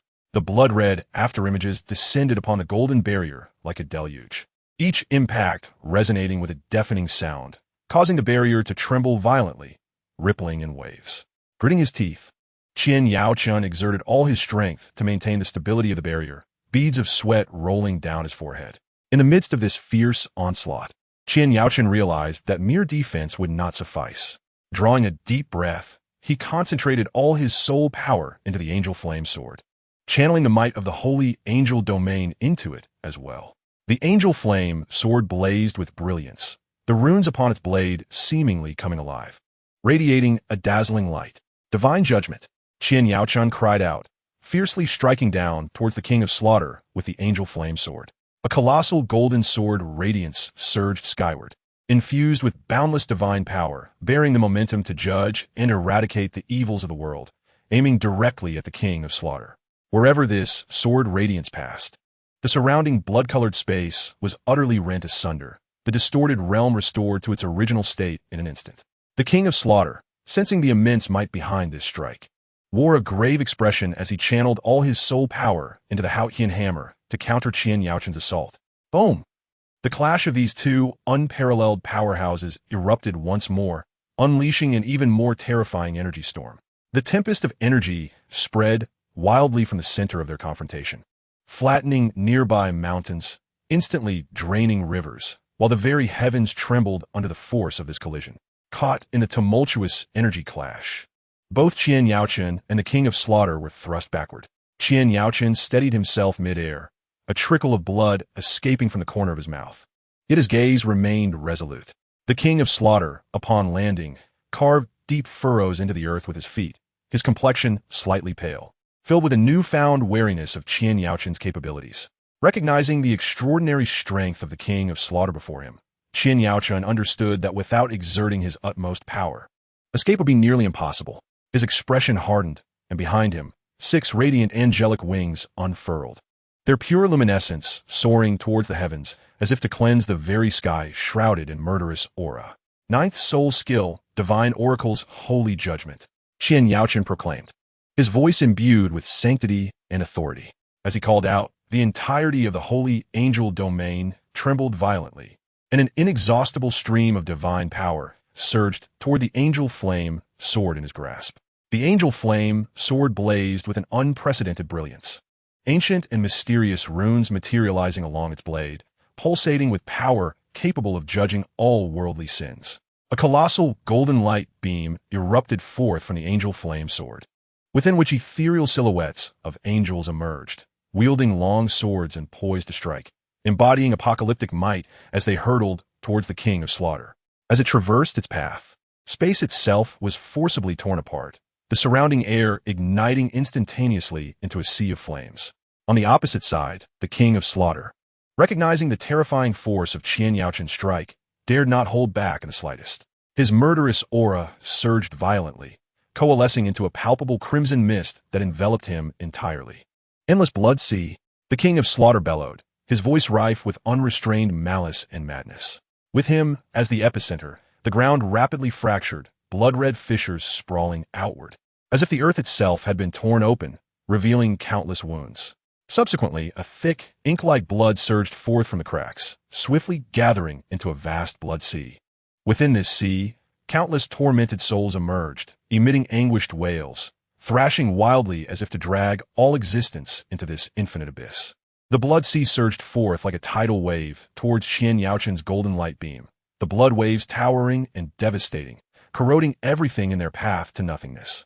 The clash of these two monumental abilities culminated in an instant that seemed to freeze time itself. First came a suffocating silence, followed by a deafening roar that echoed, as if to shatter the very heavens and earth.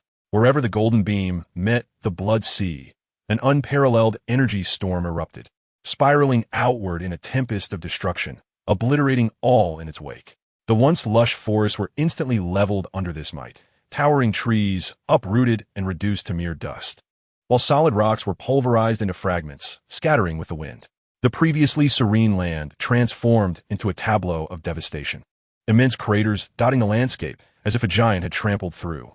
In the sky, dark clouds churned chaotically under the influence of this power, lightning flashing and thunder roaring, as if heralding the end of days. Both Qian Yaoqin and the King of Slaughter were propelled backward by the overwhelming backlash, their bodies streaking across the sky like meteors before crashing heavily to the ground, creating two vast craters. As the dust began to settle, the King of Slaughter was the first to struggle upright from the massive chasm, his garments tattered and stained with blood. Yet his eyes blazed with an even fiercer, murderous intent. In that moment, he understood that Qian Yaoqin's power exceeded all imagination. If he did not unleash his most formidable techniques, he would surely perish here today. With a fierce howl, the King of Slaughter summoned forth his soul power. Surging like a tempestuous sea, he rapidly formed seals with his hands, muttering incantations as he amalgamated 5 ultimate forms of soul power: bloodthirsty, brutality, destruction, fear, and slaughter, into a complex and arcane fusion. Accompanied by a chilling wave of soul energy, a Shura demon sword began to take shape in his hands, exuding a ghostly luminescence. This Shura demon sword was elongated, its entirety a deep crimson hue, reminiscent of coagulated blood. Etched upon its blade were mysterious and grotesque runes, flickering as if countless souls were writhing in torment. Tendrils of black, demonic energy coiled around the blade, distorting the very fabric of space wherever they touched, emitting hissing sounds as if the air itself were enduring unspeakable agony. The King of Slaughter, wielding the Shura demon sword, resembled a beast driven mad by injury, charging towards Qian Yaoqin with blinding speed, akin to a streak of blood-red lightning. Meanwhile, Qian Yaoqin had just stabilized himself when he sensed the imminent threat of the King of Slaughter's ferocious assault. He dared not exhibit the slightest hint of negligence. Swiftly reaching into his bosom, where a resplendent golden radiance erupted from his hand, manifesting an ancient and sacred blade of judgment in his grasp. The judgment sword possessed a broad blade, composed of pure golden energy, radiating an endless divine brilliance. Etched upon the blade were archaic angelic runes, shimmering as they exuded a formidable power capable of purging the world's malevolence. At the hilt, a colossal golden gemstone was embedded, its light swirling as if it contained the very essence of the universe's stellar force. Qian Yaoqin gripped the judgment sword tightly, and the sacred aura enveloping him surged to its zenith. He stomped his feet onto the ground, propelling himself like a golden meteor towards the King of Slaughter. In the blink of an eye, the two collided, the Azura demon sword clashing violently against the judgment sword. In that instant, it felt as though the entire cosmos trembled under the weight of this immense power. With a thunderous roar akin to the cataclysmic explosion of the universe, two starkly contrasting forces, destruction and divinity, intertwined, clashed, and tore at one another. A powerful energy ripple emanated from the two figures, spreading outward, where the ground, already laid to waste, was once more rent asunder, great chasms sprawling like a spider's web, extending until they vanished from sight. The surrounding space appeared unable to withstand the shock of this force. manifesting countless minute fissures that rapidly spread and expanded, as if threatening to engulf the entire world. Within these crevices, an eerie glow flickered, seemingly connecting to an unknown realm. The black demonic aura from the Azura demon sword intertwined with the golden divine radiance of the Judgment Sword, clashing fiercely against one another. The demonic energy sought to erode the sacred light, while the divine brilliance endeavored to purify the dark essence. The two forces found themselves in a stalemate, neither able to gain the upper hand. For a moment, the entire world was illuminated in a kaleidoscope of colors, yet an ominous atmosphere pervaded the air. In the midst of this fierce confrontation, both the King of Slaughter and Qian Yaochen sensed the overwhelming power of each other's divine artifacts. Gritting their teeth, they channeled all their soul power into their respective weapons, striving to breach the other's defenses and deliver a fatal strike. As the Azura demon sword and the Judgment Sword clashed violently, the divine light emanating from the Judgment Sword appeared almost sentient, continually seeping and spreading, attempting to penetrate the body of the King of Slaughter. This sacred light bore an innate purifying force, inherently countering the intense aura of slaughter and malevolence surrounding the king. The King of Slaughter felt a searing and pure energy, akin to countless fine needles, incessantly drilling into his body through the arm gripping the Azura demon sword. Each infusion of divine power sent his inner malevolent soul energy roiling, as if subjected to the scorching flames. His body quaked slightly, beads of sweat rolling down his forehead. Yet he clung to his indomitable will, gritting his teeth in defiance. The onslaught of the Azura demon soared unabated. Qian Yaochen, keenly aware of the King of Slaughter's distress, felt a surge of elation within, recognizing this as a prime opportunity. He poured all his soul energy unreservedly into the Judgment Sword, exclaiming, "Judgment divine light, reveal thyself." The Judgment Sword blazed with intensified brilliance, its already dazzling golden radiance becoming almost blinding. A colossal golden beam shot forth from the sword's apex, blossoming like a golden lotus, expanding outward and forming an immense golden curtain of light that completely enveloped the King of Slaughter.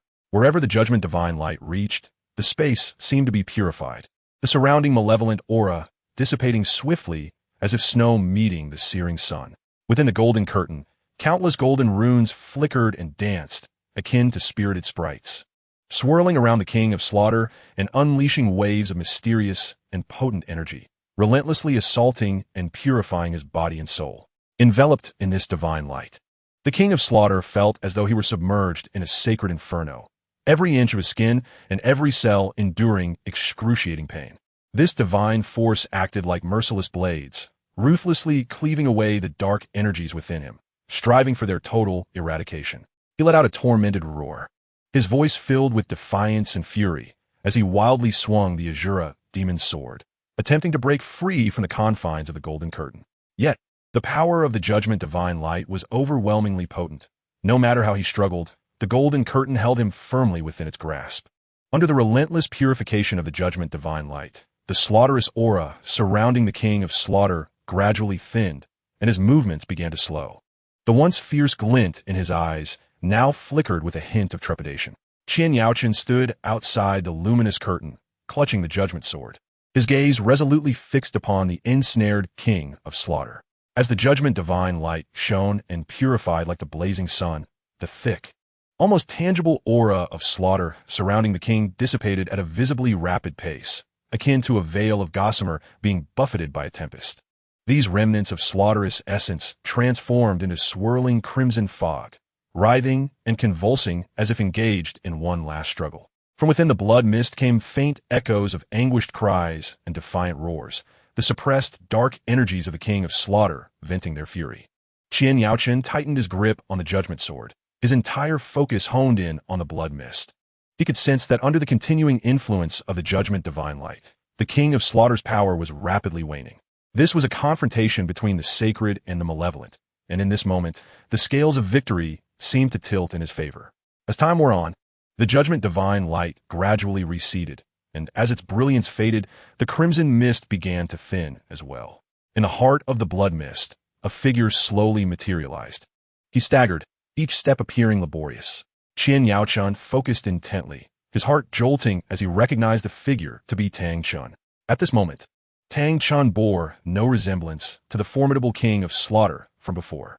The once towering and intimidating figure, exuding an aura of unfathomable slaughter, had been replaced by a slightly hunched, gaunt elder, his clothing tattered and blood-stained, his eyes reflecting not only remnants of determination, but also profound fatigue and confusion. Tang Chen slowly lifted his head, his gaze meeting Qian Yaoqin's. His eyes were awash with a complex array of emotions: astonishment at Qian Yaoqin's formidable prowess, relief from the purification, and regret for his past deeds. "I never anticipated that I, Tang Chen, would be defeated by you in such a manner," he spoke in a deep and hoarse voice, as if emanating from the depths of his heart, imbued with endless weariness. Qian Yaoqin furrowed his brow slightly, contemplating the once mighty figure before him, a twinge of sympathy stirring within him. "Senior Tang Chen, you were once a paragon of heroism, yet the malevolent forces of this city of slaughter clouded your judgment. It is a bittersweet fortune that you have managed to break free from their grasp." He sheathed the judgment sword and spoke slowly.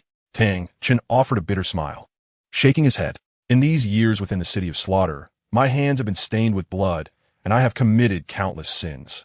Today, my awakening is solely due to your strength." He surveyed the devastated forest, a deep sense of guilt etched on his face. Tang Chen understood all too well that his body, ravaged by the persistent encroachment and corruption of the bloodbaths, was riddled with wounds, his vitality nearly extinguished. He was but a dying ember, nearing his final moments. He was acutely aware of the urgency of time, knowing he had one crucial matter to attend to. "My physical condition can no longer sustain lengthy discourse."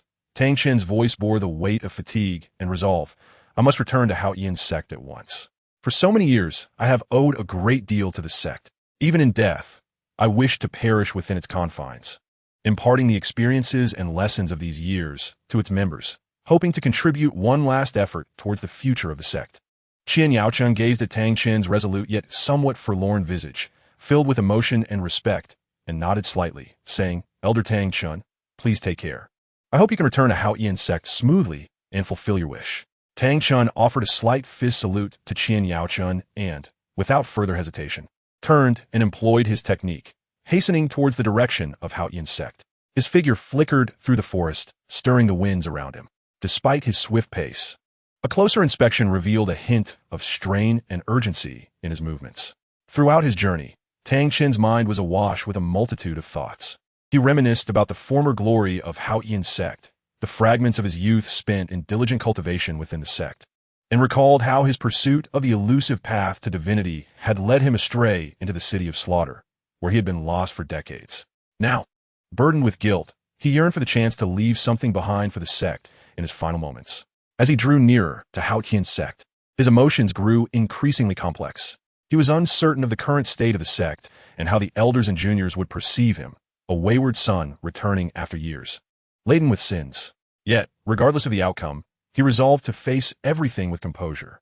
At last, the familiar contours of the mountains appeared before him, and the majestic gates of Hao Yian's sect loomed close.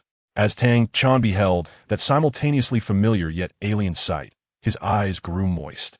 Taking a deep breath, he dragged his heavy and frail body step by step towards the gates, each stride seemingly exhausting all his strength, yet imbued with unwavering determination.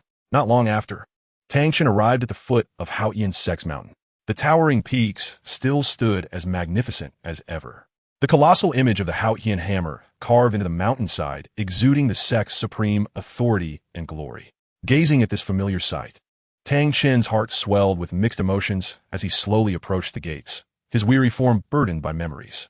Upon reaching the gates, two young disciples on guard immediately approached him, blocking his path with vigilant expressions. They scrutinized Tang Chen, their eyes filled with suspicion.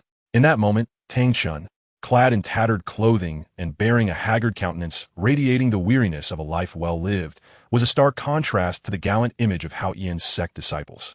Explaining why these two did not recognize him. "Who are you? What business do you have at Hao Yian's sect?" one of the disciples inquired sternly. Tang Chen offered a faint, bitter smile, fully aware that his current appearance would make it difficult for anyone to recognize him. Without elaborating, he silently reached into his robe, rummaging for a moment before retrieving a small golden hammer, the Hao Yian order. As the golden Hao Yian order appeared in Tang Chen's grasp, the two disciples' eyes widened in astonishment, their initial wariness transforming into shock and reverence. They certainly recognized this emblem of Hao Yian's sect's supreme authority, which only those of the utmost status within the sect were entitled to possess. Please forgive our rudeness, Elder. We were unaware of your arrival.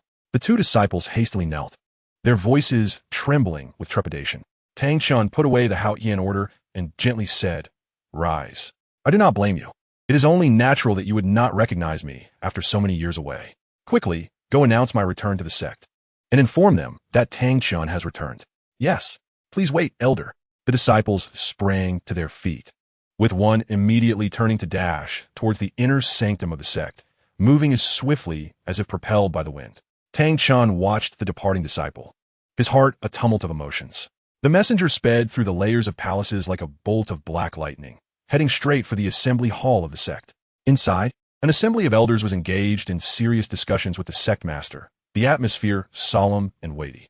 The disciple burst in, dropping to one knee and urgently reporting, "Sect master, elders, ancestor Tang Chun has returned and is currently outside the gates."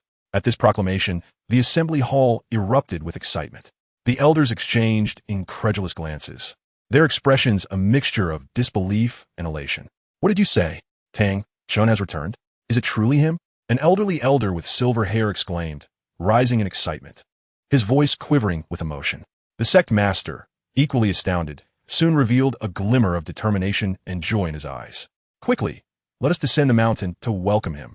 With that, he took the lead, striding purposefully towards the exit. The assembly of elders and disciples followed suit, a grand procession hastening towards the gates. Along the way, everyone moved with urgency, their hearts racing. The name Tang Chun carried immense weight for Hao Yian's sect, laden with honor and memories, despite his prolonged absence. His stature in the hearts of the sect members had never waned. Before long, they arrived at the foot of the mountain. Tang Chun caught sight of the familiar figures approaching and felt warmth welling in his heart. The sect master hurried forward, stopping before Tang Chun to perform a deep bow, respectfully stating, "Grandfather, you have finally returned. For all these years, the sect has awaited your return day and night." Soon after, the elders and disciples followed suit, bowing in unison, proclaiming, "We pay our respects to the elders' sect master." Their voices harmonized, resonating powerfully through the valley. Tang Chun, witnessing this scene, felt tears welling in his eyes. He quickly reached out to help the sect master rise and wave his hand towards the others, expressing, "Please, everyone rise. It is I, Tang Chun, who has wronged the sect over these years, wandering far too long and causing you concern." As they stood, the sight of Tang Chun's worn face and fatigued demeanor stirred feelings of compassion among the onlookers. An elder could not help but voice, "Grandfather, where have you been all these years? How do you come to look like this?" Tang Chen Sai Yen Li, a flicker of pain and guilt crossing his gaze as he replied, "This tale is long. Allow me to recount it in detail later." Tang Xiao nodded, saying, "Elder, you must be weary from your journey. Let us return to the sect for you to rest. We can discuss matters there." With that, he personally led the way, guiding Tang Chun into the depths of the sect, followed by a grand procession as if welcoming a hero returning victorious. Even though this hero now bore the weight of the world upon his shoulders. As Tang Chun stepped into Hao Yian's sect alongside the crowd, the familiar architecture and scenery filled his vision, yet he still felt an inexplicable void within. Surveying the surroundings, he noticed the absence of a familiar figure, prompting him to furrow his brow and pause, inquiring of the sect master beside him, "Why do I not see Hao? Where is he now?" The sect master hesitated for a moment, a complex expression flitting across his face before he replied, "Tang Hao has faced many tribulations over the years. Since his conflict with the Spirit Hall, he has been forced to conceal his identity to protect his wife and child, wandering in obscurity. As of now, we are uncertain of his exact whereabouts." Tang Chen's heart tightened at these words, concern etching itself in his gaze. A conflict with the Spirit Hall? How could this have come to pass? How could Tang Hao so easily find himself at odds with them? An elder stepped forward, his expression somber as he recounted, "Tang Chun, this matter is indeed lengthy.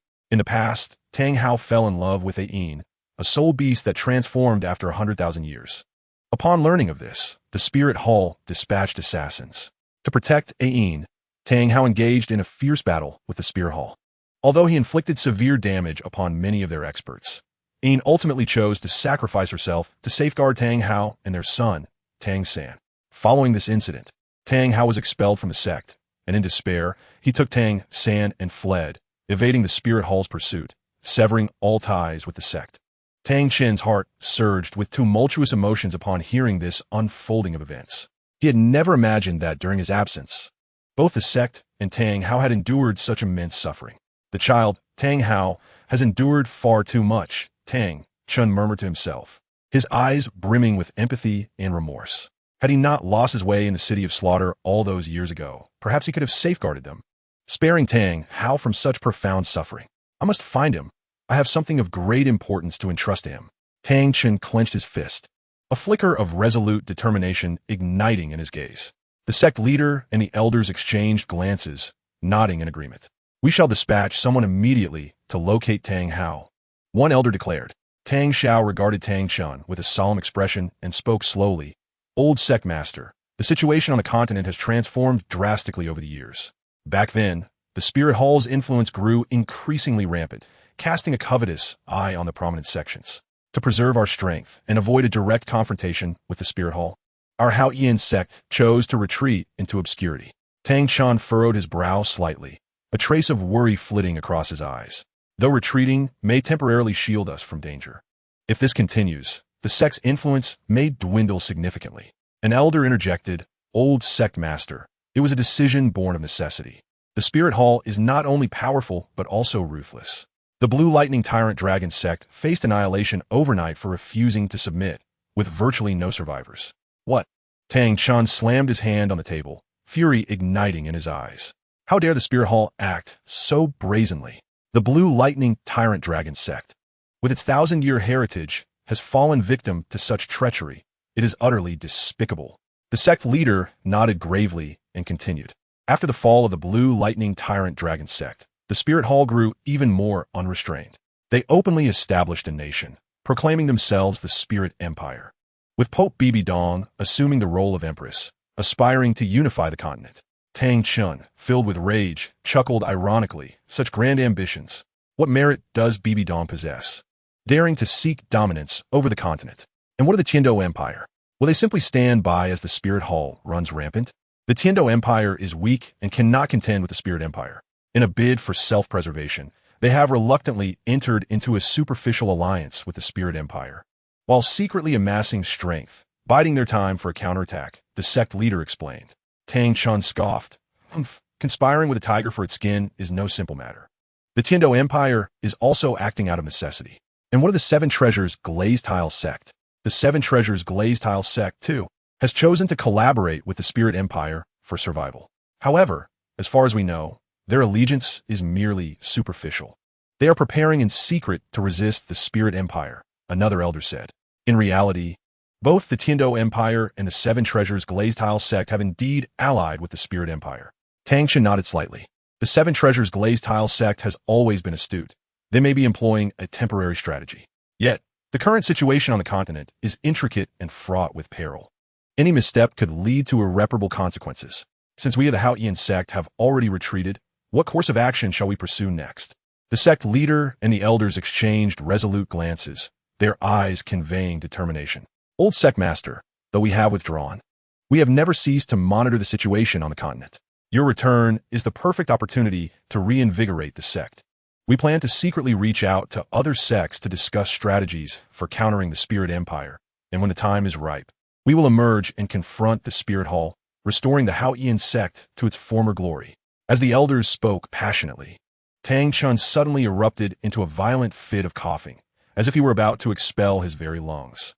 His body trembled violently, and his hands instinctively clutched his chest.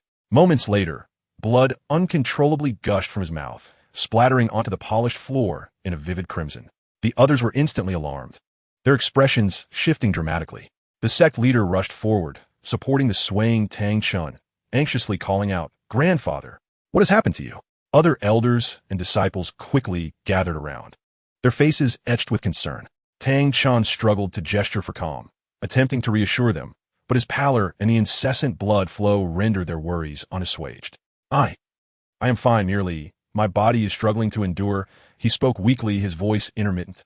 An elder hastily produced a small jade bottle from his robes, pouring out a pill that emitted a faint glow, and held it to Tang Chen's lips. "Senior, please take this healing elixir. It may provide some relief." Tang Chen nodded slightly and swallowed the pill. It dissolved instantly, a warm energy gradually spreading within him. Yet the tide of weakness remained largely unchanged.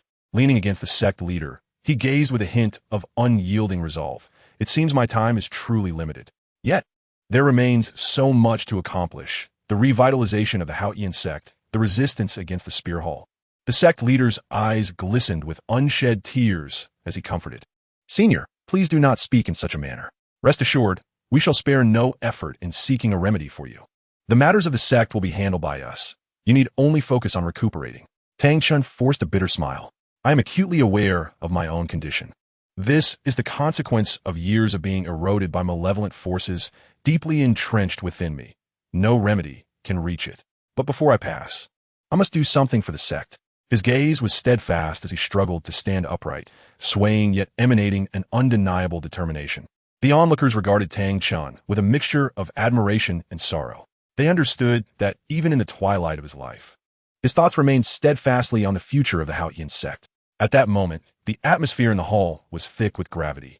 Each person silently praying for Tang Chun to endure a while longer, to lead the Haotian sect out of its predicament and triumph over the Spirit Hall. Meanwhile, Tang Hao was cultivating in a secluded valley when he received urgent news from Tang Yuehua. Upon hearing that Tang Chun had returned to the Haotian sect and was eagerly seeking him, he abruptly halted his training, a whirlwind of emotions flashing in his eyes, surprise, confusion, and deep concern. Brother, grandfather, his condition seems dire. You must return to the sect at once. Tang Yuehua's voice trembled slightly, conveyed through a unique communication method to Tang Hao's ears. Without a moment's hesitation, Tang Hao hastily gathered his belongings and exerted all his strength toward the direction of the Haotian sect. His figure darted like a black tempest through the forest, thoughts swirling with images of Tang Chun. What had befallen that once vibrant elder who had led the Haotian sect to glory? Why had he suddenly returned, urgently seeking him? Countless questions spiraled in his mind, yet he knew the most pressing matter was to reach the sect and see Tang Chun as soon as possible. Throughout his journey, Tang Hao neglected to rest, traveling day and night. When hunger struck, he hunted wild game from the forest to satiate his appetite. When fatigue set in, he took brief moments to recuperate before pressing on. His singular focus was on one thought: hurry ever faster.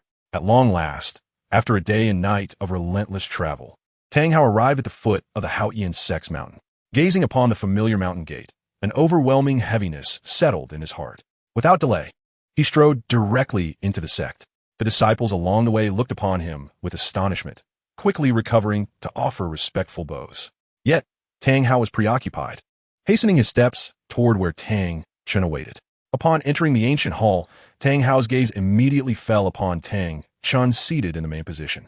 In just one day apart, Tang Chun appeared even more haggard, his form frilier, as if a mere gust of wind could topple him. A sharp pang of sorrow pierced Tang Hao's heart as he quickly approached, kneeling on one knee, his voice trembling. Grandfather, I have returned. Tang Chun slowly lifted his head, and at the sight of Tang Hao, a glimmer of warmth illuminated his eyes. He raised a hand slightly, gesturing for Tang Hao to rise. His voice weak yet filled with affection. Hao, you have finally come. You have suffered so much over the years. Tang Hao stood up, observing Tang Chun's frail state, his eyes reddening with urgency. Grandfather, what has happened to you? What transpired? Tang Chun gazed into Tang Hao's worried and anxious eyes, letting out a soft sigh as he began to speak. Hao, and all of you, for decades, I have been possessed by the Bloodbat King, trapped in the city of slaughter, unable to escape. His voice was deep and hoarse, each word seemingly drawn from the depths of his very being. The crowd gasped in shock and disbelief at his revelation. The city of slaughter? Such a malevolent place. An elder could not contain his astonishment. Tang Chun nodded slightly and continued. Within those walls, I was manipulated by the Bloodbat King, lost in madness, and my hands became stained with blood. Although I remained conscious all these years, I was powerless to resist, forced to witness my own descent into a tool of slaughter. His eyes were filled with pain and regret, as if he were transported back to that sunless time, just the day before yesterday. Shortly after my departure from the city of slaughter, I encountered a young powerhouse named Qian Yaochen. He possessed a sacred angel martial soul and was extraordinarily formidable. Our battle was a cataclysmic clash. A flicker of light passed through Tang Chen's eyes as he recalled that heart-stopping confrontation. His divine power had a profound restraining effect on the sinister aura that enveloped me. especially within his sacred angel domain and various formidable soul skills. I gradually regained a semblance of clarity during our fight. Tang Chun paused, gazing at Tang Hao and the others. Had it not been for our encounter, I might have remained forever under the Bloodbat King's control and unable to return to the Haotian sect. Tang Hao furrowed his brow, remembering Qian Yaochen, the very individual who had attacked Tang, San, and himself in the Stardow Forest. Shock coursed through him the last time they met. Qian Yaochen was merely a soul sage, and now he could stand toe-to-toe with his grandfather, Tang Chun. With a bitter smile, Tang Chun remarked, "My body is already in a state of utter exhaustion. Even without engaging him, my time is likely short.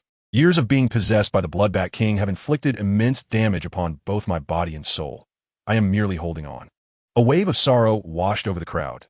Tang Chun had devoted his life to the Haotian sect and to the Douluo Continent, yet had met such a tragic fate. "Grandfather, rest assured, we will find a way to save you, no matter what," Tang Hao declared, his fists clenched with determination. Tang Chun looked at him with gratitude, waving his hand dismissively. "There is no need for futile efforts. I am well aware of my own condition. My sole wish now is to do something for the sect before I depart, and to see you all once more." His gaze swept over each person present, filled with reluctance and hope. However, the Spirit Hall harbors ambitious designs, seeking to dominate the continent. The future of our sect rests upon your shoulders. You must assume this responsibility, lead the Haotian sect, and unite with other righteous forces to combat the Spirit Hall and safeguard the peace of the Douluo Continent. Tangchen imlo ao sestili, Tang Hao notet solemni. Uncle Chun, you can rest assured. I will not let you down, nor will I allow the Spirit Hall's schemes to succeed. The others echoed their vows, pledging to fight for Tang Chun, for the Haotian sect, and for the Douluo Continent against the Spirit Hall until the very end. Chapter 85. The Fall of Tang Chun. Tang Chun gazed at Tang Hao and the resolute disciple surrounding him, a smile of relief and hope gracing his lips. He slowly raised his hand and addressed the crowd. "You may leave for now. I have important matters to discuss with Hao, as well as vital things to entrust to him." Though concern lingered in their hearts, seeing Tang Chun's resolute determination, they knew it was best not to linger.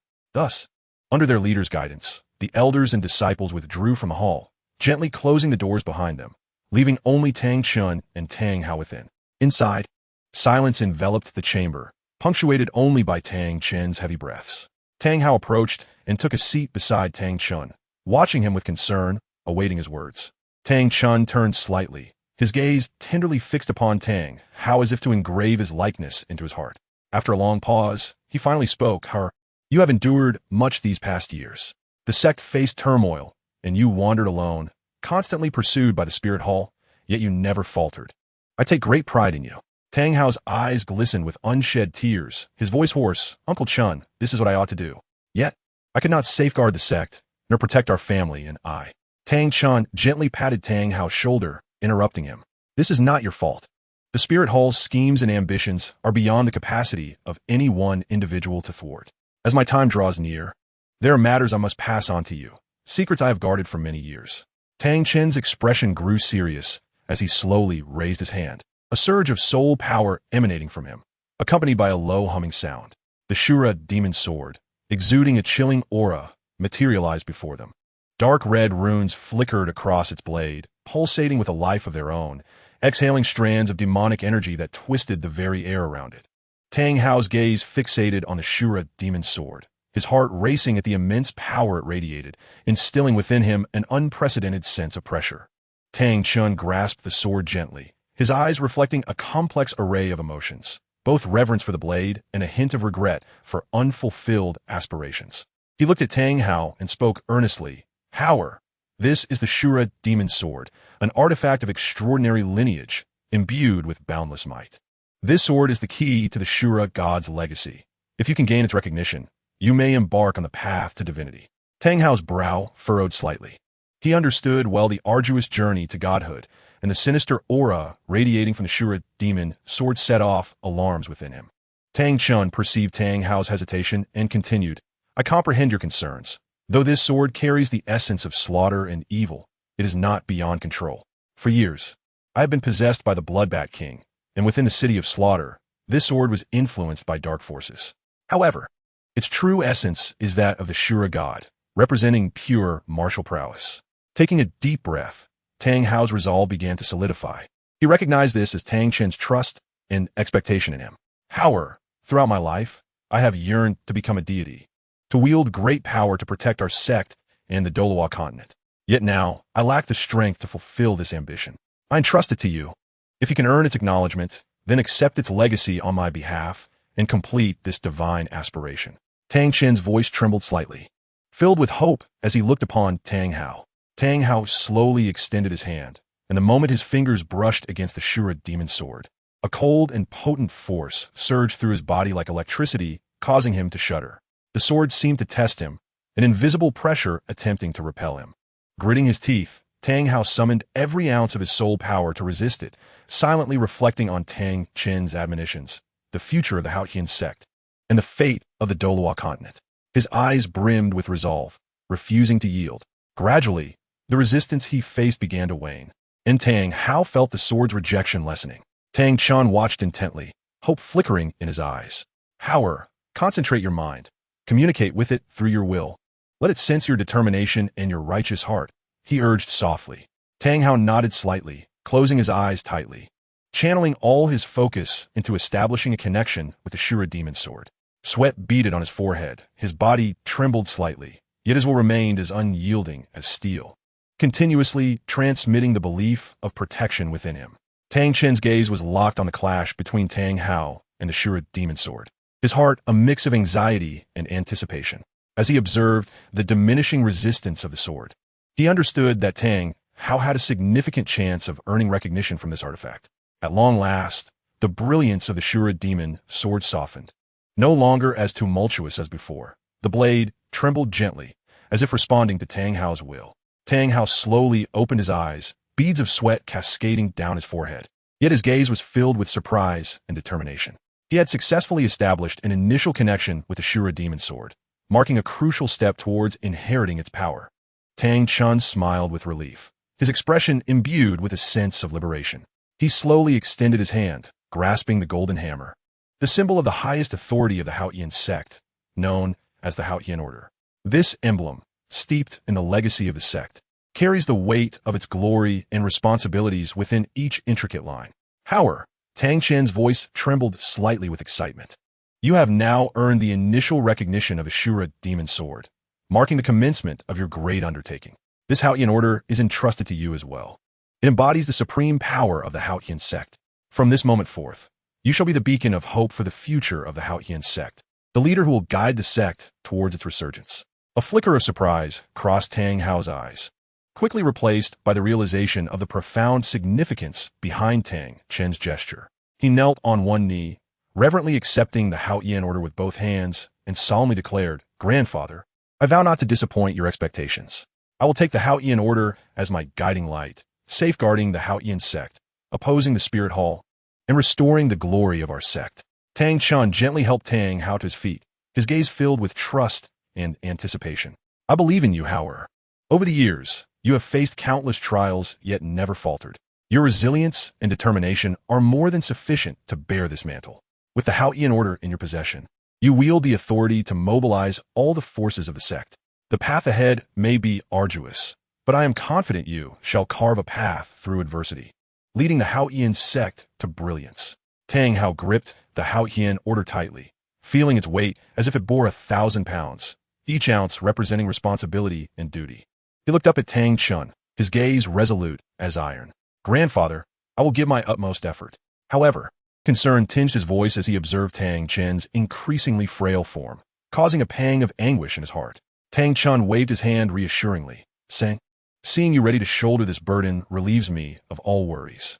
In the days to come, you must diligently study the legacy of the Shura demon sword. Harness the power of the Outshine sect and unite with righteous individuals to oppose the Spirit Hall. This is not solely for the sect, but for the peace and tranquility of the Douluo Continent." Tang Hao nodded earnestly, committing every word of Tang Chen's to memory.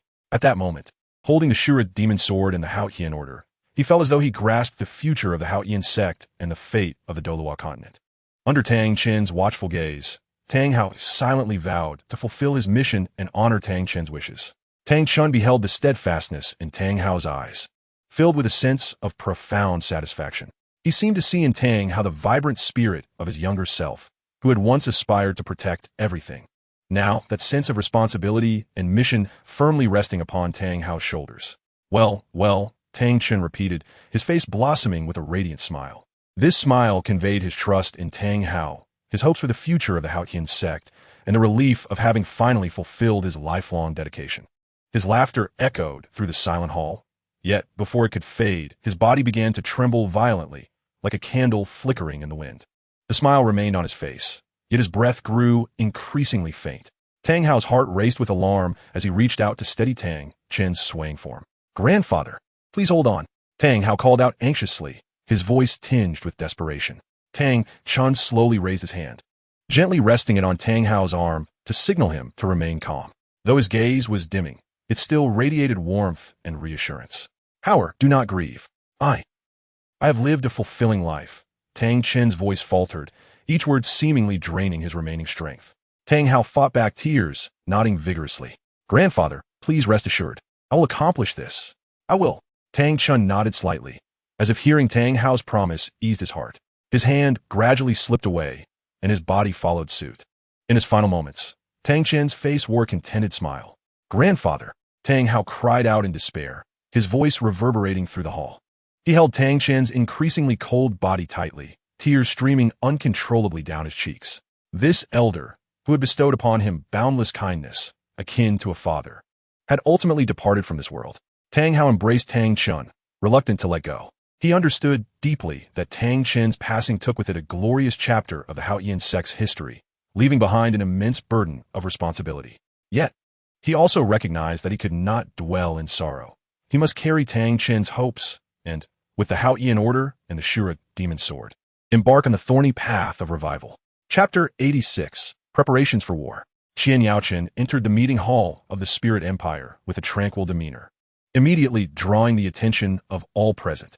Hope Bibi Dong sat regally in a main seat, her expression commanding, flanked by powerful figures such as the chrysanthemum Douluo and the ghost Douluo.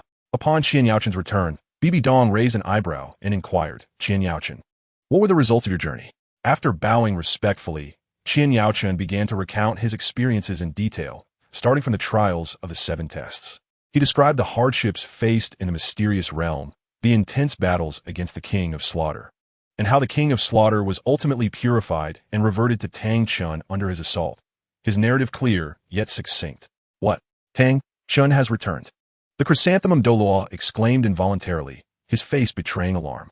The ghost Douluo's expression soured instantly, and the two exchanged glances, sensing the deep apprehension reflected in one another's eyes. They had long heard of Tang Chen's formidable reputation, and the thought of his return posed a significant threat to the Spirit Empire. Just as the atmosphere thickened with tension, Qian Yaochen shifted the conversation, saying, "There is no need for excessive concern. From my observations, Tang Chen is unlikely to survive much longer."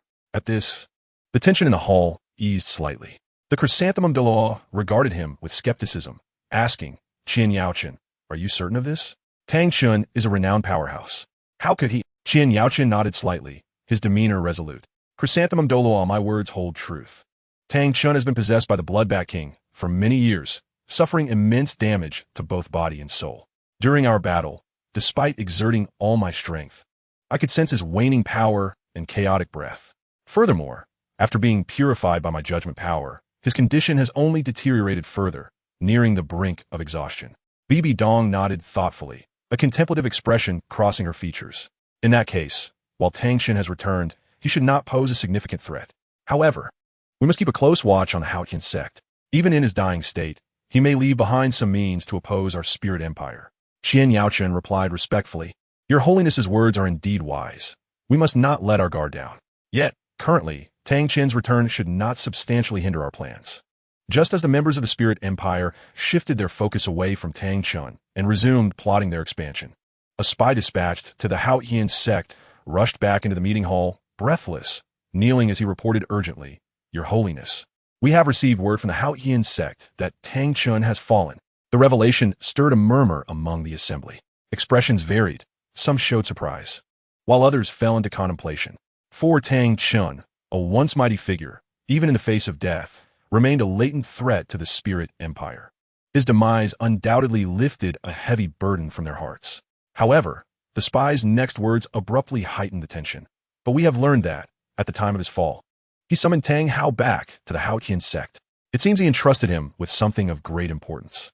Upon hearing this, Qian Yaochen furrowed his brow, contemplating before stating, "What Tang Chun entrusted to Tang Hao is undoubtedly the Shura Demon Sword." A collective gasp resonated through the hall. The renowned name of the Shura Demon Sword has reached their ears, for it is an artifact imbued with formidable power.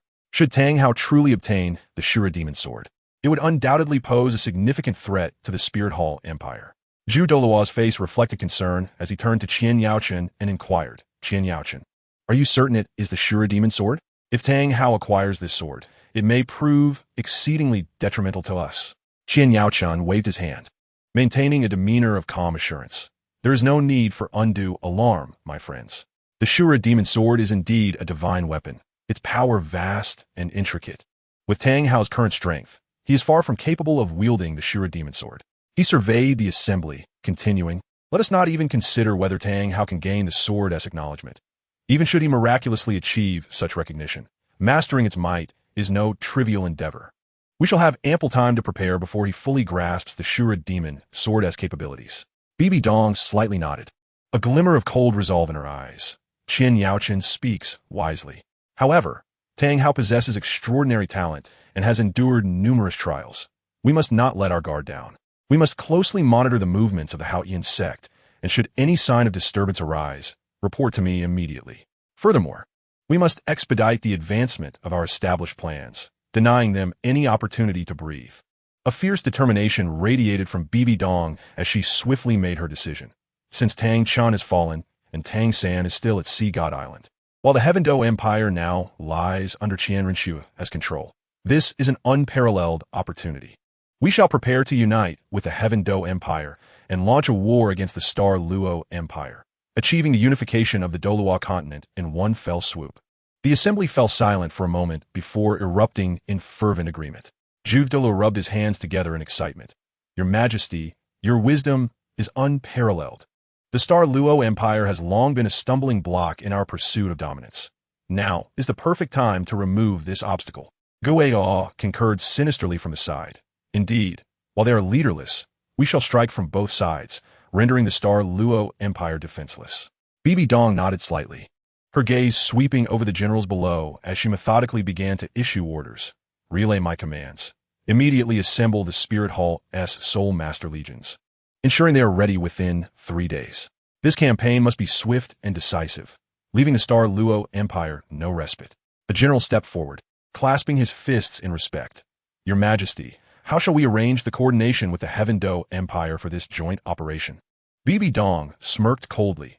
"Coordinate with Xue Qinghe, Qian Rinxue, to mobilize the Heaven Do Empire's forces, advancing from the northern border to create a pincer movement with our troops. Inform her to fully cooperate with this operation, for once the Douluo Continent is unified, she shall reap immeasurable benefits." "Understood." The general took his leave. Bibi Dong then turned her attention to the head of the intelligence department. "Maintain close surveillance on the movements of the Star Luo Empire, their troop deployments, and supply reserves. No detail must escape our notice. Should any new intelligence arise, report to me without delay. Your will shall be done." The intelligence officer hurriedly exited. Qian Yaochen furrowed his brows, contemplating before speaking. "Your Majesty, while the Star Luo Empire appears isolated and defenseless at present, we must not underestimate them. Their royal martial soul, the spectral white tiger, is formidable, and they possess numerous capable soul masters. We should devise countermeasures in advance to avoid falling into a protracted struggle." Bibi Dong slightly nodded in agreement. "You make a valid point. Ensure that several titled Douluo from the Soul Master Legions keep a close watch on Dai Mubai and others. Once the battle commences, they must promptly restrain them. Additionally, prepare various siege machinery. The Star Luo Empire's city defenses are robust and cannot be assaulted recklessly." The assembly nodded in unison, taking their leave, as the entire Spirit Hall Empire swiftly transitioned into a state of intense war preparation. Bibi Dong stood at the center of the hall, her gaze directed into the distance, as though she could already envision the Star Luo Empire crumbling beneath her iron heel, with herself emerging as the sole sovereign of the Douluo Continent. Chapter 87. The Unification War. Amidst the fervent preparations for war, Bibi Dong meticulously and astutely organized the military might of the Spirit Hall Empire. She turned her attention to the newly established 7 great sects: Elephant Armor Sect, Beast Sect, Sacred Dragon Sect, Fire Leopard Sect, and Antelope Sect, planning to integrate their strengths into uniquely characterized legions, thus augmenting the impending campaign for the unification of the Douluo Continent. First, Bibi Dong restructured the Elephant Armor Sect into the Elephant Armor Legion, renowned for their defensive prowess. The disciples of the Elephant Armor Sect are imposing in stature and remarkable in strength. She intended for the Elephant Armor Legion to serve as heavy cavalry, donning formidable armor and riding colossal soul beasts that are equally resilient, transforming them into mobile fortresses on the battlefield. When they charge, the Elephant Armor Legion will utilize their exceptional defensive and offensive capabilities to pierce through the Douluo Empire's defenses, creating an opening for the subsequent forces. The disciples of the Fire Leopard sect were reformed into the Fire Leopard Legion, assuming the role of light cavalry. With their swift movements and fire-related martial souls, they can unleash immense offensive power in an instant. As light cavalry, their mobility is unparalleled, allowing them to swiftly navigate the battlefield, launching surprise assaults on the Douluo Empire's vulnerabilities, disrupting their formations, and coordinating with the Elephant Armor Legion's frontal charge to create chaos among the enemy ranks. The Antelope Legion, composed of disciples from the Antelope sect, was designated as a mobile unit due to the speed and agility conferred by their martial souls. They will maneuver fluidly across the battlefield, providing rapid reinforcement wherever the situation demands, whether in pursuit of fleeing enemies, severing supply lines, or covering the retreat of allied forces. The Antelope Legion will play a crucial role owing to their exceptional mobility. The disciples of the Beast sect, with their petite and agile forms coupled with acute perception, were consolidated into a reconnaissance unit known as the Bee Legion. They can stealthily infiltrate enemy territory to gather vital intelligence, gaining early awareness of the Douluo Empire's troop movements, thus providing precise information for the strategic planning of the Spirit Hall Empire, ensuring that their forces maintain the upper hand on the battlefield. Additionally, the Spirit Hall Empire boasts a direct force known as the Angel Legion. This elite unit comprises the most formidable soul masters within the Spirit Hall Empire, consisting of those who wield the 6-winged angel martial soul. The Angel Legion will serve as Bibi Dong's trump card, deployed at critical moments in the war to deliver devastating blows to the enemy. Standing upon the platform, Bibi Dong gazed at the neatly arranged legions below, their spirits soaring, her heart brimming with confidence and ambition. She firmly believed that with this meticulously orchestrated military might, victory against the Douluo Empire was assured, marking a pivotal step towards the unification of the Douluo Continent. The supremacy of the Douluo Continent hinges upon this battle. Bibi Dong clenched her fists tightly, her eyes glimmering with an unyielding determination. In the midst of the diligent preparations for the war against the Douluo Empire, Bibi Dong was acutely aware of the crucial role that support soul masters play on the battlefield. She turned her attention to the 7-treasure glazed tile sect, successfully forging a united agreement through clever planning and negotiation. Bibi Dong meticulously arranged for the support soul masters of the 7-treasure glazed tile sect to form a dedicated auxiliary legion. As the most renowned support sect on the continent, the abilities of its soul masters are formidable. Each support soul master is well-versed in a variety of powerful assistance skills, significantly enhancing the capabilities of their allies. This auxiliary legion will act as a formidable force behind the scenes on the battlefield, continuously empowering each combat unit.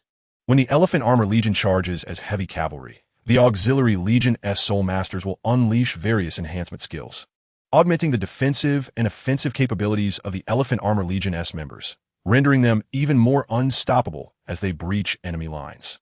When the Fire Leopard Legion performs a surprise attack as light cavalry, the Auxiliary Soul Masters will boost their speed and conceal their presence, allowing the Fire Leopard Legion to approach their targets stealthily and deliver unexpected strikes to the enemy. During the execution of their mobile missions, the Antelope Legion relies on the Auxiliary Legion to replenish their soul power, ensuring they remain in peak combat condition. This allows them to deftly maneuver across the battlefield, seamlessly executing intricate tactical maneuvers. Conversely, while the Hornet Legion undertakes reconnaissance tasks, the Auxiliary Soul Masters employ their skills to help them evade enemy detection, guaranteeing the safe acquisition of precise intelligence and providing reliable battlefield information to their forces. As for the elite of the Spirit Empire, the Angel Legion, the Auxiliary Legion spares no effort in offering support. At critical moments, the auxiliary soul masters bestow comprehensive enhancements upon the angel legion, elevating their attack, defense, speed, and various capabilities to their zenith, unleashing devastating power on the battlefield and becoming pivotal in determining the course of the conflict. Standing before the command tent, Bibi Dong gazed at the orderly formation of the auxiliary legion, her heart swelling with pride. She envisioned the Spirit Empire's army, bolstered by the close collaboration of the auxiliary legion with other combat legions, charging forth like a tiger with wings, triumphantly advancing on the battlefield against the Douluo Empire, marching towards the grand objective of unifying the Douluo Continent. With the addition of the 7 treasure glazed tile schools auxiliary soul masters, the odds of victory in this war had significantly increased. A subtle smile graced Bibi Dong's lips, her eyes shimmering with ambitious light. Upon realizing the dire situation posed by the Spirit Empire's alliance with the Heaven Do Empire, the Douluo Empire promptly reacted, mobilizing a significant portion of its forces to the border. Dust billowed as the soldiers of the Douluo Empire, with solemn expressions, swiftly established defensive lines, bracing for the impending confrontation with the advancing coalition. However, the harsh reality quickly unfolded before the Douluo Empire. The joint forces of the Spirit Empire and the Heaven Do Empire possessed overwhelming superiority, both in the number of elite soul masters and the overall scale of their armies. Various legions of the Spirit Empire, such as the formidable Iron-Armored Legion and the Swift Fire Leopard Legion, combined with the potent enhancements provided by the 7 treasure glazed tile schools auxiliary legion, exponentially amplified the coalition's combat effectiveness. Under the command of Xianren Shui, the Heaven Do Empire's forces also exhibited remarkable discipline and combat prowess, seamlessly coordinating with the Spirit Empire. In contrast, despite the unwavering resolve of the Douluo Empire's soldiers to protect their homeland, they found themselves struggling against the coalition's formidable offensive. As the battle commenced, the coalition surged forth like a tide, and relentless waves of attacks left the Douluo Empire's defenses teetering. The Iron-Armored Legion, resembling an unstoppable torrent, easily breached the Douluo Empire's frontline, while the Fire Leopard Legion exploited the gaps in their defenses, encircling and dividing the Douluo forces. Within merely 2 days of combat, the Douluo Empire found itself in a precarious position, with multiple breaches in their defenses, forcing them into a retreat. The once sturdy borderlines now lay in tatters, and the front line, under the coalition's relentless assault, receded several kilometers. The soldiers of the Douluo Empire fought valiantly, every inch of lost territory piercing their hearts, yet they could only endure temporarily in hopes of finding an opportunity to counterattack. In the rear command tent, the leaders of the Douluo Empire gathered, their expressions grave as they deliberated strategies. This cannot continue. The coalition's offensive is too fierce, and our defenses are crumbling. One general exclaimed anxiously, but our troops' strength and number of soul masters are far inferior. What shall we do? Another general lamented, his face etched with worry. The atmosphere within the tent grew oppressive, as each leader pondered desperately for a solution, seeking a glimmer of hope to rescue the Douluo Empire from impending doom.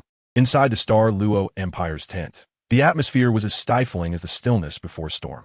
Strategist Yu Xiaojiang furrowed his brows, scanning the faces of the gathered generals, internally weighing the pros and cons. The current state of the Douluo Empire was perilously fragile, without a viable strategy. It would not be long before they were utterly crushed by the combined forces of the Spirit Empire and Heaven Do Empire. Suddenly, a spark of inspiration ignited in Yu Xiaojiang's mind. He slammed his palm on the table, rising with fervor, exclaiming, "I have a plan." Tang San is currently training on Sea God Island, possessing unparalleled talent and formidable strength, surrounded by elite disciples from Shrek Academy. If we can summon them back, our military strength will be significantly bolstered, potentially reversing our current predicament. Upon hearing this, the eyes of the generals brightened with hope. Indeed, what you say is true. Tang San and his companions shone brilliantly in the Soul Master competition. Their strength is undeniable. If we can secure their assistance, we may have a chance. One general exclaimed enthusiastically. Without a moment's delay, Yu Xiaojiang promptly selected several agile and powerful soul masters, personally assigning them the urgent task. You must travel day and night, reaching Sea God Island as swiftly as possible. Upon meeting Tang San, convey the dire situation of the Douluo Empire, emphasizing that the fate of our nation hinges on this moment, and implore them to return to the front lines immediately to fend off the external threat. The appointed soul masters accepted their orders, not daring to delay, and immediately unleashed their flying soul skills, transforming into streaks of light as they sped towards Sea God Island. Throughout their journey, they endured the elements, driven by a singular, unwavering conviction to swiftly locate Tang's San, convey their message, and rescue the Star Luo Empire from the brink of disaster. Meanwhile, on Sea God Island, the sun shone brightly as gentle waves caressed the shore. Tang San and his companions were fully immersed in their training, having just achieved level 88 in the Sea God trials, with the rest of the group also reaching the rank of SoulLand. In the serene atmosphere of cultivation on Sea God Island, Tang San and his companions were deeply engaged in enhancing their strength. Suddenly, several figures streaked across the sky like meteors, rapidly approaching their location. Tang San, attuned to the unusual energy, slowly opened his eyes, a flicker of confusion crossing his face. Beside him, Xiao Wu, Dai Mubai, Oscar, and the others also halted their training, gazing warily at the sky. A moment later, several soul masters from the Star Luo Empire descended before them. Though weary and drenched in sweat, their eyes radiated urgency and determination.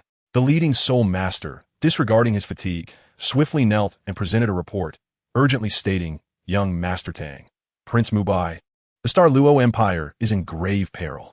The Spirit Empire has allied with the Heaven Do Empire to wage war against us. Our forces, outnumbered, are in retreat, and our front lines have been forced back several kilometers. Strategist Yu Xiaojiang implores you to return to the front lines immediately to save the nation." Upon hearing this, Tang San's expression grew grave. He quickly unfolded the report, scanning its contents with increasing concern. Xiao Wu and the others gathered around, their faces shifting to shock and indignation upon reading the report. "I cannot believe the audacity of the Spirit Empire to launch a war while we are absent." Dai Mubai clenched his fists, fury igniting in his eyes.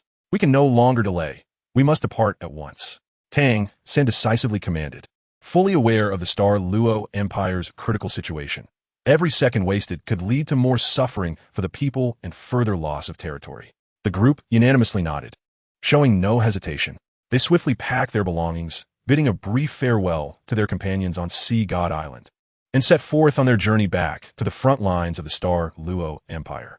Tang San summoned his blue-silver Emperor Martial Spirit, unleashing his formidable flying ability as he soared into the air with Xiao Wu.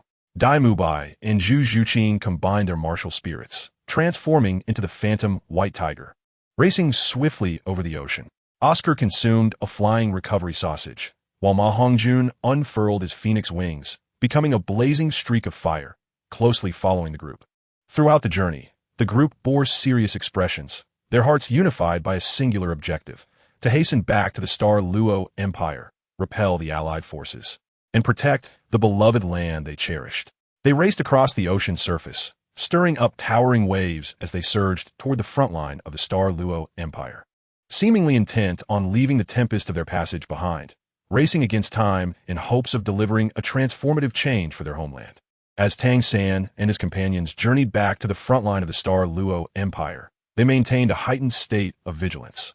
The astute Tang San was the first to detect an unusual aura, and through years of combat-honed intuition, he sensed that something extraordinary lay ahead. He gestured for the group to slow their pace, approaching the source of the ominous presence with utmost caution. At the edge of a dense forest, they stumbled upon a furtive squad composed of 5 individuals, each radiating formidable soul power at the SoulLand level, the Eradication Squad of the Spirit Empire. Silently, they crept toward the rear of the Star Luo Empire Station troops, evidently engaged in a covert infiltration mission. Exchanging knowing glances, Tang San and his comrades decided to stealthily follow them to uncover their true intentions. After a period of tracking, they discerned their nefarious objective: to annihilate the supplies of the Star Luo Empire Station forces. Should the provisions be destroyed, the frontline troops of the Star Luo Empire would find themselves in an untenable predicament, with dire consequences looming. Tang San's eyes sharpened, and he whispered, "We cannot allow them to succeed. Let us strike." No sooner had he spoken than he launched the first attack. The blue-silver Emperor Martial Spirit erupted forth, countless resilient blue-silver grasses surging from the ground like dragons emerging from the sea, sweeping toward the Eradication Squad with thunderous might. The grasses shimmered with an otherworldly glow, imbued with Tang San's immense soul power, uprooting trees and sending dust swirling in their wake. Simultaneously, Dai Mubai unleashed a ferocious roar, a dense layer of white fur enveloping him as his white tiger martial spirit manifested, his form swelling dramatically. With a powerful stomp, the ground fractured beneath him, propelling him like a cannonball toward the eradication squad, his right claw raised high, radiating brilliant soul power that seemed capable of rending space itself. This strike, imbued with immense force, aimed directly at one of the squad members. Oscar swiftly consumed a mirror sausage, replicating Tang San's blue-silver emperor martial spirit and commanding the blue-silver grasses to join the fray. However, his blue-silver grasses were imbued with a certain agility and fluidity, weaving effortlessly through the battlefield, at times ensnaring the enemy's movements, and at other times disrupting their soul power flows, creating opportunities for his allies. Ma Hongjun spread his wings, a roaring inferno erupting from his back, transforming into a colossal fire phoenix. He exhaled a torrent of fiery flames, surging toward the eradication squad like a molten cascade, igniting the air with a sizzling sound, the intense heat warping everything in its vicinity. Zhu Zhuqing, like a specter, stealthily advanced behind the enemy, her nethercat martial spirit manifesting, rendering her extraordinarily agile. Her eyes sparkled with a ghostly green light as she conjured a razor-sharp soul power blade, silently aiming for the vital points of one eradication squad member. Her speed so swift that it was nearly imperceptible. Though taken aback by the sudden assault, the eradication squad, composed of seasoned soul Douluos, quickly regained their composure. The five formed a protective circle, back to back, each unleashing their formidable martial spirits. One summoned a towering rock giant, thrusting his hands into the ground to erect a massive stone barrier that thwarted Tang San's blue-silver grasses. Another, embodying a gale falcon, flapped his wings, generating fierce winds that slightly diverted Dai Mubai's tiger claw attack. Additionally, one wielding a poisonous flower vine martial spirit unleashed a cloud of toxic mist, attempting to disrupt Oscar's blue-silver grasses while injecting toxins into Ma Hongjun's flames in an effort to diminish their potency. In response to Zhu Zhuqing's stealthy strike, a sword-wielding soul Daw spun around, unleashing a series of soul power sword energies that clashed with her blade, producing a series of piercing metallic clangs. In an instant, the battlefield erupted with flickering soul power lights, powerful soul skills colliding and intertwining. The air was thick with potent soul power fluctuations, as if an explosion could erupt at any moment. Observing that the rock barrier had obstructed the blue-silver grasses, Tang San focused his thoughts, causing the grasses to sprout numerous sharp barbs that forcefully breached the stone barrier, continuing their pursuit of the enemy. Seizing the moment while the enemy was preoccupied with the blue-silver grasses, Dai Mubai launched another attack, surrounding himself with a golden glow of soul power. He activated his white tiger diamond transformation skill. Leaping high into the air, he spun like a falling star, descending upon the enemy with amplified force. This strike sent the Gale Falcon summoner hurtling backward, crashing violently into a tree, which splintered upon impact. Oscar skillfully maneuvered the blue-silver grasses, deftly bypassing the toxic mist to ensnare the soul Douluo, who had summoned the poison flower vine. Witnessing his teammate's success, Ma Hongjun transformed his flames into countless small fire darts, raining down like a torrential shower upon the enemy. These fiery projectiles, not only scorching hot, but also incredibly swift, left the enemies with no chance of defense. Zhu Zhuqing's battle with the sword-wielding soul Douluo escalated to a fever pitch. Utilizing her ghostly speed, she circled the enemy, seeking an opening. Suddenly, she seized the opportunity, darting behind the foe and thrusting her blade with ferocity. The soul Douluo, sensing the impending attack, attempted to turn and defend, but it was too late. The blade pierced through his defenses, embedding itself into his flesh. With one enemy down, the defensive line of the eradication squad began to falter. Tang San grasped this opportunity to unleash his ultimate technique, the blue-silver Overlord Spear. A massive spear, forged from blue-silver grass, materialized with overwhelming presence, aimed directly at the heart of the enemy. This thrust, infused with Tang San's formidable soul power and unwavering resolve, pierced through the soul Douluo, who had summoned the rock giant. The remaining two adversaries, sensing the dire situation, attempted to flee. Yet Dai Mubai and Ma Hongjun would not grant them such an escape. Dai Mubai unleashed the white tiger meteor shower once more, unleashing a barrage of white energy orbs from above, raining down upon the enemies. Meanwhile, Ma Hongjun activated the Phoenix Roar, summoning a massive phoenix apparition that surged forth with overwhelming momentum toward the foes. In the wake of their combined assault, the last two adversaries were ultimately vanquished. As tranquility gradually returned to the battlefield, Tang San and his companions gazed upon the 5 fallen bodies of the eradication squad, their hearts devoid of any sense of relief. They understood fully that this was merely a fragment of the Spirit Empire's sinister machinations, and ahead lay even graver challenges. Yet undaunted, their eyes brimmed with unwavering determination as they pressed onward toward the front line of the Douluo Empire. Chapter 89. The Haotian clan emerges.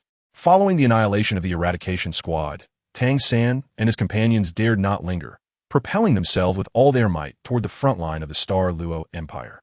As they journeyed, the wind held around them, their gazes filled with urgency and resolve, their minds fixated on a singular thought, to return swiftly and rescue the frontline forces. At long last, after a relentless journey, they arrived at the front line of the Douluo Empire. The scene was one of devastation. The soldiers of the Douluo Empire, under the fierce assault of the allied forces from the Spirit Empire and the Heaven Do Empire, were demoralized, their defenses crumbling. Tang San surveyed the battlefield and quickly made his assessment. He understood that the Spirit Empire had yet to deploy high-ranking soul masters, likely intending to first exhaust the Douluo Empire's viable forces before delivering a fatal blow. In that moment, he called out with conviction, "Everyone, hold steady. We have arrived." His voice resonated like thunder, reverberating across the battlefield and injecting a surge of vitality into the hearts of the Douluo Empire's soldiers. Tang San was the first to plunge into the enemy ranks, his blue-silver Emperor martial spirit once more unleashed.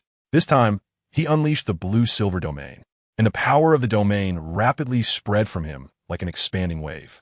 Under the shroud of the blue-silver domain, the blue-silver grass grew wildly, resembling countless green ropes that ensnared the soldiers of the allied forces. These resilient strands were unyielding, rendering ordinary soldiers utterly incapable of breaking free. Dai Mubai swiftly followed suit, transforming into the white tiger once more, roaring as he charged towards the heavy cavalry of the allied forces. The might of the white tiger was unstoppable wherever he went. Chaos ensued. Each of Dai Mubai's attacks dealt tremendous damage to the enemy, his presence akin to a beacon on the battlefield, uplifting the morale of the soldiers of the Douluo Empire. Meanwhile, Oscar tirelessly crafted various sausages from the rear, replenishing the stamina and soul power of their soldiers. The sausages in his hands shimmered with an extraordinary glow, and upon consumption, the exhausted warriors were revitalized, their combat effectiveness significantly enhanced. Ma Hongjun transformed into a fire phoenix. Soaring through the sky, he continuously unleashed flames upon the ranks of the allied forces, the inferno instantly igniting their tents, leading to billowing smoke and a cacophony of cries. The phoenix flames not only possessed immense lethality, but also greatly disrupted the formation of the allied troops.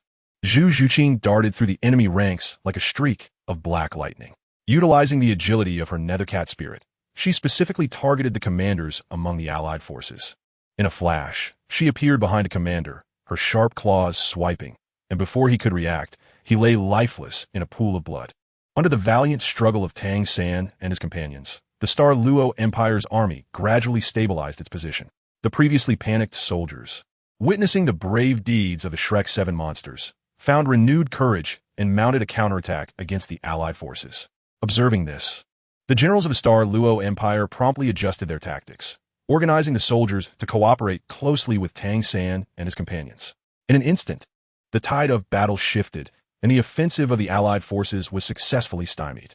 On the side of the Spirit Hall Empire, lacking the presence of high-ranking soul masters, they were caught off guard by the sudden intervention of Tang San and his allies.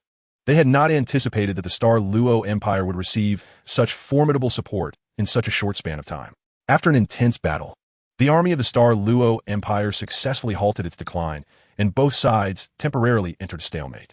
Standing at the forefront, Tang San and his comrades gazed resolutely at the allied forces opposite them. They understood that this was merely the beginning. The Spirit Hall Empire would undoubtedly not relent, and fiercer battles lay ahead. In the brief respite, Tang San was acutely aware that relying solely on their strength, while they could temporarily stabilize the situation for the Douluo Empire, would not suffice to utterly defeat the allied forces of the Spirit Hall Empire and the Heaven Do Empire. A thought swiftly crossed his mind, to return to the Haotian sect and seek their assistance. He also recalled that he had completed the 3 trials he had undertaken at the Haotian sect years ago, which might warrant greater support from the sect. Without a moment's delay, Tang San briefly relayed his intentions to Dai Mubai and the others before activating the flight ability of his blue Silver Emperor spirit, soaring towards the direction of the Haotian sect. As he flew, the mountains and rivers rushed beneath him, a mixture of anticipation for reinforcements and a tinge of anxiety filling his heart. After all, the Haotian sect had been in seclusion for many years.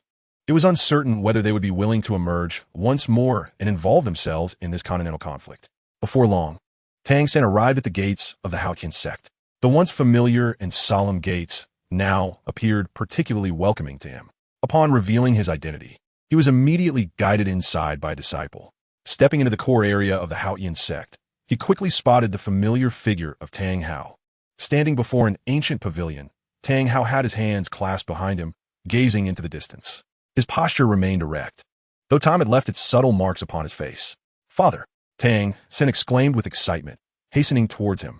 Tang Hao turned, and upon seeing Tang San, a flicker of surprise and warmth illuminated his eyes. "Xiao San, you've returned." Tang San approached his father, kneeling on one knee. "Father, the Star Luo Empire is in grave peril. The Spirit Hall Empire has allied with the Heaven Do Empire to wage war. While I have temporarily stabilized the situation for the Star Luo Empire, we require additional support to achieve a complete victory. I have completed the 3 trials from years past, and I hope to gain the sect's backing to combat the Spirit Hall Empire." Tang Hao nodded slightly, reaching out to help Tang San to his feet.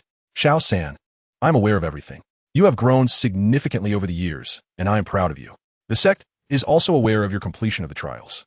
Now, with the Spirit Hall Empire's ambitious schemes to dominate the continent, our Haotian sect, as the foremost sect, cannot turn a blind eye." With that, Tang Hao led Tang San to the sect's council hall, where numerous elders had been awaiting their arrival. As they looked at Tang San, their eyes reflected both admiration and concern regarding the current situation. Tang Hao surveyed the assembly and declared, "Elders, the current state of the continent is dire. The Spirit Hall Empire has instigated war, and the Star Luo Empire hangs by a thread. Xiao San has completed the trials of yore, and he has come seeking our assistance. What are your thoughts on this matter?" One elder spoke up first. "Sect Master, we of the Haotian sect have been in seclusion for many years and did not wish to re-enter the fray. However, the Spirit Hall Empire's actions are intolerable. If we allow this to continue, the entire continent may plunge into chaos. I believe we should emerge and support the Star Luo Empire in opposing the Spirit Hall Empire." The other elders nodded in agreement, and the sect master, Tang Xiao, did not refute the sentiment. Tang San's heart soared at this, and he bowed once more to the elders. "Thank you, esteemed elders. I, Tang San, vow to do my utmost alongside the sect to resist the Spirit Hall Empire and safeguard the peace of the continent." Tang Hao regarded Tang San with eyes filled with trust and expectation. "Xiao San, you shall lead the younger generation of the sect with me to the front lines of the Star Luo Empire. We, the Haotian sect, must make the Spirit Hall Empire understand that although we have been in seclusion, we are by no means weak or to be trifled with." With Tang Hao's command, the Haotian sect became bustling with activity. The younger disciples hurriedly gathered their belongings, preparing to accompany Tang Hao and Tang San to the battlefield. A more intense conflict was about to unfold on the land of the Star Luo Empire. Tang Hao and Tang San led the younger generation of the Haotian sect swiftly towards the front lines of the Star Luo Empire, their steps resolute and spirits high, all determined to alleviate the immediate crisis facing the Star Luo Empire and thwart the ambitions of the Spirit Hall Empire. Meanwhile, within the Haotian sect, the sect master Tang Xiao, observing their departing figures, bore a look of determination. He understood the profound significance of this war, one that pertained not only to the honor of the Haotian sect, but also to the future trajectory of the Douluo Continent. After a moment of contemplation, Tang Xiao turned and summoned the titled Douluo elders within the sect.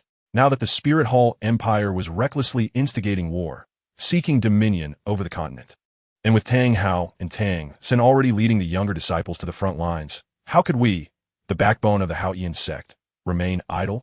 Tang Xiao's gaze swept firmly over the gathered elders, his voice resonant. "Elders, we are willing to accompany you to deliver a resounding lesson to the Spirit Hall Empire." One elder fervently responded. Soon, Tang Xiao selected 4 titled elders of the Haotian Hammer Spirit, leaving 1 elder behind to guard the sect, just in case. Once all preparations were complete, Tang Xiao, accompanied by the 5 elders, took to the skies, racing towards the front lines of the Douluo Empire. They flew through the air at remarkable speed, resembling 6 streaks of black lightning slicing through the sky.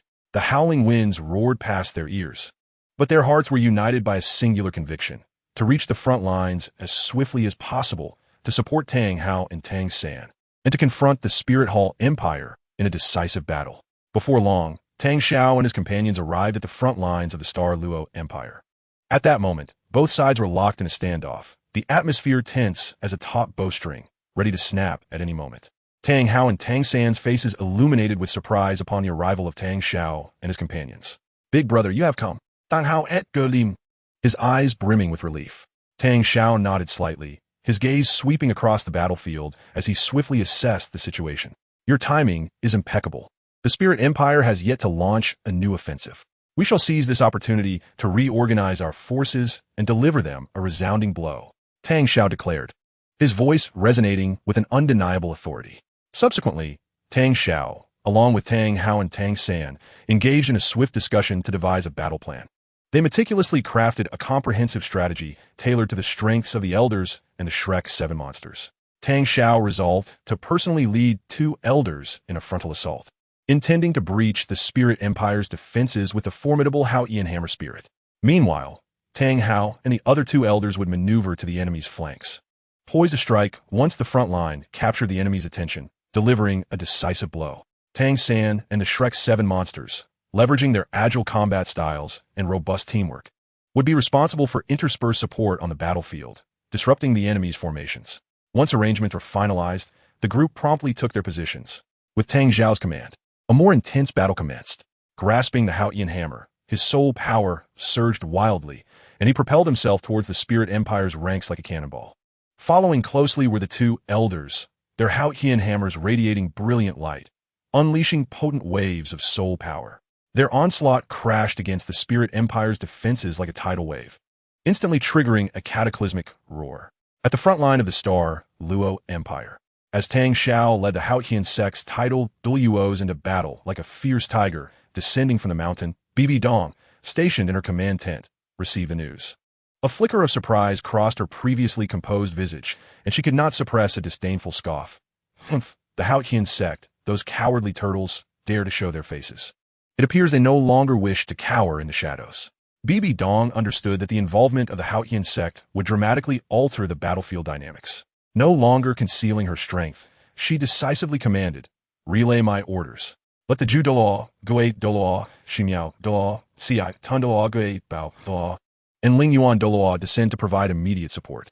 We must deliver a devastating lesson to the Douluo Empire and the Haotian sect, making them aware of the consequences of opposing the Spirit Empire."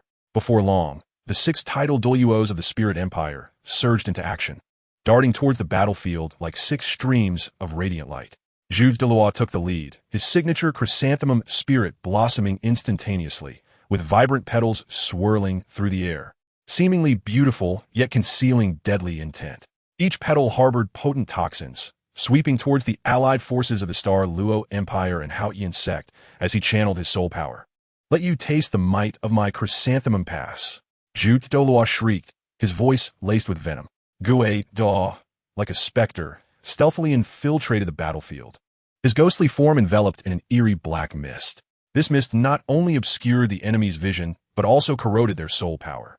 His target was the commanders orchestrating the battle, aiming to deliver a fatal blow from the shadows and disrupt the coalition's command structure. Ximiao Douluo, wielding a colossal snake spear, nimbly charged into the enemy ranks. His snake spear's spirit embodied formidable piercing power, each swing generating a fierce wind, forcing soldiers to evade. "Clear the way," Ximiao Douluo roared, resembling a ferocious giant python rampaging through the enemy lines. Ci Tun Douluo covered in spikes, launched them as projectiles that transformed into a myriad of dark weapons. Stationed at the rear of the battlefield, he unleashed his spikes, blanketing vast areas and creating considerable havoc for the coalition. "Taste my porcupine's projectiles," Ci Tun Douluo cackled, a triumphant grin adorning his face. Gu Bao Daolu, swift as the wind, darted across the battlefield like a shadow. His spirit endowed him with remarkable explosive strength and agility, targeting the coalition's vulnerabilities. In a sudden leap, He pounced upon a group of Luo Empire soldiers, his claws striking down several of them. Ling Yuan Da circled high above, her spirit granting her exceptional visibility. She continuously directed the troops below while unleashing powerful mental disturbances against the coalition. "Follow my commands, and do not falter," Ling Yuan Douluo shouted, her voice reverberating across the battlefield. With the addition of these 6 titled Douluos from the Spirit Empire, the battlefield dynamics became increasingly intricate and intense. The clash of soul powers intensified, with cries of battle and screams of anguish intertwining as smoke engulfed the sky. Bibi Dong stood at the front of her tent, observing the unfolding chaos with a faint smile and an air of confidence. "Haotian sect, Luo Empire, let you witness the true might of my Spirit Empire." The 6 titled Douluos of the Spirit Empire, like ravenous wolves, locked their sights upon Tang Xiao and the 2 elders he led. They swiftly encircled the trio, forming an impenetrable boundary, signaling the imminent clash of titans. Tang Xiao's expression turned grave as he gripped the Haotian hammer, his soul power surging like a raging tide. He recognized the formidable nature of his foes, yet as the leader of the Haotian sect, his gaze bore no trace of fear, only unwavering resolve. The 2 elders beside him stood ready, their Haotian hammers glowing with an ancient and potent radiance, resonating with Tang Xiao's aura and embodying the prestige of the Haotian sect. Zhu Diluo struck first, his hands sweeping outward as countless toxic petals rained down upon Tang Xiao and his companions like a torrential downpour. The petals shimmered with a sinister gleam under the sunlight, their speed astonishing, reaching the trio in the blink of an eye. Dan Xiao Bao Lao, swinging the Haotian hammer forcefully against the ground. A powerful wave of soul power radiated from him, shattering the incoming petals. However, some petals managed to breach his defenses, grazing Tang Xiao's arm and leaving slender trails of crimson, his skin darkening ominously. Simultaneously, Ge stealthily approached one of the elders. His ghostly claws flickered with a spectral glow, lunging towards the elder's back like lightning. Sensing the imminent threat, the elder swiftly pivoted, swinging his Haotian hammer horizontally to collide with Gue Douluo's claws. The sound of their clash resonated like thunder, warping the air around them. The elder's arm tingled from the impact, yet he showed no signs of retreat, following up with another hammer strike aimed at Gue Douluo. The latter, however, vanished like smoke. Evading the lethal blow, Shimiao Douluo seized the moment. His snake spear transformed into a streak of darkness aimed at another elder. The elder deftly sidestepped, the spear grazing past him and leaving a deep scar on his armor. Capitalizing on the momentum, he swung his Haotian hammer at Shimiao Da, who remained unfazed, embedding his spear in the ground and leaping backward with ease, dodging the attack. Ci Tanluo stood at a distance, continuously launching his spikes, which spun rapidly in midair, emitting sharp whistles as they targeted Tang Xiao and the 2 elders from various angles. Back to back, Tang Xiao and the elders formed an impenetrable shield with their Haotian hammers, deflecting most of the spikes. Yet, a few managed to pierce through, leaving them with minor wounds. Gue Bao Diluo, exploiting his incredible speed, darted through the encirclement, perpetually searching for opportunities to strike. He observed Tang Xiao preoccupied with deflecting Ci Tanluo's spikes and pounced upon him like a leopard, his claws charged with formidable soul power, aiming directly for Tang Xiao's throat. Sensing the imminent danger, Tang Xiao had no time to evade and could only raise his Haotian hammer to protect his vital areas. Gue Bao Diluo's claws crashed against the Haotian hammer, igniting a shower of sparks. In the sky, Ling Yuan circled gracefully, continuously unleashing her mental energy to disrupt Tang Xiao and his companions. Her psychic force was akin to an invisible blade, endeavoring to penetrate their mental defenses. Although Tang Xiao and his allies felt a sharp pain in their minds, they gritted their teeth and, bolstered by their formidable willpower, resolutely persevered. Confronted with the onslaught of 6 titled Douluo from the Spirit Empire, Tang Xiao and the 2 elders found themselves in a fierce battle. Yet, armed with the powerful martial spirit inherited from the Haotian sect and their indomitable spirit, they fought valiantly, unwilling to yield even an inch. The battlefield was illuminated by flickering soul power, and the cacophony of explosive sounds reverberated through the air, as the situation descended into a stalemate. Chapter 90, Chaotic Battle. Tang Hao caught sight of his elder brother, Tang Xiao, besieged by the 6 titled law of the Spirit Empire, and an intense fury surged within him. Without hesitation, he roared like an enraged lion and, wielding the Haotian hammer, charged towards the heart of the battlefield with the force of thunder. "Brother, I come to assist you." His powerful cry seemed to make the heavens tremble. The moment Tang Hao joined the fray, the tide of battle shifted dramatically. Standing shoulder to shoulder with Tang Xiao, the brothers, in perfect harmony, wielded the Haotian hammer, unleashing the secret techniques of the Haotian sect. In an instant, a powerful wave of soul energy surged forth like a tumultuous ocean, radiating outward. The renown of the Haotian twin stars was no mere legend. Each of their strikes contained the might to obliterate worlds, gradually overwhelming the six-tidal Douluo of the Spirit Empire. Under the relentless onslaught of the Haotian twin stars, the chrysanthemum Douluo's chrysanthemum martial spirit began to shed its petals in large quantities, while the ghost Douluo, its ethereal form, lost its agility, narrowly avoiding several strikes from Tang Hao's Haotian hammer. The serpent spear, Douluo's spear, buzzed ominously, his hands trembling from the impact as blood trickled down the shaft. The spines of the spike porcupine Douluo broke under the tremendous pressure of the soul energy, while the ghost leopard Douluo's speed advantage was curtailed, forcing him into a defensive stance. Ling Yuan, high above, felt the oppressive force and struggled to exert her mental power. Just as Tang Hao seized the opportunity to break through with Tang Xiao, a powerful surge of soul energy erupted from a distance. Ning Feng He, the leader of the Seven Treasure Glazed Tile School, accompanied by Sword Duo, Chan Exen, and Bon Duo Gurong, rushed to support the Spirit Empire like a tempest. Upon arriving on the battlefield, Ning Fengji immediately summoned his Seven Treasure Glazed Tower Martial Spirit, which radiated resplendent colors, enveloping the six-tidal Douluo of the Spirit Empire and Sword Douluo Chan Exen in a powerful aura of support. "Everyone, hold steady." Ning Fengji commanded loudly. With the assistance from Ning Fengji, Chen Exen's eyes glimmered with a sharp light. Grasping the seven-killing sword, its blade shone brilliantly, and his aura surged to its zenith. "Tang Hao, today I shall seek your counsel," he bellowed, charging toward Tang Hao like a beam of sword light. Undaunted, Tang Hao raised his Haotian hammer high, ready to confront the Sword Douluo. Clang! The clash of their formidable powers produced a thunderous resonance that reverberated painfully in the ears of those nearby, while visible ripples of soul energy radiated outward from their epicenter, fracturing the ground beneath them. The seven-killing sword darted around Tang Hao like a nimble dragon, each strike infused with lethal intent, attempting to exploit any weakness.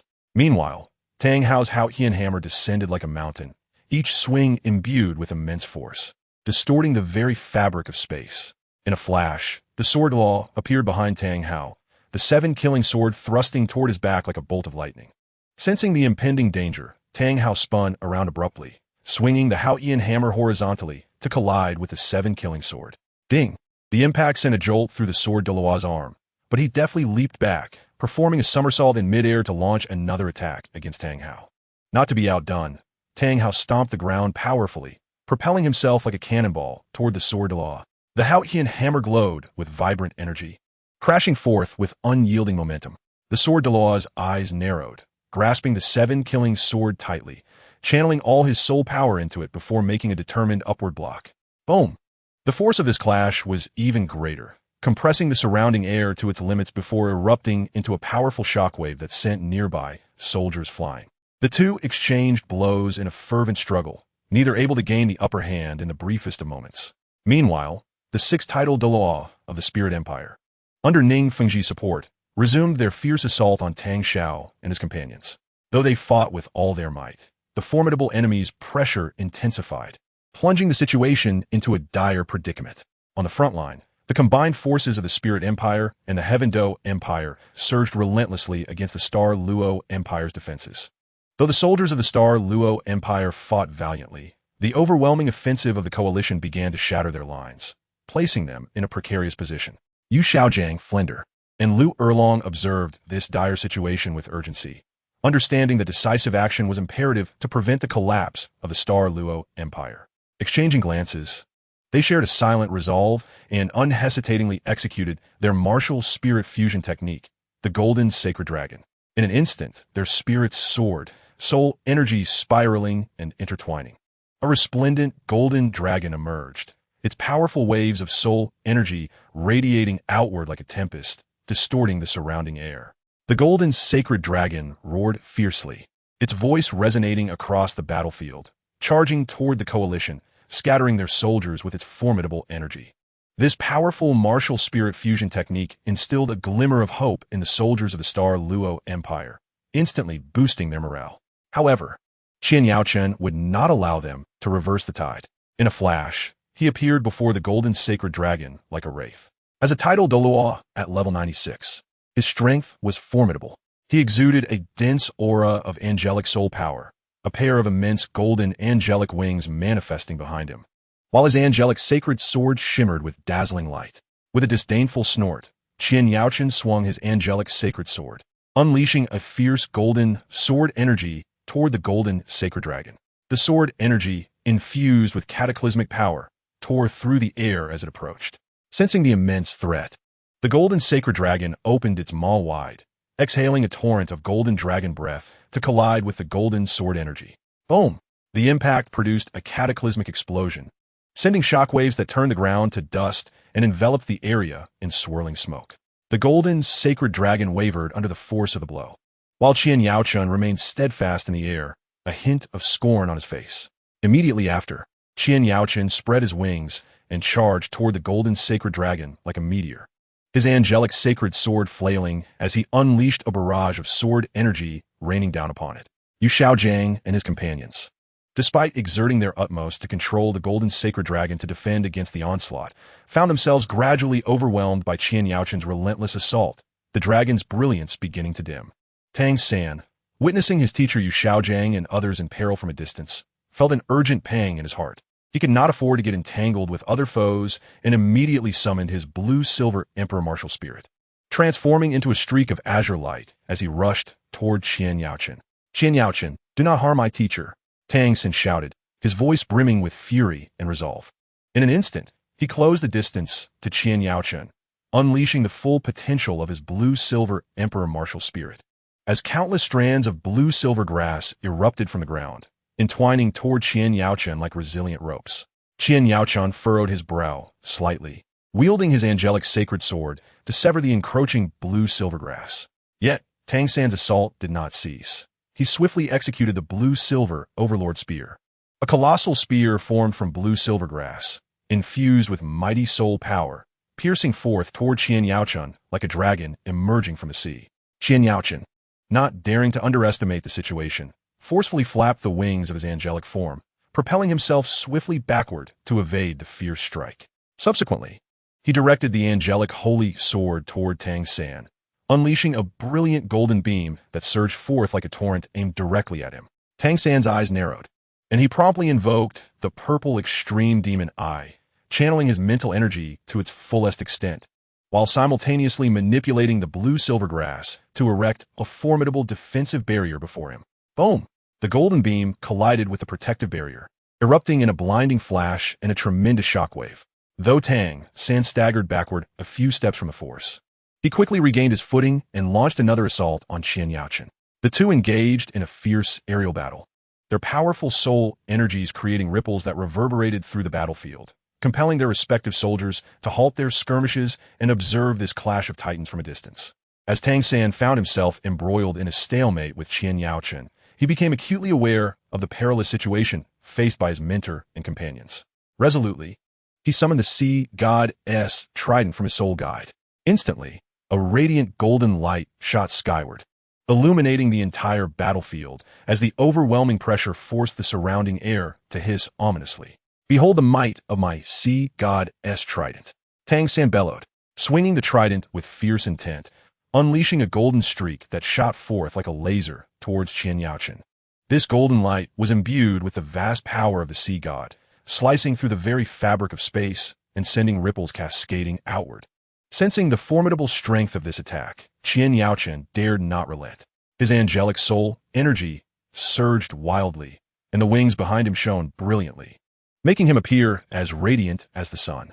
He deftly maneuvered the angelic holy sword, creating a golden barrier before him in an attempt to counter the sea god-S trident. Boom! The two forces collided, producing a resounding clash.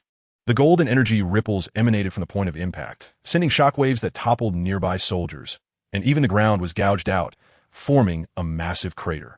Concurrently, the golden iron triangle S martial soul fusion technique, the golden sacred dragon, initiated its assault once more.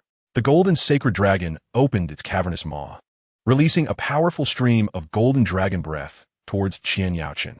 As the dragon breath ignited the air with a hissing sound, Qian Yaochen, having just fended off the sea goddess trident, found himself faced with yet another threat, igniting his ire.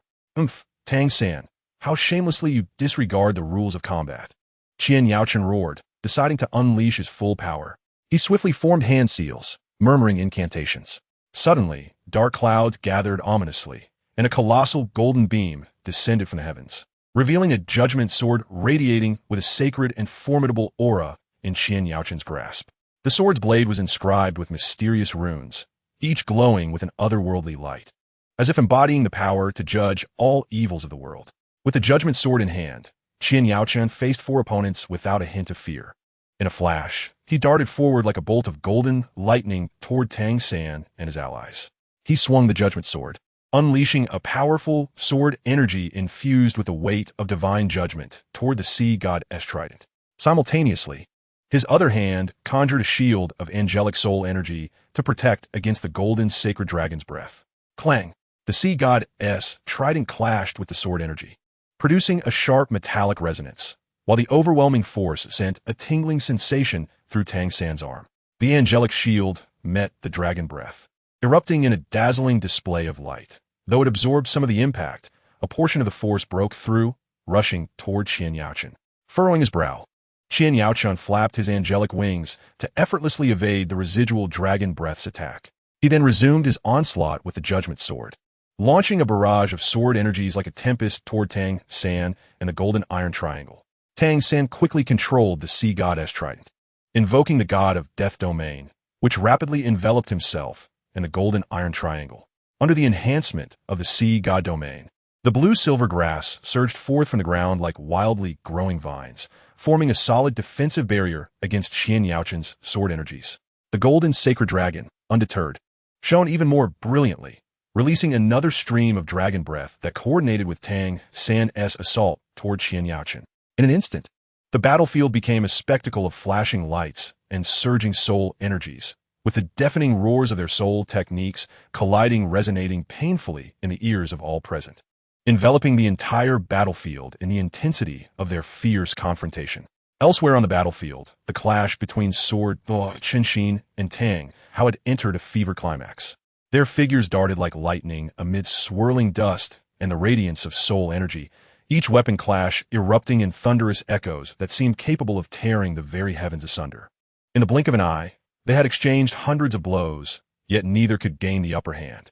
Tang Hao, acutely aware of the ever-shifting tides of battle, understood that such a stalemate would not only complicate their overall strategy, but could also jeopardize the safety of his elder brother Tang Xiao and the other 2 elders. Resolute, he inhaled deeply as his soul energy surged violently, akin to a tumultuous black tide. The 9 soul rings on his Haotian hammer illuminated sequentially, radiating a dazzling and perilous glow. With a fierce roar, Tang Hao detonated the soul rings, unleashing a cataclysmic force that embodied the unique, explosive essence of the Haotian hammer, the Great Sumeru Hammer.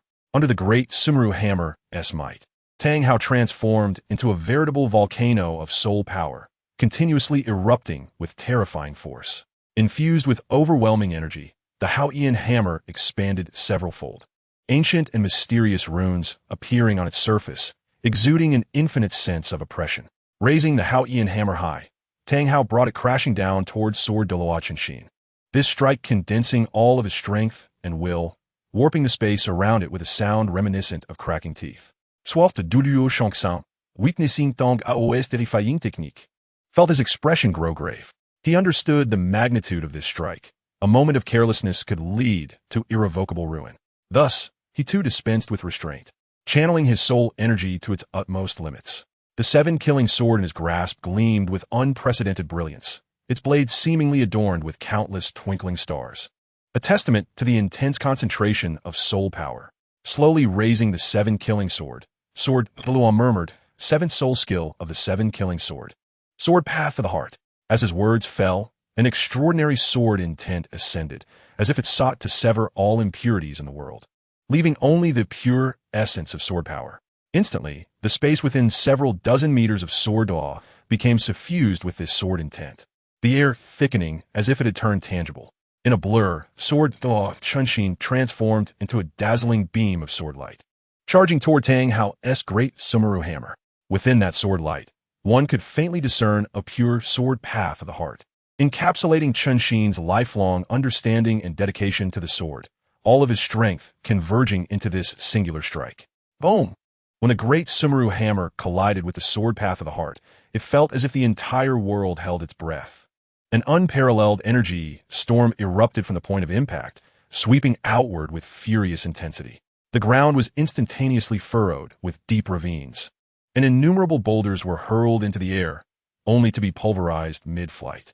As the light faded, Sword Douluo Continent swayed unsteadily, a trickle of blood escaping from the corner of his mouth. A fine crack had appeared on his 7-killing sword, clearly a consequence of the recent clash. Was also suffering. His garments were tattered, and several wounds adorned his body, for which blood seeped slowly. Yet his gaze remained resolute, devoid of any hint of retreat. He understood that this was a prime opportunity for a breakout, enduring the pain coursing through him. He swiftly maneuvered to the side of Tang Xiao and the other 2 elders. "Elder brother, let us depart," he called out, and the 4 seized the moment, while the members of the Spirit Empire had yet to recover from the recent shock, breaking free at the swiftest pace. Looking upon their departing figures, the Sword Douluo Continent displayed a flicker of complex emotion in his eyes. Though he had been defeated, he could not help but secretly admire Tang Hao's strength. This heart-stopping confrontation had unveiled the terrifying prowess of 2 top-tier powerhouses, rendering the battlefield's dynamics even more intricate. Ning Rongrong, witnessing Qian Yaochun gradually falling into dire straits under the joint assault of Tang San and the Golden Iron Triangle, felt an overwhelming sense of urgency. She was acutely aware of Qian Yaochun's crucial role in the Spirit Empire's battle situation and, without hesitation, summoned the 9-treasure glazed tile pagoda. The pagoda radiated a dazzling array of 7 colors, with each tier pulsating with mysterious and potent soul power. Rapidly altering her hand seals, Ning Rongrong chanted incantations, unleashing brilliant beams of light from the pagoda that precisely struck Qian Yaochun, with enhancements to strength, speed, soul power, and defense. As Ning Rongrong's melodious voice rang out, powerful soul shields surged around Qian Yaochun. His already formidable strength was geometrically amplified by her support. Qian Yaochun felt an overwhelming surge of power within him, as if he could break through any earthly restraint. With this newfound augmentation, a glimmer of excitement and fervor sparkled in his eyes. The Judgment Divine Sword in his hand blazed with increased brilliance, its runes pulsating more intensely, as if infused with fresh life. Unfurling the immense angelic wings from his back, he flapped them forcefully, propelling himself like a golden meteor toward Tang San and the others. "Prepare to meet your demise," Qian Yaochun bellowed, raising the Judgment Divine Sword high. A golden sword energy imbued with destructive force cleaving toward Tang San. This sword energy was thicker and more ferocious than before, slicing the air and leaving a gaping black fissure in its wake, with eerie arcs of electricity flickering along its edges. Tang San sensed the unprecedented threat, and his countenance darkened gravely. He swiftly positioned the sea god trident before himself, channeling the sea god's power to form a golden energy shield. Simultaneously, he shouted, "Teacher, teacher mother, Dean, everyone, let us resist with all our might." The Golden Iron Triangle commanded the Golden Sacred Dragon, pouring all their soul power into its form. The Golden Sacred Dragon let out a resonant roar, exhaling an even more robust golden dragon breath that collided with Qian Yaochun's golden sword energy. Boom! The clash erupted with a deafening roar, shaking the very fabric of the battlefield. The overwhelming energy impact ignited the surrounding air, transforming it into a sea of flames. Tang San's energy shield trembled violently under this force, teetering on the brink of shattering. The Golden Sacred Dragon's breath was partially forced back by the golden sword energy, causing its form to sway. Yet, Qian Yaochun's momentum did not wane.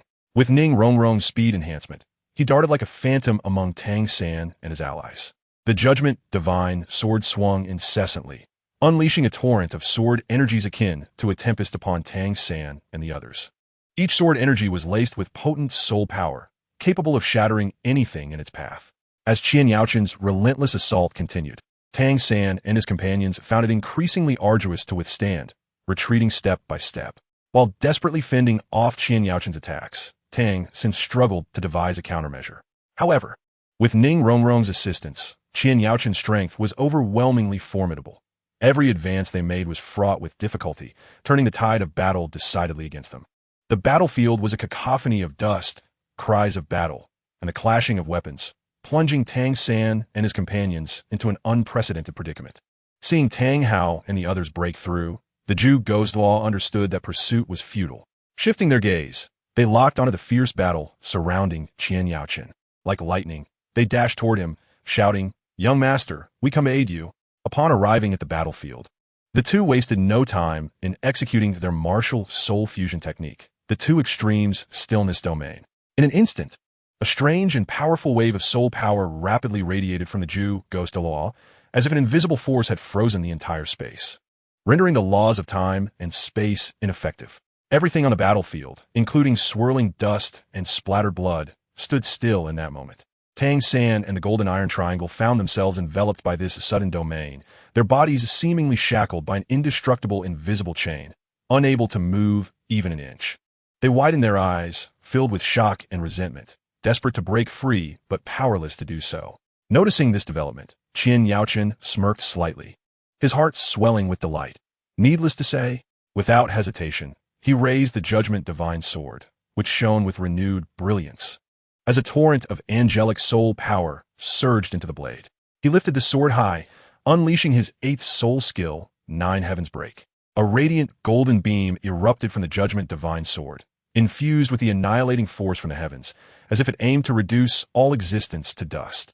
The golden column surged toward the immobilized Golden Iron Triangle, shattering the air like broken glass, revealing gaping, inky rifts in space.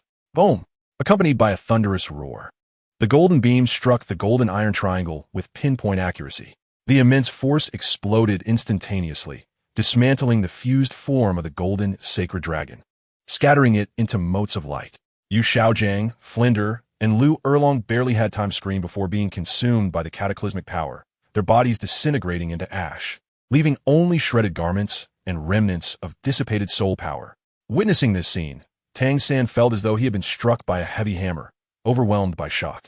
His eyes widened, brimming with grief and disbelief. Teacher, mother, Dean, he cried out in a heart-wrenching roar, his voice heavy with unending pain and fury. Yet, immobilized within the two extremes stillness domain, he possessed great power but could only watch helplessly as tragedy unfolded before him.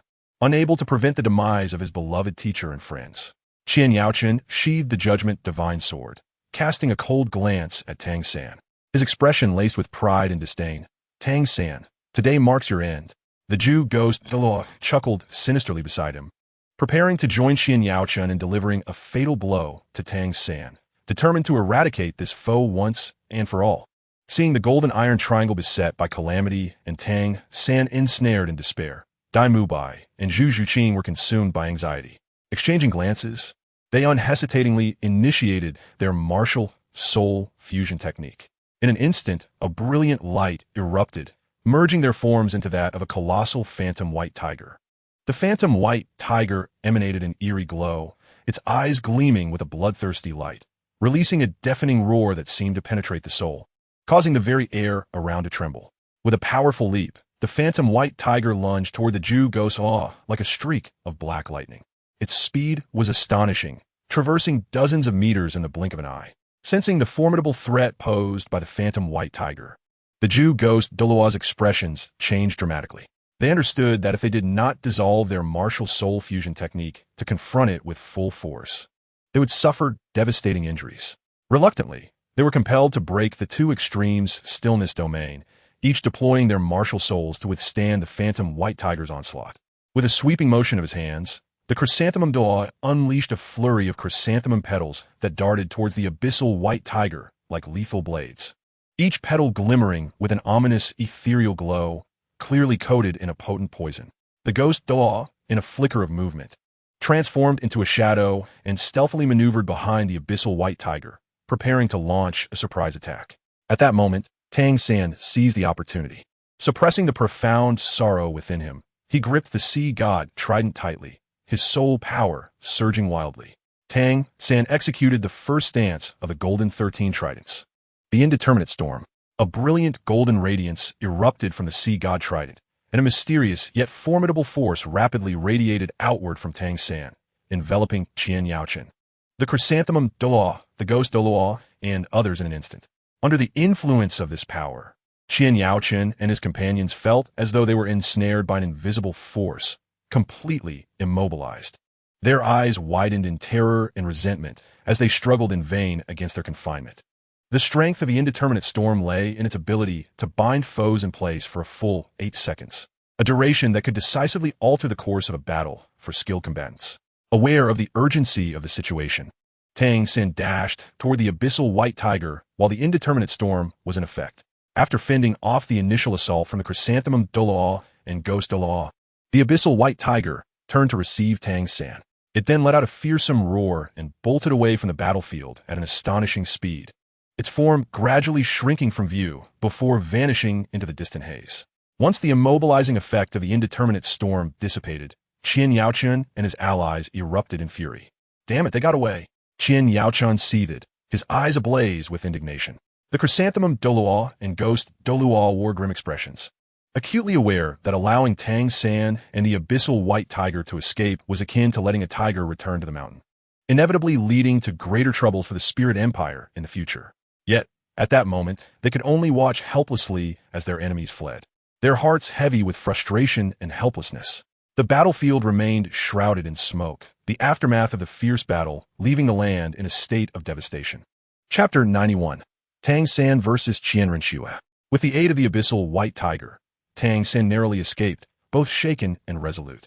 He understood that to prevail in this war, which would determine the fate of the Douluo Continent, he must rapidly enhance his strength to bridge the vast gap in soul power between himself and Qian Yaochen. After a moment of contemplation, he turned his gaze toward the habitat of soul beasts, the Douluo Forest.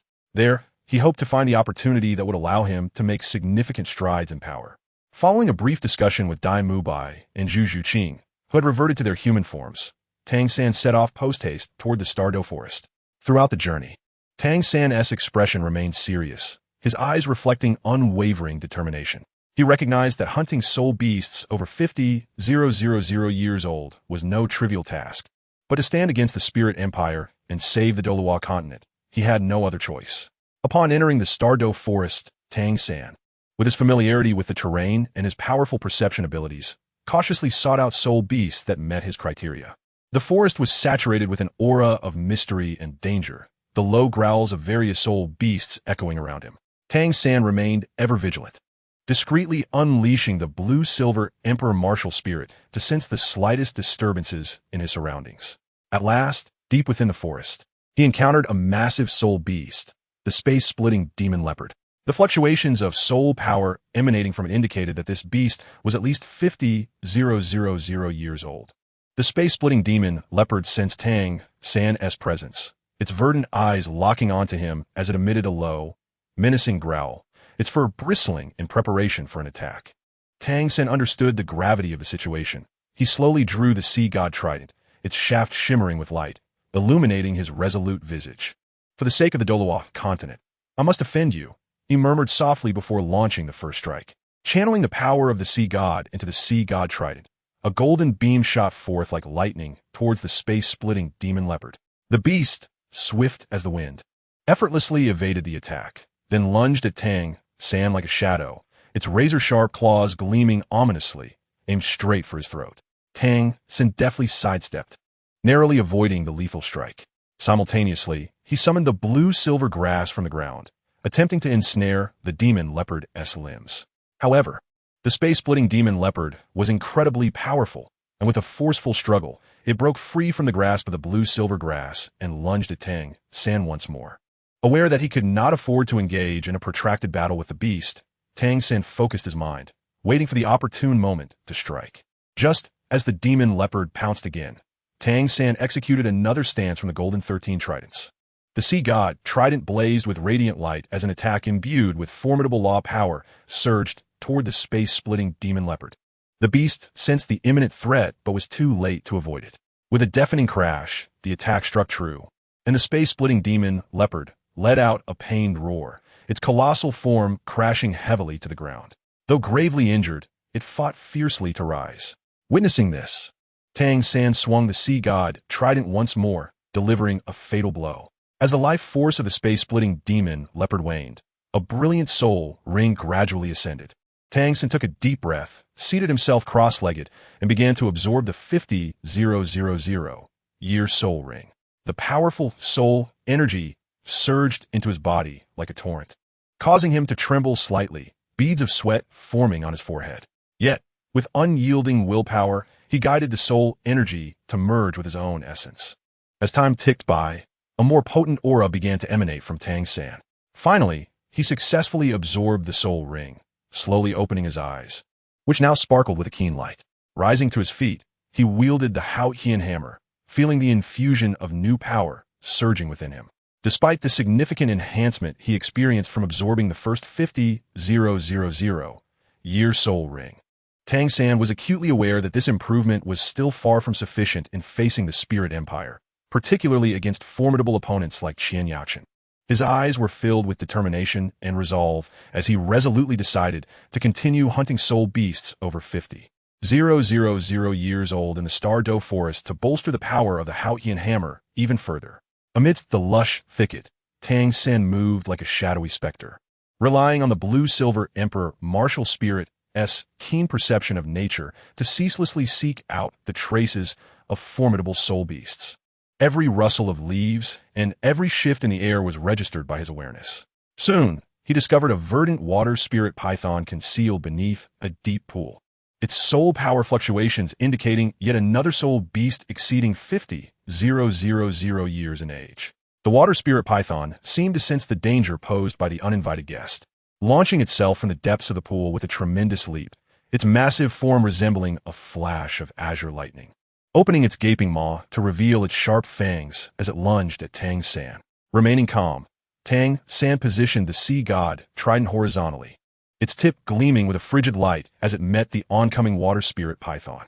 The clash of the trident against the python's fangs produced a sharp metallic resonance, the force of the impact sending water splashing in all directions, creating a misty spray. Seizing the moment when the water spirit python recoiled in pain, Tang San darted behind it like a wraith and thrust the sea god trident with all his might. The water spirit python sensed the impending attack and swiftly twisted its body in an attempt to evade. Yet, Tang San's assault followed closely, the trident's tip grazing its scales and leaving a deep wound from which dark green blood gushed forth. Enraged, the water spirit python roared, a faint water curtain enveloping its form, infused with powerful water-type soul energy, surging toward Tang San. Unwilling to underestimate the threat, Tang San immediately activated the blue-silver domain, summoning blue-silver grass from all directions to form a sturdy barrier against the python's onslaught.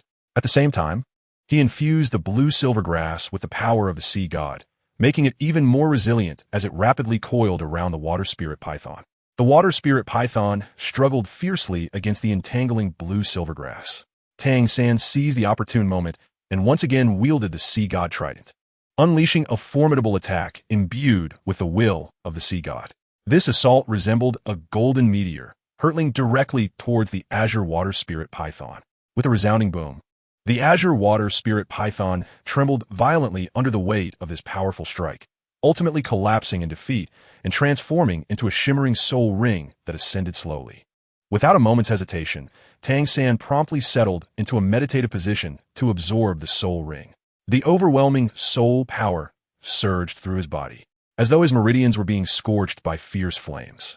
Yet, through sheer willpower, he gradually tamed this soul power, integrating it within himself. Upon successfully absorbing the soul ring, his aura intensified, and a newfound confidence glimmered in his gaze. Nevertheless, Tang San was not yet satisfied. He continued to traverse the Douluo forest in search of his next target. As dusk approached, he encountered a thunderfire giant bear, which resided ominously in a valley. The creature's exterior shimmered with a mesmerizing blend of lightning and flames, its massive form resembling a small mountain. The mere emanation of its soul power was enough to instill fear in ordinary soul masters. Upon noticing Tang San, the thunderfire giant bear let out a thunderous roar, slamming its massive paws against the ground. Instantly, the earth cracked open, and thick bolts of lightning erupted from the fissures, while fierce flames surged towards Tang San. Employing the ghost shadow perplexing steps, Tang San adeptly maneuvered amidst the lightning and flames, wielding the sea god trident to dispel the approaching elements. Next, he invoked the purple extreme demon eye, unleashing a violet beam from his eyes that struck directly at the mental defenses of the Thunderfire giant bear. The beast was momentarily disoriented by this sudden mental assault. Seizing the opportunity, Tang San raised the sea god trident high, channeling all his soul power into it, and hurled it forcefully at the Thunderfire giant bear. The trident transformed into a golden streak of light, piercing through the bear's chest in an instant. The Thunderfire giant bear emitted a pained roar before its colossal body crashed to the ground. Tang San approached and successfully absorbed its soul ring. In just a single day, through his remarkable prowess and unwavering determination, Tang San had hunted down 3 soul beasts, each over 50,000 years old, thereby bestowing 3 powerful soul rings upon the Hao-Ian hammer. In that moment, his strength had reached unprecedented heights, and with this newfound power, he prepared to return to the battlefield for a breathtaking final confrontation with the Spirit Empire. Just as Tang San was about to galvanize himself for the impending battle, a voice, reminiscent of celestial music, floated gently from the depths of the forest. "You must be Tang San." This voice was melodious and enchanting, resonating with a certain magic within the tranquil forest. Tang San's heart raced, and he immediately became alert, turning towards the source of the sound. There, a woman gracefully approached, her steps light as a lotus. She was breathtakingly beautiful, her skin as fair as snow, and her figure elegant, adorned in a flowing white gown that danced with the wind, as if she had stepped out of a painting. Upon closer inspection, Tang San realized he did not recognize this woman. However, the formidable aura she radiated left him no room for complacency. Qianrenxue seemed to perceive the confusion in Tang San's eyes, a subtle smile gracing her lips as she softly introduced herself. "I am Qianrenxue, the sister of Qian Yaochen. I have come here solely to engage you in a fair battle." At the mention of Qianrenxue's name, Tang San felt a jolt of surprise. He was well aware of Qian Yaochen's formidable capabilities, and now that his sister had sought him out, her strength was certainly not to be underestimated. Yet, the inherent resolve and courage within Tang San surged forth, and he solemnly nodded, stating, "If that is the case, then let us fight." With that, he slowly drew the sea god trident, its radiant glow illuminating his determined countenance. Seeing this, Qianrenxue gently raised her hands, her entire being shimmering with brilliance, as the sacred angelic soul power blazed like an inferno. A pair of magnificent golden angelic wings unfurled behind her, each feather distinct and sparkling with resplendent light, seemingly capable of dispelling all darkness in the world. With the angelic holy sword in hand, she pointed the blade towards the ground. An overwhelming sense of pressure surged towards Tang San. "Today, I wish to see just what capabilities you possess that would earn my brother's esteem," Qianrenxue declared, her voice cool and resolute, her gaze laced with expectation and challenge. Tang San offered no reply, instead channeling the sea god's power into the sea god trident. In an instant, the trident blazed with brilliance, its golden light illuminating the surrounding forest. The ground beneath him quivered slightly as blue-silver grass erupted from the earth like wild vines, encircling him in a natural defensive barrier. With a soft command from Qianrenxue, she launched the first assault.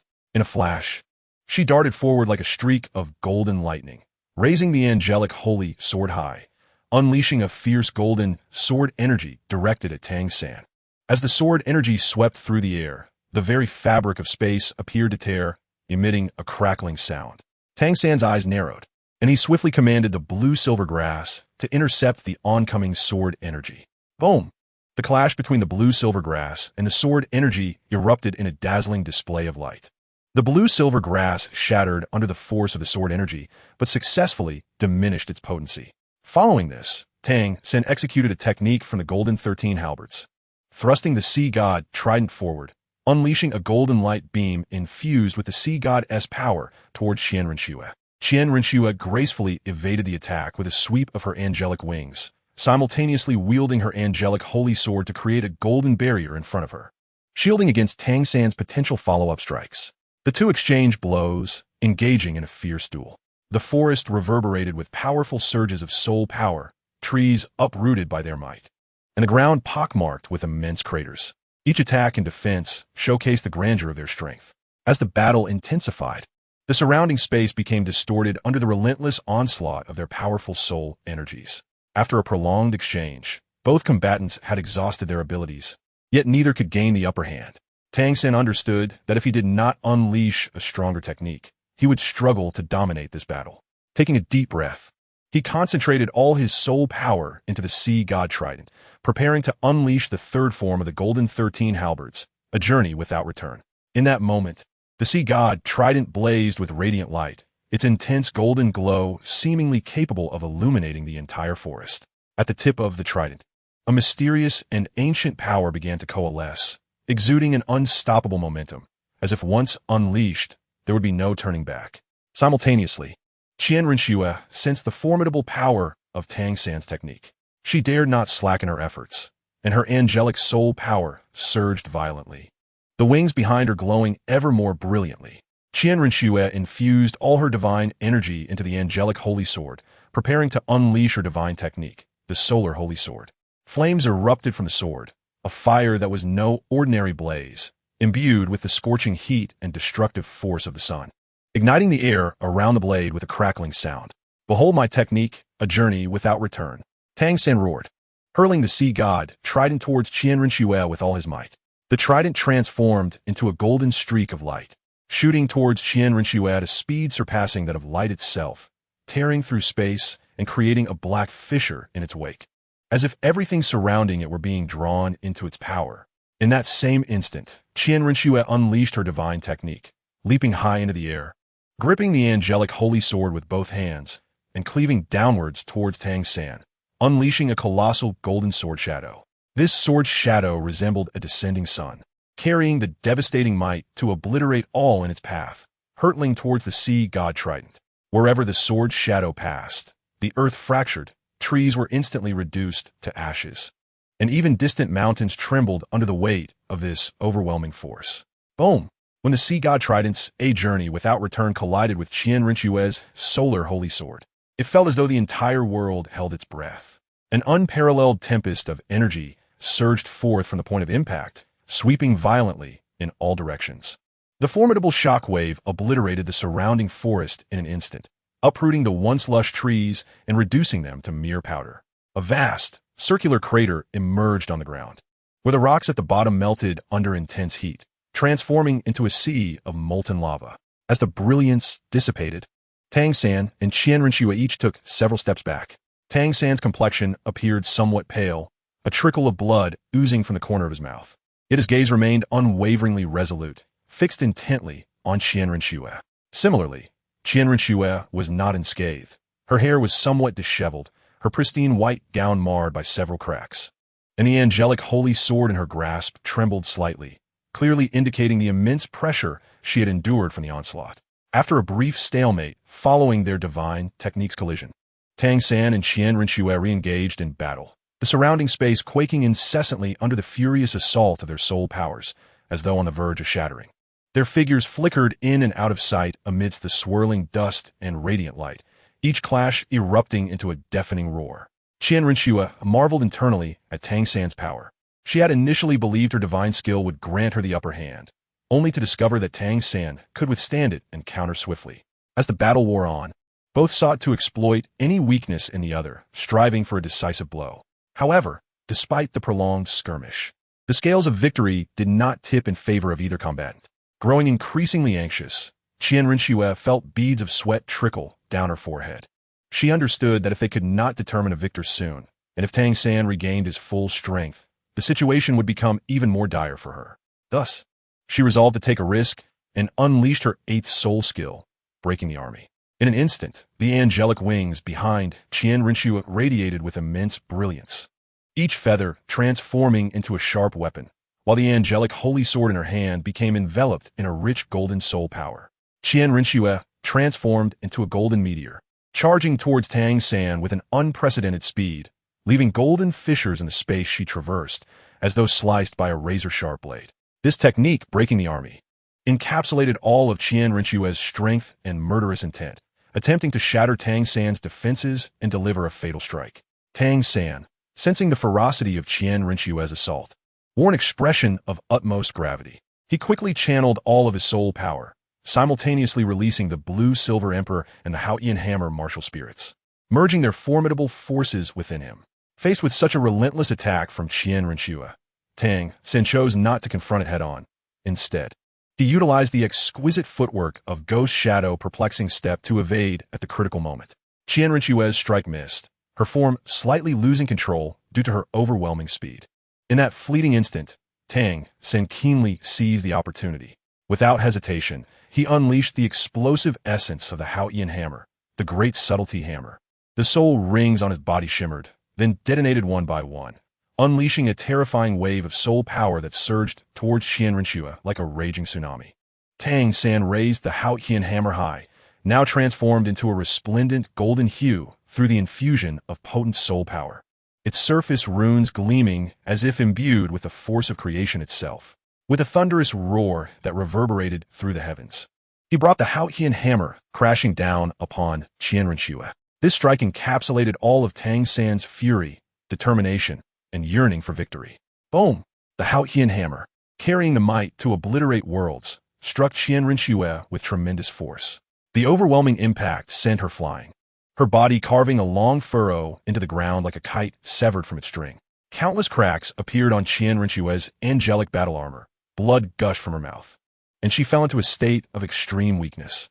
Tang San, wielding the Haotian hammer, slowly approached Qian Renshua.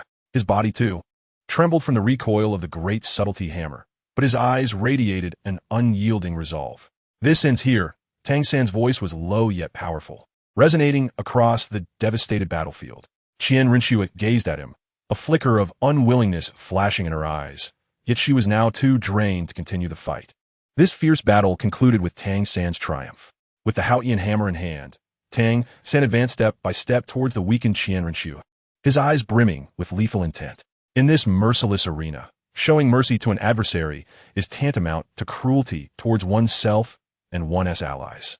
He understood this principle well and was resolute in his determination to end Qian Renshua's life to eliminate future threats.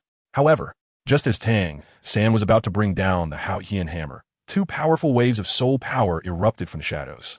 Snake Spear Douluo and Porcupine Douluo appeared like phantoms, having concealed themselves nearby, closely monitoring the battle with the intent to intervene at a critical moment. The Snake Spear Douluo thrust his spear, which twisted like a sinuous serpent, piercing towards Tang San's back with a sharp whistle. Simultaneously, Porcupine Douluo spread his arms, unleashing a volley of poisonous spikes that rained down upon Tang San like a torrential downpour. The venom contained within them would yield dire consequences if they struck. Tang San sensed the imminent danger from behind and inwardly cursed his misfortune. With no time to turn around, he forced his body to pivot, using the Haotian hammer to deflect the attack from the Snake Spear Douluo. The resounding clang of impact reverberated, sending a jolt through his arm. Meanwhile, the lethal spikes drew near. Tang San swiftly employed blue silvergrass to create a temporary defensive barrier in front of him. Yet, several spikes penetrated through the barrier, grazing his skin and sending a wave of paralysis coursing through him. If you wish to kill the young master, you must first pass through us." Snake Spear Douluo snorted coldly, exchanging a glance with Porcupine Douluo, and the two launched their assault once more. The Snake Spear Douluo wielded his spear, unleashing a barrage of soul power blades from its tip, slicing towards Tang San like a row of sharp razors. Porcupine Douluo maneuvered to the side, continuing to release poisonous spikes to confine Tang San's escape route. Aware of the precariousness of the situation, Tang San gritted his teeth against the discomfort in his body, channeling the sea god's power into the sea god trident.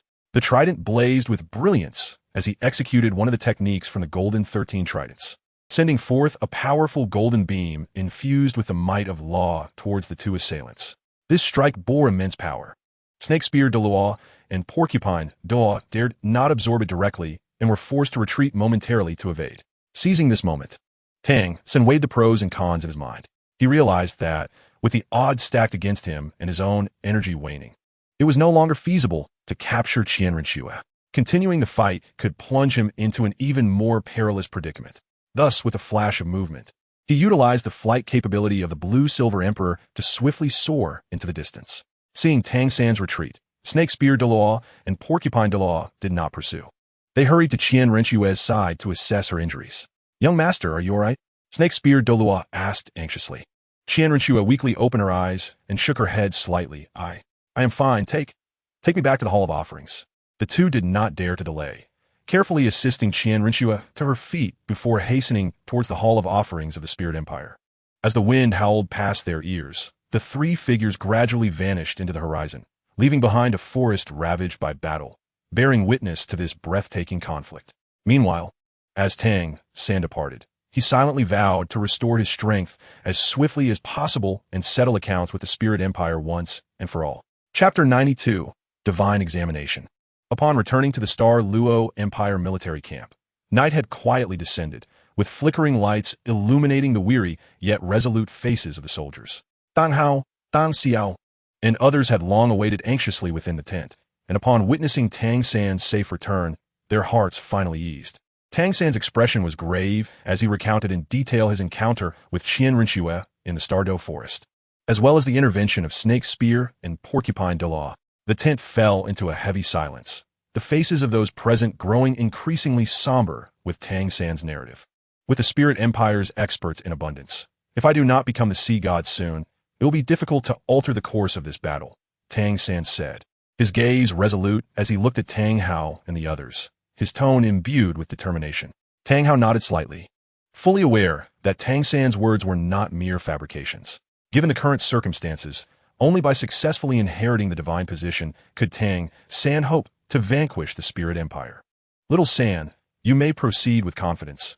We shall hold the fort here, Tang Hao assured, patting Tang San's shoulder, offering his unwavering support. Tang Xiao and the other leaders echoed their commitment to staunchly defend the lines, awaiting Tang San's return. A warm current surged within Tang San as he expressed his gratitude with a fist salute before turning to summon Dai Mubai, Zhu Zhuqing, Oscar, and Ma Hongjun. These companions had fought alongside him from the very beginning, and as they faced the arduous journey ahead, there was no hint of hesitation among them. Brothers, we embark once more towards Sea God Island. This time, no matter the cost, I shall complete the Sea God inheritance. Tang San gazed at his companions, his eyes brimming with trust and anticipation. Little San, we shall accompany you. Dai Mubai responded first, his eyes ablaze with fighting spirit. Zhu Zhuqing nodded gently. Though she spoke not a word, her resolute gaze spoke volumes of her determination. With me? Oscar, you need not worry, third brother. My sausages will ensure everyone is in peak condition. Oscar quipped, attempting to lighten the tension in the air. Ma Hongjun thumped his chest with fervor, declaring, third brother, we follow your lead. Let's see who can stop us on Sea God Island. Thus, under the cover of moonlight, Tang San stealthily led his companions away from the Douluo Empire's military camp. They moved with agility, like meteors streaking across the night sky, racing towards Sea God Island. Along the way, they remained vigilant, fixated on a singular goal, to reach Sea God Island swiftly and assist Tang San in completing the Sea God inheritance. After a relentless journey, Tang San and his companions finally arrived at Sea God Island. The familiar salty sea breeze greeted them, its mysterious and ancient aura lingering around the island. The guardians of Sea God Island welcomed Tang San's return with eyes filled with expectation and reverence. Without a moment's delay, Tang San made his way to the Sea God Temple. As he stood within the temple, the will of the Sea God descended once again, clearly conveying the final task of the 8 trials, to slay the deep-sea demon whale king, a million-year soul beast that lurked in the abyss. This beast was terrifyingly powerful, its existence akin to a nightmare in the deep sea, with countless creatures that ventured too close to its territory meeting a grim fate. Tang San understood the severity of this trial, yet he showed no signs of retreat. After a brief discussion with his companions, they set forth towards the domain of the deep-sea demon whale king. As they approached, an overwhelming pressure of soul power enveloped them, akin to an invisible mountain weighing upon their shoulders. The deep-sea demon whale king sensed the intrusion. Its massive form slowly emerged from the depths, resembling a moving island, radiating an eerie blue light, its enormous eyes filled with unrelenting ferocity. Under the suppression of the sea god's will, Tang San and his companions struggled to engage the deep-sea demon whale king. Dai Mubai transformed into a white tiger, unleashing a thunderous roar as he lunged at the whale king, his sharp claws gleaming with a chilling light, aiming to breach its defenses. Zhu Zhuqing flitted like a specter, seeking opportunities to strike, each attack imbued with lethal intent. Oscar tirelessly conjured various magical sausages, replenishing his companion's soul power and stamina, ensuring their combat efficacy. Ma Hongjun became a fiery phoenix, circling in the air, breathing forth flames in an attempt to inflict damage upon the deep-sea demon whale king. Meanwhile, Tang Sen wielded the sea god's trident, executing a series of formidable techniques, alternating the powers of his blue-silver emperor and Haotian hammer, coordinating closely with his companions to launch relentless assaults against the whale king. However, the deep-sea demon whale king proved too formidable. A mere flick of its colossal tail could conjure towering waves, effortlessly dissipating their attacks while countering with ferocity, plunging Tang San and his companions into a fierce struggle.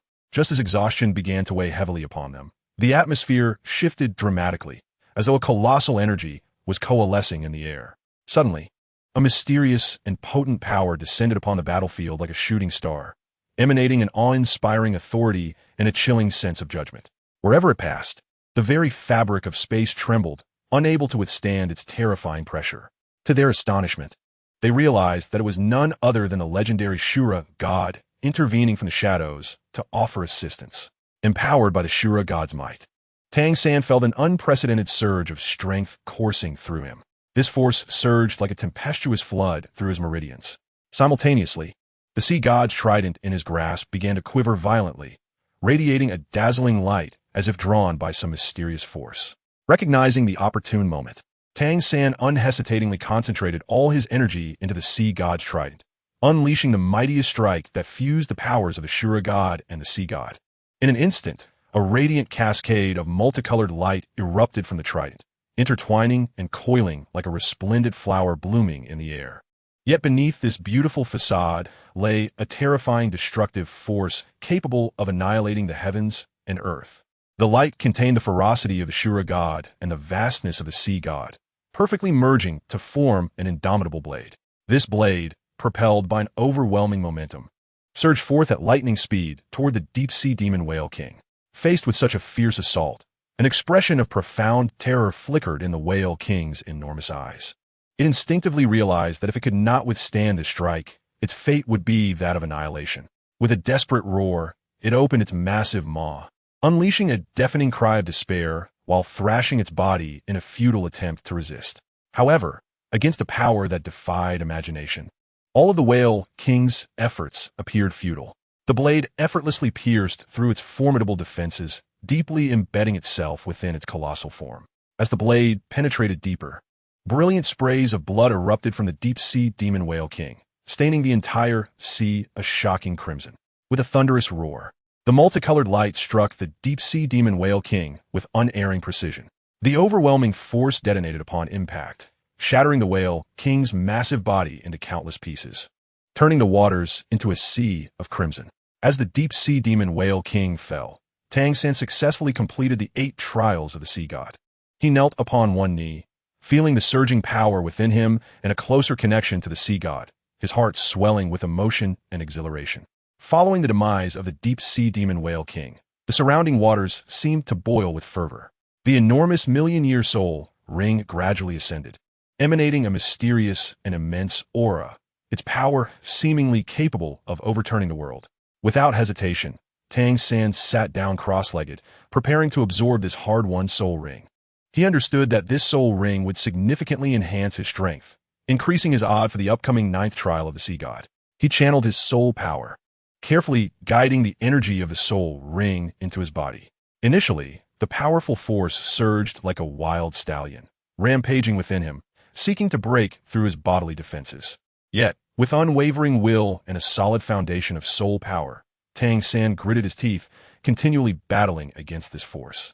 Gradually, he began to master the power of the soul ring, merging it with his own soul power, his aura growing ever stronger, radiating an increasingly brilliant light. Once he absorbed the soul ring of the deep-sea demon whale king, Tang San slowly opened his eyes, a sharp glint flashing within them, as if he could perceive the very essence of all things in the world. At this moment, he had achieved a qualitative leap in strength. The trident of the sea god in his grasp seemed to resonate joyfully, sensing its master's newfound power.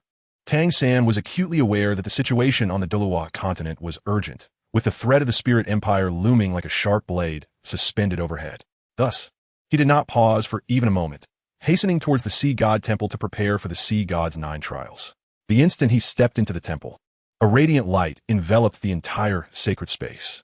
The will of the sea god manifested as a warm and potent force, surrounding him in its embrace. Guided by this divine essence, Tang San found himself in a mysterious realm, shrouded in mist, where peculiar runes flickered around him, each seemingly encapsulating the secrets of the universe. A voice resonated in his ears. Tang San, the sea god's 9 trials is the ultimate test of my legacy and the key to the fate of the Douluo Continent. This trial is fraught with peril, requiring you to navigate 9 formidable challenges, each of which pertains to your comprehension and mastery of the sea goddess power, as well as your inner resilience and wisdom. If you succeed, you shall inherit the position of sea god and bear the monumental duty of safeguarding the Douluo Continent.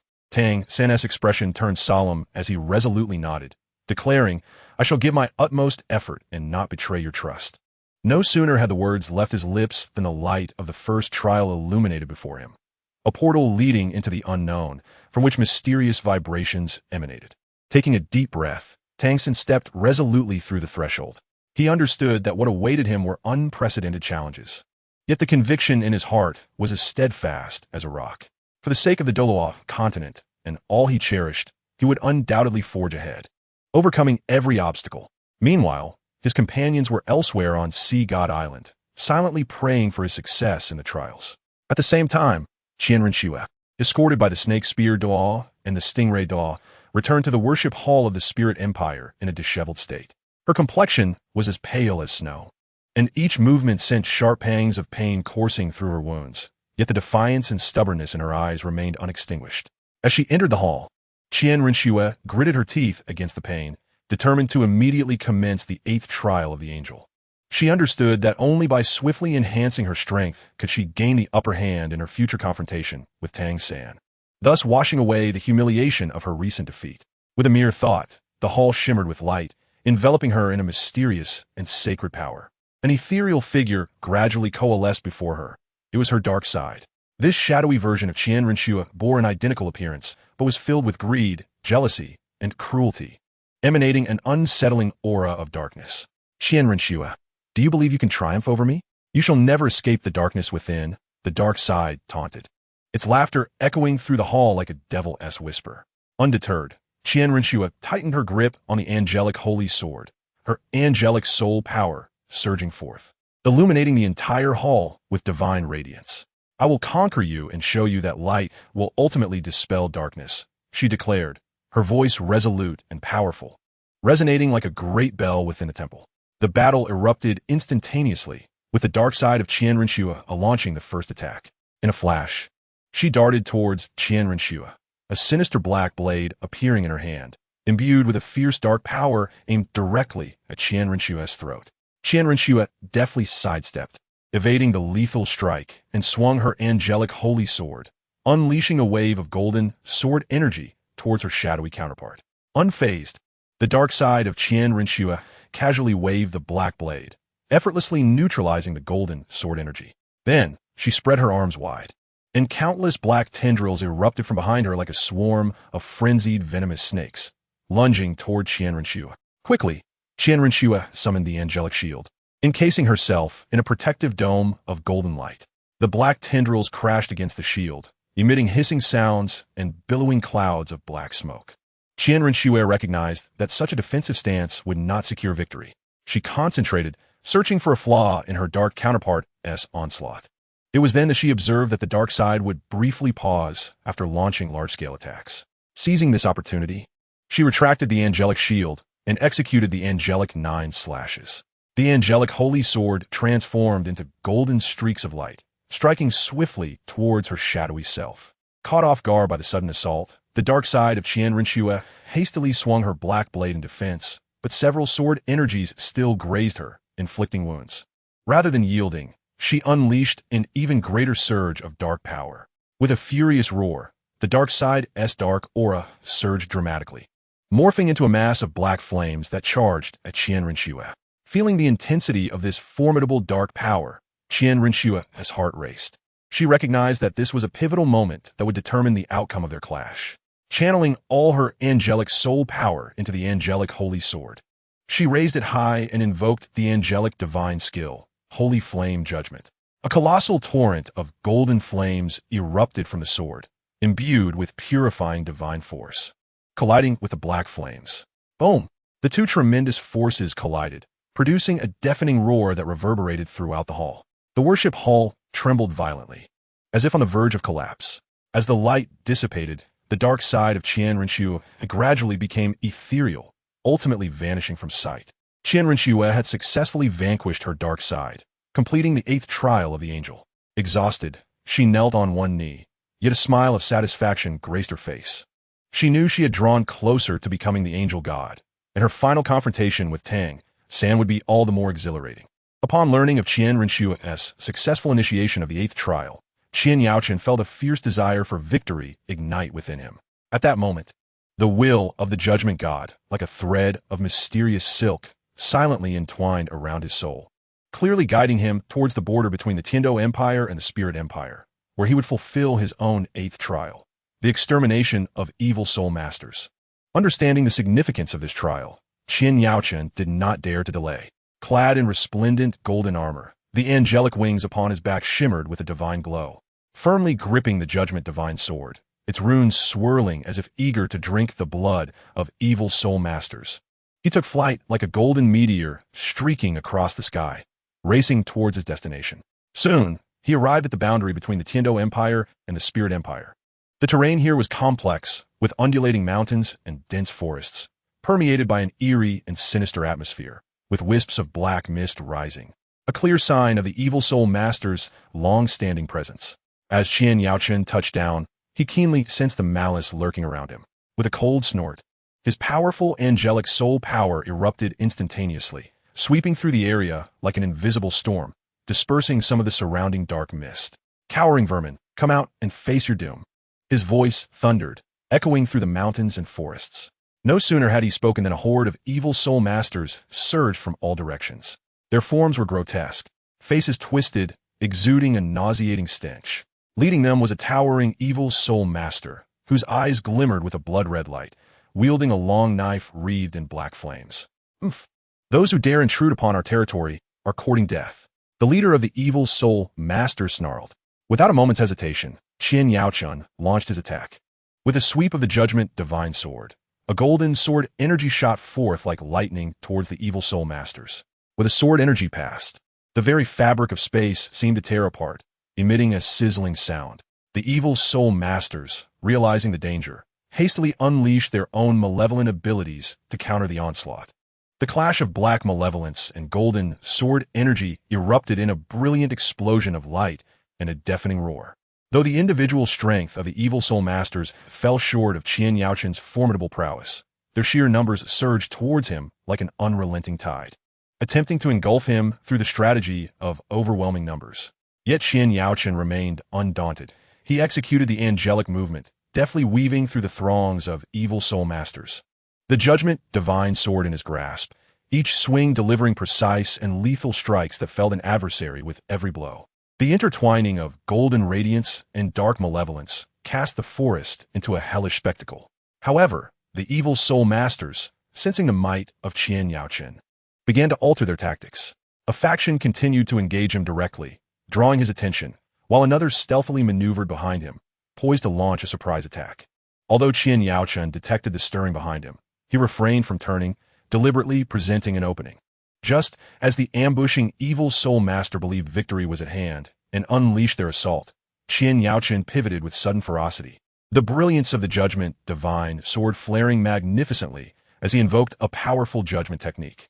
"Judgment light," he bellowed, as a colossal column of golden light erupted from the sword, blossoming like fireworks into myriad fine golden rays that cascaded toward the surrounding evil soul masters. Their anguished cries echoed as they were reduced to ashes beneath the overwhelming force of judgment. The leader of the evil soul masters, sensing the dire turn of events, sought to flee. Yet Qian Yaochen would not permit such an escape. He unfurled his angelic wings and pursued him in an instant. Thinking of fleeing? Not so easily. With a decisive thrust of the judgment divine sword, a brilliant sword light pierced through the body of the evil soul master leader. A desperate howl escaped the leader's lips before he collapsed lifelessly to the ground. With the leader's demise, the remaining evil soul masters scattered in disarray. Qian Yaochen observed their retreating figures, but chose not to pursue. He discerned that these errant souls were of little consequence. Having successfully completed the 8th trial bestowed by the Judgment God, he sheathed the Judgment Divine Sword, feeling his soul power swell within him, infused with newfound confidence. At this moment, Qian Yaochen was at level 97, Tang San at 94, and Qian Renxue at 94. In the depths of the weapon's Soul Empire's secret underground palace, Bibi Dong sat alone in a shadowy corner. An eerie and sinister atmosphere enveloped her, the walls aglow with a ghostly green luminescence, as if countless eyes were watching her every move. This was the enigmatic place where she would commence the 9th trial of the Rakshasa. Draped in a black robe adorned with blood-red Rakshasa motifs, she appeared particularly menacing under the dim light. Her eyes were tightly shut, beads of sweat rolling down her forehead, her body trembling slightly, evidently under immense pressure. The evil and potent will of the Rakshasa god surged like a dark torrent into her consciousness. Each phase of the Rakshasa's 9th trial was fraught with peril and malevolence, yet the most crucial aspect lay in amassing a sufficient number of souls. These were not mere spirits of the deceased. They required special methods to gather at designated locations. Each soul bore a fragment of the Rakshasa god's power, and only by collecting a requisite number could Bibi Dong truly ascend to the status of the Rakshasa god, acquiring the cataclysmic power. To execute this horrific plan, Bibi Dong covertly manipulated the forces of the weapon's Soul Empire, inciting chaos and slaughter across the continent. She dispatched trusted subordinates into war-torn regions, areas ravaged by disease, and even towns and villages inhabited by innocents. Armed with sharp blades, they harvested lives like demons, imprisoning the recently departed souls and delivering them in a continuous stream to Bibi Dong's underground palace. As time passed, the number of souls within the palace steadily increased. The imprisoned spirits emitted anguished wails, drifting through the darkness, yet unable to escape their relentless torment. Bibi Dong reveled in this macabre ambience, her gaze growing increasingly cold and frenzied. Under the encroachment of the Rakshasa god's will, the last vestiges of her humanity began to erode. Almost there, just a few more souls, and I shall become the Rakshasa god. At that time, the entire Douluo Continent shall tremble beneath my feet. Bibi Dong murmured softly, her voice laced with a thirst for power and ambitions of dominion. She envisioned herself atop the pinnacle of the Douluo Continent, overlooking all beings. Tang San, Qian Renxue, Qian Yaochen, and all those who dared to obstruct her would be ruthlessly crushed. The continent itself would descend into a shroud of darkness, becoming her plaything and vassal. In this shadowy corner, Bibi Dong continued her sinister machinations. Chapter 93, The Battlefield of Douluo. After completing the 8th trial of the angel, Qian Renxue was acutely aware of the urgency of time and dared not delay for even a moment as she hastily returned to the worship hall. Upon entering the grand and solemn hall, suffused with a sacred aura, her heart brimmed with a yearning for power and a resolute determination for the battles ahead. At this moment, Qian Daolu awaited her in the worship hall. His figure remained erect, though the passage of time had subtly etched its marks upon his visage. Seeing Qian Renxue return, Qian Daolu's eyes sparkled with satisfaction and anticipation. He understood that Qian Renxue stood merely a step away from the angel god position. Yet that final step demanded a tremendous sacrifice. Qian Daolu summoned Qian Yaochen, and the siblings stood side by side before him. His gaze swept over them, a weighty solemnity etched upon his face. Renxue, Yaochen, do you understand that to initiate the 9th trial of the angel, it requires a self-sacrifice on my part as the catalyst? His voice resonated low yet resolute, echoing like a mighty bell within the hall. Upon hearing this, shock and reluctance washed over Qian Renxue and Qian Yaochen's faces. Grandfather, is there truly no other way? Qian Renxue's eyes glistened with unshed tears, her voice quivering with emotion. Qian Yaochen bit his lip, fists clenching involuntarily, eyes brimming with pain and defiance. Qian Daolu gently shook his head, his gaze drifting into the distance, as if envisioning the future of the Douluo Continent. This is the necessary path to becoming the angel god, and it is also the mission of our Qian family. He paused, his gaze returning to the siblings, and spoke earnestly. Once you ascend to divinity, you must unify the Douluo Continent. This land has endured endless turmoil, and its people suffer greatly. You must protect them, restoring peace and tranquility to the Douluo Continent. Simultaneously, reclaim the Qian family's control over the weapon's Soul Empire. Presently, the empire has fallen under Bibi Dong's dominion, her ambitions and schemes poised to bring greater calamity to the continent. Only by reclaiming power can our Qian family guide the weapon's Soul Empire onto the righteous path. Qian Daoliu's eyes radiated an unwavering resolve. Qian Rinxue and Qian Yaochen exchanged glances, recognizing the same determination reflected in each other's eyes. Together, they knelt on one knee, voices unified. Grandfather, we shall not fail your expectations. Qian Daolu smiled with satisfaction, slowly raising his hand to caress the heads of Qian Rinxue and Qian Yaochen. Good children, go forth. Remember, you bear a heavy responsibility. With that, a radiant glow enveloped Qian Daolu, a divine aura emanating from him as he prepared for the final steps to initiate Qian Rinxue's 9th trial. As Qian Rinxue and Qian Yaochen stood, tears glimmered in their eyes. Yet more prevalent was their steadfast conviction towards the mission ahead. They understood that the path ahead would be fraught with hardship, but for their grandfather's hopes and for the future of the Douluo Continent, they would bravely forge ahead, unafraid. Qian Daolu emanated a brilliant and pure golden light, a radiance seemingly capable of dispelling all darkness in the world, filling the entire worship hall with its glow. He released his angelic soul power unreservedly, serving as the catalyst to commence the 9th trial of the angel. Qian Rinxue stood at the heart of this brilliance, feeling her grandfather's immense and warm power, her heart both heavy with sorrow and filled with a sense of duty. As the light surged, the enigmatic trials of the 9th angel began to unfurl.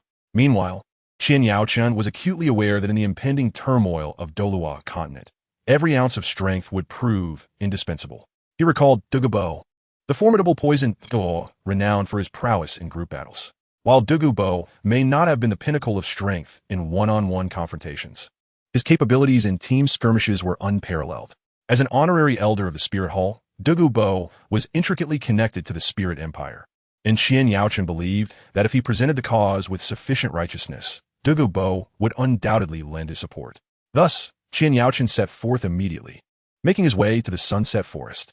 The Sunset Forest, as ever, was shrouded in a mysterious and perilous aura, teeming with extraordinary flora and ferocious old beasts hidden within. Utilizing his formidable strength and keen perception, Qian Yaochen navigated swiftly through the forest.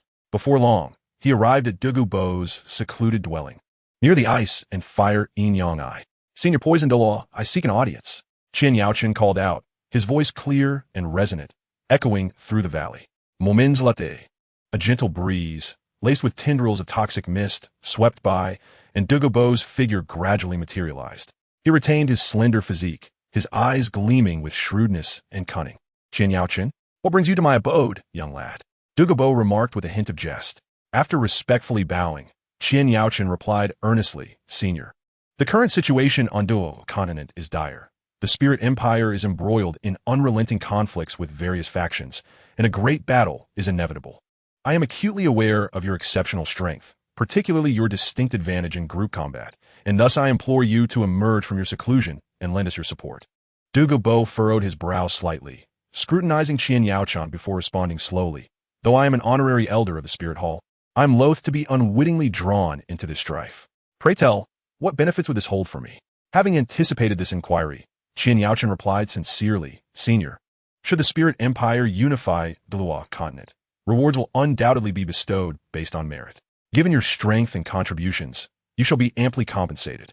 Furthermore, your lifelong passion for the study of toxins can be well served by the abundant resources of the Spirit Empire, which can provide you with rare medicinal herbs and poisons, facilitating your further advancements in the toxic arts. Most importantly, by ending this chaos, you can safeguard this forest and protect all that you hold dear. Upon hearing this, Douluo fell into contemplation. After a moment, he gazed up at the sky, seemingly deep in thought. Eventually, a faint smile graced his lips. Very well, very well. For the sake of your sincerity and the relationship with the Spirit Hall, I shall accompany you. However, let me make this clear, should matters not align with my expectations, I reserve the right to withdraw at any time. Qian Yaochen was overjoyed, exclaiming, Thank you, Senior. With your assistance, we shall be like a tiger with wings. I assure you, I will not disappoint you. Thus, Qian Yaochen successfully persuaded Douluo and together they embarked on their journey back to the Spirit Empire, fortifying their strength for the impending conflict.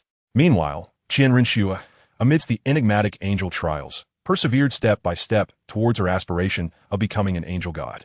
On the vast, boundless plains, the cacophony of battle cries and the clash of weapons intertwined in a tumultuous symphony. The army of the Star Luo Empire clashed fiercely with the coalition forces composed of the Heaven Do Empire and the Spirit Empire. Soldiers on both sides, driven by fury, wielded their weapons recklessly, staining the earth crimson with blood. In the throes of battle, the coalition forces suddenly began to retreat without warning. Their orderly formations began to shift back methodically, causing the soldiers of the Star Luo Empire to momentarily freeze before erupting in cheers. The king of the Star Luo Empire, mounted on a majestic steed, surveyed the retreating coalition army with a triumphant grin, believing victory was assured. However, just as the soldiers of the Star Luo Empire basked in the euphoria of apparent victory, calamity struck. A colossal emerald serpent had inexplicably slithered up the city walls of the coalition. The serpent, serpentine in form and measuring several dozen meters in length, emanated a chilling green luminescence, its scales glistening with an eerie sheen under the sunlight. It opened its gaping maw and let out a low, menacing hiss, unleashing a dense fog of poison that rapidly spread across the battlefield. Indeed, this serpent was the manifestation of Douluo Bo's martial spirit. From his elevated vantage point, a glimmer of coldness flickered in his eyes. With a sweeping motion of his hands, torrents of venomous substances cascaded upon the army of the Star Luo Empire like a torrential downpour. The noxious fumes, pungent and acrid, corroded the very air, causing it to sizzle and writhe. In an instant, the soldiers of the Star Luo Empire found themselves in a nightmarish predicament. Those with soul power below level 40 disintegrated upon contact with a toxic miasma, their bodies dissolving into putrid puddles without so much as a scream. Meanwhile, soldiers with soul power below level 60, though not immediately slain, writhed in agony as their bodies succumbed to the poison, their skin rotting and oozing blackened ichor, accompanied by wails of despair as they languished towards death. The entire battlefield was shrouded in terror, and the soldiers of the Star Luo Empire began to flee in panic. Yet, the toxic mist spread rapidly, ensnaring them like an invisible net, leaving no avenue of escape. The once-spirited army of the Star Luo Empire crumbled under the onslaught of this sudden toxic assault, suffering grievous losses. The king of the Star Luo Empire's eyes widened in disbelief, his earlier smugness swiftly replaced by sheer terror. He never anticipated that the retreating coalition forces harbored such a lethal trump card. Wielding his longsword, he attempted to rally his troops for resistance, but it was all in vain. As he beheld the ghastly scenes unfolding before him, his heart brimmed with regret and despair. At that moment, the coalition forces, seizing the opportunity amidst the chaos, quickly regrouped and surged forth like a tide against the Star Luo army, preparing to deliver a decisive blow. Under Douluo Bo's lethal poison assault, the Star Luo army was thrown into disarray. Those fortunate enough to escape the initial wave of toxic mist were filled with dread as they witnessed the horrific fates of their comrades, their morale plummeting to an all-time low. The once courageous soldiers, stripped of their resolve, yearned only to flee this realm of death.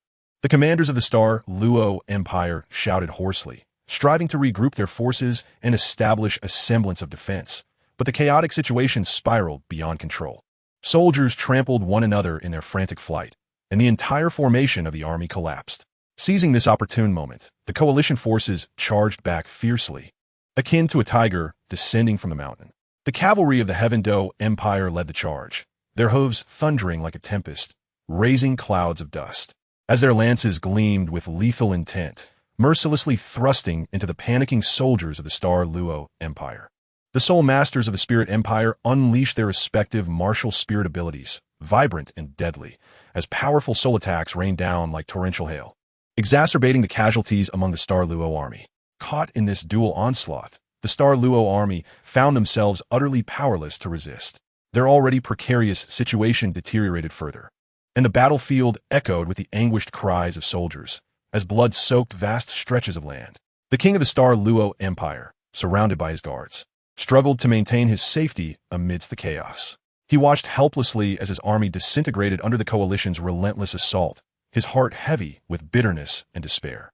He knew that the defeat of this battle was nearly inevitable, and the already unfavorable circumstances for the Star Luo Empire had become even more precarious due to Douluo Bo's devastating maneuver.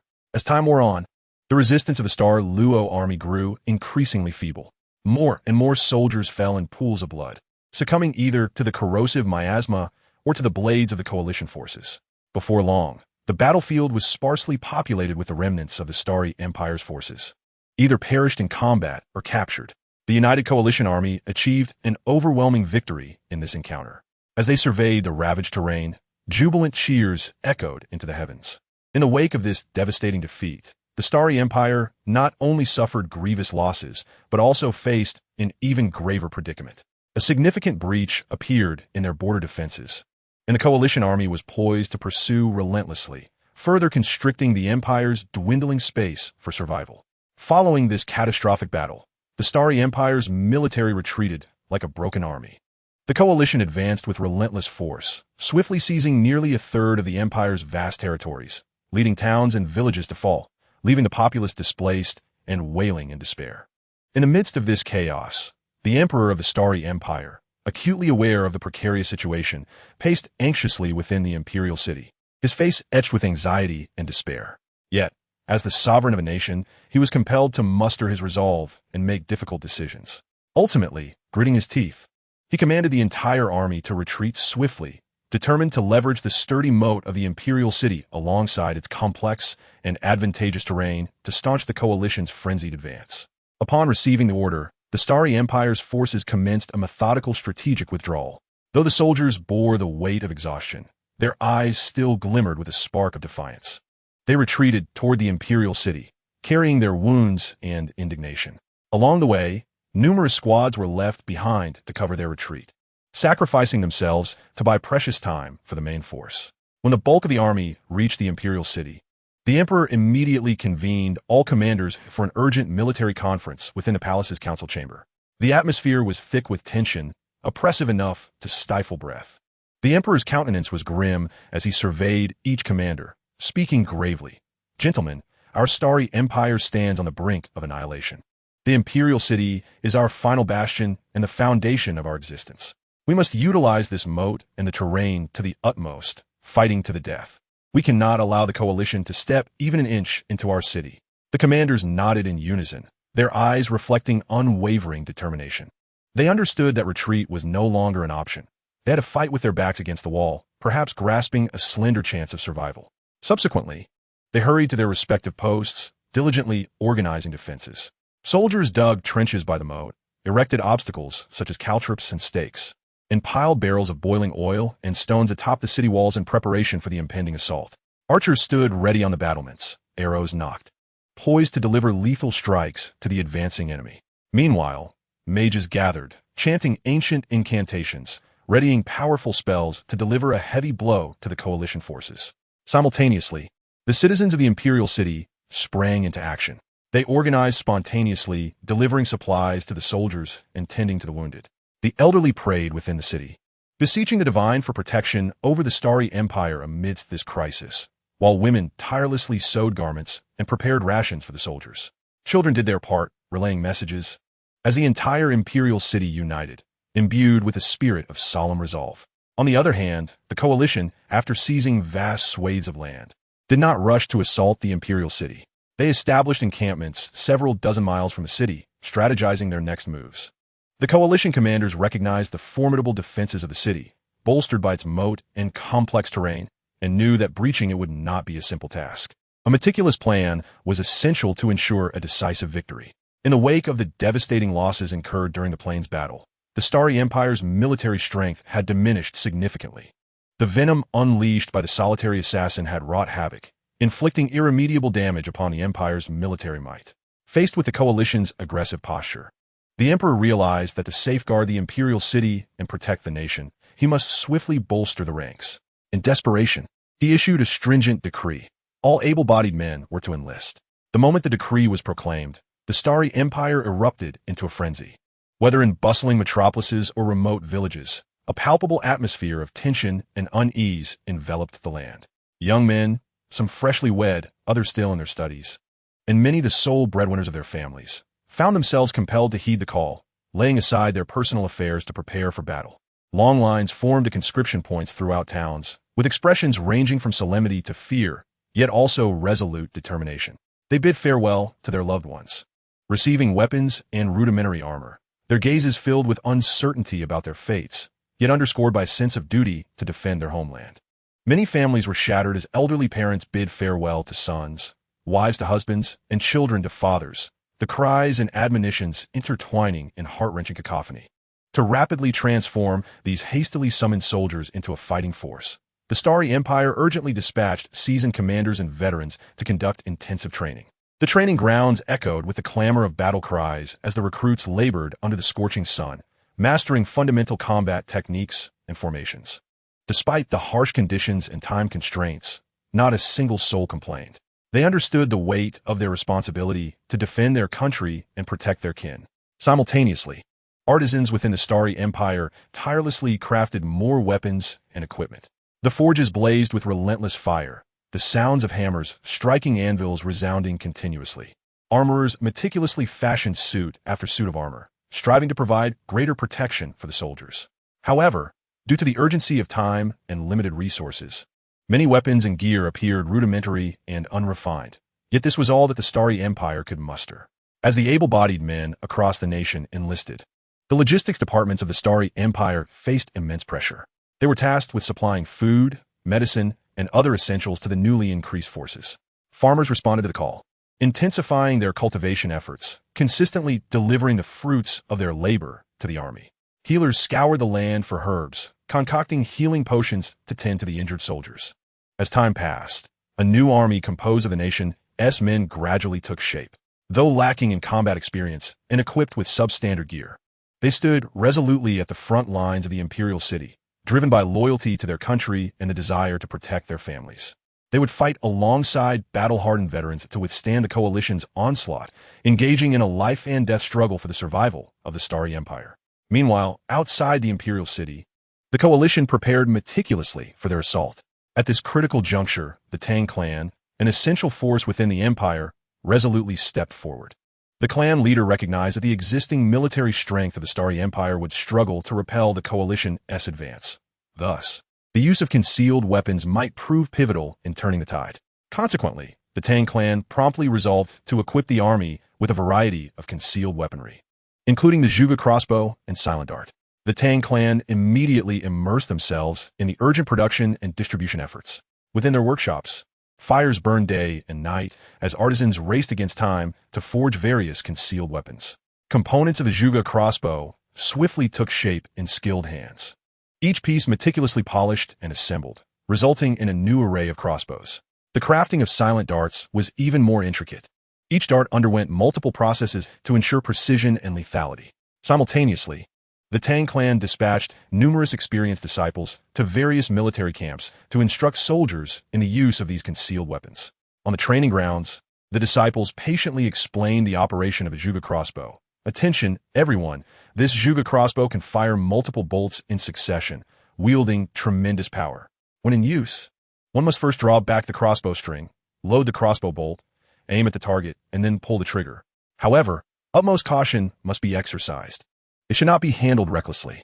The soldiers gathered nearby, their attention fully captured, their eyes brimming with curiosity and anticipation.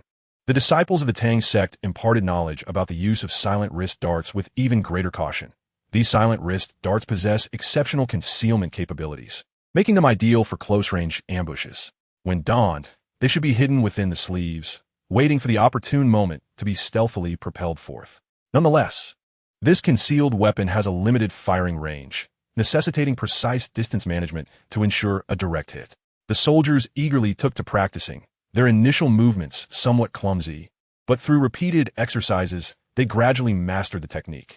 Soon, the soldiers of the Douluo Empire were outfitted with these formidable concealed weapons.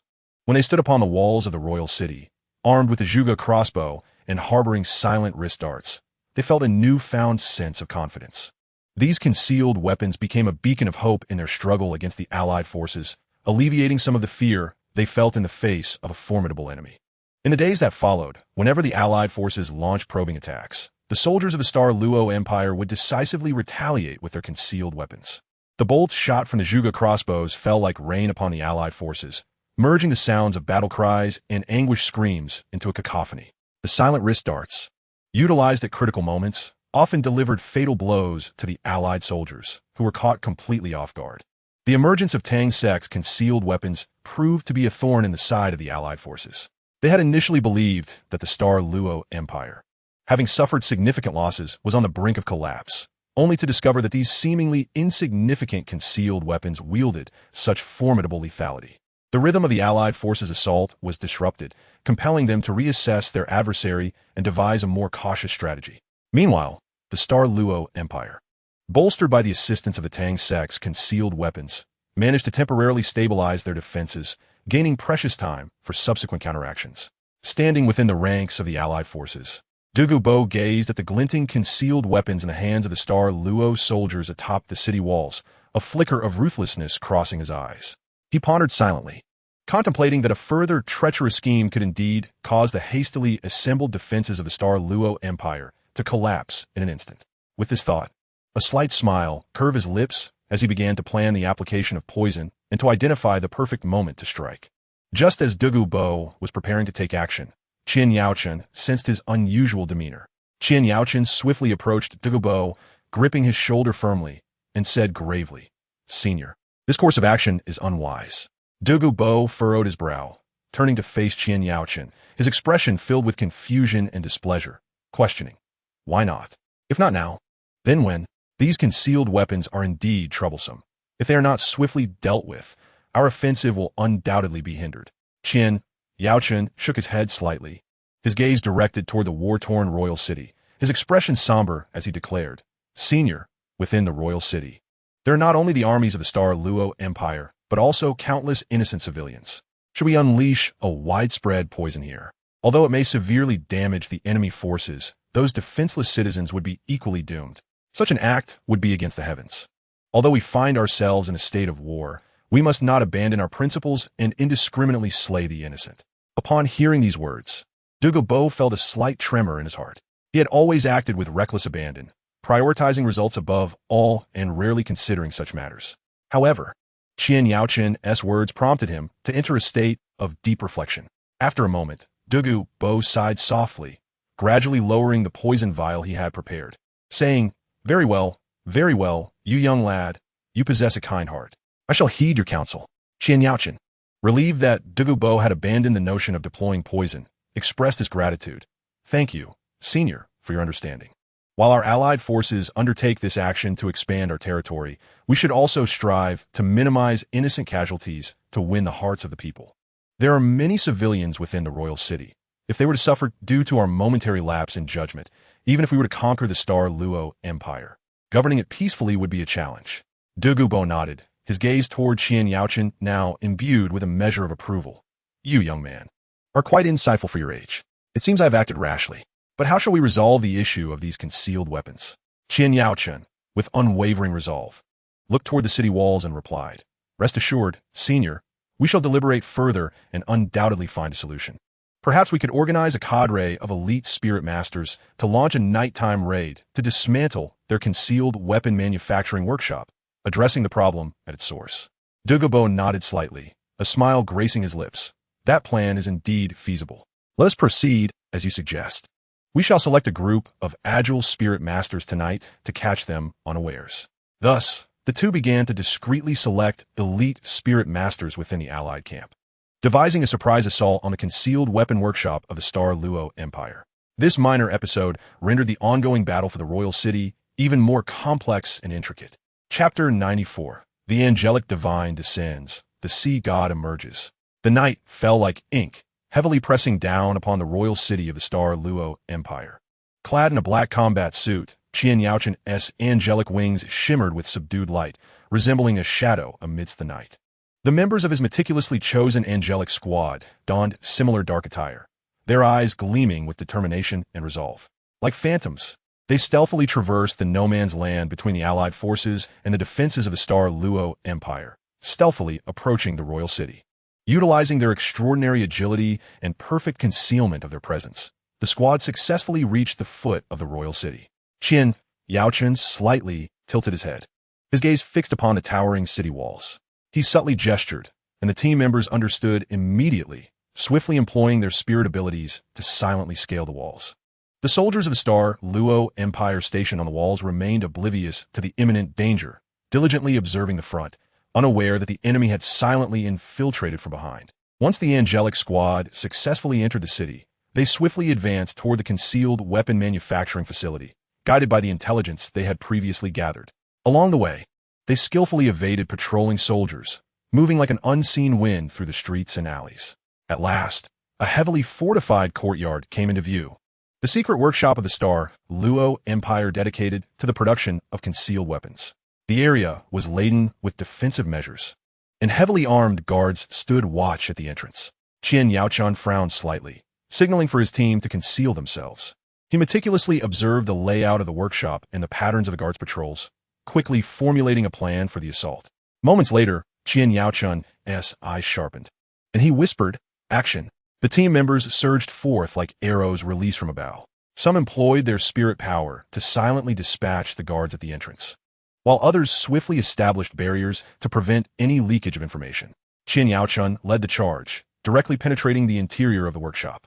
Inside, the workshop was brightly lit, with craftsmen laboriously assembling concealed weapons. They were utterly unprepared for the boldness of the enemy's incursion into the royal city, targeting their very heart. Armed with the Judgment Divine Sword, which gleamed with a chilling light, Qian Yaochun swept through the workshop, shattering the machinery used for crafting concealed weapons. The members of the angelic squad unleashed their powerful spirit abilities, delivering devastating blows to the facility. Once the soldiers of the Douluo Empire realized what was happening, they quickly organized a counterattack. However, the members of the angelic squad were all elite spirits personally selected by Qian Yaochun, possessing extraordinary strength. A fierce battle erupted within the workshop, with cries of combat and the clash of weapons intertwining in a tumultuous symphony. Qian Yaochun fought like a divine warrior, wielding the Judgment Divine Sword to unleash golden sword energies that repelled the advancing enemies. Amidst the chaos, he shouted, "Hasten your efforts. We must complete our mission before reinforcements arrive." Hearing this, the squad intensified their offensive. After an intense struggle, the angelic squad successfully dismantled most of the machinery and semi-finished concealed weapons within the manufacturing workshop. As the mission neared its completion, an abrupt cacophony of footsteps and shouts erupted from outside, heralding the arrival of a substantial reinforcements from the Douluo Empire. Qian Yaochun maintained a composed demeanor, swiftly directing his team to assemble, proclaiming, "Our task is accomplished. We shall fight while retreating." Under Qian Yaochun's leadership, the Angel Squad, employing their remarkable combat skills and seamless coordination, adeptly maneuvered to evade the encirclement of the Douluo Empire's reinforcements as they withdrew towards the city outskirts. By the time they successfully extricated themselves from the imperial city of Douluo, the horizon was already tinged with the pale light of dawn. Gazing back at the city still engulfed in flames and chaos, Qian Yaochun contemplated silently the destruction of the clandestine weapon manufacturing facility. While not entirely capable of altering the tide of battle, had nonetheless alleviated considerable pressure on the coalition's forthcoming offensive. This war, he realized, was destined to continue until one side was utterly vanquished. After successfully exiting the imperial city, Qian Yaochun hastened back to the Hall of Offerings in the martial Soul Empire. He was acutely aware that, despite having dismantled the Douluo Empire's weapon factory, significant challenges still lay ahead in the conquest of the imperial city. The Douluo Empire, fortified by the impenetrable defenses of its capital and its advantageous terrain, staunchly resisted, and the coalition's advance remained fraught with difficulties. Upon entering the Hall of Offerings, a solemn and austere atmosphere enveloped him. Qian Yaochun proceeded directly to the location of several esteemed offerings, where, apart from Qian Jun and the demon slayer Douluo, the other prominent offerings were meditating, attuning themselves to the potent waves of soul power resonating within the hall. Qian Yaochun knelt on one knee, speaking with both reverence and urgency. "Respected elders, the assault on the imperial city of Douluo has reached a stalemate, and the situation is dire. The Douluo Empire is resisting fiercely. Although I have destroyed their weapon manufacturing facility, we still require your esteemed assistance to bolster our forces in the siege, ensuring our victory." The offerings gradually opened their eyes, their gazes imbued with authority and contemplation. The light-winged Douluo was the first to respond, his voice piercing yet laced with a hint of pride. "Humph. The The Star Luo Empire is indeed tenacious. It appears they require a demonstration of our might. I am willing to make the journey and let them witness the depth of our martial soul empire. Subsequently, the other offerings nodded in agreement, fully cognizant that the expansionist ambitions of the martial soul empire were intrinsically linked to the rise and fall of their entire faction, making their involvement imperative at this juncture. However, Qian Renxue was undergoing the pivotal trials of the Angel 9 tests, a moment that could not afford any missteps. Qian Yaoqian turned to Qian Jun and the demon slayer Da, earnestly entrusting them with the responsibility of safeguarding Sister Xue's ascension to divinity, stating, Qian Jun, demon slayer, I entrust you both with the solemn duty of protecting Sister Xue during this crucial juncture. While the siege is of utmost importance, her successful inheritance of the angelic god position is paramount to the future of the martial soul empire. Qian Jun nodded gravely, assuring him, rest assured, young master. The demon slayer and I will do everything in our power to ensure that the young mistress is not disturbed, allowing her to pass through the trials unscathed. The demon slayer Douluo echoed his agreement solemnly. With their commitment secured, Qian Yaoqian felt a measure of relief wash over him. He rose to his feet and began to discuss specific siege strategies with the soon-to-be mobilized offerings.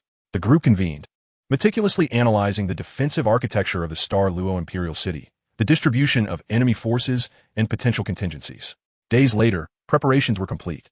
Qian Yaoqian, alongside the offerings, led the coalition forces once more to the gates of the Star Luo Imperial City.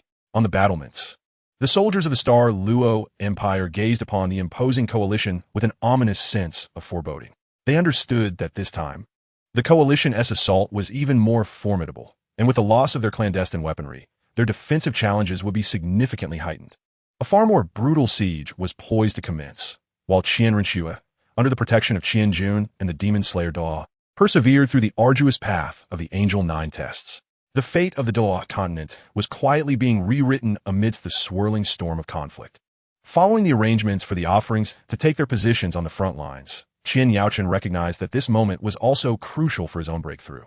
With a fervent yearning for power and a sense of responsibility towards the unfolding war, he rushed back to the Hall of Offerings. Stepping into the familiar yet enigmatic sanctum, he found it enveloped in silence, the air suffused with tendrils of mysterious soul power. Qian Yaoqian approached the center of the hall, gradually closing his eyes and taking a deep breath to clear his mind of distractions. He concentrated all his spirit, striving to connect with the will of the God of Judgment. Before long, a gentle yet supremely authoritative radiance cascaded from the ceiling of the hall, enveloping him entirely. The grand and ancient voice of the God of Judgment reverberated within his mind. Qian Yaoqian, you are prepared. Let the 9 trials of judgment commence. These trials are the ultimate test of your soul, strength, and heart of justice. Those who succeed shall inherit the position of the God of Judgment, bearing the weight of discerning good and evil in the world. With a solemn expression, Qian Yaoqian responded resolutely, I will heed the divine edict and dedicate myself fully. No sooner had he spoken than the light intensified, and his consciousness seemed to be swept away into a bizarre realm. When Qian Yaoqian opened his eyes again, he found himself amidst a desolate desert. The blazing sun hung high, with yellow sands swirling around him, and the scorching air felt as though it could sear his very soul. In this lifeless expanse, a band of ruthless bandits suddenly emerged, pursuing a group of unarmed civilians. The cries and pleas of the helpless populace intertwined, tugging at his heartstrings. A surge of righteousness ignited within Qian Yaoqian. Without hesitation, he drew the judgment divine sword. Its blade shimmered with brilliance as he surged forth like a golden lightning bolt towards the bandits. The bandits, seeing their path obstructed, brandished their weapons and lunged ferociously at Qian Yaoqian. He unleashed his exquisite swordsmanship, each strike imbued with the power of judgment, accurately targeting the bandits' vital points. The golden sword light danced through the sandy sea, and in a brief moment, anguished cries echoed as the bandits fell beneath his assault. However, just as Qian Yaoqian believed the crisis had been averted, more bandits surged forth from the desert, appearing like a relentless tide from all directions. These bandits emanated an eerie aura, seemingly manipulated by some malevolent force. Qian Yaoqian understood that this was the trial of the 9 tests of judgment, and retreat was not an option. He summoned his soul power to its zenith.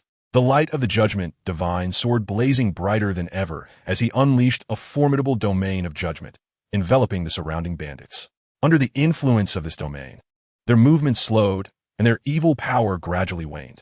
Seizing the opportunity, Qian Yaochen launched a fierce counterattack, and after a grueling battle, he ultimately eradicated every last bandit. As the final bandit collapsed, the desert gradually faded away, and Qian Yaochen found himself back in the Hall of Offerings. He breathed heavily, yet his expression radiated resolve. He knew this was merely the first trial of the 9 tests of judgment. Far more arduous challenges awaited him. Yet his conviction was as steadfast as a rock. No matter the obstacles that lay ahead, he would press forward with unwavering determination until he completed the 9 trials of judgment, inherited the divine position of judgment, and fought for justice and peace in the Douluo Continent. Meanwhile, on the front lines, the offerings were engaged in fierce clashes with the Star Luo Empire's defending forces. And the tension of the war on the Douluo Continent escalated, with all factions striving earnestly for ultimate victory. Under the guardianship of Qianjun and the demon slayer Douluo, Qian Rinxue, having endured the trials of the Angel 9 tests, successfully coalesced her divine essence, stepping into the realm of the divine. As the radiant light of the angel enveloped her, a sacred and powerful aura surged forth from within, causing the entire hall of offerings to tremble. Slowly opening her eyes, which sparkled like stars, she had now become the awe-inspiring angel god of the Douluo Continent, fully aware of the urgent situation. With the war at the gates of the Star Luo Imperial City in a state of deadlock, and countless lives perishing amidst the flames of conflict, the newly ascended goddess was imbued with a profound sense of responsibility, resolved to bring a swift end to this senseless strife. As Qian Rinxue unfurled her radiant angelic wings, shimmering with a divine luminescence, she soared towards the battlefield of the Star Luo Empire with the swiftness of lightning. Upon her arrival above the fray, the overwhelming aura of her divine presence enveloped the entire area in an instant. Both the coalition forces and the soldiers of the Star Luo Empire felt the unmatched power emanating from her, causing them to halt their actions and gaze skyward. Clad in resplendent white divine armor, Qian Rinxue's wings gently fluttered, casting a sacred light upon the land, akin to a deity descending to the mortal realm. Her voice resonated like a resounding bell across every corner of the battlefield. All combatants, cease your hostilities. This command carried an intangible force, compelling both factions, locked in deadly combat, to relinquish their weapons involuntarily. Her calm, yet authoritative gaze swept over the soldiers of the Star Luo Empire as she spoke with serene gravitas. Warriors of the Star Luo Empire, you have fought valiantly. Yet the outcome is now evident. I have ascended to the status of a divine angel, and you stand no chance of victory. To resist further will only result in needless casualties. I grant you 2 days to contemplate your situation, hoping you will recognize the reality and choose to surrender. In doing so, I assure you that your citizens and soldiers will not be harmed, and the Star Luo Empire may continue under the dominion of the Spirit Master Empire. Upon hearing her words, the soldiers of the Star Luo Empire fell into a profound silence. They understood the gravity of her declaration before deity. Any act of defiance could be deemed futile. Yet, surrender posed a formidable dilemma concerning their dignity and the honor of their nation. After delivering her ultimatum, Qian Rinxue did not linger, but withdrew a distance with the coalition forces, awaiting the Star Luo Empire's response. Meanwhile, within the Star Luo Imperial City, a fervent debate ensued. The emperor, generals, and ministers gathered in solemn assembly, their expressions grave as they deliberated their course of action. Some advocated for a desperate final stand, asserting that surrender would tarnish the nation's honor, while others contended that capitulating might be the wisest choice to safeguard the lives of the citizens and soldiers. A cacophony of opinions filled the air, leaving them at an impasse. In the ensuing 2 days, a tense and oppressive atmosphere enveloped both the interior and exterior of the Star Luo Imperial City. The populace was consumed with anxiety, uncertain of their nation's fate, while the soldiers remained on high alert, prepared for any eventuality. Qian Rinxue and the coalition forces patiently awaited the Star Luo Empire's decision, and throughout the Douluo Continent, the prevailing calm appeared to hold its breath, anticipating the verdict of destiny. Shortly after Qian Rinxue's ascension, Tang San, far away on Sea God Island, successfully completed the Sea God 9 trials, inheriting the mantle of the Sea God. As the immense power of the Sea God merged with him, he radiated a brilliant blue light, his eyes reflecting wisdom and determination.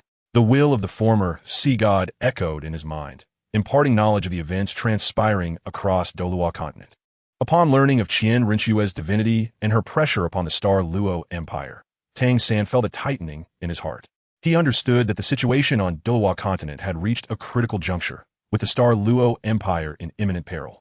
Without hesitation, he summoned his comrades, all of whom had attained the rank of Title de Law: Dai Mu Bai, Zhu Zhuqing, Ma Hongjun, and Oscar. Brothers, he declared, the Douluo Continent faces an unprecedented crisis. With Qian Rinchue now a deity, we must return. His gaze was resolute, imbued with undeniable conviction. Boss, we will follow you.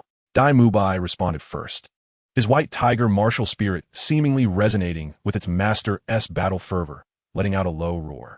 Zhu Zhuqing nodded slightly, her eyes filled with determination. No matter what, we stand together. Ma Hongjun thumped his chest, exclaiming, third brother, I've been waiting for a grand battle. Oscar smiled lightly, conjuring a sausage in his hand, jesting, with my super sausage around, everyone can rest assured. We will be just fine. Thus, Tang San led his companions, each employing their martial spirit abilities, transforming into streaks of light as they sped towards the Star Luo Empire. Meanwhile, the 2-day deadline had expired. The Emperor of the Star Luo Empire stood atop the city walls, gazing at the coalition forces assembled outside, his heart heavy with a sense of tragic nobility. He understood the implications of surrender. For a sovereign, it represented a humiliation more profound than death. As subjects of the Star Luo Empire, we fear not death. We would rather perish in battle than submit. His voice echoed from the battlements, igniting the soldiers who raised their weapons in a thunderous roar, voicing their unwavering resolve to stand with their empire. Qian Rinchue observed this scene in silence, her expression calm, uttering no further words. To her, even without intervening, the coalition forces could not sustain the siege indefinitely. Yet, at that moment, a powerful surge of energy surged from the distance, causing Qian Rinchue's heart to stir. Turning her gaze, she spotted several beams of light swiftly approaching. Tang San. She instantly recognized the familiar aura, a hint of gravity flashing in her eyes. She understood that his arrival would undoubtedly complicate the already tense situation.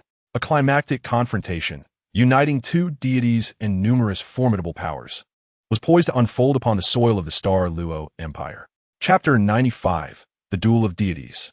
Tang San, akin to a bolt of blue lightning, rapidly reached the forefront of the conflict, standing in opposition to Qian Rinchue across the battlefield. Adorned in the sea god's divine attire, he radiated an ethereal blue glow. Wielding the sea god trident, which shimmered with mysterious and formidable power, each intricate line seemingly encapsulating the ocean's boundless mysteries. Qian Rinchue, clad in immaculate angelic armor, with her wings gently unfurling, scattered glimmers of light, her angelic sword emanating a piercing aura as her sharp gaze fixed upon Tang San. Tang San, I did not expect you to achieve the sea goddess position at such a time. Qian Rinchue's voice was cool yet resolute, resonating across the battlefield. Qian Rinchue, given the current circumstances, further words are futile. Tang San's expression was solemn as he gripped the sea god trident tightly. Qian Rinchue tilted her head slightly, a glimmer of resolve shining in her eyes. Since both sides possess divine-level powers, let this war be settled by our divine confrontation. Should you be defeated, the Star Luo Empire will surrender immediately. If I lose, the coalition will withdraw and never again encroach upon the Star Luo Empire. Do you dare to accept? Tang San's gaze was fierce, responding without hesitation. I accept your challenge. Today, let us settle this once and for all. He understood the weight of his responsibility for the peace of the Star Luo Empire and Douluo Continent. He must give his all in this duel. The atmosphere around them instantly thickened, as if the very air trembled under the weight of the two deities' standoff. Soldiers from both the coalition and the Star Luo Empire watched with bated breath, aware that the clash between these two divine beings would dictate the course of the war and the fate of the entire Douluo Continent. Qian Rinchue initiated the assault, unfurling her angelic wings and dashing towards Tang San like a white comet. The angelic sword in her hand gleamed with a sacred yet fierce radiance as she unleashed her divine technique, the light of judgment, sending forth a colossal golden beam towards Tang San, rending the very fabric of space, accompanied by a sizzling sound. Unfazed, Tang San infused the sea god's power into the sea god trident, executing the sea god's wave break slash. A wave of blue sword energy, imbued with the ocean's boundless might, surged forth to meet the golden beam. Boom! The two forces collided, erupting in a deafening roar, a powerful shockwave emanating from the point of impact. nearly destabilizing the soldiers on both sides.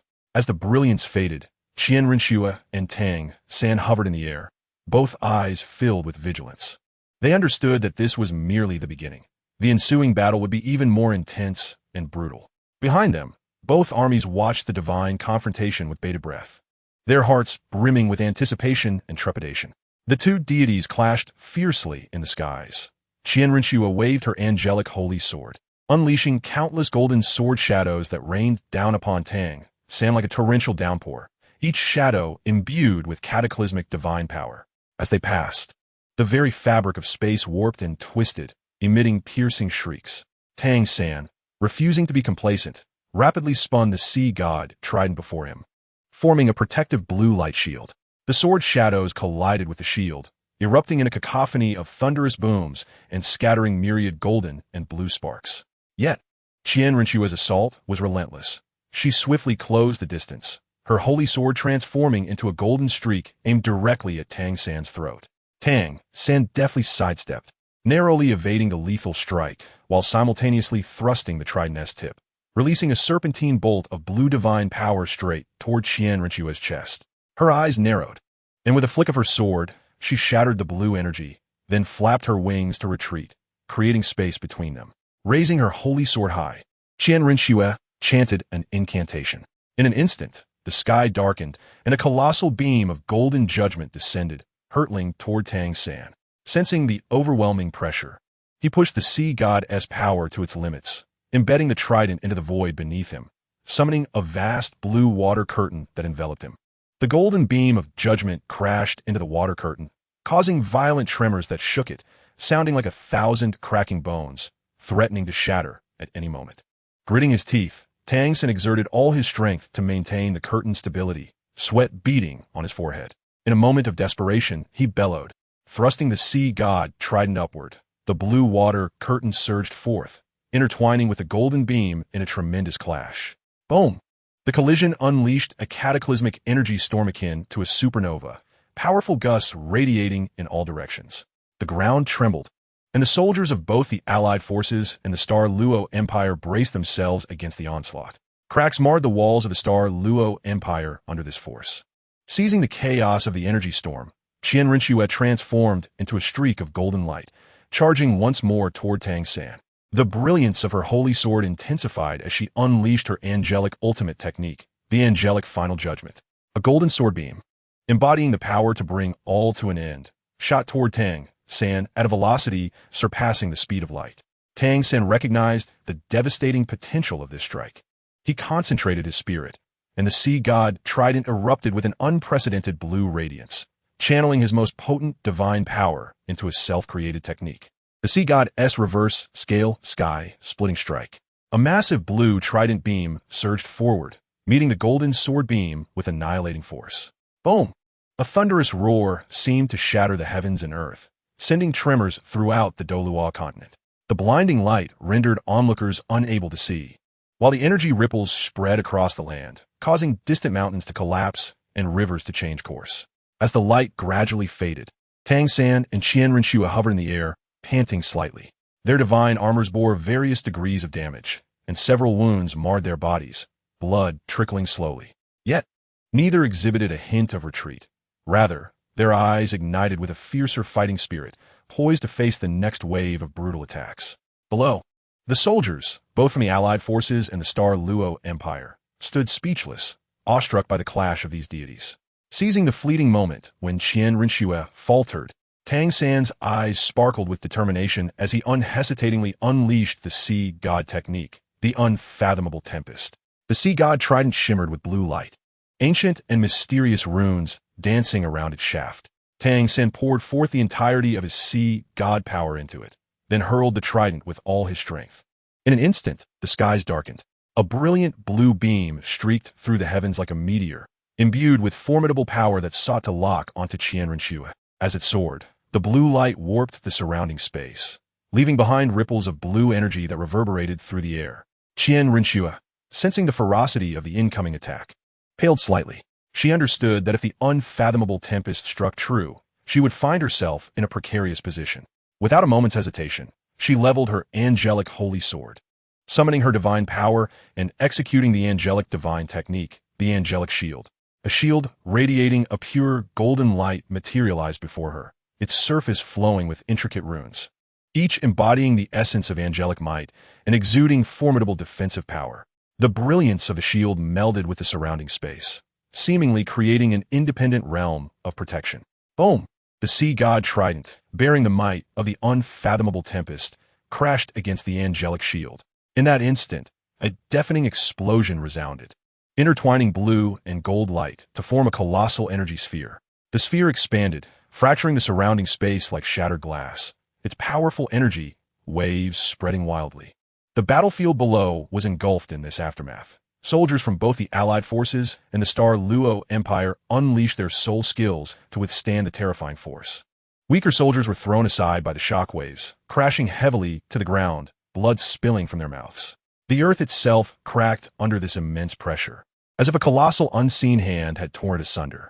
At the center of this tempest, Qian Rinxue braced against the unfathomable tempest's overwhelming force, her feet sliding backward through the void, leaving trails of golden light. Gritting her teeth, she clutched the angelic holy sword tightly, striving to maintain the stability of her angelic shield.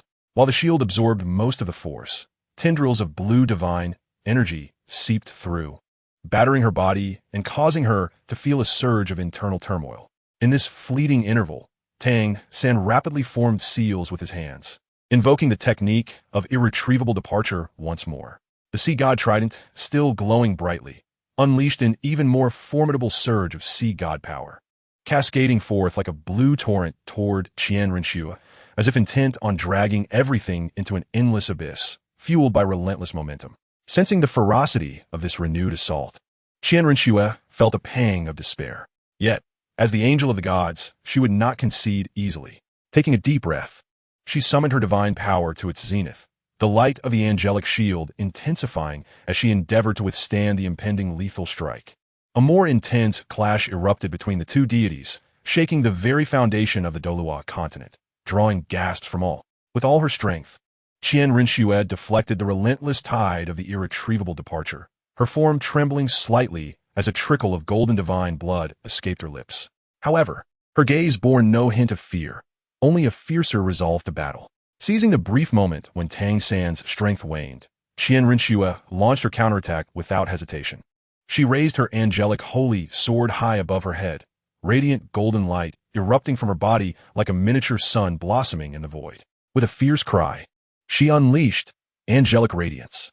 In an instant, countless golden rays shot forth from her, each a divine blade capable of obliterating the very heavens, tearing through space and leaving behind dark fissures in their wake. The golden rays of light swiftly converged into a colossal golden sun, radiating an unparalleled heat and an overwhelming pressure as it hurtled toward Tang San with a thunderous roar. The surface of the sun rolled with golden flames, a holy fire forged from the divine power of angels, seemingly capable of incinerating all existence. Observing this, Tang San's expression turned grave. He hastily retracted the sea god trident, fervently infusing it with the power of the sea god. The trident blazed with resplendent light, its blue hues intertwining magnificently with the golden sun. With a mighty shout, Tang San unleashed the circle of the sea. A translucent barrier, emanating a ghostly blue glow, materialized before him, intricately inscribed with mysterious runes that shimmered and unleashed formidable protective power. Boom! The golden sun struck the sea god barrier with immense force, producing a deafening roar. The tremendous impact caused the very heavens and earth to tremble, the space itself seemingly unable to withstand such force, emitting a mournful wail. The golden flames and blue radiance intertwined and collided, erupting into blinding light that compelled everyone on the battlefield below to shut their eyes. The residual energy surged forth like a tempest, toppling soldiers from both the Allied forces and the Douluo Empire. Many were hurled several meters away, blood streaming from their orifices. The ground of the battlefield was scarred with unfathomable chasms, and the surrounding mountains crumbled under the weight of this overwhelming force, boulders tumbling down. In the heart of the brilliance, both Tang San and Qian Rinxue bore the brunt of immense pressure. The sea god barrier flickered under the relentless assault of the angelic sun, threatening to shatter at any moment. Gritting his teeth, Tang San felt the veins on his forehead bulge as he exerted every ounce of strength to maintain the barrier's stability. Qian Rinxue, too, found herself straining. The exertion of such a powerful divine technique drained her considerably. Yet, her heart was driven by a singular conviction: to defeat Tang San and claim victory in this confrontation. As the brilliance slowly dissipated, the sea god barrier, though riddled with countless cracks, ultimately withstood the onslaught of the angelic sun. Tang San exhaled deeply, glancing at the equally fatigued Qian Rinxue, recognizing that the battle had reached a critical juncture. Both fighters were nearing their limits, and every subsequent move could determine the outcome. Meanwhile, the soldiers below regained their footing, anxiously observing the two deities in the sky, awaiting the final result of this divine clash. Above the ravaged battlefield, the fierce struggle between Tang San and Qian Rinxue raged on. Tang San wielded the sea god trident, its blue light swirling as every strike summoned the might of the ocean, while Qian Rinxue's angelic sword radiated with golden holy brilliance, delivering a relentless barrage of sacred and piercing attacks. Their figures intertwined in the void, the colliding divine powers resonating with thunderous roars that shook the very fabric of reality. In the depths of the clandestine, malevolent underground palace of the Spirit Empire, Bibi Dong stood at the pivotal moment of the final trial of the Rakshasa 9 tests. The surrounding space was enveloped in a dense, almost tangible black mist, within which countless twisted faces writhed and emitted anguished cries. These were the souls Bibi Dong had collected to complete the Rakshasa 9 tests, now being drawn forth by the evil and potent will of the Rakshasa god, providing the final impetus for her ascension to divinity. Bibi Dong was shrouded in a bizarre, purplish-black glow, her expression a mixture of agony and madness. The final hurdles of the Rakshasa 9 tests were ruthlessly forging her soul and body. Her form flickered within the light, her muscles and bones seemingly reshaped by an unseen force, each transformation accompanied by excruciating pain. Yet Bibi Dong persevered with indomitable will. Just one more step. If she could withstand this final test, she would ascend as the Rakshasa god, and then the entire Douluo Continent would be under her dominion. Bibi Dong roared internally, her voice saturated with an insatiable thirst for power. The walls of the palace were inscribed with various malevolent runes and patterns, which now glimmered with an eerie light, resonating with the glow enveloping Bibi Dong. As time progressed, her aura intensified, the sinister and terrifying power accumulating like a volcano poised to erupt within the underground palace. Meanwhile, high above the battlefield, Tang San and Qian Rinxue remained oblivious to the monumental crisis posed by Bibi Dong's imminent completion of the Rakshasa 9 tests. They were fully engrossed in their battle, pouring every ounce of energy into each strike. Tang San unleashed the Sea Emperor's descent, manifesting a colossal blue phantom of the sea god behind him, its trident lunging fiercely toward Qian Rinxue. In response, she invoked the angel's descent, summoning a magnificent angelic statue behind her, the angel's sword cleaving forth a beam of golden destructive light to meet Tang San's onslaught. Boom!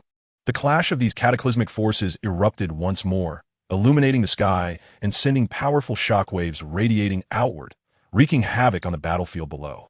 The earth was torn into countless fragments, mountains collapsed, and rivers ran dry. Just as the fierce battle between Tang San and Qian Rinxue reached its zenith, Bibi Dong unleashed a thunderous roar from within the underground palace.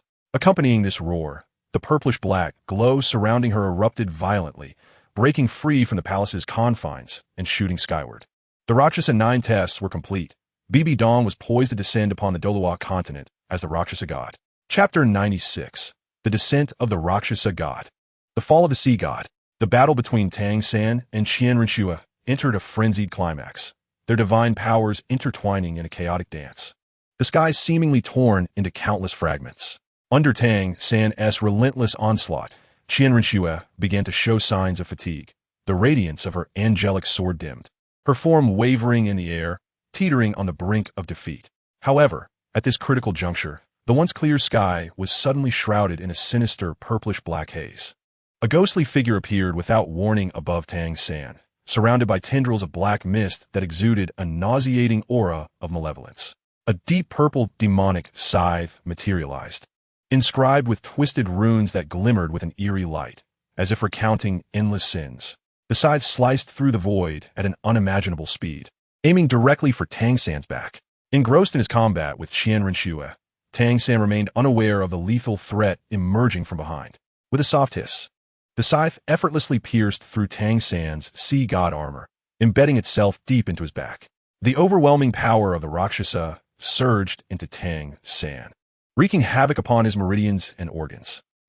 Tang San let out a pained scream, his body trembling violently. His sea god power briefly faltered under the onslaught of the Rakshasa energy. The once suppressive momentum against Qian Rinxue collapsed instantaneously, causing him to plummet toward the ground like a severed kite. Qian Rinxue steadied herself, momentarily stunned by the sight before her, before a complex expression flickered in her eyes. She looked up at the ominous figure, recognizing it as Bibi Dong, who had just completed the Rakshasa 9 tests and successfully inherited the title of the Rakshasa god. Bibi Dong, Qian Rinxue murmured, her heart a tumult of emotions. Although she yearned to triumph over Tang San, she was taken aback by Bibi Dong's unexpected ambush at such a critical moment. Holding the Rakshasa scythe, Bibi Dong floated in the void, erupting into a fit of triumphant laughter. Tang San, today marks your demise. Even if you become the sea god, you remain utterly insignificant before the Rakshasa god. Her voice was sharp and frigid, akin to a demon's whisper from the depths of the abyss. On the battlefield below, both the allied forces and the soldiers of the Douluo Empire were left in stunned disbelief at this sudden turn of events. The recently balanced divine confrontation underwent a cataclysmic transformation in an instant due to Bibi Dong's intervention. All present came to the stark realization that the situation had spiraled entirely out of control, and the fate of the Douluo Continent was veering toward an even more uncertain destiny. Tang San fell heavily to the ground, creating a vast crater upon impact. He struggled to rise, but the severity of his back injury rendered him nearly incapacitated, the malevolent power of the Rakshasa surging within him like a relentless parasite, inflicting excruciating pain with each movement. Bibi Dong gazed down upon the writhing Tang San, her eyes brimming with ruthless determination, and without hesitation, she pressed her advantage. With a delicate leap, she shot forward like a bolt of violet-black lightning, brandishing her Rakshasa scythe high above her head, the runes upon it shimmering with an increasingly sinister glow, unleashing an even more formidable malevolent force. Embrace your demise, Tang San. Her voice reverberated across the battlefield, laden with unrelenting bloodlust. As she approached, the surrounding air appeared to corrode under the weight of her dark power, becoming distorted and oppressive. Despite the agonizing pain radiating from his back, Tang San summoned every ounce of strength he could muster, desperately wielding the sea god's trident in a final act of defiance. A shimmering blue barrier of divine energy materialized before him. Yet his grievous wounds had severely diminished his power, rendering the barrier weaker than before. With a resounding clash, the Rakshasa scythe struck the blue barrier, echoing a deafening boom. The barrier fractured under the assault, splintering into countless cracks before shattering entirely with a thunderous explosion. The force of the impact propelled Tang San backward, causing him to expel a spray of golden divine blood as he skidded across the ground, carving a deep trench in his wake. Yet, Tang San refused to yield. He understood that any sign of weakness could jeopardize not only his life, but also the very fate of the Douluo Empire and the entirety of the Douluo Continent. Struggling against the chaotic energy within him, he managed to stand once more, the sea god's trident held defensively before him. Bibi Dong, not satisfied with her initial success, swung the Rakshasa scythe again, invoking the formidable Rakshasa divine technique, Rakshasa Inferno. Countless violet-black flames erupted from the scythe, each imbued with a potent corrosive and malevolent essence, resembling ferocious demons clawing their way toward Tang San. Wherever they passed, the ground was instantly pocked with immense craters, and even the air ignited with a sizzle. As the ominous flames bore down upon him, Tang San felt a surge of dread. He was acutely aware of his precarious situation, but he summoned every last vestige of his strength, channeling the sea god's power into the trident to unleash the sea god's purification light. A brilliant blue radiance erupted from the trident, infused with the essence of the pure ocean and righteous will, as he sought to cleanse Bibi Dong's wicked flames. The clash between the blue light and the violet-black inferno created a dazzling explosion of energy, illuminating the battlefield in a tapestry of intertwining colors. Both forces clashed fiercely, neither yielding an inch. However, Tang San, burdened by his grievous injuries, began to feel the weight of exhaustion. The brilliance of the sea god's purification light began to wane. Under the relentless barrage of Bibi Dong's onslaught, Tang San, already depleted and severely wounded, finally reached his limit. His body swayed precariously, and despite his valiant efforts to withstand the attacks, each strike of the Rakshasa power fell upon him like a hammer, dismantling his defenses layer by layer.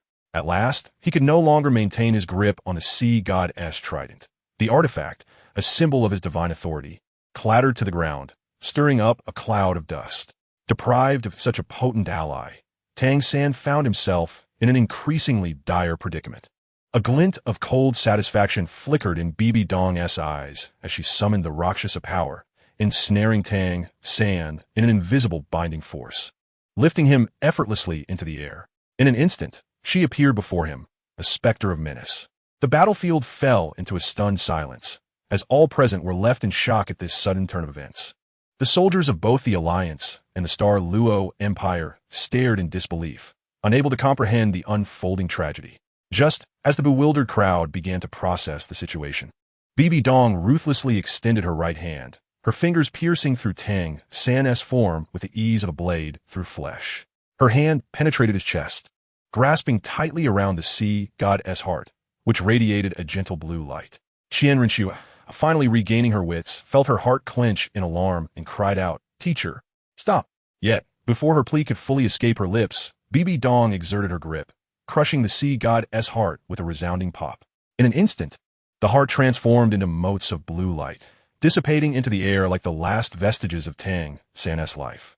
Tang San's gaze dimmed immediately, vitality draining from his eyes at an alarming rate. His body slumped like a marionette with severed strings, golden divine blood oozing from the corners of his mouth. The once great genius, sea god Tang San, had fallen. His form descended slowly, ultimately collapsing to the ground, raising a cloud of dust. A profound silence enveloped the battlefield, a chilling stillness that left everyone speechless in the wake of this shocking spectacle. What had been a fierce clash mere moments ago now felt as though time itself had come to a standstill. The soldiers of the Douluo Empire were engulfed in despair, fully aware that without the protection of the formidable sea god Tang San, the Empire's fate hung by a thread. Meanwhile, among the allied forces, some, still reeling from shock, felt a flicker of unease. Bibi Dong's merciless ruthlessness revealed a danger far beyond their initial assumptions. Qian Renshua stared at Tang San's lifeless body, her heart a tumult of emotions. She felt both fury and helplessness toward Bibi Dong's actions. She had longed for a fair confrontation with Tang San to determine the victor honorably. Yet all of that had been obliterated by Bibi Dong's sudden intervention. Taking a deep breath to steady her tumultuous feelings, she fixed her gaze on Bibi Dong, her eyes questioning. "Bibi Dong, why must you resort to such treachery?" Bibi Dong scoffed, her eyes alight with fervor for power and victory, for the supremacy of the Spirit Empire, to bring the entirety of the Douluo Continent to its knees before me. Any who stand in my way must perish. With that, she surveyed the battlefield, her oppressive gaze proclaiming that a new era for the Douluo Continent would be ushered in by her, the Rakshasa goddess Bibi Dong. As the soldiers of the Douluo Empire witnessed Tang San's fall, it was as though the very world around them crumbled. Each face was etched with terror and despair, cold sweat breaking out on their brows. Tang Hao's eyes burned with anguish, inconsolable in his grief. Ignoring the desperate pleas of those around him, he charged at Bibi Dong like a frenzied beast, roaring, "Return my son's life." His voice was filled with uncontainable sorrow and rage. He unleashed the mightiest technique of the Haoyan school, the great Sumeru hammer, as 9 soul rings blazed brilliantly around him, radiating a heart-stopping power. Immediately thereafter, Tang Hao channeled his soul power to its zenith, unhesitatingly executing the 9 rings explosion.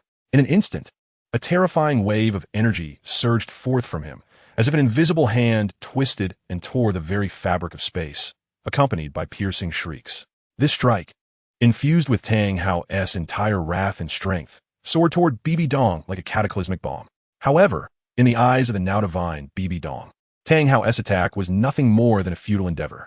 With a dismissive expression, she waved her hand, conjuring a wall of Rakshasa divine power that stood unyielding before her. Boom! Tang Hao's 9 rings explosion collided violently with the barrier formed by the Rakshasa power, unleashing a thunderous roar.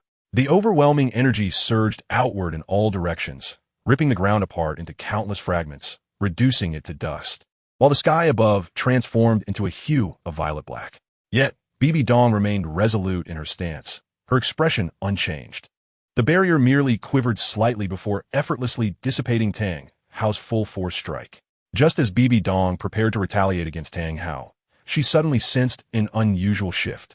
Tang Hao, leveraging the smoke and chaos generated by the Nine Rings explosion, darted towards Tang San's lifeless body with the swiftness of lightning. It was only at this moment that Bibi Dong comprehended the true intent behind Tang Hao's seemingly desperate attack. His aim was to seize Tang San's corpse. "Oof. Do you think you can succeed before me?" With a cold snort, Bibi Dong swung her Rakshasa scythe, conjuring a serpentine manifestation of dark purple divine power that lunged toward Tang Hao with blinding speed. The serpent's gaping maw revealed sharp fangs, as if it intended to swallow Tang Hao whole. Tang Hao sensed the lethal threat looming behind him, but did not dare to look back. His mind was singularly focused on one thought. He must retrieve his son's body at all costs. Gritting his teeth, he channeled all remaining soul power into his legs, propelling himself forward with renewed speed. Just as the dark purple serpent was about to sink its fangs into Tang Hao's back, he finally reached Tang San's side and hoisted his lifeless form into his arms. However, Tang Hao was ultimately a moment too late. The serpent bit down hard on his back, the potent Rakshasa divine power surging into his body, corroding his meridians and organs. Tang Hao let out a muffled groan, blood spraying forth, yet he clung desperately to Tang San's corpse, his eyes brimming with determination and defiance. "You wish to take him from me? It will not be so easy." Bibi Dong flickered into view before Tang Hao, her Rakshasa scythe raised high, poised to deliver a fatal blow that would extinguish any thought of him taking Tang San's body. At that moment, Tang Hao, cradling his son's corpse, was utterly isolated and vulnerable. Just as Bibi Dong's scythe was about to descend, a figure clad in pure white shot forth like a meteor. Qian Renxue unfurled her angelic wings, radiating a sacred brilliance, and appeared before Tang Hao in an instant. With her angelic sword held horizontally, she unleashed a dazzling golden light that formed a robust defensive barrier. Clang! The Rakshasa scythe struck fiercely against the protective barrier erected by the angelic sword, emitting a resounding clash of metal, sparks flying. The tremendous force caused both Qian Renxue and Tang Hao to slide back several meters, but she ultimately succeeded in deflecting Bibi Dong's lethal strike. "Bibi Dong, enough!" Qian Renxue's brow furrowed, her gaze fixed on Bibi Dong, infused with a hint of dissatisfaction and resolve. "Tang San is dead. Why must you continue to torment these people?" Bibi Dong hesitated for a moment, a flicker of displeasure crossing her features, yet she gradually lowered her scythe, sneering, "Humph, if you wish to intervene, so be it. However, the Star Luo Empire has no chance of victory today. They must pay the price for their defiance." Qian Renxue turned to the people of the Star Luo Empire, who wore expressions of sorrow and despair as they beheld the scene. Taking a deep breath, she declared, "People of the Star Luo Empire, Tang San is dead. You have lost your final hope. I shall grant you one more day to contemplate surrender. Should you choose not to capitulate by this time tomorrow, the Allied forces shall raise the Star Luo Empire, leaving not a single soul behind." Upon hearing her words, the citizens of the Star Luo Empire were engulfed in a tumult of emotions. They looked from Qian Renxue to the lifeless Tang San cradled in Tang Hao's arms, momentarily at a loss for what choice to make. Tang Hao, still holding his son's body, slowly rose to his feet. His gaze swept over Qian Renxue and Bibi Dong, filled with hatred and resentment. Yet he understood deeply that he was too weak to continue fighting, burying this hatred deep within his heart. "We must depart." Tang Hao gritted his teeth and began to retreat with the people of the Star Luo Empire back toward the city. On the battlements, the soldiers watched their figures with heavy hearts, fully aware that the coming day would determine the fate of the Star Luo Empire. Once back in the capital, the atmosphere within the imperial palace was one of profound silence. The emperor sat upon his dragon throne, his complexion pale, eyes filled with exhaustion and uncertainty.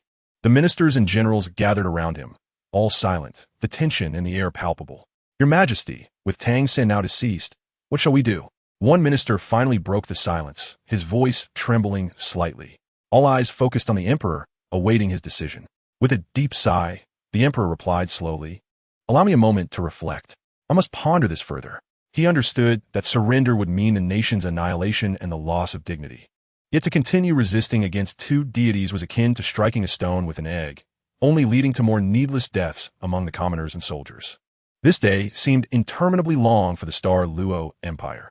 The citizens learned of Tang San's demise and Qian Rinchue's ultimatum, their hearts heavy with worry, the streets eerily quiet. Each person awaited the final decision of the Star Luo Empire, a choice that would seal their fates. Tang Hao trudged back to the Haotian clan, carrying his son's lifeless form, his steps laden with sorrow. Once, this had been the vibrant starting point of his journey, but now it felt like a desolate refuge for his grief. Upon entering the sect, familiar sights greeted his eyes, yet his world lay in ruins. The disciples of the Haotian clan, seeing Tang Hao return with Tang San, erupted into anguished wails, the entire clan enveloped in profound mourning. Tang Hao made his way directly to his quarters, gently laying Tang San on the bed, as if fearing to disturb him. Gazing at Tang San's pallid face, tears streamed down Tang Hao's cheeks like a torrential flood, and he could no longer contain the agony within, crying out in despair. "Little San, it is my inadequacy that failed to protect you. I am not a worthy father." He struck his chest in self-reproach, each blow seemingly sapping his strength. His heart brimmed with regret. If only he had been stronger, if only he had sensed the danger sooner, perhaps none of this would have transpired. After languishing in endless anguish and remorse, Tang Hao gradually regained his composure. His gaze wandered vacantly around the room, settling on an old wooden chest in the corner. It was a relic left by his grandfather, Tang Chun. Slowly, he rose, his heavy steps carrying him to the chest, which he opened with deliberation.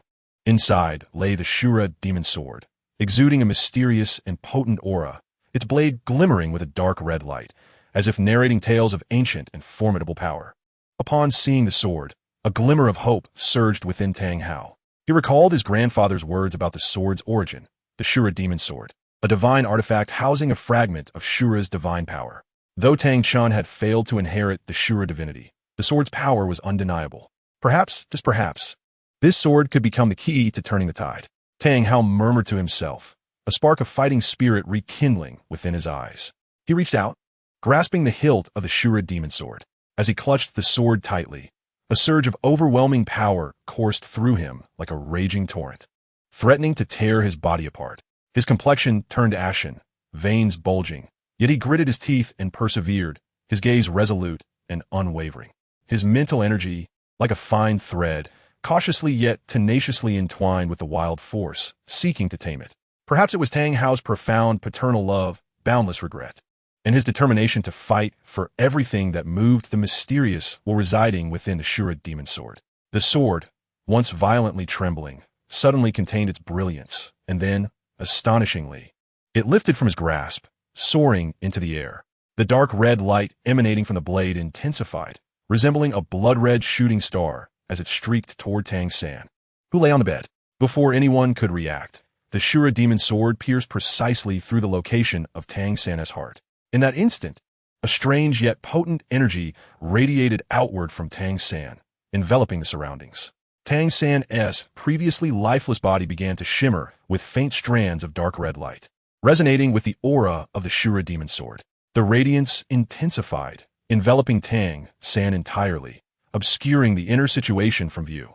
Tang Hao's eyes widened in disbelief, his heart a tumult of emotions, caught between shock at this unexpected turn of events and a flicker of elusive hope. Ignoring his own fatigue and pain, he stumbled towards Tang San. The disciples of the Haotian sect gathered closely, each face etched with astonishment and anticipation. As the glow gradually diminished, the onlookers finally discerned Tang San's condition. The Shura demon sword had vanished, seemingly absorbed into Tang San's very being. His complexion, no longer as pale as before, began to take on a faint blush. At his chest, an elusive dark red pattern emerged, resembling a miniature Shura demon sword, exuding a mysterious and formidable aura. "Little San." Tang Hao trembled as he extended his hand, softly calling out Tang San's name. Yet, Tang San remained with his eyes tightly closed, offering no response. In that instant, Tang Hao's heart sank. The flickering hope felt distant once more. However, he could sense that a new, powerful force surged within Tang San's body. Though faint, its existence was undeniable. Meanwhile, the deadline for surrender set by Qian Rinchu loomed ever closer, dark clouds gathering ominously above the Star Luo Empire, heightening the tension. Within the Haotian sect, everyone stood vigil by Tang San's side, anxiously awaiting his awakening. No one knew what this peculiar action of the Shura demon sword would ultimately bring to Tang San. nor whether it might alter the course of this critical crisis. Chapter 97. The Ascendance of Ashura God, the Fall of the Rakshasa God. In a parallel realm, within the sacred and tranquil space of the offering hall, Qian Yaochun was immersed in the soul examination of the 9 judgments. This trial served as a profound baptism of the spirit, rigorously testing him across multiple dimensions. Initially, the examination presented his past choices. Vivid images materialized before Qian Yaochun, depicting numerous pivotal moments he had encountered on the Douluo Continent. One scene showcased his entry into the battlefield, facing the fierce onslaught of the enemy, with his comrades' lives hanging precariously in the balance. At that moment, he grappled with the arduous decision to hold the line and await reinforcements or to take the risk of breaking through. In the imagery, his gaze was resolute as he ultimately chose to stand firm, successfully leading his comrades to wait for reinforcements and turning the tide of battle through unwavering will and exemplary command. Yet now, the trial seemed to query him. Was your choice truly for justice and responsibility, or merely a pursuit of personal honor? Qian Yaochun responded without hesitation. I followed the justice within my heart, unwilling to see my comrades sacrificed or innocent lives harmed. The scene shifted, revealing moments of camaraderie with his companions. During a shared adventure, they stumbled upon a mysterious treasure. Faced with the immense temptation of the treasure, how would Qian Yaochun choose? In the vision, he and his companions communicated openly, advocating for fair distribution, intending to use the treasure to enhance their collective strength for the protection of the Douluo Continent. The trial posed another question. If you alone possess the treasure, you could gain greater power and expedite your mission. Wouldn't that choice be more sensible? With a solemn expression, Qian Yaochun replied, Power built upon betrayal and selfishness loses its inherent significance. Only by joining hands with my comrades and upholding justice can we truly safeguard this land. Next, the scene transitioned to Qian Yaochun confronting the allure of power. In the Spirit Empire, some sought to elevate him to a higher position of leadership, offering him immense power and wealth, provided he slightly altered his principles to align with certain factions. In the imagery, he firmly declined, steadfast in his principles. The trial pressed on mercilessly. Power could enable you to implement justice more effectively. Why refuse it? Do you not yearn for power at all? With a piercing gaze, Qian Yaochun asserted, Justice must not be established upon improper power transactions. True justice must be pure, unmarred by power and selfish desires. As the examination progressed, Qian Yaochun reflected and responded amidst various complex circumstances and difficult choices. His spirit grew increasingly resilient through each scrutiny, deepening his understanding of justice. The soul examination of the 9 judgments had progressed significantly. Each trial acted as a hammer, forging his soul and propelling him closer to his goal of inheriting the divine mantle of judgment. In the frontline military camp of the Spirit Empire, where tents stood tall and banners fluttered, the atmosphere was particularly grave. Inside a tent, Bibi Dong and Qian Rinxue faced each other, a palpable tension enveloping them. Bibi Dong's expression was dark, her eyes gleaming with a fierce light as she broke the silence. The Star Luo Empire dares to defy my Spirit Empire. These rebels are mere obstacles to our imperial ambitions and must be eradicated without mercy. Only by showcasing the consequences of rebellion can we instill fear across the Douluo Continent, deterring other factions from harboring treachery. Her voice was chilling, as if it emerged from the depths of the netherworld, laced with an undeniable resolve. Qian Rinxue furrowed her brow, her gaze filled with determination and reluctance as she met Bibi Dong's eyes unwaveringly. Slaughter does not genuinely resolve issues. The citizens and soldiers of the Star Luo Empire are largely innocent. They are merely defending their homeland. If we persist in senseless bloodshed, even if we conquer this land, we will find it impossible to win their hearts. What relevance does such brutality have to justice? What benefit does it bring to the long-term goals we pursue within the Spirit Empire? Bibi Dong scoffed, taking a step forward, her Rakshasa divine power subtly surging. The air within the tent seemingly tainted by this malevolent force, becoming oppressive and heavy. Justice? Before absolute power, justice is merely a veil for the weak.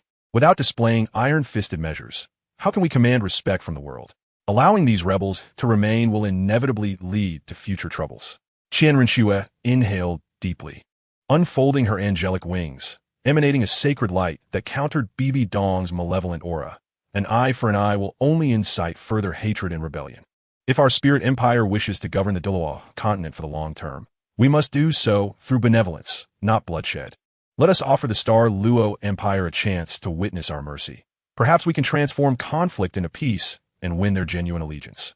Bibi Dong glared fiercely, the Rakshasa scythe in her hand trembling slightly, seemingly responding to its master's fury. You are too naive. These people will not appreciate our mercy. They will only perceive us as weak and vulnerable. Once we lower our guard, they will undoubtedly rise against us again, and we will pay a far greater price. Undeterred by Bibi Dong's wrath, Qian Rinxue resolutely replied, I believe in the inherent goodness of humanity. As long as we offer them respect and opportunities, the majority will make the right choices. Moreover, as deities, we should lead by example, guiding the Douluo Continent towards peace and prosperity, rather than descending into endless cycles of bloodshed and hatred. Both held steadfast to their convictions, unwilling to yield, as the atmosphere within the tent grew increasingly tense, as if a fierce conflict could erupt at any moment. At the moment when the Shura demon sword fused with Tang San's body, he felt a disorienting wave wash over his consciousness, as if an invisible force were extracting his very soul, plunging him into an endless void. Darkness enveloped him. Silence so profound that only the sound of his own heartbeat echoed in his ears.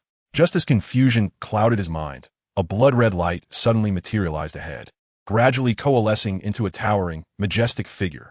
Clad in a black robe adorned with dark red runes, the figure emanated a mysterious and formidable aura. His visage was stern, his eyes reflecting an infinite depth of sorrow and profundity. He was none other than the god of Shura. Tang San, you have finally arrived. The voice of the Shura god reverberated through the void, sending tremors through Tang San's very soul. Where's this place? Why have you brought me here? Tang San inquired warily. The Shura god lifted his gaze, locking eyes with Tang San, and spoke slowly, This is my domain. I am aware of the resentment and hatred that dwells within your heart, and I understand the weight of the mission you bear. I possess the means to grant you resurrection, but you must relinquish the position of sea god and instead inherit the mantle of the Shura god. A jolt of shock coursed through Tang San. He held a profound attachment to the sea god's position, a title he had acquired through countless trials and tribulations. Moreover, the power of the sea god was intricately intertwined with his soul and body, making the prospect of abandonment far from simple.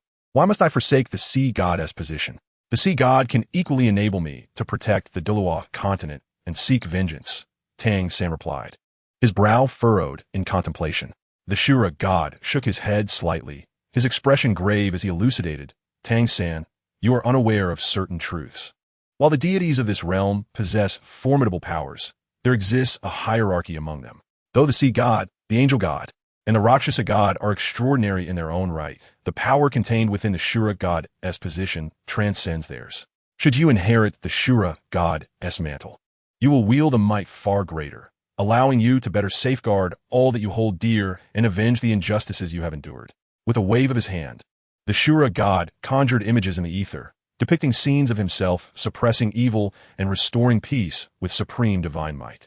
Each tableau resonated with Tang San, imparting a sense of the cataclysmic power and the profound responsibility it entailed. Only by possessing the strongest power can one truly master their fate and maintain the peace of the Douluo Continent. Otherwise, even if you were to resurrect as the sea god, you may still fall victim to formidable foes, the Shura god continued, his words striking Tang San's heart like a heavy hammer. Lost in thought, Tang San recalled the loved ones who had perished for his sake, the innocent citizens of the Star Luo Empire, and the impending crisis facing the Douluo Continent. If his strength was insufficient, how could he protect them? How could he thwart Bibi Dong's malevolence? After a protracted silence, Tang San gradually lifted his head, a glint of determination sparking in his eyes.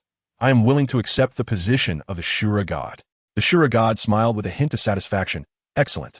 From this moment forth, you shall embark on the path of inheriting the Shura god's legacy. This journey will be fraught with challenges, yet I believe you shall prevail. With those words, the Shura god waved his hands, and countless crimson rays surged towards Tang San, enveloping him entirely. In that void, the blood-red light surged like a tidal wave, wrapping Tang San in layers upon layers of brilliance. Within that radiance lay the divine power and principles amassed by the Shura god over countless epochs, akin to keys unlocking the gateway to a new divine realm for Tang San. He felt as though he was ensconced in an ocean of power, each drop of water imbued with a complex interplay of destruction and order. This power initially circled around him, seemingly testing his limits, before it surged into his body as if it had found a home. His bones crackled under the impact of this force, as if undergoing a profound metamorphosis. His meridians expanded several-fold to accommodate the overwhelming divine energy. Gradually, a layer of dark red patterns emerged on his skin, resonating with the markings that appeared when the Shura demon's sword fused with him. Growing increasingly intricate and vivid, these patterns symbolize the essence of the Shura god's position, each inscribed with the mysteries of the Shura principles. As the divine energy continued to merge with him, Tang San's consciousness sharpened and intensified. He sensed an extraordinary connection forming with the void, as if a mere thought could command the forces of this space.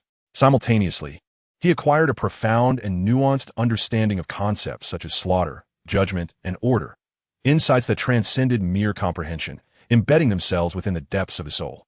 Time became an abstraction, and as the tidal wave of light gradually receded, it once again coalesced within Tang San's being. Slowly, he opened his eyes, and two crimson beams glimmered within, exuding an aura of supreme authority and resolve. At that moment, he had completed the inheritance of the Shura god.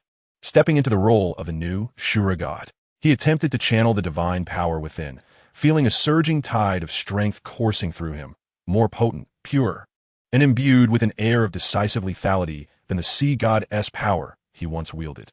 Clenching his fist gently, a low rumble echoed through the void, as if the fabric of space itself could scarcely contain this newfound might, manifesting cracks that threatened to shatter. "I have succeeded," Tang San murmured to himself, his voice tinged with a sense of survival and exhilaration at his new powers. He understood that he had transformed, possessing the potent capabilities to alter the fate of the Douluo Continent. Now he must return to the real world to confront Bibi Dong, uphold the Star Luo Empire, and ultimately unify the Douluo Continent. With this thought igniting a fierce determination within him, Tang San closed his eyes, focused his spirit, and, leveraging the ethereal connection to the external world, summoned his divine power to breach the barrier separating the void from reality, returning to the Douluo Continent. The atmosphere in the imperial city of the Star Luo Empire had reached a suffocating climax, each corner steeped in an oppressive tension. Outside the city, the allied forces of the Spirit Empire surged like a black tide, an endless sea of soldiers stretching beyond the horizon. Their synchronized formations resembled a steel cage, tightly encircling the Star Luo Empire. With only 1 hour remaining before the surrender deadline imposed by Qian Renshua, the sun cast a feeble light upon the earth, unable to dispel the gloom that hung over the hearts of the people. All titled Douluos of the Spirit Empire stood arrayed at the forefront, radiating potent waves of soul power, akin to volcanoes on the verge of eruption, poised to unleash devastating force. The angel god, Qian Renshua, adorned in resplendent divine garb, her angelic wings fluttering gently, scattered beams of light as she wielded the holy angel sword, its brilliance cutting through the air as her frosty gaze fixed upon the gates of the Star Luo Empire. Beside her, the Rakshasa god Bibi Dong was shrouded in an ominous purple-black mist. The Rakshasa scythe she wielded exuding a chilling aura, her sinister eyes seemingly able to penetrate the walls and perceive the fear within the hearts of those inside. 1 hour from now, if the Star Luo Empire does not surrender, we shall flatten them. Bibi Dong's voice rang cold and merciless before the ranks, echoing like a death knell. On the walls of the Star Luo Empire, soldiers stood at the ready, their hearts brimming with trepidation, yet they clutched their weapons tightly, their gazes resolute in the face of death. The emperor stood atop the city tower, gazing out at the predatory enemy forces, his countenance grave. He understood well that this final hour would determine the fate of the Star Luo Empire. "Your Majesty, what shall we do?" a general asked anxiously. The emperor inhaled deeply and replied slowly, "We shall fight until the last moment. The citizens of the Star Luo Empire will never bow their heads." His voice resonated with conviction, instilling a renewed vigor within the soldiers. However, amidst this tense atmosphere, the sky suddenly underwent a dramatic transformation. The previously clear heavens were swiftly engulfed by ominous clouds, heavy as lead, suffocating all beneath their weight. Then, a blood-red light streaked across the sky like a shooting star, hurtling towards the Star Luo Empire. "What is that?" someone gasped. All eyes turned skyward, transfixed by the approaching crimson light, which drew nearer with alarming speed, as if it would arrive in an instant.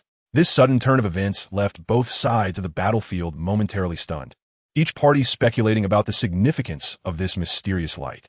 The blood-red radiance surged forth like a calamity from the heavens, hurtling towards the Allied forces with astonishing velocity.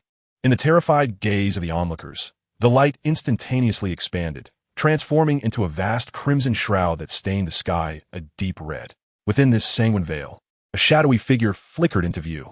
As the brilliance pulsated, the figure gradually came into focus, revealing none other than Tang San, who had completed the Azura God inheritance. At this moment, he emanated a chilling Azura aura, his eyes reflecting an inexorable majesty and a thirst for slaughter.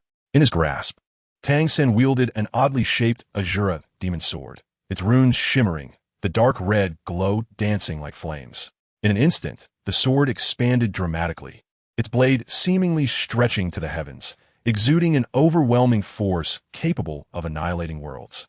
With a thunderous roar, Tang San raised the Azura demon sword high above his head and struck down towards the Allied camp. This blow seemed to condense all the strength of the universe, accompanied by a deafening explosion that echoed as though the very earth were fracturing.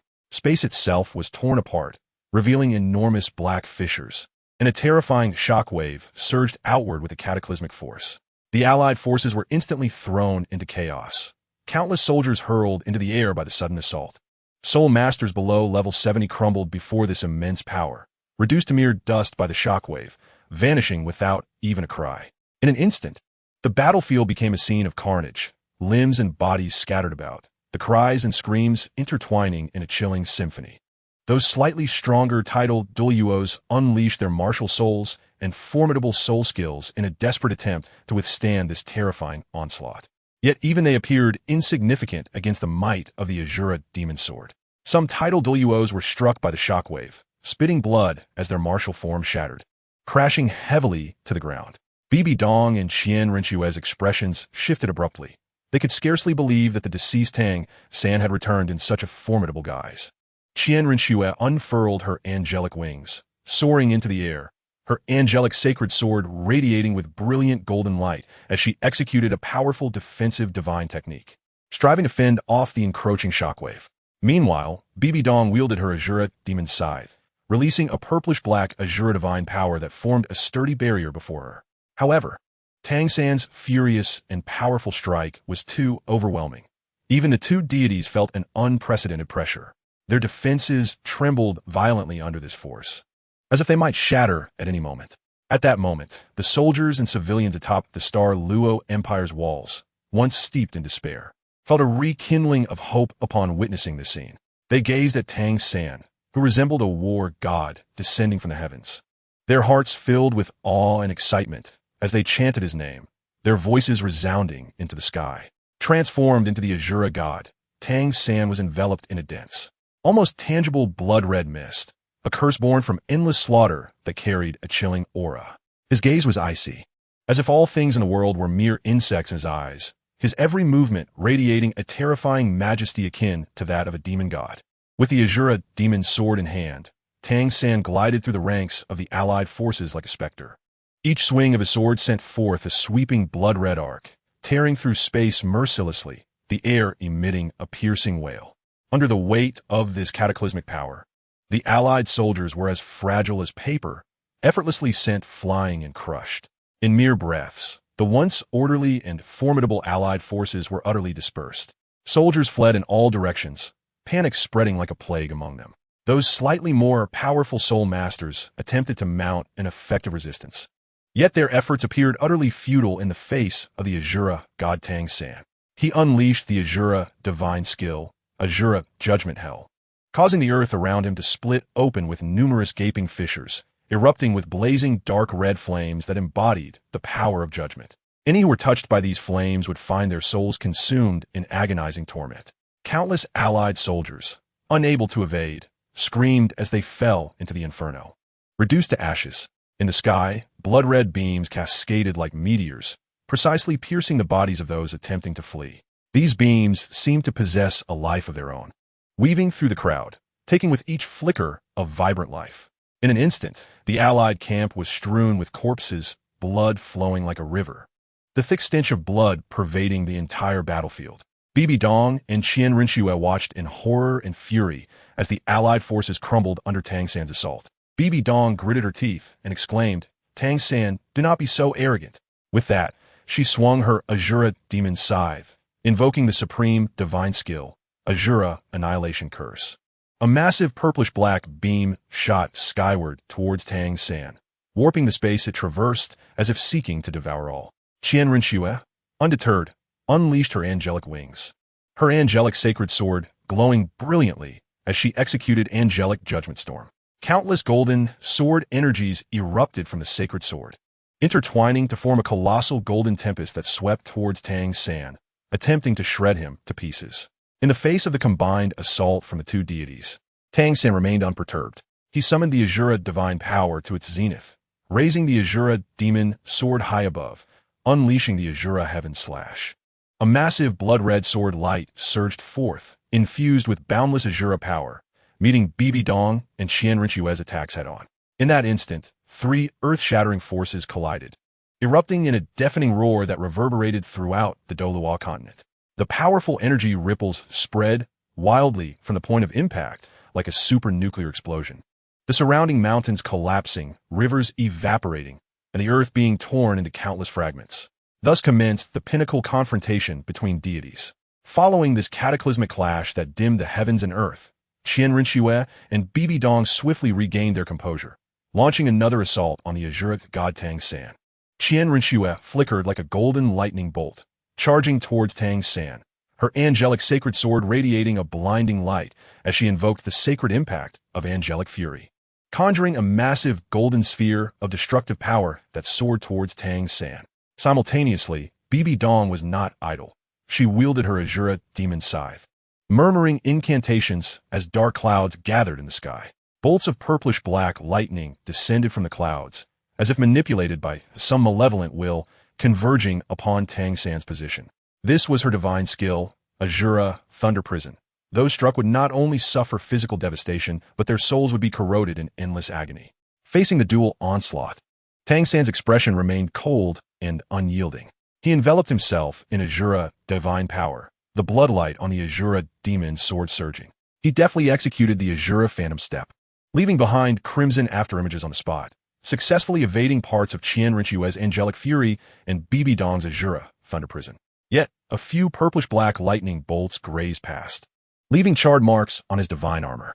Nevertheless, Tang San did not relent. Seizing the opportunity amidst the barrage from Qian Rinxue and Bibi Dong, he took the initiative. He swung the Azura demon sword, unleashing the Azura blood slash, a colossal blood-red sword light aimed at Qian Rinxue. Her eyes widened, and she hastily raised her angelic sacred sword to defend. Boom!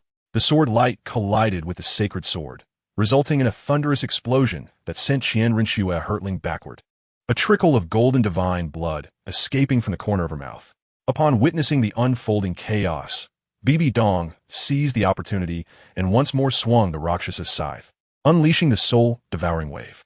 A violet-black ripple surged forth at an astonishing speed towards Tang San, shattering the surrounding space like splintered glass.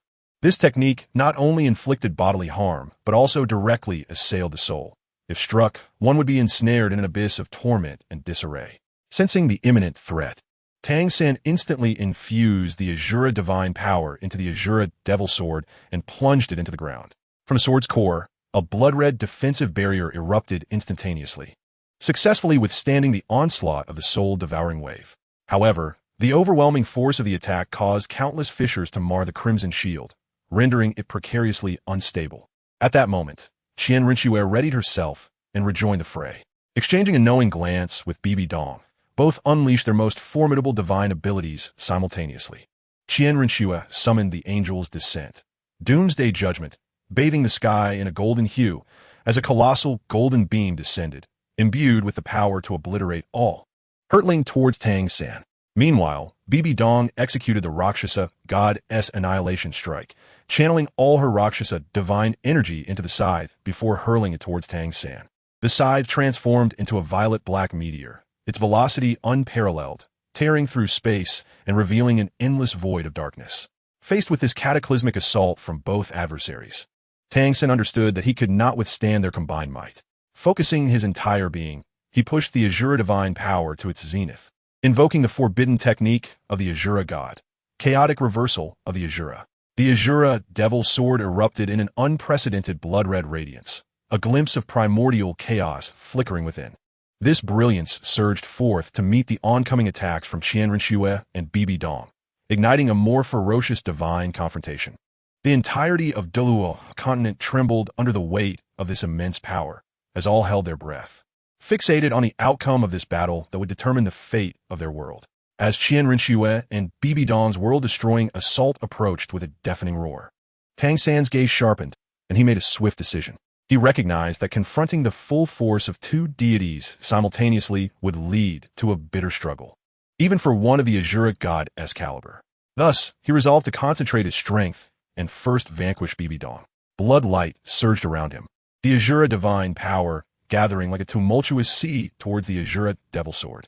Focusing his will into a singular point, he unleashed the overwhelmingly dominant technique of the Azura's rift-shattering strike. The runes upon the sword flared brilliantly, igniting a terrifying force capable of rending space itself. In an instant, a blood-red crescent-shaped sword light erupted from the Azura devil sword, transcending mere attack form to embody Tang San's determination and all-consuming power. It sped forth, surpassing the speed of light, akin to a crimson comet, directly targeting the Rakshasa scythe hurled by Bibi Dong. The collision was cataclysmic. The energy unleashed was akin to a cosmic explosion, an intense radiance consuming all in its vicinity as the fabric of space tore apart like fragile parchment, revealing a pitch-black rift. The violent energy surged forth, flattening nearby mountains and gouging the earth into unfathomable chasms, clouds of dust spiraling skyward. Bibi Dong felt an unprecedented sense of peril. She attempted to summon back the Rakshasa scythe to bolster her defenses, but it was too late. Under the weight of Tang San's all-out strike, the violet-black glow of the scythe dimmed rapidly, its once unstoppable momentum completely thwarted. Subsequently, the blood-red sword light pierced through the defenses of the Rakshasa scythe, continuing its relentless course towards Bibi Dong. Her eyes widened in terror. Bibi Dong quickly summoned every ounce of Rakshasa divine power, forming layer upon layer of violet-black shields before her.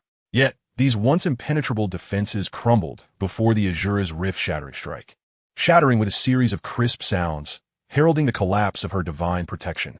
Ultimately, the sword light crashed heavily into Bibi Dong. A piercing shriek escaped her lips as her body plummeted like a marionette with severed strings. Her divine armor lay in tatters, her form marred by ghastly wounds, while violet-black divine blood flowed incessantly from her injuries, staining the earth below with an eerie hue. Qianrenxue, witnessing this scene, felt a tumult of shock and fury. She had never anticipated Tang San would so decisively choose to concentrate his strength against Bibi Dong, and with such success. However, there was no time for contemplation. She understood that if she did not act immediately, she would be the next to suffer. Gritting her teeth, she summoned the radiant angelic sword, invoking the divine shield of angelic wings, attempting to protect herself while granting Bibi Dong a moment of reprieve. She unfurled her massive angelic wings, the sacred light cascading down like a waterfall, enveloping both herself and Bibi Dong within an indomitable barrier of light. Meanwhile, Tang San, having severely wounded Bibi Dong, showed no signs of hesitation. He recognized this moment as the prime opportunity to press his advantage. Wielding the Azura devil sword and stepping into the void, he advanced toward Qianrenxue and Bibi Dong like an invincible war god, his gaze icy with murderous intent, poised to deliver the final blow and bring this divine battle to a conclusive end. After repelling Qianrenxue, his blood-red gaze locked onto the faltering Bibi Dong. In her current state, her divine armor in ruins, violet-black divine blood streaming down her form, she appeared utterly defeated. Yet, the malice in her eyes grew only more potent upon witnessing Tang San's approach. As the Azura divine power surged around him, each step he took reverberated through the void, as if even space itself could not withstand his overwhelming presence. The brilliance of the Azura devil sword dazzled, its runes seemingly celebrating the impending slaughter. Bibi Dong, today marks your demise. Tang San's voice thundered like a tempest, echoing across the heavens. As his words fell, he swung the Azura devil sword with ferocity, invoking the Azura's absolute killer ray. In that moment, a multitude of blood-red sword energies shot skyward from Tang San's center. before cascading down like a torrential rain upon Bibi Dong. Each blade of energy bore the judgment power of the Azura god, cleaving through space and producing a sizzling sound as reality itself was torn asunder. Bibi Dong, aware of her inability to confront this onslaught head-on, gritted her teeth against the agonizing pain coursing through her body. She swung the Rakshasa scythe and employed the Rakshas's nether escape, transforming into a violet-black streak of light, attempting to burrow underground for escape. However, Tang would not allow her to evade so easily. With a mere thought, the Azura divine power enveloped the entire area like an invisible net. Think you can escape? You shall not. Tang roared, sweeping the Azura devil sword downward. Bibi Dong, who had already begun to sink underground, felt an irresistible force pulling her back to the surface. Once again, she emerged into the air, her face etched with despair and defiance. Yet she refused to surrender, pouring her last vestiges of divine energy into the Rakshasa scythe, which she hurled at Tang, simultaneously invoking the Rakshasa blood sacrifice, sacrificing her own divine blood to unleash a fleeting but potent power in a desperate struggle. The Rakshasa scythe shot forth like a violet-black meteor, radiating an aura of devastation. The power unleashed by the Rakshasa blood sacrifice surged towards Tang like a wicked tempest. Tang scoffed, unperturbed. He concentrated the Azura divine power before him, manifesting a colossal blood-red shield. When the Rakshasa scythe collided with the shield, a resounding crash reverberated through the air, sparks flying in all directions. As the malevolent tempest encountered the blood-red shield, it was instantaneously purified, dissipating into nothingness. Immediately thereafter, Tang wielded the Azura demon sword once more, unleashing his ultimate technique, the Azura Annihilation Slash. A crimson blade of light, stretching for thousands of feet, surged forth with an unstoppable force, aimed directly at Bibi Dong. This strike encapsulated all of Tang San's hatred towards her, as well as his unwavering resolve to protect the Douluo Continent. No, Bibi Dong emitted a despairing scream, yet her cries were swiftly engulfed by the sword's radiance. As the blade passed through, her form was cleaved in two, and the power of the Rakshasa god vanished entirely in that instant. The once mighty Rakshasa god, who had wielded dominion over the Douluo Continent, had now fallen. Tang gazed at the dissipating remnants of Bibi Dong, exhaling a sigh of relief. However, he knew that this battle was not yet fully concluded. Although Qian Rinxue had been repelled, she could return at any moment. He sheathed the Azura demon sword, his gaze attentively fixed on the direction from which Qian Rinxue had departed, bracing himself for the next potential confrontation. Qian Rinxue watched in horror as Bibi Dong was obliterated beneath the terrifying Azura sword light. In that fleeting moment, an icy dread surged from her feet to her head, cold sweat instantly soaking her back. At this critical juncture of life and death, fear and despair surged within her like a tidal wave. Yet, her instinct for survival and pride as an angelic deity compelled her to grit her teeth and unleash her divine power without reservation. The wings of the angel behind her trembled violently, radiating an unprecedented brilliance of golden light, while the holy angel sword in her hand blazed with such intensity that it nearly eclipsed the sun. Qian Rinxue executed the most formidable of her angelic techniques, the angelic judgment, dawn of the apocalypse, unleashing a massive beam of light imbued with divine annihilation power from the tip of her sword. Within this beam, countless sacred runes flickered and flowed, carrying the force of creation and destruction, crashing towards Tang with overwhelming momentum. Tang maintained a tranquil demeanor, facing Qian Rinxue's all-out assault with only a slight elevation of his Azura demon sword. A flash of crimson light enveloped the sword, and a blood-red shield coalesced before him. Though it appeared ethereal, it harbored the supreme power of the Azura principles. When the beam of angelic judgment struck the shield, it erupted with a thunderous roar, the brilliance radiating outward as powerful energy waves fractured the surrounding space like shattered glass. However, the chasm between the angel god and the Azura god was akin to an insurmountable abyss. Qian Rinxue's desperate attack, despite her utmost effort, merely caused ripples to dance across the blood-red shield, unable to make any further advance. Then, a slight smirk graced Tang lips, a glint of cold resolve flashing in his eyes.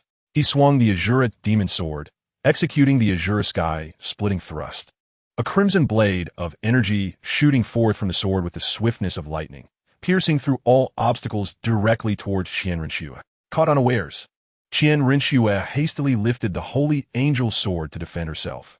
With a piercing sound, the sword energy effortlessly penetrated her defenses, plunging directly into her shoulder. Instantly, golden divine blood gushed forth like a fountain, and Qian Rinxue let out a muffled groan, her body soaring backward like a kite severed from its string. She crashed heavily to the ground, creating a massive crater and kicking up a cloud of dust. As Qian Rinxue struggled to rise, she felt as though her divine power had been entirely siphoned away, and the searing pain from her wound nearly caused her to faint. Her eyes brimmed with unwillingness and fear as she gazed at Tang San, who stood unwavering like a demon god, wielding the Azura demon sword. For the first time, she found herself deeply questioning her own strength. She realized that in this confrontation with the Azura god, she had utterly fallen into a disadvantageous position. Failure seemed inevitable. Yet, her dignity as an angel god spurred her not to relinquish hope. Even if but a sliver remained, she would continue to fight, seeking an opportunity to reverse her fate.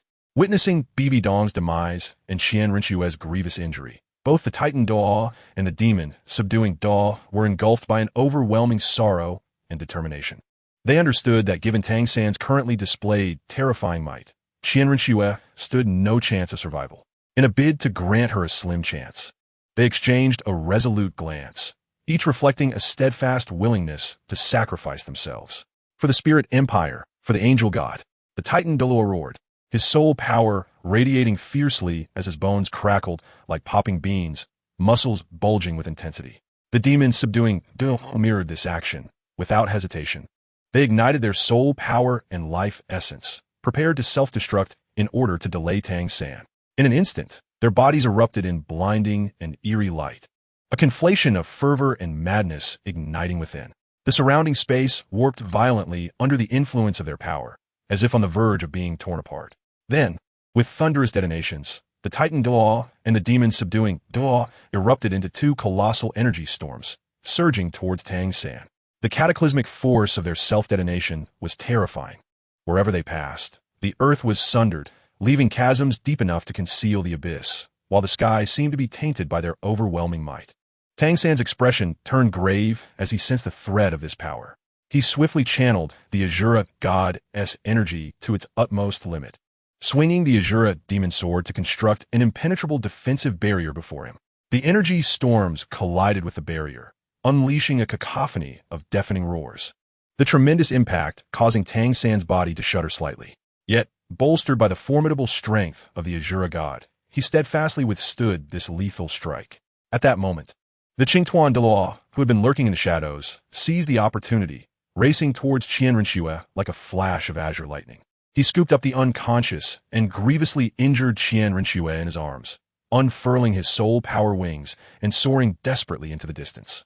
In that instant, the only thought in Qingtuan Douluo's mind was to rescue Qian Rinxue at all costs, ensuring that the last hope of the Spirit Empire did not perish. Tang San naturally noticed the Qingtuan Douluo's maneuver. Furrowing his brow, he prepared to pursue. However, at that moment, other soul masters from the Spirit Empire surged towards Tang San in a bid to bite Qingtuan Douluo more time. Aware of their insignificance before Tang San, they nonetheless charged forth unflinchingly, driven by their faith and loyalty to the Spirit Empire. These soul masters unleashed their respective soul skills, beams of light and energy hurtling towards Tang San. Though these attacks posed no tangible threat to him, they proved to be nothing more than a vexing swarm of flies. Disrupting his movements, Tang San frowned slightly with irritation, yet he recognized that their desperate obstruction was not entirely without merit.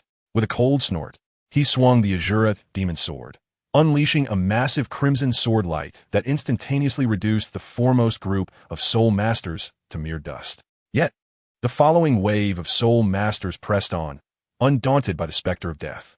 Amidst the chaos, Qingtuan Douluo, cradling Qian Rinxue, soared further away, gradually disappearing into the distant horizon. Tang San's eyes glinted with a fierce determination as he observed their retreat, gazing down upon the disarrayed coalition soldiers. His expression was icy and resolute. The fury within him surged like molten lava. At this moment, he would grant these coalition soldiers no opportunity for surrender. Intent on exterminating them utterly, the Azura god's power surged within him, and wielding the Azura demon sword, Tang San transformed into a streak of blood-red light. hurtling towards the coalition soldiers. Wherever he passed, the air ignited instantaneously, leaving behind a trail of twisted remnants. You have chosen to partake in this unjust war. Thus, you shall bear the consequences. Tang San's voice thundered like rolling thunder, reverberating across the battlefield, each word laced with a chilling intent.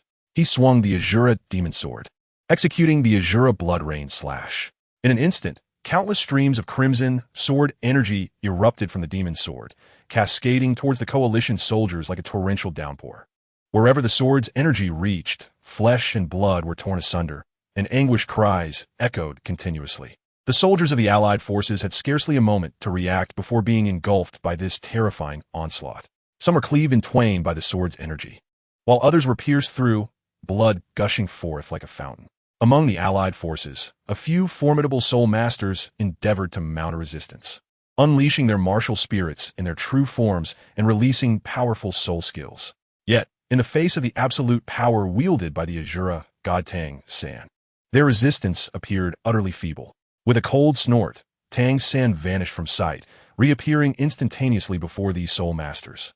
With a gentle sweep of the Azura demon sword, a massive blood-red sword radiance surged forth, shattering the martial spirits of these soul masters, their bodies splintering into pieces. On the battlefield, the Allied soldiers scattered in a frenzy, fear spreading like a plague among the crowd. However, Tang San exhibited no semblance of mercy. He relentlessly pursued those attempting to flee, employing the Azura Soul pursuit step.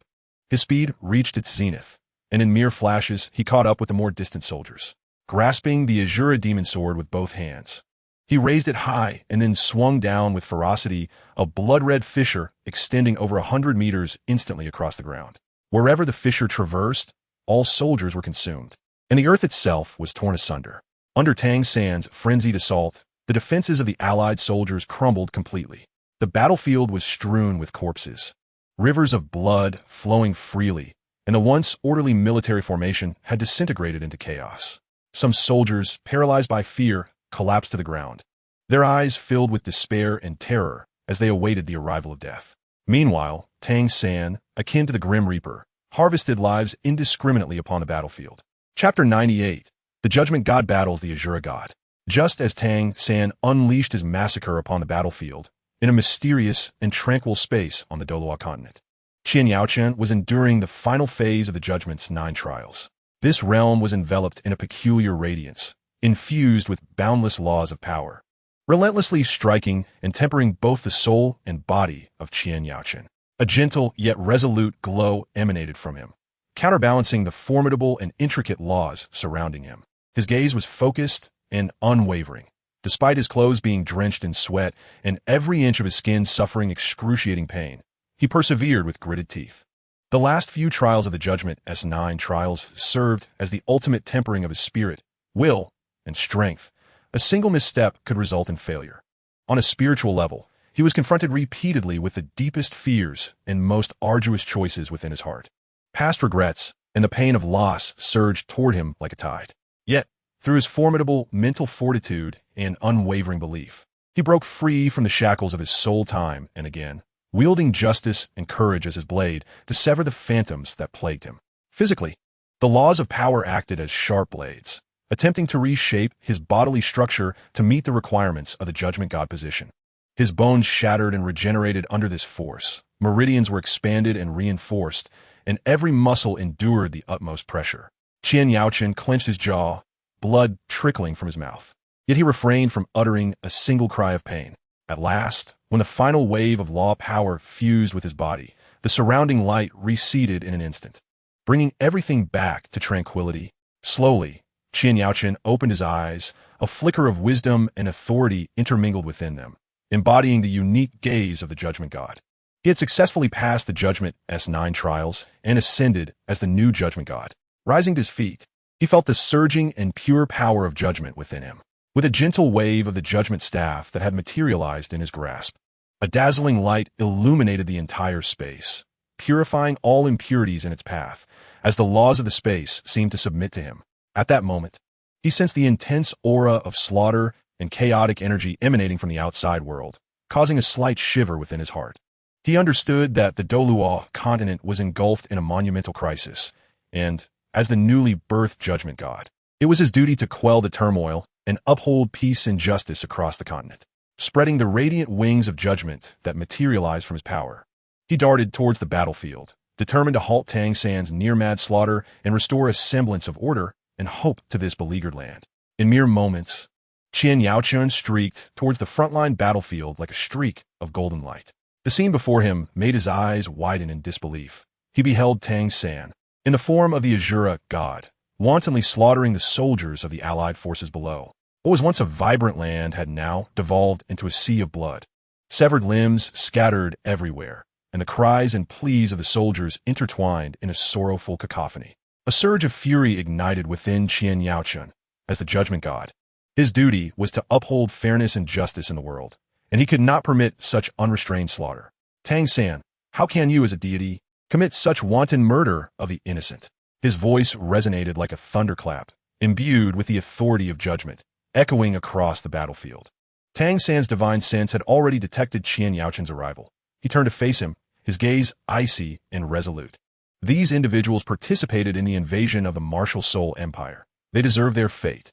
With those words, the Azura divine power surged around him, the blood-red mist thickening, and the Azura demon sword in his hand gleamed with a bloodthirsty light.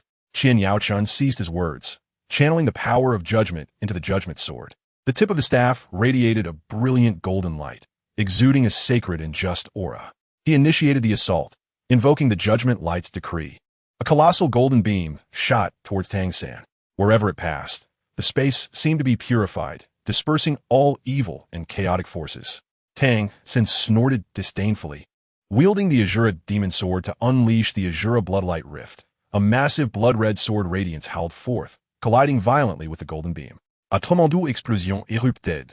The clash of these two formidable powers producing a blinding light and shockwave. The ground trembled, stones flying in all directions, and surrounding mountains crumbled under the force of the impact. Qian Yaochun's figure flickered, darting towards Tang San like a bolt of golden lightning, the judgment staff swinging repeatedly. Golden runes flew from the blade, forming various mysterious patterns aimed at Tang San. These runes contained the laws of judgment. Upon impact, they would inflict a dual blow to both soul and body. Unfazed, Tang San executed the Azura phantom step, leaving behind a series of blood-red afterimages in the void, skillfully evading Qian Yaochun's attacks. In an instant, he appeared behind Qian Yaochun, the Azura demon, sword bearing down with immense force aimed at his back. Sensing the attack from behind, Qian Yaochun swiftly turned, positioning the judgment sword horizontally before him to block. The Azura demon sword struck the judgment sword with a resonant metallic clash, the tremendous force sending shockwaves through their arms. The battle escalated, each exchange resulting in violent tremors throughout the heavens and earth, the surrounding space twisting and fracturing. Qian Yaochun sought to suppress Tang San's Azura divine power with the sanctity and purifying nature of the power of judgment, while Tang San relentlessly assaulted Qian Yaochun's defenses with the overwhelming might and murderous intent of the Azura god.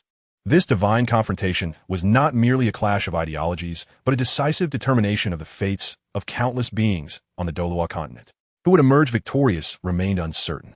With the judgment sword in hand, Qian Yaochun unleashed a radiant golden light from the blade, each beam containing the essence of justice and judgment. His gaze was piercing as he stared intently at Tang San, his steps resolute and unwavering, advancing steadily towards him. With each step, a golden footprint was left in the void, the power of judgment rippling outward, dissipating some of the pervasive Azura bloodlust lingering in the air. Tang San, your acts of slaughter today have strayed from the path of justice. As the god of judgment, I shall unequivocally put an end to your tyranny. The voice of Qian Yaochun resonated powerfully, echoing throughout the ravaged space, scarred by war and divine might. Surrounding Tang San, the overwhelming power of the Azura surged chaotically, as crimson mist coalesced into the palpable shadows of demons, swirling around him incessantly. Confronted with Qian Yaochun's relentless advance, he exhibited no sign of retreat. Instead, a fiercer battle intent ignited within his gaze. Qian Yaochun, do you truly believe you alone can hinder me? These people assist the wicked. Their demise serves as solace for the countless wronged souls of the Douluo Continent. In the midst of his words, Qian Yaochun had approached within striking distance of Tang San, and with a swift flourish of the judgment divine sword, he unleashed the sacred verdict of judgment's wrath. A golden crescent-shaped sword aura erupted forth, slicing through the air at a speed surpassing that of lightning, aimed directly at Tang San. As the sword aura tore through space, it left behind a narrow black fissure, igniting the surrounding air, which crackled ominously. Tang San's expression grew grave as he gripped the Azura demon sword tightly, channeling all his Azura power into the blade. He executed the Azura Heaven Split, a colossal crimson sword light soaring skyward to meet Qian Yaoqin's assault. The two energies collided with a deafening roar, reverberating as if the entire Douluo Continent trembled in response. The resulting energy shockwave birthed a terrifying tempest, radiating outward from the point of collision. Mountains crumbled into dust, and the earth was rent asunder, revealing bottomless chasms akin to the wounds of shattered world. Nonetheless, Qian Yaoqin did not falter in the wake of this formidable impact. Utilizing the cover of the smoke and chaotic energy from the explosion, he vanished and reappeared to Tang San's left side in a heartbeat. The Judgment Divine sword shimmered with blinding golden light, striking towards Tang San's chest like a venomous serpent. The speed of this thrust was astonishing, and its angle was so cunning that it left little room for evasion. Tang San reacted swiftly, sidestepping just in time while swinging the Azura demon sword, sending a crimson sword aura hurtling towards Qian Yaoqin. With a slight furrow of his brow, Qian Yaoqin spun the Judgment Divine sword before him, creating a golden defensive barrier that intercepted the sword aura. However, the force of the impact caused him to stagger slightly. Regaining his footing, Qian Yaoqin renewed his onslaught. He poured an unending stream of judgment power into the Judgment Divine sword, causing it to radiate brilliantly, transforming into a golden sun. He unleashed the supreme judgment technique, the purifying light of ultimate judgment, and countless golden rays shot forth from the sword like a volley of golden arrows, aimed directly at Tang San. These beams not only possessed immense offensive power, but also bore the capacity to cleanse all malevolent forces. Tang San recognized the peril of this attack and dared not exhibit even a hint of complacency. He maximized his Azura power, conjuring a thick blood-red shield before him. Simultaneously, he invoked the Azura Purgatory, crafting a domain rife with slaughter and sanguine fury centered around himself. Within this realm, crimson flames blazed fiercely, and myriad Azura phantoms wielding sharp blades surged towards Qian Yaoqin. In an instant, the golden, purifying light clashed violently with the blood-red Azura power, illuminating the battlefield with brilliant flashes and continuous thunderous roars. The entire arena was enveloped by these two distinctly formidable forces, and the tension escalated as their battle reached a fever pitch. Leveraging the unique attribute of justice bestowed upon him as the god of judgment, Qian Yaoqin gradually gained the upper hand in this fierce confrontation with Tang San. The judgment light, birthed from the essence of justice, sliced mercilessly through the defenses erected by Tang San's Azura power. Each golden ray of judgment seemed to encapsulate the purest will of righteousness, gradually purifying the atmosphere thick with slaughter and bloodshed upon contact. The Judgment Divine sword in Qian Yaoqin's grasp resembled an arbiter of justice, radiating with resplendent brilliance. Each swing bore the cataclysmic force aimed precisely at Tang San's vital points. Though Tang San was indeed the Azura god, possessing extraordinary might, he could not help but feel the weight of Qian Yaoqin's relentless and restraining assault. He sensed distinctly that his Azura power was being subdued upon contact with Qian Yaoqin's force of justice, as though darkness instinctively recoiled before the light. Even if you wield the power of justice, you shall not prevent me from avenging Douluo Continent. Tang San roared, his Azura power surging wildly as he sought to break through Qian Yaoqin's oppression. He unleashed the Azura Annihilation Curse, one of the most terrifying moves within the Azura techniques. In an instant, the heavens turned blood-red, and countless crimson runes descended like meteors towards Qian Yaoqin. Where the runes passed, space twisted grotesquely, and the earth quaked violently, as if it were on the brink of collapse under the strain. Qian Yaoqin's expression turned grave. He understood the formidable power of this technique. Yet, as the god of judgment, he felt no fear. Instead, a resolute conviction surged within him. He channeled his judgment power unreservedly into the Judgment Divine sword, causing it to shine brilliantly, illuminating the entire battlefield. Qian Yaoqin invoked the judgment barrier of eternal justice, and a vast golden light barrier materialized before him. Inscribed with mysterious runes that shimmered with the radiance of justice, continuously swirling as if narrating the eternity of righteousness. The blood-red runes pelted against the golden light barrier like torrential rain, erupting with deafening roars with each impact. Every collision produced a fierce wave of energy, fracturing the surrounding space like shattered glass. Yet, the judgment barrier of eternal justice, fortified by the immense defensive might of justice, withstood Tang San's horrific strike. Seizing the moment of Tang San's attack, Qian Yaochen darted forward like a streak of golden lightning. He executed the judgment charge of justice thrust, and the judgment divine sword transformed into a beam of golden light, thrusting with thunderous force towards Tang San's chest. This strike embodied Qian Yaochen's unwavering dedication to justice and his fury against Tang San's wanton slaughter, its speed and strength rendering any reaction impossible. Tang San, caught off guard, could only swiftly channel his Azura power to form a thick blood-red shield at his chest. With a piercing sound, the Judgment Divine sword struck the shield, causing Tang San's body to shudder as fine cracks spiderwebbed across the blood-red barrier. Although this blow did not directly injure Tang San, it made him acutely aware of Qian Yaochen's formidable strength and unwavering resolve. Tang San, cease your actions. Your conduct has transgressed the divine precepts. Your defeat is inevitable. Qian Yaochen, with the Judgment Divine sword in hand, pointed the tip toward Tang San, speaking with unwavering conviction. In that moment, he embodied the very essence of justice, emanating an aura of awe-inspiring authority. Meanwhile, Tang San's countenance darkened as he secretly contemplated his next move. The ultimate confrontation between deities remained unresolved, and the situation grew ever more tense. From a distance, Qian Renxue witnessed the fierce clash between Qian Yaochen and Tang San, her heart a tumult of emotions. Once, she harbored a deep-seated enmity towards Tang San, yet witnessing Qian Yaochen's subtle dominance over him compelled her to make an unexpected decision. Qian Renxue understood that this battle transcended the realm of mortal intervention. The injured soldiers on the battlefield, whether from the Douluo Empire or the Allied forces, were all citizens of the Douluo Continent. She unfurled her angelic wings, radiating with sacred light, as divine energy surged within her, invoking the angelic divine statue. A dazzling golden pillar of light shot skyward, coalescing into a colossal angelic statue midair. Towering at 100 feet, it emanated a gentle and warm glow. Its wings unfurled as if to shelter all that exists.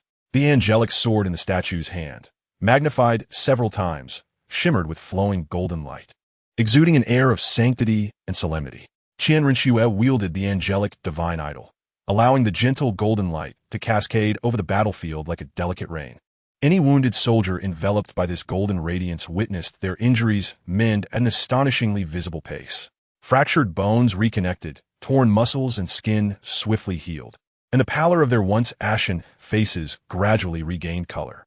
Those soldiers who had succumbed to unconsciousness due to grievous wounds slowly opened their eyes under the golden glow, reigniting within them a spark of vitality and hope.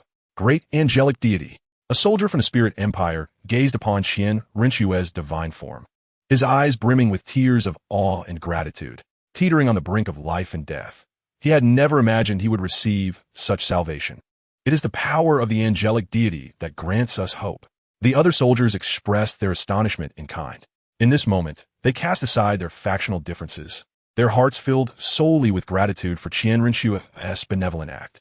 Watching the soldiers below gradually revive, Qian Renxue was overwhelmed with emotion. Once, she had embroiled herself in this brutal war, driven by a thirst for power and dominance. Yet, after witnessing so much death and suffering, her heart began to reflect. Perhaps a true deity should not be fixated solely on conflict and victory, but rather dedicated to safeguarding all living beings. Meanwhile, the fierce battle between Qian Yaochen and Tang San raged on. Qian Yaochen sensed the divine healing energy emanating from Qian Renxue's vicinity, stirring a flicker of hope within him. He understood that her actions not only saved countless lives, but also alleviated, to some extent, the tense and bloody atmosphere of the battlefield. This revelation strengthened his resolve to halt Tang San's slaughter, for he yearned to restore peace to the Douluo Continent. Tang San, look around. Slaughter cannot bring true peace. It is not too late to cease your actions. Qian Yaochen proclaimed loudly while parrying Tang San's relentless assaults, hoping to awaken within him a glimmer of compassion for life. Yet, Tang San, witnessing Qian Renxue's efforts to heal the soldiers, felt his own heart stirred. However, The hatred and his twisted understanding of justice within him made it difficult to relinquish the Shura demon sword in his grasp. These individuals participated in the invasion. Their sins cannot simply be erased by a mere act of healing. Tang San roared, his fury igniting as he brandished the sword with increasing ferocity, unleashing waves of crimson sword energy like a surging tide towards Qian Yaochen. As Qian Rinxue continued to heal the wounded soldiers with the angelic divine idol, the soldiers of the allied forces, particularly those from the Spirit Empire, were swept away by an overwhelming tide of gratitude. They gazed up at the divine idol, radiating a sacred glow, their eyes filled with reverence and appreciation, and instinctively knelt upon one knee, murmuring words of praise and gratitude for Qian Rinxue. This gratitude transformed into a palpable force, coalescing in the air as brilliant threads of faith.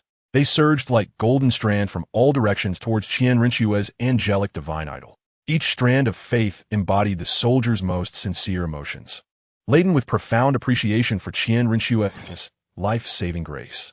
Qian Rinxue distinctly felt the influx of this faith, causing her divine form to tremble slightly. The divine power that had waned from her earlier battle with Tang San began to recover at an astonishing rate, nurtured by the ceaseless flow of faith. Her angelic wings glowed even more radiantly, and her already formidable divine power ascended to new heights. Thank you, great angelic deity, for your life-saving grace. May your brilliance forever illuminate the Douluo Continent. A soldier from the Spirit Empire exclaimed, tears streaming down his face, his voice filled with devotion. The angelic deity's compassion is our salvation.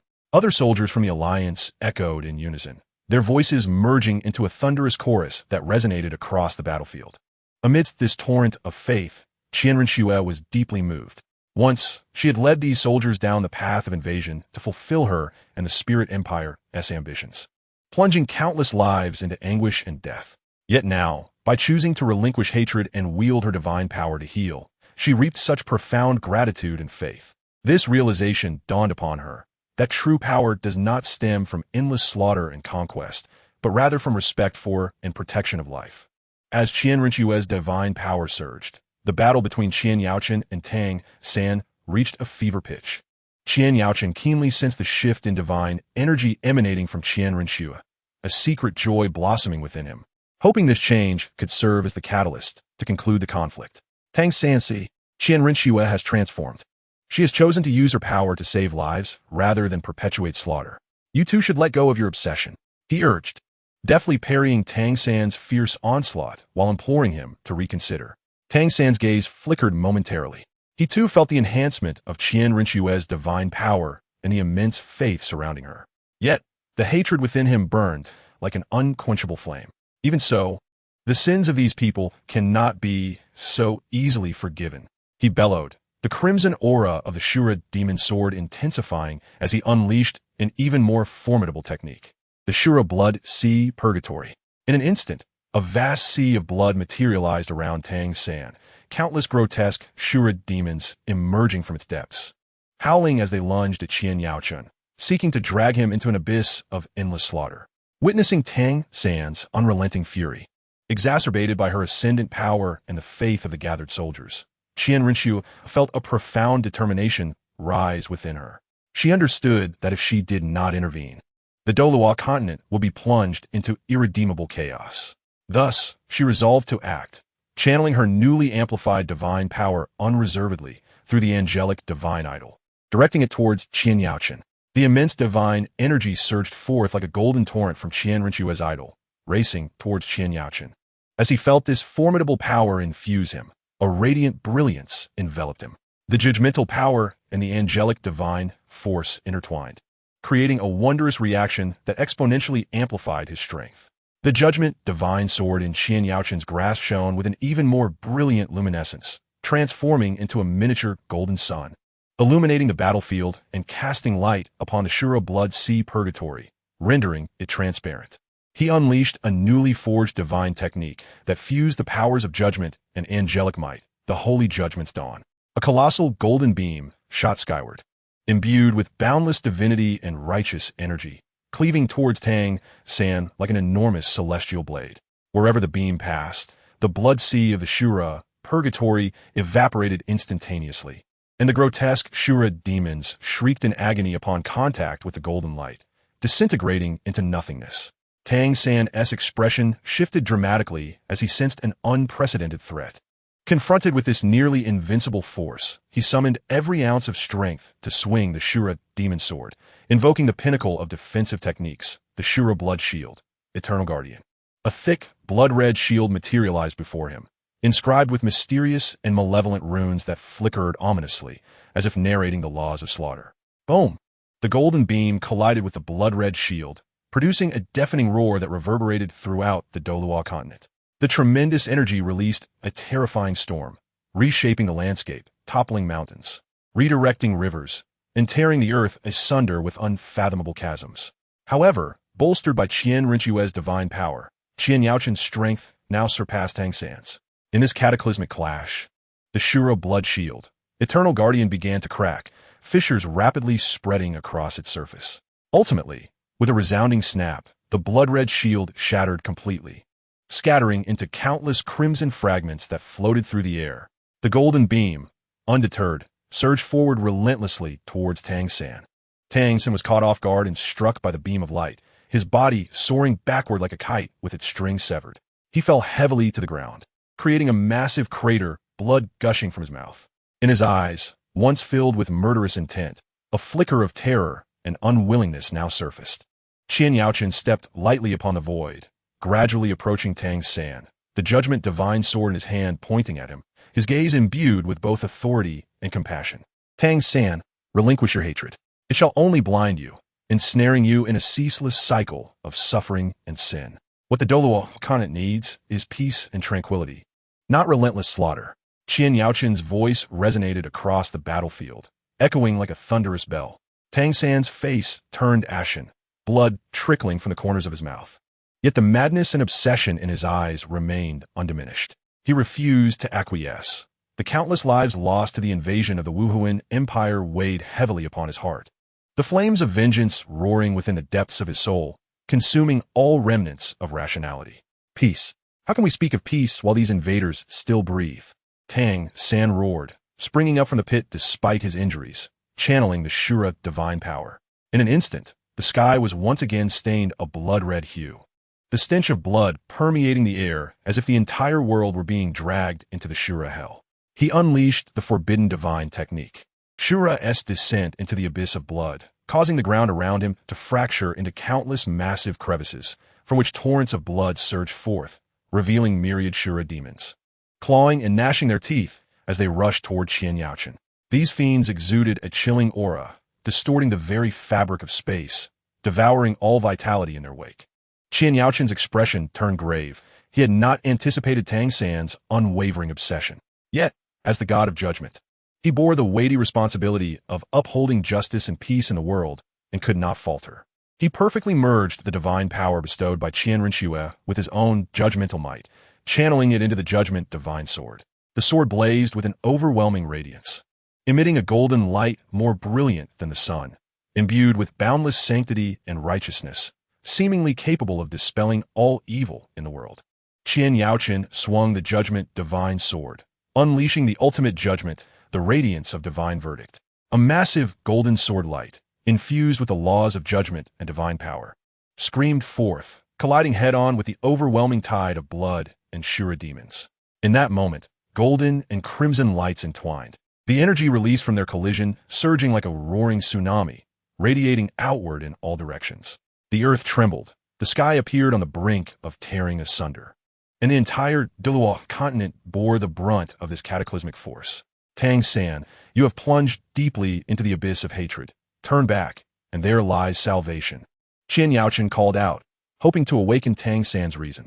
However, at this moment, Tang San was completely blinded by hatred, incapable of heeding any counsel. He continued to channel the Shura divine power, striving to amplify the might of Shura's descent into the abyss of blood, preparing for a final, desperate clash with Qian Yaoqin. In this fierce confrontation, the blood waves and Shura demons relentlessly assaulted the golden sword light, yet the sword light, bolstered by the forces of justice and sanctity, steadfastly held the line, gradually advancing and compressing the malevolent crimson energy. As time passed, Tang San, having sustained grievous injuries, found his divine power waning. In contrast, Qian Yaochen, supported by Qian Rinchue's divine strength, maintained formidable combat capability. Finally, under Qian Yaochen's unyielding assault, Tang San's Shura's descent into the abyss of blood began to show signs of collapse. The blood waves gradually subsided, and the Shura demons emitted piercing wails before vanishing into thin air. Seizing the moment, the golden sword light surged forward, breaking through Tang San's final defenses and striking him with a heavy blow. Once more, Tang San was sent flying, crashing to the ground, utterly unable to rise. The Shura demon sword slipped from his grasp, embedding itself in the earth nearby, its radiance dimmed. Qian Yaochen slowly approached Tang San, gazing down at this once comrade in arms. Now lost in hatred, his heart filled with sorrow. "It is over, Tang San," Qian Yaochen spoke softly, his voice tinged with resignation and compassion. Tang San, having crashed heavily to the ground, felt the divine power within him ebbing away like a receding tide, accompanied by an excruciating pain that penetrated to his very bones. For the first time, a thought of retreat surged within him. He understood that, in his current state, he had no chance against Qian Yaochen. If he continued to resist, it would only lead to his demise. Yet, he had too much left undone, though the flames of vengeance still flickered. The instinct for survival compelled him to choose to flee. His eyes glinted with determination as Qian Yaochen drew near, appearing seemingly weakened. He secretly gathered the last vestiges of Shura divine power. At the moment Qian Yaochen's words fell, Tang San surged forth with sudden vigor, transforming into a blood-red afterimage. Shooting skyward, his speed was blinding, and in the blink of an eye, he vanished from sight, leaving only a long trail of crimson mist. However, Qian Yaochen, as the god of judgment, had anticipated Tang San's every move. The instant Tang San made his move, a sharp glint flashed in Qian Yaochen's eyes. He swiftly formed hand seals, murmuring incantations, as the judgmental divine power surged around him like a roaring golden ocean. "Think you can escape? Not so easily," Qian Yaochen bellowed. And with his motion, the very space through which Tang San sought to flee underwent a bizarre transformation. Countless golden runes appeared out of thin air, weaving together like a dense net, thoroughly sealing off the space around Tang San. This spatial prison, constructed from judgmental divine power, was utterly indomitable. Any force attempting to break through would face a formidable backlash. Tang San collided with the seemingly intangible yet incredibly solid barrier of space, producing a thunderous sound. He was rebounded, his body tumbling through the air before crashing heavily to the ground once more. At this moment, he appeared utterly disheveled, his Shura divine armor in tatters, revealing numerous lacerations on his skin, blood seeping continuously. Qian Yaochen stepped lightly upon the void, slowly descending above Tang San, his icy gaze fixed upon him. "Tang San, you have no path left to escape. Lay down your hatred and obsession.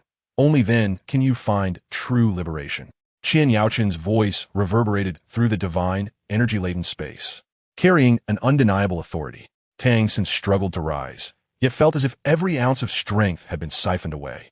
He glared at Qian Yaochen, his eyes brimming with resentment and unwillingness. "Do you think you can stop me like this, Qian Yaochen? I will not let those invaders go, not even if it costs my last breath." Tang San gritted his teeth, his voice laced with hysteria. Qian Yaochen frowned slightly, pained by Tang San's obstinate refusal to yield. "Your so-called vengeance has already claimed too many innocent lives. The wounds of war require healing through peace and forgiveness, not more bloodshed." Qian Yaochen attempted once more to persuade Tang San, hoping to guide him out of the abyss of hatred. Yet, Tang San was impervious to reason, his heart consumed by a demon-like hatred that coiled tightly around his soul. He gathered the faint remnants of Shura divine power within him, preparing for one final struggle, fully aware that this resistance might be futile against Qian Yaochen. Qian Yaochen observed the hatred and resolution in Tang San's eyes, understanding that if he did not decisively intervene, the Douluo Continent would know no peace. He sighed deeply, a flicker of reluctance passing through his gaze. Yet the mission to uphold justice and peace compelled him to act without hesitation.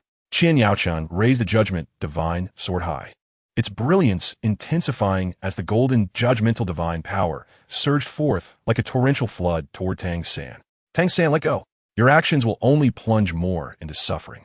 Qian Yaochen's voice bore endless regret, yet his movements did not waver.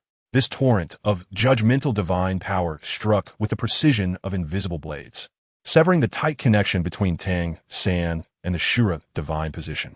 The formidable power embodied within the Shura god position began to tremble violently under the onslaught of the judgment divine power, as if subjected to an irresistible force.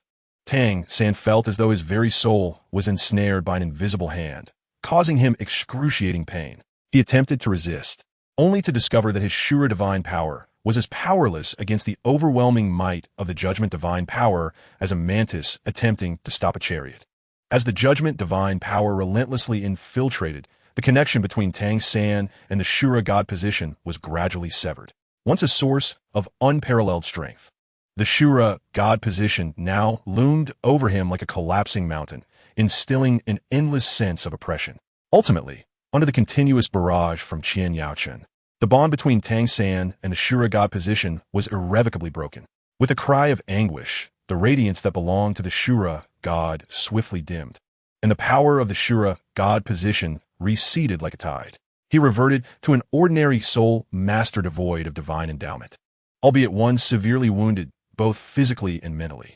Collapsing to the ground, Tang San gazed vacantly at the sky, his heart heavy with despair and resentment.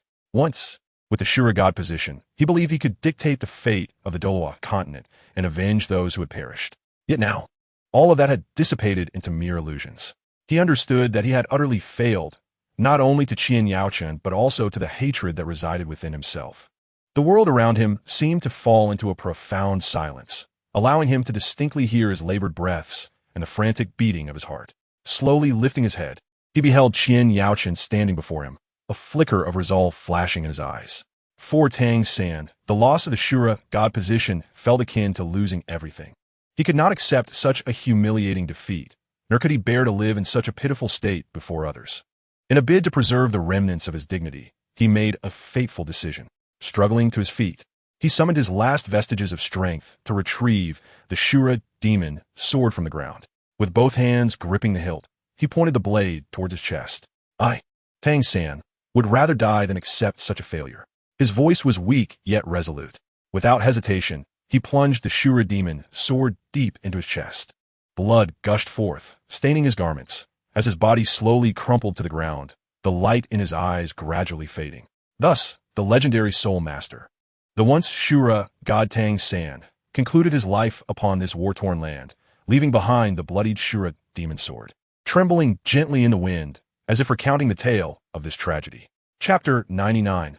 Victory belongs to the Spirit Empire. Following Tang San's demise, a complex and somber atmosphere enveloped the battlefield. Qian Yaochen surveyed the ravaged terrain. Though the Allied forces had suffered heavy casualties, the remaining troops still posed a significant threat to the Star Luo Empire. He turned his gaze towards the imperial city of the Star Luo Empire, its towering walls appearing desolate under the waning light of the setting sun. Channeling his divine power, Qian Yaochen's voice resonated like a thunderclap across the skies of the Star Luo Empire. People of the Star Luo Empire, heed my words. I grant you the time it takes to burn a stick of incense to contemplate. Past grievances shall not be held against you, but this is a final warning.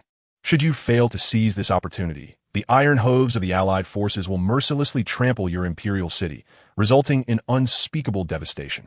His words struck like a hammer, reverberating in the hearts of every citizen of the Star Luo Empire. On the city walls, soldiers exchanged glances, fear and hesitation swirling in their eyes. The emperor, standing atop the battlements, furrowed his brow, internally conflicted. He fully understood that Qian Yaochen's words were not mere bluster. The Star Luo Empire, having endured the ravages of war, was now gravely weakened and incapable of withstanding another assault from the Allied forces. Within the city, the populace, upon hearing this news, fell into a state of panic. In the streets and alleys, discussions erupted. Some advocated for surrender, believing it would ensure the safety of the citizens, while others vehemently insisted on continuing the fight, rallying to defend the Empire's honor and refusing to submit. In an instant, the entire Star Luo Empire was engulfed in chaos and confusion. As the incense was lit, wisps of fragrant smoke slowly ascended, each tendril seemingly counting down the fate of the Star Luo Empire.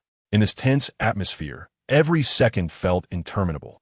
Among the Allied forces, soldiers stood ready, gripping their weapons tightly, their expressions reflecting both exhaustion and a resolute readiness to charge. Qian Yaochen remained suspended in the air, his gaze calm, yet exuding an undeniable authority, awaiting the Star Luo Empire's decision. He hoped for a wise choice that would avert further bloodshed, bringing a glimmer of peace to this war-ravaged continent. However, he was prepared for the worst. Should the Star Luo Empire remain obstinate, he would have no choice but to issue the order to attack, plunging the land back into the flames of war. In that critical moment, as the incense burned low, the Star Luo Emperor stood upon the city walls, surveying the panicked citizens below and the menacing allied forces outside, his heart a tumult of emotions. He recognized that the Star Luo Empire had been nearly exhausted by the brutal conflict. Should he persist in resisting, not only would the imperial soldiers face annihilation, but countless innocent lives within the city would also suffer unspeakable horrors. Reflecting on the empire's former glory and the sacrifices made to protect its territory, the emperor was filled with reluctance. Yet, upon witnessing the fearful eyes of the citizens and hearing their helpless cries, the weight of his responsibility as a ruler ultimately triumphed over his pride and stubbornness. Your Majesty, we cannot surrender. How can the Star Luo Empire bow to the Spirit Empire? Even if we must fight to the last man, we cannot dishonor our ancestors' legacy. An elderly minister, tears streaming down his face, knelt before the emperor, his eyes ablaze with righteous indignation. The emperor gently helped the elder to his feet, his expression somber yet resolute. What choice do I have? If we do not surrender, how can I protect the lives of this city's inhabitants and the countless soldiers? I cannot allow my personal desires to condemn the entire empire to ruin. As the last wisp of smoke dissipated, the time allotted by the incense had expired. The Star Luo Emperor took a deep breath, ascended the battlements, and called out to Qian Yaochen.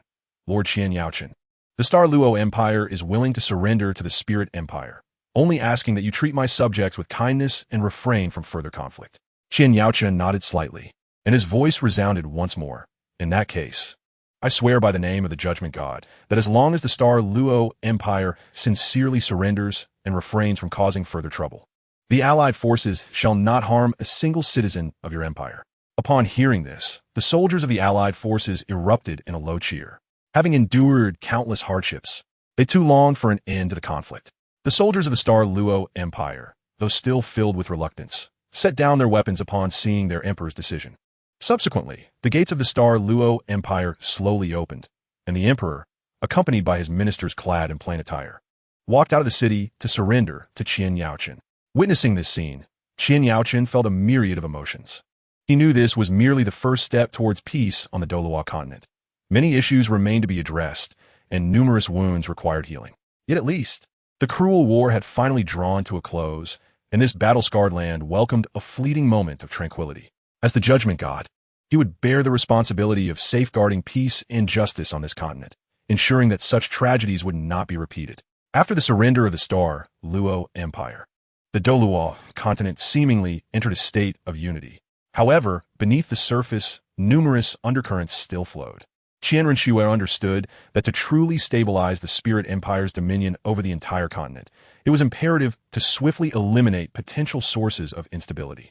Dai Mubai, Ma Ongjun, and others as core figures from the opposing faction naturally became her primary focus. With the authority of the angel god, Qian Renshue rapidly set her plans into motion.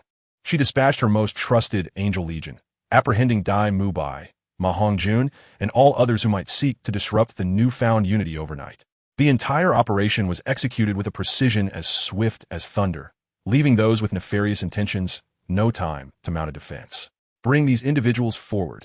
Qian Renshue sat regally upon the throne of the Spirit Empire, her demeanor austere, her gaze imbued with an undeniable authority. Dai Mubai, Ma Ongjun, and others were heavily escorted into the hall. Though they found themselves imprisoned, their eyes still radiated defiance. Qian Renshue, do you truly believe that brute force can unify the Douluo Continent? This is but a facade of false peace. Dai Mubai glared at Qian Renshue, his voice resonating with indignation. Qian Renshue scoffed, responding, whether false peace or genuine unity, at least under my reign, this land shall know no more turmoil and strife. And you are but stumbling blocks to this hard-won tranquility, and thus must be eradicated. With a wave of her hand, soldiers from the Angel Legion took Dai Mubai and the others away, where they awaited a merciless judgment. After addressing these potential threats, Qian Renshue resolved to host a grand celebration banquet, both to honor the valiant soldiers who had contributed significantly to the Spirit Empire during the war, and to demonstrate the Empire's might and prestige to the entire Douluo Continent, heralding the establishment of a new order. The banquet was held in the most magnificent palace of Spirit City. The palace was adorned with lights and decorations, opulent silk draped across the walls, and brilliant crystal chandeliers illuminated the hall as if it were day. The dining tables were laden with delicacies from all corners of the Douluo Continent, and the rich aroma of wine filled the air. Dressed in resplendent angelic attire and crowned with a dazzling diadem, Qian Rinxue presided over the gathering. Below her sat the generals, ministers, and some officials from the surrendered Star Luo Empire. One by one, they raised their glasses in salute to Qian Rinxue, extolling her achievements. Today, we have achieved a resounding victory. The Douluo Continent has at last been unified. This glory has been earned through the blood and lives of our valiant soldiers. Let us raise our glasses together to the prosperity of the Spirit Empire and the peace of the Douluo Continent. Cheers. Qian Rinxue proclaimed, lifting her goblet high. Cheers. The crowd responded in unison, their voices echoing throughout the palace. In this jubilant atmosphere, it seemed as though all disputes on the Douluo Continent had become a distant memory, heralding the dawn of a new era. The day following the celebration, a solemn and dignified atmosphere enveloped Spirit City. The sky was a brilliant blue, sunlight cascading upon the majestic palace, adding a touch of sanctity to the city. Clad in an exquisitely ornate imperial robe, embroidered with golden angelic patterns, each thread seemed to narrate her unparalleled glory. The crown rested firmly upon her head, its radiant gems reflecting dazzling light, illuminating her visage of authority and confidence. Amidst the throngs of admirers, Qian Rinxue ascended the throne, symbolizing supreme power. Below, the civil and military officials stood in orderly rows, collectively exclaiming, "Long live our emperor! Long live, long live!" Their voices roared like thunder, resonating throughout the palace. Thus, Qian Rinxue officially ascended to the throne, proclaiming the advent of a new era for the Spirit Empire. Upon the conclusion of the coronation ceremony, Qian Rinxue surveyed the assembly and declared, "I hereby appoint Qian Yaochen as the Duke of the Unified Kingdom." Qian Yaochen demonstrated extraordinary strength and a sense of justice during the war, contributing significantly to the unification of the Douluo Continent, a title well-deserved. Dressed in a new royal robe, Qian Yaochen stepped forward and knelt on one knee, proclaiming, "I thank your majesty for your gracious favor. I vow to serve dutifully and assist you in maintaining peace in the Douluo Continent." Subsequently, Qian Rinxue initiated a reorganization of the territories formerly belonging to the Tiando and Star Luo empires. From this day forth, the territories will be divided into several provinces. In some provinces, the Spirit Empire shall dispatch capable officials to ensure governance and stability. In others, esteemed and loyal officials from the former empires will continue their governance. And I trust that you will diligently serve the populace to ensure fairness and protect the rights of the citizens. Qian Rinxue announced another significant measure: the establishment of inspection offices in the cities under each province. These offices will specifically address matters of injustice within the populace. Whether it be oppression, corruption, or any other form of inequity, severe penalties will be imposed upon discovery. Officials in the inspection offices must uphold impartiality, and any breach of this principle will be met with the utmost severity. Furthermore, Qian Rinxue recognized that fostering integration among the citizens of the former three nations is vital for the long-term stability of the state. With unwavering determination, she stated, "I encourage intermarriage among the citizens of the former three nations to enhance mutual understanding and camaraderie, thereby breaking down barriers and forging the brilliance of our Spirit Empire. Additionally, as cultivation is fundamental to enhancing national strength, I shall vigorously support the citizens in their training, elevating the status and treatment of soul masters, providing them with greater resources and opportunities for cultivation. I hope that all soul masters will bear in mind their responsibilities to the nation and serve the empire." Upon the announcement of this series of initiatives, the assembly erupted with fervent approval. The populace brimmed with anticipation for the future, while the officials sensed the new emperor's remarkable vision and determination for governance. Qian Rinxue's policies illuminated the war-torn Douluo Continent like beacons, heralding the dawn of a prosperous new era. Under Qian Rinxue's sweeping reforms, the Douluo Continent blossomed anew, rejuvenating from the scars of conflict. Cities once ravaged by war now experienced a remarkable resurgence. The remnants of shattered walls and dilapidated buildings became bustling construction sites, where artisans toiled diligently. They united in effort transporting bricks and stones, erecting beams and columns, with resources allocated by the Spirit Empire. New homes sprang forth as if they were bamboo shoots after the rain. In the streets, merchants once again set up stalls, their shelves brimming with an array of goods, their calls blending into a lively cacophony. Farmlands that had lain fallow due to war were revitalized through the diligent labor of farmers, with vibrant green seedlings swaying gently in the breeze, whispering promises of future harvests. Encouraged by the intermarriage policy, individuals from diverse regions began to meld together. Young men and women transcended former borders, united by love to form new families. The growth of families replenished the population, which had diminished due to the ravages of war. Children thrived in a stable and peaceful environment, their laughter echoing through every corner of the cities and countryside, bringing boundless vitality and hope to the land. The elevated status and treatment of soul masters attracted more young individuals to embark on the path of cultivation. Across the Spirit Empire, soul master academies and training grounds were established, providing systematic education and abundant resources for cultivation.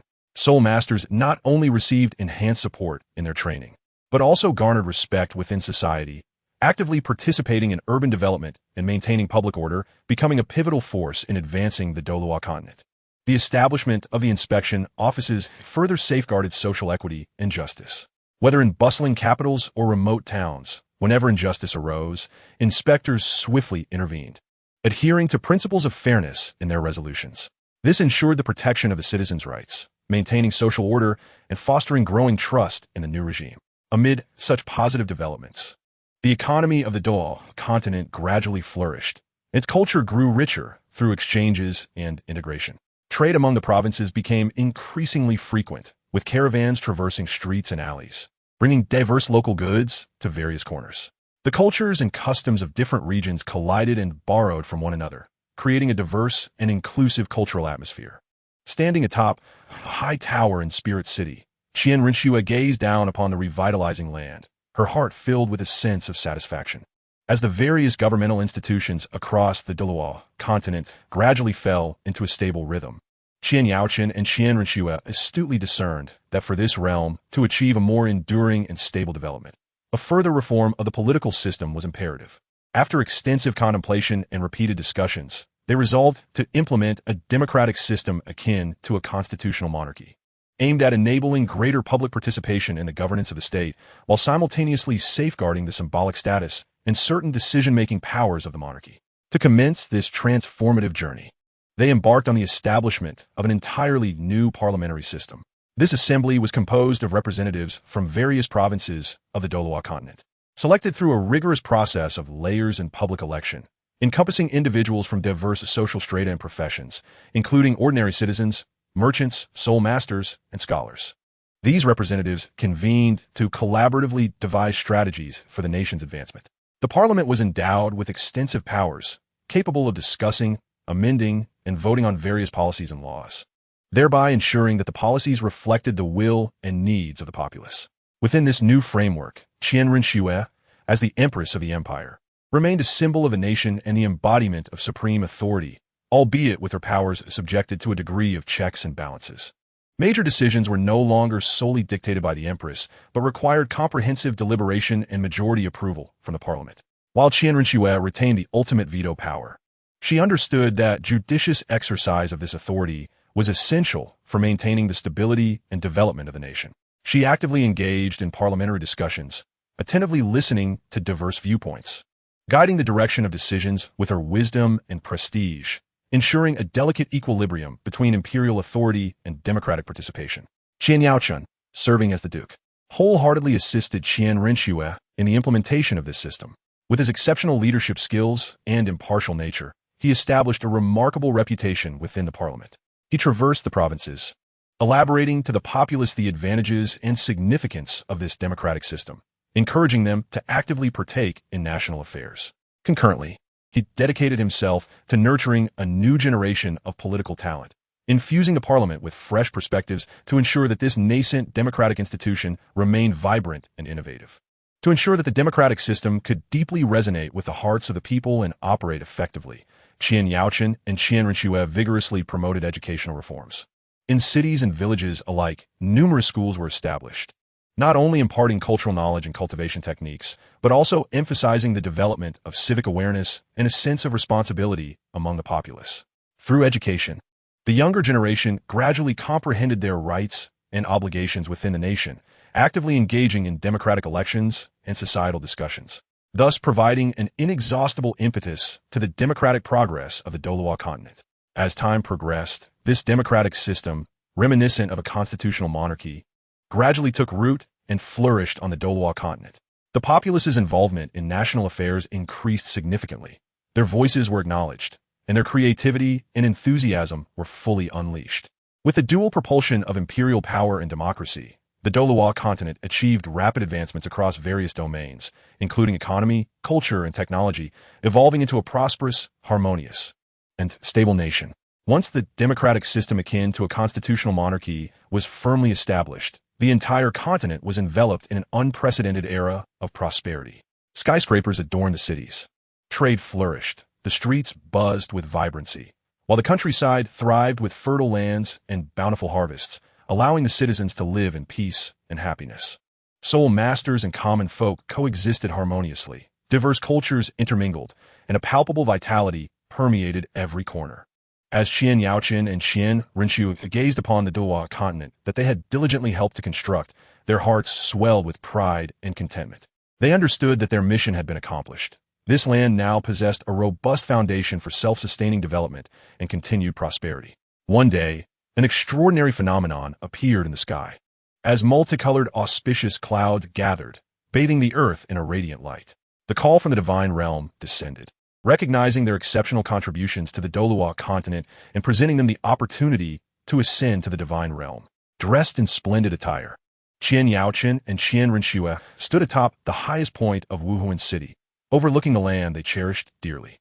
The populace surged into the streets, prostrating before them with eyes filled with gratitude and reluctance.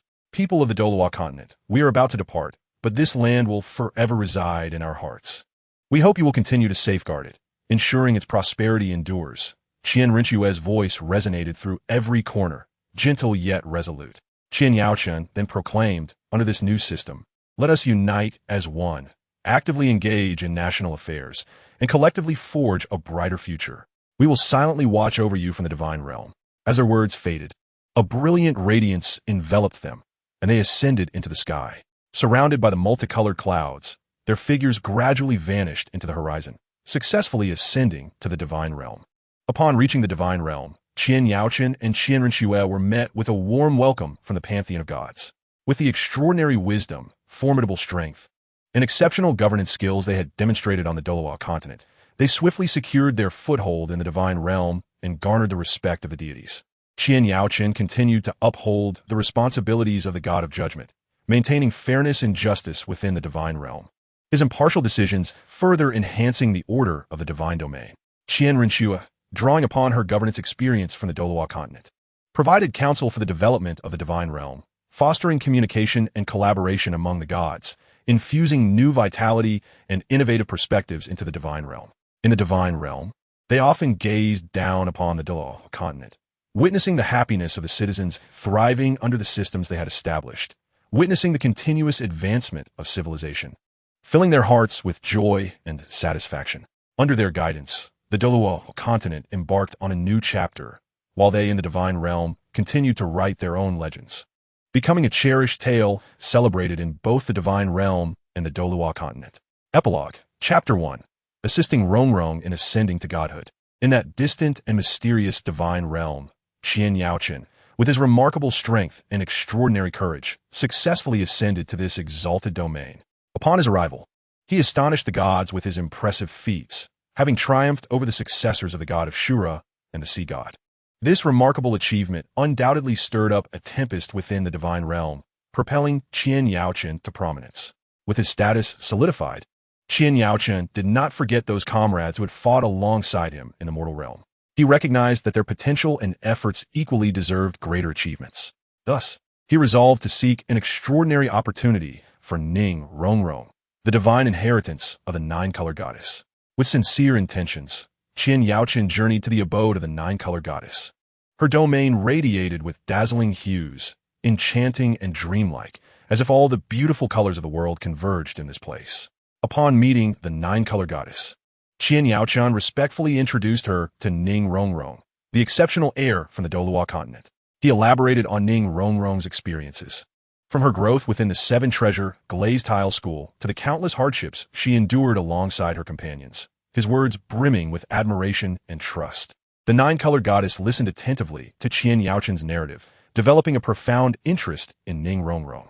Once he concluded, she nodded slightly, a glimmer of satisfaction flickering in her eyes. Furthermore, the introduction from the esteemed God King Qian Yaoqian heightened her curiosity regarding Ning Rongrong. After careful consideration, the nine-color goddess decided to bestow the inheritance upon Ning Rongrong. Unlike the complex and stringent trials set by the sea god and the angel god, the divine examination prepared for Ning Rongrong was uniquely singular, focusing solely on the assessment of character. In the eyes of the nine-color goddess, character was the essential element for becoming a deity. Only individuals of noble virtue could truly wield the power of divinity and benefit all beings. Ning Rongrong, hailing from the prestigious seven-treasure glazed tile school on the Douluo Continent, had been nurtured by her family's exemplary education and upbringing, naturally embodying the virtues instilled in her from a young age. Although she possessed a touch of pridefulness in her temperament, it did not overshadow her intrinsic kindness, integrity, and bravery. In the face of such a Ning Rongrong, the nine-color goddess had already reached a conclusion in her heart. After meticulous observation and consideration, the nine-color goddess determined that Ning Rongrong met the requirements for the divine inheritance. Consequently, she unhesitatingly bestowed the divine position upon Ning Rongrong. In an instant, a resplendent spectrum of colors radiated from the divine realm, enveloping Ning Rongrong in a luminous embrace, as if it bore boundless blessings and power, thereby commencing her ascension to divinity. With this trust and expectation bestowed upon her by the nine-color goddess, Ning Rongrong began to accept the divine legacy. Under the gentle yet formidable infusion of divine power from the nine-color goddess, a brilliant and dazzling aura of nine colors enveloped Ning Rongrong. This light seemed to possess infinite magic, quietly reshaping her soul ring's power. The original 8 soul rings, under the baptism of divine force, underwent a transformative evolution, emanating the profound luster characteristic of a 100,000-year soul ring, while potent waves of soul power rippled outward like gentle waves. Most strikingly, the 9th soul ring astonishingly transformed into a divine-level million-year soul ring. This ring, with its splendid and mysterious hue, far surpassed the oppressive might of ordinary million-year soul rings. The terrifying power it harbored seemed capable of tearing apart the fabric of space and rewriting the laws of existence. Immersed in this overwhelming transformation of power, Ning Rongrong could distinctly sense the leap in her own strength. Every inch of her skin, every single cell, rejoiced exuberantly, eagerly absorbing the divine energy imparted by the nine-color goddess. As the radiance gradually faded, Ning Rongrong slowly opened her eyes, which sparkled with confidence and determination. At that moment, she had completed the divine trial, standing merely a step away from becoming a true deity. However, Ning Rongrong chose not to ascend to the divine realm immediately. She was acutely aware that, as a second-level deity, she was currently unable to bring her family along to the divine realm. To her, the importance of her family was immeasurable, particularly her father, Ning Fengji, as well as the sword Duo and bone Duo, who had always protected her and her family. In this moment of impending separation from her loved ones, her heart brimmed with reluctance. Thus, after completing the divine trial, Ning Rongrong resolutely decided to remain at the Seven Treasures glazed tile school for a week. During this week, she spent each day and night in the company of her father, Ning Fengji, listening to tales of their family's past and sharing their innermost thoughts. She cherished every single moment with her father, as if she sought to deeply imprint these times into her heart. With the sword Douluo and bone Douluo, Ning Rongrong was equally reflective. They watched as she transformed from a playful and headstrong young girl into a formidable being on the brink of divinity, their hearts swelling with pride. Throughout the week, Ning Rongrong often strolled through the school courtyards with the two Douluo, reminiscing about the myriad moments they had shared, the laughter and tears alike, all of which had become the most treasured memories of the present. In this week of warmth and togetherness with her family, Ning Rongrong savored every moment. She understood that her journey to the divine realm would likely keep her from reuniting with them for an indeterminate time. Yet, She also recognized that she bore new missions and responsibilities. She silently vowed to diligently cultivate her strength and seek ways to bring her family into the divine realm, allowing them to share in the splendid experiences of divinity together.